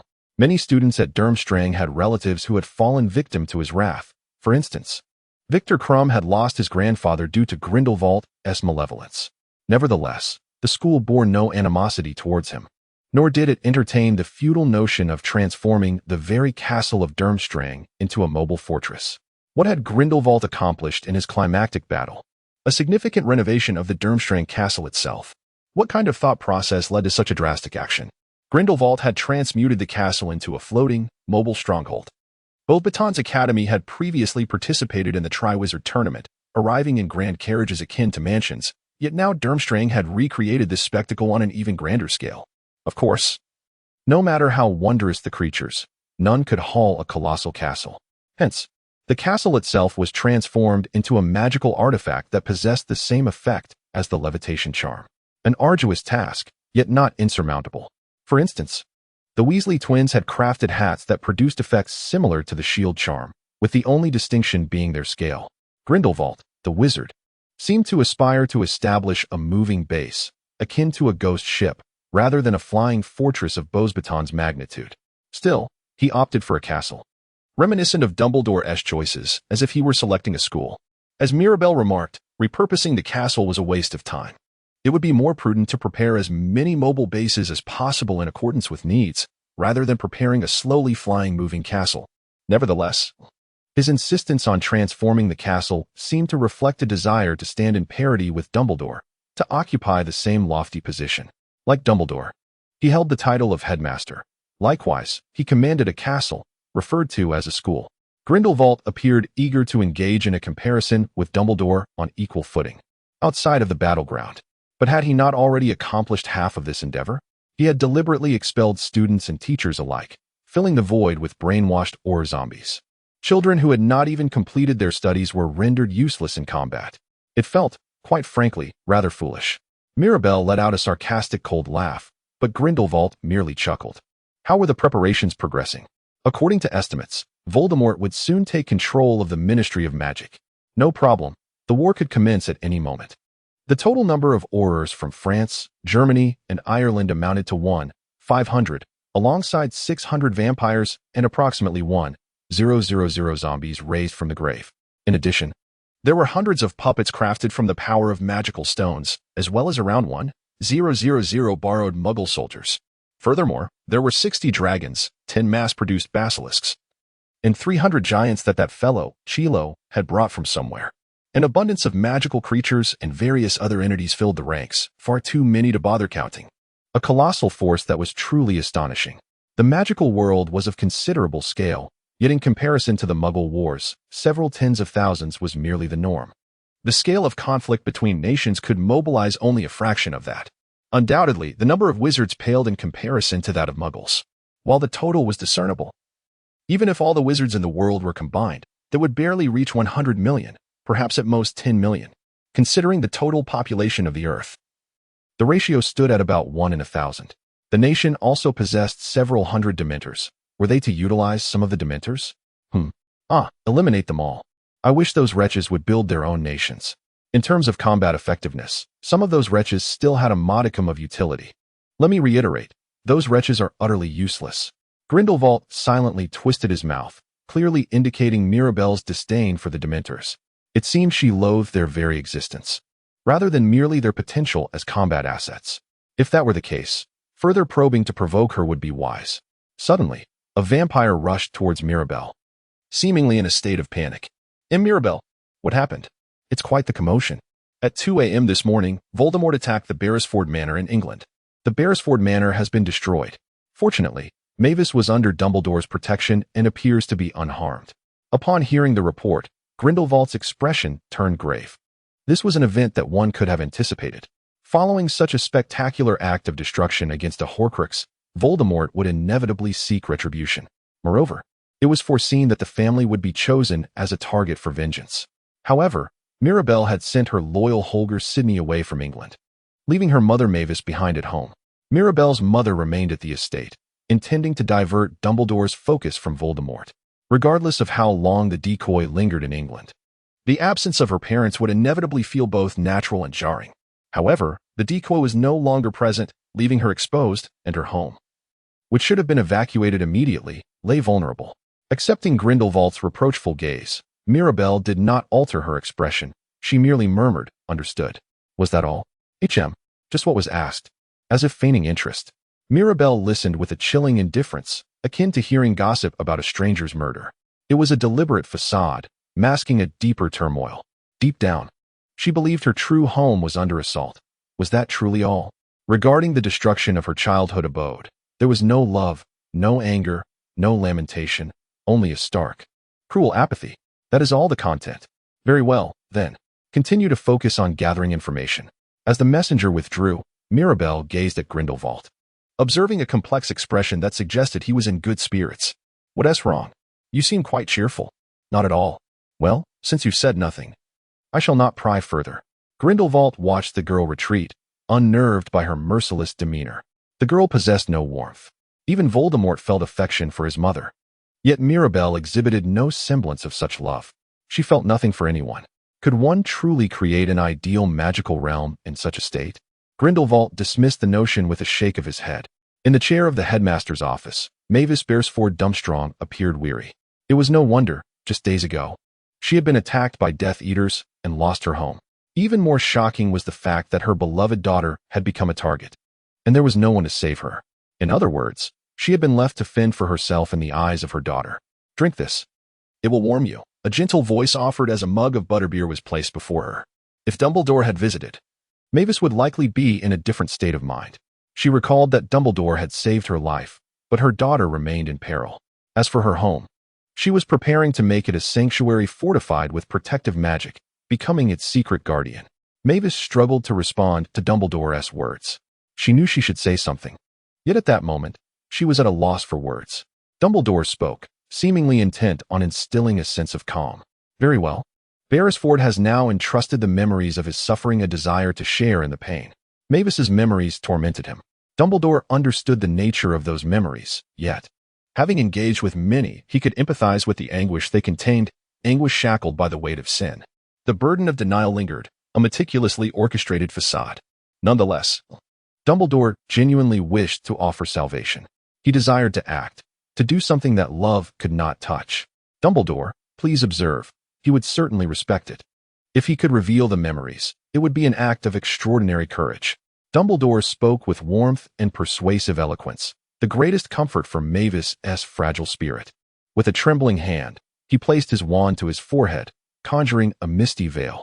Dumbledore seized it and cast it into the pensieve. At last, he comprehended the origins of Mirabelle. Dumbledore steadied his wandering thoughts and took a deep breath. Even so, he could not foresee the future. But now he knew the girl was not the embodiment of evil. He hoped for even the faintest glimmer of light. With these thoughts in mind, Dumbledore delved into Mavis's memories. He found himself in a grand estate. It was splendid, though not as magnificent as Beresford Manor. Yet, it was a mansion where life appeared far superior to that of the ordinary. A girl dashed through the corridor. At first, Dumbledore thought it was Mirabelle.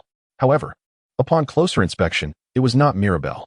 The details were similar, yet this girl radiated happiness. Her smile reflected a life devoid of hardship, overflowing with the love of her parents. "Hey, Mom, did you receive the letter from Hogwarts?" exclaimed Mavis. The girl, Mavis, jubilantly received the letter, her eyes sparkling with delight.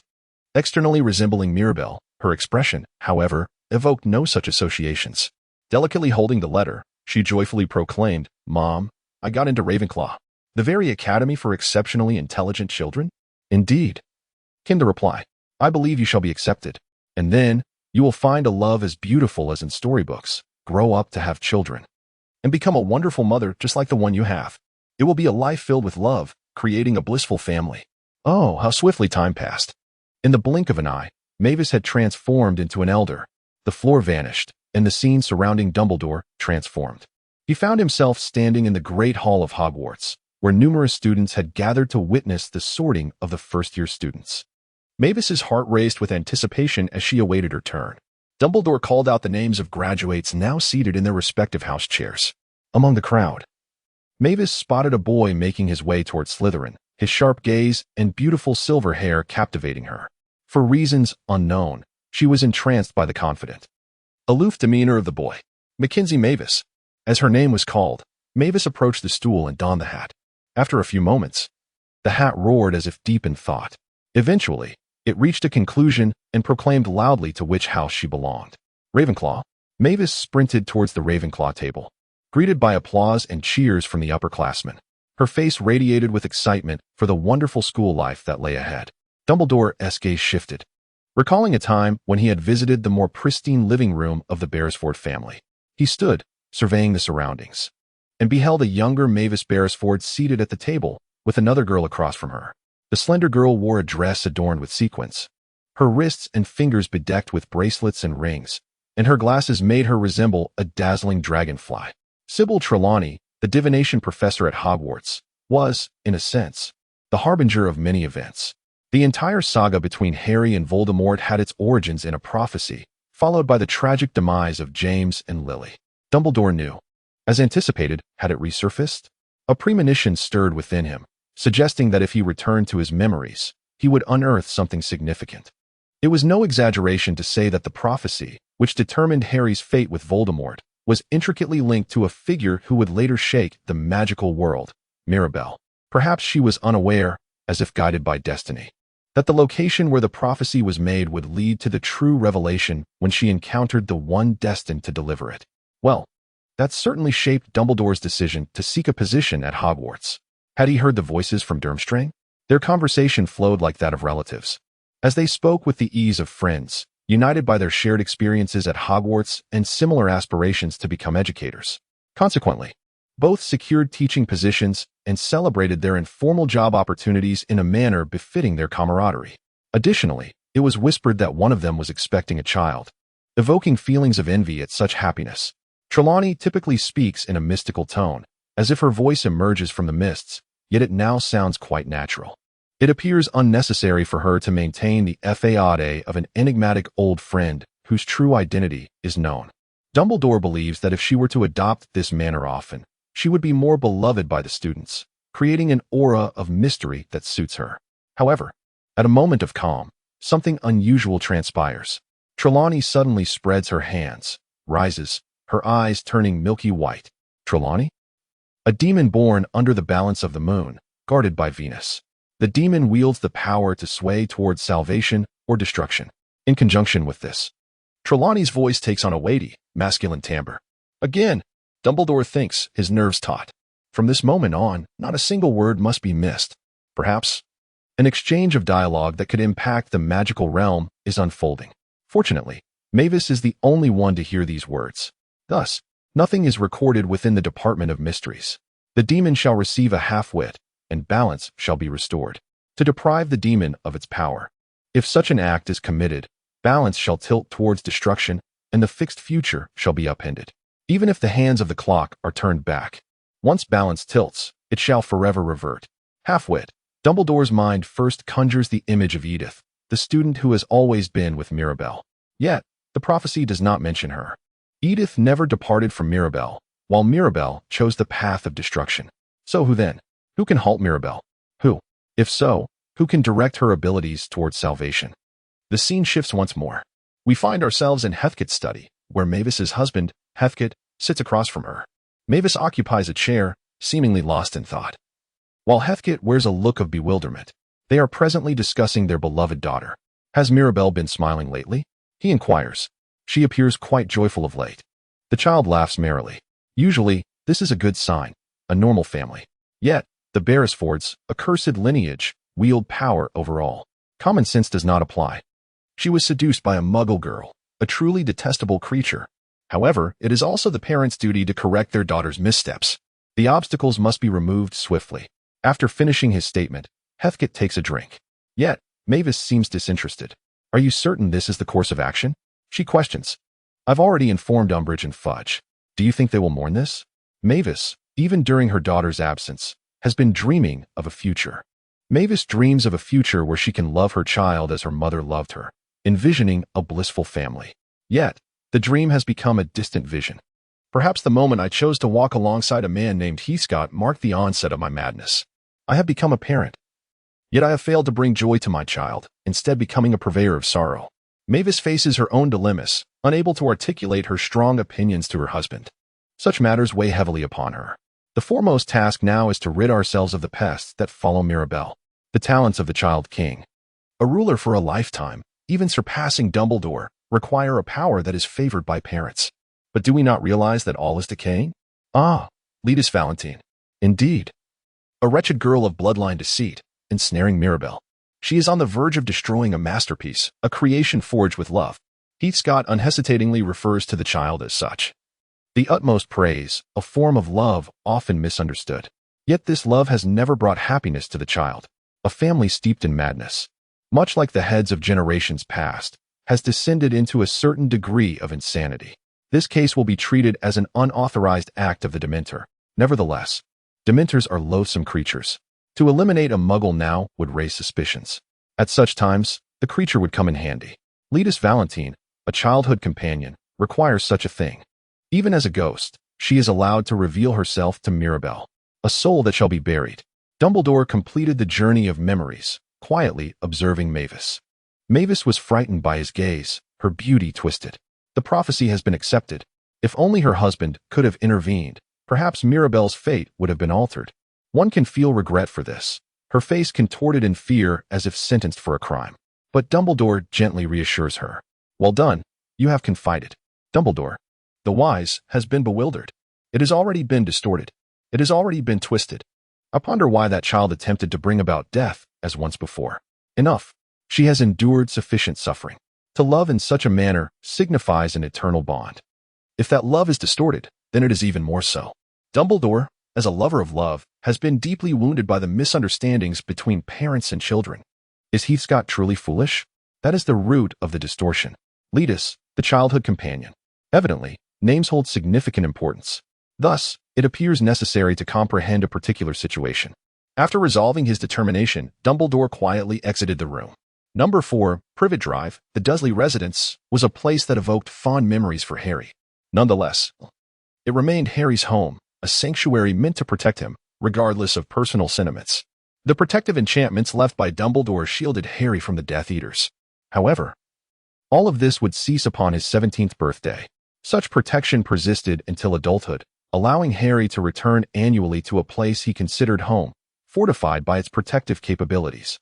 Yet, once he reached his 17th birthday, that protection would dissipate, leaving him vulnerable to attacks from Voldemort and his followers. Harry needed to leave the house before such events transpired.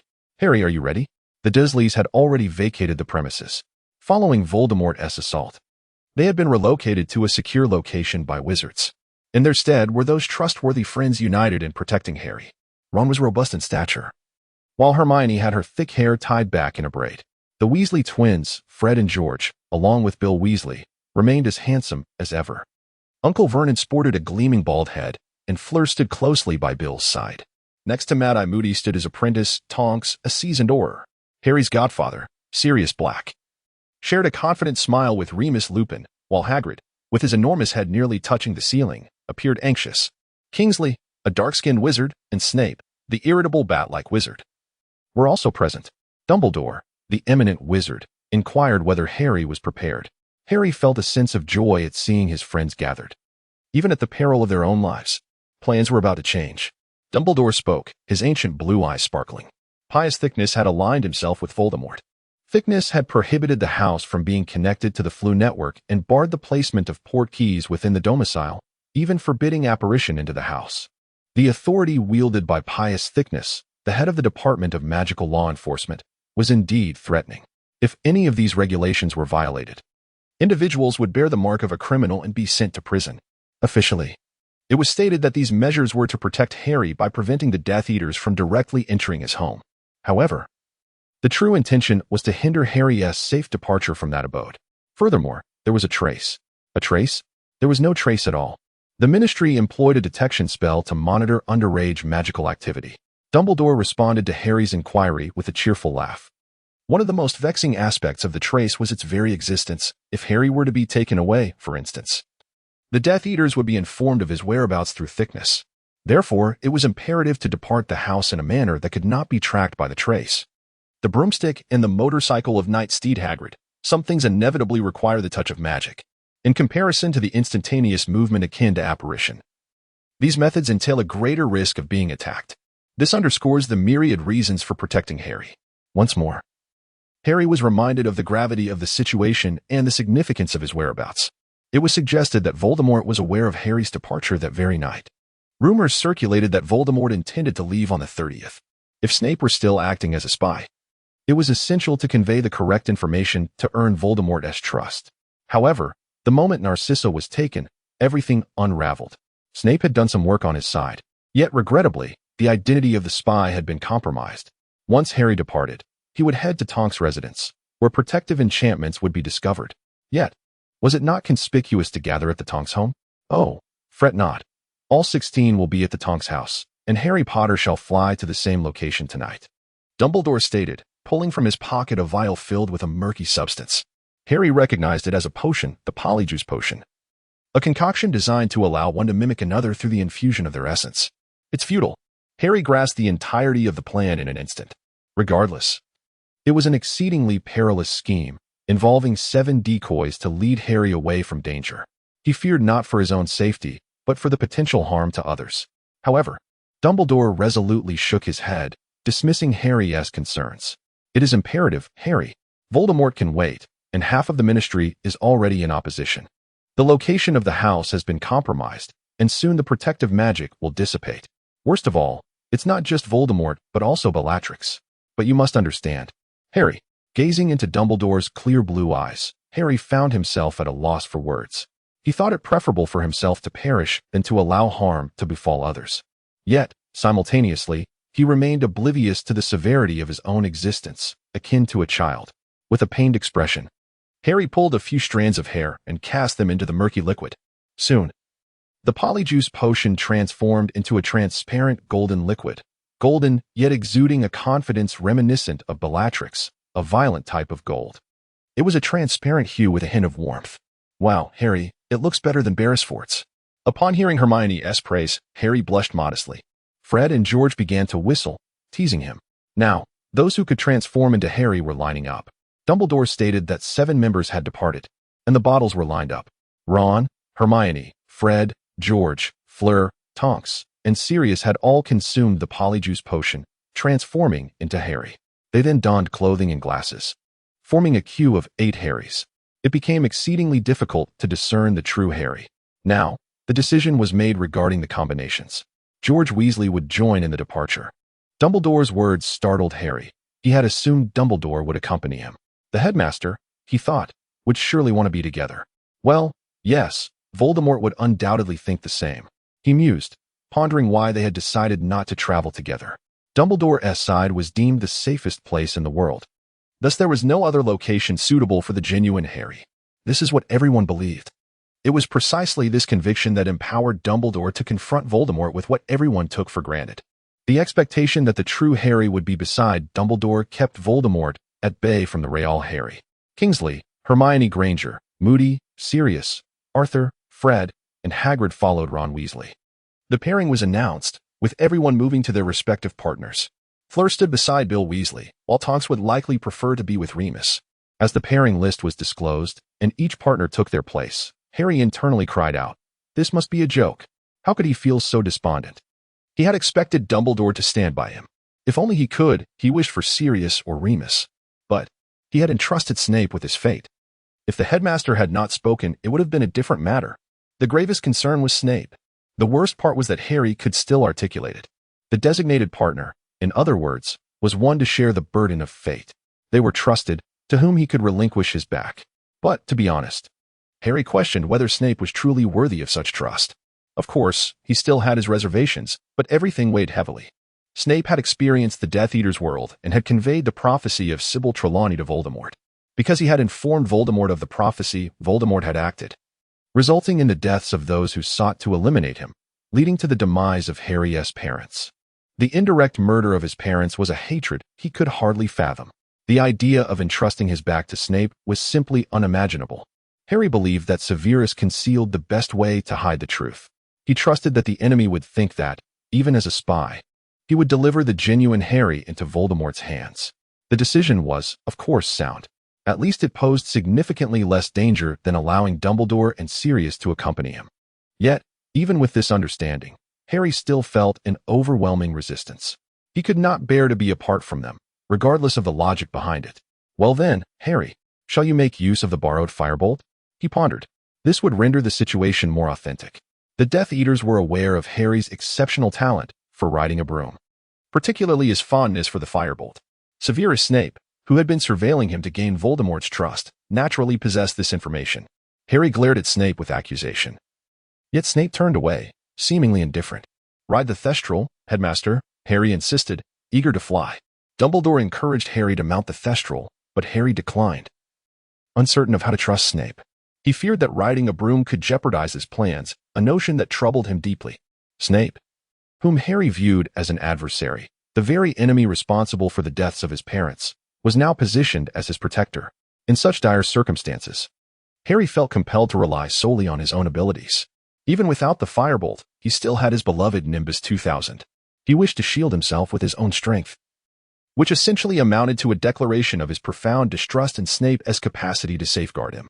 In fact, Harry even contemplated concealing his thoughts, fueled by the absolute fury and hatred he harbored towards his nemesis. Very well, Harry, you may leave on your broom.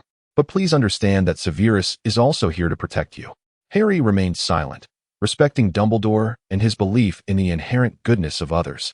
Yet he understood that even wise individuals could err. Trusting Snape was Dumbledore's singular misjudgment. With only 3 minutes left before departure, and knowing that locking the door would be futile, Harry gathered his belongings and stepped outside. His backpack contained precious items such as the mirror from Sirius and the Half-Blood Prince's textbook, an invaluable resource that had aided him throughout the year. Though he was unaware of the identity of the Half-Blood Prince, he felt inclined to discard the book. He also packed Hedwig's cage, a weighty reminder of his dear friend, knowing he could not abandon her. Are we ready, everyone? Let us meet again in safety. Dumbledore signaled their departure. At this, everyone took to the skies, scattering into the air. Harry soared upward, gliding through the open sky without casting a glance at Snape.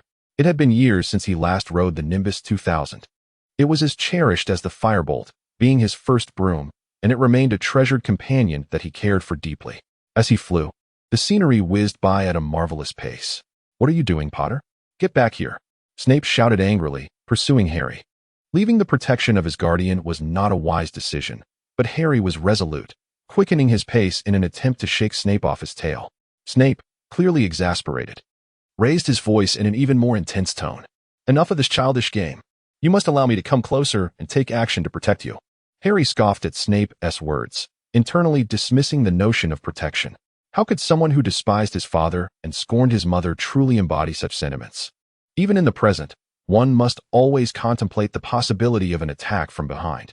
Is it merely a matter of trust, akin to the methods employed by Voldemort? Just like one's own parents. Professor Sybil Trelawney made a prophecy regarding the one destined to defeat Voldemort, often unaware that, in rare instances, she could produce genuine predictions. This raises the question of why, despite her ineptitude, she was permitted entry into Hogwarts. Severus Snape, then a Death Eater, overheard the prophecy and relayed its contents to Voldemort. However, he only caught a fragment of it, thus revealing to Voldemort that the child destined to be born would be the one to thwart him thrice. Ultimately, Voldemort chose to target the offspring of Mr. and Mrs. Potter. As a result, James and Lily Potter were slain, leaving Harry with a lightning-shaped scar upon his forehead. Snape bore the weight of responsibility for their demise. Upon discovering this, Harry confronted Dumbledore, inquiring why someone like Snape was allowed to teach. Yet, Dumbledore provided no clear answer, merely expressing regret, which only intensified Harry's feelings of frustration. Regret? How could that be? Snape despised Harry's father and looked down upon his mother. Harry would wager that when his parents perished, Snape must have reveled in their downfall. How could Harry place his trust in such a person? How could he regard him as a friend? Hence, Harry found it impossible to believe or acknowledge Snape. Friend or foe? What a conundrum. He revealed to Voldemort the details of the prophecy and, in turn, was complicit in the death of his own parents. This culminated in an eruption of frustration. Perhaps, had Dumbledore provided a more satisfactory explanation, the outcome might have been different. However, Dumbledore merely conveyed to Harry the necessity of unconditionally trusting Snape. This led to a significant confrontation. It must have felt exhilarating for Snape. He was even unaware of how Harry's mother met her demise. Was he? A life extinguished, as Voldemort struck her down as one would a mere pest. All of this was a result of his actions, Upon hearing Harry's words, Snape's face contorted into a mask of anger or sorrow. Yet, all Harry could perceive was the fury etched upon Snape's features. Harry felt he could be ensnared by such a visage, devoid of remorse, trusting a man who bore the burden of his mother's death. The words cut into Severus Snape's heart like a knife, a deep wound inflicted by sins and mistakes destined to be erased. They now serve as a blade of text piercing through his very core. In summary, Harry Potter's endeavors progressed remarkably well. Upon encountering Dumbledore, the Death Eaters patrolling near the Dursleys' home were unable to cope and, while awaiting Voldemort's arrival, immediately launched a pursuit. The losses endured by Harry's companions were significant. By the time Voldemort arrived, they had already reached their destination. Time slipped away, and Harry, at the tender age of 17, found himself immobilized by the traces left behind. In other words, he had no choice but to remain indoors, leaving the activities of the Order of the Phoenix to his friends. Even if he could move, what could he possibly accomplish? The task of seeking out the Horcruxes had become utterly futile. If Dumbledore's conjecture were indeed correct, Mirabel had already located and destroyed some of them. Mirabel gazed upon the bleakness of Britain, feeling utterly powerless. As time progressed, Harry grew increasingly impatient. Yet time spoke to Harry with a relentless voice, its passage unyielding. With this progression, circumstances underwent drastic transformations. 3 days later, amidst the celebration of Bill and Fleur's wedding, the most dreadful news arrived: the demise of Scrimgeour and the collapse of the Ministry of Magic. A month after Voldemort seized control of the Ministry, the magical realm of Britain had devolved into a veritable hell. A sinister mist enveloped the suburbs as he clutched his wand tightly, his expression resolute.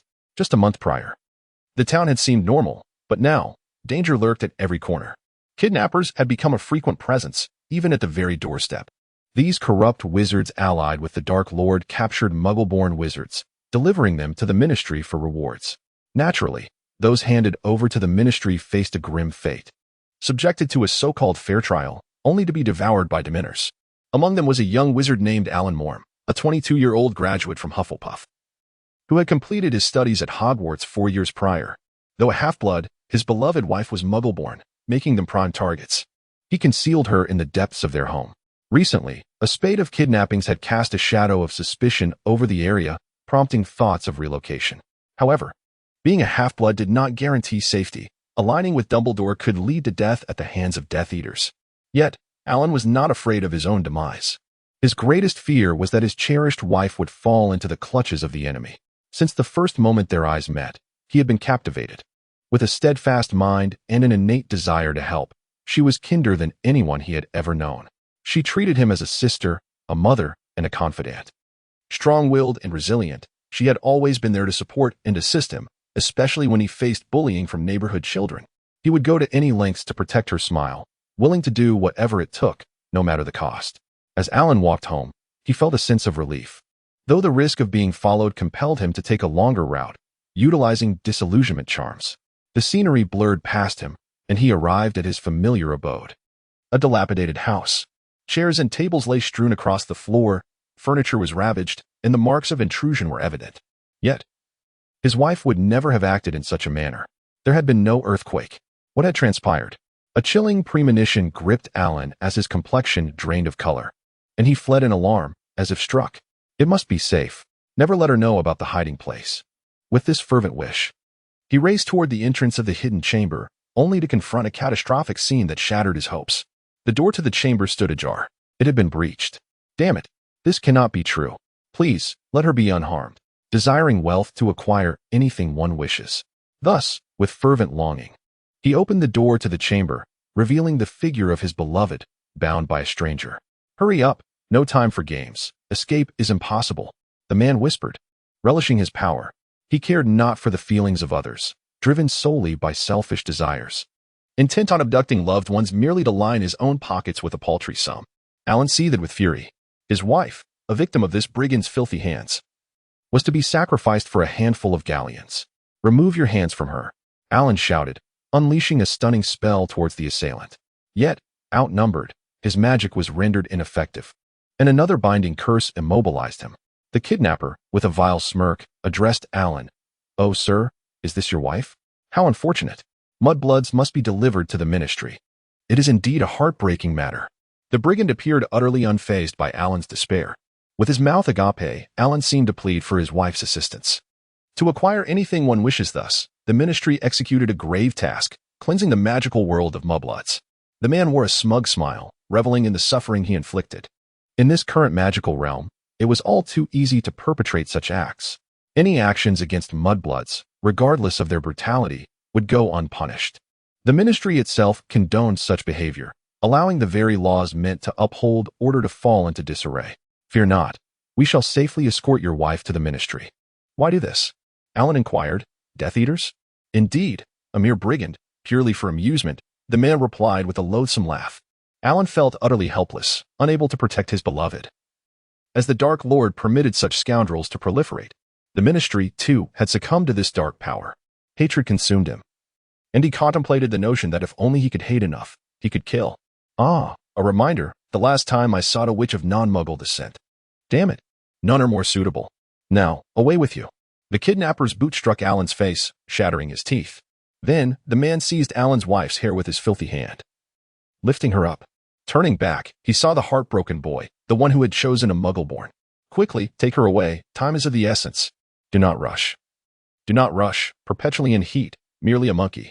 Subsequently, Alan understood what would befall his wife, even as he yearned for comprehension. He wished to grasp the reality. Yet clarity eluded him. Stop. Do not take her away.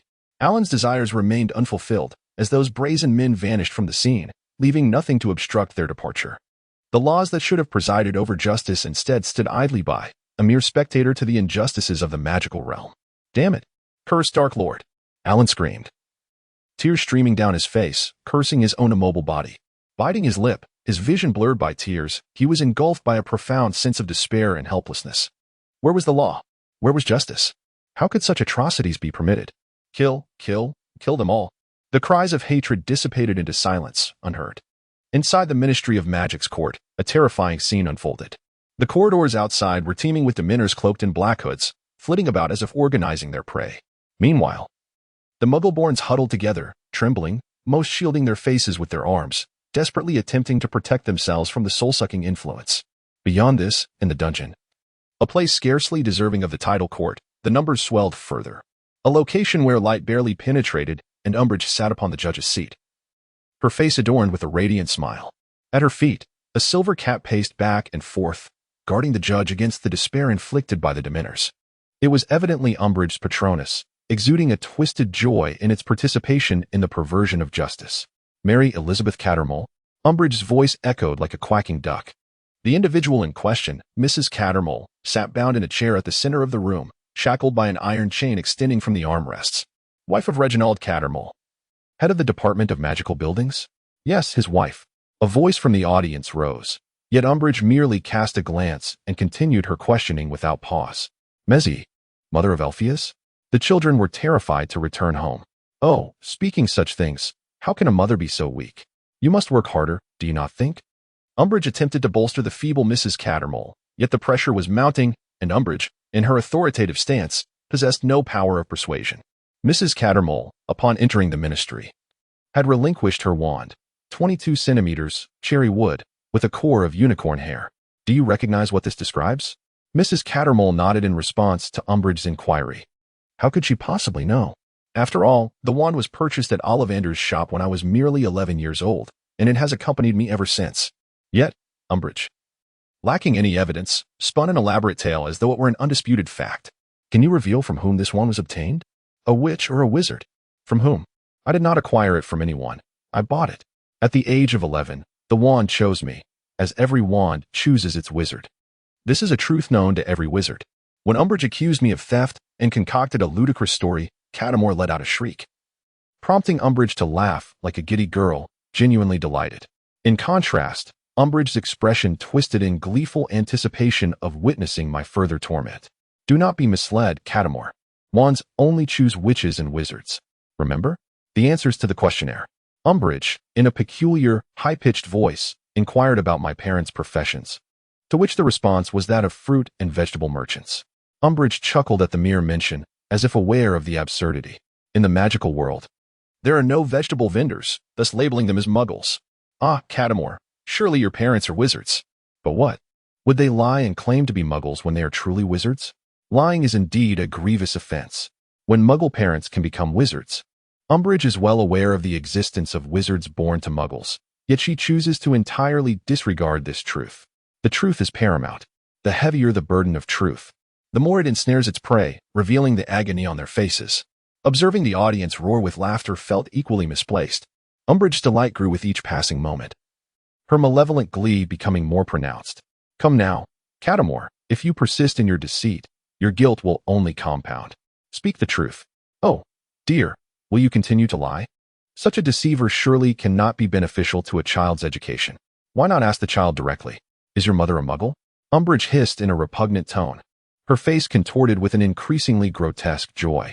Yet, her words held the weight of a threat, insinuating interference in matters concerning the child. Wait, please. Do not harm the child? Alas, alas, do I appear so fearsome that I would inflict harm upon a child? Her visage twisted like that of a toad, particularly gleeful, resembling an even more toad-like creature. In that fleeting moment, Catamore envisioned a long tongue extending from Umbridge's mouth, snatching a fly from the air. A pang of sorrow struck. Yet all I could think was that there is no virtue in deceit. Thus, my heart became a wretched demon, compelled to reveal the truth. From the expressions on their faces, it was evident that there was a deliberate intent, or perhaps an initial lack of desire to conceal anything. Umbridge gazed at the sobbing Caterwall, as if he were a delightful toy. The truth must be revealed. From whom did he steal? Naturally, Caterwall had no answers to these questions, for he had taken nothing from anywhere, and thus could not respond. However, were he to answer, the woman would undoubtedly inflict some harm upon the child. His motives were partly to protect the child and partly due to the crippling effects of the Dementors that deprived him of the ability to think clearly in such an ordinary yet suffocating environment. Caterwall's thoughts aligned, and he fabricated a lie. He claimed to have taken it from Mr. Ollivander's shop. Oh dear. Caterwall's deceit elicited a radiant smile from Umbridge, her body leaning in with joy, as if experiencing the pinnacle of happiness. In stark contrast, the audience shouted for Caterwall. Yet he did not hear them. Very well. Very well. So you confess? You shamelessly admit to stealing that wand. He pressed. Please, do not harm the child. Umbridge, bouncing with the glee of a girl cradling a new doll, was elated. A muggle, so he must have stolen the wand. Her predictions had never been wrong. Umbridge reveled in finally ensnaring her prey, her voice rising above the din. Then, to conclude the torment of her beleaguered quarry, she uttered a callous remark. There is no choice but to send you to Azkaban. Azkaban? The actions of such a creature are utterly unforgivable. Indulgence of evil must be met with appropriate and just punishment. The Dementor seized Caterwall's arm, his face contorted in despair. The creature's visage, shrouded in its hood, emitted a breath that echoed like a chilling chime, evoking disgust even from a distance. Caterwall was dragged away like a puppet with its strings cut, devoid of the energy to resist. Of course, Mr. Caterwall did not remain silent in the face of this injustice. In a fit of rage, he directed his wand at the Dementor, but as if anticipating his actions, he was struck by a spell from the judge's seat, rendering him immobile. Ah, help, help, to Azkaban, he cried. Umbridge closed her eyes, reveling in the cacophony, as though the screams were the finest symphony. She swayed to the rhythm, savoring the cries until they faded, then exhaled a contented sigh. Yet, the amusement was far from over. The delectable prey was still at hand. So, let us proceed. A repugnant sound calls to a prey. Such occurrences are particularly tragic, merely one of the many misfortunes prevalent in the wizarding world under Voldemort's dominion. The Ministry of Magic has fallen into Voldemort's grasp, plunging the British magical realm into a darkness fraught with terror. The Ministry, which ought to safeguard its citizens, has been manipulated, running amok, with Death Eaters and Dementor kidnappers terrorizing every corner. It is not uncommon for pure-blood families to be brutally murdered. Individuals are taken to the Ministry under dubious pretenses, where fair trials are ravaged by Dementors, an occurrence that happens time and again. There is no respite, no sanctuary for solace. Thus, there exists an intense yearning for a savior in this magical world, a hero who shall liberate them from such dire predicaments. An opportunistic champion destined to vanquish Voldemort. This is precisely what the Golden Demon desires. It is the most opportune signal to incite action. Without sacrifice, there can be no revolution. Within the dimly lit castle, a young girl speaks. Her visage has remained unchanged since she was 14, untouched by the passage of time, even as she embodies the essence of youth. Yet, She emanates an alluring charm, a quality that even adulthood cannot diminish. Each word she utters captivates the assembly, and every gesture she makes steals hearts. Beside her stands Quirinus Quirrell, a loyal retainer permitted to stand by her side. A striking young man who silently compliments Mirabelle like a work of art. Whenever a new era of history unfolds, a segment of the old is cast aside. Piles of corpses lie in tragic locations, blood flowing like rivers. Thousands of followers gather in the hall, hanging on the king's words. Vampires, ghouls, zombies, puppets, muggles, wizards, and dragons all listen with eyes possessed by madness. They perceive a malevolence. Regardless of the sacrifices made, they are necessary for the promise of a better future. A price that must be paid. True evil remains stagnant. It is the foolish, shackled by antiquated beliefs, who embody malevolence. Evolving beings should strive for advancement. Development permits forms of evolution. Whether wizards or muggles, stagnation leads to decay, and assuredly, victims will be forsaken. Victims, who possess a singular goodness, are cherished. To deny this will yield a torrent of tears and sorrowful lamentations. Yet, only by tilling the ground with corpses will a new world emerge. Glory shall triumph over sacrifice. Thus, the evolution of beings shall persist. It has always been so, and shall continue to be. Mirabelle firmly believes in the essence of truth, for the greater good. She embraces the youthful adage of Albus Dumbledore, perceiving it as a genuine declaration of reality. Every significant advancement comes at a cost. Yet such sacrifices are essential for the greater benefit. Those who fear sacrifice and reject progress, in their hypocrisy, will never attain true goodness. Fearful of the bloodshed, they remain stagnant and untransformed. Mirabelle Beresford harbored no fear of sacrifice. From the very outset, she cast aside the sorrowful heart. Her gaze fixed solely upon the radiant path to glory that lay beyond the end of sacrifice.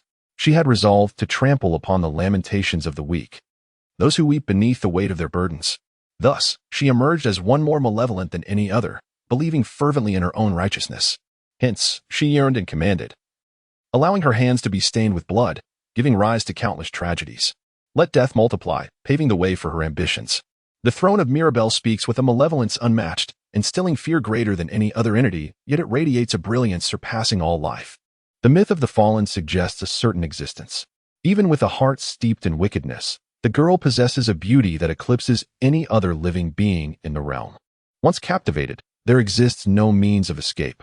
To act, to kill, to perish, such resolve has taken root in the depths of her heart. Sir, are you willing to embrace death? An invitation to the abyss, a beckoning towards madness. The girl asserts that one must die, to relinquish everything. She states this without remorse. There are no deceits, no words of comfort, only the grim reality of a tragic demise. Command death, become a vessel for it, and reveal the exposed corpse. In response, the lifeless ghouls and nearly decayed vampires echo in unison. For the greater good. For the greater good. Is it brainwashing or mere hypnosis? Or perhaps a form of threat? It matters not. The essence remains unchanged. Mirabelle indeed employed the soul-snatching spell as a means to attain the favor of a national magical authority. She also resorted to methods of coercion on one or two occasions. However, she has long since liberated herself from such incantations. Is she in a state of lucidity? Indeed, she can be rational. Yet how can one maintain reason when their eyes are imbued with madness? So why does she persist? Why has she succumbed to insanity? The answer is singular, Mirabelle Beresford. She wields a formidable and unparalleled form of mind control. The girl named Mirabelle inherently defies the Empire. Her judgment has become clouded beyond reason, for her heart is wholly devoted to Mirabelle, an embodiment of absolute justice. Anything that opposes her is deemed malevolent. Regardless of how one clings to beautiful beliefs or ideologies, should they conflict with Mirabelle, they are merely enemies destined for destruction. This represents a tumultuous and distorted existence, akin to a fervent group of zealots consumed by delusions of the Empire. Quite remarkable. Mirabelle nodded in satisfaction at the response, a wicked smile spreading across her face. Rising from her throne, she proclaimed in a booming voice that echoed throughout the hall, rallying the soldiers. Excellent. Thus, let us declare an all-out war against the magical realm of Britain, annihilate the fools ensnared by antiquated beliefs, and reduce to ashes the history crafted by their ignorance. Forge a new nation, cultivate new schools, reside among those who are known and forgiven. Without hesitation, obliterate it all. Thus, Mirabelle roared. Once war is declared, we shall deploy swift blitzkrieg operations. Vampire squads launch an assault on the settlements of the wolf tribes. Any wolf remaining in Britain, having chosen to side with Voldemort, is a coward and shall retreat. We shall restore the pride lost by the Night King, slaughtering those dogs who grovel before Voldemort. The wolves in Britain, those who follow Voldemort, shall find protection under Mirabelle's hand and be relocated to France. Consequently, all wolves remaining in Britain are, without exception, Voldemort's dogs. There is no need for hesitation. In response to Mirabelle's command, the leader of the vampire clan saluted dutifully. Once feared and forgotten, the pride of the Night King's lineage, now synonymous with the terror of the Dark Lord, stood ready. Now heed my words. Sydney, take care of the Muggles. Utilize the firepower of modern weaponry to surprise the massive settlements. Eradicate those filthy giants. In this world, anyone siding with Voldemort shall be left behind, regardless of their status. Sydney accepted the order without the slightest change of expression. If my sister commands, it shall be done. If the order is death, then death it shall be. Such is the meaning of life. Chilo, leave the goblins, trolls, and ghouls to us. Use our resources to suppress the ongoing resistance at Busbarton School of Magic. Chilo, undeterred by the powers bestowed upon him, bowed to his beloved master. Perhaps the most challenging aspect lies within. The necessity of slaughter demands that the carnage is kept to a minimum. The master wishes to stifle the budding sprouts of a future, while preserving vitality as much as possible. Let it be done. If the power granted cannot achieve this, it would indeed be futile. I shall see it through. No matter the resistance, I will twist and crush it, bringing victory back to the master. Such determination shall remain unshaken. Holger, lead the Wizarding Air Force to attack the hideouts of the Death Eater kidnappers scattered across the nation. Send those who support Voldemort to hell. The lairs of the Death Eaters are shielded by protective magic, yet the secret guardians have long since lost their significance.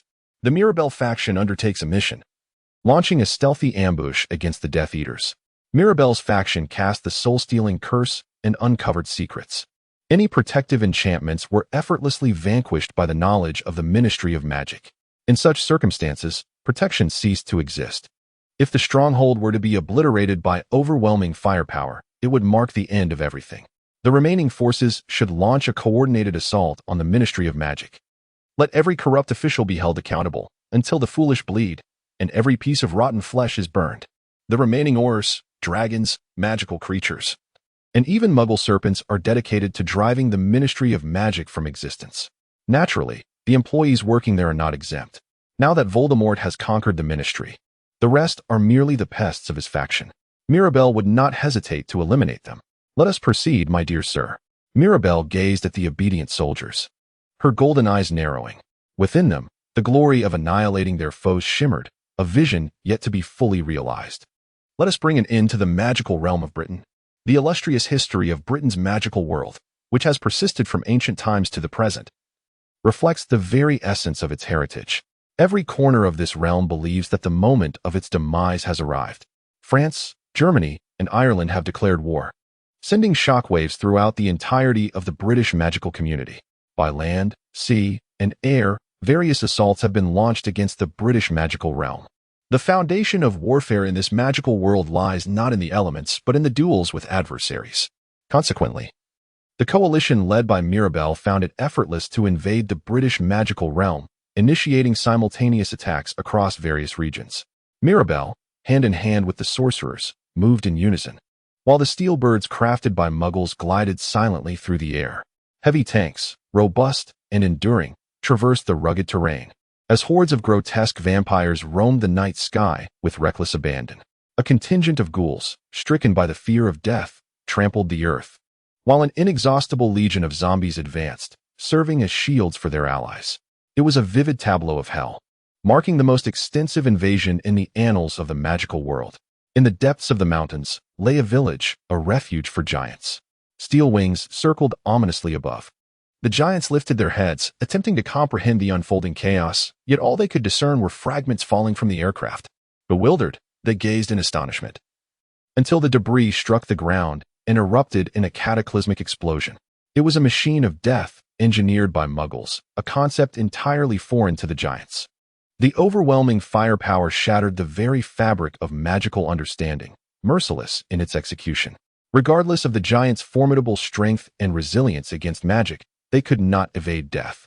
Limbs were severed, flesh incinerated and crushed, leaving behind only remnants of their former selves. From a distant vantage point, Sidney Beresford commanded the war machines. Having already issued a warning, messengers were dispatched to inform the giants that should they continue to side with Voldemort, they would receive no mercy. Should they choose to follow him, then compassion would be offered. However, all that remained would be slaughtered by the unyielding fury of steel. Attack. With the command given, the waiting war machines surged forward in unison. The battlefield, once a sanctuary of trees, lay ravaged, nature obliterated, as the giants braced themselves for the onslaught. The tanks unleashed their iron cannons, and with each earth-shattering roar, the giants' bodies were rent asunder, scattered like paper in the wind. Desperate to retaliate, the giants found their strength futile against the armored behemoths, their fists unable to match the might of tank artillery. Instead, they were mercilessly crushed beneath the weight of the advancing tanks, their spirits extinguished in the face of such overwhelming force. As the stark reality of their plight dawned upon them, the giants, akin to displaced refugees, attempted to flee, only to be gunned down from behind. A few managed to survive, taking refuge in the depths of a mountainside cave, erecting barricades of stone. But what good would it do? A bomb was hurled through a crevice in the rock, releasing a suffocating gas that filled the cavern within mere moments. One by one, the giants fell, struck down by an incomprehensible agony, blood frothing from their mouths. The vitality of the giants was formidable. Even when inhaling copious amounts of toxic gas, they would succumb instantly. Yet that was all. Any living creature, if its internal organs were compromised, would undoubtedly meet its demise. Thus, a giant vanished from England, leaving behind only its lifeless form. To be precise, it was the giants that had supported Voldemort who disappeared from the realm. The grave error of the Wolf clan lay in their alliance with Voldemort. The leader of the clan pondered this, gazing into the hellish spectacle unfolding before him. A massacre erupted between the wolves and the vampires. With a declaration of war, hundreds of vampires tore through the moonlit night, unhesitatingly assaulting the wolves' stronghold, engaging in slaughter without uttering a single word. The claws of demons slashed, the fangs of demons pierced. 600 vampires, long forgotten by the land, surged forth, embodying the terror that once swept through the night. They were the very embodiment of Voldemort's feared essence.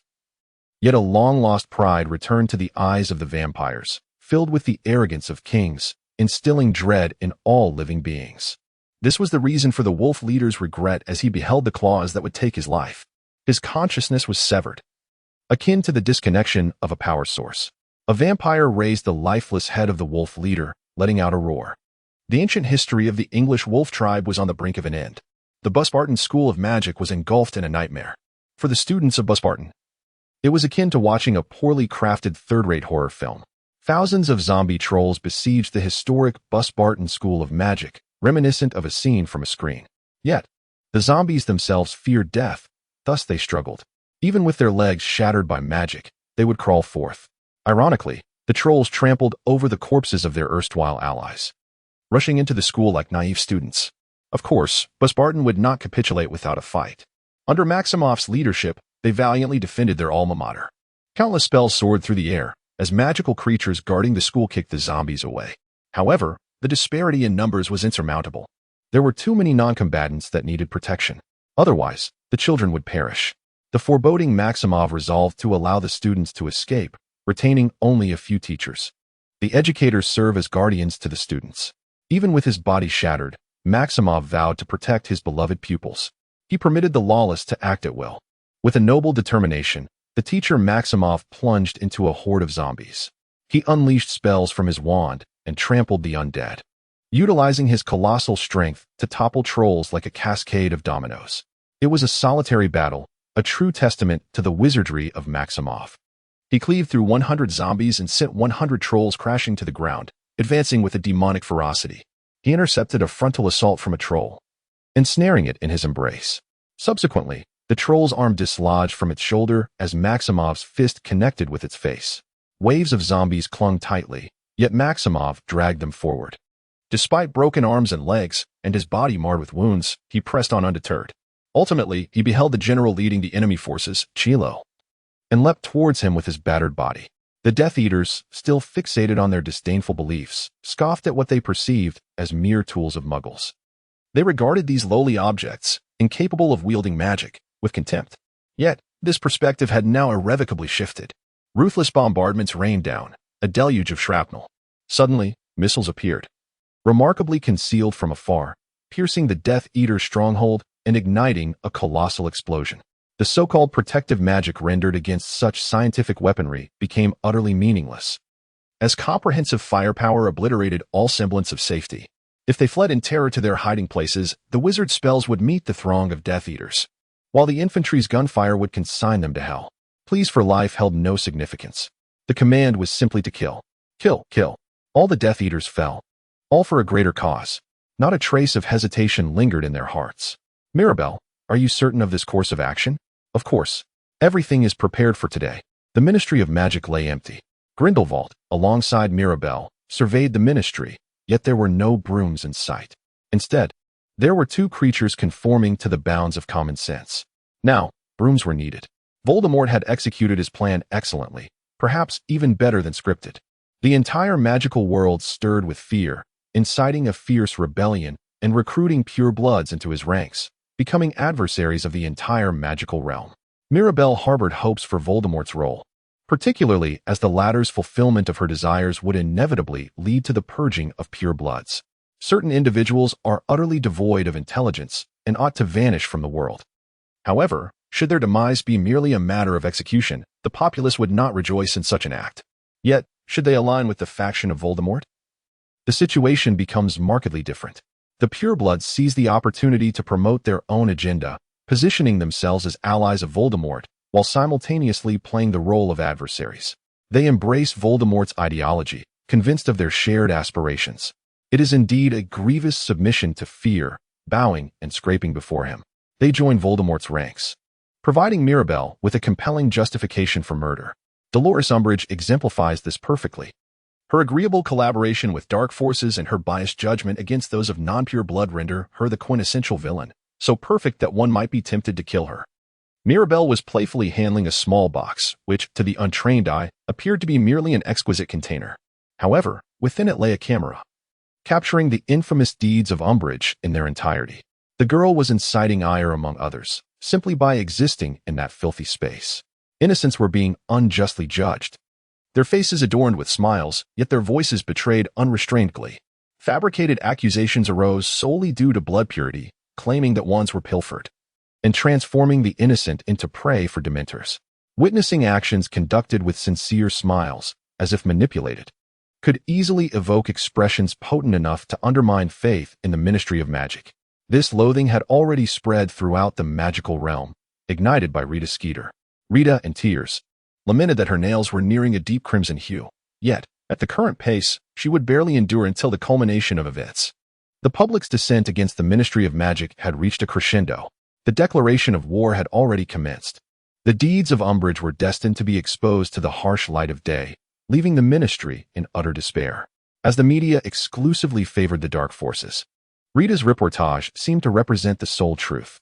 Consequently, the Ministry sought to obliterate all evidence without any repercussions. The clarion call for attack would soon sound. Following that, the army surged forth, wreaking havoc indiscriminately. Do you comprehend? Yes, I understand, Grindelwald replied with a hint of boredom to Mirabelle. Mirabelle smiled in a rather amusing manner. Did Dumbledore not notice his evident delight? Indeed, it was apparent that the fisherman stood to gain the most from this situation. Thus, Dumbledore seemed to opt for allowing as many as possible to escape, with the fisherman's interests in mind. After all, several purebloods had fled. Undoubtedly, Mirabelle advocated for the eradication of all purebloods. Yet, this included the parents of children studying at Hogwarts. The act of killing would evoke tears from the children and leave indelible marks upon their hearts. Dumbledore's reference to the tears of innocence was a reflection of his tolerance towards Mirabelle's stance. Moreover, Dumbledore chose to assist, driven by his role as an educator.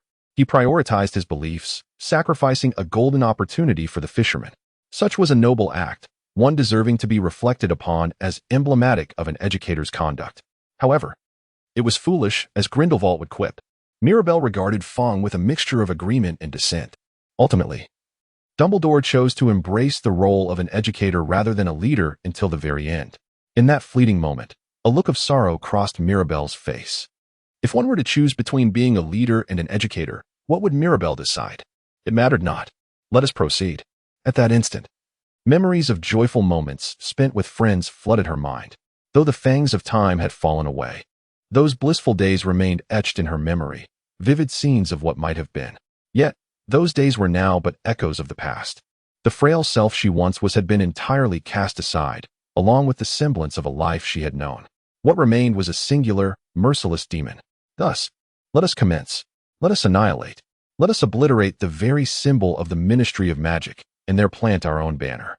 With her own hands, she would bring an end to the wizarding world as it stood. The inhabitants of the surrounding lands, be they wizards or muggles, had been evacuated. There could be no further hesitation. Act. The radiance emanating from Mirabelle cascades forth, unveiling the ministry of magic that had, until now, remained shrouded in secrecy.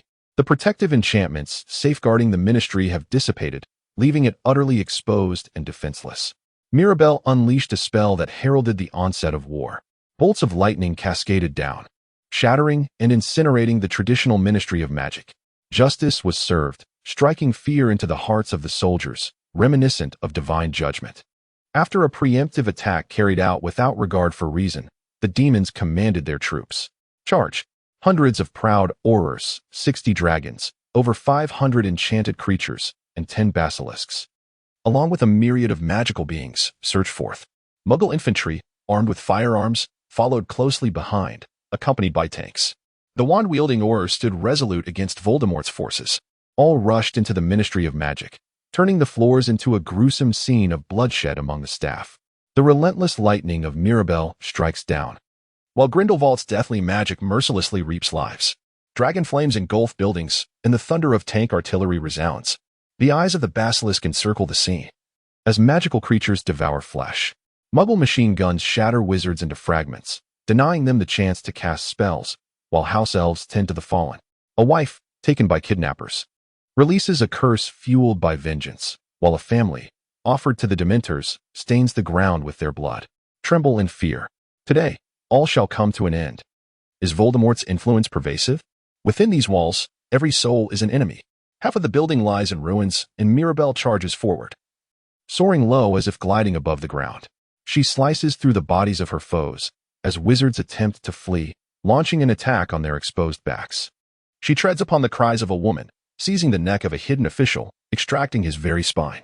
Roncorn, Travers, and Axley Malfalda, one by one. They are dispatched with maniacal laughter, staining the ministry of magic a deep crimson. As she advances, Mirabelle spots a conspicuous pink witch, revealing a cruel, devilish grin. Dolores Umbridge? Stop. Don't kill. Please. In an instant, Mirabelle closes the distance, grasping her hair and crying out in terror. Mirabelle lowered her gaze and, with a gentle tone that exuded empathy, inquired, "Do you truly wish to perish?" Yes, indeed. I long for death," came the reply. Then, "Show me an imitation of a toad." Umbridge shuddered at Mirabelle's words. "Look, imitating a toad seems quite fitting, does it not?" If I were to do so, would it frighten you?" Umbridge asked, her teeth chattering, yet Mirabelle offered no response. Instead, she placed her foot firmly on the ground. Who authorized such a retort? Indeed, a toad. Ribbit, ribbit, ribbit, ribbit. Mirabelle even went so far as to observe, derisively imitating a toad. It was a grave insult, inflicting deep wounds upon one's self-esteem. Yet Umbridge, consumed by her desire for demise, pathetically mimicked the toad, prompting a chilling laugh from Mirabelle. Indeed, a toad. Such a lowly creature. A mere toad. But why? A look of relief crossed Umbridge's face as she lifted her gaze to meet Mirabelle's. Mirabelle bestowed a serene smile, which swiftly transformed into a devilish grin. Such inferior beings must perish. Accompanied by a sound that rendered one speechless, the devil's foot crushed Umbridge's head. Mirabelle, with her grotesque and unnatural strength, crushed the skull, obliterating the brain matter and transforming the neck into a gruesome mass of flesh and blood. Mirabelle gazed upon a corpse, so tragically mangled, the essence of its soul crushed in despair. A wretched creature. She hoped that in the new world she was forging, the tattered robe would continue to unfold, further igniting her interest. After the battle, the remains of the body were shattered and trampled, rendered unrecognizable from its former state. Yet, Mirabelle reflected, it had all come to a close. Thus, a life was extinguished, and the demon pressed onward, ultimately entering the chamber where the minister sought refuge. The wizard stood guard, yet only a single squadron remained. With a flick of Mirabelle's claw, it transformed into a mass of flesh as she turned to confront the minister. Pius Ness, former head of the Department of Magical Law Enforcement, who had remained in his ministerial role since the rise of Voldemort, was but a puppet under manipulation. "Stop. No." Pius screamed in terror as Mirabelle approached with a cruel smile. Desperately wielding his wand, he attempted to disarm, petrify, and even cast the killing curse. But none of it had any effect on Mirabelle. The demon advanced, undeterred by the spells that came her way. Then, with a swift motion of her outstretched claws, Pius's head was severed from his body, and the lifeless torso collapsed as his severed head rolled away. Mirabelle stepped forward, her eyes widening in terror. Her youthful beauty contorted into a victorious smile. "Attention, all troops. Retreat immediately. Clean up what remains." The soldiers were commanded to withdraw to avoid being caught in between. Once the task was completed, Mirabelle floated high into the air, raising her hand towards the void. Any wizard of a certain caliber currently employed by Mirabelle is capable of wielding magic. Even Harry and Hermione can perform spells, as they possess the essential foundational knowledge. However, the effects are comparable only due to Mirabelle's overwhelming magical prowess. The Accio spell, also known as the summoning charm, activates magic through the continuous connection with a wand. Crafted from the body parts of magical creatures, Mirabelle's body, a true descendant of vampires, is inherently composed of materials that could forge a formidable wand. Thus, she envisions the 206 bones that form her structure, the blood coursing through her veins, and the flesh and organs that constitute her being. Each strand of hair embodies the essence of a wand. In tandem, the retreating wizards simultaneously raise their wands in unison. Mirabelle possesses no vocabulary pertaining to anxiety. If one believes in their capabilities, they shall indeed accomplish them. Thus, one must persist in their endeavors, continuously engaging in their pursuits. Therefore, it begins with the belief in one's own potential. Behold, divine hammer, wrath of the stars. At the edge of the void, something responded to Mirabelle's voice. There was no sound, no will, only the distant emptiness and a golden call.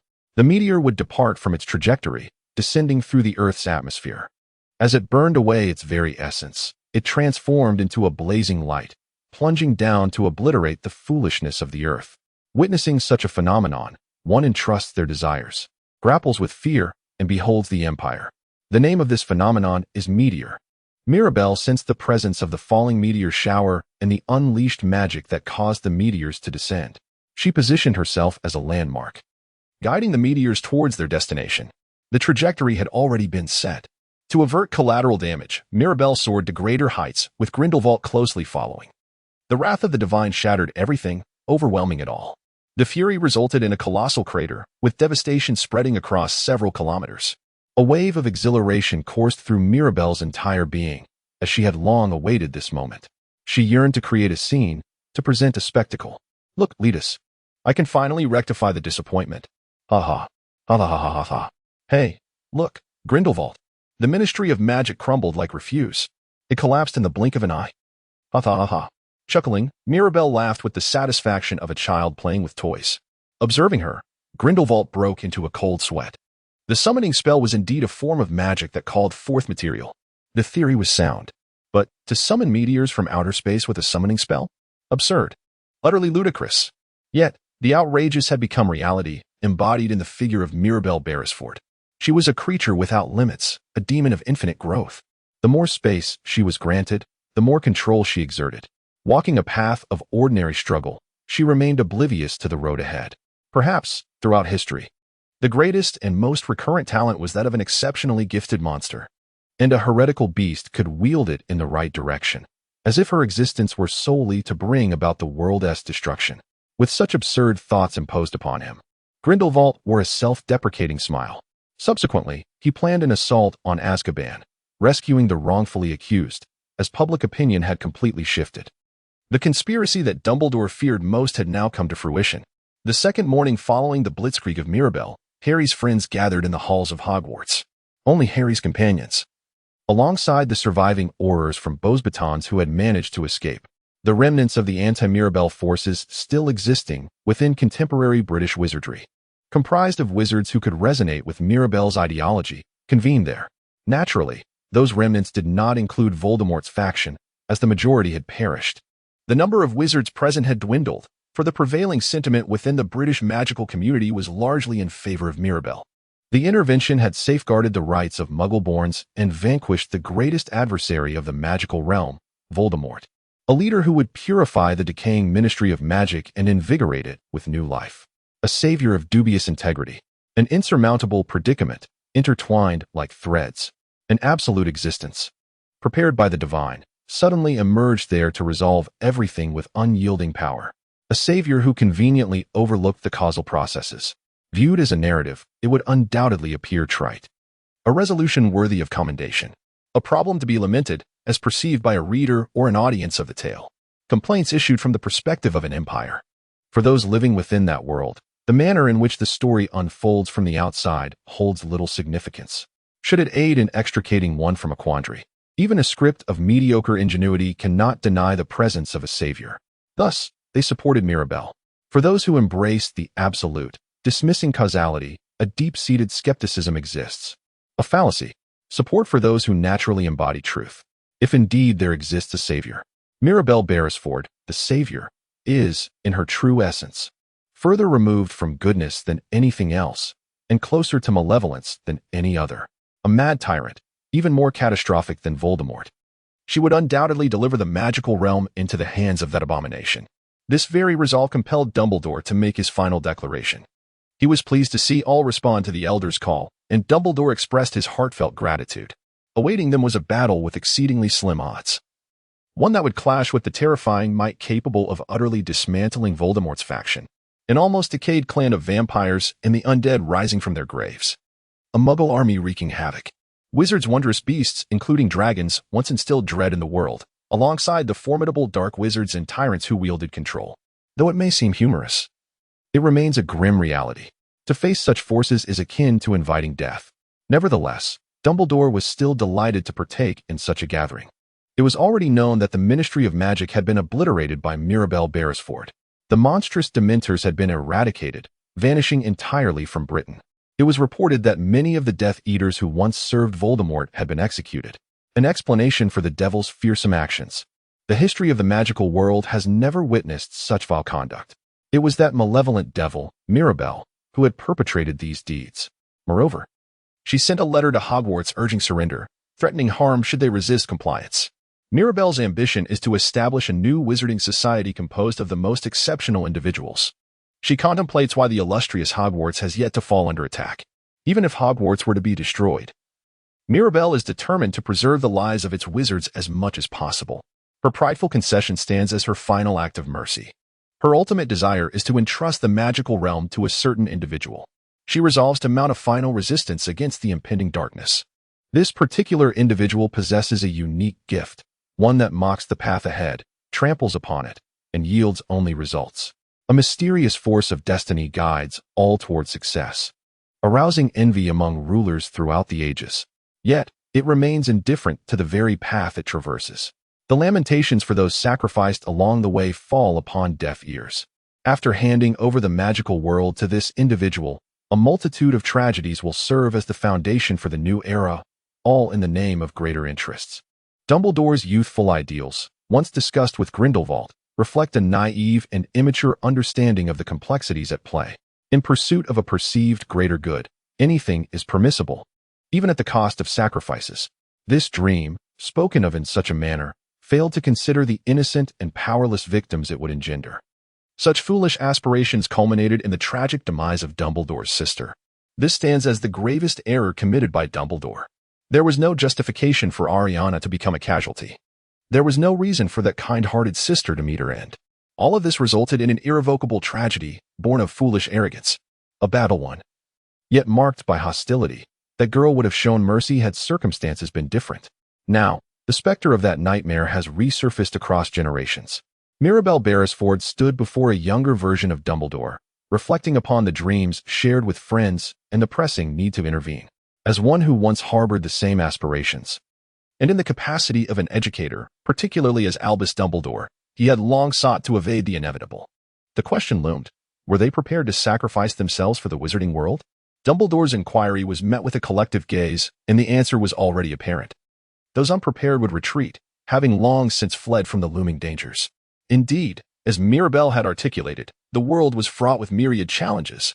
Nevertheless, there remained an unwavering affection for it, the enchanting realm that compelled them to fight, even at the risk of their lives. As Dumbledore surveyed the brave eye surrounding him, he nodded in profound understanding. The courage he felt was palpable. There was no need for further words. For the sake of the magical world, they would stand united in battle. Let their courage and lives be entrusted to the Elder. Dumbledore's declaration was met with an overwhelming cheer that resonated throughout the hall, a testament to their shared resolve. The thoughts of home and unity intertwined, vowing to safeguard their burgeoning world against darkness. In the Grand Hall of Hogwarts, a magnificent celebration was underway. The room was adorned splendidly, tables laden with an abundance of delightful fare. Members of the Order of the Phoenix, along with students and teachers, relished the feast more joyfully than ever. It was widely understood that this moment was but a fleeting glimpse of light amidst the gathering shadows. Mirabelle has only provided Hogwarts with one response, indicating that an attack will commence tomorrow. When the battle begins, it is certain that many will perish. Some may not survive. It is akin to the final supper. To rid oneself of fear is merely an exercise in futility. Harry and Edith were summoned to the headmaster's office, far from the hall, to convene regarding the impending final battle. Harry shares a profound connection with Voldemort, while Edith is deeply linked to Mirabelle. Thus, they are deemed crucial to the battlefield, or at least, that is how Dumbledore perceives it. Well, Professor, what is it, Harry? Is victory attainable? Is there a chance of winning? Harry's inquiry is one that weighs heavily on his mind. He is prepared to fight to the death. Yet he does not wish to perish in vain. If there is a possibility of triumph, at least dying would serve a purpose. Dumbledore responded with a warm smile. Of course we will win, Harry. What are those two, the decayed ones? How do you intend to defeat them? The formidable Mirabelle, akin to Voldemort, represents a creature that traverses the path of decay. In any confrontation, absent a corresponding strategy, victory remains perpetually elusive. However, Dumbledore possesses a modicum of understanding in this regard. Consequently, he has prepared countermeasures. As it has been stated, Voldemort can be vanquished through the destruction of his Horcruxes, and it is believed that only one remains. The final confrontation is imminent, and Dumbledore has formulated a plan to eliminate Voldemort. His words brought Harry a sense of relief. Yet he soon recalled another monstrous entity. How would Mirabelle be dealt with? Lacking a Horcrux, she is the embodiment of pure decay, presenting a far more formidable challenge than Voldemort. Even in direct combat, her capability to kill is nearly absolute. Severing her head or dismembering her would not guarantee her demise. The notion of a Horcrux is inconceivable, as even the killing curse seems ineffective against her. Given her inexplicable regenerative abilities, even against a vampire, she exhibits a resilience akin to that of a Horcrux with a magical stone. The most troubling aspect is the possibility that she has concealed the magical stone within her own being. There exists no perfect decay, yet Mirabelle has approached an infinite semblance of it.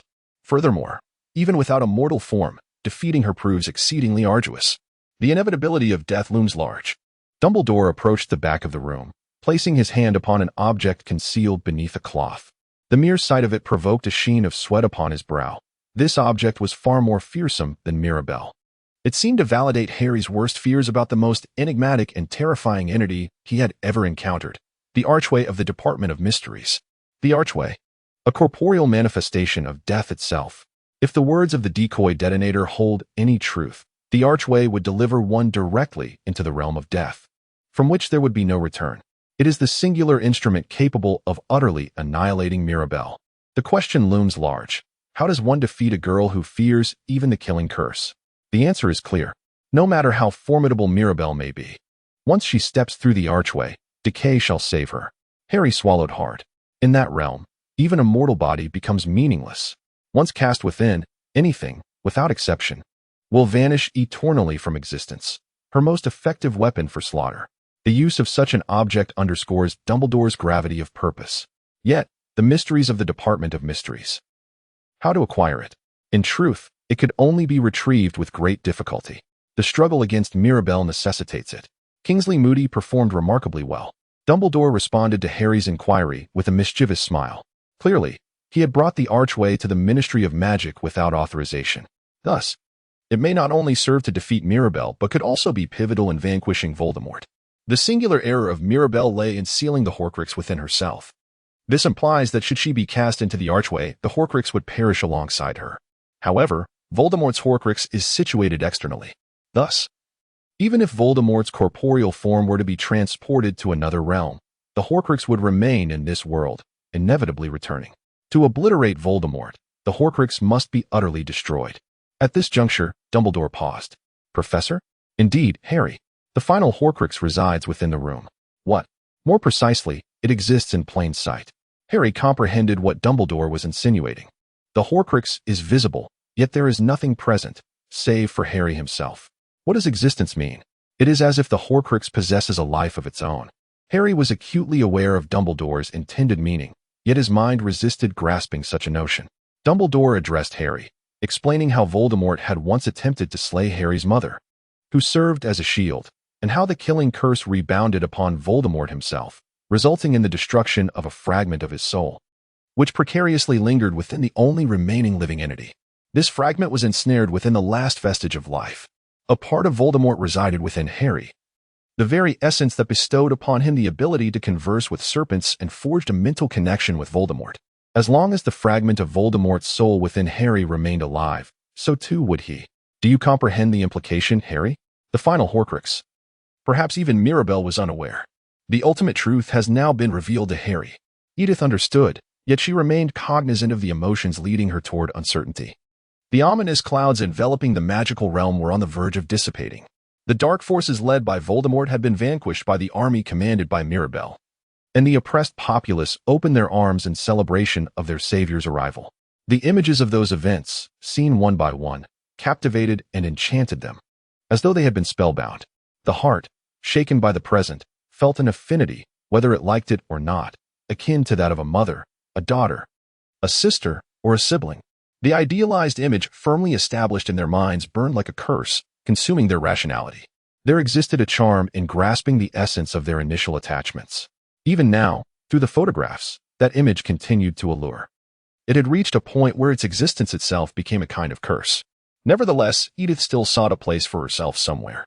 Gradually, she began to perceive that the space beside Mirabelle was where she belonged.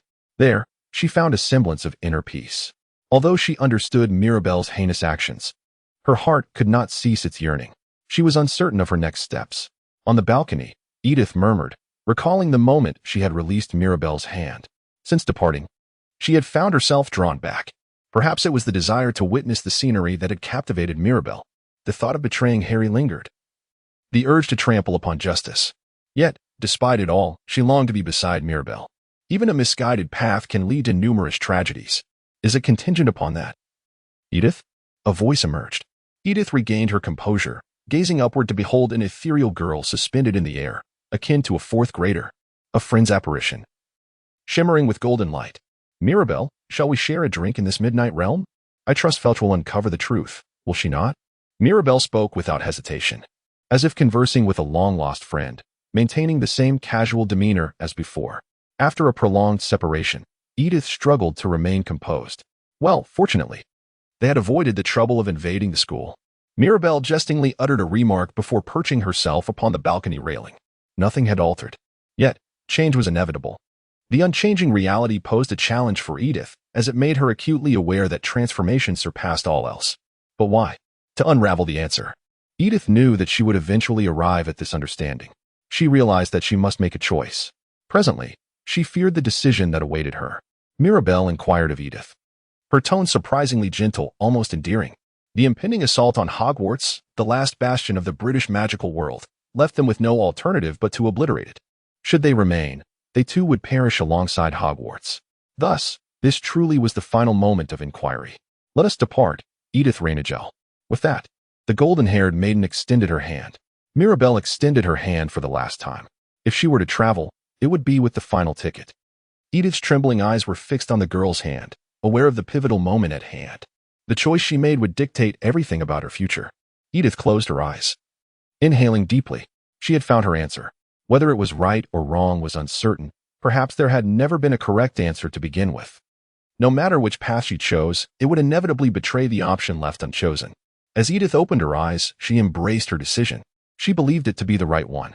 In the headmaster's office, A single revelation was shared with Edith, Trelawney's prophecy concerning Mirabelle and its ominous depiction of an impending apocalypse. Indeed, destruction loomed. Fate had decreed that Mirabelle would face annihilation. Until this point, Mirabelle had accomplished much, saving countless lives and garnering public support, though there were whispers of surrender.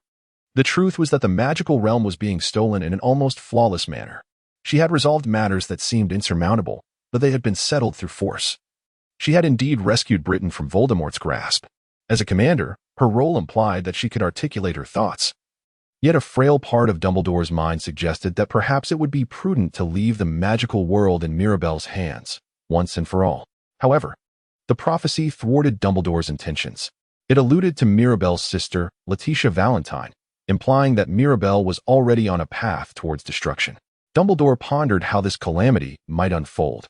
Would he, due to his stringent demands, seek out more adversaries? Would he focus excessively on policies that undermined the weak, to an extent that surpassed necessity? Or were there other factors at play? What should be of concern was the peril that Mirabelle posed, one that could lead to her own ruin. Even if things appeared favorable now, such sudden reforms could provoke repercussions that might obliterate the world. One could dismiss it as mere prophecy. Yet, to this day, the magical realm remained in turmoil over Voldemort's foretelling, and the greatest fear was that the prophecy had never proven false. Would they mock the old man? They feared that the girl might ultimately bring about devastation. Edith could not suppress her weariness, finding it difficult to utter a word in response to the elder's laughter. She could only partially agree with the sentiment that lingered in the air. Mirabelle is indeed eager for success. So much so that her longing leads to anxiety upon witnessing the future. This kind of fear. If Mirabelle continues down this path, she believes the world may face destruction. Yet, the reason behind this is clear. It is precisely because Mirabelle is such a perilous friend that Edith. Mirabelle wishes to join in, yet Edith finds herself grasping the devil's hand. At Durmstrang Institute of Magic, countless beings, both magical and muggle, are often present. Within the castle, Mirabelle returned to her master. Beside her stood a brown-haired girl, though the girl appeared somewhat listless. This was to be expected, as the guilt from ultimately betraying Harry and others seemed to weigh heavily upon her. Edith's arrival provided more advantages than she had anticipated. She never imagined she would utilize the Department of Mysteries archway, which Dumbledore had managed to overlook until the very end. The information Edith brought was of great benefit to Mirabelle. Harry, the last Horcrux, had been discovered by Dumbledore, and the archway was to be wielded as a means of defeat. Mirabelle firmly believes that she can indeed bring an end to her own existence. Should her vulnerabilities be exposed, she possesses the means to ensure her demise. The basilisk, while undeniably formidable, harbors its own frailties, for all its essence resides within its heart. If the fangs of the serpent or similar instruments pierce its heart, the magical stone and the Horcrux, akin to the heart of a vampire, would shatter, resulting in death. The flames of the fiend fire pose no issue. Once the fire reaches the heart, the body will regenerate. However, should it be pierced by the sharp fangs of the basilisk or something of that nature, the outcome would be entirely different. In the battle set for tomorrow, it would be prudent to employ the basilisk. Furthermore, the chamber, along with its arches, must be utterly obliterated. Mirabelle placed her hand on the table, deep in contemplation. The initial strategy she considered reflected Grindelwald's intentions. The plan was to incite conflict between Hogwarts and Durmstrang, leading to the eventual takeover of Hogwarts by Durmstrang, which would surely provoke public disdain. Therefore, the notion of destroying Hogwarts itself was never entertained. Furthermore, the enchantments surrounding that institution rendered scientific endeavors futile. Thus, if missiles were launched at Hogwarts, they would merely transform into useless chunks of iron, at best creating a mere hole in the castle. Dumbledore was evidently aware of Mirabelle's network of spies. When protective measures were implemented to shield the school from Mirabelle's attacks, some of those spies were isolated, consequently unable to contact her informants. Mirabelle could only glean information about the situation at the castle from Edith. Indeed, Grindelwald, I regret to say, a change in plans is imperative. Tomorrow, we shall preemptively obliterate the castle itself. Edith lifted her gaze, wondering who Grindelwald truly was. The young man with the lustrous golden hair seemed to embody Grindelwald. His mouth agape in frustration. And what of that old man? He would not perish easily. After the castle's destruction, we would find him and deal with him accordingly. As Edith listened to this exchange, a weight settled heavily upon her chest. Destroying the castle meant annihilating a school that had stood for 7 years. Now, she was one of its members. Casting a sidelong glance at Edith, Mirabelle sighed audibly. You appear quite weary, Edith. You should rest. I am well enough, replied Edith. Though her body was indeed fatigued, her heart felt burdened like a heavy load, rendering her almost immobile. Yet, resting seemed futile. The weight of existence would inevitably be lifted. Do not be so pessimistic. Your choice is not misguided. You are joining the right side for the future of the magical world. Edith offered Mirabelle a faint smile. Weary yet sincere, as Mirabelle, as usual, spoke words of comfort. That tired smile appeared almost sickly, as though she were unwell. The moment of decisive action had finally arrived. The magically suspended Durmstrang was swiftly approaching Hogwarts, and with each passing second, Edith felt her heart constrict painfully. If Edith felt discomfort, it was akin to the dread of battle in France. Mirabelle, seated upon her throne, rarely used a tone of concern as she addressed Edith. Yet, Edith silently shook her head. She had betrayed Harry and willingly joined Mirabelle's cause. Thus, the only resolution she could arrive at was to at least avoid the weight of such guilt. Mirabelle felt it too, murmuring, Is it? Midnight. At last. The moment had arrived for the decisive confrontation at Hogwarts. Break the magical shield, commanded Mirabelle, in obedience to her directive. All the wizards within the castle began to chant their spells in unison. Soon after, the magical shield surrounding Hogwarts emitted a shrill sound, contorted and shattered. The original plan was to breach the scientific defenses in one fell swoop and launch missiles. However, the plan had now transformed. If Edith's information was accurate, the castle concealed a tool of death. The time for reckoning had come. Together with the ancient Hogwarts, let Dumbledore perish. The Mirabelle Castle, reaching out its arms towards the full moon, emanated an aura of seemingly boundless magic, accompanied by a resonant rumble. The earth screamed, the air twisted, and it was suffused with golden light. Ichio. The incantation was a simple summoning spell, one easily mastered by a fourth-year student. Yet, the invocation heralded the judgment of a universe born from one's own imagination. Streaks of meteors pierced the stratosphere, engulfing Hogwarts, entwined in any form of protection or enchantment. Should one dare to resist, let them attempt to do so. Should one seek to flee, let them endeavor to escape. In simple terms, all resistance would be shattered and crushed, reducing everything to ruins. The valiant students of Hogwarts readied themselves for a decisive battle. All gazes were cast skyward, faces contorted by despair. Hogwarts lay in ruins. The outcome of the battle had been irrevocably determined. The initial assault of Mirabelle had utterly obliterated Hogwarts, stripping it of its stronghold's capabilities. What remained was merely a contest of numbers, and for the Mirabelle forces, with advantages on both fronts, the notion of failure was inconceivable. Under Mirabelle's command, all troops, except for Holger and Edith, immediately surged into the ruins of Hogwarts, poisoning the few survivors. Edith longed to turn away, yet she restrained herself, continuing to witness the carnage unfold. Mirabelle appeared utterly drained of power, the castle standing unguarded within its walls, as if biding its time. A group surged into the halls of Durmstrang.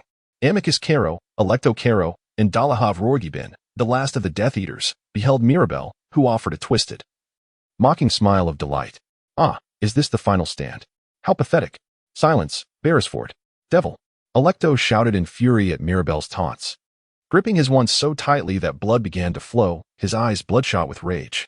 To forgive those who have slain their brethren like refuse. Edith felt as though she were ensnared by a curse. Yet, Mirabelle, unfazed, listened with amusement, as if the words were mere buzzing of flies. Oh, what a predicament. Death Eaters slain like trash. Shut up. One of the Death Eaters furiously pointed his wand at Mirabelle.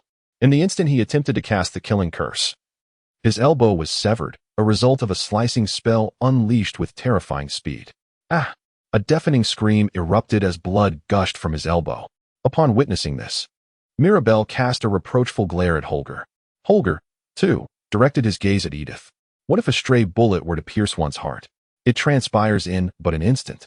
The wand raised by the Death Eater vanished from elbow's reach in a mere second. Edith was astounded by the sheer swiftness of it all, contemplating that perhaps engaging once more would not be ill-advised. How many dark wizards have been vanquished by such arrogance? The prey licked its lips in anticipation. After Mirabelle listened to Holger's advice, she smiled. Holger is indeed quite a character. However, it is Holger's sincere treatment of Mirabelle that holds the utmost significance. Beresford. The chatter continues, and the Death Eaters are not to be feared. Soon, all will become easier. Mirabelle languidly remarked, waving her arms in exasperation. Suddenly, A colossal nine-headed flame dragon emerged from behind her, exuding a golden, searing inferno. The cursed flames danced around the Death Eaters, devouring them and even catching the fleeing ones in their grasp. It was a horrifying spectacle, one that allowed for screams of terror to echo through the air.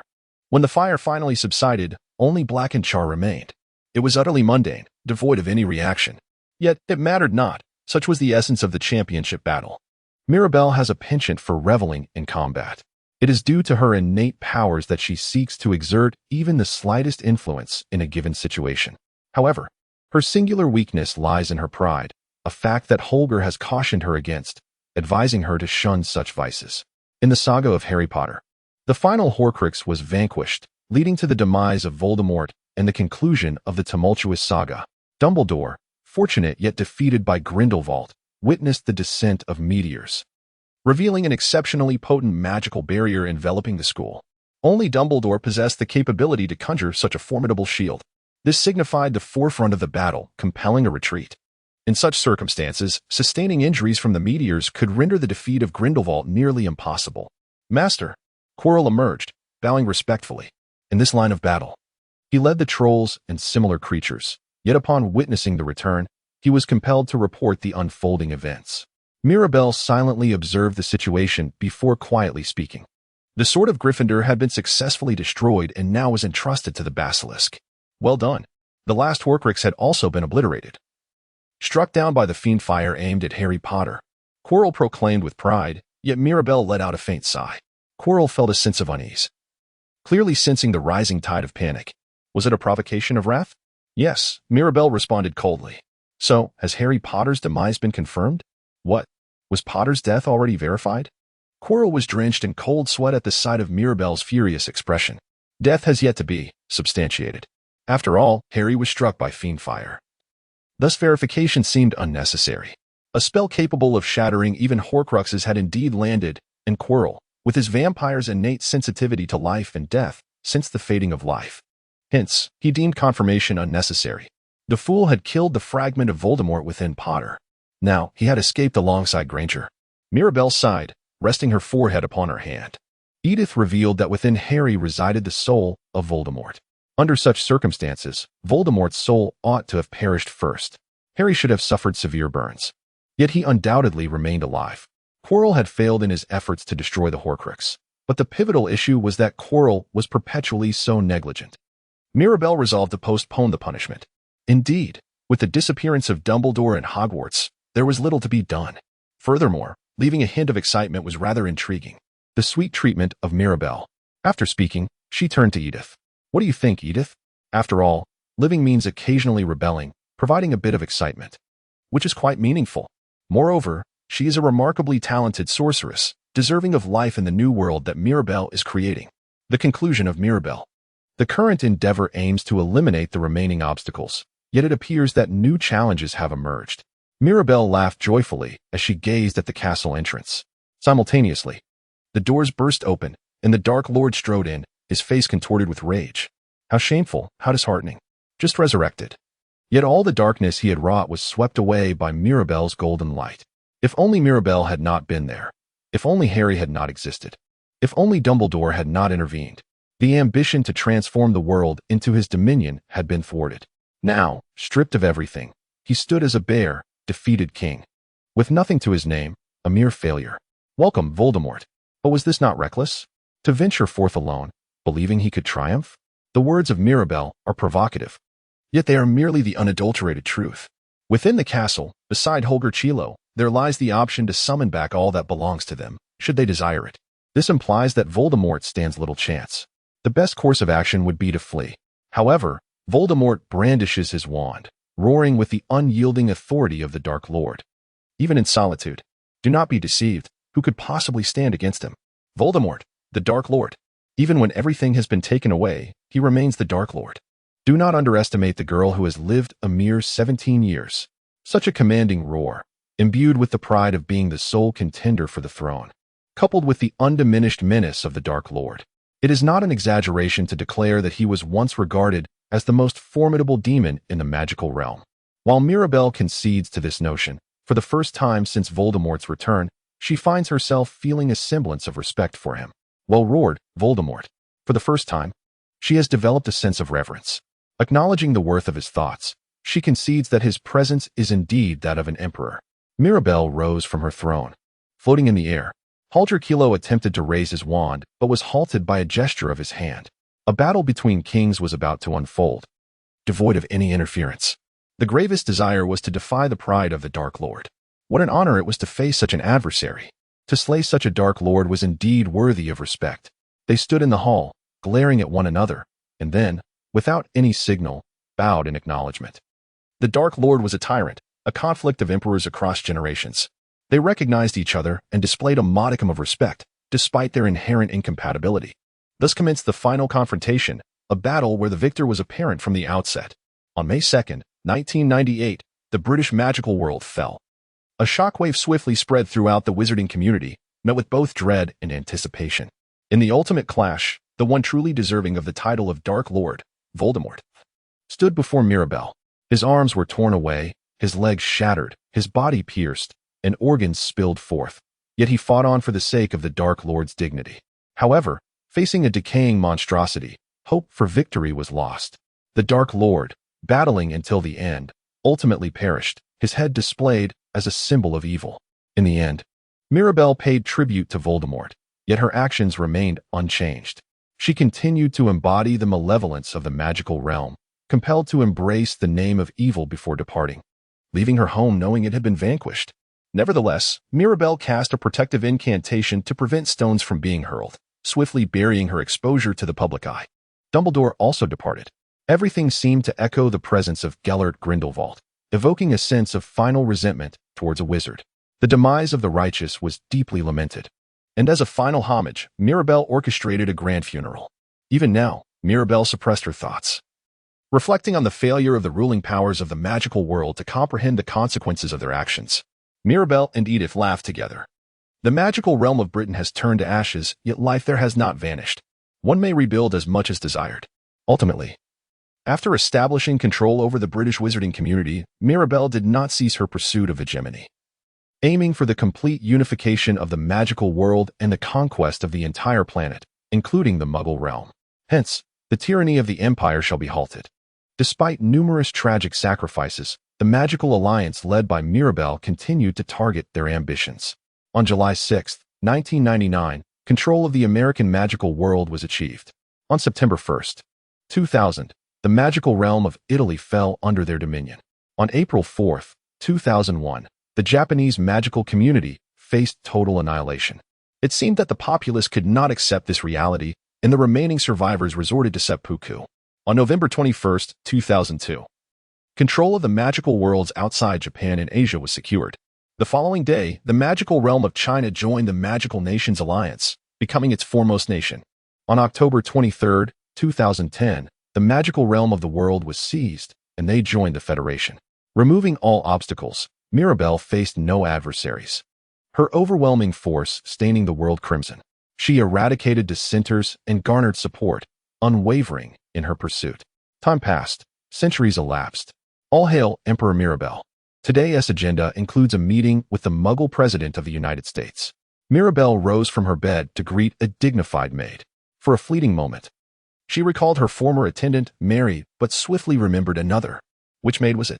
If memory serves, the last maid had aged and become unserviceable after approximately 5 years. Thus the introduction of a new one. Ah, very well. She dismissed the maid and rose from her bed. The maid's appearance had not altered in the slightest. She remained as beautiful as ever, youthful and vibrant. The girl, Mirabelle Beresford, the sovereign of the magical realm that had unified for centuries, changed her nightgown into a golden embroidered robe and suddenly cast her gaze toward the framed photographs on the dresser. 2 images captured her attention. One depicted a silver-haired girl waving, while the other featured a brown-haired girl smiling serenely. Mirabelle gazed at the photograph, smiling gently for a moment. The 2 figures captured in the reflection had long since departed from this world.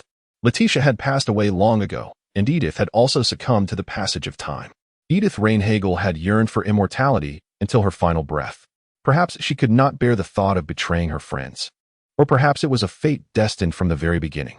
Her body deteriorated year by year, and she left this life at the tender age of 32. Of course, salvation posed no challenge at all. Mirabelle extends life by bestowing the water of life, even transforming into a creature that defies rationality. Yet Edith harbors hope, desiring to exist as a mortal. Perhaps Mary thrives on the other side. Rumors circulate that Hermione Granger from Harry Potter has wed. But the true nature of Mirabelle remains unknown. As Mirabelle asserts, one is qualified to inhabit a new world, yet she does not seek trouble. Although Mirabelle yearns for rebellion, craving some form of stimulation, she likely leads a rather content existence, having never opposed the destruction of Hogwarts.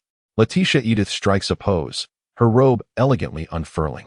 She can reveal her vulnerabilities, exposing her innermost fissures to any observer.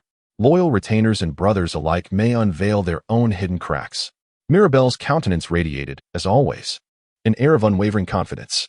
Upon entering the hall, she found Chilo Horg kneeling, as if he had been waiting there indefinitely. In response, the subjects collectively acknowledged the gesture of loyalty as Mirabelle ascended her throne. The magical realm had now claimed dominion over the entire Earth. Every Muggle Prime Minister drew inspiration from Mirabelle, a result of generations of revitalization. The assembly served merely as a fayade, in truth. The world was under the dictatorship of Mirabelle. Of course, one cannot single-handedly govern the entire globe. Each nation retained its own leader, ostensibly coexisting with wizards and muggles alike. Yet, the ultimate decision always rested with Mirabelle, manifesting her singular form of authority. Nevertheless, the populace accepted this reality. They found solace in their obedience to Mirabelle. Believing that following her was the right course, they entrusted everything to this absolute ruler, finding happiness in their submission, much like a child relinquishing themselves to a parent, or a dog surrendering to its master. The highest leadership resembled a pack of well-trained hounds. Mirabelle, however, betrayed this profound trust. She unified the magical world and forged a pact with the Muggles, allowing the world to recognize the wondrous race. Ultimately, she pioneered the use of magical science to explore the cosmos, even extending humanity into the void of space. The advancement of every domain was entrusted to the chosen elite, while those who obstructed progress were discreetly eliminated. Corrupt politicians and the societal blight they represented were eradicated, often to their demise. Power surged forward. What remained was guided toward the right path, ensuring natural development. All weapons capable of destruction, including nuclear arms, had been dismantled. Should any nation threaten war, Mirabelle would eradicate its leadership, even resorting to meteoric annihilation. She preemptively eliminated any risk factors that could destabilize the world, such as archaic pureblood ideologies. Everyone revered her. All respected her, yet none stood beside her, for no friend would dare expose a weakness. The burden of Mirabelle's existence has become unbearable. Even now, she has yet to confront her adversary directly, as her growth seems infinite. The pinnacle of the pyramid remains eternally solitary. Nevertheless, Mirabelle's strength continues to advance. Her psychological framework diverges significantly from the ordinary. Irrespective of solitude, she persists onward, feeling disheartened by her own repeated failures. The incessant emergence of new challenges leaves her profoundly frustrated, tempting her to obliterate her entire kind. Yet, within the fissures of her heart, a glimmer of hope persists. Letitia Edith speaks to Mirabelle, serving as a wedge in place of her estranged sisters, the sole remnant of her conscience. Even if she casts aside her past, only this wedge remains. At times, when reflecting on this, she experiences an odd sense of humor. The wedge is now the only bond she can cling to. Her ambitions have been realized, and the world will continue to evolve, alongside the aspirations she once envisioned.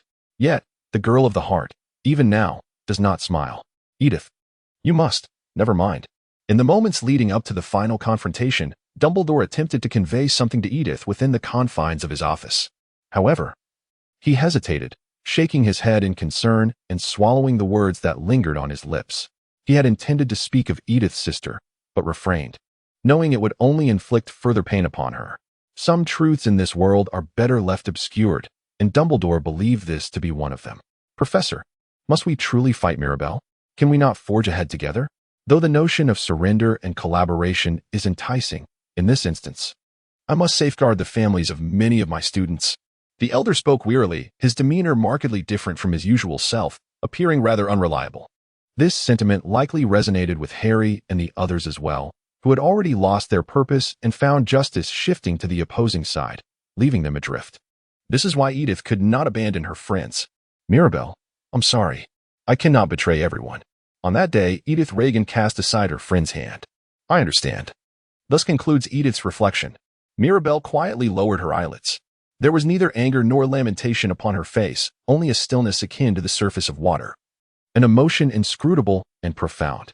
Then I shall say nothing more. From this moment forth, you shall be my adversary.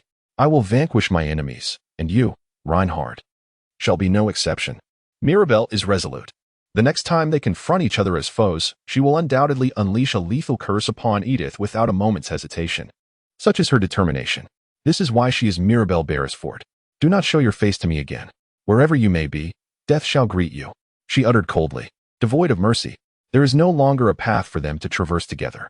Having now parted ways, Edith is merely an obstacle to her dominion.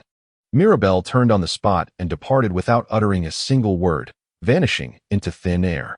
On that day, fear and tension reached their zenith at Hogwarts. The younger students, unable to fight, were concealed in a secret chamber deep underground, while those capable of combat stood resolutely at their posts, weapons in hand. Globe, the last survivor of the giant race, alongside a band of centaurs, prepared for the impending confrontation. A handful of Aurors and Hogwarts professors were present, as well as alumni who had returned to their alma mater with their families. They bore an unwavering love and pride for the magical world, steadfast in the face of overwhelming evil, embodying the essence of heroism. This battle was a full-scale defensive effort, with Hogwarts serving as the bastion against the invasion. The school represented the final stronghold. Should it fall, there would be no retreat. Beyond Hogwarts, the magical realm possessed no other fortress capable of resisting Mirabelle's onslaught. Damn it. If you dare to come, then come. I shall vanquish you with my magic, Edith muttered, gripping her wand tightly as she heard someone nearby whispering in agreement. Where will Mirabelle launch her assault? How will she strike? While many may ponder these questions, Edith already possesses the answer: a frontal attack. That girl would never resort to stealthy maneuvers from the flanks. She would undoubtedly charge head-on, infused with strength and dignity. As anticipated, Mirabelle's actions were a preemptive strike. A cacophony of shattering sounds echoed through the air. Everyone turned to one another, bewildered by the sudden disturbance. Nothing appeared amiss. Everything seemed as it should. They thought this way due to their ignorance of the magical arts. The professors, particularly Dumbledore, whose typically gentle countenance had transformed into one of palpable impatience, exclaimed, "No." Everyone immediately recast the suppression enchantments. In that moment of urgency, it became clear what had transpired. The protective magic that shielded the castle from the encroachment of scientific inventions had been breached. The defenses effective against the Muggle army, which had prevented any machinery from functioning within its radius, were suddenly compromised. And there was but one individual capable of such an act. Indeed, it was that woman. Arms crossed beneath the full moon, as if surveying the castle from above. It is Mirabelle. Mirabelle Beresford, 500 meters from the castle. Lee Jordan, with his enchanted binoculars at the ready, shouted. His keen Quidditch-trained eyes clearly discerned the figure that had become the most formidable adversary of the magical realm. Her waist-length golden hair shimmered in the moonlight, and her golden eyes sparkled with an uncanny light. Such inhuman beauty seemed capable of stealing one's very soul with just a glance. Following her, a barrage of steel missiles surged forth, approximately 10 in total. Missiles launched. This was a sudden and merciless preemptive assault. The unexpected turn of events incited panic within Hogwarts, shattering morale in an instant. Yet, the adversary was a monster. While this side housed heroic warriors, Dumbledore and the other professors swiftly recast the scientific suppression spells, averting the missile's detonation and preventing catastrophic destruction. However, the speed of the launched missiles could not be curtailed. The iron projectiles, unleashed with alarming velocity, struck Hogwarts directly, reaching its formidable walls and reducing nearby individuals to mere remnants. It was now beyond the realm of possibility to intercept Mirabelle. Panic ensued in an instant. Yet, calamity was relentless, as Mirabelle had already initiated her next course of action. No. Everyone prepare for impact. As Dumbledore raised a magical barrier, he observed the Durmstrang Institute plummeting towards them. Much like Hogwarts, a transformed castle descended from the heavens, crashing down as a formidable weapon against Hogwarts. Shock, screams, and tremors ensued. The collision between the castles wrought immense devastation, with some individuals at the impact point being utterly crushed. Yet, misfortune had not reached its conclusion. Countless soldiers and vampires leapt from the Durmstrang, which loomed over Hogwarts, charging forth into its grounds. Mirabelle had completely gained the upper hand. A situation that should never have transpired. The majority of the pre-established defensive strategies lay in ruins. The fearless squad's undead and the Auroras assaulted the students and wizards one after another, creating a cacophony of terror. Beresford, Hagrid, with an expression of rage unprecedented to Edith and Harry, launched himself at Mirabelle.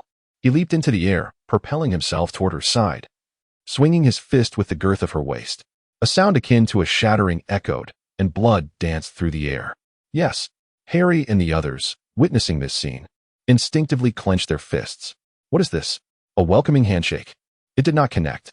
Mirabelle gazed at Hagrid, her beauty, which was almost tinged with disdain, remaining unblemished. Hagrid's fist was thwarted by a delicate, youthful hand, causing him to clench his fingers tightly. Who? What is the matter? Surely you must take pride in your extraordinary strength? It was a surreal and terrifying sight to behold. A giant towering over 3 meters being subdued by a girl scarcely half his height. Mirabelle did not break her cruel smile, directing her attention towards another giant faintly visible from behind. Hagrid, do not torment me. Hagrid, return into me. The last of the giant clan, Glop, who is also Hagrid's brother, swung his fist in an attempt to rescue Hagrid. Mirabelle clutched Hagrid tightly as they soared through the air, effortlessly evading all assaults. Oh, is this fellow truly so significant? Then I shall return him to you. Mirabelle bared her fangs, her smile deepening as she twirled in place. Hagrid was spun around by Mirabelle, letting out a shriek. Mirabelle's fingers were utterly shattered, seemingly on the verge of being torn apart, when sufficient centrifugal force was applied. Hagrid was thrown out, colliding with Glop at an astonishing speed. The two colossal figures were hurled away, skidding across the ground before ultimately crashing through the wall. The undead and Hogwarts students caught in the chaos met their demise beneath the crushing weight. Witnessing this scene, Harry was consumed by rage and drew his wand. Stupefy. From his wand, he unleashed a spell akin to a cutting charm, Stupefy, more potent than the splinching that severed Mirabelle's wrist. However, unlike before, Mirabelle did not underestimate Harry. With a swift motion of her arm, she deflected the spell, and in retaliation, a glint of counterattack grazed Harry's shoulder. Do not be hasty, Potter. First, entertain yourself with the Vanguard. Vanguard? What is Mirabelle truly saying?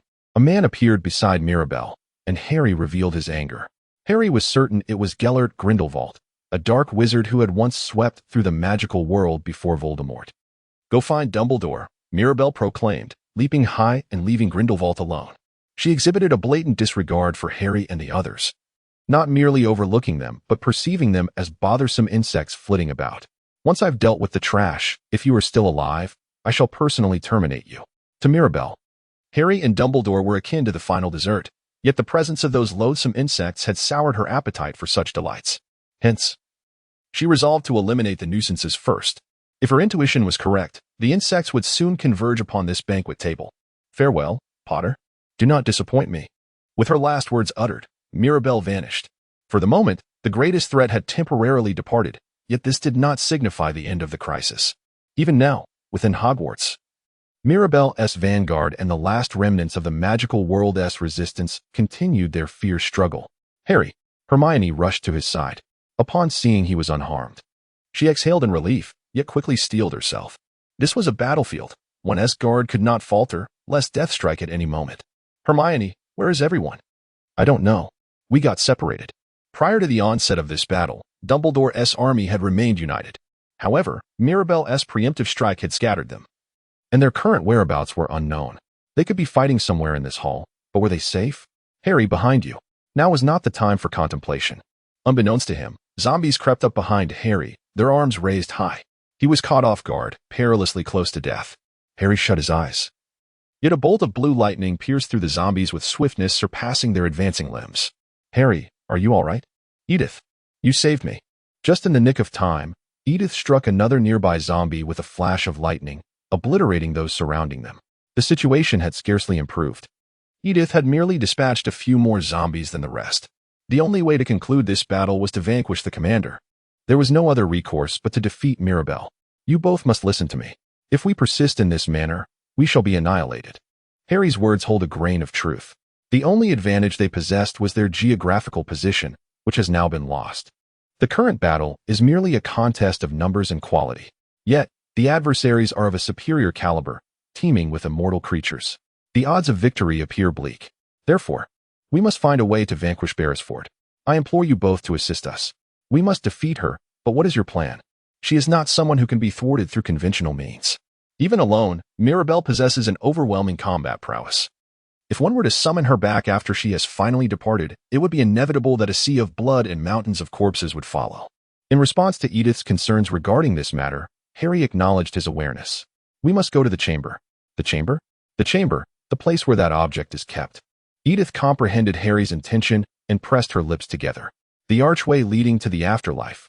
Harry resolved to employ it. Ordinarily, this would not be the appropriate moment for such an endeavor. In truth, he should have lured Mirabelle in with the assistance of teachers and others. However, under the present circumstances, should they defeat Mirabelle again, the toll of death would only escalate. Well, this is all we can do for now, Hermione asserted resolutely. While Edith bowed her head, the longer they hesitated, the more lives would be lost. There was no time for indecision. Harry and the others exchanged determined nods and began their sprint towards the chamber. Fortunately, most of the adversaries had congregated in the Great Hall, thus presenting no significant obstacles along the way. I see, it appears you harbor grievances against my sister. A striking young man stood at the entrance. With silver hair cascading to his waist, he bore an uncanny resemblance to a beautiful girl at first glance. Edith recognized this boy. She had taken note of him upon his arrival at school, for he was Mirabelle's brother. Sidney Beresford. Edith, do you know him? I only know he is Mirabelle's brother. Clearly, Harry was unaware of Sidney's existence, which was understandable. After all, this boy was the antithesis of his sister, utterly unremarkable. In stark contrast to his self-assured and conspicuous sibling, he possessed an almost non-existent presence, as if he were a mere shadow. Now, the boy stood before them. An unmistakable foe. I will not allow anything to obstruct my sister's path. I shall obliterate them, the boy declared in a voice devoid of emotion. As if he were a mere machine. Mirabelle's brother. If we assume that the attack on the Beresford family was executed according to Mirabelle's design, it implies that he was intentionally spared. This alone seems to attest to his formidable capabilities. Yet, Harry and his companions remain oblivious, as everything is shrouded in uncertainty. What manner of personality does he possess? What magic is he adept at? They are bereft of any information. Sidney gradually raised his wand, the air vibrating with tension. He is coming. Everything about this boy remains unknown. His fangs lunged at Edith and the others. The Great Hall of Hogwarts has transformed into a hellscape, with no sanctuary to be found. However, even amid such a tumultuous inferno, there are souls who have not relinquished hope and continue to fight. Ron, Fred, George, and Ginny, the Weasley family, including Arthur and Molly, Cedric, Crumb, and Fleur, the original champions of the Triwizard Tournament. Alongside them are Neville, Luna, and other members of Dumbledore's army. All who cherish the wizarding world are valiantly battling, wands in hand, refusing to yield. Yet, this is still insufficient. The disparity in numbers remains staggering.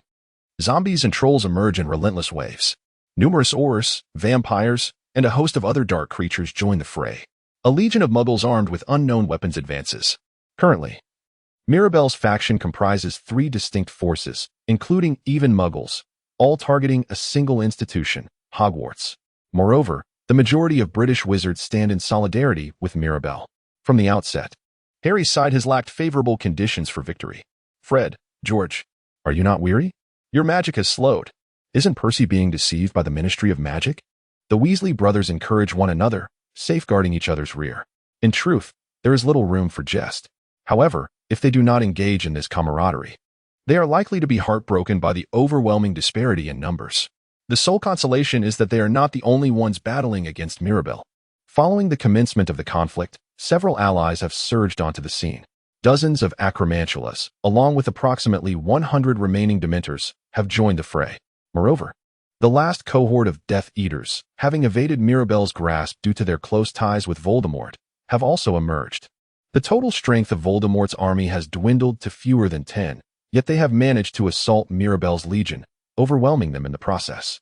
Nonetheless, even when combined, the forces of Hogwarts and Voldemort's squad remain outnumbered by Mirabelle's coalition by a staggering tenfold. What Mirabelle represents is not merely a battalion or an institution. but rather 3 nations and an unparalleled monstrosity. Navi Lombardin brandished his wand, his heart in turmoil. As long as they continued to fight in this manner, the prospect of victory remained elusive. The true adversary was that golden tyrant. Unless she was vanquished, this conflict would persist indefinitely. Thus, they were compelled to journey to Durmstrang to confront her. But who among them could extricate themselves from this chaotic battlefield? What repercussions would arise from withdrawing more forces from a situation already fraught with disadvantage? What if, while attempting to defeat Mirabelle, their comrades perished? After much contemplation, he resolved that he could not abandon this place. McGonagall, Flitwick, Madame Hooch, they had triumphed over their foes with an unprecedented level of prowess, infused with pride. Yet, it seemed that the enemy's ranks showed no signs of dwindling. Their assaults continued unabated. The malevolent Golden Legion advanced over the corpses of allies, undeterred by the specter of death. For them, taking lives was devoid of fear, for the greater good was their mantra, compelling them to transcend the thresholds of life and death. When this battle concludes, the world shall be irrevocably transformed. That golden girl would usher in this change. This enchanted realm, which has remained unchanged for centuries, has witnessed an unending chasm between the pure blood and the non-pure blood since time immemorial. The sparks of conflict are destined to persist eternally. All of this shall fade away, paving the way to a resplendent future. Once the supreme power is entrusted to that eternal girl, war shall cease to exist. Everything will be unified, and the elements that disrupt the stability of the world will be eradicated in advance. Muggles shall no longer need to hide or fear the dark forces. They relinquish their lives to create that world. This is why they shall not relent. To ensure that this becomes the final war of the magical realm, they cast aside all compassion and push forward. Breaking through the walls that confine them, a terrifying creature known as the Authority of Fear emerges. It is the king of serpents, wielding venom capable of obliterating Horcruxes and possessing eyes that can instantly kill any who gaze upon them. A monster from Slytherin once plunged Hogwarts into terror.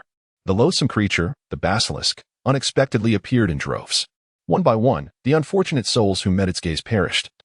Impaled by its fangs, ensnared by its body, crushed to death. Should one attempt to shut their eyes against it, they would face the death curse from the opposing Aurors, be shot down by Muggles, or trampled by giants. Alas, it was Percy who first beheld the basilisk. Percy collapsed to the ground, eliciting sharp cries from Fred and George upon seeing him. The Death Eaters, too, were devoured by the basilisk, the hall transforming into a hell filled with blood and screams. Before long, Voldemort's squad was utterly annihilated, and the Mirabelle Legion ceased its advance. No, it was the commander who ordered them to halt. Gentlemen, brave boys and girls of Hogwarts, you have performed admirably. You have fought well against this number and caliber. This was the voice of commendation known to any student or teacher of Hogwarts. It belonged to a defense against the dark arts professor who had passed away 6 years prior. The voice's owner traversed the ranks, revealing himself to the warriors of Hogwarts. But do you comprehend? You have only vanquished a mere fraction of our total number. Moreover, with the aid of our master, they can resurrect even in death. A significant number have perished to defeat that small contingent. Have you noticed? The battlefield is a matter of numbers. At times, quality can overturn quantity, yet at other times, overwhelming numbers lead to decisive victory. As the man spoke, McGonagall and others raised their voices. You fool! Why are you here? How can you command them? Quirinius Quirrell. Once, those who taught here endeavored to dismantle this very place. McGonagall and others were enveloped in fury, vociferously expressing their outrage, momentarily forgetting the marvel of his continued existence. Yet, Chilo remained impassive, speaking as if imparting a solemn warning. You should comprehend the reality. Should you not? You cannot prevail against us. Any further conflict will only result in needless sacrifices. Thus, I pose this question to you. Are you willing to set aside your differences and follow us? He suggested surrender with a gentle tone. The outcome had become evident. There was no need for futile sacrifices. Join us. With arrogance and selfishness, he proclaimed, My Lord favors the virtuous. She believes that the demise of good souls like yourselves would be a loss to the magical realm. Therefore, you ought to inhabit the new world that my Lord is forging. Now, those who wish to dwell in this new world, please step forward. Who would dare to step forth? McGonagall was about to speak, but someone responded more swiftly than her words. Marcus Flint of Slytherin. A multitude of students followed suit, including those from Hufflepuff, Ravenclaw, and even Gryffindor. At school, Mirabelle was irresistibly drawn to her followers, and together they knelt before Chilo in a show of loyalty. Perhaps this accord had been established from the very beginning. Marcus Flint appeared to have been captivated by Mirabelle during her time at Hogwarts, standing resolutely at her side. It was, from the outset, a trap. We all pledge allegiance to the new world. Welcome, Marcus Flint. Welcome. This is when the dynamics of group psychology come into play. Even if it were merely a battle, the odds were insurmountable. Continuing down this path would lead to inevitable demise. Just then, an individual stepped forth, causing the fragile equilibrium within to shatter instantaneously. The courage that had been so desperately sustained until now dissipated.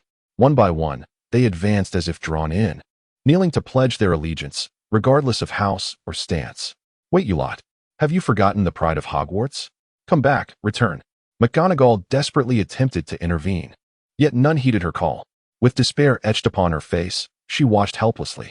Neville, one of her most forgetful and challenging students, was among them. However, the more he struggled, the more endearing he became to her. She held a fondness for students like Neville. Yet with him departing, her heart screamed in anguish. Suddenly, Neville surged into the throng, brandishing his wand. He cast a spell upon Chilo. Chilo swiftly countered with a shield charm and sent Neville flying with a disarming charm. Oh, I never expected you to possess such spirit of defiance. When I taught you, you were but a foolish student, yet you have transformed. Rejoice, child. You are now worthy to serve the master. At Chilo's words, Neville spat defiantly. Bloodied saliva splattered upon the ground as he rose with determination, wiping his mouth. I shall join you when hell freezes over, he roared, unabashedly locking eyes with Chilo, wand unraised. I am a member of Dumbledore's army. That was a brave cry, awakening the shattered hearts of all present. The once silent hall erupted, rekindling the fighting spirit within everyone. Tears streamed down McGonagall's face as she reflected. I have never felt such pride for a student as I do now. And he, a student, has uttered a courageous battle cry. Thus, I cannot simply bow my knee. I cannot allow this exceptional young man to perish. Gripping her wand tightly, McGonagall surged forward. It was not yet over. Hope remained. Despite being Mirabelle's brother, Sidney Beresford still pledged his loyalty to her. Mirabelle believes this to be the fruit of her training. However, this notion is fundamentally flawed. Even in the absence of her guidance, Sidney would remain captivated by her presence. He would follow her with the same unwavering loyalty, unchanged in his devotion. His allegiance to Mirabelle is not born of fidelity. Rather, in Sidney's perception, there exists but a singular hue. In his realm, there reigns the supreme gold, rendering any other color superfluous and unnecessary. Everything else is merely a trivial dust, unworthy of notice. Sidney's world is delineated solely by gold and the colorless, devoid of any other essence. Mirabelle possesses an innate and profound sense of self-love, while Sidney harbors but a singular form of affection for her. From the very moment of his birth, he yearned for gold, with no other sentiments residing within his heart. Sidney Beresford cherishes Mirabelle, and the fact that she may be his biological sister holds no significance. She is the sole figure upon whom his gaze rests, thus rendering her the only one he is capable of loving.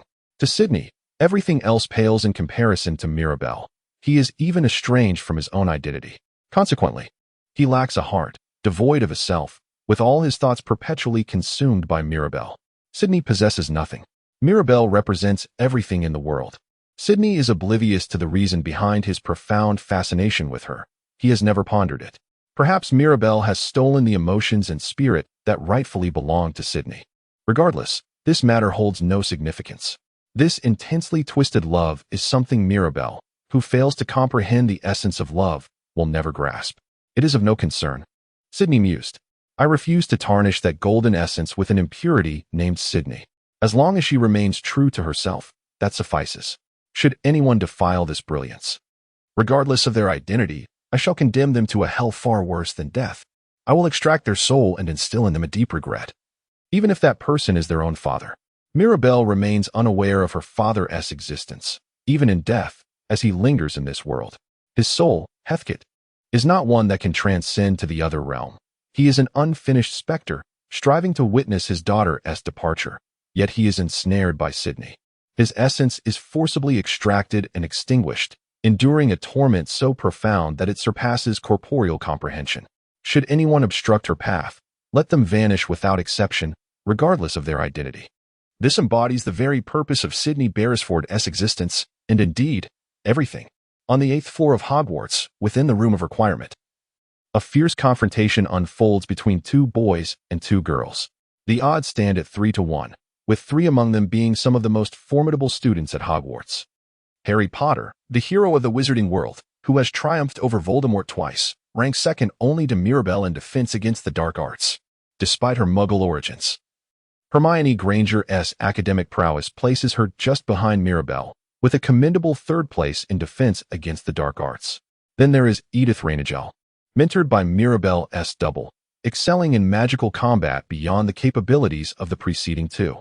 Yet, throughout the encounter, it is not the trio that holds the advantage, but rather a singular entity.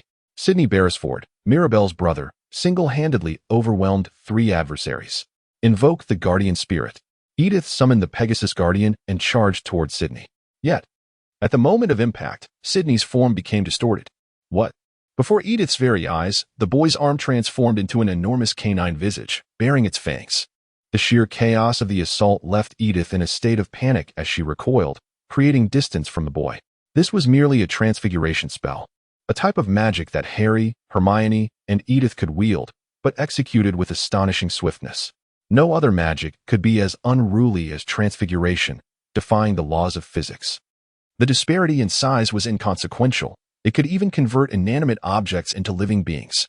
The incident where the false Mad-Eye Moody transmuted Malfoy into a ferret remained a vivid testament to how transfiguration contravened physical laws.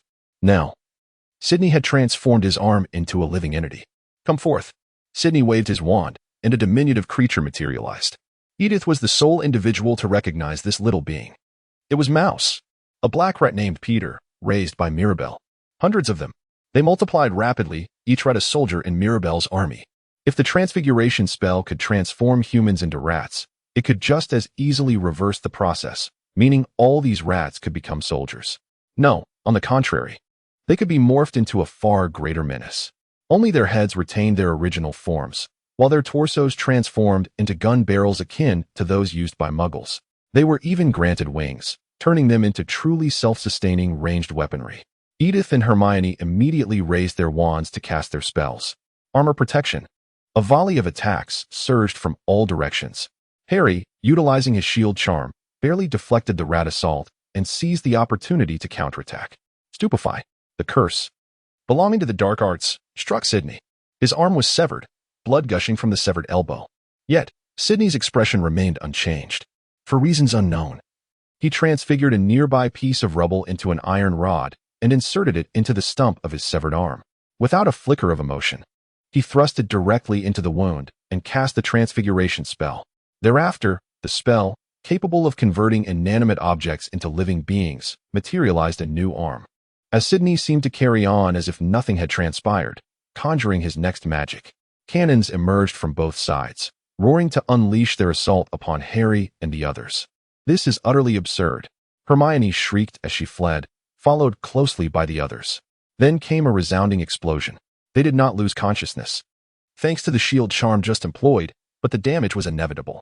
The three tumbled across the floor in the aftermath of the blast, groaning in agony. Electrify. Edith unleashed an electric shock spell taught to her by a friend, striking with an unavoidable and defenseless speed. It struck Sydney's chest, knocking him down. Yet, he swiftly regained his stance, as if nothing had transpired, his cold, mechanical eyes fixed upon Edith. This was a spell of electric shock, crafted by none other than his sister, and naturally, he had mastered the means to counter it. Sydney transformed all his garments into insulating attire with a transfiguration charm. Thus, no matter how much electricity Edith unleashed, it became utterly futile. Thunder explosion. The boy intoned coldly, and then, an explosion erupted from Edith's feet, a shockwave propelling her against the wall. Avada Kedavra. The pain was so intense it felt as if her bones were being shattered. Yet, she could not afford to crumble here. She immediately leaped aside, evading the soaring green flash. Puff, puff, puff, Edith gasped, contemplating. I know he cannot be weak, but I did not anticipate such a vast disparity. Of course, there is also the factor of the quantity of magical prowess, but it is not merely that. His magical level surpasses ours. Truly, he is a scion of the illustrious Beresford family. Their exceptional education is indeed disheartening. The target still possesses combat capability. Sydney murmured in a high-pitched, almost girlish voice, a chilling, inorganic tone reminiscent of a machine. In some regard, this was the antithesis of Mirabelle, who radiated a greater will than anyone else. Damn it. Edith managed to rise, pondering her next course of action. A direct assault held no chance of victory.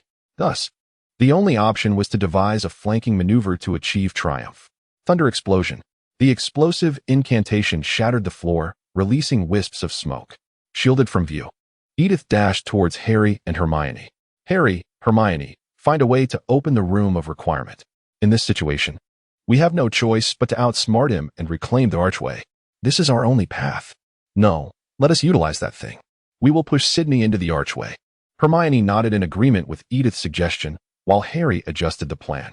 The only way to handle this boy was to employ the very concept of death itself. Edith remained reluctant. Yet to hesitate on the battlefield was an act of folly.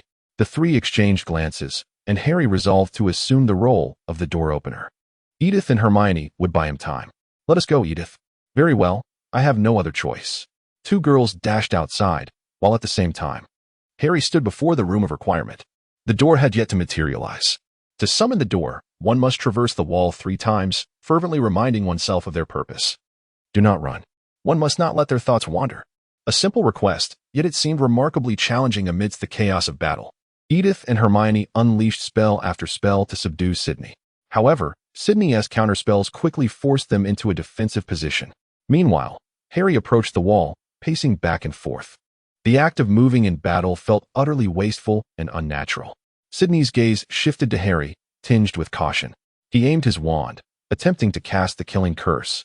But Edith swiftly closed in, compelling him to alter his target. Yet engaging in hand-to-hand combat with Sydney was the height of folly. She could even alter her physical form. Sydney's hand transformed into a grotesquely large arm, akin to that of a troll, seizing Edith's delicate neck and lifting her off the ground. The second pass. Hurry, hurry, hurry. Harry stood before the wall, increasingly impatient. He had never anticipated that walking could be so exasperating. As he paced, Edith's resistance waned, her arms and legs beginning to convulse. Hermione desperately sought to assist Edith, but the swarm of rats surrounding her rendered her powerless, preventing her from drawing near. Instead, overwhelmed by the sheer numbers, Hermione found herself ensnared as well. No, if I do not act, he will kill them both. This was no longer merely a matter of the room of requirement. Unable to bear the thought of losing his friends, Harry changed his course of action. First, help them. Then, pursue the room of requirement. With resolve, Harry drew his wand, heightened his awareness, and cast a spell at Sydney. Just as Harry was about to strike, a chilling voice echoed, Avada Kedavra. A flash of green light hurtled toward Edith's body. Huh. Edith's hand slipped from her neck as her eyes widened, collapsing to the ground. Everything around her seemed to unfold in slow motion. Harry reached out to her, shouting something. Hermione wept and wailed. With a resounding thud, Edith finally realized her body had succumbed to the ground. She lay still, her eyelids heavy. Her vision gradually dimmed. An odd sensation of release enveloping her being. I understand now. As she gazed at Harry and Hermione in anguish, Edith comprehended what had transpired.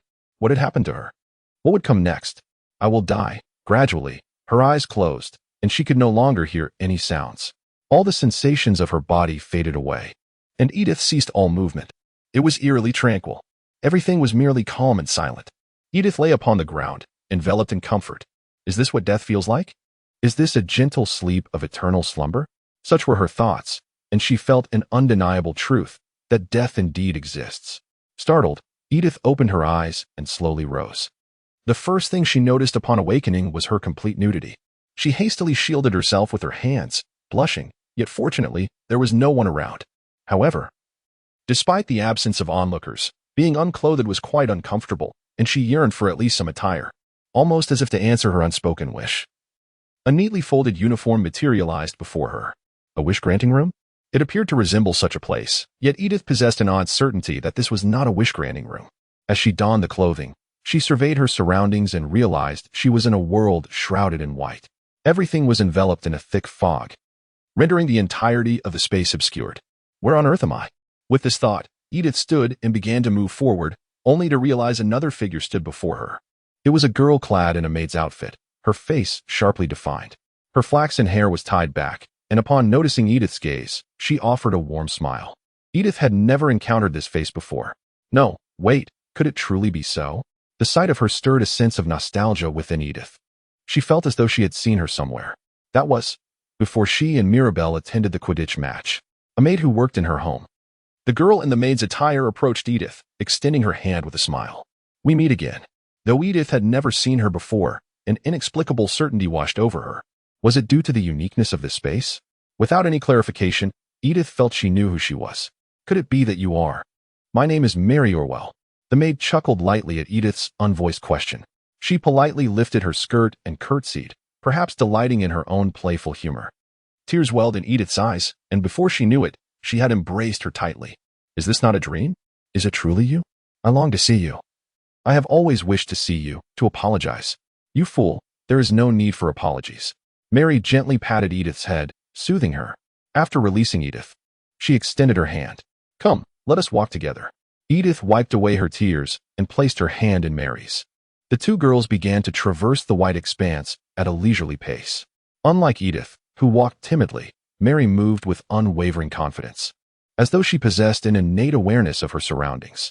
Hey, Mira. No, Mary. Where are we? I am uncertain. What does it appear to you? As she spoke, Edith surveyed her surroundings once more. There were several buildings, a tavern, and what seemed to be a honeydew shop.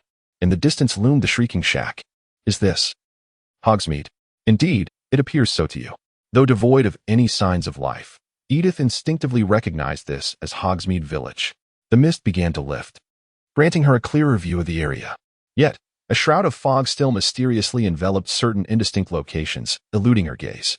Conversely, the Honeydew shop she had once visited with Mirabelle and the Shrieking Shack where she had battled Wordtail remained remarkably free of mist. Is this heaven? Or perhaps hell? Haha. Why do you think that? Because I perished under Sydney's curse. Edith vividly recalled the events leading up to her loss of consciousness. There was no doubt that the killing curse had struck her directly. Thus, she must have died. If she had not, it would be exceedingly peculiar. Furthermore, there lay a deceased Mary before her. Well, I am unsure. Perhaps it is akin to what transpired with Harry Potter. What do you mean? During the battle at the Ministry of Magic, I sacrificed my life to protect you. At that moment, the protective magic consuming my life was completed. Protective magic? Edith had heard Harry mention a protective spell that came at the cost of one's life. His mother had once sacrificed herself to shield Harry and repel the Dark Lord. Could a similar fate have befallen her? If so, then Edith was not truly dead. No, that still did not add up, for at that time, Mary had been killed by Voldemort, not Sydney. Mary smiled, as if she understood Edith's thoughts. I comprehend your concerns. However, the power of protection does not solely act upon those who take lives. In fact, Harry Potter was shielded from the Death Eaters for 17 years due to the protective magic. The protective magic is not solely intended for those who seek to take lives, but also extends to their followers. A glance at Harry Potter reveals that he was never influenced by the Death Eaters throughout his life. This was precisely why Dumbledore painstakingly placed Harry in the harsh environment of the Dursleys. Yet, Edith remains unconvinced. Sydney is not a minion of Voldemort, but rather a subordinate of Mirabelle. She fails to comprehend why Sydney would be included among those shielded by the protective magic. Mary, with the demeanor of a teacher, explains to Edith, Voldemort is not the only one to whom I have sacrificed my life. It is no wonder that you are unaware that before Voldemort took my life, I dedicated it to Miss Mirabelle. The protective magic itself was invoked during the struggle within the Department of Mysteries. This is undeniably true.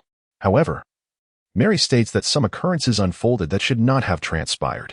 Under normal circumstances, only one person, or those who accept their will, can be safeguarded by the magic. Yet, the condition that activates the protective spell is death. Once a person dies, it is over. It should not be directed at anyone. However, that individual distorted fate, granting me an impossibility, a second chance. The notion of twice dead is forever unfathomable. Both conditions satisfied the requirements of the protective magic as a form of sacrifice. Moreover, there may be other factors at play. Mary's blood was utilized when Mirabelle transformed into a vampire. Conversely, Mary was endowed with something that could be deemed a part of Mirabelle's soul, a strong bond, akin to the connection between Voldemort and Harry Potter. The protective magic created by Mary may respond far more intensely to Mirabelle than usual. Regardless, this implies, am I still alive? This signifies that Edith continues to exist. Yet, Mary refrains from disclosing whether she is dead or alive. Instead, she exclaims, from this moment forth, the decision lies with you. with a flourish of her hand. The scenery around Edith transforms, transporting her to a place she has never seen before. It resembles a Muggle school. Numerous boys and girls are present, among them a familiar blonde girl with golden eyes. Despite the painful scars adorning her body, she emanates a sharpness that would deter anyone. Undoubtedly, this is Mirabelle Beresford. What is this? These are the memories of the past that I know. The memories concerning Mirabelle and your sister, as well as what you need to understand. Mary squints her eyes, as if gazing towards some distant point. Edith cannot grasp the emotions present in that place, yet she can discern that Mary is profoundly saddened. Come, let us embark on a journey through memories. The images of the past unfold before them. It was Mirabelle who gradually transformed and became more benevolent. The image perceived from Mary's perspective of the present-day Mirabelle is unfathomable. Initially, there was not much distinction from the current state, although less chaotic than now. The ominous shadow of a tyrant was already discernible, exuding the essence of a ravenous beast, unwilling to tolerate others. The gifted education she received was so akin to abuse that Edith felt compelled to cover her eyes. Trembling with anger and humiliation as the malice she harbored within steadily intensified. She trusted no one, viewing even her parents and siblings as adversaries or mere instruments. Which is precisely how Edith and her companions recognized Mirabelle Beresford. However, there was one individual who brought about a change in Mirabelle. A silver-haired girl approached her, while others kept their distance. Despite facing unkind treatment, she continued to draw near. It was hard for Edith to believe that Mirabelle was not intimidated by this girl's extraordinary abilities, which were already evident at that time, allowing her to seamlessly penetrate the depths of Mirabelle's heart. Mirabelle found herself irresistibly drawn to her, gradually narrowing the emotional chasm that lay between them. I shall not go anywhere. I will never leave your side. I will forever be with you. Mirabelle, she declared. From this moment forth, we are eternally united. Lead us. Edith beheld a Mirabelle she had never encountered before, one who laughed heartily amidst friends, seemingly unburdened, revealing her vulnerability. It was a sight beyond anyone's imagination. No one could fathom that Mirabelle would recline upon someone's lap, peacefully asleep. The impact of this transformation resonated elsewhere, as her countenance softened, and her demeanor towards her attendants and others became increasingly gentle. If allowed to continue on this path, she might evolve into a remarkable leader akin to Dumbledore. Perhaps she would become a person eager to assist others, rather than the current her who delights in the subjugation of the weak. Yet, this remains a mere tale of what if. In the present reality, Mirabelle reigns as a tyrant, casting a shadow of threat over the magical realm. The scene shifts once more. Mirabelle and Letty have vanished, replaced by the corridors of the Beresford estate. The maid, Mary, who was tidying up, inadvertently overheard a conversation seeping through the crack of the door. Typically, she would not so rudely eavesdrop on her employer's discussions. Yet the mention of Mirabelle and Letty's names instilled an unsettling feeling within her. Lowering her voice, she pressed her ear against the door to listen. Despite her awareness of the impropriety of her actions, "Are you certain you wish to proceed?" "Yes, I have already informed Umbridge and Fudge. But do you think she will be heartbroken?" "That is of little consequence. Our primary objective now is to eliminate those pests following Mirabelle." This was a conversation between Mirabelle's parents, a cacophony of absurdity from a jester who poured his distorted love and expectations onto his daughter, oblivious to the malice he inadvertently nurtured within her. This child possesses the talent of a king. She is a born ruler, surpassing even Dumbledore. What she needs is power and dominion, not the indulgence of her parents. But you are aware that this is all decaying, are you not? Indeed, it is Letty Valentine. Precisely, a bloodthirsty little girl who knows nothing of the horse-s bones, deceiving Mirabelle. She is ruining the masterpiece we painstakingly crafted. From a human perspective, Mirabelle is currently on the path of righteousness. However, from the Beresfords' viewpoint, this is not justice but rather malevolence. For them, justice equates to being the victor. They cannot relinquish their own talents while simultaneously possessing the abilities that make such success feasible. This is why Letty is viewed as an impediment. The angel Letty Valentine, who has turned to devilry, is deemed unnecessary by them. Such a lowly individual is unworthy of being Mirabelle's friend. She should be surrounded by those of nobler birth, with pure lineage and superior qualities. Nevertheless, it is of no concern. There will be no evidence left behind. The Dementors will run rampant. Umbridge should have already unleashed them upon that little girl's abode. Fudge may feel a tad uncomfortable, but I doubt that fool will do anything beyond deeming it an accident. Upon hearing this, Mary discarded her cleaning tools and rushed out. She dashed into Mirabelle's private chamber, bursting through the door without even knocking. Mirabelle turned around, seemingly taken aback. But her expression transformed into a smile upon realizing it was Mary. "What brings you here, Mary? It is rather discourteous not to knock. Come, quickly. I have something to show you." With that, Mirabelle revealed a silver necklace. "Look, today is Letitia's birthday, so I attempted to create this as her gift. Miss Letitia, what has happened to her?" Seeing Mary's unusual demeanor, Mirabelle's countenance shifted. Edith witnessed Mirabelle's terror for the first time. After hearing what Mary had to say, Mirabelle's face turned pale, her pupils dilated. Then, upon grasping the entirety of the situation, she dashed out of the room, with Mary following closely behind. The scenery shifted once more. In front of Letitia's house, the rain fell heavily, casting a somber atmosphere. Mary sprinted into the house, undeterred by the downpour, and rushed through the already ajar door. Then, an unexpected scene unfolded. Letitia. Mirabelle remained silent, enveloping the girl's frail form in a tender embrace, holding her tightly as if to preserve even the slightest warmth. Yet, the girl offered no response. Her eyes had dulled, devoid of vitality, resembling a mere doll. She was still alive, but in her existence, she had already succumbed to death. This was the fate of those who had been attacked by Dementors. Their souls drained away. Beside them sat a man with a vacant gaze, likely the girl's father. As a Muggle, he was powerless against the Dementors. How wretched it was. Subsequently, Minister of Magic Cornelius Fudge, along with Dolores Umbridge, arrived belatedly. In many ways, it was the most unfortunate timing. "Miss Beresford, what are you doing here?" Fudge's eyes widened in astonishment. Perhaps he was unaware of the incident, only recognizing it as a tragic accident. However, it was evident that this was a premeditated crime, and Umbridge could not conceal her vile grin. She smiled with delight at the reduction of a Muggle's existence. "We, received reports of a Dementor's escape. We hurried over, but it seems there are victims, which is most unfortunate. Yet I am relieved that the casualties are so minimal. I am truly glad that no precious pure-blood wizard has been harmed." Mirabelle's shoulders trembled. Umbridge remained oblivious to the numerous mines she was currently treading upon. She had uttered a plethora of perilous remarks, and at any moment, Mirabelle might erupt, potentially staining the surroundings with blood. "Are you sorrowful, Miss Beresford?" No. It ought not to be so. After all, you hail from one of the most illustrious bloodlines in the magical realm, a lineage steeped in nobility. You should never find yourself grieving over an ordinary individual. Moreover, there exist myriad alternatives to such matters. You could cultivate friendships with those of a more suitable pure-blood heritage. Reflect upon it. It truly is a fortuitous prospect. After all, Muggle blood has never sullied the wizarding world. It is imperative to expel tainted blood from the magical domain. This individual fancied herself as offering gentle solace, her voice oozing with condescension. Both Mary and Edith were already quite on edge. Mirabelle was on the brink of a tempestuous outburst, or so they believed. Yet, she rose, cradling Letis's lifeless form, turning around with an expression of nonchalance. Her visage remained unchanged, embodying the familiar countenance of the Mirabelle Edith knew. "I comprehend. You are absolutely right.